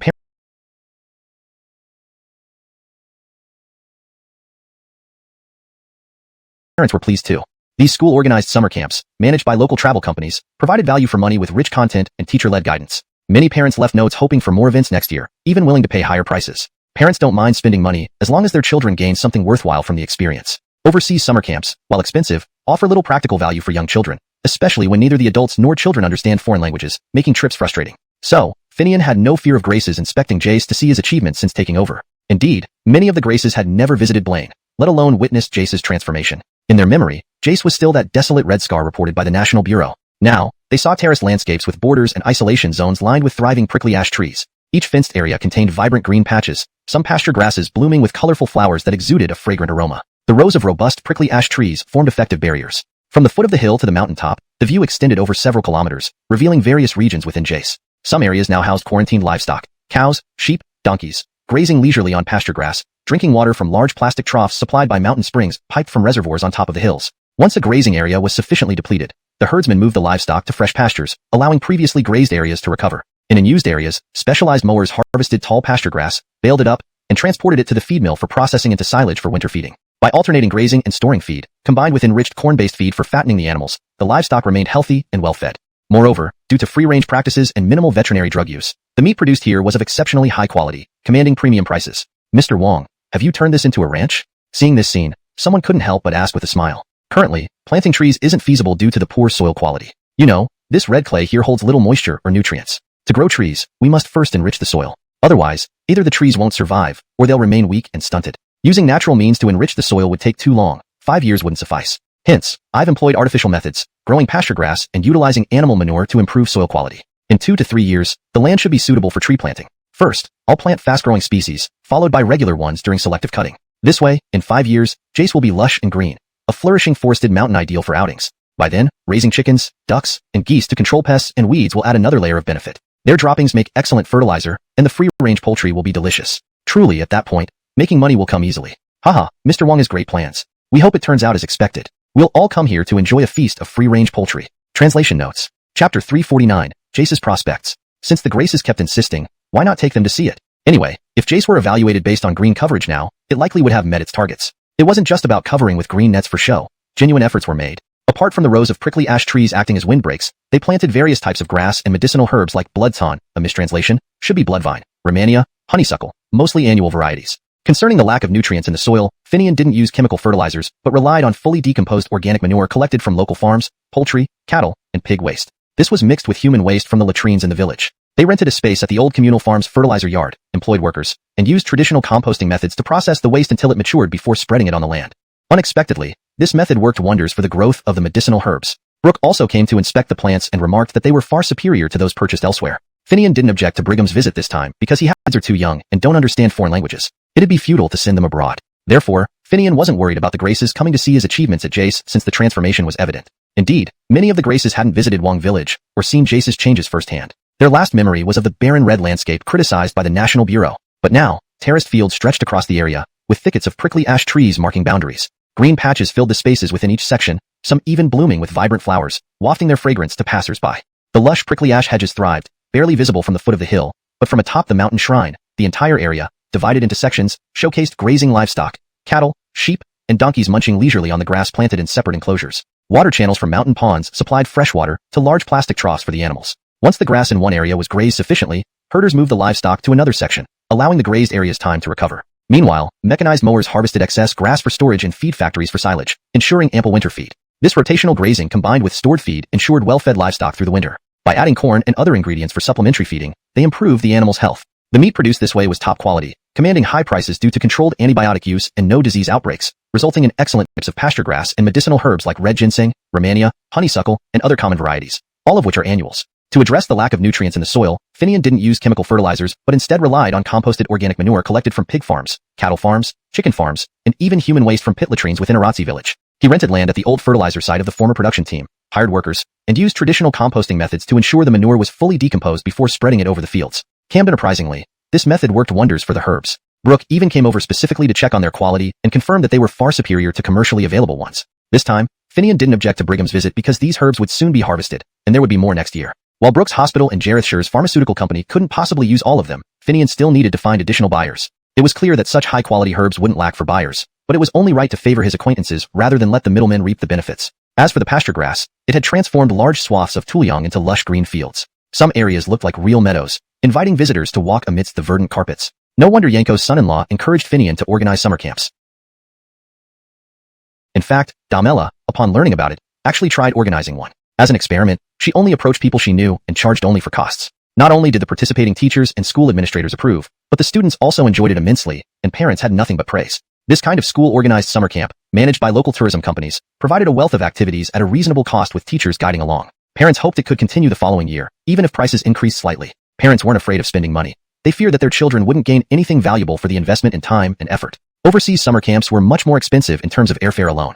However, given the children's young age, traveling abroad without understanding the language or culture would just result in wasted experiences and potential embarrassment. Therefore, parents preferred meaningful and educational activities closer to home. Consequently, Finian wasn't worried about the Graces seeing the results since many hadn't visited Tuliang in years. In their memories, Tuliang was still that barren, red-scarred land criticized by the national authorities. But now, terraces lined with matured prickly ash trees created natural boundaries, enclosing patches of vibrant greenery. Some late-flowering pasture grasses were still blooming, releasing a fragrant aroma detectable by passers-by. The prickly ash trees serving as windbreaks were thriving. From the foot of the hill to the mountain temple at the peak, several kilometers away, Tuliang appeared as a carefully divided expanse. Various livestock, like cattle, sheep, and donkeys, grazed leisurely within designated zones, sipping water from large plastic troughs filled with spring water channeled from a reservoir atop the mountain. Once a particular area's pasture was grazed to a certain level, herdsmen moved the livestock to another zone to allow the previously grazed area time to recover. Unused areas hosted specialized mowers that harvested tall grasses, bundling them and sending them to feed mills for processing into silage, ensuring continuous feeding during winter. Additionally, corn and other ingredients were mixed to create concentrated feeds for fattening livestock. Controlled grazing and proper nutrition ensured that the animals would be primed for market when ready, free from disease and minimal medication residues, resulting in top-tier meat products commanding premium prices. Mr. Wong, is this your ranch? Someone joked upon witnessing this scene. Not yet. The soil here is famously poor. Red clay that lacks moisture and nutrients. Planting trees directly isn't feasible. It either won't survive or will be sickly. Natural methods of enriching the soil are too slow for the 5-year target. So, I opted for an artificial approach using pasture grass and livestock manure to improve the soil quality. In 2 to 3 years, it should be suitable for planting fast-growing tree species, followed by slower-growing varieties to ensure a balanced forest ecosystem. Within 5 years, this place will transform into a lush, vibrant green hill. By then, it'll be an ideal spot for outings, complete with free-range poultry for pest control and added flavor. Ultimately, I'd make a profit even while lying down. Haha, Mr. Wong, may your plans succeed. We'll come taste your grand banquet of farm-fresh chickens. The translation maintains the original narrative tone and structure while ensuring natural English flow. Chapter 350, Self-Inflicted Humiliation. Despite Vinny being a policy advisor from the provincial department, part of the higher authorities, under such circumstances, everyone was lavishly praising Finian's achievements. He couldn't afford to openly contradict everyone by nitpicking. That would alienate him from all. Therefore, he could only trail behind the crowd, pretending disinterest, to avoid questions directed at him. However, on the surface, he had to wear a smile and pretend to be engrossed in admiring other sights, lest his discomfort show. But that glance inadvertently revealed a flaw. Since the Tuliang area became designated as state forest land, even though it technically fell within Blaine's territory, it strictly belonged to the state, not collectively owned. Furthermore, no structures were permitted on forest land. So, how did this mountain deity temple come to be built here? And why did it occupy such a large space? Isn't this an obvious case of illegal construction? At this thought, Vinny believed he had found a weakness in Finian. Clearly, this small temple was recently constructed, and along with its auxiliary facilities, it occupied a considerable amount of forest land. Although the proportion relative to the entire Tuliang area wasn't huge, violation is still a violation. What can one argue against that? Being a policy advisor from the province, his role was to ensure policy adherence. Seeing a violation, how could he not point it out? So, Vinny pretended to walk nonchalantly towards the center of the crowd. Seizing a pause in conversation, he feigned surprise, turning to look at the temple and ask, "There's a temple here? I wonder what kind of temple it is and which deity it worships." Naturally, someone quickly answered the question posed by the senior official. "That's the mountain deity temple, worshipping the local mountain deity. And when was it built? Perhaps you should ask Mr. Wong. Since childhood, he has been dedicated to the mountain deity. Naturally, upon his return, he rebuilt the collapsed mountain deity temple." Oh, so that's how it is. But doesn't this count as an illegal occupation of state forest land? Realizing Finian rebuilt the temple made Vinny thrilled. Initially, he thought the village built it and Finian merely oversaw it. But now he learned that Finian himself rebuilt it, claiming he was adopted by the mountain deity from a young age. This went beyond simple violations, building a temple on forest land with the intent of promoting superstition bordered on criminal activity. "Do your local forestry officials have no objections?" Vinny asked with a sly smile, implicating the forestry department. This wasn't about holding the forestry department accountable, but to force them into a position where they couldn't protect Finian, knowing well that local protectionism exists. Without compelling the forestry department, he wouldn't be able to strike Finian hard. Everyone present understood Vinny's intentions, blatant retaliation. However, deep down, everyone knew the truth about this temple. There originally was a small temple here, occupying permissible auxiliary land for forest development, without exceeding limits. More importantly, the land beneath the temple was solid rock, unsuitable for forestry. Even without the temple, it would just lie vacant. Moreover, Finian followed proper legal procedures for reconstruction approval. Furthermore, during the reconstruction, numerous artifacts were discovered, including an imperial edict from Hongwu, making the mountain deity temple a city-level cultural heritage site. For Vinny to use this to retaliate against Finian only showcased his blindness and ignorance. Thus, everyone looked at Vinny with a peculiar gaze, none offering explanations. "What's wrong? Am I mistaken? Isn't this illegal and criminal?" Vinny, thinking he intimidated everyone, mockingly asked, unaware others saw him as a fool. "Jamie Do, your policy knowledge is impressive. But why didn't you investigate this place before coming? The mountain deity temple was indeed built by me, yet it is entirely legal. There's no crime here. Do you understand? Really? Show proof." Chuckles. "Haven't you seen the mountain deity temple? It's true your mindset makes you see only what you want. Proof? Follow me."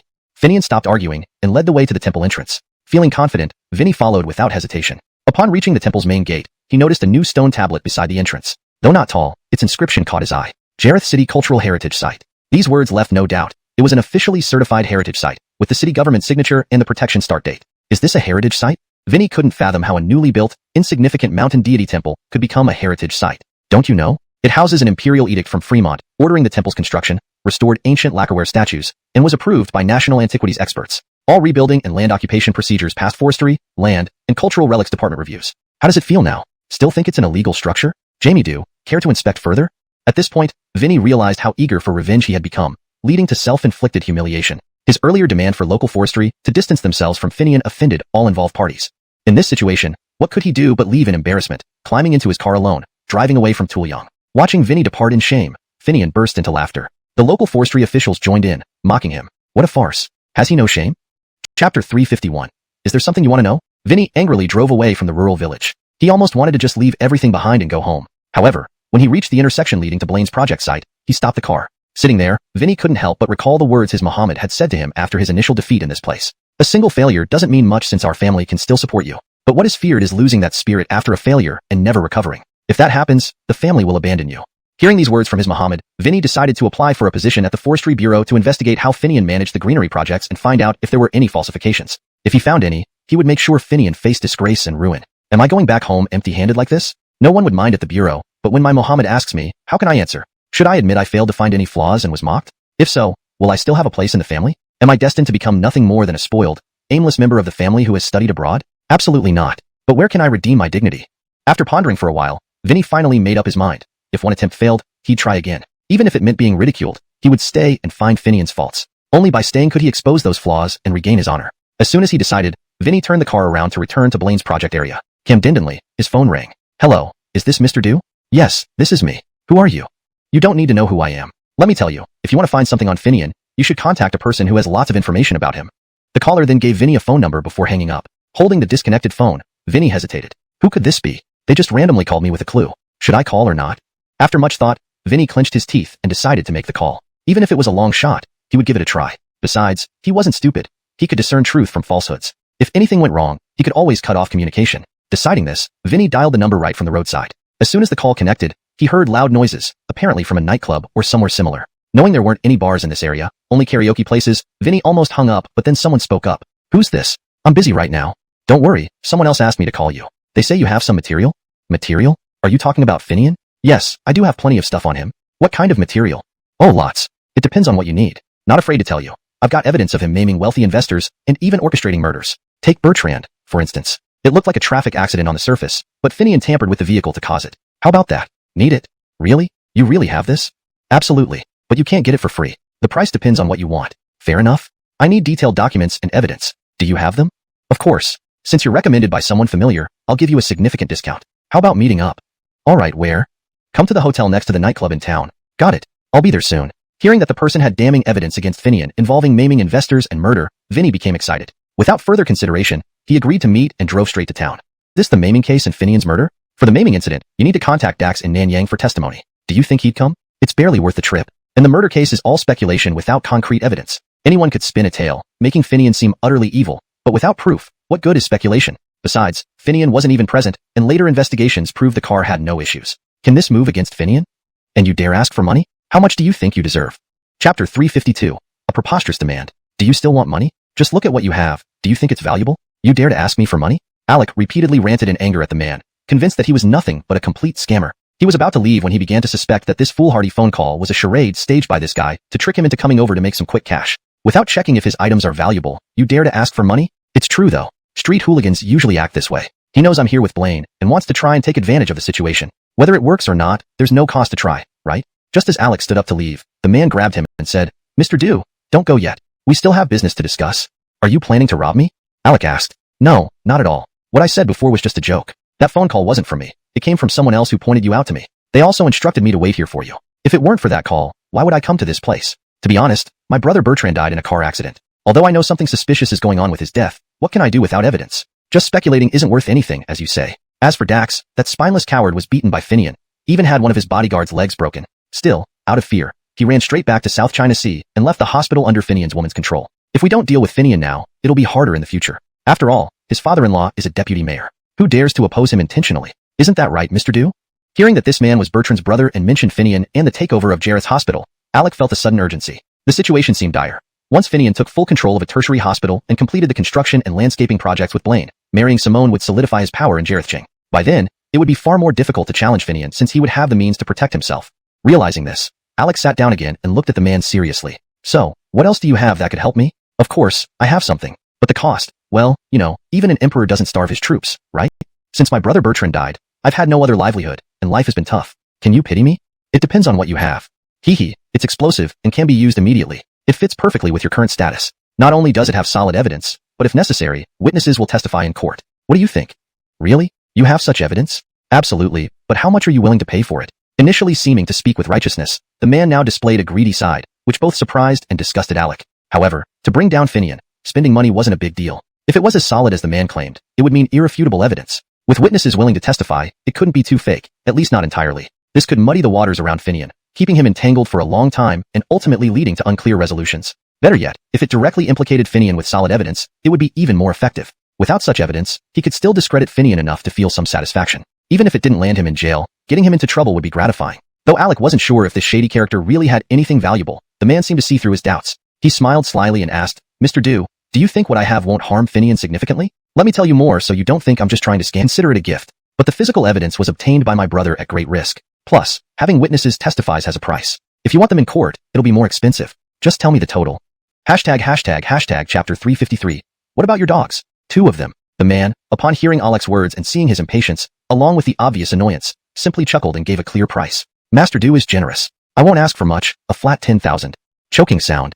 Hearing this price, Alec was so startled that he sprayed out a mouthful of tea directly onto the face of the man opposite him, leaving the man drenched like a wet chicken, staring in shock at Alec. A lot? Master Do, you should know that once you have this evidence, you will either report it or confront Finian directly. At that time, physical evidence can be discussed. After all, no matter how powerful he is, he wouldn't dare snatch things openly. But what about witnesses? Finian could defeat several of Dax's bodyguards and break one person's legs. Think about it. Would this vicious person refrain from attacking witnesses? Before the case concludes, my brothers who are willing to testify are in constant danger. Shouldn't they find a hidden place to wait until Master Do needs them to testify? The risk fee and the cost of hiding add up, and 10,000 might not be enough. The bodyguard was admitted to the hospital. Afterwards, Chavi left hurriedly, taking the seriously injured bodyguard with him. If his life weren't threatened, would a wealthy man leave Longqing in such a state?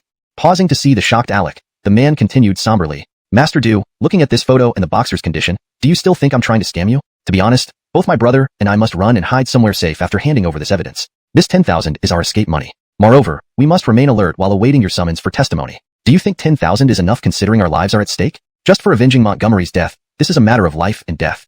At this point, the man feigned indignation at Alec's suspicion, internally proud of his performance, feeling ready for an Oscar. Having never experienced such events, Alec was bewildered by the scene. Immediately, he sympathized with the man and considered keeping him under his wing in the future, but not now, rather after sending Finian to jail. However, the items in hand were crucial. 10,000? Given. Biting his teeth, Alec agreed on the spot. After transferring the money, he received the materials, which delighted him upon opening. With these, even if I can't send Finian to jail, I can strip him of many advantages. Most importantly, with the impact of this incident on the greening project, he won't complete it within 5 years. That's my opportunity to play a role. Perhaps I can seize the engineering projects from here deep. The car skidded sideways down the embankment, landing upside down. Even Vinny, who had raced and driven on tracks before, was completely stunned. When he regained his senses, he found himself headfirst, overturned in the field. If not for the seatbelt, he might have smashed his head against the ceiling, bleeding profusely. Fortunately, the airbag did not deploy, allowing him to escape from the vehicle. At least I'm fine. Just as he was relieved, he smelled a strong scent of gasoline. Not good, the fuel tank is leaking. I need to get out of here. Even a tiny spark could ignite it. Vinny fumbled around and finally found a letter opener, cutting through the seatbelt. He crawled out of the car, tumbling and scrambling up the embankment, stopping only when he felt safe from any fire. Noticing that the engine had stopped due to the remaining fuel burning out, but the front wheels were still lazily turning, Vinny lamented. What rotten luck. What should I do? He wasn't worried about the vehicle lying in the field, as insurance would cover it. But how would he return to Blaine? Looking around, there was no one or anything in sight for miles. He reluctantly took out his phone, called for rescue, reported to the insurance company, and then sat by the roadside to wait. Once seated, despite having no external injuries, he suddenly felt severe pain all over his body, especially in his waist and back, which hurt like needles piercing through him. Probably strained muscles. Damn Finian, if not for you, I wouldn't be in this mess. Wait until I get back. I'll make you suffer. Camdendenly, he remembered leaving the 10,000 yuan materials inside the car. Panicking, he feared they might catch fire. With trepidation, he approached the overturned car and saw no signs of fire. He endured the pain and climbed down the embankment to reach the car. Thankfully, the bag was on the dashboard near the door. Snatching it, he ran back hastily, stumbling once but getting up again, finally reaching his original position covered in dirt and dust. Opening the bag and confirming the contents were intact, he slumped down, cursing Finian under his breath while waiting for the rescue vehicle. Several cars and tractors passed by, but upon seeing him and the overturned vehicle, everyone accelerated, unwilling to get involved. Not a single person slowed down or stopped to check on him. Finally, he received a call from the rescue team, saying they had suffered a flat tire and encountered traffic. The driver couldn't estimate when they would arrive. Damn bad luck, Vinny muttered, angrily scolding the driver. They argued, and the driver refused further charges, deciding not to come. Since they were not far from where the trouble began, it was easier for him to just go back. Meanwhile, the insurance company faced delays, so they asked Vinny to send pictures and footage instead. Promised the turn was successful, and the car returned promptly. The driver remarked in surprise, Jamie Do, you managed to flip the car on this road? Get in quickly. Are you alright? I'm fine, Vinny replied tersely, though uncomfortable and in pain. He slowly climbed into the passenger seat, leaning back for some relief. Back to the village, he said. Not going to the hospital? No need. All right, back to the village. Chapter 355, Showing Up Injured. Finian only found out the next day that Vinny had been in a car accident while running errands in town. For him, it was just an inspection, and his role was merely to accompany as he was more familiar with the mountains and was a witness to the White Wolf and Black Panther scene this time. As for Vinny, just a policy advisor, he was essentially just a slightly higher-level scout. Why would anyone consider him some important figure? The experts and scholars in the inspection team were all more knowledgeable about policies than him. They wouldn't need his advice. In truth, Vinny was sent down early to observe and gain experience, nothing more. Being involved in endangered species research could be considered a noteworthy achievement. Finian didn't interact much with Vinny. Why bother paying attention to him? However, Finian never expected that everyone else was scrutinizing him under a microscope for any flaws or mistakes. Some materials Vinny had already obtained couldn't wait. He came straight over after returning. In fact, if not for his back injury and the damaged vehicle needing repairs and insurance coordination, Vinny would have come to find Finian immediately upon his return. Vinny initially planned to expose Finian's crimes in front of the experts when the inspection team arrived, embarrassing him but potentially offending local authorities. He figured local handling might make things even worse for Finian. Since it was during the investigation period, any wildlife crime would be severely punished, making the inspection look good and avoiding naming by the National Forestry Administration. After a night's sleep, Vinny realized his back hurt more, preventing further stay. Thus, he decided to directly expose Finian's true nature, claiming he uncovered a criminal despite being injured, a rare achievement. Despite severe pain, Vinny refused hospitalization or herbal medicine, insisting on Western methods for sprains, heat therapy and gradual exercise, rejecting Chinese medicine's supposedly harmful components. Assistants left muttering "false foreigner" upon hearing Vinny's refusal. Unaware of such disdain, Vinny felt better post-therapy and approached Melvin and city/county officials during breakfast, asking, "Is there local poaching of protected wildlife here?"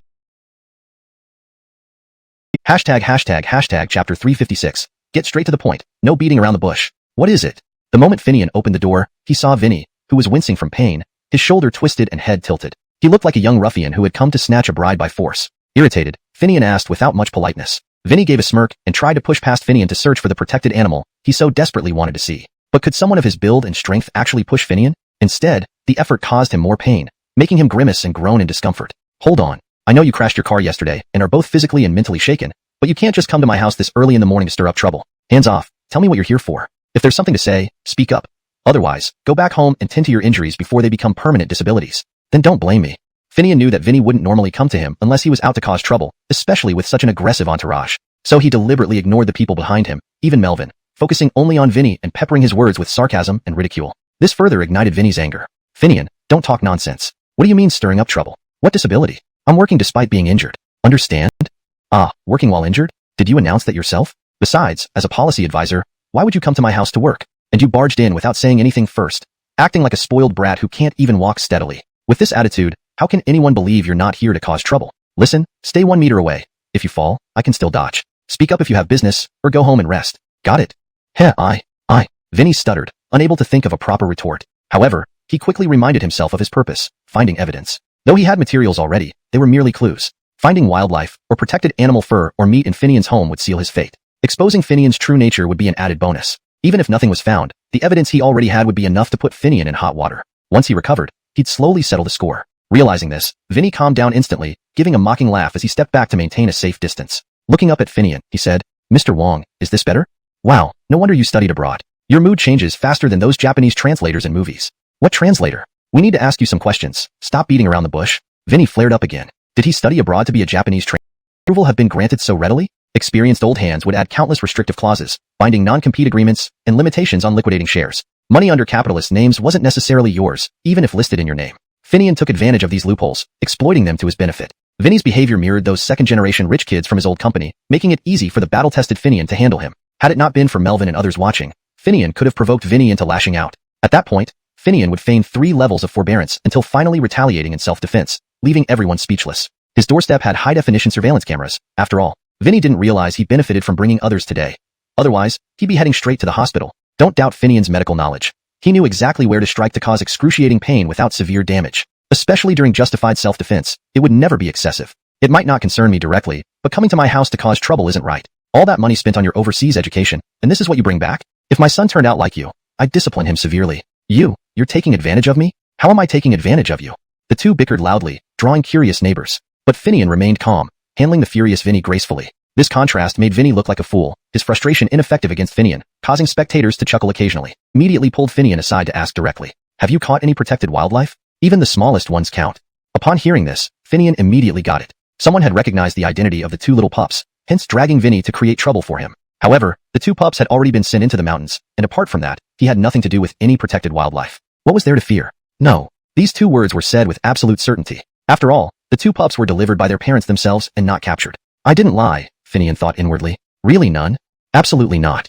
That's good. Melvin looked at Finian's expression and then turned to point at Vinny, instructing him. Come over here. No irrelevant talk. I'll ask, you answer. Tell me what you know. Vinny knew Melvin did this because he was the head official of the local government, different from others, and to avoid further awkwardness between him and Finian. So he didn't resent Melvin and focused on Finian, asking, I'm asking you, where are your two dogs, one black, one white? You're talking about my pets? If only you had said earlier you like dogs, we could have spared this nonsense. Indeed, I have two small creatures, but they aren't both dogs. One is a dog, white, and one is a cat, black. Got it? Regardless if they're cats or dogs, where are they? They're not at home. Not at home? Hearing Finian say this, Vinny immediately got excited. He forgot his injuries and became agitated, wanting to rush forward to interrogate Finian about the whereabouts of the wildlife. As long as Finian couldn't produce those two pups, Vinny would use the materials he had to pin down Finian for poaching protected wildlife. Then Finian's fate would be in his hands. He has to spend some years inside, and while I operate outside, Finian's current business will be mine. Haha, imagining Simone's miserable look then will be most satisfying. He daydreamed grandly, but his body wouldn't allow it. Overcome with excitement, he forgot about his condition. Before he could even move, he felt a pain in his waist, losing strength and falling hard to the ground with a cry of pain. Melvin, everyone saw it. I didn't even touch him. He fell on his own. Not my fault. Seeing this, Finian immediately shouted out loud, drawing laughter from the onlookers, seemingly confirming Vinny's accusations against him. Shut up. We're watching. Melvin felt incredibly uncomfortable. As a policy advisor from the provincial department, Vinny should speak when necessary and present evidence when available. Why make it like a performance for the villagers to laugh at? This was completely ruining face. Why did headquarters send such a person here? However, as the town mayor and the grace of the preparation team, Melvin couldn't ignore Vinny, who was sent by a higher authority. No matter how much he disliked Vinny, after chiding Finian for gloating, he quickly went over to ask Vinny with concern. Are you alright? How could you be so careless? Others nearby also gathered around to ask Vinny with concern. Don't mind me. In my bag, I have documents proving Finian hunted and captured nationally protected wildlife. Take them and question him. Make sure to get the evidence. Don't let him escape. Despite the intense pain in his lower body, Vinny didn't forget about getting Finian. After saying these difficult words, he collapsed on the ground, panting heavily and occasionally groaning in pain. Take him to the hospital quickly. Melvin felt a severe headache, dealing with these two who were openly at odds. Still, he instructed. I won't go unless I see you get the evidence first. Upon hearing this, Vinny firmly stated. One might think such dedication, despite injuries, should earn admiration from bystanders. Continuing work to catch a criminal before going to the hospital. Wasn't that heroic behavior? But after all the confrontation between Vinny and Finian, even those unfamiliar with the history had been told everything by locals in the know. Everyone learned that Vinny not only competed with Finian for Simone, the county's beauty and high-caliber talent, but also attempted to secure a greening project contract, intending to secretly exploit underground national resources. It was Finian, working with the villagers, who thwarted another plot to covet national resources by imposing restrictions on heavy vehicle access. Was this kind of person, who targeted national resources, a loyal and selfless hero? Don't be ridiculous. This was retaliation using his position, as fellow officials, who couldn't see through this. Perhaps after taking down Finian, that greening project would end up in his hands again, leading to more exploitation of mineral reserves. Therefore, no one considered Vinny a hero. He was seen as an ambitious man wearing the guise of an overseas educated talent, eager for profit. Fine, don't act recklessly again. If you hurt yourself further, it'll be troublesome. Chapter 358. This is the protected animal you spoke of? Where is your dog?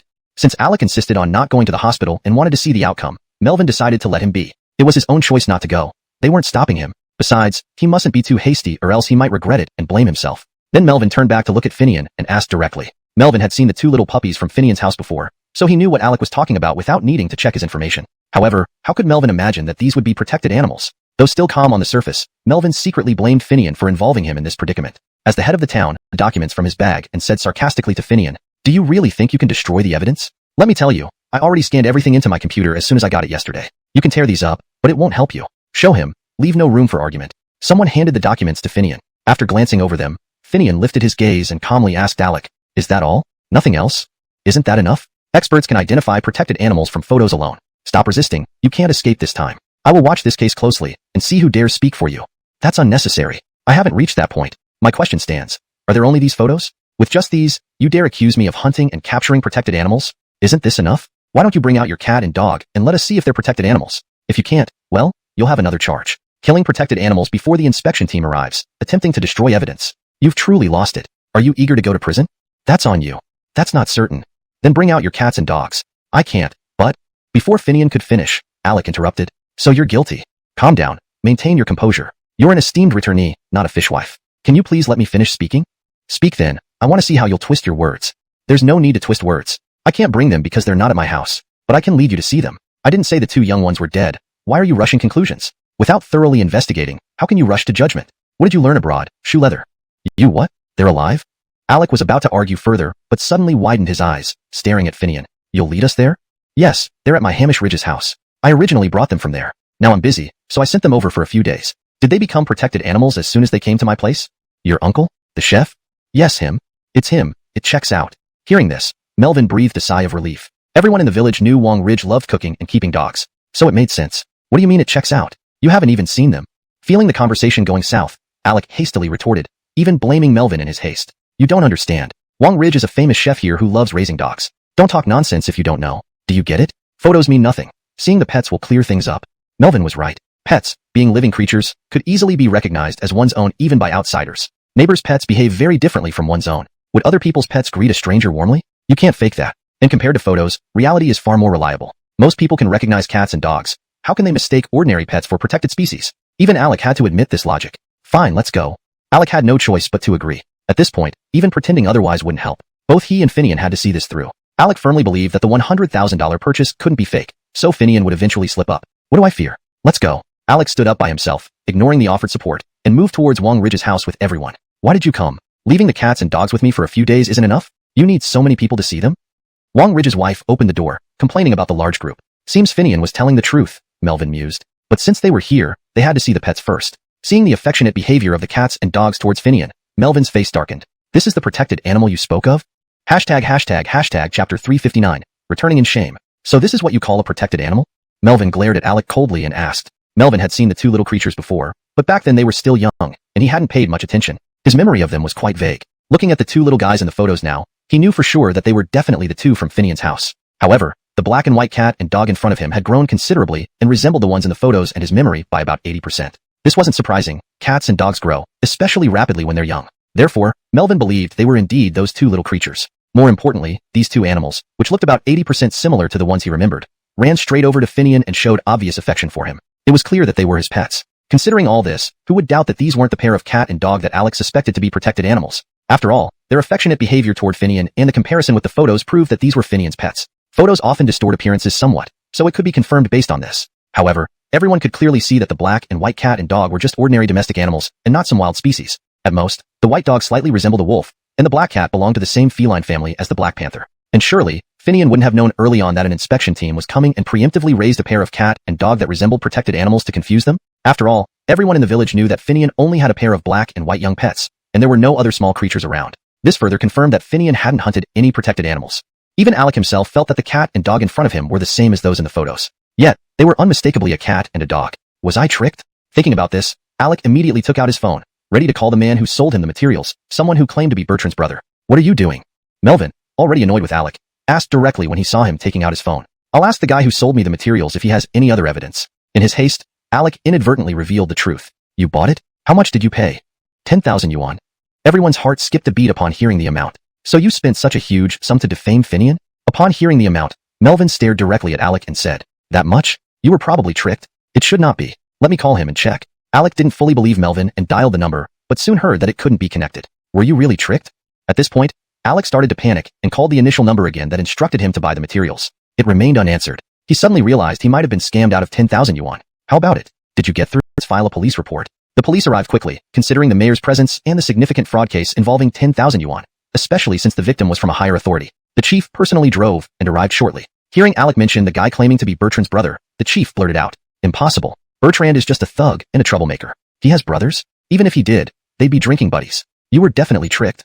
The chief was a seasoned cop, very familiar with guys like Bertrand, who visited the station frequently. It was evident that the guy was a scammer who impersonated Bertrand's brother to gain Alec's trust and got the 10,000 yuan. After Alec finished explaining, the police didn't need to visit the scene. They made a call to the karaoke bar manager and learned that the guy was a stranger, clearly not local by his accent. As for singing in the karaoke bar, it's a business open to all customers. They couldn't turn away guests. The police understood immediately that the guy specifically targeted Alec. Being sent from the department, Alec was used to Mandarin. If it were a local, the accent alone would reveal it wasn't Bertrand's brother. Could any local thugs speak such fluent Mandarin? Unbelievable.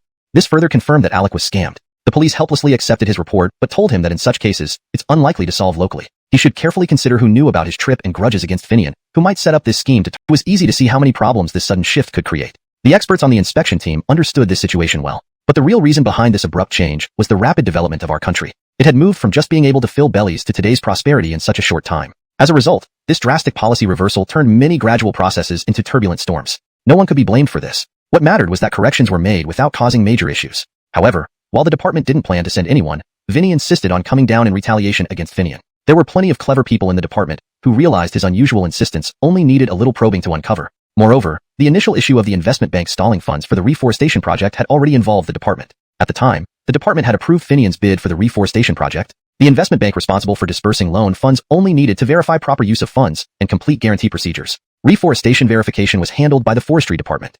Finian's guarantors included the deputy mayor of the town and the village chief, both capable and reliable figures. Megan, the beauty, was a civil servant and couldn't be problematic. Not only that, Finian himself possessed significant assets far exceeding the subsidies, and as a top graduate from the agricultural university, he was professionally suited. For the bank to object and cut off funding clearly pointed to external interference. The department was very displeased. Vinny's actions undermined their authority and disrespected them publicly. Did he really think the forestry department wouldn't find out the specifics? A simple inquiry revealed everything. In fact, once certain matters reached a certain level, they became public secrets. So, the department quickly uncovered the reason.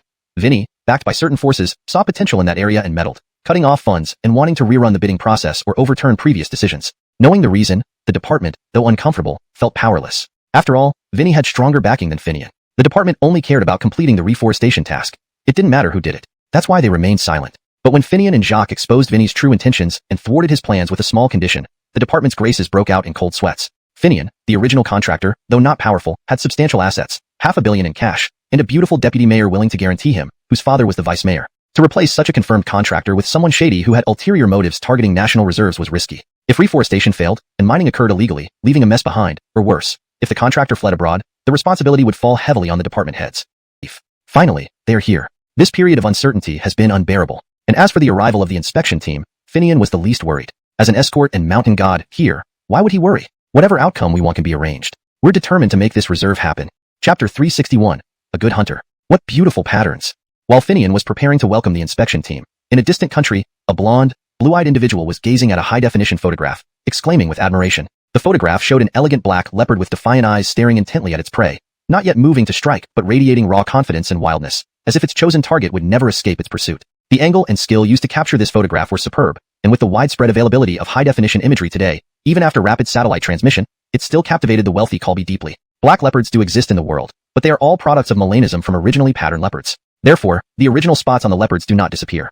They remain faintly visible under the seemingly glossy black fur, giving these creatures a unique blend of elegance and wildness unmatched by other black leopards. This is a supposedly extinct species from that mysterious nation. How wonderful it would be to have such an elegant and wild black leopard as one of my pets. Initially, Colby hadn't taken seriously the words of Ned's attempt to ingratiate himself. However, driven by caution and a fleeting impulse, he agreed to Ned's request for refuge, but stipulated that his status would only be granted after securing the legendary creature. To distance himself from this operation, Colby, following his usual practice, planted spies among Ned's men to monitor his every move and ensure he wasn't being deceived. Despite the failure of the Eastern youth who lost his life in the mysterious nation, Colby's spies managed to send back some images and photographs during their frantic escape. Among them, the image of the black leopard Grace was the most captivating. Although the white wolf was also exceptionally robust and unusual compared to other wild wolves, it didn't stand out much in the vast North American wolf population. Its white fur did pique Colby's interest somewhat, but it couldn't compare to the allure of the black leopard Grace. North America had its own jaguars, including melanistic variants, but Colby, living in North America, didn't find them particularly appealing. Jaguars were not rare on the expansive North American continent. It was the supposedly extinct North China leopard, especially in its elegant black form, that Colby instantly fell in love with. I must get one, even if it's just a specimen. With unwavering determination, Colby dialed a number on his phone to contact someone. As a top-tier billionaire, Colby had many diverse subordinates. I need an exceptional hunter for this mission. Getting a black leopard cub would be best, but even a fine specimen would significantly boost my reputation. Meanwhile, far away on the African savanna, Greg was near his tribe, confronting a lone male lion barehanded. Though isolated, this lion showed a hint of fear toward Greg. Normally, lions wouldn't fear humans, especially one like Greg, who was not tall and only held a rough, primitive spear. This lion was hungry, having failed in its challenge for dominance within its pride. Under different circumstances, it would consider this human prey. However, Greg's tribe was nearby, and the lion had an ingrained fear of the slender biped before it. Greg's tribe had an unusual tradition. Boys coming of age must hunt a powerful beast alone as their rite of passage. His tribe was one of the few on the lush savanna still preserving ancient traditions. Most tribes on the modern African savanna had begun using modern weapons, influenced by outside forces. Only a few remote or isolated tribes continued to rely on primitive methods for hunting and survival. This kept their traditional ways intact, making every adult male in the tribe an excellent hunter. Using primitive weapons to face fierce beasts made them fearless against the savanna's dominant predator, the male lion. Instead, the lions instinctively feared them. Despite Greg holding only a crude spear he fashioned himself, This primitive weapon allowed him to easily kill a lion, turning it into food for his table. With enough confidence and intelligence, humans usually prevail against wild beasts, who can't match human wisdom or tool use. Thus, the lion now feared Greg. "That's you. Don't run. You will soon be my meal." As Greg muttered to himself, preparing to act, the lion sought an opportunity to flee. But then, a satellite phone in the animal hide pouch at Greg's waist rang. Recognizing his boss's call, Greg slightly relaxed his stance, and the lion bolted. "Pity." Muttering, Greg picked up the phone. "Boss." Upon hearing Greg's voice, Colby immediately said, "Greg, come back quickly. We have work to do." "What work? I just returned, didn't I?" "I know, but this task can only be done by you. Don't you want to see the East? Let me tell you, I just got a photograph and some footage of a black leopard native to the East. Wouldn't you want to check it out?" "Not really, I just want to earn money." Hashtag chapter 362. Hunter Aurelio. Is making money difficult? If you can bring me a Black Panther cub, I'll give you 100,000 US dollars. What do you think? Even if there's no cub, if you bring me a Black Panther specimen, I'll still pay you 50,000 US dollars. How about it? I'll leave right away. Upon hearing that he could earn such a substantial sum of money, Aurelio didn't hesitate and immediately agreed to Lamar's request. In truth, Aurelio wasn't concerned about Black Panthers or where they lived. All he knew was that this task could bring him US dollars, and with enough money, he could emigrate with his family to that nation full of freedom and democracy for a better life. As for whether that place truly offered freedom and democracy, Aurelio honestly had no idea. In the vast African continent, though many countries existed, Aurelio, who was born and raised in a local tribe, did not even know which country he belonged to. For him, the tribe was home, and the nomadic nature of these tribes made it unclear which nation's citizens they were. Living by following water and prey, the tribe would move from one country to another when the game became scarce. Cross-border hunting was commonplace among many tribes. The hunters like Aurelio, raised in the tribes, possessed exceptional hunting skills, essential for their survival. They never needed formal training. However, after modern civilization spread across this land, the tribe's living conditions worsened rather than improved. Overhunting and relentless poaching depleted the animals they relied on for survival. Consequently, some chose to join outsiders for work. But what could a hunter do? Mercenary felt dizzy from the overwhelming happiness. He humbly bowed before his long-term employer, responding, "Of course, I'm very happy, but I don't know much about this type of panther." "Haha, don't worry. Though these Black Panthers are rare, they won't be tougher than the beasts you've captured before. They were thought extinct but have been rediscovered in significant numbers, surprisingly living in groups. This has piqued the interest of many wildlife researchers, thus commanding such high prices for this hunt. I'll provide more details shortly." Lamar paused deliberately, continuing, "But remember, these panthers haven't been seen for years. Little is known about their habits or ferocity. Recently, a group of armed people failed against them, leaving no survivors." "Armed?" Aurelio raised an eyebrow, mocking slightly. Lamar understood Aurelio's disdain. Aurelio, reputedly the best hunter in his tribe, typically hunted unarmed or used self-made weapons. His tribe valued courage over weaponry, requiring young men to kill a beast solo as part of their coming-of-age ritual to become recognized as men eligible for marriage. These brave warriors feared no wild beast, even facing lions directly. Conversely, lions sometimes seem to fear encounters with them. Don't underestimate them. These rare panthers inhabit a mysterious land. Protecting the reserve. After all, there are many methods of mining. It's not like those who illegally mine only care about getting rich and ignore the environment. "That makes more sense," said Jacques, reassured by Finian's words. Then he continued, "You know the most and are most familiar with the mountain. Therefore, who else can guide them through it better than you? Anyone else wouldn't be as familiar with the mountain, and they certainly wouldn't be able to handle situations like you can when encountering trouble." Though Jacques hadn't asked Finian about the two small animals at his home, he wasn't blind to certain facts. The villagers firmly believed in Finian's identity as the mountain god prince. So when asked for a guide, Jacques didn't hesitate to name Finian. But Finian didn't want to go, which led him to try and find someone else from the village to replace him. Hearing this, he understood immediately. "It seems I can't avoid this guiding trip." If that was the case, he would go. Preparations were completed early, and they set off at dawn. The experts on the inspection team were top tier in their respective fields, but since this was the first exploration into the mountain, even though they were selected for their expertise, they also needed to be physically fit and experienced in fieldwork. Despite this, safety concerns still loomed large, so the team included two highly skilled bodyguards. Their appearance exuded toughness, and Finian instantly recognized that these were military-grade experts. These are top-notch military men. Reflecting on it, he realized it made sense. After all, the subjects of this expedition were fierce beasts capable of consuming humans. Recently, those black leopards and wolf packs, controlled by Finian, the mountain god, had tasted human flesh, albeit from criminals. But wild beasts are unpredictable. Once tasting human flesh, the allure might be hard to resist. According to legends, once a beast tastes human flesh, it's as if it has broken its vegetarian habits and will never forget it. Although Finian ensured the beasts under his control wouldn't attack, who could guarantee they wouldn't target outsiders? Experts were valuable assets, and no one would risk sending them unprotected. Besides, the recent raiders had firearms. Sometimes, humans are more dangerous than beasts. Perhaps noticing Finian's puzzled expression turned to acceptance. One of the two men smiled and extended his hand. "Let's get acquainted. I'm Elliot." Finian naturally extended his hand in return, aware that they'd be relying on each other in the coming days. However, as their hands met, he felt something unusual. Elliot didn't release his grip after the initial handshake. Instead, he took advantage of the moment to step closer, feigning familiarity by placing his other hand on Finian's shoulder, preventing him from moving away, before gradually increasing pressure on his hand. "Is he testing me?" Finian was taken aback. He was merely supposed to be a guide, not engaged in protective duties like Elliot. Was it necessary to give him such a challenge right from the start? Feeling disrespected, Finian naturally retaliated. If it were anyone else, they would have lost the initiative during that initial hesitation, making a reversal in such physical combat nearly impossible, unless there was an overwhelming strength difference. Elliot had thought similarly. He had heard that Finian had defeated several South Asian martial artists single-handedly, leaving some with broken limbs. Thus, Elliot wanted to test him. Moreover, the person who passed on this information had ulterior motives, portraying Finian as a bully using his power and local connections to force a wealthy South Asian investor to abandon projects and flee without reporting the matter to the police. This thug deserves a harsh lesson. Intent on teaching Finian a lesson, Elliot didn't hold back, planning to let him suffer before releasing him. Heh, maybe there won't be any real injuries, but the pain will be unforgettable. However, what Elliot didn't expect was that despite losing the initiative, Finian responded with a full smile. His hand, held tightly, seemed boneless, malleable, unaffected by the increasing pressure. No signs of pain showed on his face. What's happening? Just as Elliot was bewildered, the pliability turned into an iron grip that squeezed back tightly. With just a slight increase in force, he tasted excruciating pain. Let go. It hurts. Chapter 364.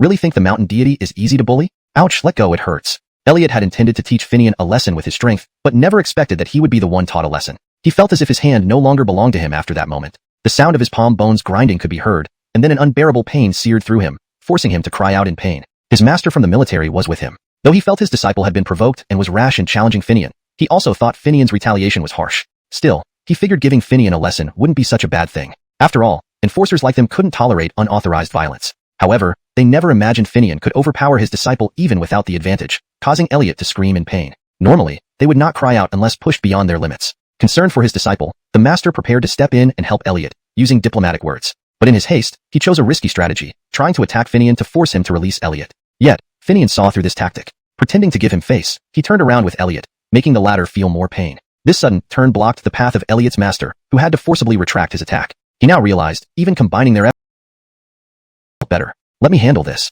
Elliot's master, however, was perceptive enough to know that his student was no match for Finian, so he immediately stopped Elliot and stepped forward himself. Alric, please guide me, Finian said with a smile, mirroring seriousness. All right, Alric replied, standing there calmly, waiting for Finian to make the first move. Finian's relaxed stance sent a jolt through Alric. Nevertheless, he remained composed and took a step forward, making the first move. Alric knew Finian was strong but couldn't gauge his full capabilities, so he didn't dare underestimate him. Facing a powerful opponent, Alric understood it wasn't the time to be arrogant. Instead, he needed to salvage his and his students' pride. Moreover, he still doubted Finian could be a true folk martial artist. What Alric didn't know was that Finian was not only a skilled fighter, but also one with extensive experience. This experience, however, came not from personal encounters, but from the mountain god's legacy.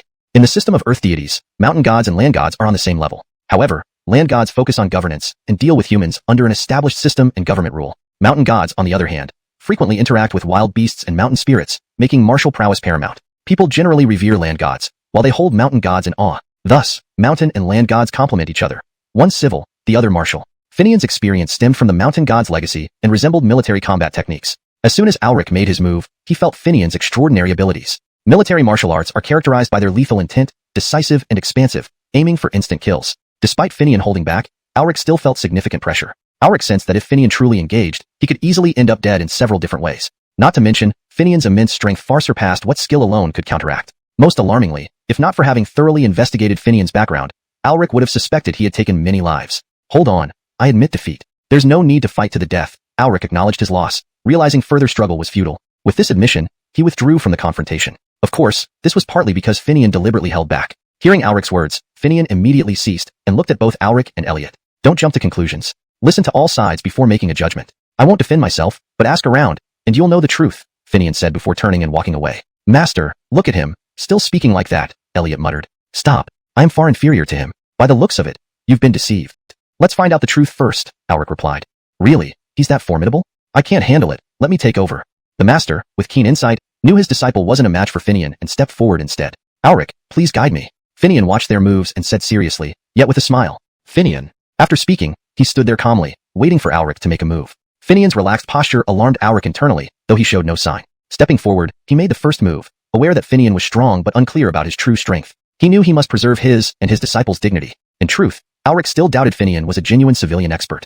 However, what he didn't know was that Finian was not only an expert, but also an experienced one. His experience came not from personal experience, but from the lineage of being a mountain deity. In the hierarchy of earth spirits, mountain deities and land spirits held equal rank. Land spirits dealt with the civilized world governed by authorities, whereas mountain deities faced wild beasts and mountain sprites, placing martial prowess above all. While people revered land spirits, they feared mountain deities. Hence, mountain and land deities balanced each other.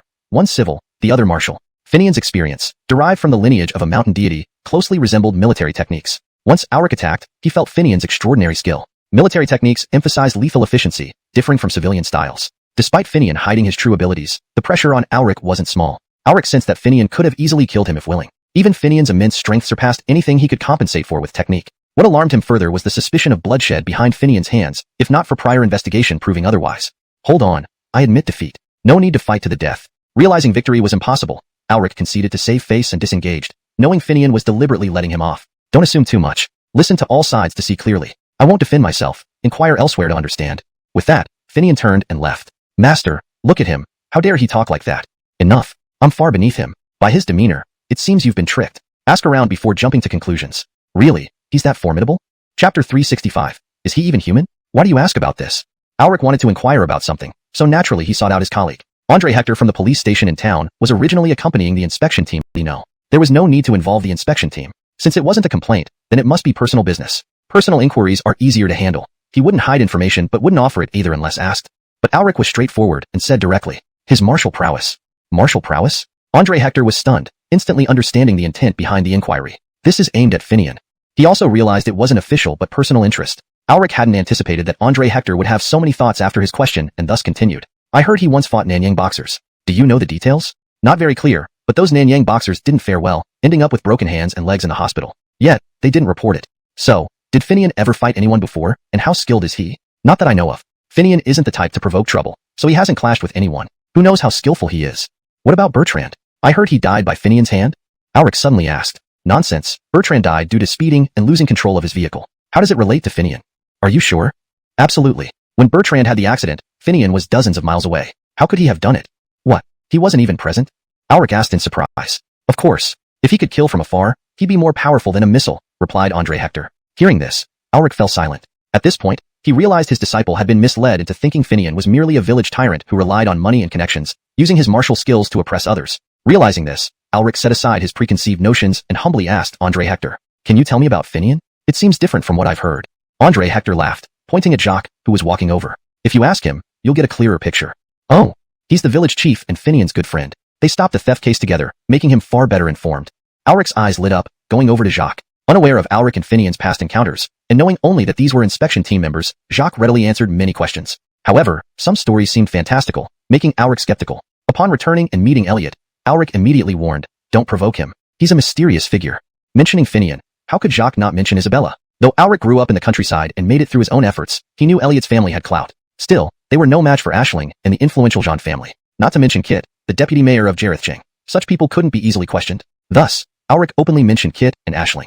However, Elliot's skepticism deepened after learning of Finian's background, believing this explained Finian's brazen behavior without consequences. Yet, he knew even Auric couldn't defeat Finian, let alone himself. With no evidence against Finian, he decided to discreetly investigate further to find any illegal activities before taking action. A criminal couldn't be allowed to escape justice. Elliot maintained his composure, convincing Auric that he took the warning seriously. Satisfied, Auric joined the experts in preparing for the expedition. Finian, having packed a sizable backpack, was ready. Those familiar with outdoor survival were curious and inquired, to which Finian smiled and explained, this is enough. Being familiar with the mountain, I can find supplies locally. Extra luggage would be a burden. Many, especially Elliot, doubted him and muttered under his breath, so arrogant? Let's see what happens in the mountains. Preparations complete, Melvin held a farewell banquet for everyone. The inspection team would enter the mountains early next morning. Meanwhile, Greg arrived on the other side of the mountain and entered the night. Hashtag chapter 366, tempted by profit. Anything can be done as long as there's money. To smuggle rare animals out of a country involves considerable effort. Except for countries where border guards are merely figurative, no operation like this can succeed without insiders' help in virtually every nation. Although Trace enlisted Greg for this job, it was also dependent on some corrupt elements. Trace hadn't carried out such operations in this mysterious oriental country before, but within his circles, all sorts of people were present. As long as there was money, everything could be negotiated. The man named Hartley, upon seeing Greg, exhibited disdain in his eyes but still repeated his motto. Anything can be negotiated with enough money. These are $2,000. Lead me into the mountains and help me find my target. Regardless of whether I capture it or not, you'll receive even more money. Greg spoke these words in English, translated via his phone, showing them to Hartley while waving a stack of green banknotes in front of him. This currency has somewhat devalued lately. However, for an old customer, I'll guide you once. But you should tell me what you're looking for, so I can lead accordingly, Hartley said fluently in English, much to Greg's surprise. You speak English? How fresh. Can one become a seasoned hunter in that circle without knowing English? Seeing Greg's shock, Hartley grinned, revealing yellow teeth stained by cigarettes. That's good then. What I need is this. Ignoring Hartley's smugness, Greg showed him the photos of the black leopard and white wolf given by Trace. To catch these? And alive? Yes, if that's not possible, dead specimens will do as long as they're suitable for taxidermy. Then capture the young ones and bring them back. Well, if that's the case, your payment isn't enough. Not enough? $2,000 is small change? That's just a down payment. There will be more after success. That won't work. Who can predict what happens in the mountains? I thought it was something ordinary. If it's really these animals, we must increase the payment. If I die in the mountains, at least my family will have this money. Hartley shook his head resolutely. Fine, add 3,000 more. All in US dollars. Seeing the situation, Greg raised the stakes. Now that's more reasonable. With $5,000 on offer, even though the US dollar had devalued, it still amounted to a decent sum. Hartley nodded in agreement. Seeing him agree, Greg smiled. Trace had suggested starting with $10,000 and withholding further payments until the targets were found. Since only $5,000 had been used to seal the deal, Greg could pocket the remaining $5,000. However, Greg didn't notice that when he produced the dollars, Hartley glimpsed more cash inside his bag, sparking a glint of greed and ruthlessness in his eyes which he quickly hid. Previously, Hartley only relayed requests and never sent intermediaries. Once he secured the prey, he would send photos to verify, then receive full payment. Transportation was handled separately, requiring no involvement from him. This relay method ensured that exposure in any segment wouldn't affect others. But now, having sent someone over, Hartley guessed this client wasn't an expert and thus planned to maximize his own benefit. Seeing the situation unfold, he conceived a darker plan. After all, poaching in the mountains, though he was skilled and cautious enough to avoid legal trouble, hunting was inherently dangerous. Unpredictable events might occur, right?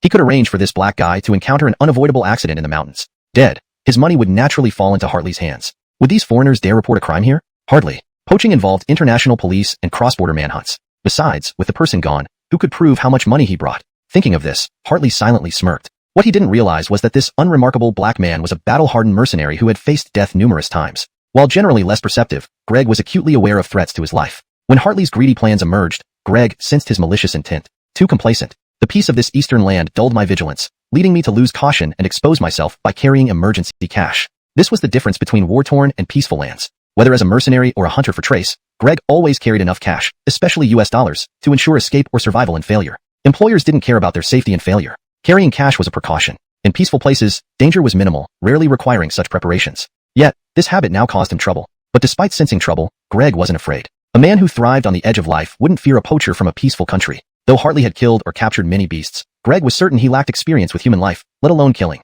Greg himself couldn't count the number of lives on his hands. Why be afraid? To minimize issues, Greg proposed setting out as soon as possible due to his conspicuous appearance and identity. So, let's depart tonight.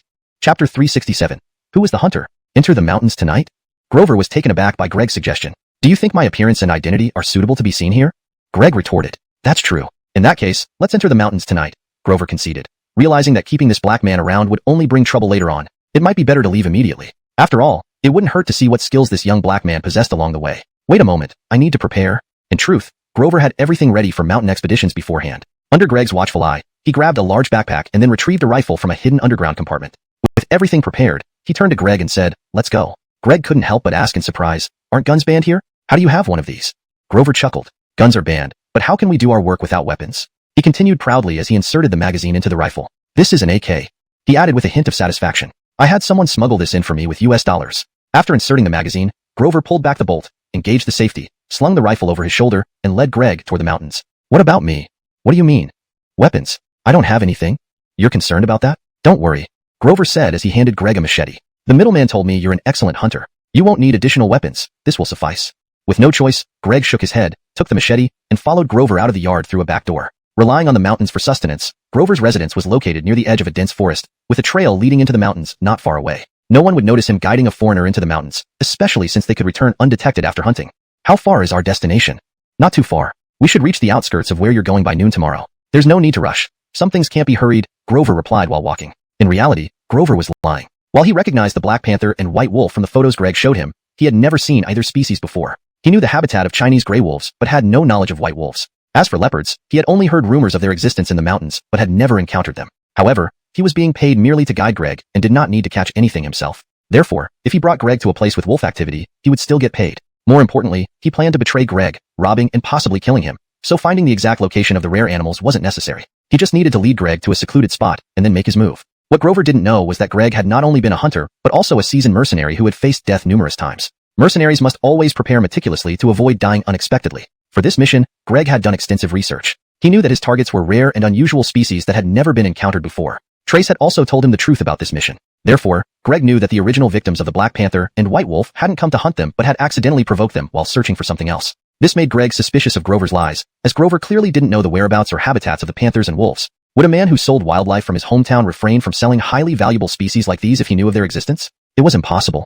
Although Greg was in the same business as Grover, dealing with the illegal wildlife trade, he wasn't disrespectful toward him. However, sensing impending danger and hearing the lies, Greg realized that Grover likely saw him as a means to profit. Growing up in a poor tribe, Greg knew all too well how greed could change a person when wealth came into view. In his poverty-stricken community, even children had the courage to kill for survival. Could Grover from a peaceful country ever understand the mindset of a mercenary who had witnessed countless tragedies? Who knows who the hunter will be in the end? As they walked, this thought lingered in Greg's mind. Meanwhile, Grover eyed Greg's money, while Greg took note of Grover's weapon and tools. For now, both men stayed silent, traveling harmoniously through the darkened mountains. When they reached a sparse area of the forest, Grover stopped and said, "We can't go further. Ahead lies the primeval forest. Let's rest at this old temple until dawn before proceeding."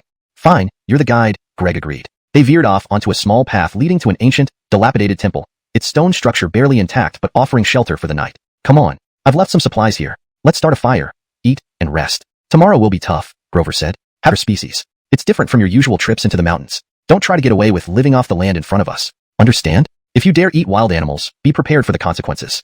Finian responded with a smile, looking at the elderly expert who was warning him. "I understand that perfectly. Since it's about protecting animals, I won't harm them. If I must eat something, I'll choose creatures not on the protected list. Besides, the mountains are full of edible plants that can provide sustenance and are quite nutritious. And with me leading, you'll experience a relaxed and refreshing trip." "Really? You're that confident?"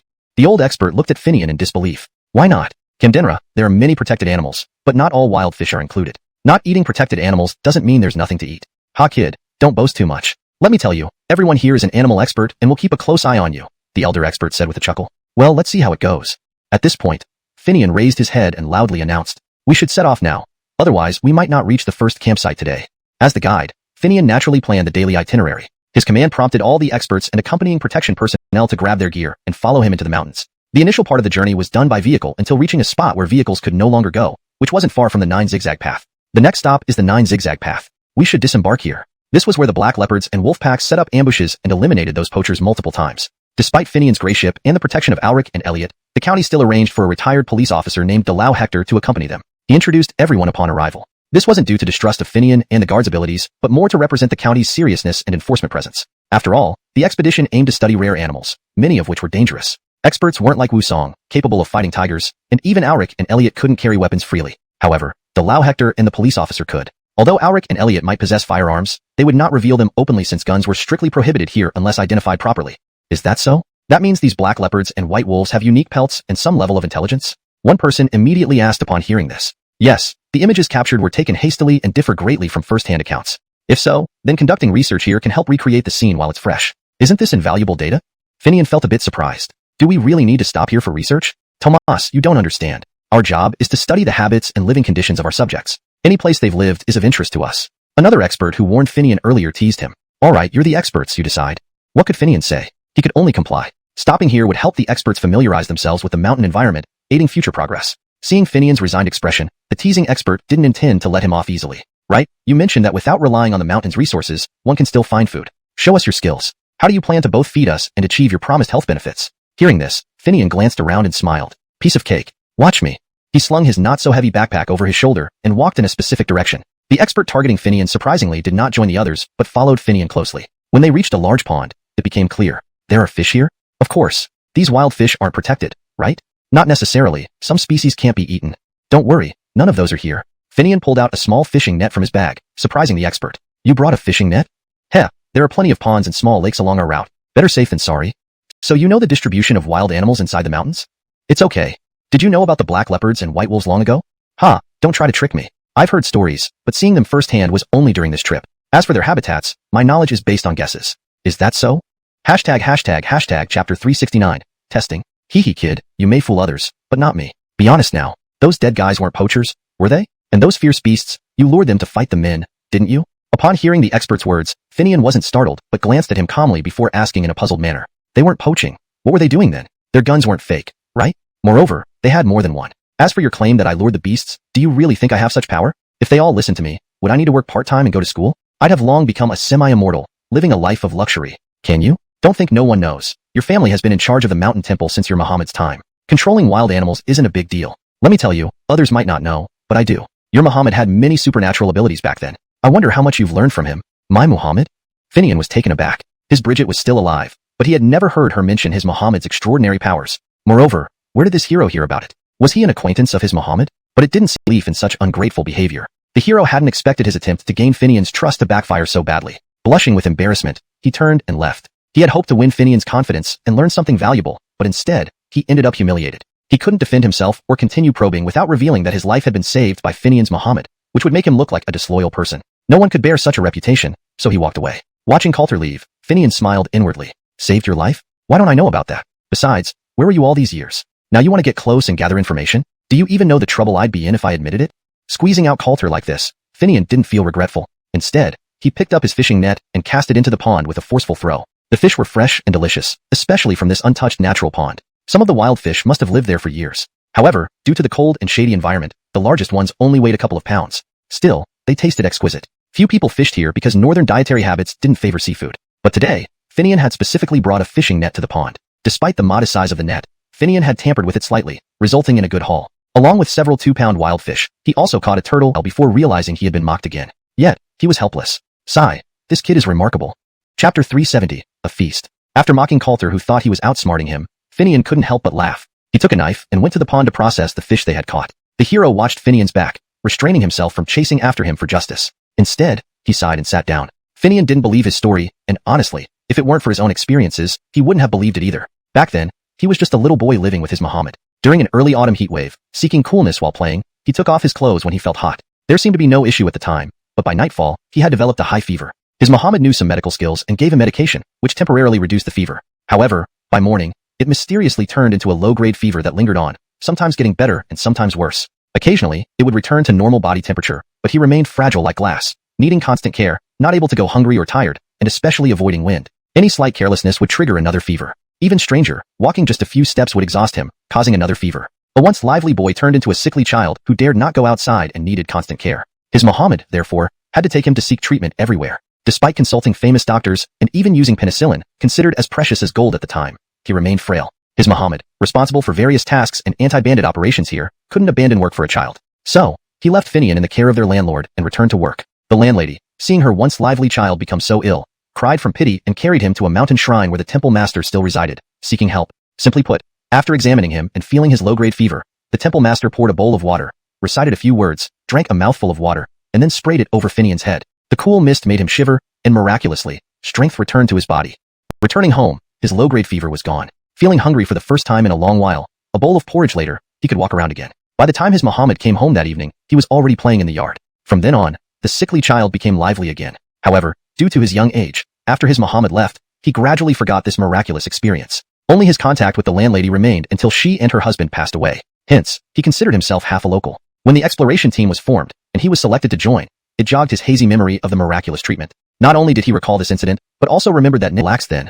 Don't you handle everything? Is Mountain Prince just a name? Besides, before 9 bins, it's not truly the mountain. Legends say mountain deity forbids beasts from leaving 9 bins, otherwise, they'd be killed. Have you ever seen beasts harass the village beyond 9 bins? Just then, Coulter, previously mocked by Finian, approached upon hearing this and asked, there's such a legend?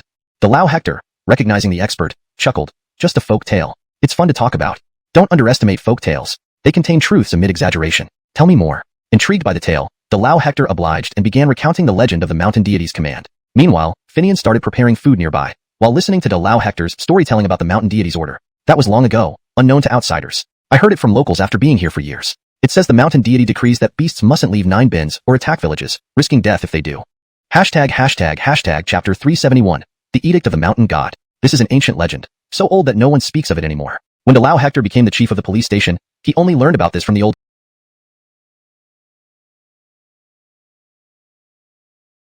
cook at the station because he was worried that wild animals might come out of the mountains and harm the villagers. At that time, the Lao Hector had just taken up his post in town, and there were reports of mountain beasts causing trouble in nearby areas. Villagers who dared to stop them had gotten injured, though not fatally. Thus, the Public Security Department issued a notice, urging vigilance in all areas bordering the mountains to prevent attacks by wild animals. Here, several villages close to the mountains had heard of wild boars and wolf packs. So, the Lao Hector took extra precautions and visited each village over several days to ensure they were aware. He wanted the villagers to be safe from wild animals, but also emphasized not harming protected wildlife. However, as he toured many villages, he found that those near the mountains didn't seem concerned, nor had they experienced any incidents of wild animals attacking or injuring people. Finding this odd, Dalao Hector asked for reasons and got the following answer. Other places don't have a mountain god temple. Here, we are protected by the mountain god, so there's no need to worry. Back at the station, Dalao Hector couldn't believe such a thing still existed. When he mentioned this in the cafeteria, the old cook chuckled and told him, "Don't doubt it, it's true." "How can that be?"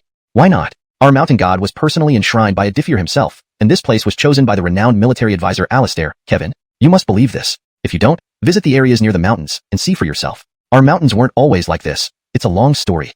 Since there was nothing else to do at the time, Dalao Hector asked the old cook to elaborate on the legend. The cook, knowledgeable due to his background, recounted the story he had heard from his master. During the late Yuan dynasty, the country was in turmoil with numerous warlords vying for power. Amidst the chaos, even the earth dragons, restless under the ground, sought to rise and ascend to dragons during the upheaval. During prosperous dynasties, these earth dragons remained suppressed, but in the waning years, the dynasty's luck was almost depleted, leaving room for the earth dragons to stir. It's said that during the late Yuan dynasty, there was an earth dragon uprising here, known today as an earthquake. After the quake, the mountains once part of the Yelling range became separated, forming the Funyo Mountains independently. The landscape drastically changed, and paths into the mountains diminished significantly. On the northern side, while gentle slopes still remained, the accessible paths reduced to only a few. Even the land ridge near Blaine emerged from underground then, covered with unique red clay and white material resembling brain tissue, believed to be the blood and bones of the earth dragon. On the southern side, the formerly gradual slopes transformed into sheer cliffs, with only narrow trails leading into the mountains. Feng Shui masters predicted that if the emerging earth dragon wasn't restrained by powerful deities, its ascension would bring destruction to all living beings nearby.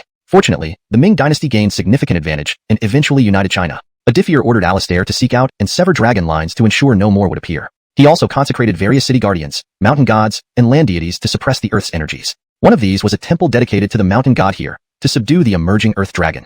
"You won't believe it," continued the cook. "It's said that after Alistair severed the dragon line and established the mountain god temple, another earth dragon uprising occurred that night. It was deafening, yet no harm befell the villagers. By morning, a winding path called 9 Turns appeared near the main road into the mountains. The newly consecrated mountain god decreed that 9 turns mark the boundary between inside and outside the mountains. Wild animals mustn't cross it, or they would be eliminated. However, villagers could enter the mountains to gather herbs, chop wood, and hunt, provided they did not exhaust resources or quarry stones, or great misfortune would follow. At this point, the cook looked at the incredulous Dalao Hector and added, "You don't believe it? Look at what happened when they illegally mined in Blaine. Lives were lost, many were imprisoned, and even the rivers ran dry. Isn't this punishment? In the past, farming could be sustained despite water scarcity. Now, planting seeds barely yields anything. Can you say it's not effective? Some things mustn't be fully believed, but also can't be dismissed outright. Just like the mountain god's dream decree about 9 turns. If you don't believe it, note that no wild animal has ventured past it to harm anyone. Yet, the temple is crumbling. It's complicated." Dalao Hector, mimicking the cook's tone, sighed, "So, really, no wild animals have ever harmed anyone here? None have crossed the 9 turns. They've been provoked this time but still haven't left." Chapter 372, River Freshness Soaked in Big Pancake. Have they never left the 9 bins? The elderly expert seemed somewhat disbelieving, turning to look directly at Dalao Hector. "Of course not. I can't be certain about times before I arrived here, but since I've been here, I have neither seen nor heard of any wild animals leaving the 9 bins. Besides, there's no record of such occurrences. That is quite strange indeed. Could it be that the mountain deity really exists here?" As he spoke, the elderly expert turned to look at Finian, as if seeking confirmation or hoping to discern something from him. "Don't look at me. I rarely go home after starting university. I don't know." "Is that so? Why do I feel like you know more than others?" "That's just what you think." Finian felt this grinning hero was always targeting him, so after directly retorting, he simply ignored him. It was time for lunch now. Although everyone had driven here, they had already spent a considerable amount of time here and still needed to examine the tracks left by the wildlife. Thus, everyone was getting hungry. So, the Grace announced a break and said they would continue after eating. This way, everyone understood that they would camp here overnight. They returned to their tents to see how the meal was coming along. The lead expert asked Finian directly, "What are we having for lunch?" "River freshness soaked in big pancake." Finian answered straightforwardly. "River freshness?" Everyone was taken aback upon hearing this. "There's not even a river around here. Where did you get the river freshness from?" Finian chuckled and then pointed towards the distant pond, explaining to the doubters. "Look over there. It's just a pond now, but during heavy rains in the mountains, a seasonal river forms here due to the low-lying area, which eventually becomes a pond. There are always small fish washed down from the mountain streams inside. They have grown up now. What else would they be but river freshness? We've been lucky recently without much rain, so our net caught some. Not many, but enough for a meal of river freshness soaked in pancake." Having said that, Finian lifted the pot lid. Those who were close saw that the pot indeed contained plenty of fish of various sizes simmering in boiling water, emitting a rich aroma. Meanwhile, the large pancakes brought with them were also brought out by Dalao Hector's team. These large pancakes were different from ordinary ones. They were made with unleavened dough, thick and only partially baked until nearly done. These pancakes felt substantial yet overly hard. Almost all moisture was evaporated during baking. Eating them straight from the mouth would definitely be unpleasant. However, they had one significant advantage. They lasted long. Without moisture, they didn't spoil easily and could be stored for up to 10 days without becoming damp, making preservation worry-free. Due to their thickness and heaviness, they were filling. Although raw and thus not delicious, containing only salt and other spices, the mountain people found them easy to prepare. Boiling some water and adding mushrooms and wild vegetables made for a decent broth. Camden merging the hardened pancakes into this broth transformed it into a satisfying dish. Adding some meat made it even better. Today, Finian had caught several wild fish from the pond, cleaned them thoroughly, and started cooking them directly in the water, seasoning once the fish meat separated from the bones. Then, breaking apart the pancakes and letting them simmer further resulted in an irresistible aroma that could make even a famished person's mouth water. Now, it was time to add the pancakes. Seeing that the broth was ready, Finian immediately began seasoning it while Delau Hector organized everyone, saying, "Get a few people to wash your hands and break the pancakes into the pot. This dish needs your own effort to truly taste right." The experts on the expedition, being experienced travelers, remarked upon hearing this, "Isn't this just like lamb soup with flatbread? You need to do it yourself, right?" "Sort of. Both are rustic meals with minor differences." Someone went to wash their hands and picked up a pre-divided pancake, standing next to the pot and starting to break pieces into it. "Be careful, not too big, not too small. Large pieces won't absorb the broth well, and small pieces will turn mushy. About the size of cherries is best." Finian adjusted the broth's flavor and instructed the beginners. "Don't worry, we'll eat our own creation, so we'll put in effort." One replied. But following Finian's instructions carefully, the task became meticulous. With everyone working together, what would normally take one person a long time was completed quickly. Seeing the helpers eager to continue, Finian intervened. "That's enough. Any more and we won't finish." The helper looked puzzled, seeing the relatively small amount of pancakes compared to the broth. "Is that enough? Won't it be too little? We're a big group with hearty appetites. Judging by your appetite, we broke just enough. Otherwise, it would be plenty." "Really?" The helper glanced at the pot again, still doubtful. "Stop looking. You'll see soon." Finian laughed, covering the pot back up. Waiting less than 5 minutes amid everyone's anticipation and salivating mouths, he finally uncovered the pot, saying, "Take another look. Does it seem too little now?" The helper peeked in, eyes widening in disbelief. "Is this magic?" It grew. Indeed, the originally cherry-sized pancakes, after absorbing the broth, expanded to 3 to 4 times their original size. The uncooked starchy smell transformed into a fragrant blend of wheat and fish broth, making everyone hungrier. "Haha, didn't believe me earlier? Wait and see. River freshness soaked in pancakes is very fragrant." Chapter 373, Creating Wine Out of Thin Air. A hearty river fresh bubble pancake feast left everyone fully satisfied. This outcome took the expedition team by surprise. In previous expeditions, meals outdoors were often rudimentary, with either convenience food or dishes cooked by amateur chefs within the group using whatever ingredients they could find. Although occasionally the taste and nutrition were satisfactory, it was only under perfect conditions and sheer luck. It was rare to have such a complete and delicious meal as today's, with both flavor and nutrients intact. Hee, this time we struck gold. Who would have thought a guide like you has this skill? Our cooking from now on. Officer Adam, who followed Hamish Hector over, approached him quietly. "Chef, what delicious thing are we having tonight?" Finian turned around and answered directly. "Eel slime soup." "That won't do. Give us a hint. What do you want?" "How about grilled fish? There are quite a few large ones in the pond." After thinking for a moment, Finian nodded briskly. "Grilled fish? Camdenra, but you'll have to help me prepare. Same goes for your station chief." "No problem. I'll tell him right away." Watching Adam rush off excitedly, Finian couldn't help but laugh. For a grilled fish meal here, the most challenging part wasn't the cooking or the seasoning, but catching the fish. However, this happened to be mountain god Finian's specialty. Preparing the caught fish, however, posed the real challenge. Given so many people wanting grilled fish, simply cleaning the fish could be overwhelming. But wouldn't it be easier if no one had to clean them? Assigning the labor-intensive tasks to Hamish Hector and his crew, Finian headed straight for the pond with a fishing net after lunch. By the time Adam and Hamish Hector finished washing the dishes and arrived, they were astounded to see that Finian's catch was almost complete. "So fast?" Adam asked in surprise, his eyes wide open at the sight of the large fish. "What's the big deal?" "I have my secrets," Finian replied. "Can you teach me?" "Family secrets. Can't share those," Finian joked. Hamish Hector interjected, tapping Adam on the head. "You wouldn't learn anyway. That's the exclusive skill of Mountain Prince." "Got it. I guess you're right," Adam said. Finian didn't mind their playful banter. He smiled and delegated the minor tasks to them, then strolled leisurely to Nine Turns Bin to check on the expert's work. "Chef, how's dinner going?" Someone spotted Finian and greeted him with a smile. "Grilled fish. Sound good." "Yeah, too bad there's no beer. That would make it perfect." "Beer?" "Yes. Who'd bring beer here?"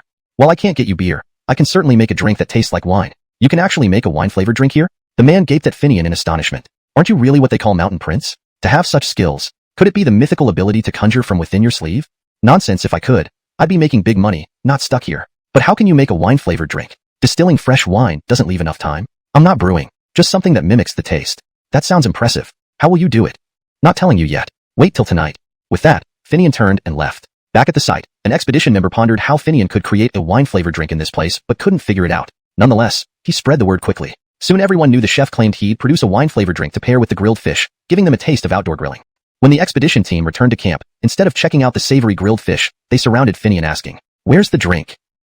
Wouldn't lie to you guys. In front of Finian stood a plastic jug filled not with plain water, but a pale green liquid. "Bring me a teacup." An eager volunteer immediately handed him a bowl, a rather large one. "Will this do?" "Camdenra, drink moderately, though it's tempting." Smiling, Finian poured a bowl and handed it back. The recipient drank eagerly and exclaimed in surprise, "It really tastes like wine." Chapter 374, The Mysterious 9-bin Pass. How did you make this drink? Hearing the voices of those tasting it, everyone was eager to try the alcoholic-flavored beverage that Finian had created in such a short time. However, they all looked towards their Grace who was standing behind them. Seeing the situation, the Grace quickly approached and asked, "Very simple. I just mixed the juices of several plants and diluted them with water. Though it tastes like alcohol, it contains no ethanol and doesn't have the effects of alcohol consumption. It merely tricks the taste buds. Not only is it harmless, but it also has some health benefits." The elderly expert leading the team was named Yates. Although not a botanist by profession, he had extensive experience in field research and understood the mysteries of nature and traditional remedies. Yates nodded after hearing Finian's explanation, then followed up with another question. "Can't this be mass-produced?" "You're right. To achieve the authentic alcoholic flavor, certain ingredients are essential, but they only grow in specific places and are quite rare. Moreover, even under the same conditions, their presence can be random. Sometimes they exist, sometimes they don't. We can't guarantee finding them. Today's success was purely by chance. I happened to find what I needed. Otherwise, I wouldn't have made such a claim." "I see. If it were easy to produce, it would indeed be an excellent natural drink," Yates remarked, then asked Finian for a bowl of the beverage. After drinking it, he savored its flavors and praised it. "Delicious." He then turned to everyone else and said, "We're lucky today to have this great drink and barbecued wild food. Everyone, give it a try." Everyone eagerly gathered around, poured themselves bowls of the beverage, grabbed some roasted fish and started eating. At this moment, Finian walked over to Yates and quietly asked, "Old Mr. Chien, what discoveries did we make today?" Yates didn't hide anything and responded directly. "We've discovered quite a bit. For instance, both the black leopards and white wolves belong to sizable groups, each with graces possessing intelligence far exceeding typical members of their species and having strong control over their groups. Otherwise, during this incident, they wouldn't have performed so exceptionally well, facing fully armed poachers without any casualties. It's truly astonishing." "That's true. We call them the servants of Mountain God here. They deserve that title. How else could they exhibit such high intelligence?" Yates paused, then continued. "But what surprised me more was not that, but the material composing the terrain of the 9-bin pass." "Minerals?" Finian instantly understood, but still asked in surprise. "Yes, minerals. That's the most important discovery from today's expedition." While it was reasonable for Yates to shift the conversation from animals to minerals and declare it as the day's most significant find, Finian felt both expected and unexpected about it. It made sense because this area was designated as a national mineral reserve with abundant bauxite and coal deposits, which remained undeveloped for future needs. This led to illegal mining cases years ago. But the large quantity and quality of these minerals seemed too trivial to be Yates's major discovery. Seeing Finian's puzzled look, Yates smiled slightly and explained, "You know, our research team includes not just zoologists and botanists, but also geologists because this area is a state mineral reserve. Creating a wildlife sanctuary would inevitably impact future mining activities. According to law, once designated as a protected area, no development can occur. So, this survey examines not only the black leopards and white wolves, but also diverse plant communities and mineral resources to ensure balanced decisions. No one expected that before we even entered the mountains, we'd face a challenge. Today's discovery brought considerable confusion." "Challenge? Confusion?" "Yes," replied Yates. "This should be kept confidential, but since you're not an outsider, I'll share. The peculiar materials forming the 9-bin pass appear to be an extremely rare mineral used widely in various fields, though it's scarce and hard to find and mine. Typically, it exists as isolated nodules within special rocks. Based on my knowledge, the rock here likely contains that mineral. Still, further verification and identification are needed." "Is that true?" "Almost certainly." Finian was astonished. As Mountain God, this place was his territory. While he wasn't a mineral specialist, he sensed something inside the rocks of 9-bin pass, just unsure of what it was or its purpose. Based on Yates's words, Finian believed the result was definite. However, Finian couldn't simply affirm Yates's findings, as it would raise questions about the source of his knowledge. Thus, he acted uncertainly, prompting further discussion. Misinterpreting Finian's behavior, Yates assumed he was concerned about the sanctuary plan being jeopardized by the discovery. He comforted him. "Don't worry, the animals' dens are probably not here, so today's discovery won't interfere with establishing the sanctuary." Chapter 375, The Real Inspection Team. As the mountain deity of this area, Finian was naturally more than familiar with the habitats of the black panther and the white wolf. He casually replied after hearing Yates's comforting words, "That's right, it shouldn't have much impact. So there's no need to worry. This inspection trip has a clear purpose, including wildlife protection experts, botanists, and even mineral resource specialists. After all, this is a national mineral reserve zone. So how could we ignore that when setting up an animal protection area?" Yates then outlined the composition of the inspection team. Finian, upon hearing this, agreed wholeheartedly. "I said it, the country would certainly consider this. Only with such a comprehensive and detailed examination can we achieve reliable results. Then you'll also need to contribute your share." Yates continued with a knowing smile, hinting at ulterior motives. "What abilities do I have? All I can do is lead the way and cook meals. As for anything else, even if I wanted to help, I'd have to be capable, wouldn't I?"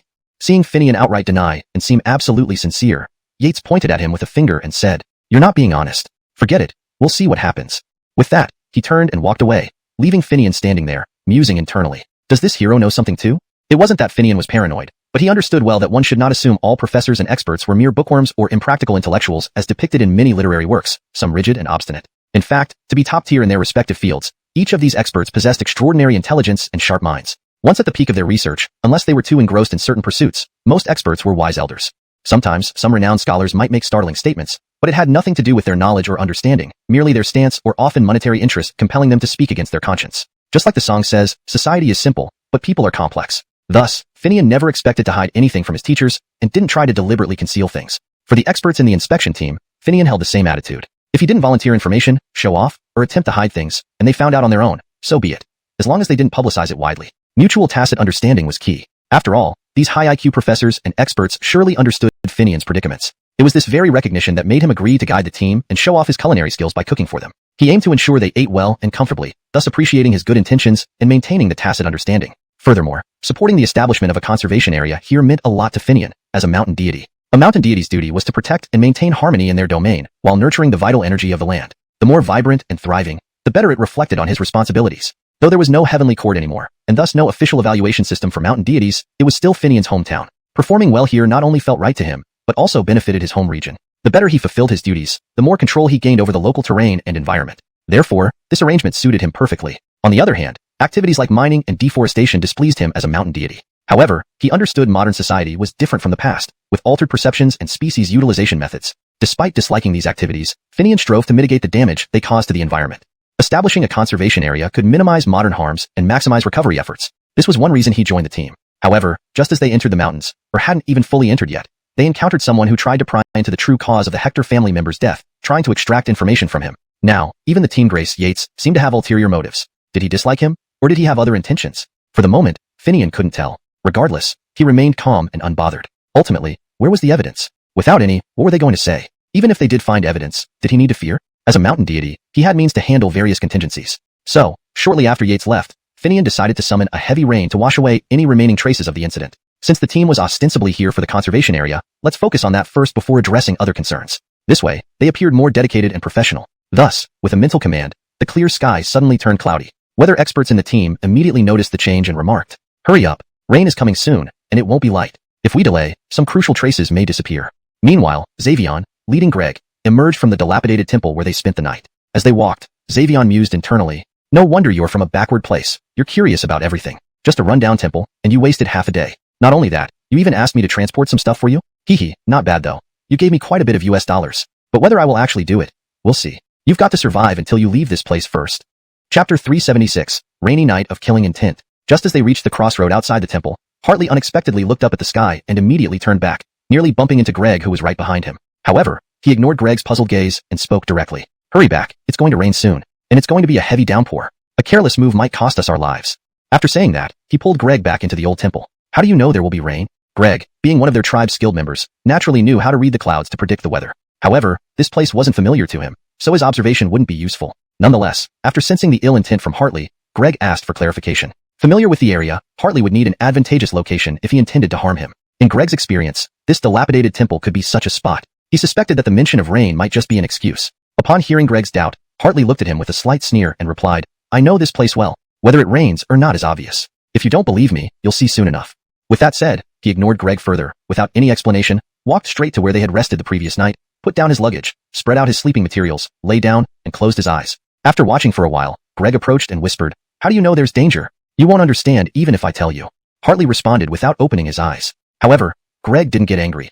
Instead, he smiled sheepishly and replied, "I'm asking precisely because I don't understand. Otherwise, when we go into the mountains, I might drag you down."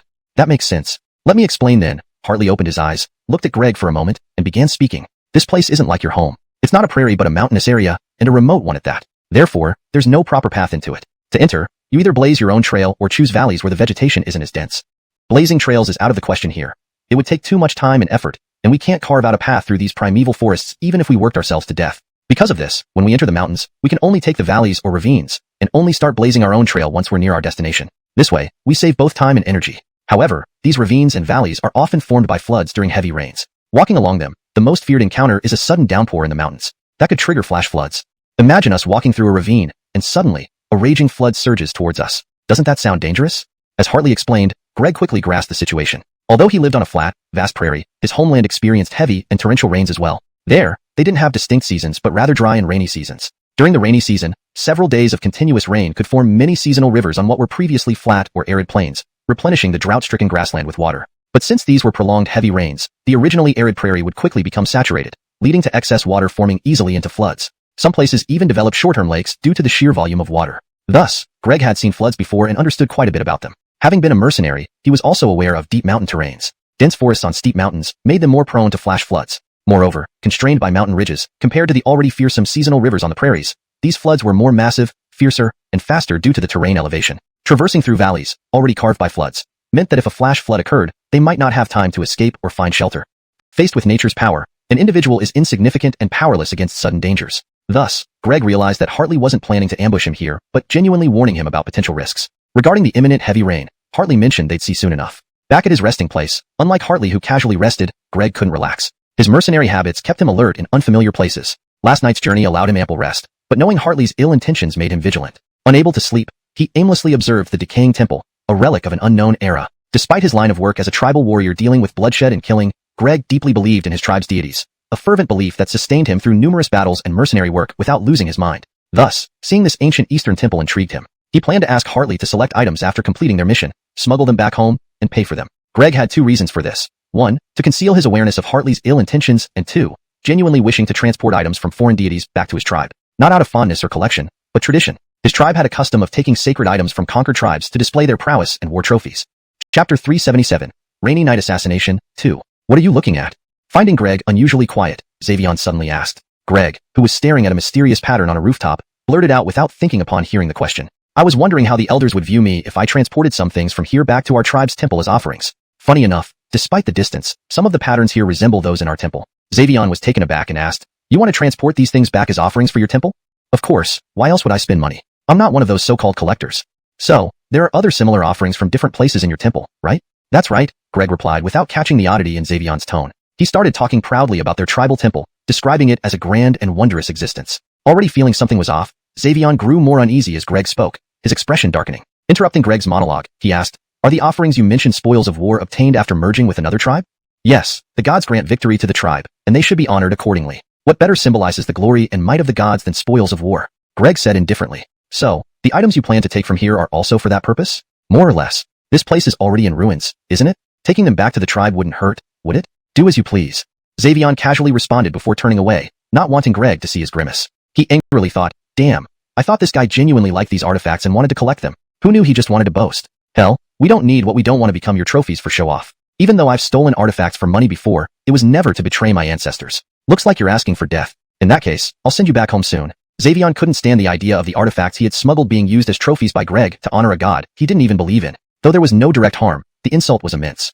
Initially planning to kill Greg later, Xavion now decided to act sooner. The heavy rain could help him dispose of the body undetected. Thinking this, Greg got up to discuss further with Xavion about smuggling the artifacts when a thunderclap startled him, sending him back to his seat, dazed for a moment. It's raining heavily? The sound of the rain drowned out any lingering unease. Greg went to the entrance of the hall to observe the mountain rain instead of asking Xavion more questions. Greg had spent his life on the grasslands, including his time as a mercenary in arid regions of the Middle East. He had rarely seen such imposing mountains or rains of such intensity. Grassland rains were vast but uniform, creating a misty grayness. But here, the rain fell thickly against the backdrop of towering mountains and ancient temples, creating a vivid scene with intense sounds like pearls dropping onto jade plates. Greg felt this rain was no less fierce than the storms on the grasslands. Despite its dilapidation, the old temple retained much of its structure. Built with local stone, it was sturdy enough even in its ruined state, making it a shelter for travelers like Xavion. Few ventured into this remote area. Even locals might not know of this abandoned temple unless they were of a certain age. However, Finian, now seated as the mountain deity, knew everything about this place. Originally, Finian planned for the rain to fall at night, but sensing an ominous presence, he advanced the storm and projected his consciousness through the falling rain to reach the temple. With the thunderous downpour, Finian arrived at the temple courtyard and saw Greg by the entrance, observing the rain. Another outsider? No, there's another inside, likely guiding him. Identifying the source of malice, Finian resolved to eliminate it at once. Just as he was about to act, he noticed Xavion's hidden intent to kill Greg as he stood facing away at the doorway. Camden suspicious. Is there more going on? Translation notes. Names are transliterated using pinyin. Efforts were made to preserve the original tone and structure while ensuring fluency in English. Cultural and contextual elements have been maintained for coherence. Hashtag chapter 378. The uncanny words. Finian's soul was now attached to the raindrops. Though he lacked a physical form, this didn't hinder his ability to perform any actions. His senses, unencumbered by flesh and bone, were more acute than ever before. Seeing the greed and anger on Xavion's face toward Greg immediately made Finian understand something. Those who engage in criminal activities are rarely truly loyal to each other unless they are close family or sworn brothers, where one can trust their life with the other. After all, They break laws for money and benefits. How can you expect them to unite as one when it comes down to it? It's impossible. Furthermore, there is an inherent conflict of interest among these individuals. Uneven distribution of loot often leads to conflicts. Moreover, this is within China, which operates under different systems. Here, foreigners cannot move freely like in the West, and civilians are not allowed to possess lethal weapons or knives. There are many such differences. These distinctions mean that, in big cities, foreigners aren't as noticeable, but in remote villages, even a single foreigner stands out. This makes it harder for those with ulterior motives to carry out illegal activities. If they wish to do so, they either need collaborators from overseas who have Chinese appearance but foreign hearts, commonly known as traders, or they must find local scoundrels who will sell out for profit, disregarding everything else. What Finian saw today undoubtedly fell into the latter category. An outsider came in and found a local scoundrel as a guide. However, for some reason, things turned sour between them, leading the guide to harbor malicious intentions toward the smaller, leaner man. Am I destined to use others to achieve my goals? Last time, I used Black Leopard and White Wolf to eliminate the Hector family's men. This time, with a little influence, I could exacerbate their conflict until they destroy each other. A mutual annihilation might seem too deliberate, but ensuring both are injured would certainly be possible. After all, they were deep in the mountains, a remote area far from help. Even if help were quickly alerted, the treacherous terrain alone would delay any rescue efforts. Besides, there were wild animals around. Severely injured people would be easy prey. And without needing animals, just the drastic temperature changes between day and night in the mountains served as natural killers. Don't forget, it's raining heavily here right now. Whether it gradually stops or turns into a torrential downpour depends on Finian, the mountain god. A sigh, let it be. Although I've always wanted to act boldly and fiercely, conditions don't permit. A true man acts based on results, not means. Minimizing trouble and maintaining a low profile is the best way. Finian pretended to ponder deeply while secretly making up his mind. Regardless of the interests and conflicts between these two, neither of them seemed good. A people doesn't need modern technology. Devotion and sacrifice are enough. But changing the tribe requires electricity, industry, and literate people. It's very hard. You speak English quite well. Where did you learn it? After leaving, I learned it from someone. I can speak it, but I can't write. I see. Then what deity does your temple honor? Xavion asked casually. After Greg answered, Xavion continued. Do you display relics from other tribes' temples as trophies to boast before your gods? Are they considered war spoils and sources of pride, shown to the clanspeople? Is that right? Greg, hearing this, noticed the shift in Xavion's tone and the eerie atmosphere. However, he wasn't overly concerned. Their conversation had been normal until then. If Xavion intended to harm him, Greg thought it wasn't the time yet. After all, Xavion still needed to consider the powerful financiers backing them. Xavion relied on them for survival. Chapter 379. Both sides camped for heavy losses. In the drizzly weather, anyone whose plans had been delayed was bound to feel inexplicably irritable. With mountain deity Finian exacerbating this restlessness through the rain, Grover, without realizing it, began to let his dissatisfaction seep into his conversation with Greg. Initially just casual talk, the tone gradually turned to a topic he had grievances about, and all this happened so as war trophies back to his tribe. But this again highlighted the differences in their origins and outlooks. Greg, born and raised in a tribe, had no concept of nations or ethnicity. His world revolved solely around his tribe. This was an inherent limitation for those forcefully pulled from primitive societies into the civilized world. For him, the tribe was home, reliance, everything. Other concepts felt distant, if not irrelevant. Even when Greg served as a mercenary, it was under the tribe's approval, with part of his earnings going to the tribe. Now, although the portion he contributed was smaller, the absolute amount was far greater. Grover, on the other hand, grew up in a harmonious family within a stable country. Despite his current misdeeds driven by financial gain, he still held basic ethnic sentiments. His resentment at hearing Greg treat his national heritage as war spoils provided him with a subconscious justification for plotting Greg's demise. Grover wasn't as desensitized to killing as a mercenary like Greg. Thus, he convinced himself that Finian's manipulation had magnified his righteous indignation, leading him to believe he represented justice in destroying the evil Greg. Unaware of these dynamics, Greg initially thought it was just an idle argument. It wasn't until he saw Grover raising his assault rifle that he realized Grover intended to kill him for some unknown reason. In a life-or-death moment, Greg's mercenary instincts kicked in. Since you dislike it, I'll stop. Let's put down our weapons, okay? Listen to me? Alright then, don't move. Let me finish you off. Putting down weapons is out of the question. Hearing Greg's plea for peace, Grover sneered triumphantly. Don't shoot. I have money, it's all yours. When explanation failed, bribery ensued. Killing you means all your possessions are mine. Grover wasn't stupid. Not just cash. My bank account has far more, Greg stalled, trying to keep Grover distracted as he discreetly retreated. His earlier caution as a mercenary had allowed him to assess the terrain and plan his best escape route. Despite the strict gun control here, Greg, an accomplished hunter skilled in crafting weapons from anything available, was far from defenseless. He had secretly acquired supplies to protect himself under legal pretenses since arriving.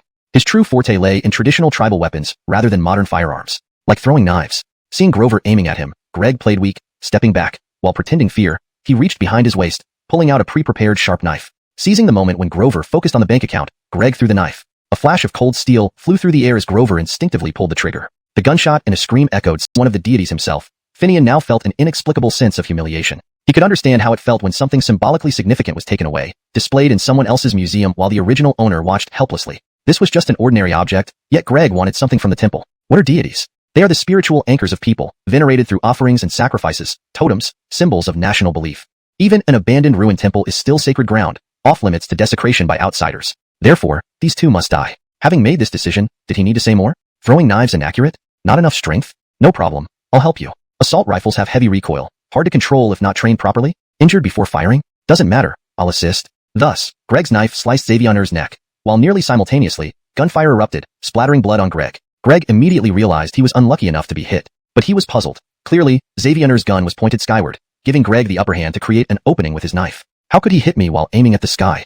Greg muttered. He couldn't. The reason is simple. You deserve to die. That's all there is to it. Hearing Greg's mumbling, a human-shaped figure composed entirely of rainwater suddenly appeared beside him, looking down at the bleeding and convulsing Greg with no emotion. Deity? There's actually a deity here? Despite severe injuries, Greg grew increasingly clear-headed. Looking at the rainwater figure, he asked aloud as it walked into the broken hall. Inside, Xavier lay with a severed neck, damaged trachea, and major blood vessels torn by Greg's knife. How do you feel? Xavier's eyes bulged wide. Having stayed here many nights without ever noticing the deity, he desperately needed help. If this was a deity, would intervening save him? You don't want to die? Finian saw the desire for survival in Xavier's eyes. But no, you've done too much evil, especially the traitorous kind. You're a collaborator, a traitor. It's better you die, he said. Hearing this, Xavier pleaded with a look of despair. However, Finian turned away and looked at the empty altar, saying softly, "Those who should die cannot live. Letting you go unpunished would disrupt the rules." Desperate, Xavier aimed his rifle at Finian's back and pulled the trigger. Coincidentally, the rifle exploded, sending shrapnel flying. A sharp fragment sliced open the already bleeding neck of Xavier, severing his major arteries, making him collapse, watching his life fade away. "I told you, you deserve to die," Finian said, and immediately, ghosts under the mountain deity appeared, dragging Xavier's soul away. Seeing this, Greg's spirit trembled in fear. Despite his devout faith in his tribal deity, he knew they were either asleep, gone, or annihilated. Nevertheless, this didn't stop him from holding on to them spiritually. Without that anchor, the members of his tribe would have long succumbed to madness and destruction. Today, witnessing a living deity walking among men, summoning subordinates to take the soul of Xavier, he wondered if this justice meant aid for him. If given life, he'd become a fervent follower, dedicating everything without regret. "Truly, I don't need it," Finian responded, having read Greg's mind. "Compared to that man, you are far more deserving of death." With that, Finian summoned a black panther and a white wolf from outside the temple, making Greg realize that these were the deity's pets. Knowing this, Greg understood seeking mercy from this exalted deity was futile. Planning to hunt the deity's pets spelled certain death for anyone. "Do not devour living souls," Finian warned the panther and wolf, who greedily eyed Greg's spirit. They lowered their heads in obedience. Take him to the divine prison. Chapter 381. The Mountain God's Prison. Any local deity is essentially a ruler of their domain, naturally possessing everything they need. There was, of course, a mountain god prison too, a specialized facility for detaining those who were extremely wicked and uncontrollable. Originally, these prisoners of the mountain god prison had to go through a trial at the city god's office before receiving appropriate punishment. But nowadays, where could other deities possibly be found? It seemed only Finian, as a living person bearing the title of mountain god, remained. Therefore, the mountain god prison hadn't been used in a long time. But Greg was an outsider, and even Finian himself didn't have the time to interrogate him. So, he decided to lock him up in the mountain god prison first and ask questions when he had free time. Upon hearing that his soul would actually be locked in a prison, Greg instantly realized that he was not only dealing with a deity walking among mortals, but also one with extraordinary status. But what could he do now? This was a divine being, not some armed militia running an illegal prison. No one would come to ransom him, and there was no way for him to escape. However, he did not want to die. Therefore, he immediately shouted loudly, "I can pay money." But his last-ditch effort was doomed to fail. Finian ignored him completely. The human-shaped figure formed by rainwater turned and left, gradually dissipating in the rain. Instead, it was the black leopard that bit into Greg's soul and rushed into the rain along with the white wolf following behind. With just one step, they entered the mountain god prison. When Finian became the mountain god prison was already largely abandoned. However, after the arrival of the new mountain god, although Finian had never used or paid attention to the prison, it began to slowly recover like everything else within the mountain god's realm. The black leopard's ancestor many generations ago was a guard of the mountain god prison, known as Leopard General. On the other hand, the white wolf clan served merely as protectors of the mountain god. Thus, the black leopard had a shiny black coat. As for the white fox, it was unknown which generation of the mountain god's pet spirit it belonged to. Finian accidentally discovered that his divine realm contained a divine prison. Only then did he learn from his uncle about the powers wielded by the mountain god. Initially, he thought he wouldn't use such a prison, but his uncle persuaded him. As a deity, how can you lack divine might? Keeping the prison serves as a deterrent against evildoers, doesn't it? Like Bertrand, couldn't he have been incarcerated in the divine prison to make him regret his actions? Finian agreed, so he kept the mountain god prison. Bertrand's soul had long dissipated, but Greg ended up in his hands. Throwing him into the mountain god prison would let him experience the divine might within. As for Finian, he still had to act as a guide and chef for the expedition team and had no time to interrogate Greg. Finian's divine essence dispersed in the rain and returned instantly to the expedition camp, only to find someone looking for him. It was the expert who had done nothing all along except try to pry information from him. "What are you doing here?" Finian asked unhappily. But the man seemed unaware, smiling and saying, "Since it's raining and we're idle anyway, I thought I'd chat with you." "I'm busy. I need to rest," Finian said flatly, pushing the man out of his quarters and lying down on the moisture-proof mat, turning over and falling asleep. "Heh, quite a temper. Capable people usually have tempers. Same with me. But what can I do? The information I want will eventually be dug out," the man sneered as he left. Seemingly asleep, Finian actually went directly to the mountain god prison. Meanwhile, Greg stood in the vast mountain god prison, terrified by the blue-faced, fanged ghosts glaring at him. He knew it was impossible to leave alive. What would this deity do to him? He had no idea. But seeing this dedicated prison, Greg understood that this deity, one of the few who could walk among mortals, was no ordinary entity. Not to mention the deity itself. Even the ghosts he saw here were extraordinary. Any one of them, if released, would shock everyone. Who had ever seen such supernatural beings? And these were just subordinates of the deity. Even the creature he once considered prey, collected by Berkerson, had transformed into a human form upon entering here, wearing ancient armor and a bright helmet. Beneath it was a beast-like face with a leopard visage, staring intently at him. "No matter what, I cannot reveal the purpose of my visit. If the black leopard discovers I came to target him, I'd be doomed. He might even kill me. Being a ghost doesn't save me from the tortures devised by deities," Greg thought, determined to endure any torment and claim he came for tourism, lured by Hartley in a secluded area to rob him. "Let's see if you have worse interrogation methods than special agents," he mused, finding some confidence from his training. Protecting his secrets and implicating Berkerson meant his family could migrate to the free world as per the agreement. With hope for his family, Greg felt the suffering wasn't much. But he forgot one thing. Modern agents' cold and direct methods were effective because they were real. Here, facing a genuine mountain god, an official deity of the land, which ghost could withstand or deceive a divine prison interrogation. This was not the West with its hypocritical claims of human rights, where they gave you a lawyer and couldn't torture or directly convict you. Here, in the mountain god prison, ruled solely by the deity, all of Greg's knowledge was useless. This was not a place he could comprehend. Just as he made his decision, he experienced the first wave of pain, instantly regretting anything. If they exist, it is only after cultivating a noble faith that such rare individuals emerge. Greg knew he was definitely not one of them. Anyone facing relentless torture on a spiritual level would break down. After all, the feeling of life and death beyond one's control is already terrible enough. Combined with continuous torture, a human body would have long since died if subjected to such physical suffering. But having already died once, being a mere ghost now, who could endure such torment? The only option left was to give in, confess, and pray for a swift end. However, Greg erroneously believed that the training he received as a mercenary could easily protect many secrets, leading him to suffer greatly from the start. Greg wasn't an ordinary mercenary or a war scavenger. Instead, he supported American soldiers, taking on dangerous tasks while the Americans claimed the credit. So, he came to know many secrets. Technically, such roles shouldn't have included someone of his ethnicity. But Greg's tribe was renowned for its fierce combat prowess, much like Gurkha soldiers. They could wrestle wild beasts, hunting lions and leopards for food, making them a famous mercenary clan. Therefore, they gained recognition from the United States and joined the highest-tier mercenaries. Because of this, they underwent far stricter training, including specialized methods to deal with captivity, endure torture, and safeguard critical secrets. Greg thought his professional training would help him resist interrogation in the mountain god prison. But Greg forgot a crucial point. The training was designed for his physical body, and the torture methods targeted the physical self, intended to delay and allow time for rescue or escape. Now, as a disembodied ghost, his original training was almost useless. The human body has a protective mechanism, fainting. When the body endures pain beyond its limit, it automatically enters a state of unconsciousness to protect major bodily functions from catastrophic damage. Greg's training capitalized on this natural protection.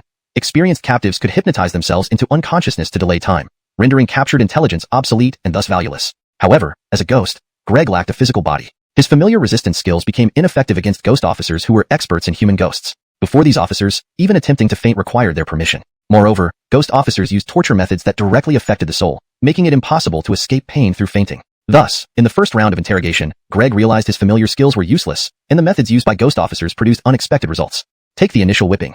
Though it looked like a regular whip, the pain felt unbearable despite minimal force. Trying to hypnotize himself into unconsciousness was futile. The pain came in waves, preventing him from concentrating and self-hypnotizing. How can this be so painful?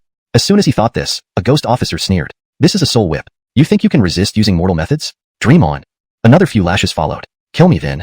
Seeing this tactic wouldn't work, Greg resorted to another skill, driving himself into manic excitement to reduce pain and trigger his self-protection reflex rather than self-hypnosis. Kill you? You're dreaming. Here, dying is harder than you think. Oh right, you've already died once. So, my methods will only let you feel boundless pain without harming your soul. Enjoy it. There's no escape. More lashes followed. The ghost officer paused, as if showing Greg his current state to validate his words. Look for yourself. Do you think I'm lying? Greg looked down and gasped. How can this be? By his own perception, he should have marks from the torture on his body. But he saw his body and clothes intact, just as they were before death, bearing no signs of injury. I'll tell you, you'll only feel the pain but won't be damaged. Thus, as long as I wish, you'll continue to suffer. Heh, enjoy? Hashtag chapter 383. Hamish's calculations. Can't just let him off easily. We need to get him to spill all the secrets he knows. The underworld officer had barely finished speaking when someone else chimed in. As they spoke, Hamish and Finian walked into the mountain god prison, Hearing the words of the underworld officer, Hamish immediately responded, yes. Seeing that it was the mountain god and a clerical officer, the underworld officer immediately showed respect and agreed. Although the mountain god prison was under the jurisdiction of a military official, clerical officers under the mountain god were still highly respected. Moreover, the mountain god himself was right behind them, showing no objections. Being old spirits with years of experience, they could easily tell the hierarchy. After all, this was the mountain god's uncle. While divine beings may not place much emphasis on lineage, the mountain god was once a human and valued seniority greatly. Otherwise, why would he appoint his uncle as a low-ranking clerk? Greg had already been about to confess under torture, but made a wrong judgment upon hearing Hamish speak. Finian, though out of body, wore ordinary clothes, while Hamish was dressed in official attire from the underworld, clearly a high-ranking official. Additionally, Finian respectfully stayed a step behind Hamish, leading Greg to believe that Hamish was in charge, not Finian. Since an official now needed him to reveal confidential information, there might be room for negotiation. Thus, Greg, who was close to breaking, felt a glimmer of hope. But little did he know contagious to himself, attempting to resist using his skills. This was a place of strict justice within the underworld, devoid of mercy. They judged one's good and evil based on actions and thoughts, regardless of race or nationality. Greg, as a former mercenary turned hunter for the wealthy, had done countless evil deeds without a hint of kindness. Just beginning to delve into Greg's soul, Hamish was shocked by his cold-bloodedness and bloody history, confirming he hadn't misjudged the man. Even death couldn't atone for his sins. Upon seeing Greg's mission to capture black leopards and white wolves, Hamish cursed fiercely. How despicable. After reviewing Greg's memories, Hamish informed Finian about the relevant events and Greg's mercenary background. It seems the Hector family may be dead, but the issue isn't over. Many things have spread. We must establish a wildlife reserve soon, or more poachers will come. Hearing this, Finian said angrily, let them come. If they dare, I'll bury them. Kill enough, and see if they don't fear me. Not just fear, but attracting more attention won't help. We need a thorough plan. Thinking for a moment, Hamish looked at the dejected Greg and suggested, why not create a ruse? Since the two bodies are still in the temple, send someone to impersonate them and set up a trap, revealing his true intentions and the backer behind him. Stage a conflict over stolen goods. This will attract official attention and accelerate the establishment of the reserve. That way, we explain the bodies and speed up investigations, 2 birds with 1 stone. Also, dispatching beasts to destroy evidence has loopholes in entry-exit records and missing persons. Better to provide an explanation, preventing speculation. Finian found this reasonable. But who can do it? I can't leave. Heh, who else? I'll go. Play a round of possessing a corpse. It'll be interesting. Who will you impersonate?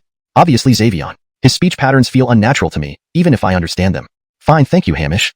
Don't be so formal. It's just a chance for me to relax. He handed the nearly broken Greg to the underworld officer, instructing him to keep him intact. They left the mountain god prison, Finian returning to his body to sleep, while Hamish went straight to the temple. Possessing Xavion's corpse, he adapted quickly, then took out a phone, noticing it had signal. Just what we needed. His voice now mimicked Xavion's. Soon, the local police station received a call reporting illegal poaching led by a deceived guide named Xavion. My name is Xavion. That guy has a gun. Chapter 384. The situation escalates. Upon hearing about a gun, the police immediately became tense and asked repeatedly for details. However, once I realized he was planning to poach, I managed to take his gun he found quickly to prevent any disaster. Fortunately, the reporter mentioned their current location, a ruined temple inside the mountain. In such heavy rain, wandering around the mountains would be incredibly dangerous. Besides flash floods, landslides, and collapsed slopes, even the wild animals looking for food and the cold weather were deadly threats to those entering the mountains. Many people knew about that ruined temple since it wasn't too deep into the mountains and served as a resting place for herbalists. There was also a faint path leading there. Thus, the team did not take long to reach the location. Upon entering the temple, everyone felt the same sentiment. Alas, we're too late. First, they saw 2 bodies soaking in the rainwater. One was clearly a foreigner, undoubtedly the poacher mentioned in the report. He was killed by an extremely powerful automatic rifle, his blood drained and face pale, showing disbelief. Well, he never expected to die by the weapon he brought. No wonder he couldn't believe it. After all, the one who shot him was the person he hired to guide him. Someone observed this and turned to look at the other body, which was even more astonishing. Did these 2 actually die together? Although the foreign poacher was shot, considering he was a former mercenary, he also had other killing methods. After losing his gun, he threw. Therefore, the rich sought renowned hunters and former mercenaries to come and poach domestically. Investigating Grover was easier. Being a local, his ID was found in his wallet. A quick inquiry in the village revealed that he wasn't a good man either. He had engaged in poaching numerous times, practically turning it into a livelihood. If someone paid, he would sell anything. Wildlife in the mountains didn't matter to him. Yet, whether due to fear or a moment of conscience, he reported the crime, stole the poacher's automatic rifle, and fought the poacher to the death. Once dead, there's no sense in discussing a dead man's past, right? The police decided to use the story given during the report. The foreigner claimed he came for tourism, hiring Grover as a guide. Once in the mountains, Grover discovered that the tourist was actually a poacher carrying an automatic rifle. Fearing for his life, he chose to report the incident.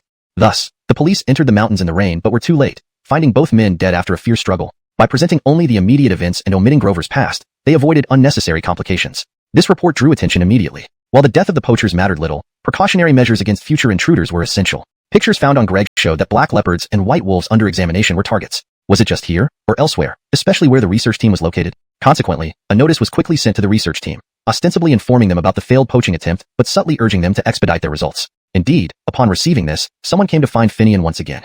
##### Chapter 385, Confrontation. Did you do this as well? Despite Finian's uncle providing a cover, he was still confronted. And it wasn't just a casual inquiry. The expert who had been doggedly pursuing Finian, despite knowing there was no evidence to tie him to the events, stood before Finian, who was busily working, and presented a recently issued alert directly accusing Finian. Are you also responsible for this? Finian took the notice, glanced at it, and then sneered. You're delusional. The event described here is miles away, and I didn't leave this place during the incident. You think I did this? Even an asylum's lunatics wouldn't think that. The notice was about a conflict at an old temple and warned about potential poachers. Finian felt confident in his denial. Everyone knew he hadn't left the expedition team. Besides, every day, aside from meals, he was leading the team into the mountains. Under these circumstances, for Finian to have traveled through the vast mountain ranges and committed such an act was practically impossible unless he were a god. But do gods exist in the eyes of these experts? Thus, Finian bluntly dismissed the accuser as insane, looking at him as if he were an idiot. However, the expert was unbothered. After a chuckle, he waited until Finian finished his work before leaning in with a smile. Don't deny it. According to logic, it's impossible. But can your family and related events be judged by normal standards? This is based on my personal experience. You can't hide it from me. Pausing to see Finian's silence, he continued earnestly. I have no ill intentions or plans to expose your family or you. I merely want to understand what's truly happening and expedite the establishment of a nature reserve here. We wouldn't want the reserve established only to find out later there are no leopards or wolves, right? From my perspective, those animals exist but are under the command of the mountain deity. Tell me, once you have some free time, can we meet somewhere and talk openly? You're not afraid of an hero like me, right? With your methods, making me disappear without a trace should be easy, no? Oh, and by the way, I forgot to mention, your uncle and I are acquaintances. If you get the chance, ask him about me. He'll tell you what kind of person I am. With that, the man seemed to declare victory. Hands behind his back, whistling a tune, he strolled away leisurely. What a weirdo, talking nonsense like a fraudster. In this expedition group, he's probably the most idle one, and no one even supervises him. At least pretend to do something, right?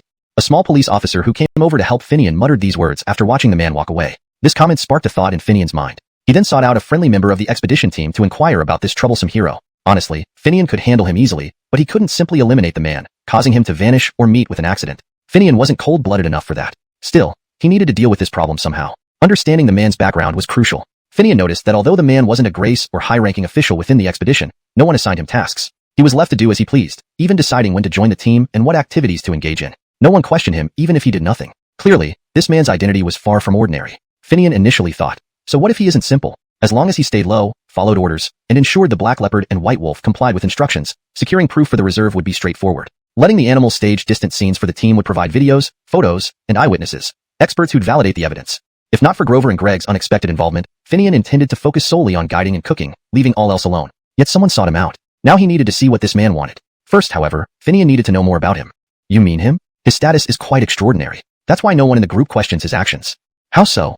He's from a prominent second-generation family, connected to influential figures. His father was a respected revolutionary with significant contributions. In terms of character, shouldn't someone like him be in business or politics? He'd undoubtedly be wealthy or a high-ranking official. Instead, he immersed himself in academia, becoming one of the top professors and experts in several fields, respected in many circles. In terms of achievements, he's made considerable contributions in both his primary field and other areas he pursued out of interest. Many experts highly value his work. Who in this expedition can manage such a person? He joined voluntarily, stating he wouldn't interfere and was only following for leisure. What tasks can you assign him? Just follow along and stay out of trouble, right? Is there really such a person? Why would an hero join an expedition into the mountains for leisure? Isn't that odd? Actually, there's a legend about him. He's never been sick a day in his life. Otherwise, how could he keep up with the expedition at his age? How old is he? You must be delusional. What you're implying happened far from here, and during that time, I didn't leave this place for a single step. You think I did this? Even madmen from psychiatric hospitals wouldn't entertain such thoughts. Finian snatched the notice, glanced at it, and retorted with disdain. It was about a conflict in an abandoned temple and warnings of poaching activities in various regions. Finian had every reason to refute this claim confidently. Everyone knew that he hadn't left the expedition team and, beyond 3 meals a day, guided them through the mountains daily. In such a scenario, it would be impossible for him to travel hundreds of miles away over mountain ranges and commit these acts unless he were a deity. But, did deities exist in the eyes of these scholars? So, Finian flatly labeled the person questioning him as insane, looking at him as though he were an idiot. However, the man wasn't deterred. He chuckled, stood aside, and waited until Finian finished his task before approaching again with a smile. Don't deny it. Normally, this wouldn't be possible. But can your family matters be judged by conventional logic? This is based on my personal experience, so you can't hide from me. Seeing Finian remain silent, he continued earnestly, I mean you no harm, nor do I wish to expose anything publicly. I just want to understand what's happening and expedite the establishment of a nature reserve here. Cameron, you don't want the nature reserve established only to find no leopards or wolves afterward. My intuition tells me they exist, but they are servants of the mountain gods. What do you think? When you have time, the black leopards and white wolves already obey my commands. Getting solid proof for the expedition should be easy. Letting them stage scenes will provide the necessary footage, photos, and witness accounts from experts. Establishing the nature reserve should be effortless. He followed the expedition mainly because he was requested and tagged along for the ride. Initially, he planned to focus solely on guiding and cooking, leaving other matters alone. However, Hartley and Greg's unexpected involvement changed his plans. Now, someone approached him. Let's see what this person intends. However, probing the man's background beforehand was necessary. He's not ordinary. Otherwise, why would no one manage him within the team? How unusual. Well, for starters, he's second-generation elite, born into a prominent revolutionary family with considerable influence and respect. As for character, one might expect him to be in business or politics, definitely a tycoon or high-ranking official material. Yet, he chose academia, becoming one of the top professors and renowned experts in various fields, respected authorities in our country. And achievements-wise, regardless of his original field or later interests, he has made significant contributions. Many experts value his opinions highly. Can anyone control such a figure in the expedition? He volunteered to join explicitly stating he wouldn't interfere and was just tagging along for relaxation. What tasks can you assign him? Isn't it enough that he follows and stays out of trouble? Camdench a person exists? Why would an elderly man come along on an expedition for relaxation? Isn't that bizarre? Don't say that. There's a legend about him. He's never been sick from childhood to old age. Otherwise, how could he keep up with the expedition's pace at his age? How old is he? Chapter 386, Showdown, 2. I'm 81 this year. What do you think? Don't I look it? Finian didn't quite believe the man's age when he first heard about it from someone else. So, upon meeting him, Finian's first question was about this. The hero chuckled and confirmed that he was indeed quite old. Hearing this, Finian couldn't help but examine Coulter in front of him, who appeared to be only in his 60s. It was hard to believe he was actually 81. Don't look at me like that. This is also thanks to the elders of your family, allowing me to live to this age without illness or disaster. Tell me, with just this favor, would I harm you? Concealing any criminal behavior of yours goes beyond my capabilities, but for minor matters, I can still cover up a little. Knowing how to repay kindness is the way of people, right? The hero seemed very pleased that Finian was willing to have a conversation and openly expressed his stance. Finian listened curiously and asked, "Why didn't you say so before? I thought you had some ulterior motives. Besides, I've never heard about what you're talking about." Heard? Huh. When your Muhammad saved me, it couldn't be publicized, so only a few people knew. Afterward, I left here, and your Muhammad wasn't one to boast. Who would even mention it now? Your uncle, who knows about this, wouldn't spread it around either. And he's no longer here now. Where did you hear this? Really? My uncle knew you? Of course, he was there when I was saved. He naturally knows. That's good. Otherwise, you might have tricked me if there was no way to verify. Upon hearing that Finian wanted verification, Coulter couldn't help but laugh bitterly. You're too cautious. Finishing his sentence, he suddenly paused. Your uncle isn't here anymore. Where will you find someone to verify it? That's none of your concern. Just make sure you don't lie. Otherwise, you know the consequences. You're threatening me?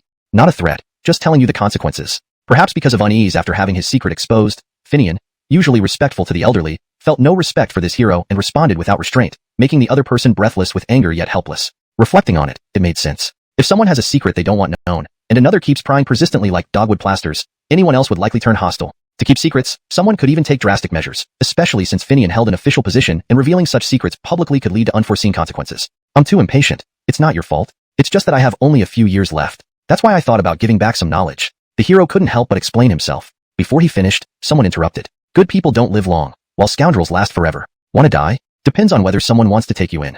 Following the voice, Hamishu appeared beside them, wearing casual clothes instead of his usual official attire, looking at Coulter with a mocking smile. You? Weren't you dead? Seeing Hamishu appear, despite the added wrinkles and aged appearance, Coulter recognized him instantly and stood up, surprised. Dead can't appear?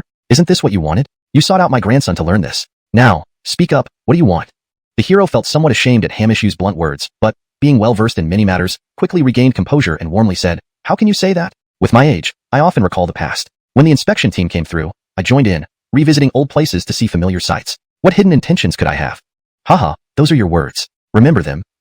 He says he's here just to revisit old places, nothing more. If he needs anything, ignore him. His words can't be fully trusted, but should be scrutinized under the sun before believing half of them, which still might be misleading. So, avoid him if possible. Getting involved, even indirectly, means trouble. These harsh words made Finian view Coulter as if he were truly a great deceiver. The hero, though advanced in age, flushed red and glared at Hamishu, shouting, What wrong have I done to deserve this slander from you?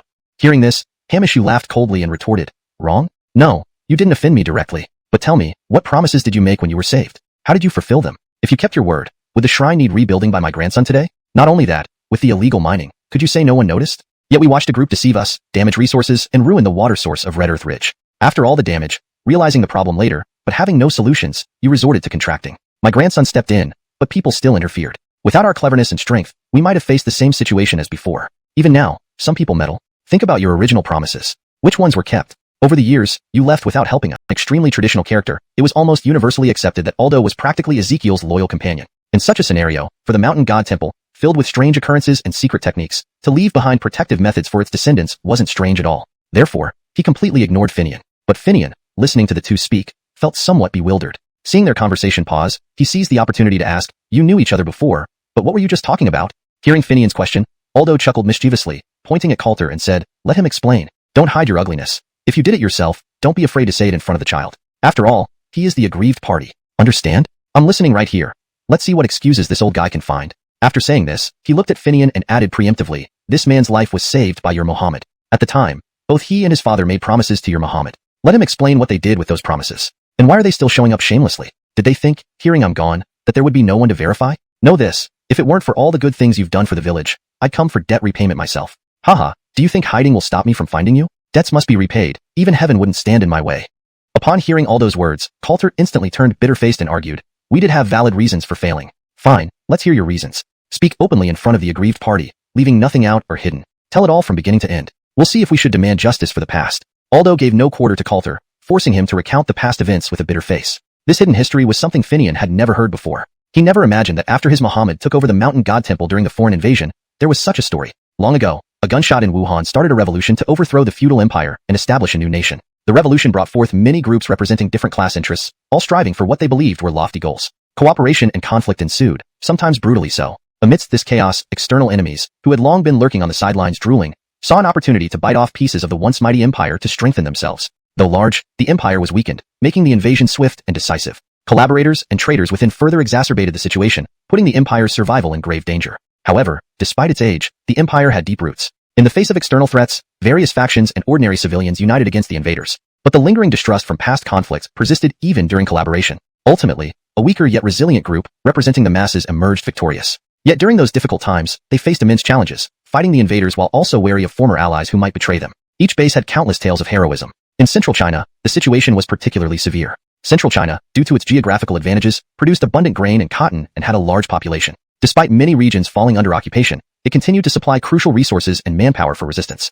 Even near defeat, the invaders mobilized substantial forces, causing significant losses for the ruling power at the time, which exposed their incompetence and corruption. Back then, Coulter and his father followed the renowned movement and came to Blaine, hoping to establish an anti-invasion base. However, the area was already occupied by the invaders, and local traders like the Hector family cooperated with the invaders, leading to fierce and brutal battles. Though the Hector family committed numerous atrocities, they were familiar with the terrain and had gathered many bandits and ruffians. They held a significant advantage against the newly arrived forces. Moreover, since the fall of the empire, the locals had experienced too many wars and raids, becoming wary and distant from any faction. This made it incredibly challenging to open up the region, even for basic daily transactions. The ignorant villagers were suspicious of outsiders, making it hard to carry out necessary tasks. But the organization representing the common people excelled in grassroots work. Recognizing the situation, they understood that to root themselves and fight effectively, they needed a breakthrough. They first needed to gain the trust of the local populace. Chapter 388. Past Events, 2. Back then, whether bandits or knights, all considered themselves part of the Jianghu, and thus similar to monks and Taoists in various temples and monasteries. The clergy back then were largely reluctant to offend these people who lived on the edge of life and death, let alone someone like Finian's Muhammad, who was a temple master with a family. Thus, because of his identity and medical expertise, Finian's Muhammad became a transcendent figure whom no one wished to provoke but needed at times. His transcendent status naturally made him a focal point for breakthroughs during that period. However, to approach Finian's Muhammad, you'd need an excellent excuse, wouldn't you? Showing up unannounced might result in rejection. Fortunately, Coulter suddenly fell ill, suffering from fever episodes, alternating between high and low temperatures, resisting even penicillin, which was hailed as a life-saving drug at the time. So, they decided to use this illness as an excuse to reach out to Finian's Muhammad. Despite not wanting to get involved in power struggles, doctors have a duty to help patients, especially children. Thus, after treating Coulter with a bowl of talisman water, he was saved. This act also forged a connection between Coulter's Muhammad and Finian's Muhammad. Through several visits, Finian's Muhammad learned about their true intentions and agreed to assist. Although the Wang family had a temple and medical skills ensuring food and land, Finian's Muhammad, being an educated man, knew which side would best protect the villagers' interests. After agreeing to support them, Finian's Muhammad put considerable effort into helping. The war was nearing its end, but invaders still clung to hope, aiming to open a supply line to prolong their aggression. They launched one final offensive with concentrated forces. Unfortunately, the already corrupt government army crumbled immediately, even abandoning troops, fleeing under chaotic circumstances. Ironically, it was a makeshift force of bandits and knights that fiercely resisted the invaders for many days before retreating due to overwhelming odds. Seeing the government army as unreliable, enraged locals, despite enduring famine, confronted fleeing soldiers demanding they leave weapons behind for the people to continue fighting. This resulted in many weapons and ammunition falling into local hands. Near Blaine's area, one faction stored in used arms in multiple caves, including mortars and artillery shells. Some government soldiers fled without firing a single shot, leaving the mortars untouched. The grace of this faction, who was once saved by Finian's Muhammad, agreed to contribute the weapons and join forces, significantly strengthening the base and laying foundations for future civil war victories. With new supplies, the base expanded rapidly, but soon, the invaders surrendered. Returning government troops recruited many bandits and knights, initiating a civil war. Leveraging legitimacy, they fooled many, even recruiting former collaborators and traitors as advisors. Outmatched, Finian's side could only retreat strategically. Government troops returned, accompanied by local vigilantes, seeking retribution. Knowing the Mountain Temple assisted opponents with weapons and recruitment, they accused Finian's Muhammad of aiding bandits and imprisoned him. But Austin, armed with a gun, stormed the Hector family, declaring, "If you want to fight to the death, let's start with the Hector clan." Despite the fortified Hector household, they couldn't resist true Jianghu masters. Relenting, they promised to release Finian's Muhammad. Austin withdrew quietly, never alerting the guards. The next day, the Hector patriarch, realizing his plan failed, released Finian's Muhammad. Since then, no one dared mention the temple aiding bandits again. When government troops retreated to an isolated island, Finian's Muhammad was labeled superstitious and suspected of aiding bandits, leading to his forced retirement and closure of the temple. When we helped you, your enemies said we aided bandits. Now you're back, and we're still suspected of aiding bandits. Why didn't you think we aided bandits when you needed our help? Austin sarcastically remarked. Feeling guilty, Coulter defended. To protect you, we couldn't publicize your assistance. Later, my Muhammad was reassigned. So why didn't you explain? It was urgent, there wasn't time. Translation provided based on maintaining paragraph structure and narrative continuity from previous content while preserving style and tone. Chapter 389. What will you do now? Didn't have time? How come you didn't say that when you came begging for help? Let me tell you, if it weren't for this, the shrine wouldn't have collapsed and fallen into disrepair so quickly. Tim wouldn't have died so early, nor would Ferris's parents. Heh, you've got some nerve to come knocking on our door again after all these years. Do you think no one remembers what happened back then? Don't forget, your medical history was cured by a bowl of charm water. The legacy of the shrine will not be broken. There are ways to leave everything behind that should remain, ensuring Ferris knows what you did. The Malik erupted in a torrent of angry words, unleashing the grievances and resentment he had bottled up for so long. Apart from the events when his Muhammad helped the team, something Finian didn't know about, Finian was well aware of the other matters, including what had happened to his parents. Back then, his Muhammad was falsely accused of colluding with bandits and was driven out of the shrine. Someone even led the charge to divide the shrine's lands among themselves, leaving grandfather in despair.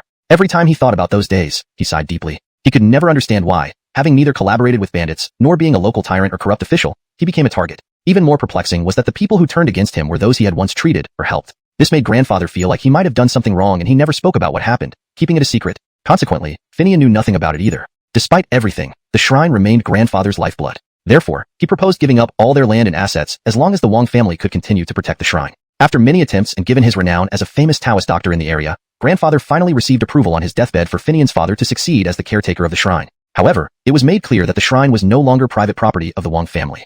This made grandfather wary, and he did not let Hamish return with him to the shrine. Finian's father took over the shrine along with his mother, living there and maintaining daily rituals and incense offerings, while also tending to their livelihood and have considered it. If they had clarified the shrine's significance before leaving for new positions, surely grandfather wouldn't have been falsely accused and expelled, and the shrine wouldn't have been sealed shut for so long. At the very least, grandfather would have been acknowledged as a veteran, a respected friend of the party and the army. And with such recognition, Finian's parents' status would have significantly changed. During the Smash the Four Olds, not all similar places were destroyed. With appropriate justification and isolation, many survived the turmoil unscathed. At the very least, his parents wouldn't have been beaten to death by the fanatical crowd. Yet, Coulter remained oblivious, still offering excuses for their negligence and indifference. Seeing this, Finian began to feel Coulter was shirking responsibility and making excuses. His initially cold gaze grew colder. Seizing a moment between his words, Finian asked, "After all this talk, you led the way to find my Muhammad for medical help. We're of the same generation, so shouldn't you call Hamish grandpa? That doesn't seem too much to ask, does it? Moreover, you've been here so long, yet I don't even know your name. Did you overlook this or deliberately disrespect us by not revealing it?" Hearing this, Coulter was stunned. For years, whether at home or work, due to his age and knowledge, he had grown accustomed to being revered, despite not caring much for it. Camdendenly hearing this from young Finian threw him off, leaving him speechless. Hamish slapped his thigh in agreement. That makes sense. I always felt Coulter's purpose wasn't straightforward, and clearly heard what Coulter was trying to convey. Indeed, there was a certain logic. So much time had passed that no one truly knew the specifics of what transpired. But whatever happened, Ajax's Muhammad never wronged anyone. Just because of this fact, Ajax could confidently reject Coulter without feeling guilty. Alright, if there's nothing else, let's get some rest. We've traveled for a long time and need to recuperate. Like you said, nobody knows exactly what happened back then, so talking about it now is meaningless. Hamish Shuyu used Coulter's own words to rebut him directly and left him speechless. Having been by Ajax's side for so long, he naturally knew the kind of person Ajax was and could judge his thoughts from his actions and words. Though Coulter might be shameless, he could still handle him. Every day, countless people who knew Ajax's identity wanted to curry favor with him. If everyone acted like this hero, Ajax would be overwhelmed. This highlighted just how important their role as subordinates really was. Hamish Shuyu, I think we shouldn't be too decisive. I know the two of you are close, but precisely because of this, you should offer some good advice as an elder. Coulter thought Hamish Shuyu's words were harsh. He believed that since Ajax worked under Hamashuyu, many things would be influenced by what Hamashuyu said. Initially, he thought Hamashuyu would be clever enough, but now it seemed he was just an ordinary person, whose qualifications for his position was like Ajax's eyes and brain, holding considerable weight in Ajax's heart. Otherwise, such an effect wouldn't be possible. Fooling Ajax would have to wait. The hero walked toward his tent. Hamashuyu watched Coulter's back and told Ajax, "I think this guy will definitely come back." Ajax smiled. "Hamashuyu, you sounded pretty confident just now. How do you know what really happened?"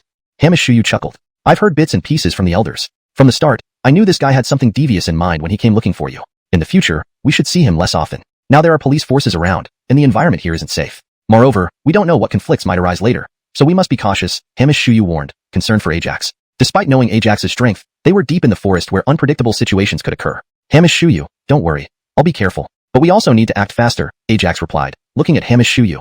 Before Ajax mentioned it, Hamashuyu already guessed. "Don't worry. I'll instruct everyone to speed up our journey." They needed every second to stay ahead of potential threats. Everyone agreed after hearing Coulter speak, quickly packing up and starting the journey. The hero followed Dave's unit, aware that Dave still harbored significant resentment against them, which wouldn't dissipate anytime soon. So, he would have to lay low and observe. While packing, he noticed the area seemed clean, except for something left where Ajax had sat. He approached and was "We believe we will soon locate the reserve," Ajax spoke, his tone slipping into an official manner he'd unconsciously adopted from years of dealing with superiors. After hanging up, Hamashuyu joked, "I feel like you're becoming more of a grace yourself.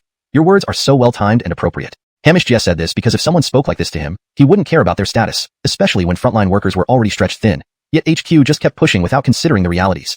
"Hamashuyu, I know you have a temper, but have you heard the saying, a general away from home can disregard the emperor's command?"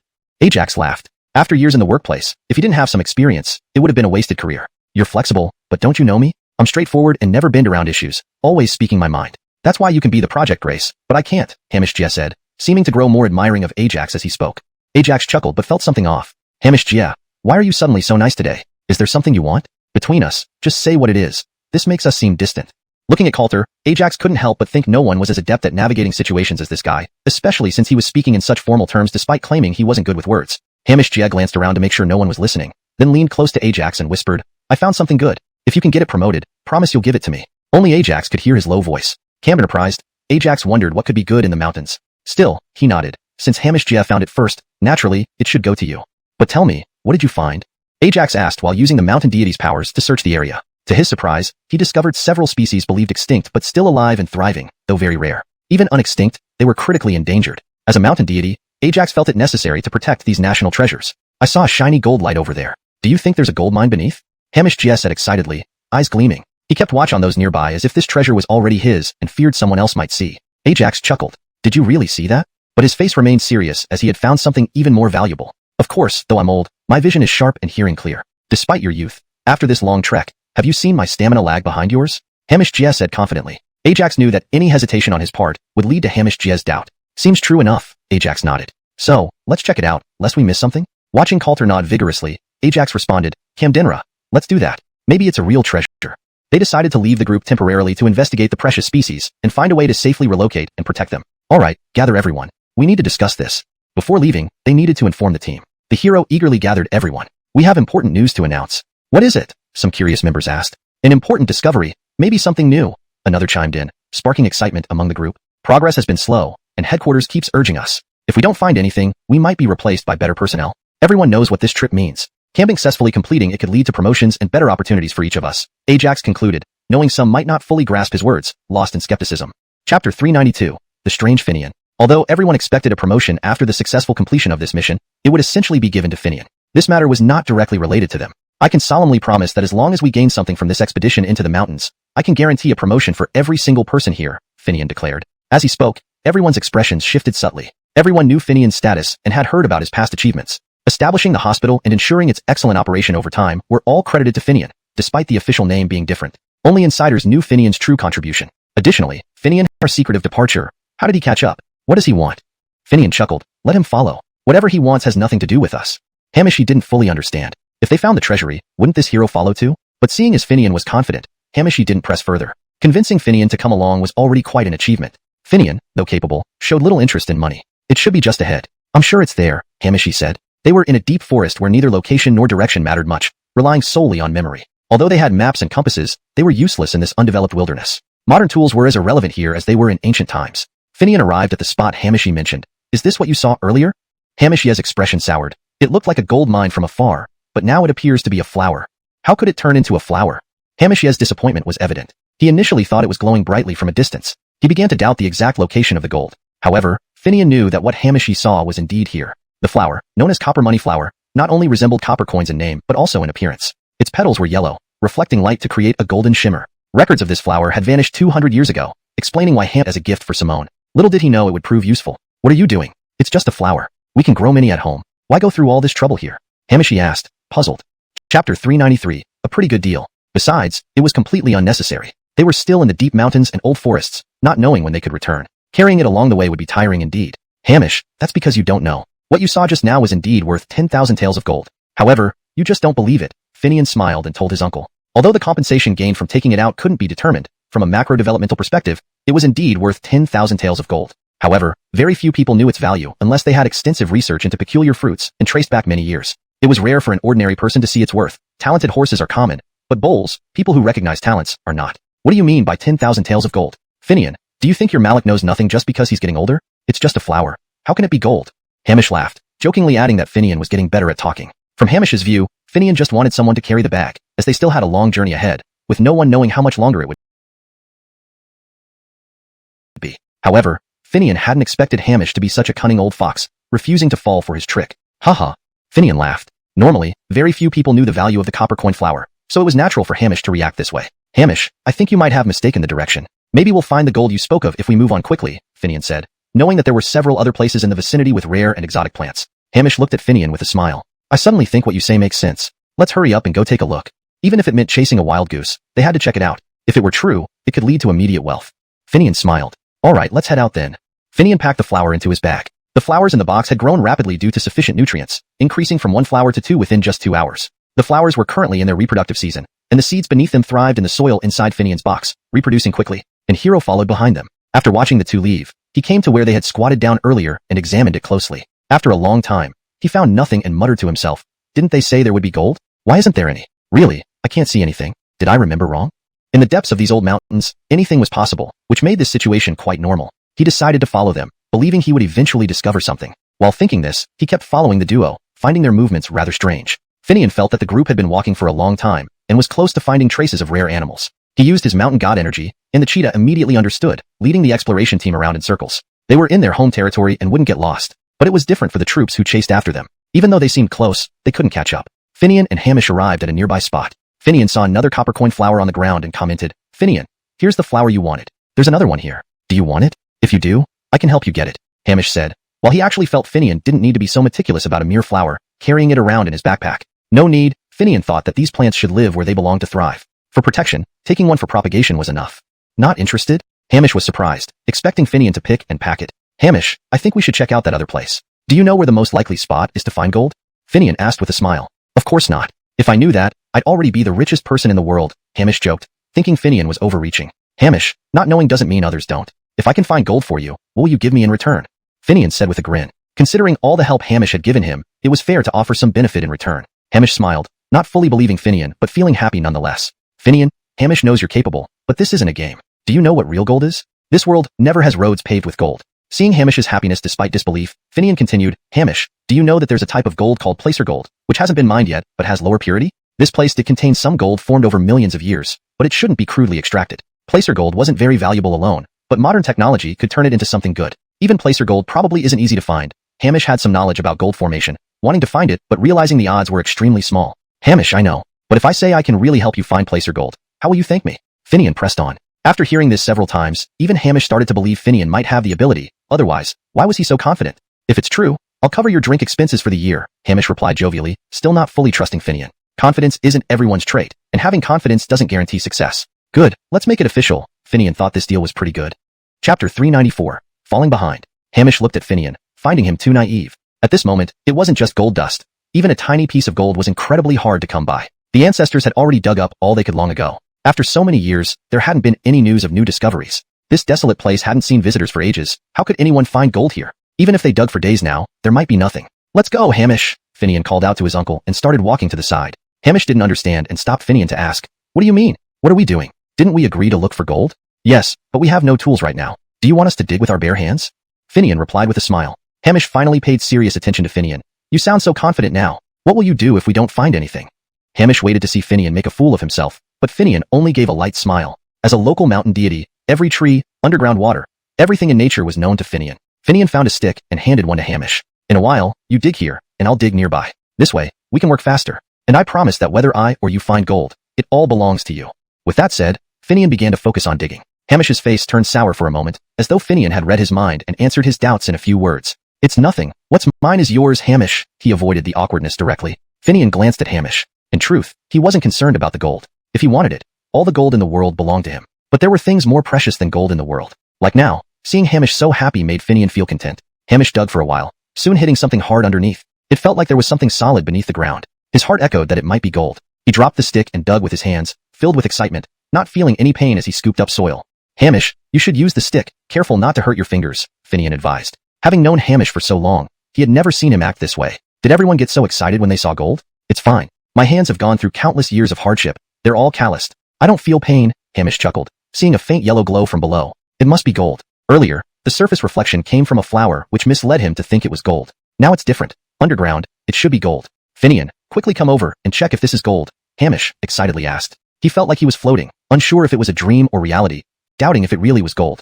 Finian took a glance from afar. Hamish, does it look like gold to you? To me, it looks like a clod of earth. After hearing this, the excitement on Hamish's face vanished instantly. I knew it. How easy would it be to find gold in these times? Finian stared oddly at Hamish, then at the clod of earth, then said, at first, it looked like an earth clod, but upon closer inspection, it might be gold after all. Initially losing hope, Hamish's interest was piqued again by those words. To me, it looks like gold. Take a better look, maybe it's really gold, Hamish insisted, remembering the very hard texture. It wouldn't crumble easily if it were an earth clod. Hamish, since you think it looks like gold, hurry and bring it up. If it's real, you'll regret it if someone else finds it later, Finian suggested, hinting at someone behind them. Upon hearing this, Hamish felt like someone was following them. He realized Finian meant Coulter trailing behind them silently, unwilling to admit it. I'll take another look. If it's a treasure, I'll keep it for myself, Hamish smiled, quickly fetching something from below. It resembled the shape of a flower or the intertwined roots of a tree. Finian, do you think this is gold? It looks dull and somewhat yellowish. The gold I've seen in shops gleams beautifully, Hamish doubted himself. Though it appeared beautiful in some ways, it still seemed far from actual gold. Hamish, you don't know much. Real gold doesn't always shine brightly. The gold in shops goes through many processes to look beautiful, Finian explained. Surprised Hamish didn't know this basic fact. Hamish laughed. I do know that, but it can't be this ugly, right? It truly resembled an earth clod, not at all like gold. Why don't you throw it away now? I guarantee someone will pick it up within a minute, Finian hinted, both knowing who he referred to. Hamish coldly snorted. Even if I don't want it, I won't leave it for him. Why should I? Thinking of Coulter's arrogant manner, Hamish felt enraged, baffled by his shameless words. Speaking of the devil, the hero saw them holding something that looked like gold. Regardless, he approached to investigate. What if it were real? Finian, why are you two here? When did you fall behind? You were hard to find, Coulter commented. Chapter 395. Gold is still important. When did you start following us? Do you think we didn't know? We just didn't say anything about it, the crane said. He knew Coulter would eventually show up, but didn't expect him so soon. The hero, hearing this, chuckled awkwardly and replied, Look, I didn't actually intend to follow you. I know Finian might still have some misunderstandings, so I didn't want to appear around you. Saying it's awkward for you, but who people are just not fit to be around, yet insist on appearing beside others. The hero's face turned awkward. Getting the gold off the crane was impossible, but he couldn't give up. I see this is quite heavy. Why don't you put it in my backpack? Coulter suggested. The crane laughed, looking at Finian, his eyes suggesting he hadn't seen someone so shameless. Landon, if you want gold, isn't it simple? Go find it yourself. Whatever you find is yours, Finian said with a smile. After all, the gold the crane found was right here. Who knew they might find even more? Not just Coulter. Even the crane believed there was more below. However, after speaking, Finian insisted on leaving. In the end, the crane left begrudgingly. Finian, why did you give up such a golden opportunity? If we dug up 2 more pieces, handing them over now is just giving others a freebie. The crane's face showed dissatisfaction. This small piece of gold seemed less valuable compared to a year's worth of alcohol. Don't worry, there won't be any more below. I already checked the surroundings. Finding this one piece is a miracle. Even if you search for a year, you won't find anything, Finian said firmly. The hero smiled, remembering how Finian's predictions were usually spot on. If that's true, thank heavens. That guy is too bad to deserve finding gold, the crane commented, still harboring resentment toward Coulter. Finian led the crane onward. After putting away the gold, they continued walking and soon came across a strange tree. This tree was incredibly tall, reaching dozens of meters high, with branches hanging down to the ground. Each branch held small, colorful fruits that turned blue in the absence of sunlight. These fruits were beautifully colored and stunning. Finian stopped and looked up at the fruit hanging above, which appeared vivid under the sunlight. Have you ever seen something like this? Finian asked, calling the crane over. The crane shook his head. Initially, it looked beautiful, but the longer he stared, the more unervingly perfect it seemed. Finian, do you think such beautiful fruit might be poisonous? He asked.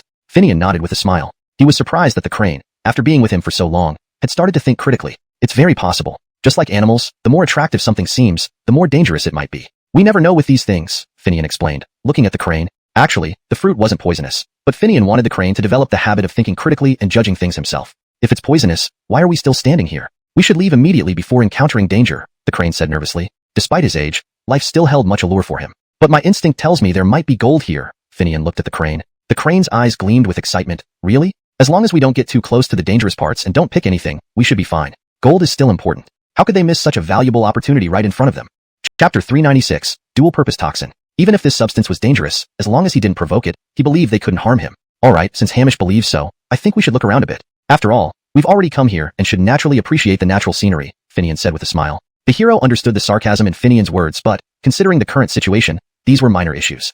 Hamish smiled, then squatted down and began digging in a spot he had chosen. Finian chuckled at the sight of Hamish's busy back, then looked up at the tree. This fruit tree was called Mengshio fruit, a beautifully named tree with equally beautiful fruits. However, the more beautiful something was, the greater its toxicity tended to be. Anyone who unknowingly consumed these fruits would surely die within an hour from bleeding out of the 7 orifices. Yet, it was also one of the rarest precious medicinal herbs in the world. It had been mentioned in the notes of a divine doctor, but hadn't been seen for years, and now it was considered an extinct species.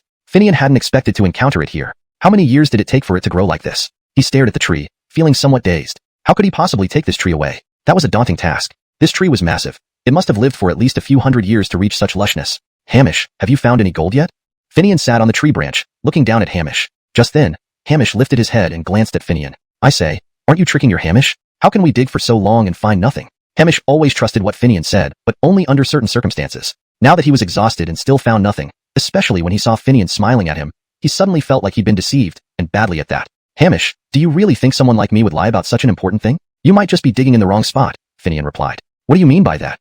Hamish pondered, recalling that the previous spots Finian suggested turned out to be correct. This time, though, Finian had only given a rough location, leaving much unsaid. Not finding anything was normal.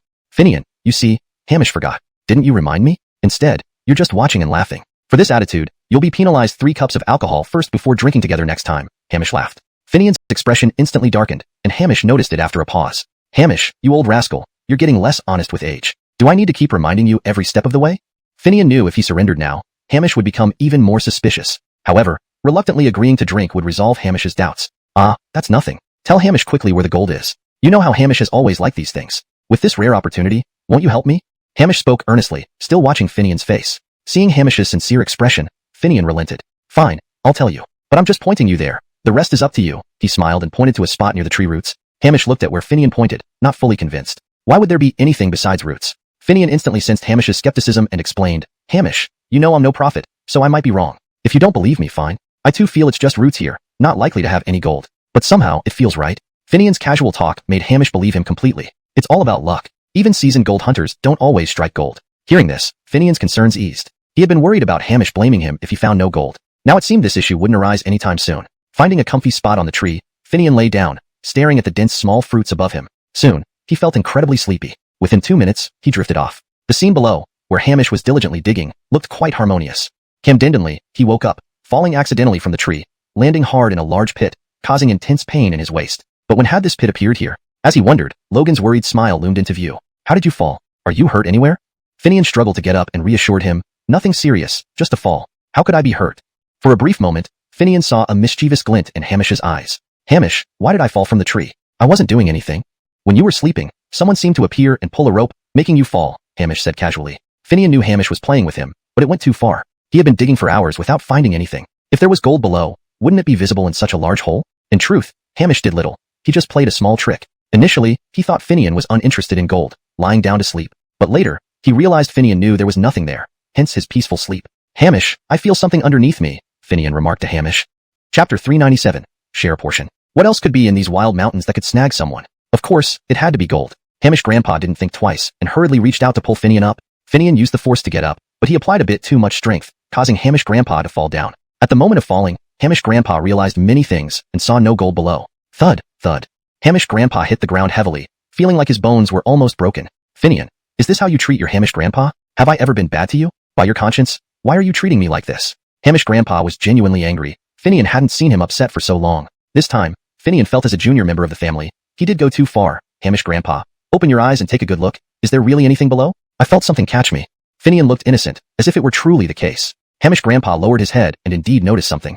Finian, Come over quickly and check if this is gold, said Hamish Grandpa, looking at the hard stick beneath his feet. Who knows who it was earlier, thought I was trying to trick them. But this gold, I don't even want it, Finian said to Hamish Grandpa. Hamish Grandpa laughed. Yes, you don't want it. You don't care for it at all. Our Finian is such a sensible lad, knowing to give the best to Hamish Grandpa. Don't worry, after we're out, you can have all the wine you want.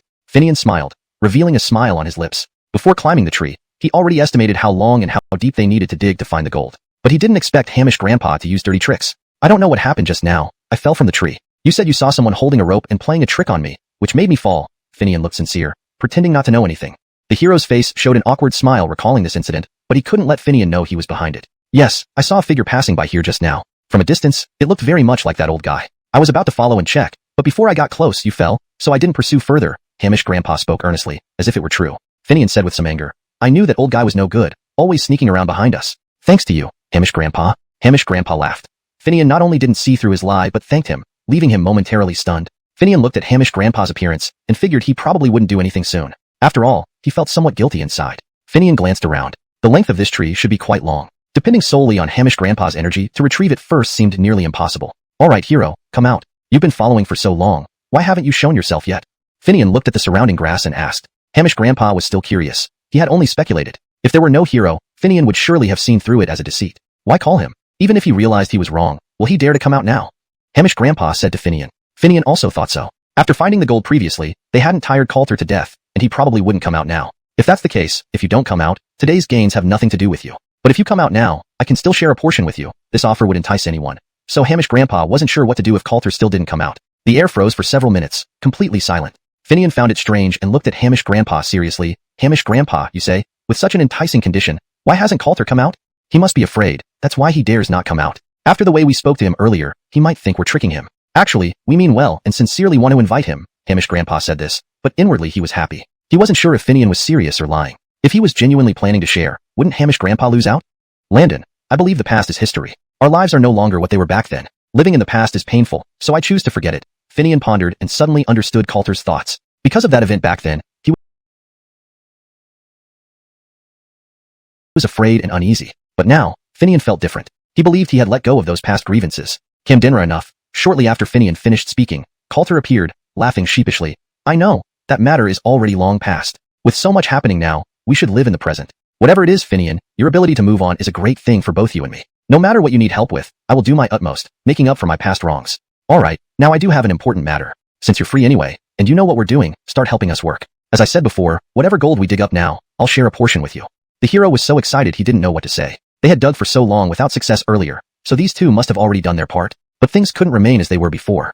Okay, since you've spoken so nicely, I should definitely help, Coulter agreed, laughing. He picked up a tool and jumped into the pit Hamish Grandpa had dug. As dusk approached, Coulter's enthusiasm remained undiminished, showing no signs of fatigue. So Finian didn't stop him, respecting his zeal. Judging by the current speed, it wouldn't take too long to unearth this tree root. Now, they needed to consider how to transport it back. Hashtag chapter 398. It's time to get serious. Currently, in her backpack, Finian still had 2 molds for transplanting trees. However, this tree was now significantly larger than expected, and she wasn't sure if it could fit into the molds anymore. Finian was completely preoccupied with figuring out how to transport this tree, not even paying attention to what was happening below. The hero, having witnessed Finian and Renee find a gold nugget previously, firmly believed they would find more gold this time around. Thus, he dug energetically, convinced that the larger the area excavated, the higher the chance of finding gold. Having followed them for so long, Coulter never imagined that Finian would actually share whatever they found. This opportunity was hard-earned. If they hesitated now, they might lose it. Renee watched Coulter and quickly guessed his thoughts. How could something as valuable as this just be handed over to him? Renee's digging speed was noticeably faster now, and the 2 men were clearly competing, their progress undeniable. But after 4 or 5 hours, neither had found any gold, and both their enthusiasm began to wane. They started questioning whether there was any gold here at all. As they approached the tree's roots, still no sign of any gold appeared. Finian, come down and take a look. Are you sure this is the right place? We've been digging for so long and haven't found anything, Renee called out, and Coulter paused. The hero had wanted to say this for a while, but felt it inappropriate given his current position. Finian looked down to see they had already unearthed the main trunk of the tree, leaving only small branches beneath. She jumped down and said, Thank you both so much for digging out this tree. Its value far surpasses that of gold. Instantly, Renee felt deceived. He wanted to know where the gold was, not about the tree's value. Moreover, this tree looked ordinary, nothing like a treasure, making him skeptical of its worth. Renee hesitantly replied, Finian, regardless of how valuable this thing might be, I'm still interested in gold. Shouldn't we keep looking for it? Finian had hoped someone would appreciate the tree's value, but it seemed she was talking to deaf ears. Since that's the case, let's get this tree secured first. I asked you to dig because I believe there's gold under its roots, Finian explained. looking at the two men. In truth, this type of tree, due to its longevity, accumulates gold at its roots over centuries. However, she wasn't sure if they would believe her. Turning to Coulter, Finian added, as for gold, I doubt there would be much in these deep woods. If you want this tree, I can help. The hero's words concealed his real intention to leave, a plan obvious to anyone perceptive enough. Finian didn't feign retention. Though the tree is valuable, transporting it now seems impossible. Since you're uninterested in it, I'll pass on it too. The hero felt apologetic, but fled at her words, harboring deeper resentment. Had he known Finian harbored resentment from past events, he wouldn't have trusted her, foolishly falling for this trick. Finian, why drag me into your prank on this hero? Now both Renee and Coulter share the same thought. Looking at Renee seriously, Finian said, what if I told you there really is gold below, and I wasn't playing tricks? She wanted Renee to understand. He had helped her so much. As for Coulter, it was fair retribution for past deeds. She hadn't chased him away. It was his choice. You mean there's really gold down there, and you were just putting on an act? Renee processed her words and decided to give her one last benefit of the doubt. In his place, he'd have left like Coulter. But he was Finian's guardian. He couldn't walk away. Fine, let's finish digging then. We don't have much left. Maybe another 2 hours should do it, Renee said. Finian warned, we must be careful. You know the fruit above is poisonous. I need to watch, or it might fall and cause fatal damage. Without her protection earlier, the tree roots would have been exposed, potentially causing the fruit to fall. Renee didn't consider this before, now looking awkwardly at Finian. You mean I should dig alone? Renee's face tightened, incredulous at such audacity from Finian. Fine, Renee agreed, resolving to settle accounts with Finian if no gold appeared. No matter how skilled Finian was, he shouldn't treat people like puppets. Finian, reading Renee's thoughts, felt somewhat embarrassed. She hadn't realized how he perceived her actions. Seemed like she might have gone too far this time. It was time to get serious. Renee resumed digging, and Finian discreetly assisted using her mountain deity powers. After nearly an hour, Renee spotted something resembling brass at the base of the tree. Chapter 399, Convergence. Upon seeing this thing, Hamish forgot everything. He couldn't even recall how he had been talking to Finian earlier. His mind was now completely occupied with the thought of gold. Finian naturally didn't care about the misunderstanding between them, and was pleased to see his elder so happy. Hamish, you're this delighted. Did you find something down there? Finian asked, his face showing a regretful expression as if wishing he had ventured below earlier. Hamish smiled at Finian, saying, Finian, Hamish knows all that I have today is thanks to you. When we return, I'll definitely get some fine wine for you as a token of my gratitude. Finian smiled, but maintained an expression that showed slight reluctance. The wine tastes good, but it's not as appealing as gold. This time, Hamish has certainly struck it rich. Hamish laughed, his joy evident on his face. Finian, quickly come down and help me. I feel like just a couple of shakes might bring this tree down. Do you think we dare to proceed? Though Hamish was elderly, he wasn't senile. He had noticed from the start that Finian was interested in this dilapidated tree. Now their desires aligned perfectly, each benefiting from the other. Indeed, Finian's eyes lit up immediately. Initially, he had expected a delay, but things were moving faster than anticipated. He jumped off the book, retrieved a tool from his backpack, and said, wait, after this tree falls, put it in this small box, then you go find the gold. Okay, Hamish? Hamish looked at Finian skeptically. Finian, this huge tree will fit into such a tiny space? How could it possibly work? But strange things often happened around Finian, things that seemed improbable. So Finian's presence felt almost like a miracle. Contemplating this, it didn't seem impossible anymore. You worry about that later. I'll handle it. Finian then instructed Hamish to close his eyes. Using two peculiar gestures, the tree indeed shrank gradually until it fit precisely into Finian's small box. Though Hamish verbally agreed to keep his eyes closed, he peeked. What he saw left him astonished. Could Finian possess some special ability? But despite knowing Finian for so long, he always seemed like a normal person even though he frequently did extraordinary things. Or perhaps it was the tools Finian used. Were they secret weapons making him powerful? It must be the latter.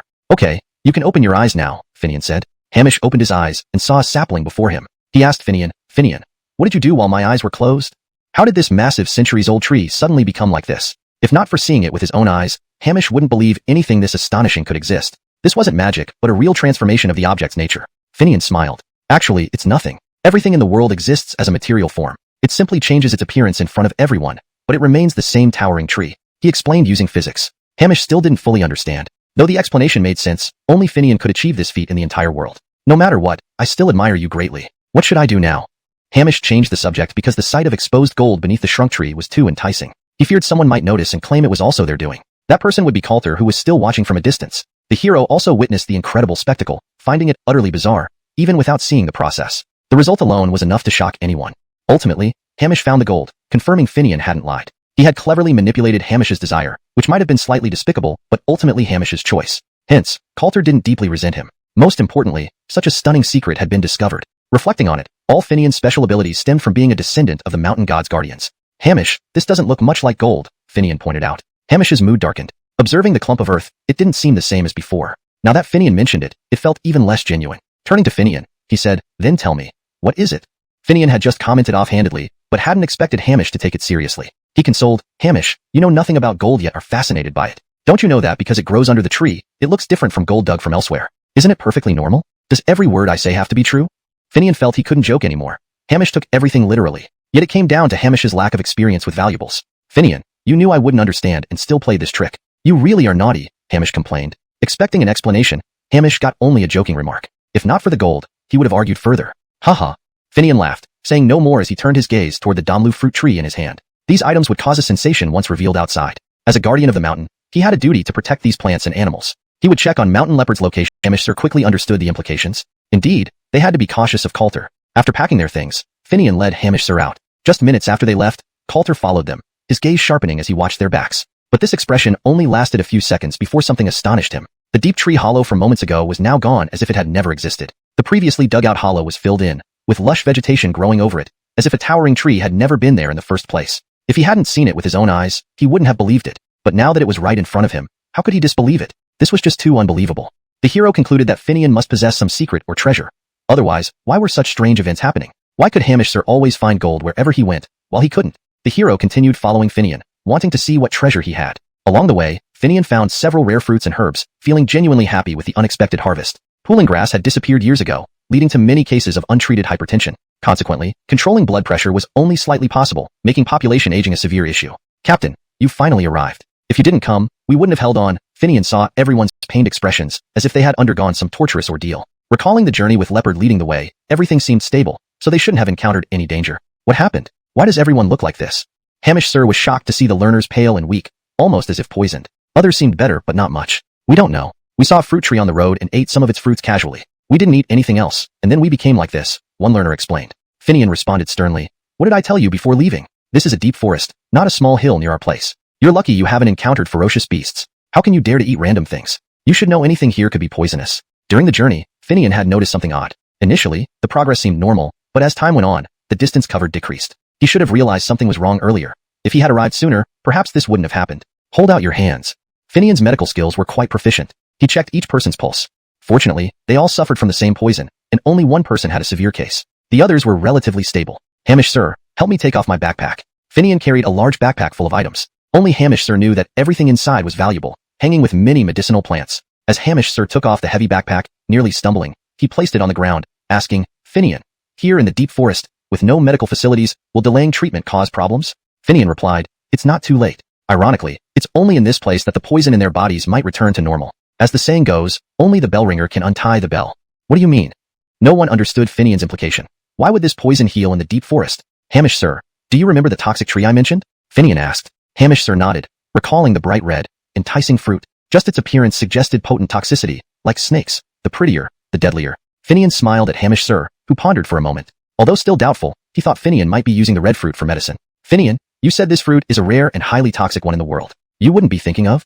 Hamish Sir hesitated, afraid to cause a stir among the group. Yes, you only know it as a poison, but it's also an excellent traditional Chinese medicine when used correctly. It can save lives, Finian clarified. So that's it. Regardless of what Finian said, Hamish Sir firmly believed him, as Finian had proven his exceptional talents multiple times. However, despite this, many team members remained worried, especially after Hamish Sir called it a poisonous fruit. One learner exclaimed, I still think treating poison with poison is extremely dangerous. Even if I die, I won't test medicine on myself.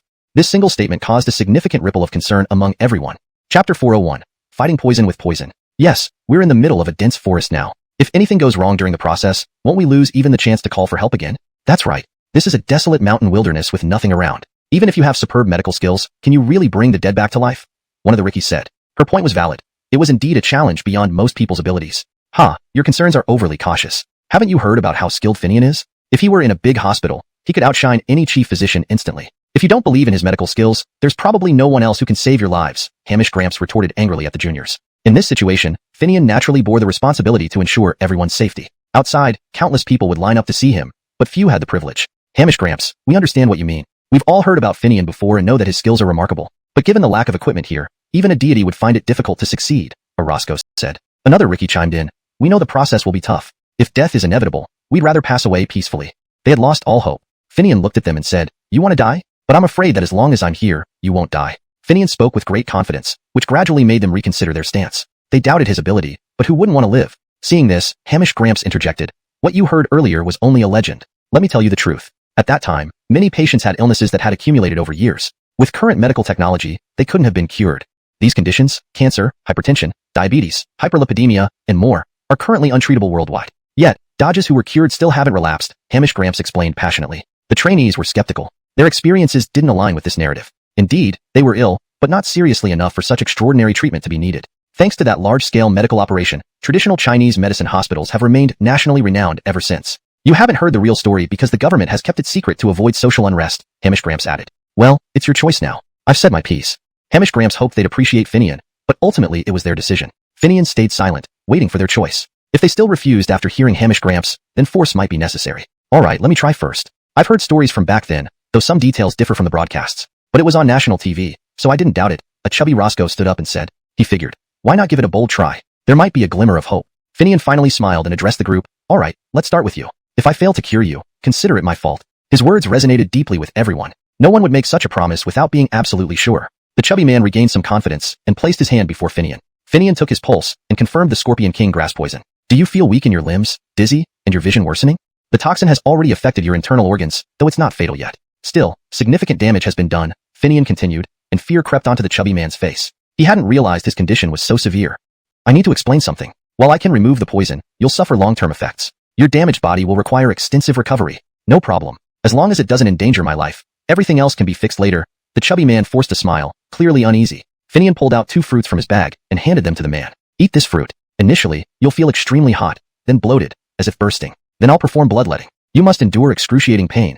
It's part of the process. The chubby man swallowed hard but agreed, unable to back down now after agreeing initially. Hamish Gramps watched anxiously. Finian had clearly stated the fruit was toxic, but now claimed it could save lives. Despite his disbelief, he trusted Finian. The chubby man bit into the fruit, tasting sourness and sweetness at first. Moments later, intense heat spread through him, turning his face red. Everyone watched anxiously, especially Hamish Gramps, who knew about the poison. If anything went wrong, he shared responsibility. Finian closely monitored the chubby man's reactions, ensuring his body could handle the treatment. Unsurprisingly, the man showed strong immune responses. Whispering to him, Finian encouraged, Fatso, listen, if you survive this, I guarantee you'll get promoted 3 levels. Your Mavis will even propose to you. Finian saw the chubby man's deep love for Indira, who hesitated to marry due to doubts about his capability. Chapter 402 Believe me. Camdenra enough. Love was the most fundamental motivation. Finian looked at the Aiken. Initially, he had no strength, but now he suddenly burst with an astonishing physical power. The Aiken felt an overwhelming heat, but this heat seemed to give him energy. This energy instantly transformed into immunity, helping him fight the virus cells in his body. It's time. After saying this, Finian made a blood incision on the Aiken's finger, allowing blood to drip down. At the same moment, the Aiken felt as if all the heat in his body vanished instantaneously, along with all the strength that had just erupted. He slumped like a heap of mud on the ground, completely drained of strength, and opened his eyes to look at Finian. Finian, am I still alive? Of course, there's nothing wrong with your body now. As long as you rest well, I guarantee you'll be back to your old lively self in a few days, Finian said with a smile, speaking honestly without any frivolousness. The Aiken smiled. Being physically okay already was reason enough to thank heaven and earth. Now, who wants to go next? Finian looked at the 3 remaining students opposite him. From their faces alone, it was evident none of them were in good shape. However, Finian wasn't sure whether they were suffering from poisoning or simply horrified by the sight of the Aiken being treated. The Fey Omrit stood directly behind the Omrits, retreating step by step. For a young woman to show such expressions was quite normal, but for no one among the boys to come forward irritated Finian greatly. Alright, if none of you want treatment, just say so. Don't waste everyone's time. We're all busy, and I need to move on, Finian said, seething with frustration. Aldo kicked the buttock of a student in front of him. When did you become such cowards? The kicked student felt very wronged, but had nowhere to retreat since he was already standing there. He looked at Finian and smiled. Since nobody dares to go first, let me take the lead and set an example. Heh, don't say that. Just now you were only pushed by a kick to go forward. Finian looked directly at him, and the person chose to remain silent. After feeling the pulse of the man in front of him, Finian's expression suddenly turned grave. The guy looked fine on the surface, but he hadn't expected the toxins in his body to have progressed so far. If not cleared immediately, his condition would be even worse than the Aiken's. Finian took out 2 fruits from his bag and said, your condition is much worse than the Aiken's. If you feel you can't hold on later, make sure to tell me, understood? The man showed fear on his face and shakily asked, if it's that dangerous, can we not treat it? Finian shouted, of course, but I guarantee you'll die suddenly within 3 days, bleeding from all 7 orifices. The corner of the man's mouth twitched slightly. He knew his condition was serious, but not to this extent. He thought he could delay treatment until they got out, but with the current situation, leaving within 3 days was impossible. In that case, I might as well get treated, the Omrit said with a pained expression, knowing there was no choice. The Omrit looked terrified as he reluctantly accepted the fruit and put it in his mouth. Watching the thin student's reaction, the Diego wore a smug smile. He had experienced it himself, instantly feeling the intense heat running through his body, almost like dying. If there had been a knife nearby, driven purely by the will to live, he might have chosen to end his life then. But because of those he couldn't bear to part with, he managed to endure the agony. The Omrit's veins bulged, his body coiled tightly like a snake about to strike. Seeing that this man's condition was more severe than his own, the Aiken's face turned rigid, unsure what to say. Earlier, Finian had said to speak up if he couldn't hold on, but he didn't expect it to be this serious. If the process had been as fierce for him, he might not have held out either. Let the blood flow, Finian said to Aldo while simultaneously grabbing the Amrit's hands and legs, forcefully pumping energy into him. The Amrit now felt like nectar was flowing through his body, instantly easing his earlier discomfort. After the bloodletting, his body, which had been tense, suddenly relaxed. Finian was the most shocked. If the energy hadn't worked, the consequences would have been unimaginable. If the student had died on the spot, Finian's role as mountain deity would be over. However, these scenarios were only described in books. He had never tried them in real life, so failure would be catastrophic. Aldo watched nervously, but was relieved to see the student slowly returning to normal. Finian, how do you feel now? Aldo wondered if Finian's body could withstand the stress after treating so many patients, causing him to collapse last time, unable to move. Nothing, I'm still fine, but we can't delay further, Finian said with a painful expression, indicating heavy physical strain, unsure if he could hold on. Finian smiled and asked, who's next? Now only one Amrit and one Fey Amrit remained. Given her timid nature, all eyes were on the Amrit. But the Amrit suddenly said, I think the Amrits have been very brave, so let's have the Fey Amrit go first, prioritizing the ladies. Finian merely smiled, inwardly disapproving of the Amrit's cowardice, perhaps even less courageous than the Fey Amrit. Alright, let's have the Fey Amrit then, Finian agreed, surprised when the Fey Amrit offered no resistance, standing cooperatively beside Finian. After checking her pulse, Finian glanced intentionally at the Amrit and said, there's nothing seriously wrong with you. Believe me, you'll be fine. This translation aims to maintain the tone, style, and structure of the original text while ensuring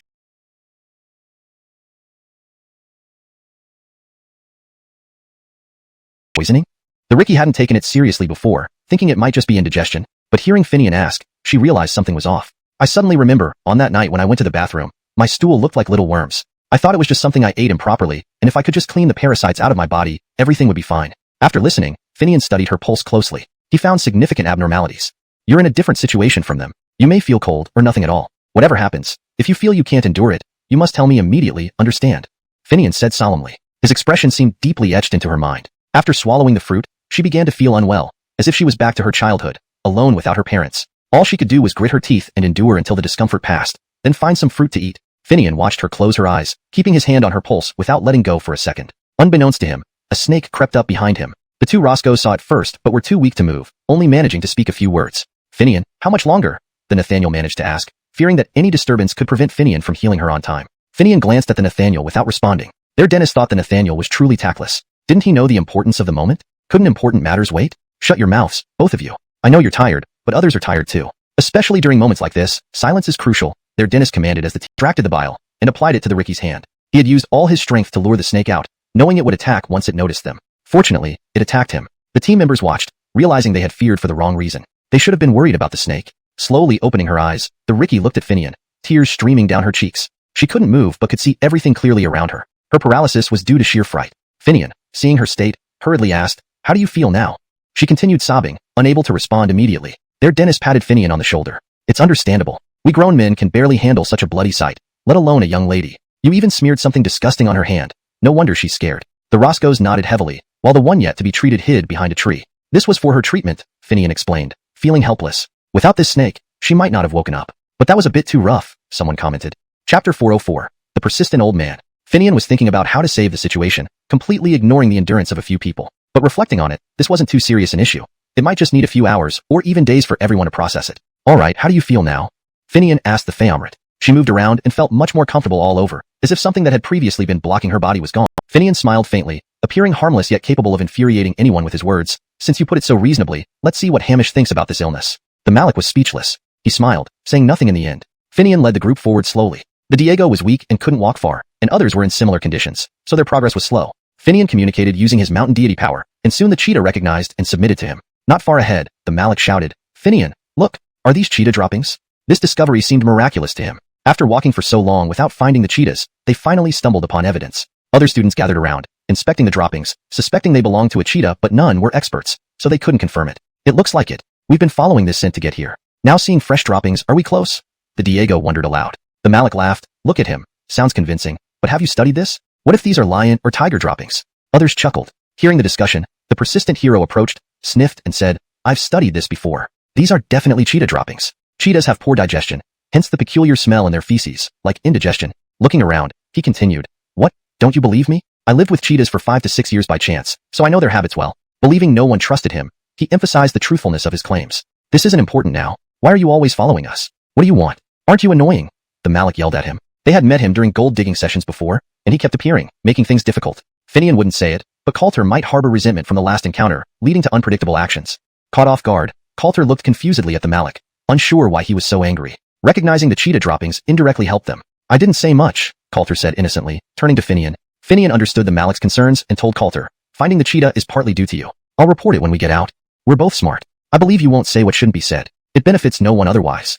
Finian's message was clear enough for Coulter to nod in agreement without arguing. The students remained puzzled but didn't join in the conversation. Continuing forward, they soon found not only droppings but also animal fur. The hero grabbed the fur joyfully, exclaiming, I'm certain it's a cheetah, though not just one. How should we proceed? Finian knew it wasn't just one. We haven't seen them yet. They could still be far away. Let's discuss once we spot them. Initially hopeful, the other faces fell hearing Finian's cautious remark. Chapter 405, Having a Child. Even if there's a huge possibility now, what if it turns out not to be the case? Without clear evidence, we shouldn't jump to conclusions too soon. The hero looked at Finian with a glance of admiration. Despite the current critical situation, he remained calm and composed while speaking so rationally. Clearly, he was no ordinary person. However, just after Finian finished his sentence, he received a message saying that despite all this time spent, nothing had been discovered. What have you all been doing? At the same time, Raspberry sent him a message, come back quickly, something big has happened. Finian felt his heart skip a beat. Then looking into the distance, he said, anything is possible. I think the cheetahs are probably around us. Any visible place could be their hiding spot. Initially, Coulter and Hamish didn't understand what they meant, but it now made sense. Why did Finian seem so confident? It was too strange. Confidence in other matters might be easier to explain as having good common sense. However, the cheetahs were part of an ancient culture which had been on the brink of extinction for centuries before vanishing completely. To suddenly find so many now, everyone wait here. I'll go check. Finian knew exactly where the hidden corners were. With the current urgency, there wasn't time for any games. Finian slipped away from everyone and stood among the cheetahs, each one docile as a large, gentle cat beside him. We should head home now. I promise to protect you well, Finian said to them, knowing the cheetahs understood before. But why had it felt so painful just moments ago? Before he could ask, a helicopter stopped in front of them. A soldier emerged and said to Finian, get in, everyone's waiting for you outside. Simultaneously noticing the cheetahs by Finian's side, it was as if Finian himself was a miracle. Others couldn't achieve what he effortlessly accomplished, tasks others might spend a lifetime completing. Finian led everyone onto the helicopter. His mind was full of thoughts of Simone, whom he hadn't seen for so long. His longing had already flown to her side like butterflies. Back at base, everyone awaited Finian's return. Simone's face was serious, eyes fixed on the horizon, unsure of what awaited. He trusted Finian, but after so much time without news, uncertainty lingered. Finally, the aircraft came into view. Finian stood at the door, seeing Simone far off. He jumped down and approached her. So, don't recognize me after all this time? Simone smiled. How could I not? But we may encounter some difficulties, she noted upon seeing no animals behind Finian, realizing something had gone wrong. Finian, everyone says you're omnipotent. I wanted to see what this legendary person is like. The speaker was a newly appointed mayor who held inexplicable animosity towards the Jareth family and gifts. Simone whispered to Finian, that's the new mayor. He has an unknown hostility towards the Jareth family and their gifts. Don't worry about the lack of animals. Just follow my lead, Simone instructed Finian. Finian nodded, then turned and issued a command. The cheetahs began to come down one by one. Simone was shocked. Finian smiled. Who said I didn't bring anything back? The new mayor lost his chance to criticize. Finian took Simone straight home where his parents were waiting. Finian, you'll stay home this time, Adeline said with a smile. Finian didn't understand, turning to Yanis. He was so worried you couldn't settle things that he planned to abandon the child, Yanis explained, pointing at Simone, revealing concern. Finian was surprised and happy, staring at Simone. When did this happen? Why didn't you tell me? Simone smiled. I wanted to tell you. But how? Finian remembered there was no signal in that isolated place. But I must have this child, Finian declared firmly. Simone laughed. I never said I didn't want it. Chapter 406, A Good Night's Sleep. Isabella was pregnant, and Finian took even greater care of her, personally designing her meal plans. In the evening, back in their bedroom, he gave a brief account of the events in the forest. Isabella pursed her lips and frowned. Despite Finian's calm recounting, she still couldn't help but feel the underlying tension and potential danger. Finian wrapped his arms around Isabella's waist, pulling her into an embrace. He rested his chin on her shoulder. I know what I'm doing, and it's no issue for me. Besides, with you out here, how could I take risks inside? But tell me, how are things for you outside? How's the hospital? And what about this new mayor? Isabella nestled in his embrace. When she mentioned the mayor, her eyes darkened as she fidgeted with his hand, slowly recounting the events. This mayor has some skill and ambition. The former mayor was investigated and removed from office for abuse of power, and he was appointed in his place. During your absence, he paid special attention to news about you, especially your activities in the forest. Although discreet, there were always traces left behind. I even suspect he's after you, or more specifically, something you possess. Be cautious. He's not one to be underestimated. Finian gently rubbed her cheek, taking her words to heart but showing no concern on his face. Don't worry, whatever he does is none of our business. I just want to focus on the task at hand in the forest, and then spend time with you properly. How's the hospital? The hospital is fine. I can handle it. You should concentrate on your tasks. A good night's sleep. The next day, Finian took Isabella to the back garden. As she looked on puzzled, he took out the copper money flowers from his backpack. Isabella's eyes lit up with surprise as she took the box. Inside, the copper money flowers glowed with a soft golden light, looking both dreamy and beautiful. As promised, let's plant these flowers together. He also planted the dream fruit, feeding energy into them. The leaves and fruits turned lush green, growing more robust. The two stood by, admiring the scene, lost in peaceful silence. Blackness has given me black eyes, yet I use them to seek the light. His phone rang. It was Hamishi. Come report to the mayor now. Everyone is waiting for you. All right, I'll be there shortly. He lightly kissed Isabella's forehead. I'm off. Be careful. Reuniting with Hamishi, the mayor called him to his office to report. Hamishi warned him repeatedly to be tactful, emphasizing that foxes often hide their tails. In the mayor's office, he briefly reported on the mission and awaited further instruction. Jedediah, indeed extraordinary. Not only did you complete the task, but you went beyond expectations. Taming 15 leopards. Unbelievable. Truly impressive. Please share more. The mayor handed him a cup of tea, his face full of admiration and satisfaction. Old fox. Jedediah thought to himself. Trying to pry information from him? No way. What does the tamed leopards have to do with you? Lawrence, you flatter me. I merely did my best and got lucky. Not worth mentioning. However, it's the mayor who plays a critical role in reporting, managing, and rectifying matters. It's hard work indeed. Candidly shifting the conversation towards recognition, he noted that the national rewards for such missions included substantial material and promotion benefits. The mayor squinted, chuckling warmly. What a clever man you are. If you're playing dumb, remember the soft approach has its limits. Jedediah, humble as ever, a rising talent. With such a capable wife like Isabella supporting you and running the hospital, you should cherish her. Slowly refilling his teacup, the mayor sized him up. Jedediah's eyes flickered with a trace of menace, his smile widening unnervingly. Yes, meeting and marrying her is my greatest fortune. I will protect her with my life. Though I lack great skills, I am fully capable of keeping my loved ones safe. Thank you for your concern, Lawrence. The mayor continued to laugh amiably. Indeed. However, avoiding details about the mission is problematic. Your reluctance raises suspicion, and final decisions rest with higher authorities.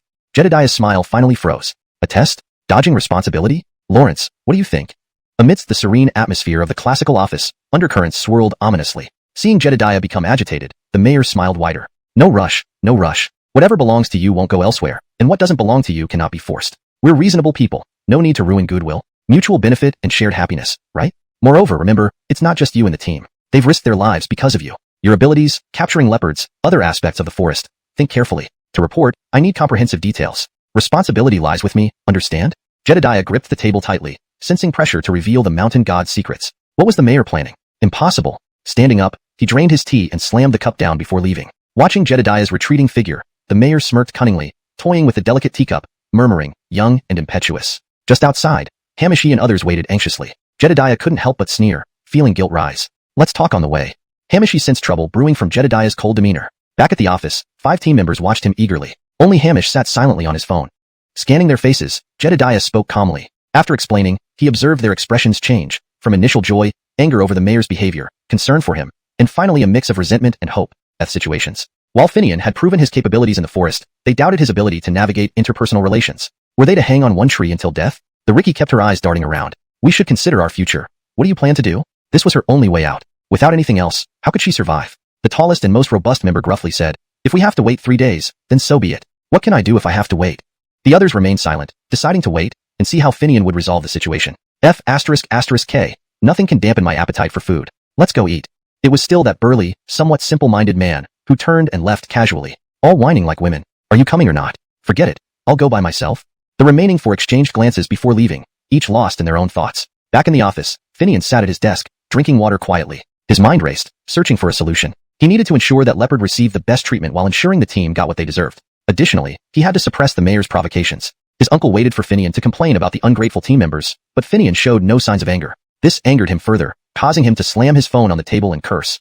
Finian, these little brats are too heartless. Just a moment ago, they were grateful for saving their lives. Now they act like this. They don't know what they will say about you outside. Ungrateful. Finian looked up at his uncle's worried expression and found it endearing. He teased, why is the eunuch more anxious than the emperor? You old fool, you're really calm at a time like this? Those brats looked at you with such disdain when they left. It infuriates me. His uncle paced back and forth, breathing heavily with no outlet for his frustration. Watching his uncle, Finian felt warmth in his heart. And he also had to think of Meryl and the others quickly. Black Knight gave me black eyes, but I used them to seek light. The phone rang. It was the old guy. What did he want now? Hang up on him, the shameless thing. He's bound to cause trouble again. Let him scram. Finian, already feeling troubled, lazily hung up, still thinking of ways to resolve the mayor issue and ensure Meryl's safety from any potential threats. But just as he put down the phone, it rang again. The old guy called once more. His uncle, about to speak, redirected his frustration to the phone. This stubborn hero, how annoying. And he hung up again. Finian let him do it, looking out the window. He wondered how Meryl was doing. Their child inside her must resemble her. After 10 seconds, the phone finally stopped ringing. His uncle triumphantly lifted his gaze. Finian, this mayor isn't easy to deal with. What do you plan to do? Finian's thoughts snapped back. It doesn't have to go through him. There are many roads to Rome. We can find another way to report directly without involving him. But we need thorough preparation to prevent him from retaliating or using threats against us. His uncle nodded, inwardly admiring Finian's insight. So now the problem is finding contacts, establishing channels, and setting up defenses against his schemes. Let me think of who might help. At that moment, a notification sounded. Finian picked up his phone. It was a message from the old guy. I heard what happened at the mayor's office. Where are you? I need to tell you something important. Finian read it and handed it to his uncle. Though the old guy had been cooperative in the forest, Finian didn't trust him. His uncle huffed. A weasel paying respects to chickens, not good intentions. Then he frowned, tapping his chin. After a pause, he suggested, maybe we should let him come and talk. He might have useful information. He did owe us from the forest. Finian pursed his lips but didn't respond. His uncle knew this meant agreement and sent the address. Soon enough, the old guy arrived. His uncle glared at him. Speak plainly, no beating around the bush. One false word, and you won't leave here easily. Finian gestured for him to sit opposite. The old guy ignored the hostility, calmly taking a seat. Straight to the point. I'm here to help. I can get your achievements recognized by the state. Official awards and special forces protection will follow. Finian looked at him, cleared his throat, and said formally, I can make your contributions officially recognized by the state, with corresponding honors and special forces protection. Your call. When should we start? Finian glanced at his uncle, whose eyes gleamed with excitement. His uncle was indeed tempted. If the old guy knew about the office incident, he could surely help. Besides, miracles do happen sometimes. Also, it wasn't hard to guess that the old guy felt guilty and wanted to make amends. Noticing Finian's glance, he nodded enthusiastically. Finian subconsciously crossed his leg, tapping the table rhythmically, deep in thought. His uncle was anxious, wondering why he hesitated. Only the old guy waited patiently, understanding the weight of the decision. Finally, Finian met his eyes and said softly, not necessary, thank you. Chapter 408. There is always a way out. Hamish Grandpa stared with wide eyes. How could Finian be so stubborn? He had to think of the bigger picture. He gave Finian several meaningful glances, signaling him to agree first and leave room for negotiation later. However, Finian completely ignored him. Finian's determined gaze met Coulter's. Shocked but ultimately accepting, Coulter knew this was an expected outcome. He had foreseen it. Hearing Finian's response, he even felt a bit relieved. But, have you thought it through? I respect your decision. This is your only chance. Within my considerations, you have no other options. The hero shook his head, genuinely concerned. Accepting his help was indeed the best choice for Finian. Without hesitation, Finian nodded. Just as he was about to speak, Hamish Grandpa interrupted him. Hold on. Finian, come look at this. Hamish Grandpa held his phone, looking shocked, pulling Finian away urgently as if something incredibly urgent was happening. Finian believed him and stood up solemnly, thinking that either the mayor had started causing trouble or something had happened at home. They stepped out and closed the door. Hamish Grandpa, still looking serious and anxious, said, Why are you being so rigid now? This guy has a conscience. Besides, this matter is complicated and thorny. Why not take advantage of it? If it weren't for you in the forest, would he have succeeded so smoothly? And also, before he could finish, Finian cut him off. Hamish Grandpa, I've made up my mind. You can stay out of this. With that, he turned and went back inside. Perhaps Hamish Grandpa was too eager, but Finian could handle the mess on his own. No matter what, he wouldn't cross the line. Upon entering, Coulter was still seated in his chair. Hearing the door open, he glanced at Finian with a faint smile, already knowing the outcome.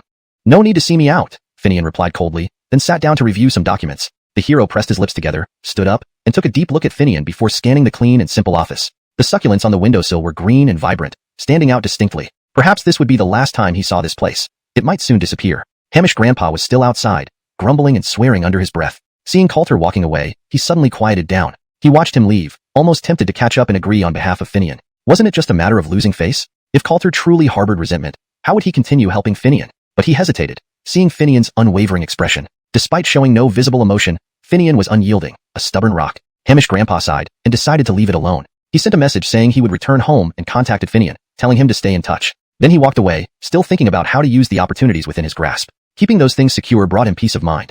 Finian glanced at the message and continued reading his documents. The file detailed all the people he could reach out to, those who had been helped by him. Seeing the contact information of the Gavriel, he pondered for a moment, deciding to pay him a visit. A phone call was made, and the Buster's strong voice came through. What brings you calling me, young one? Forget it. Don't talk. Come over for a drink? Finian couldn't help but smile. Shouldn't you be afraid I'll get you drunk and treat you like a tool? I do need your help. He decided to state his purpose up front, so the Buster understood. Why so fussy now? Doesn't sound like a man at all. Just come over and stop dawdling. The Buster hung up immediately. Their friendship was such that if he needed help, he simply had to ask. What kind of person did he take Finian for? Listening to the dial tone, Finian smiled. He informed Merrill he wouldn't be going home and drove to the Buster's residence. Half an hour later, he arrived at a luxurious villa with European-style architecture. Someone was waiting for them at the gate. Mr. Wong, please come in. Were you enjoying yourself again?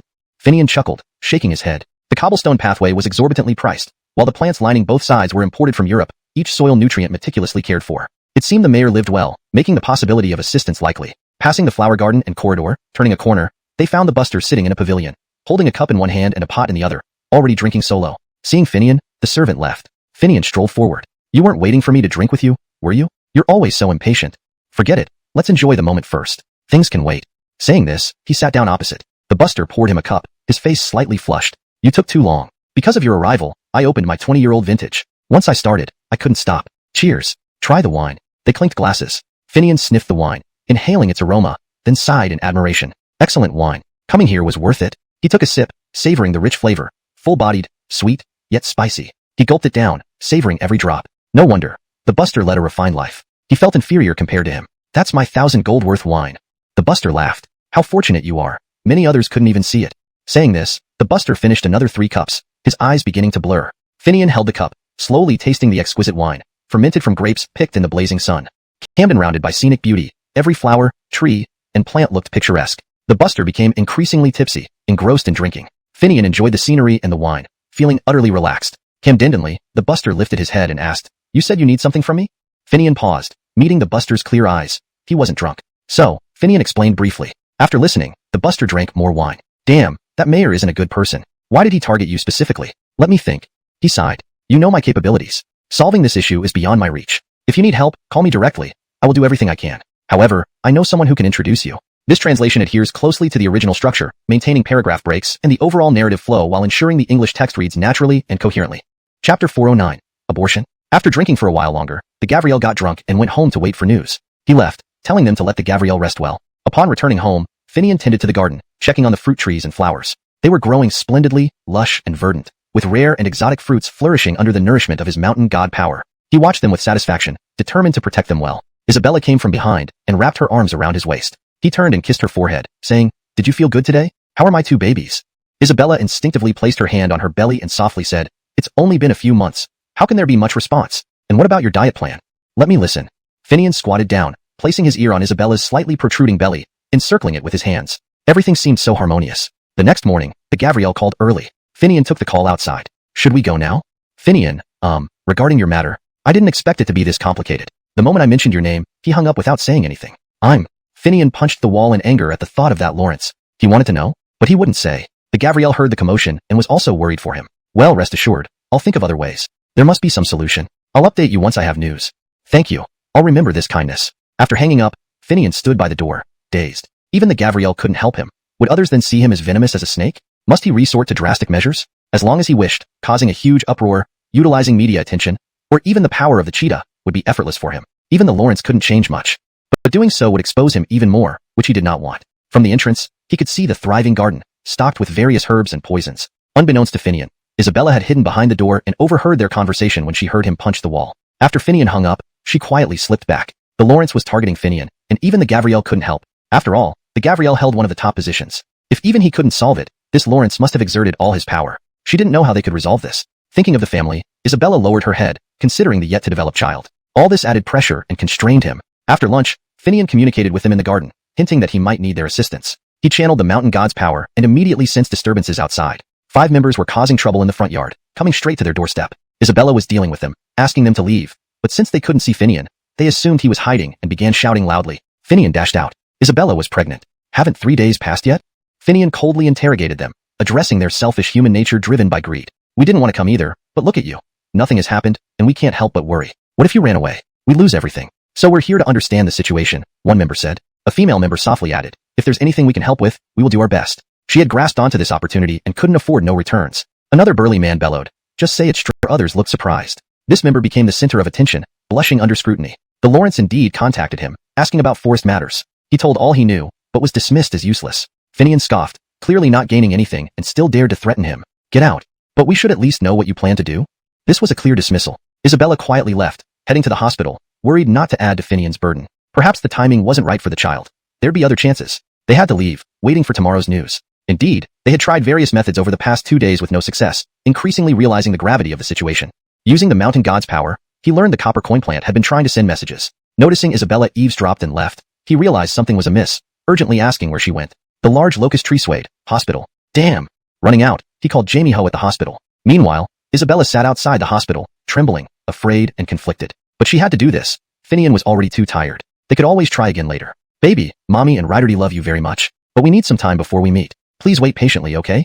Tears dripped uncontrollably. Chapter 409. Abortion. After drinking for a while longer, the Gavriel got drunk. He went home to wait for news, leaving behind instructions to let the buster rest well. When Finian returned home, he tended to the garden's fruit trees and flowers. They were growing beautifully. The greenery was lush and vibrant under the nourishment of his mountain god power, making the rare fruits exceptionally vigorous and full of life. Satisfied with their growth, he vowed to protect them. Isabella came from behind, encircling his waist with her arms. He turned and gently kissed her forehead, asking, "Did you have a good day? How are my two babies?" Camden consciously placing her hand on her stomach. Isabella replied softly, "It's only been a few months. There's not much change yet. Plus, there's your special diet too. Let me listen." Finian squatted down, pressing his ear to Isabella's slightly protruding belly, embracing it. The scene was one of perfect harmony. Early the next morning, the buster called. Finian stepped outside to take the call. "Should I go now?" "Finian, that thing? It's more complicated than I expected. As soon as I mentioned your name, the other party hung up without saying anything." Finian punched the wall in anger. What a mayor. He wanted to know something, but refused to say what. Hearing the commotion, the buster felt worried for him. "Well, don't worry. Let me think of another way. There will be a solution. I'll update you when I hear more." "All right, I owe you one." Hanging up, Finian stood at the door, dazed. Even the buster couldn't help. Did this mean others would avoid him like a venomous snake? Must it come to drastic measures? If he wanted to, he could cause a huge uproar, utilizing media and even Leopard's abilities. To him, these were all easily within reach. A mayor wouldn't change anything, but doing so would expose him further, which he didn't want. From the doorway, he saw the thriving garden filled with various medicinal herbs. Unbeknownst to Finian, Isabella had heard him punch the wall and hid behind the door, eavesdropping on their conversation. When Finian hung up, she quietly retreated. Even the influential buster couldn't do anything about the mayor targeting Finian. This indicated that the mayor must have mobilized all resources against him. What should they do? Isabella lowered her head, thinking of the family and the unborn child. All of this added pressure and restraint on Finian. After lunch, Finian communicated with the garden inhabitants, explaining that he might need their help. Using his mountain god power, he checked what was happening outside. 5 members had caused trouble in the front yard and were now at the door. Isabella tried to resolve the situation and asked them to leave, but since they couldn't see Finian, they thought he was hiding and started shouting. "You haven't given us any updates in 3 days." Finian's cold voice echoed before he arrived, addressing the heartless humans driven by greed. "We didn't want to come either, but you've been quiet, which makes us anxious. What if you run away? We'll lose everything. We just wanted to check on the situation," one said. A female member timidly added, "Is there anything we can do to help?" She was determined not to lose this opportunity without reward. A burly man shouted louder, "Just tell us directly. Don't keep us hanging. Our demands aren't high." The 5 members surrounded Finian, chattering incessantly. Pulling Isabella behind him, he sternly ordered them to be silent. His imposing demeanor made everyone shut up immediately. "Be a good girl. I have a plan. Go back inside, and I'll handle this." Patting Isabella's head, Finian smiled tenderly. Concerned, she hesitated but eventually nodded and went back inside, secretly following them towards the front hall. Eavesdropping outside the door. "I've said it, 3 days. You're overstepping bounds by causing trouble here. If you want to act, go ahead. Otherwise, wait for news. I promised, and whatever is yours, you won't lose it. Now, leave." "The mayor contacted me," one member blurted out. Camden apprised. Finian turned and laughed coldly. "Threatening me? Are you worthy? If the mayor approached you, why come here?" Staring at him, the other 4 looked shocked. The spotlight made him blush and speechless. Indeed, the mayor had asked about forest matters. He answered everything but was then dismissed as useless. Finian sniffed, clearly unimpressed by this failed attempt at leverage. "Goodbye. But shouldn't we know how you plan to proceed?" They were being dismissed. Isabella left quietly, worrying. She shouldn't burden Finian further. Perhaps this child wasn't timely. There'd be other chances. Reluctantly, they left, waiting for tomorrow's news. Realizing their efforts over the past 2 days were futile, they understood the gravity of the situation, feeling both angry and worried. Using his mountain god power, Finian learned that the pennywort grass at the entrance had been signaling him. Isabella had left after overhearing them. Sensing something wrong, he urgently asked where Isabella went. The pagoda tree swayed, indicating the hospital. "Oh no." Rushing out, he called Jamie Ho at the hospital. Meanwhile, Isabella sat trembling on a bench outside the hospital, clutching a form, filled with fear, anxiety, and reluctance. Finian was exhausted, and they could try again later for a child. "Baby, Mommy and Ryderty love you, but we need some time to sort things out. Can you wait patiently?" Tears fell uncontrollably as she spoke. ####Chapter 410, Contacting Leopard. "Next, Isabella." The hospital's broadcast voice rang out. Isabella stood up, her palms sweating nervously as she glanced back at the door. "Husband, I'm sorry. I didn't discuss this with you," she thought to herself, feeling even more distressed. "Isabella." "Yes." She walked in and signed the necessary documents. The doctor noticed her tension and spoke kindly while examining her. "Your baby is doing well. Why do you want to terminate the pregnancy?" "Our family circumstances aren't suitable for a child right now. There will be other opportunities in the future. We still have time," she said, her throat already choked with emotion. The doctor nodded. "Your health is excellent. Have you really given it no further thought?" "I've made my decision. Let's start." Lying on the operating table, Isabella closed her eyes, clenching the sheet tightly beneath her hands. The chief surgeon put on his surgical gown and stood by the operating table. His Alan rushed in, whispering in his ear. "Mr. Finian just called. He said his wife acted impulsively and he'll hold whoever receives him accountable." Startled, the chief surgeon quickly put down the scalpel. Looking at Isabella's determined expression and Mr. Finian's message, he concluded they must have had an argument. He couldn't proceed now but, "Excuse me, I have an urgent matter to attend to. Can you please wait a moment?" He politely asked before rushing to call Mr. Finian, believing their marital issues should be resolved between them. Isabella felt relieved. Her baby could stay inside her a little longer. Camdenra, she responded. As the doctor left, he urgently questioned the Alan. How far away is Mr. Finian? He's on his way, almost here. Camdenra enough. Less than 3 minutes later, Finian appeared at the hospital entrance, rushing toward the operating room. Isabella was puzzled. Doctors didn't usually behave this way, especially at a reputable hospital like this one. So, it must be because of Finian. She suddenly opened her eyes and prepared to leave. A nurse outside stopped her. Excuse me, you need to wait a bit longer. The doctor will be here soon. Which doctor? Dr. Wong or Dr. Jiang? Has your hospital become so forceful? The nurse blushed deeply. She was indeed surprised by the task given to her. Isabella pulled the nurse aside and started walking forward. The young nurse followed reluctantly, intimidated by Isabella's strong demeanor. Just then, they turned a corner and bumped into Finian. Without a word, Finian scooped her up and headed outside. What are you doing? Put me down. This was a well-thought-out decision. Do you understand that? Isabella grabbed his collar, speaking urgently. Finian smirked coldly upon hearing this. He knew his child nearly lost. This foolish woman. Gently placing Isabella in the car and securing the seatbelt, he returned to the driver's seat. We're going home. At home, Finian firmly declared, absolutely not. We will not terminate the pregnancy. Things aren't as serious as you think. Everything will be resolved. You focus on resting and taking care of yourself. Understand? Isabella frowned, unsure where to begin. Are you crazy? Who did you forget? Did you forget who your husband is? Finian chuckled in exasperation, pulling Isabella close. He understood that Isabella feared dragging him down and adding pressure. She cared for him and wanted to shoulder the burden. But matters were separate from the child. They couldn't be equated. After consoling Isabella, on the third day, Finian rushed out early in the morning. He had to find Leopard. The distance was too great to establish contact, and he wasn't familiar with the terrain, so he needed to go in person.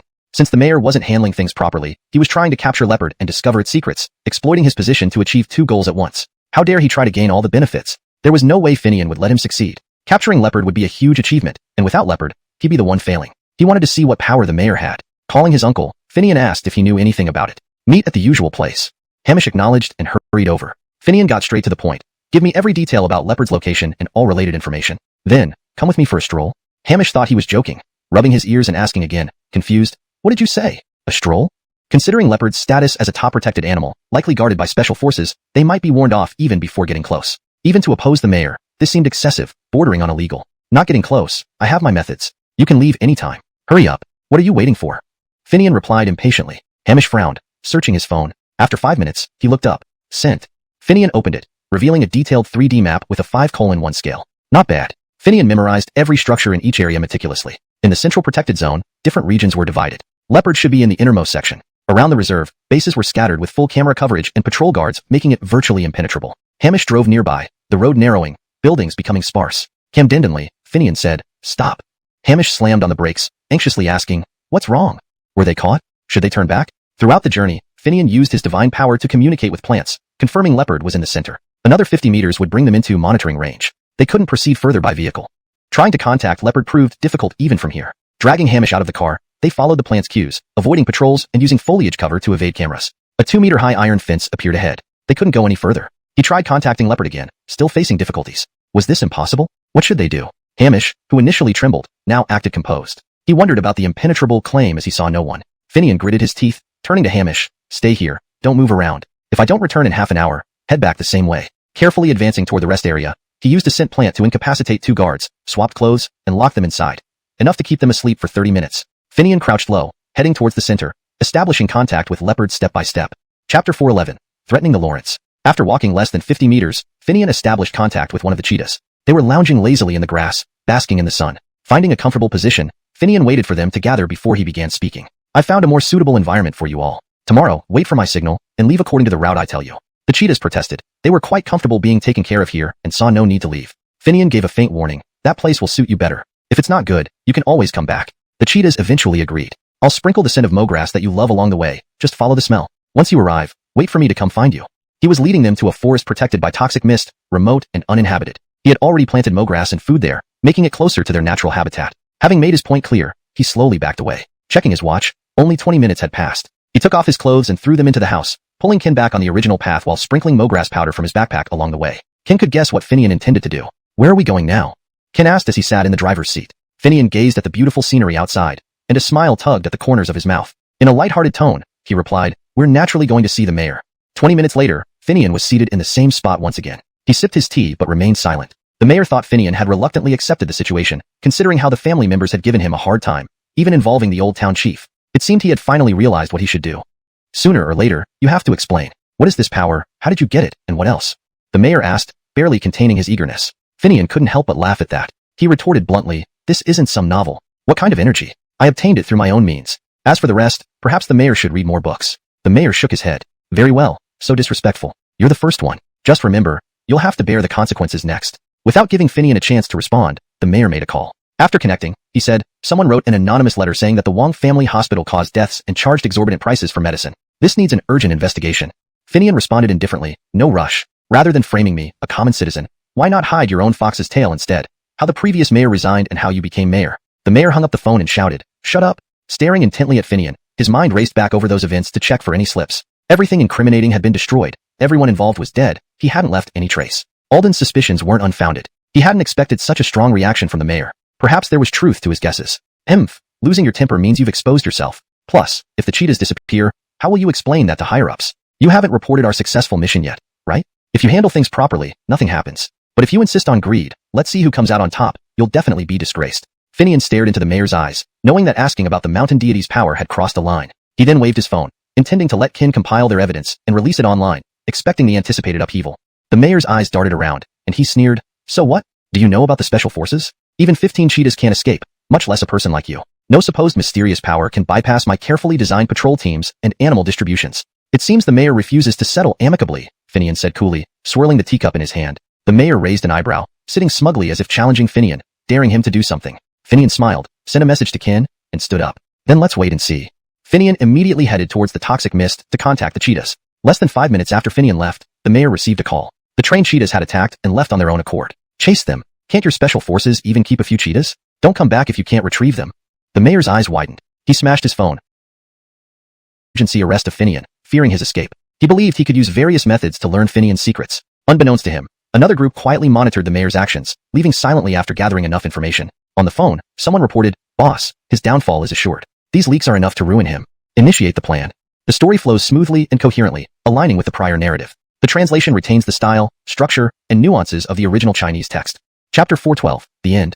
Finian left the poison mist forest and was immediately surrounded by SWAT teams as he arrived home. His house was empty, with no one inside. Finian's eyes darkened. Had the mayor become so immoral? He could only follow them to see how Isabella was doing. Upon arriving at the detention center, Isabella and the others were confined together. When she saw him enter, she became somewhat flustered. Seeing her, Finian nodded and winked, assuring her that everything was fine and that he had come to check on them. Isabella's worries finally eased. If something happened to Finian, they wouldn't know what to do. Finian was separated from Isabella and the others. He was placed alone in a sealed room with just a table and 2 chairs.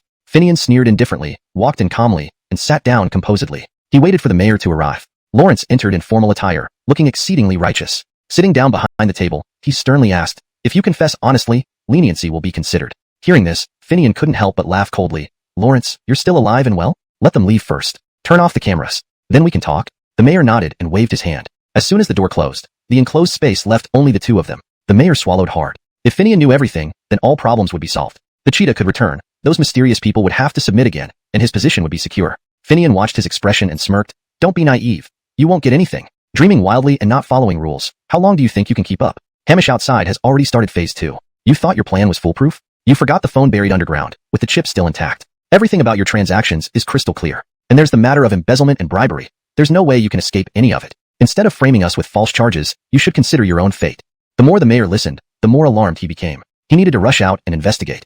Finian watched him leave with a cold smile. It was too late now. Outside, Hamish had organized and backed up all the materials, copying them onto a USB drive and entrusting it to a reliable person to deliver to the former mayor, under the condition that he overthrows the current mayor within 3 hours. It's true that the enemy of your enemy is your friend. He believed the former mayor would make good use of these materials. On his side, the mayor tried every relationship he had, making calls and promising various things. But it was already too late. The former mayor had already sent the materials to everyone. They weren't unwilling to help but were afraid of being implicated themselves. Whoever got close would be seen as an accomplice. Isolated and helpless, the mayor put his last hope on the mysterious individuals who had been in contact with him. Since they knew Finian's secrets, rescuing him must be easy. Trembling, he dialed their number. Each beat felt like it pierced his heart.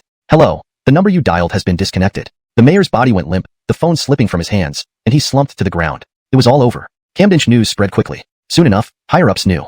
The former mayor seized this opportunity to directly accuse and exonerate himself of false accusations. Within less than 3 hours, the mayor heard footsteps getting louder, knowing his end was near. Tragically, all his efforts ultimately benefited someone else. No. How could this happen? I should have obtained power and retained my position as mayor. This can't be a dream. All because of Finian. May you never rest in peace.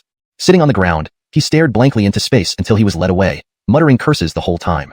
During the questioning, he continued mumbling incomprehensibly. Only Finian was occasionally distinguishable. Given his state, he was eventually transferred to a psychiatric hospital. The former mayor, having proven his innocence, was allowed to participate in the democratic election. Various graces unanimously voted for him. Not only did he have no obvious faults and was relatively fair and just, but also showed remarkable skill by turning the tables on such a cunning adversary. After the election, a figure slipped through the back row unnoticed. Outside, he pulled a cap low over his face and hurried away without revealing any part of his face. After several turns, he stopped in the courtyard of an old restaurant. An elderly man emerged from the house, laughing warmly. This was Cultivation had refused help from. Removing his hat, the man said blandly, "Everything went smoothly. That group was handled in the shadows. Remember our deal." He then put the hat back on and silently left without attracting any attention. The hero bowed deeply at the retreating figure. Slowly returning to his room, he hummed happily. Although Finian refused his help, that was Finian's decision, and helping was his decision. Calculating the time, Finian should be returning soon. The former mayor retook office amidst widespread celebration. His first act as mayor was to personally go to the detention center to release Finian's family. Exiting the detention center, Finian saw the mayor standing at the entrance, smiling warmly at him. "Tough work for you." The mayor approached, shaking Finian's hand and said. Looking at the crowd behind the mayor, Finian thought the mayor knew he owed him a favor, but suspected the mayor also realized he wasn't someone to be messed with. However, Finian didn't mind. Nodding, he replied, "It's nothing. I didn't mean to inconvenience you. Let's celebrate." The mayor patted his shoulder amicably, both tacitly avoiding mention of their collaboration, enjoying the successful outcome. In a magnificent hotel, everyone exchanged toasts, congratulating and wishing each other well. Finian took Isabella through the formalities, greeted people briefly, then bade farewell to head home. Something felt off. He needed to ask Hamish about it. Hamish seemed elated like a child who received great honor. Finian shook his head helplessly, finding it impossible to communicate properly. He set aside his doubts for now. Alden contacted Cheetah. The poison mist forest wasn't a place to stay indefinitely. They should leave as soon as possible, meeting Cheetah outside the forest. Contacting the mayor, they went there to escort Cheetah back. The mayor reported the matter diligently and awaited instructions. Returning home, he finally breathed a sigh of relief. Finally, this ordeal was over. End of story.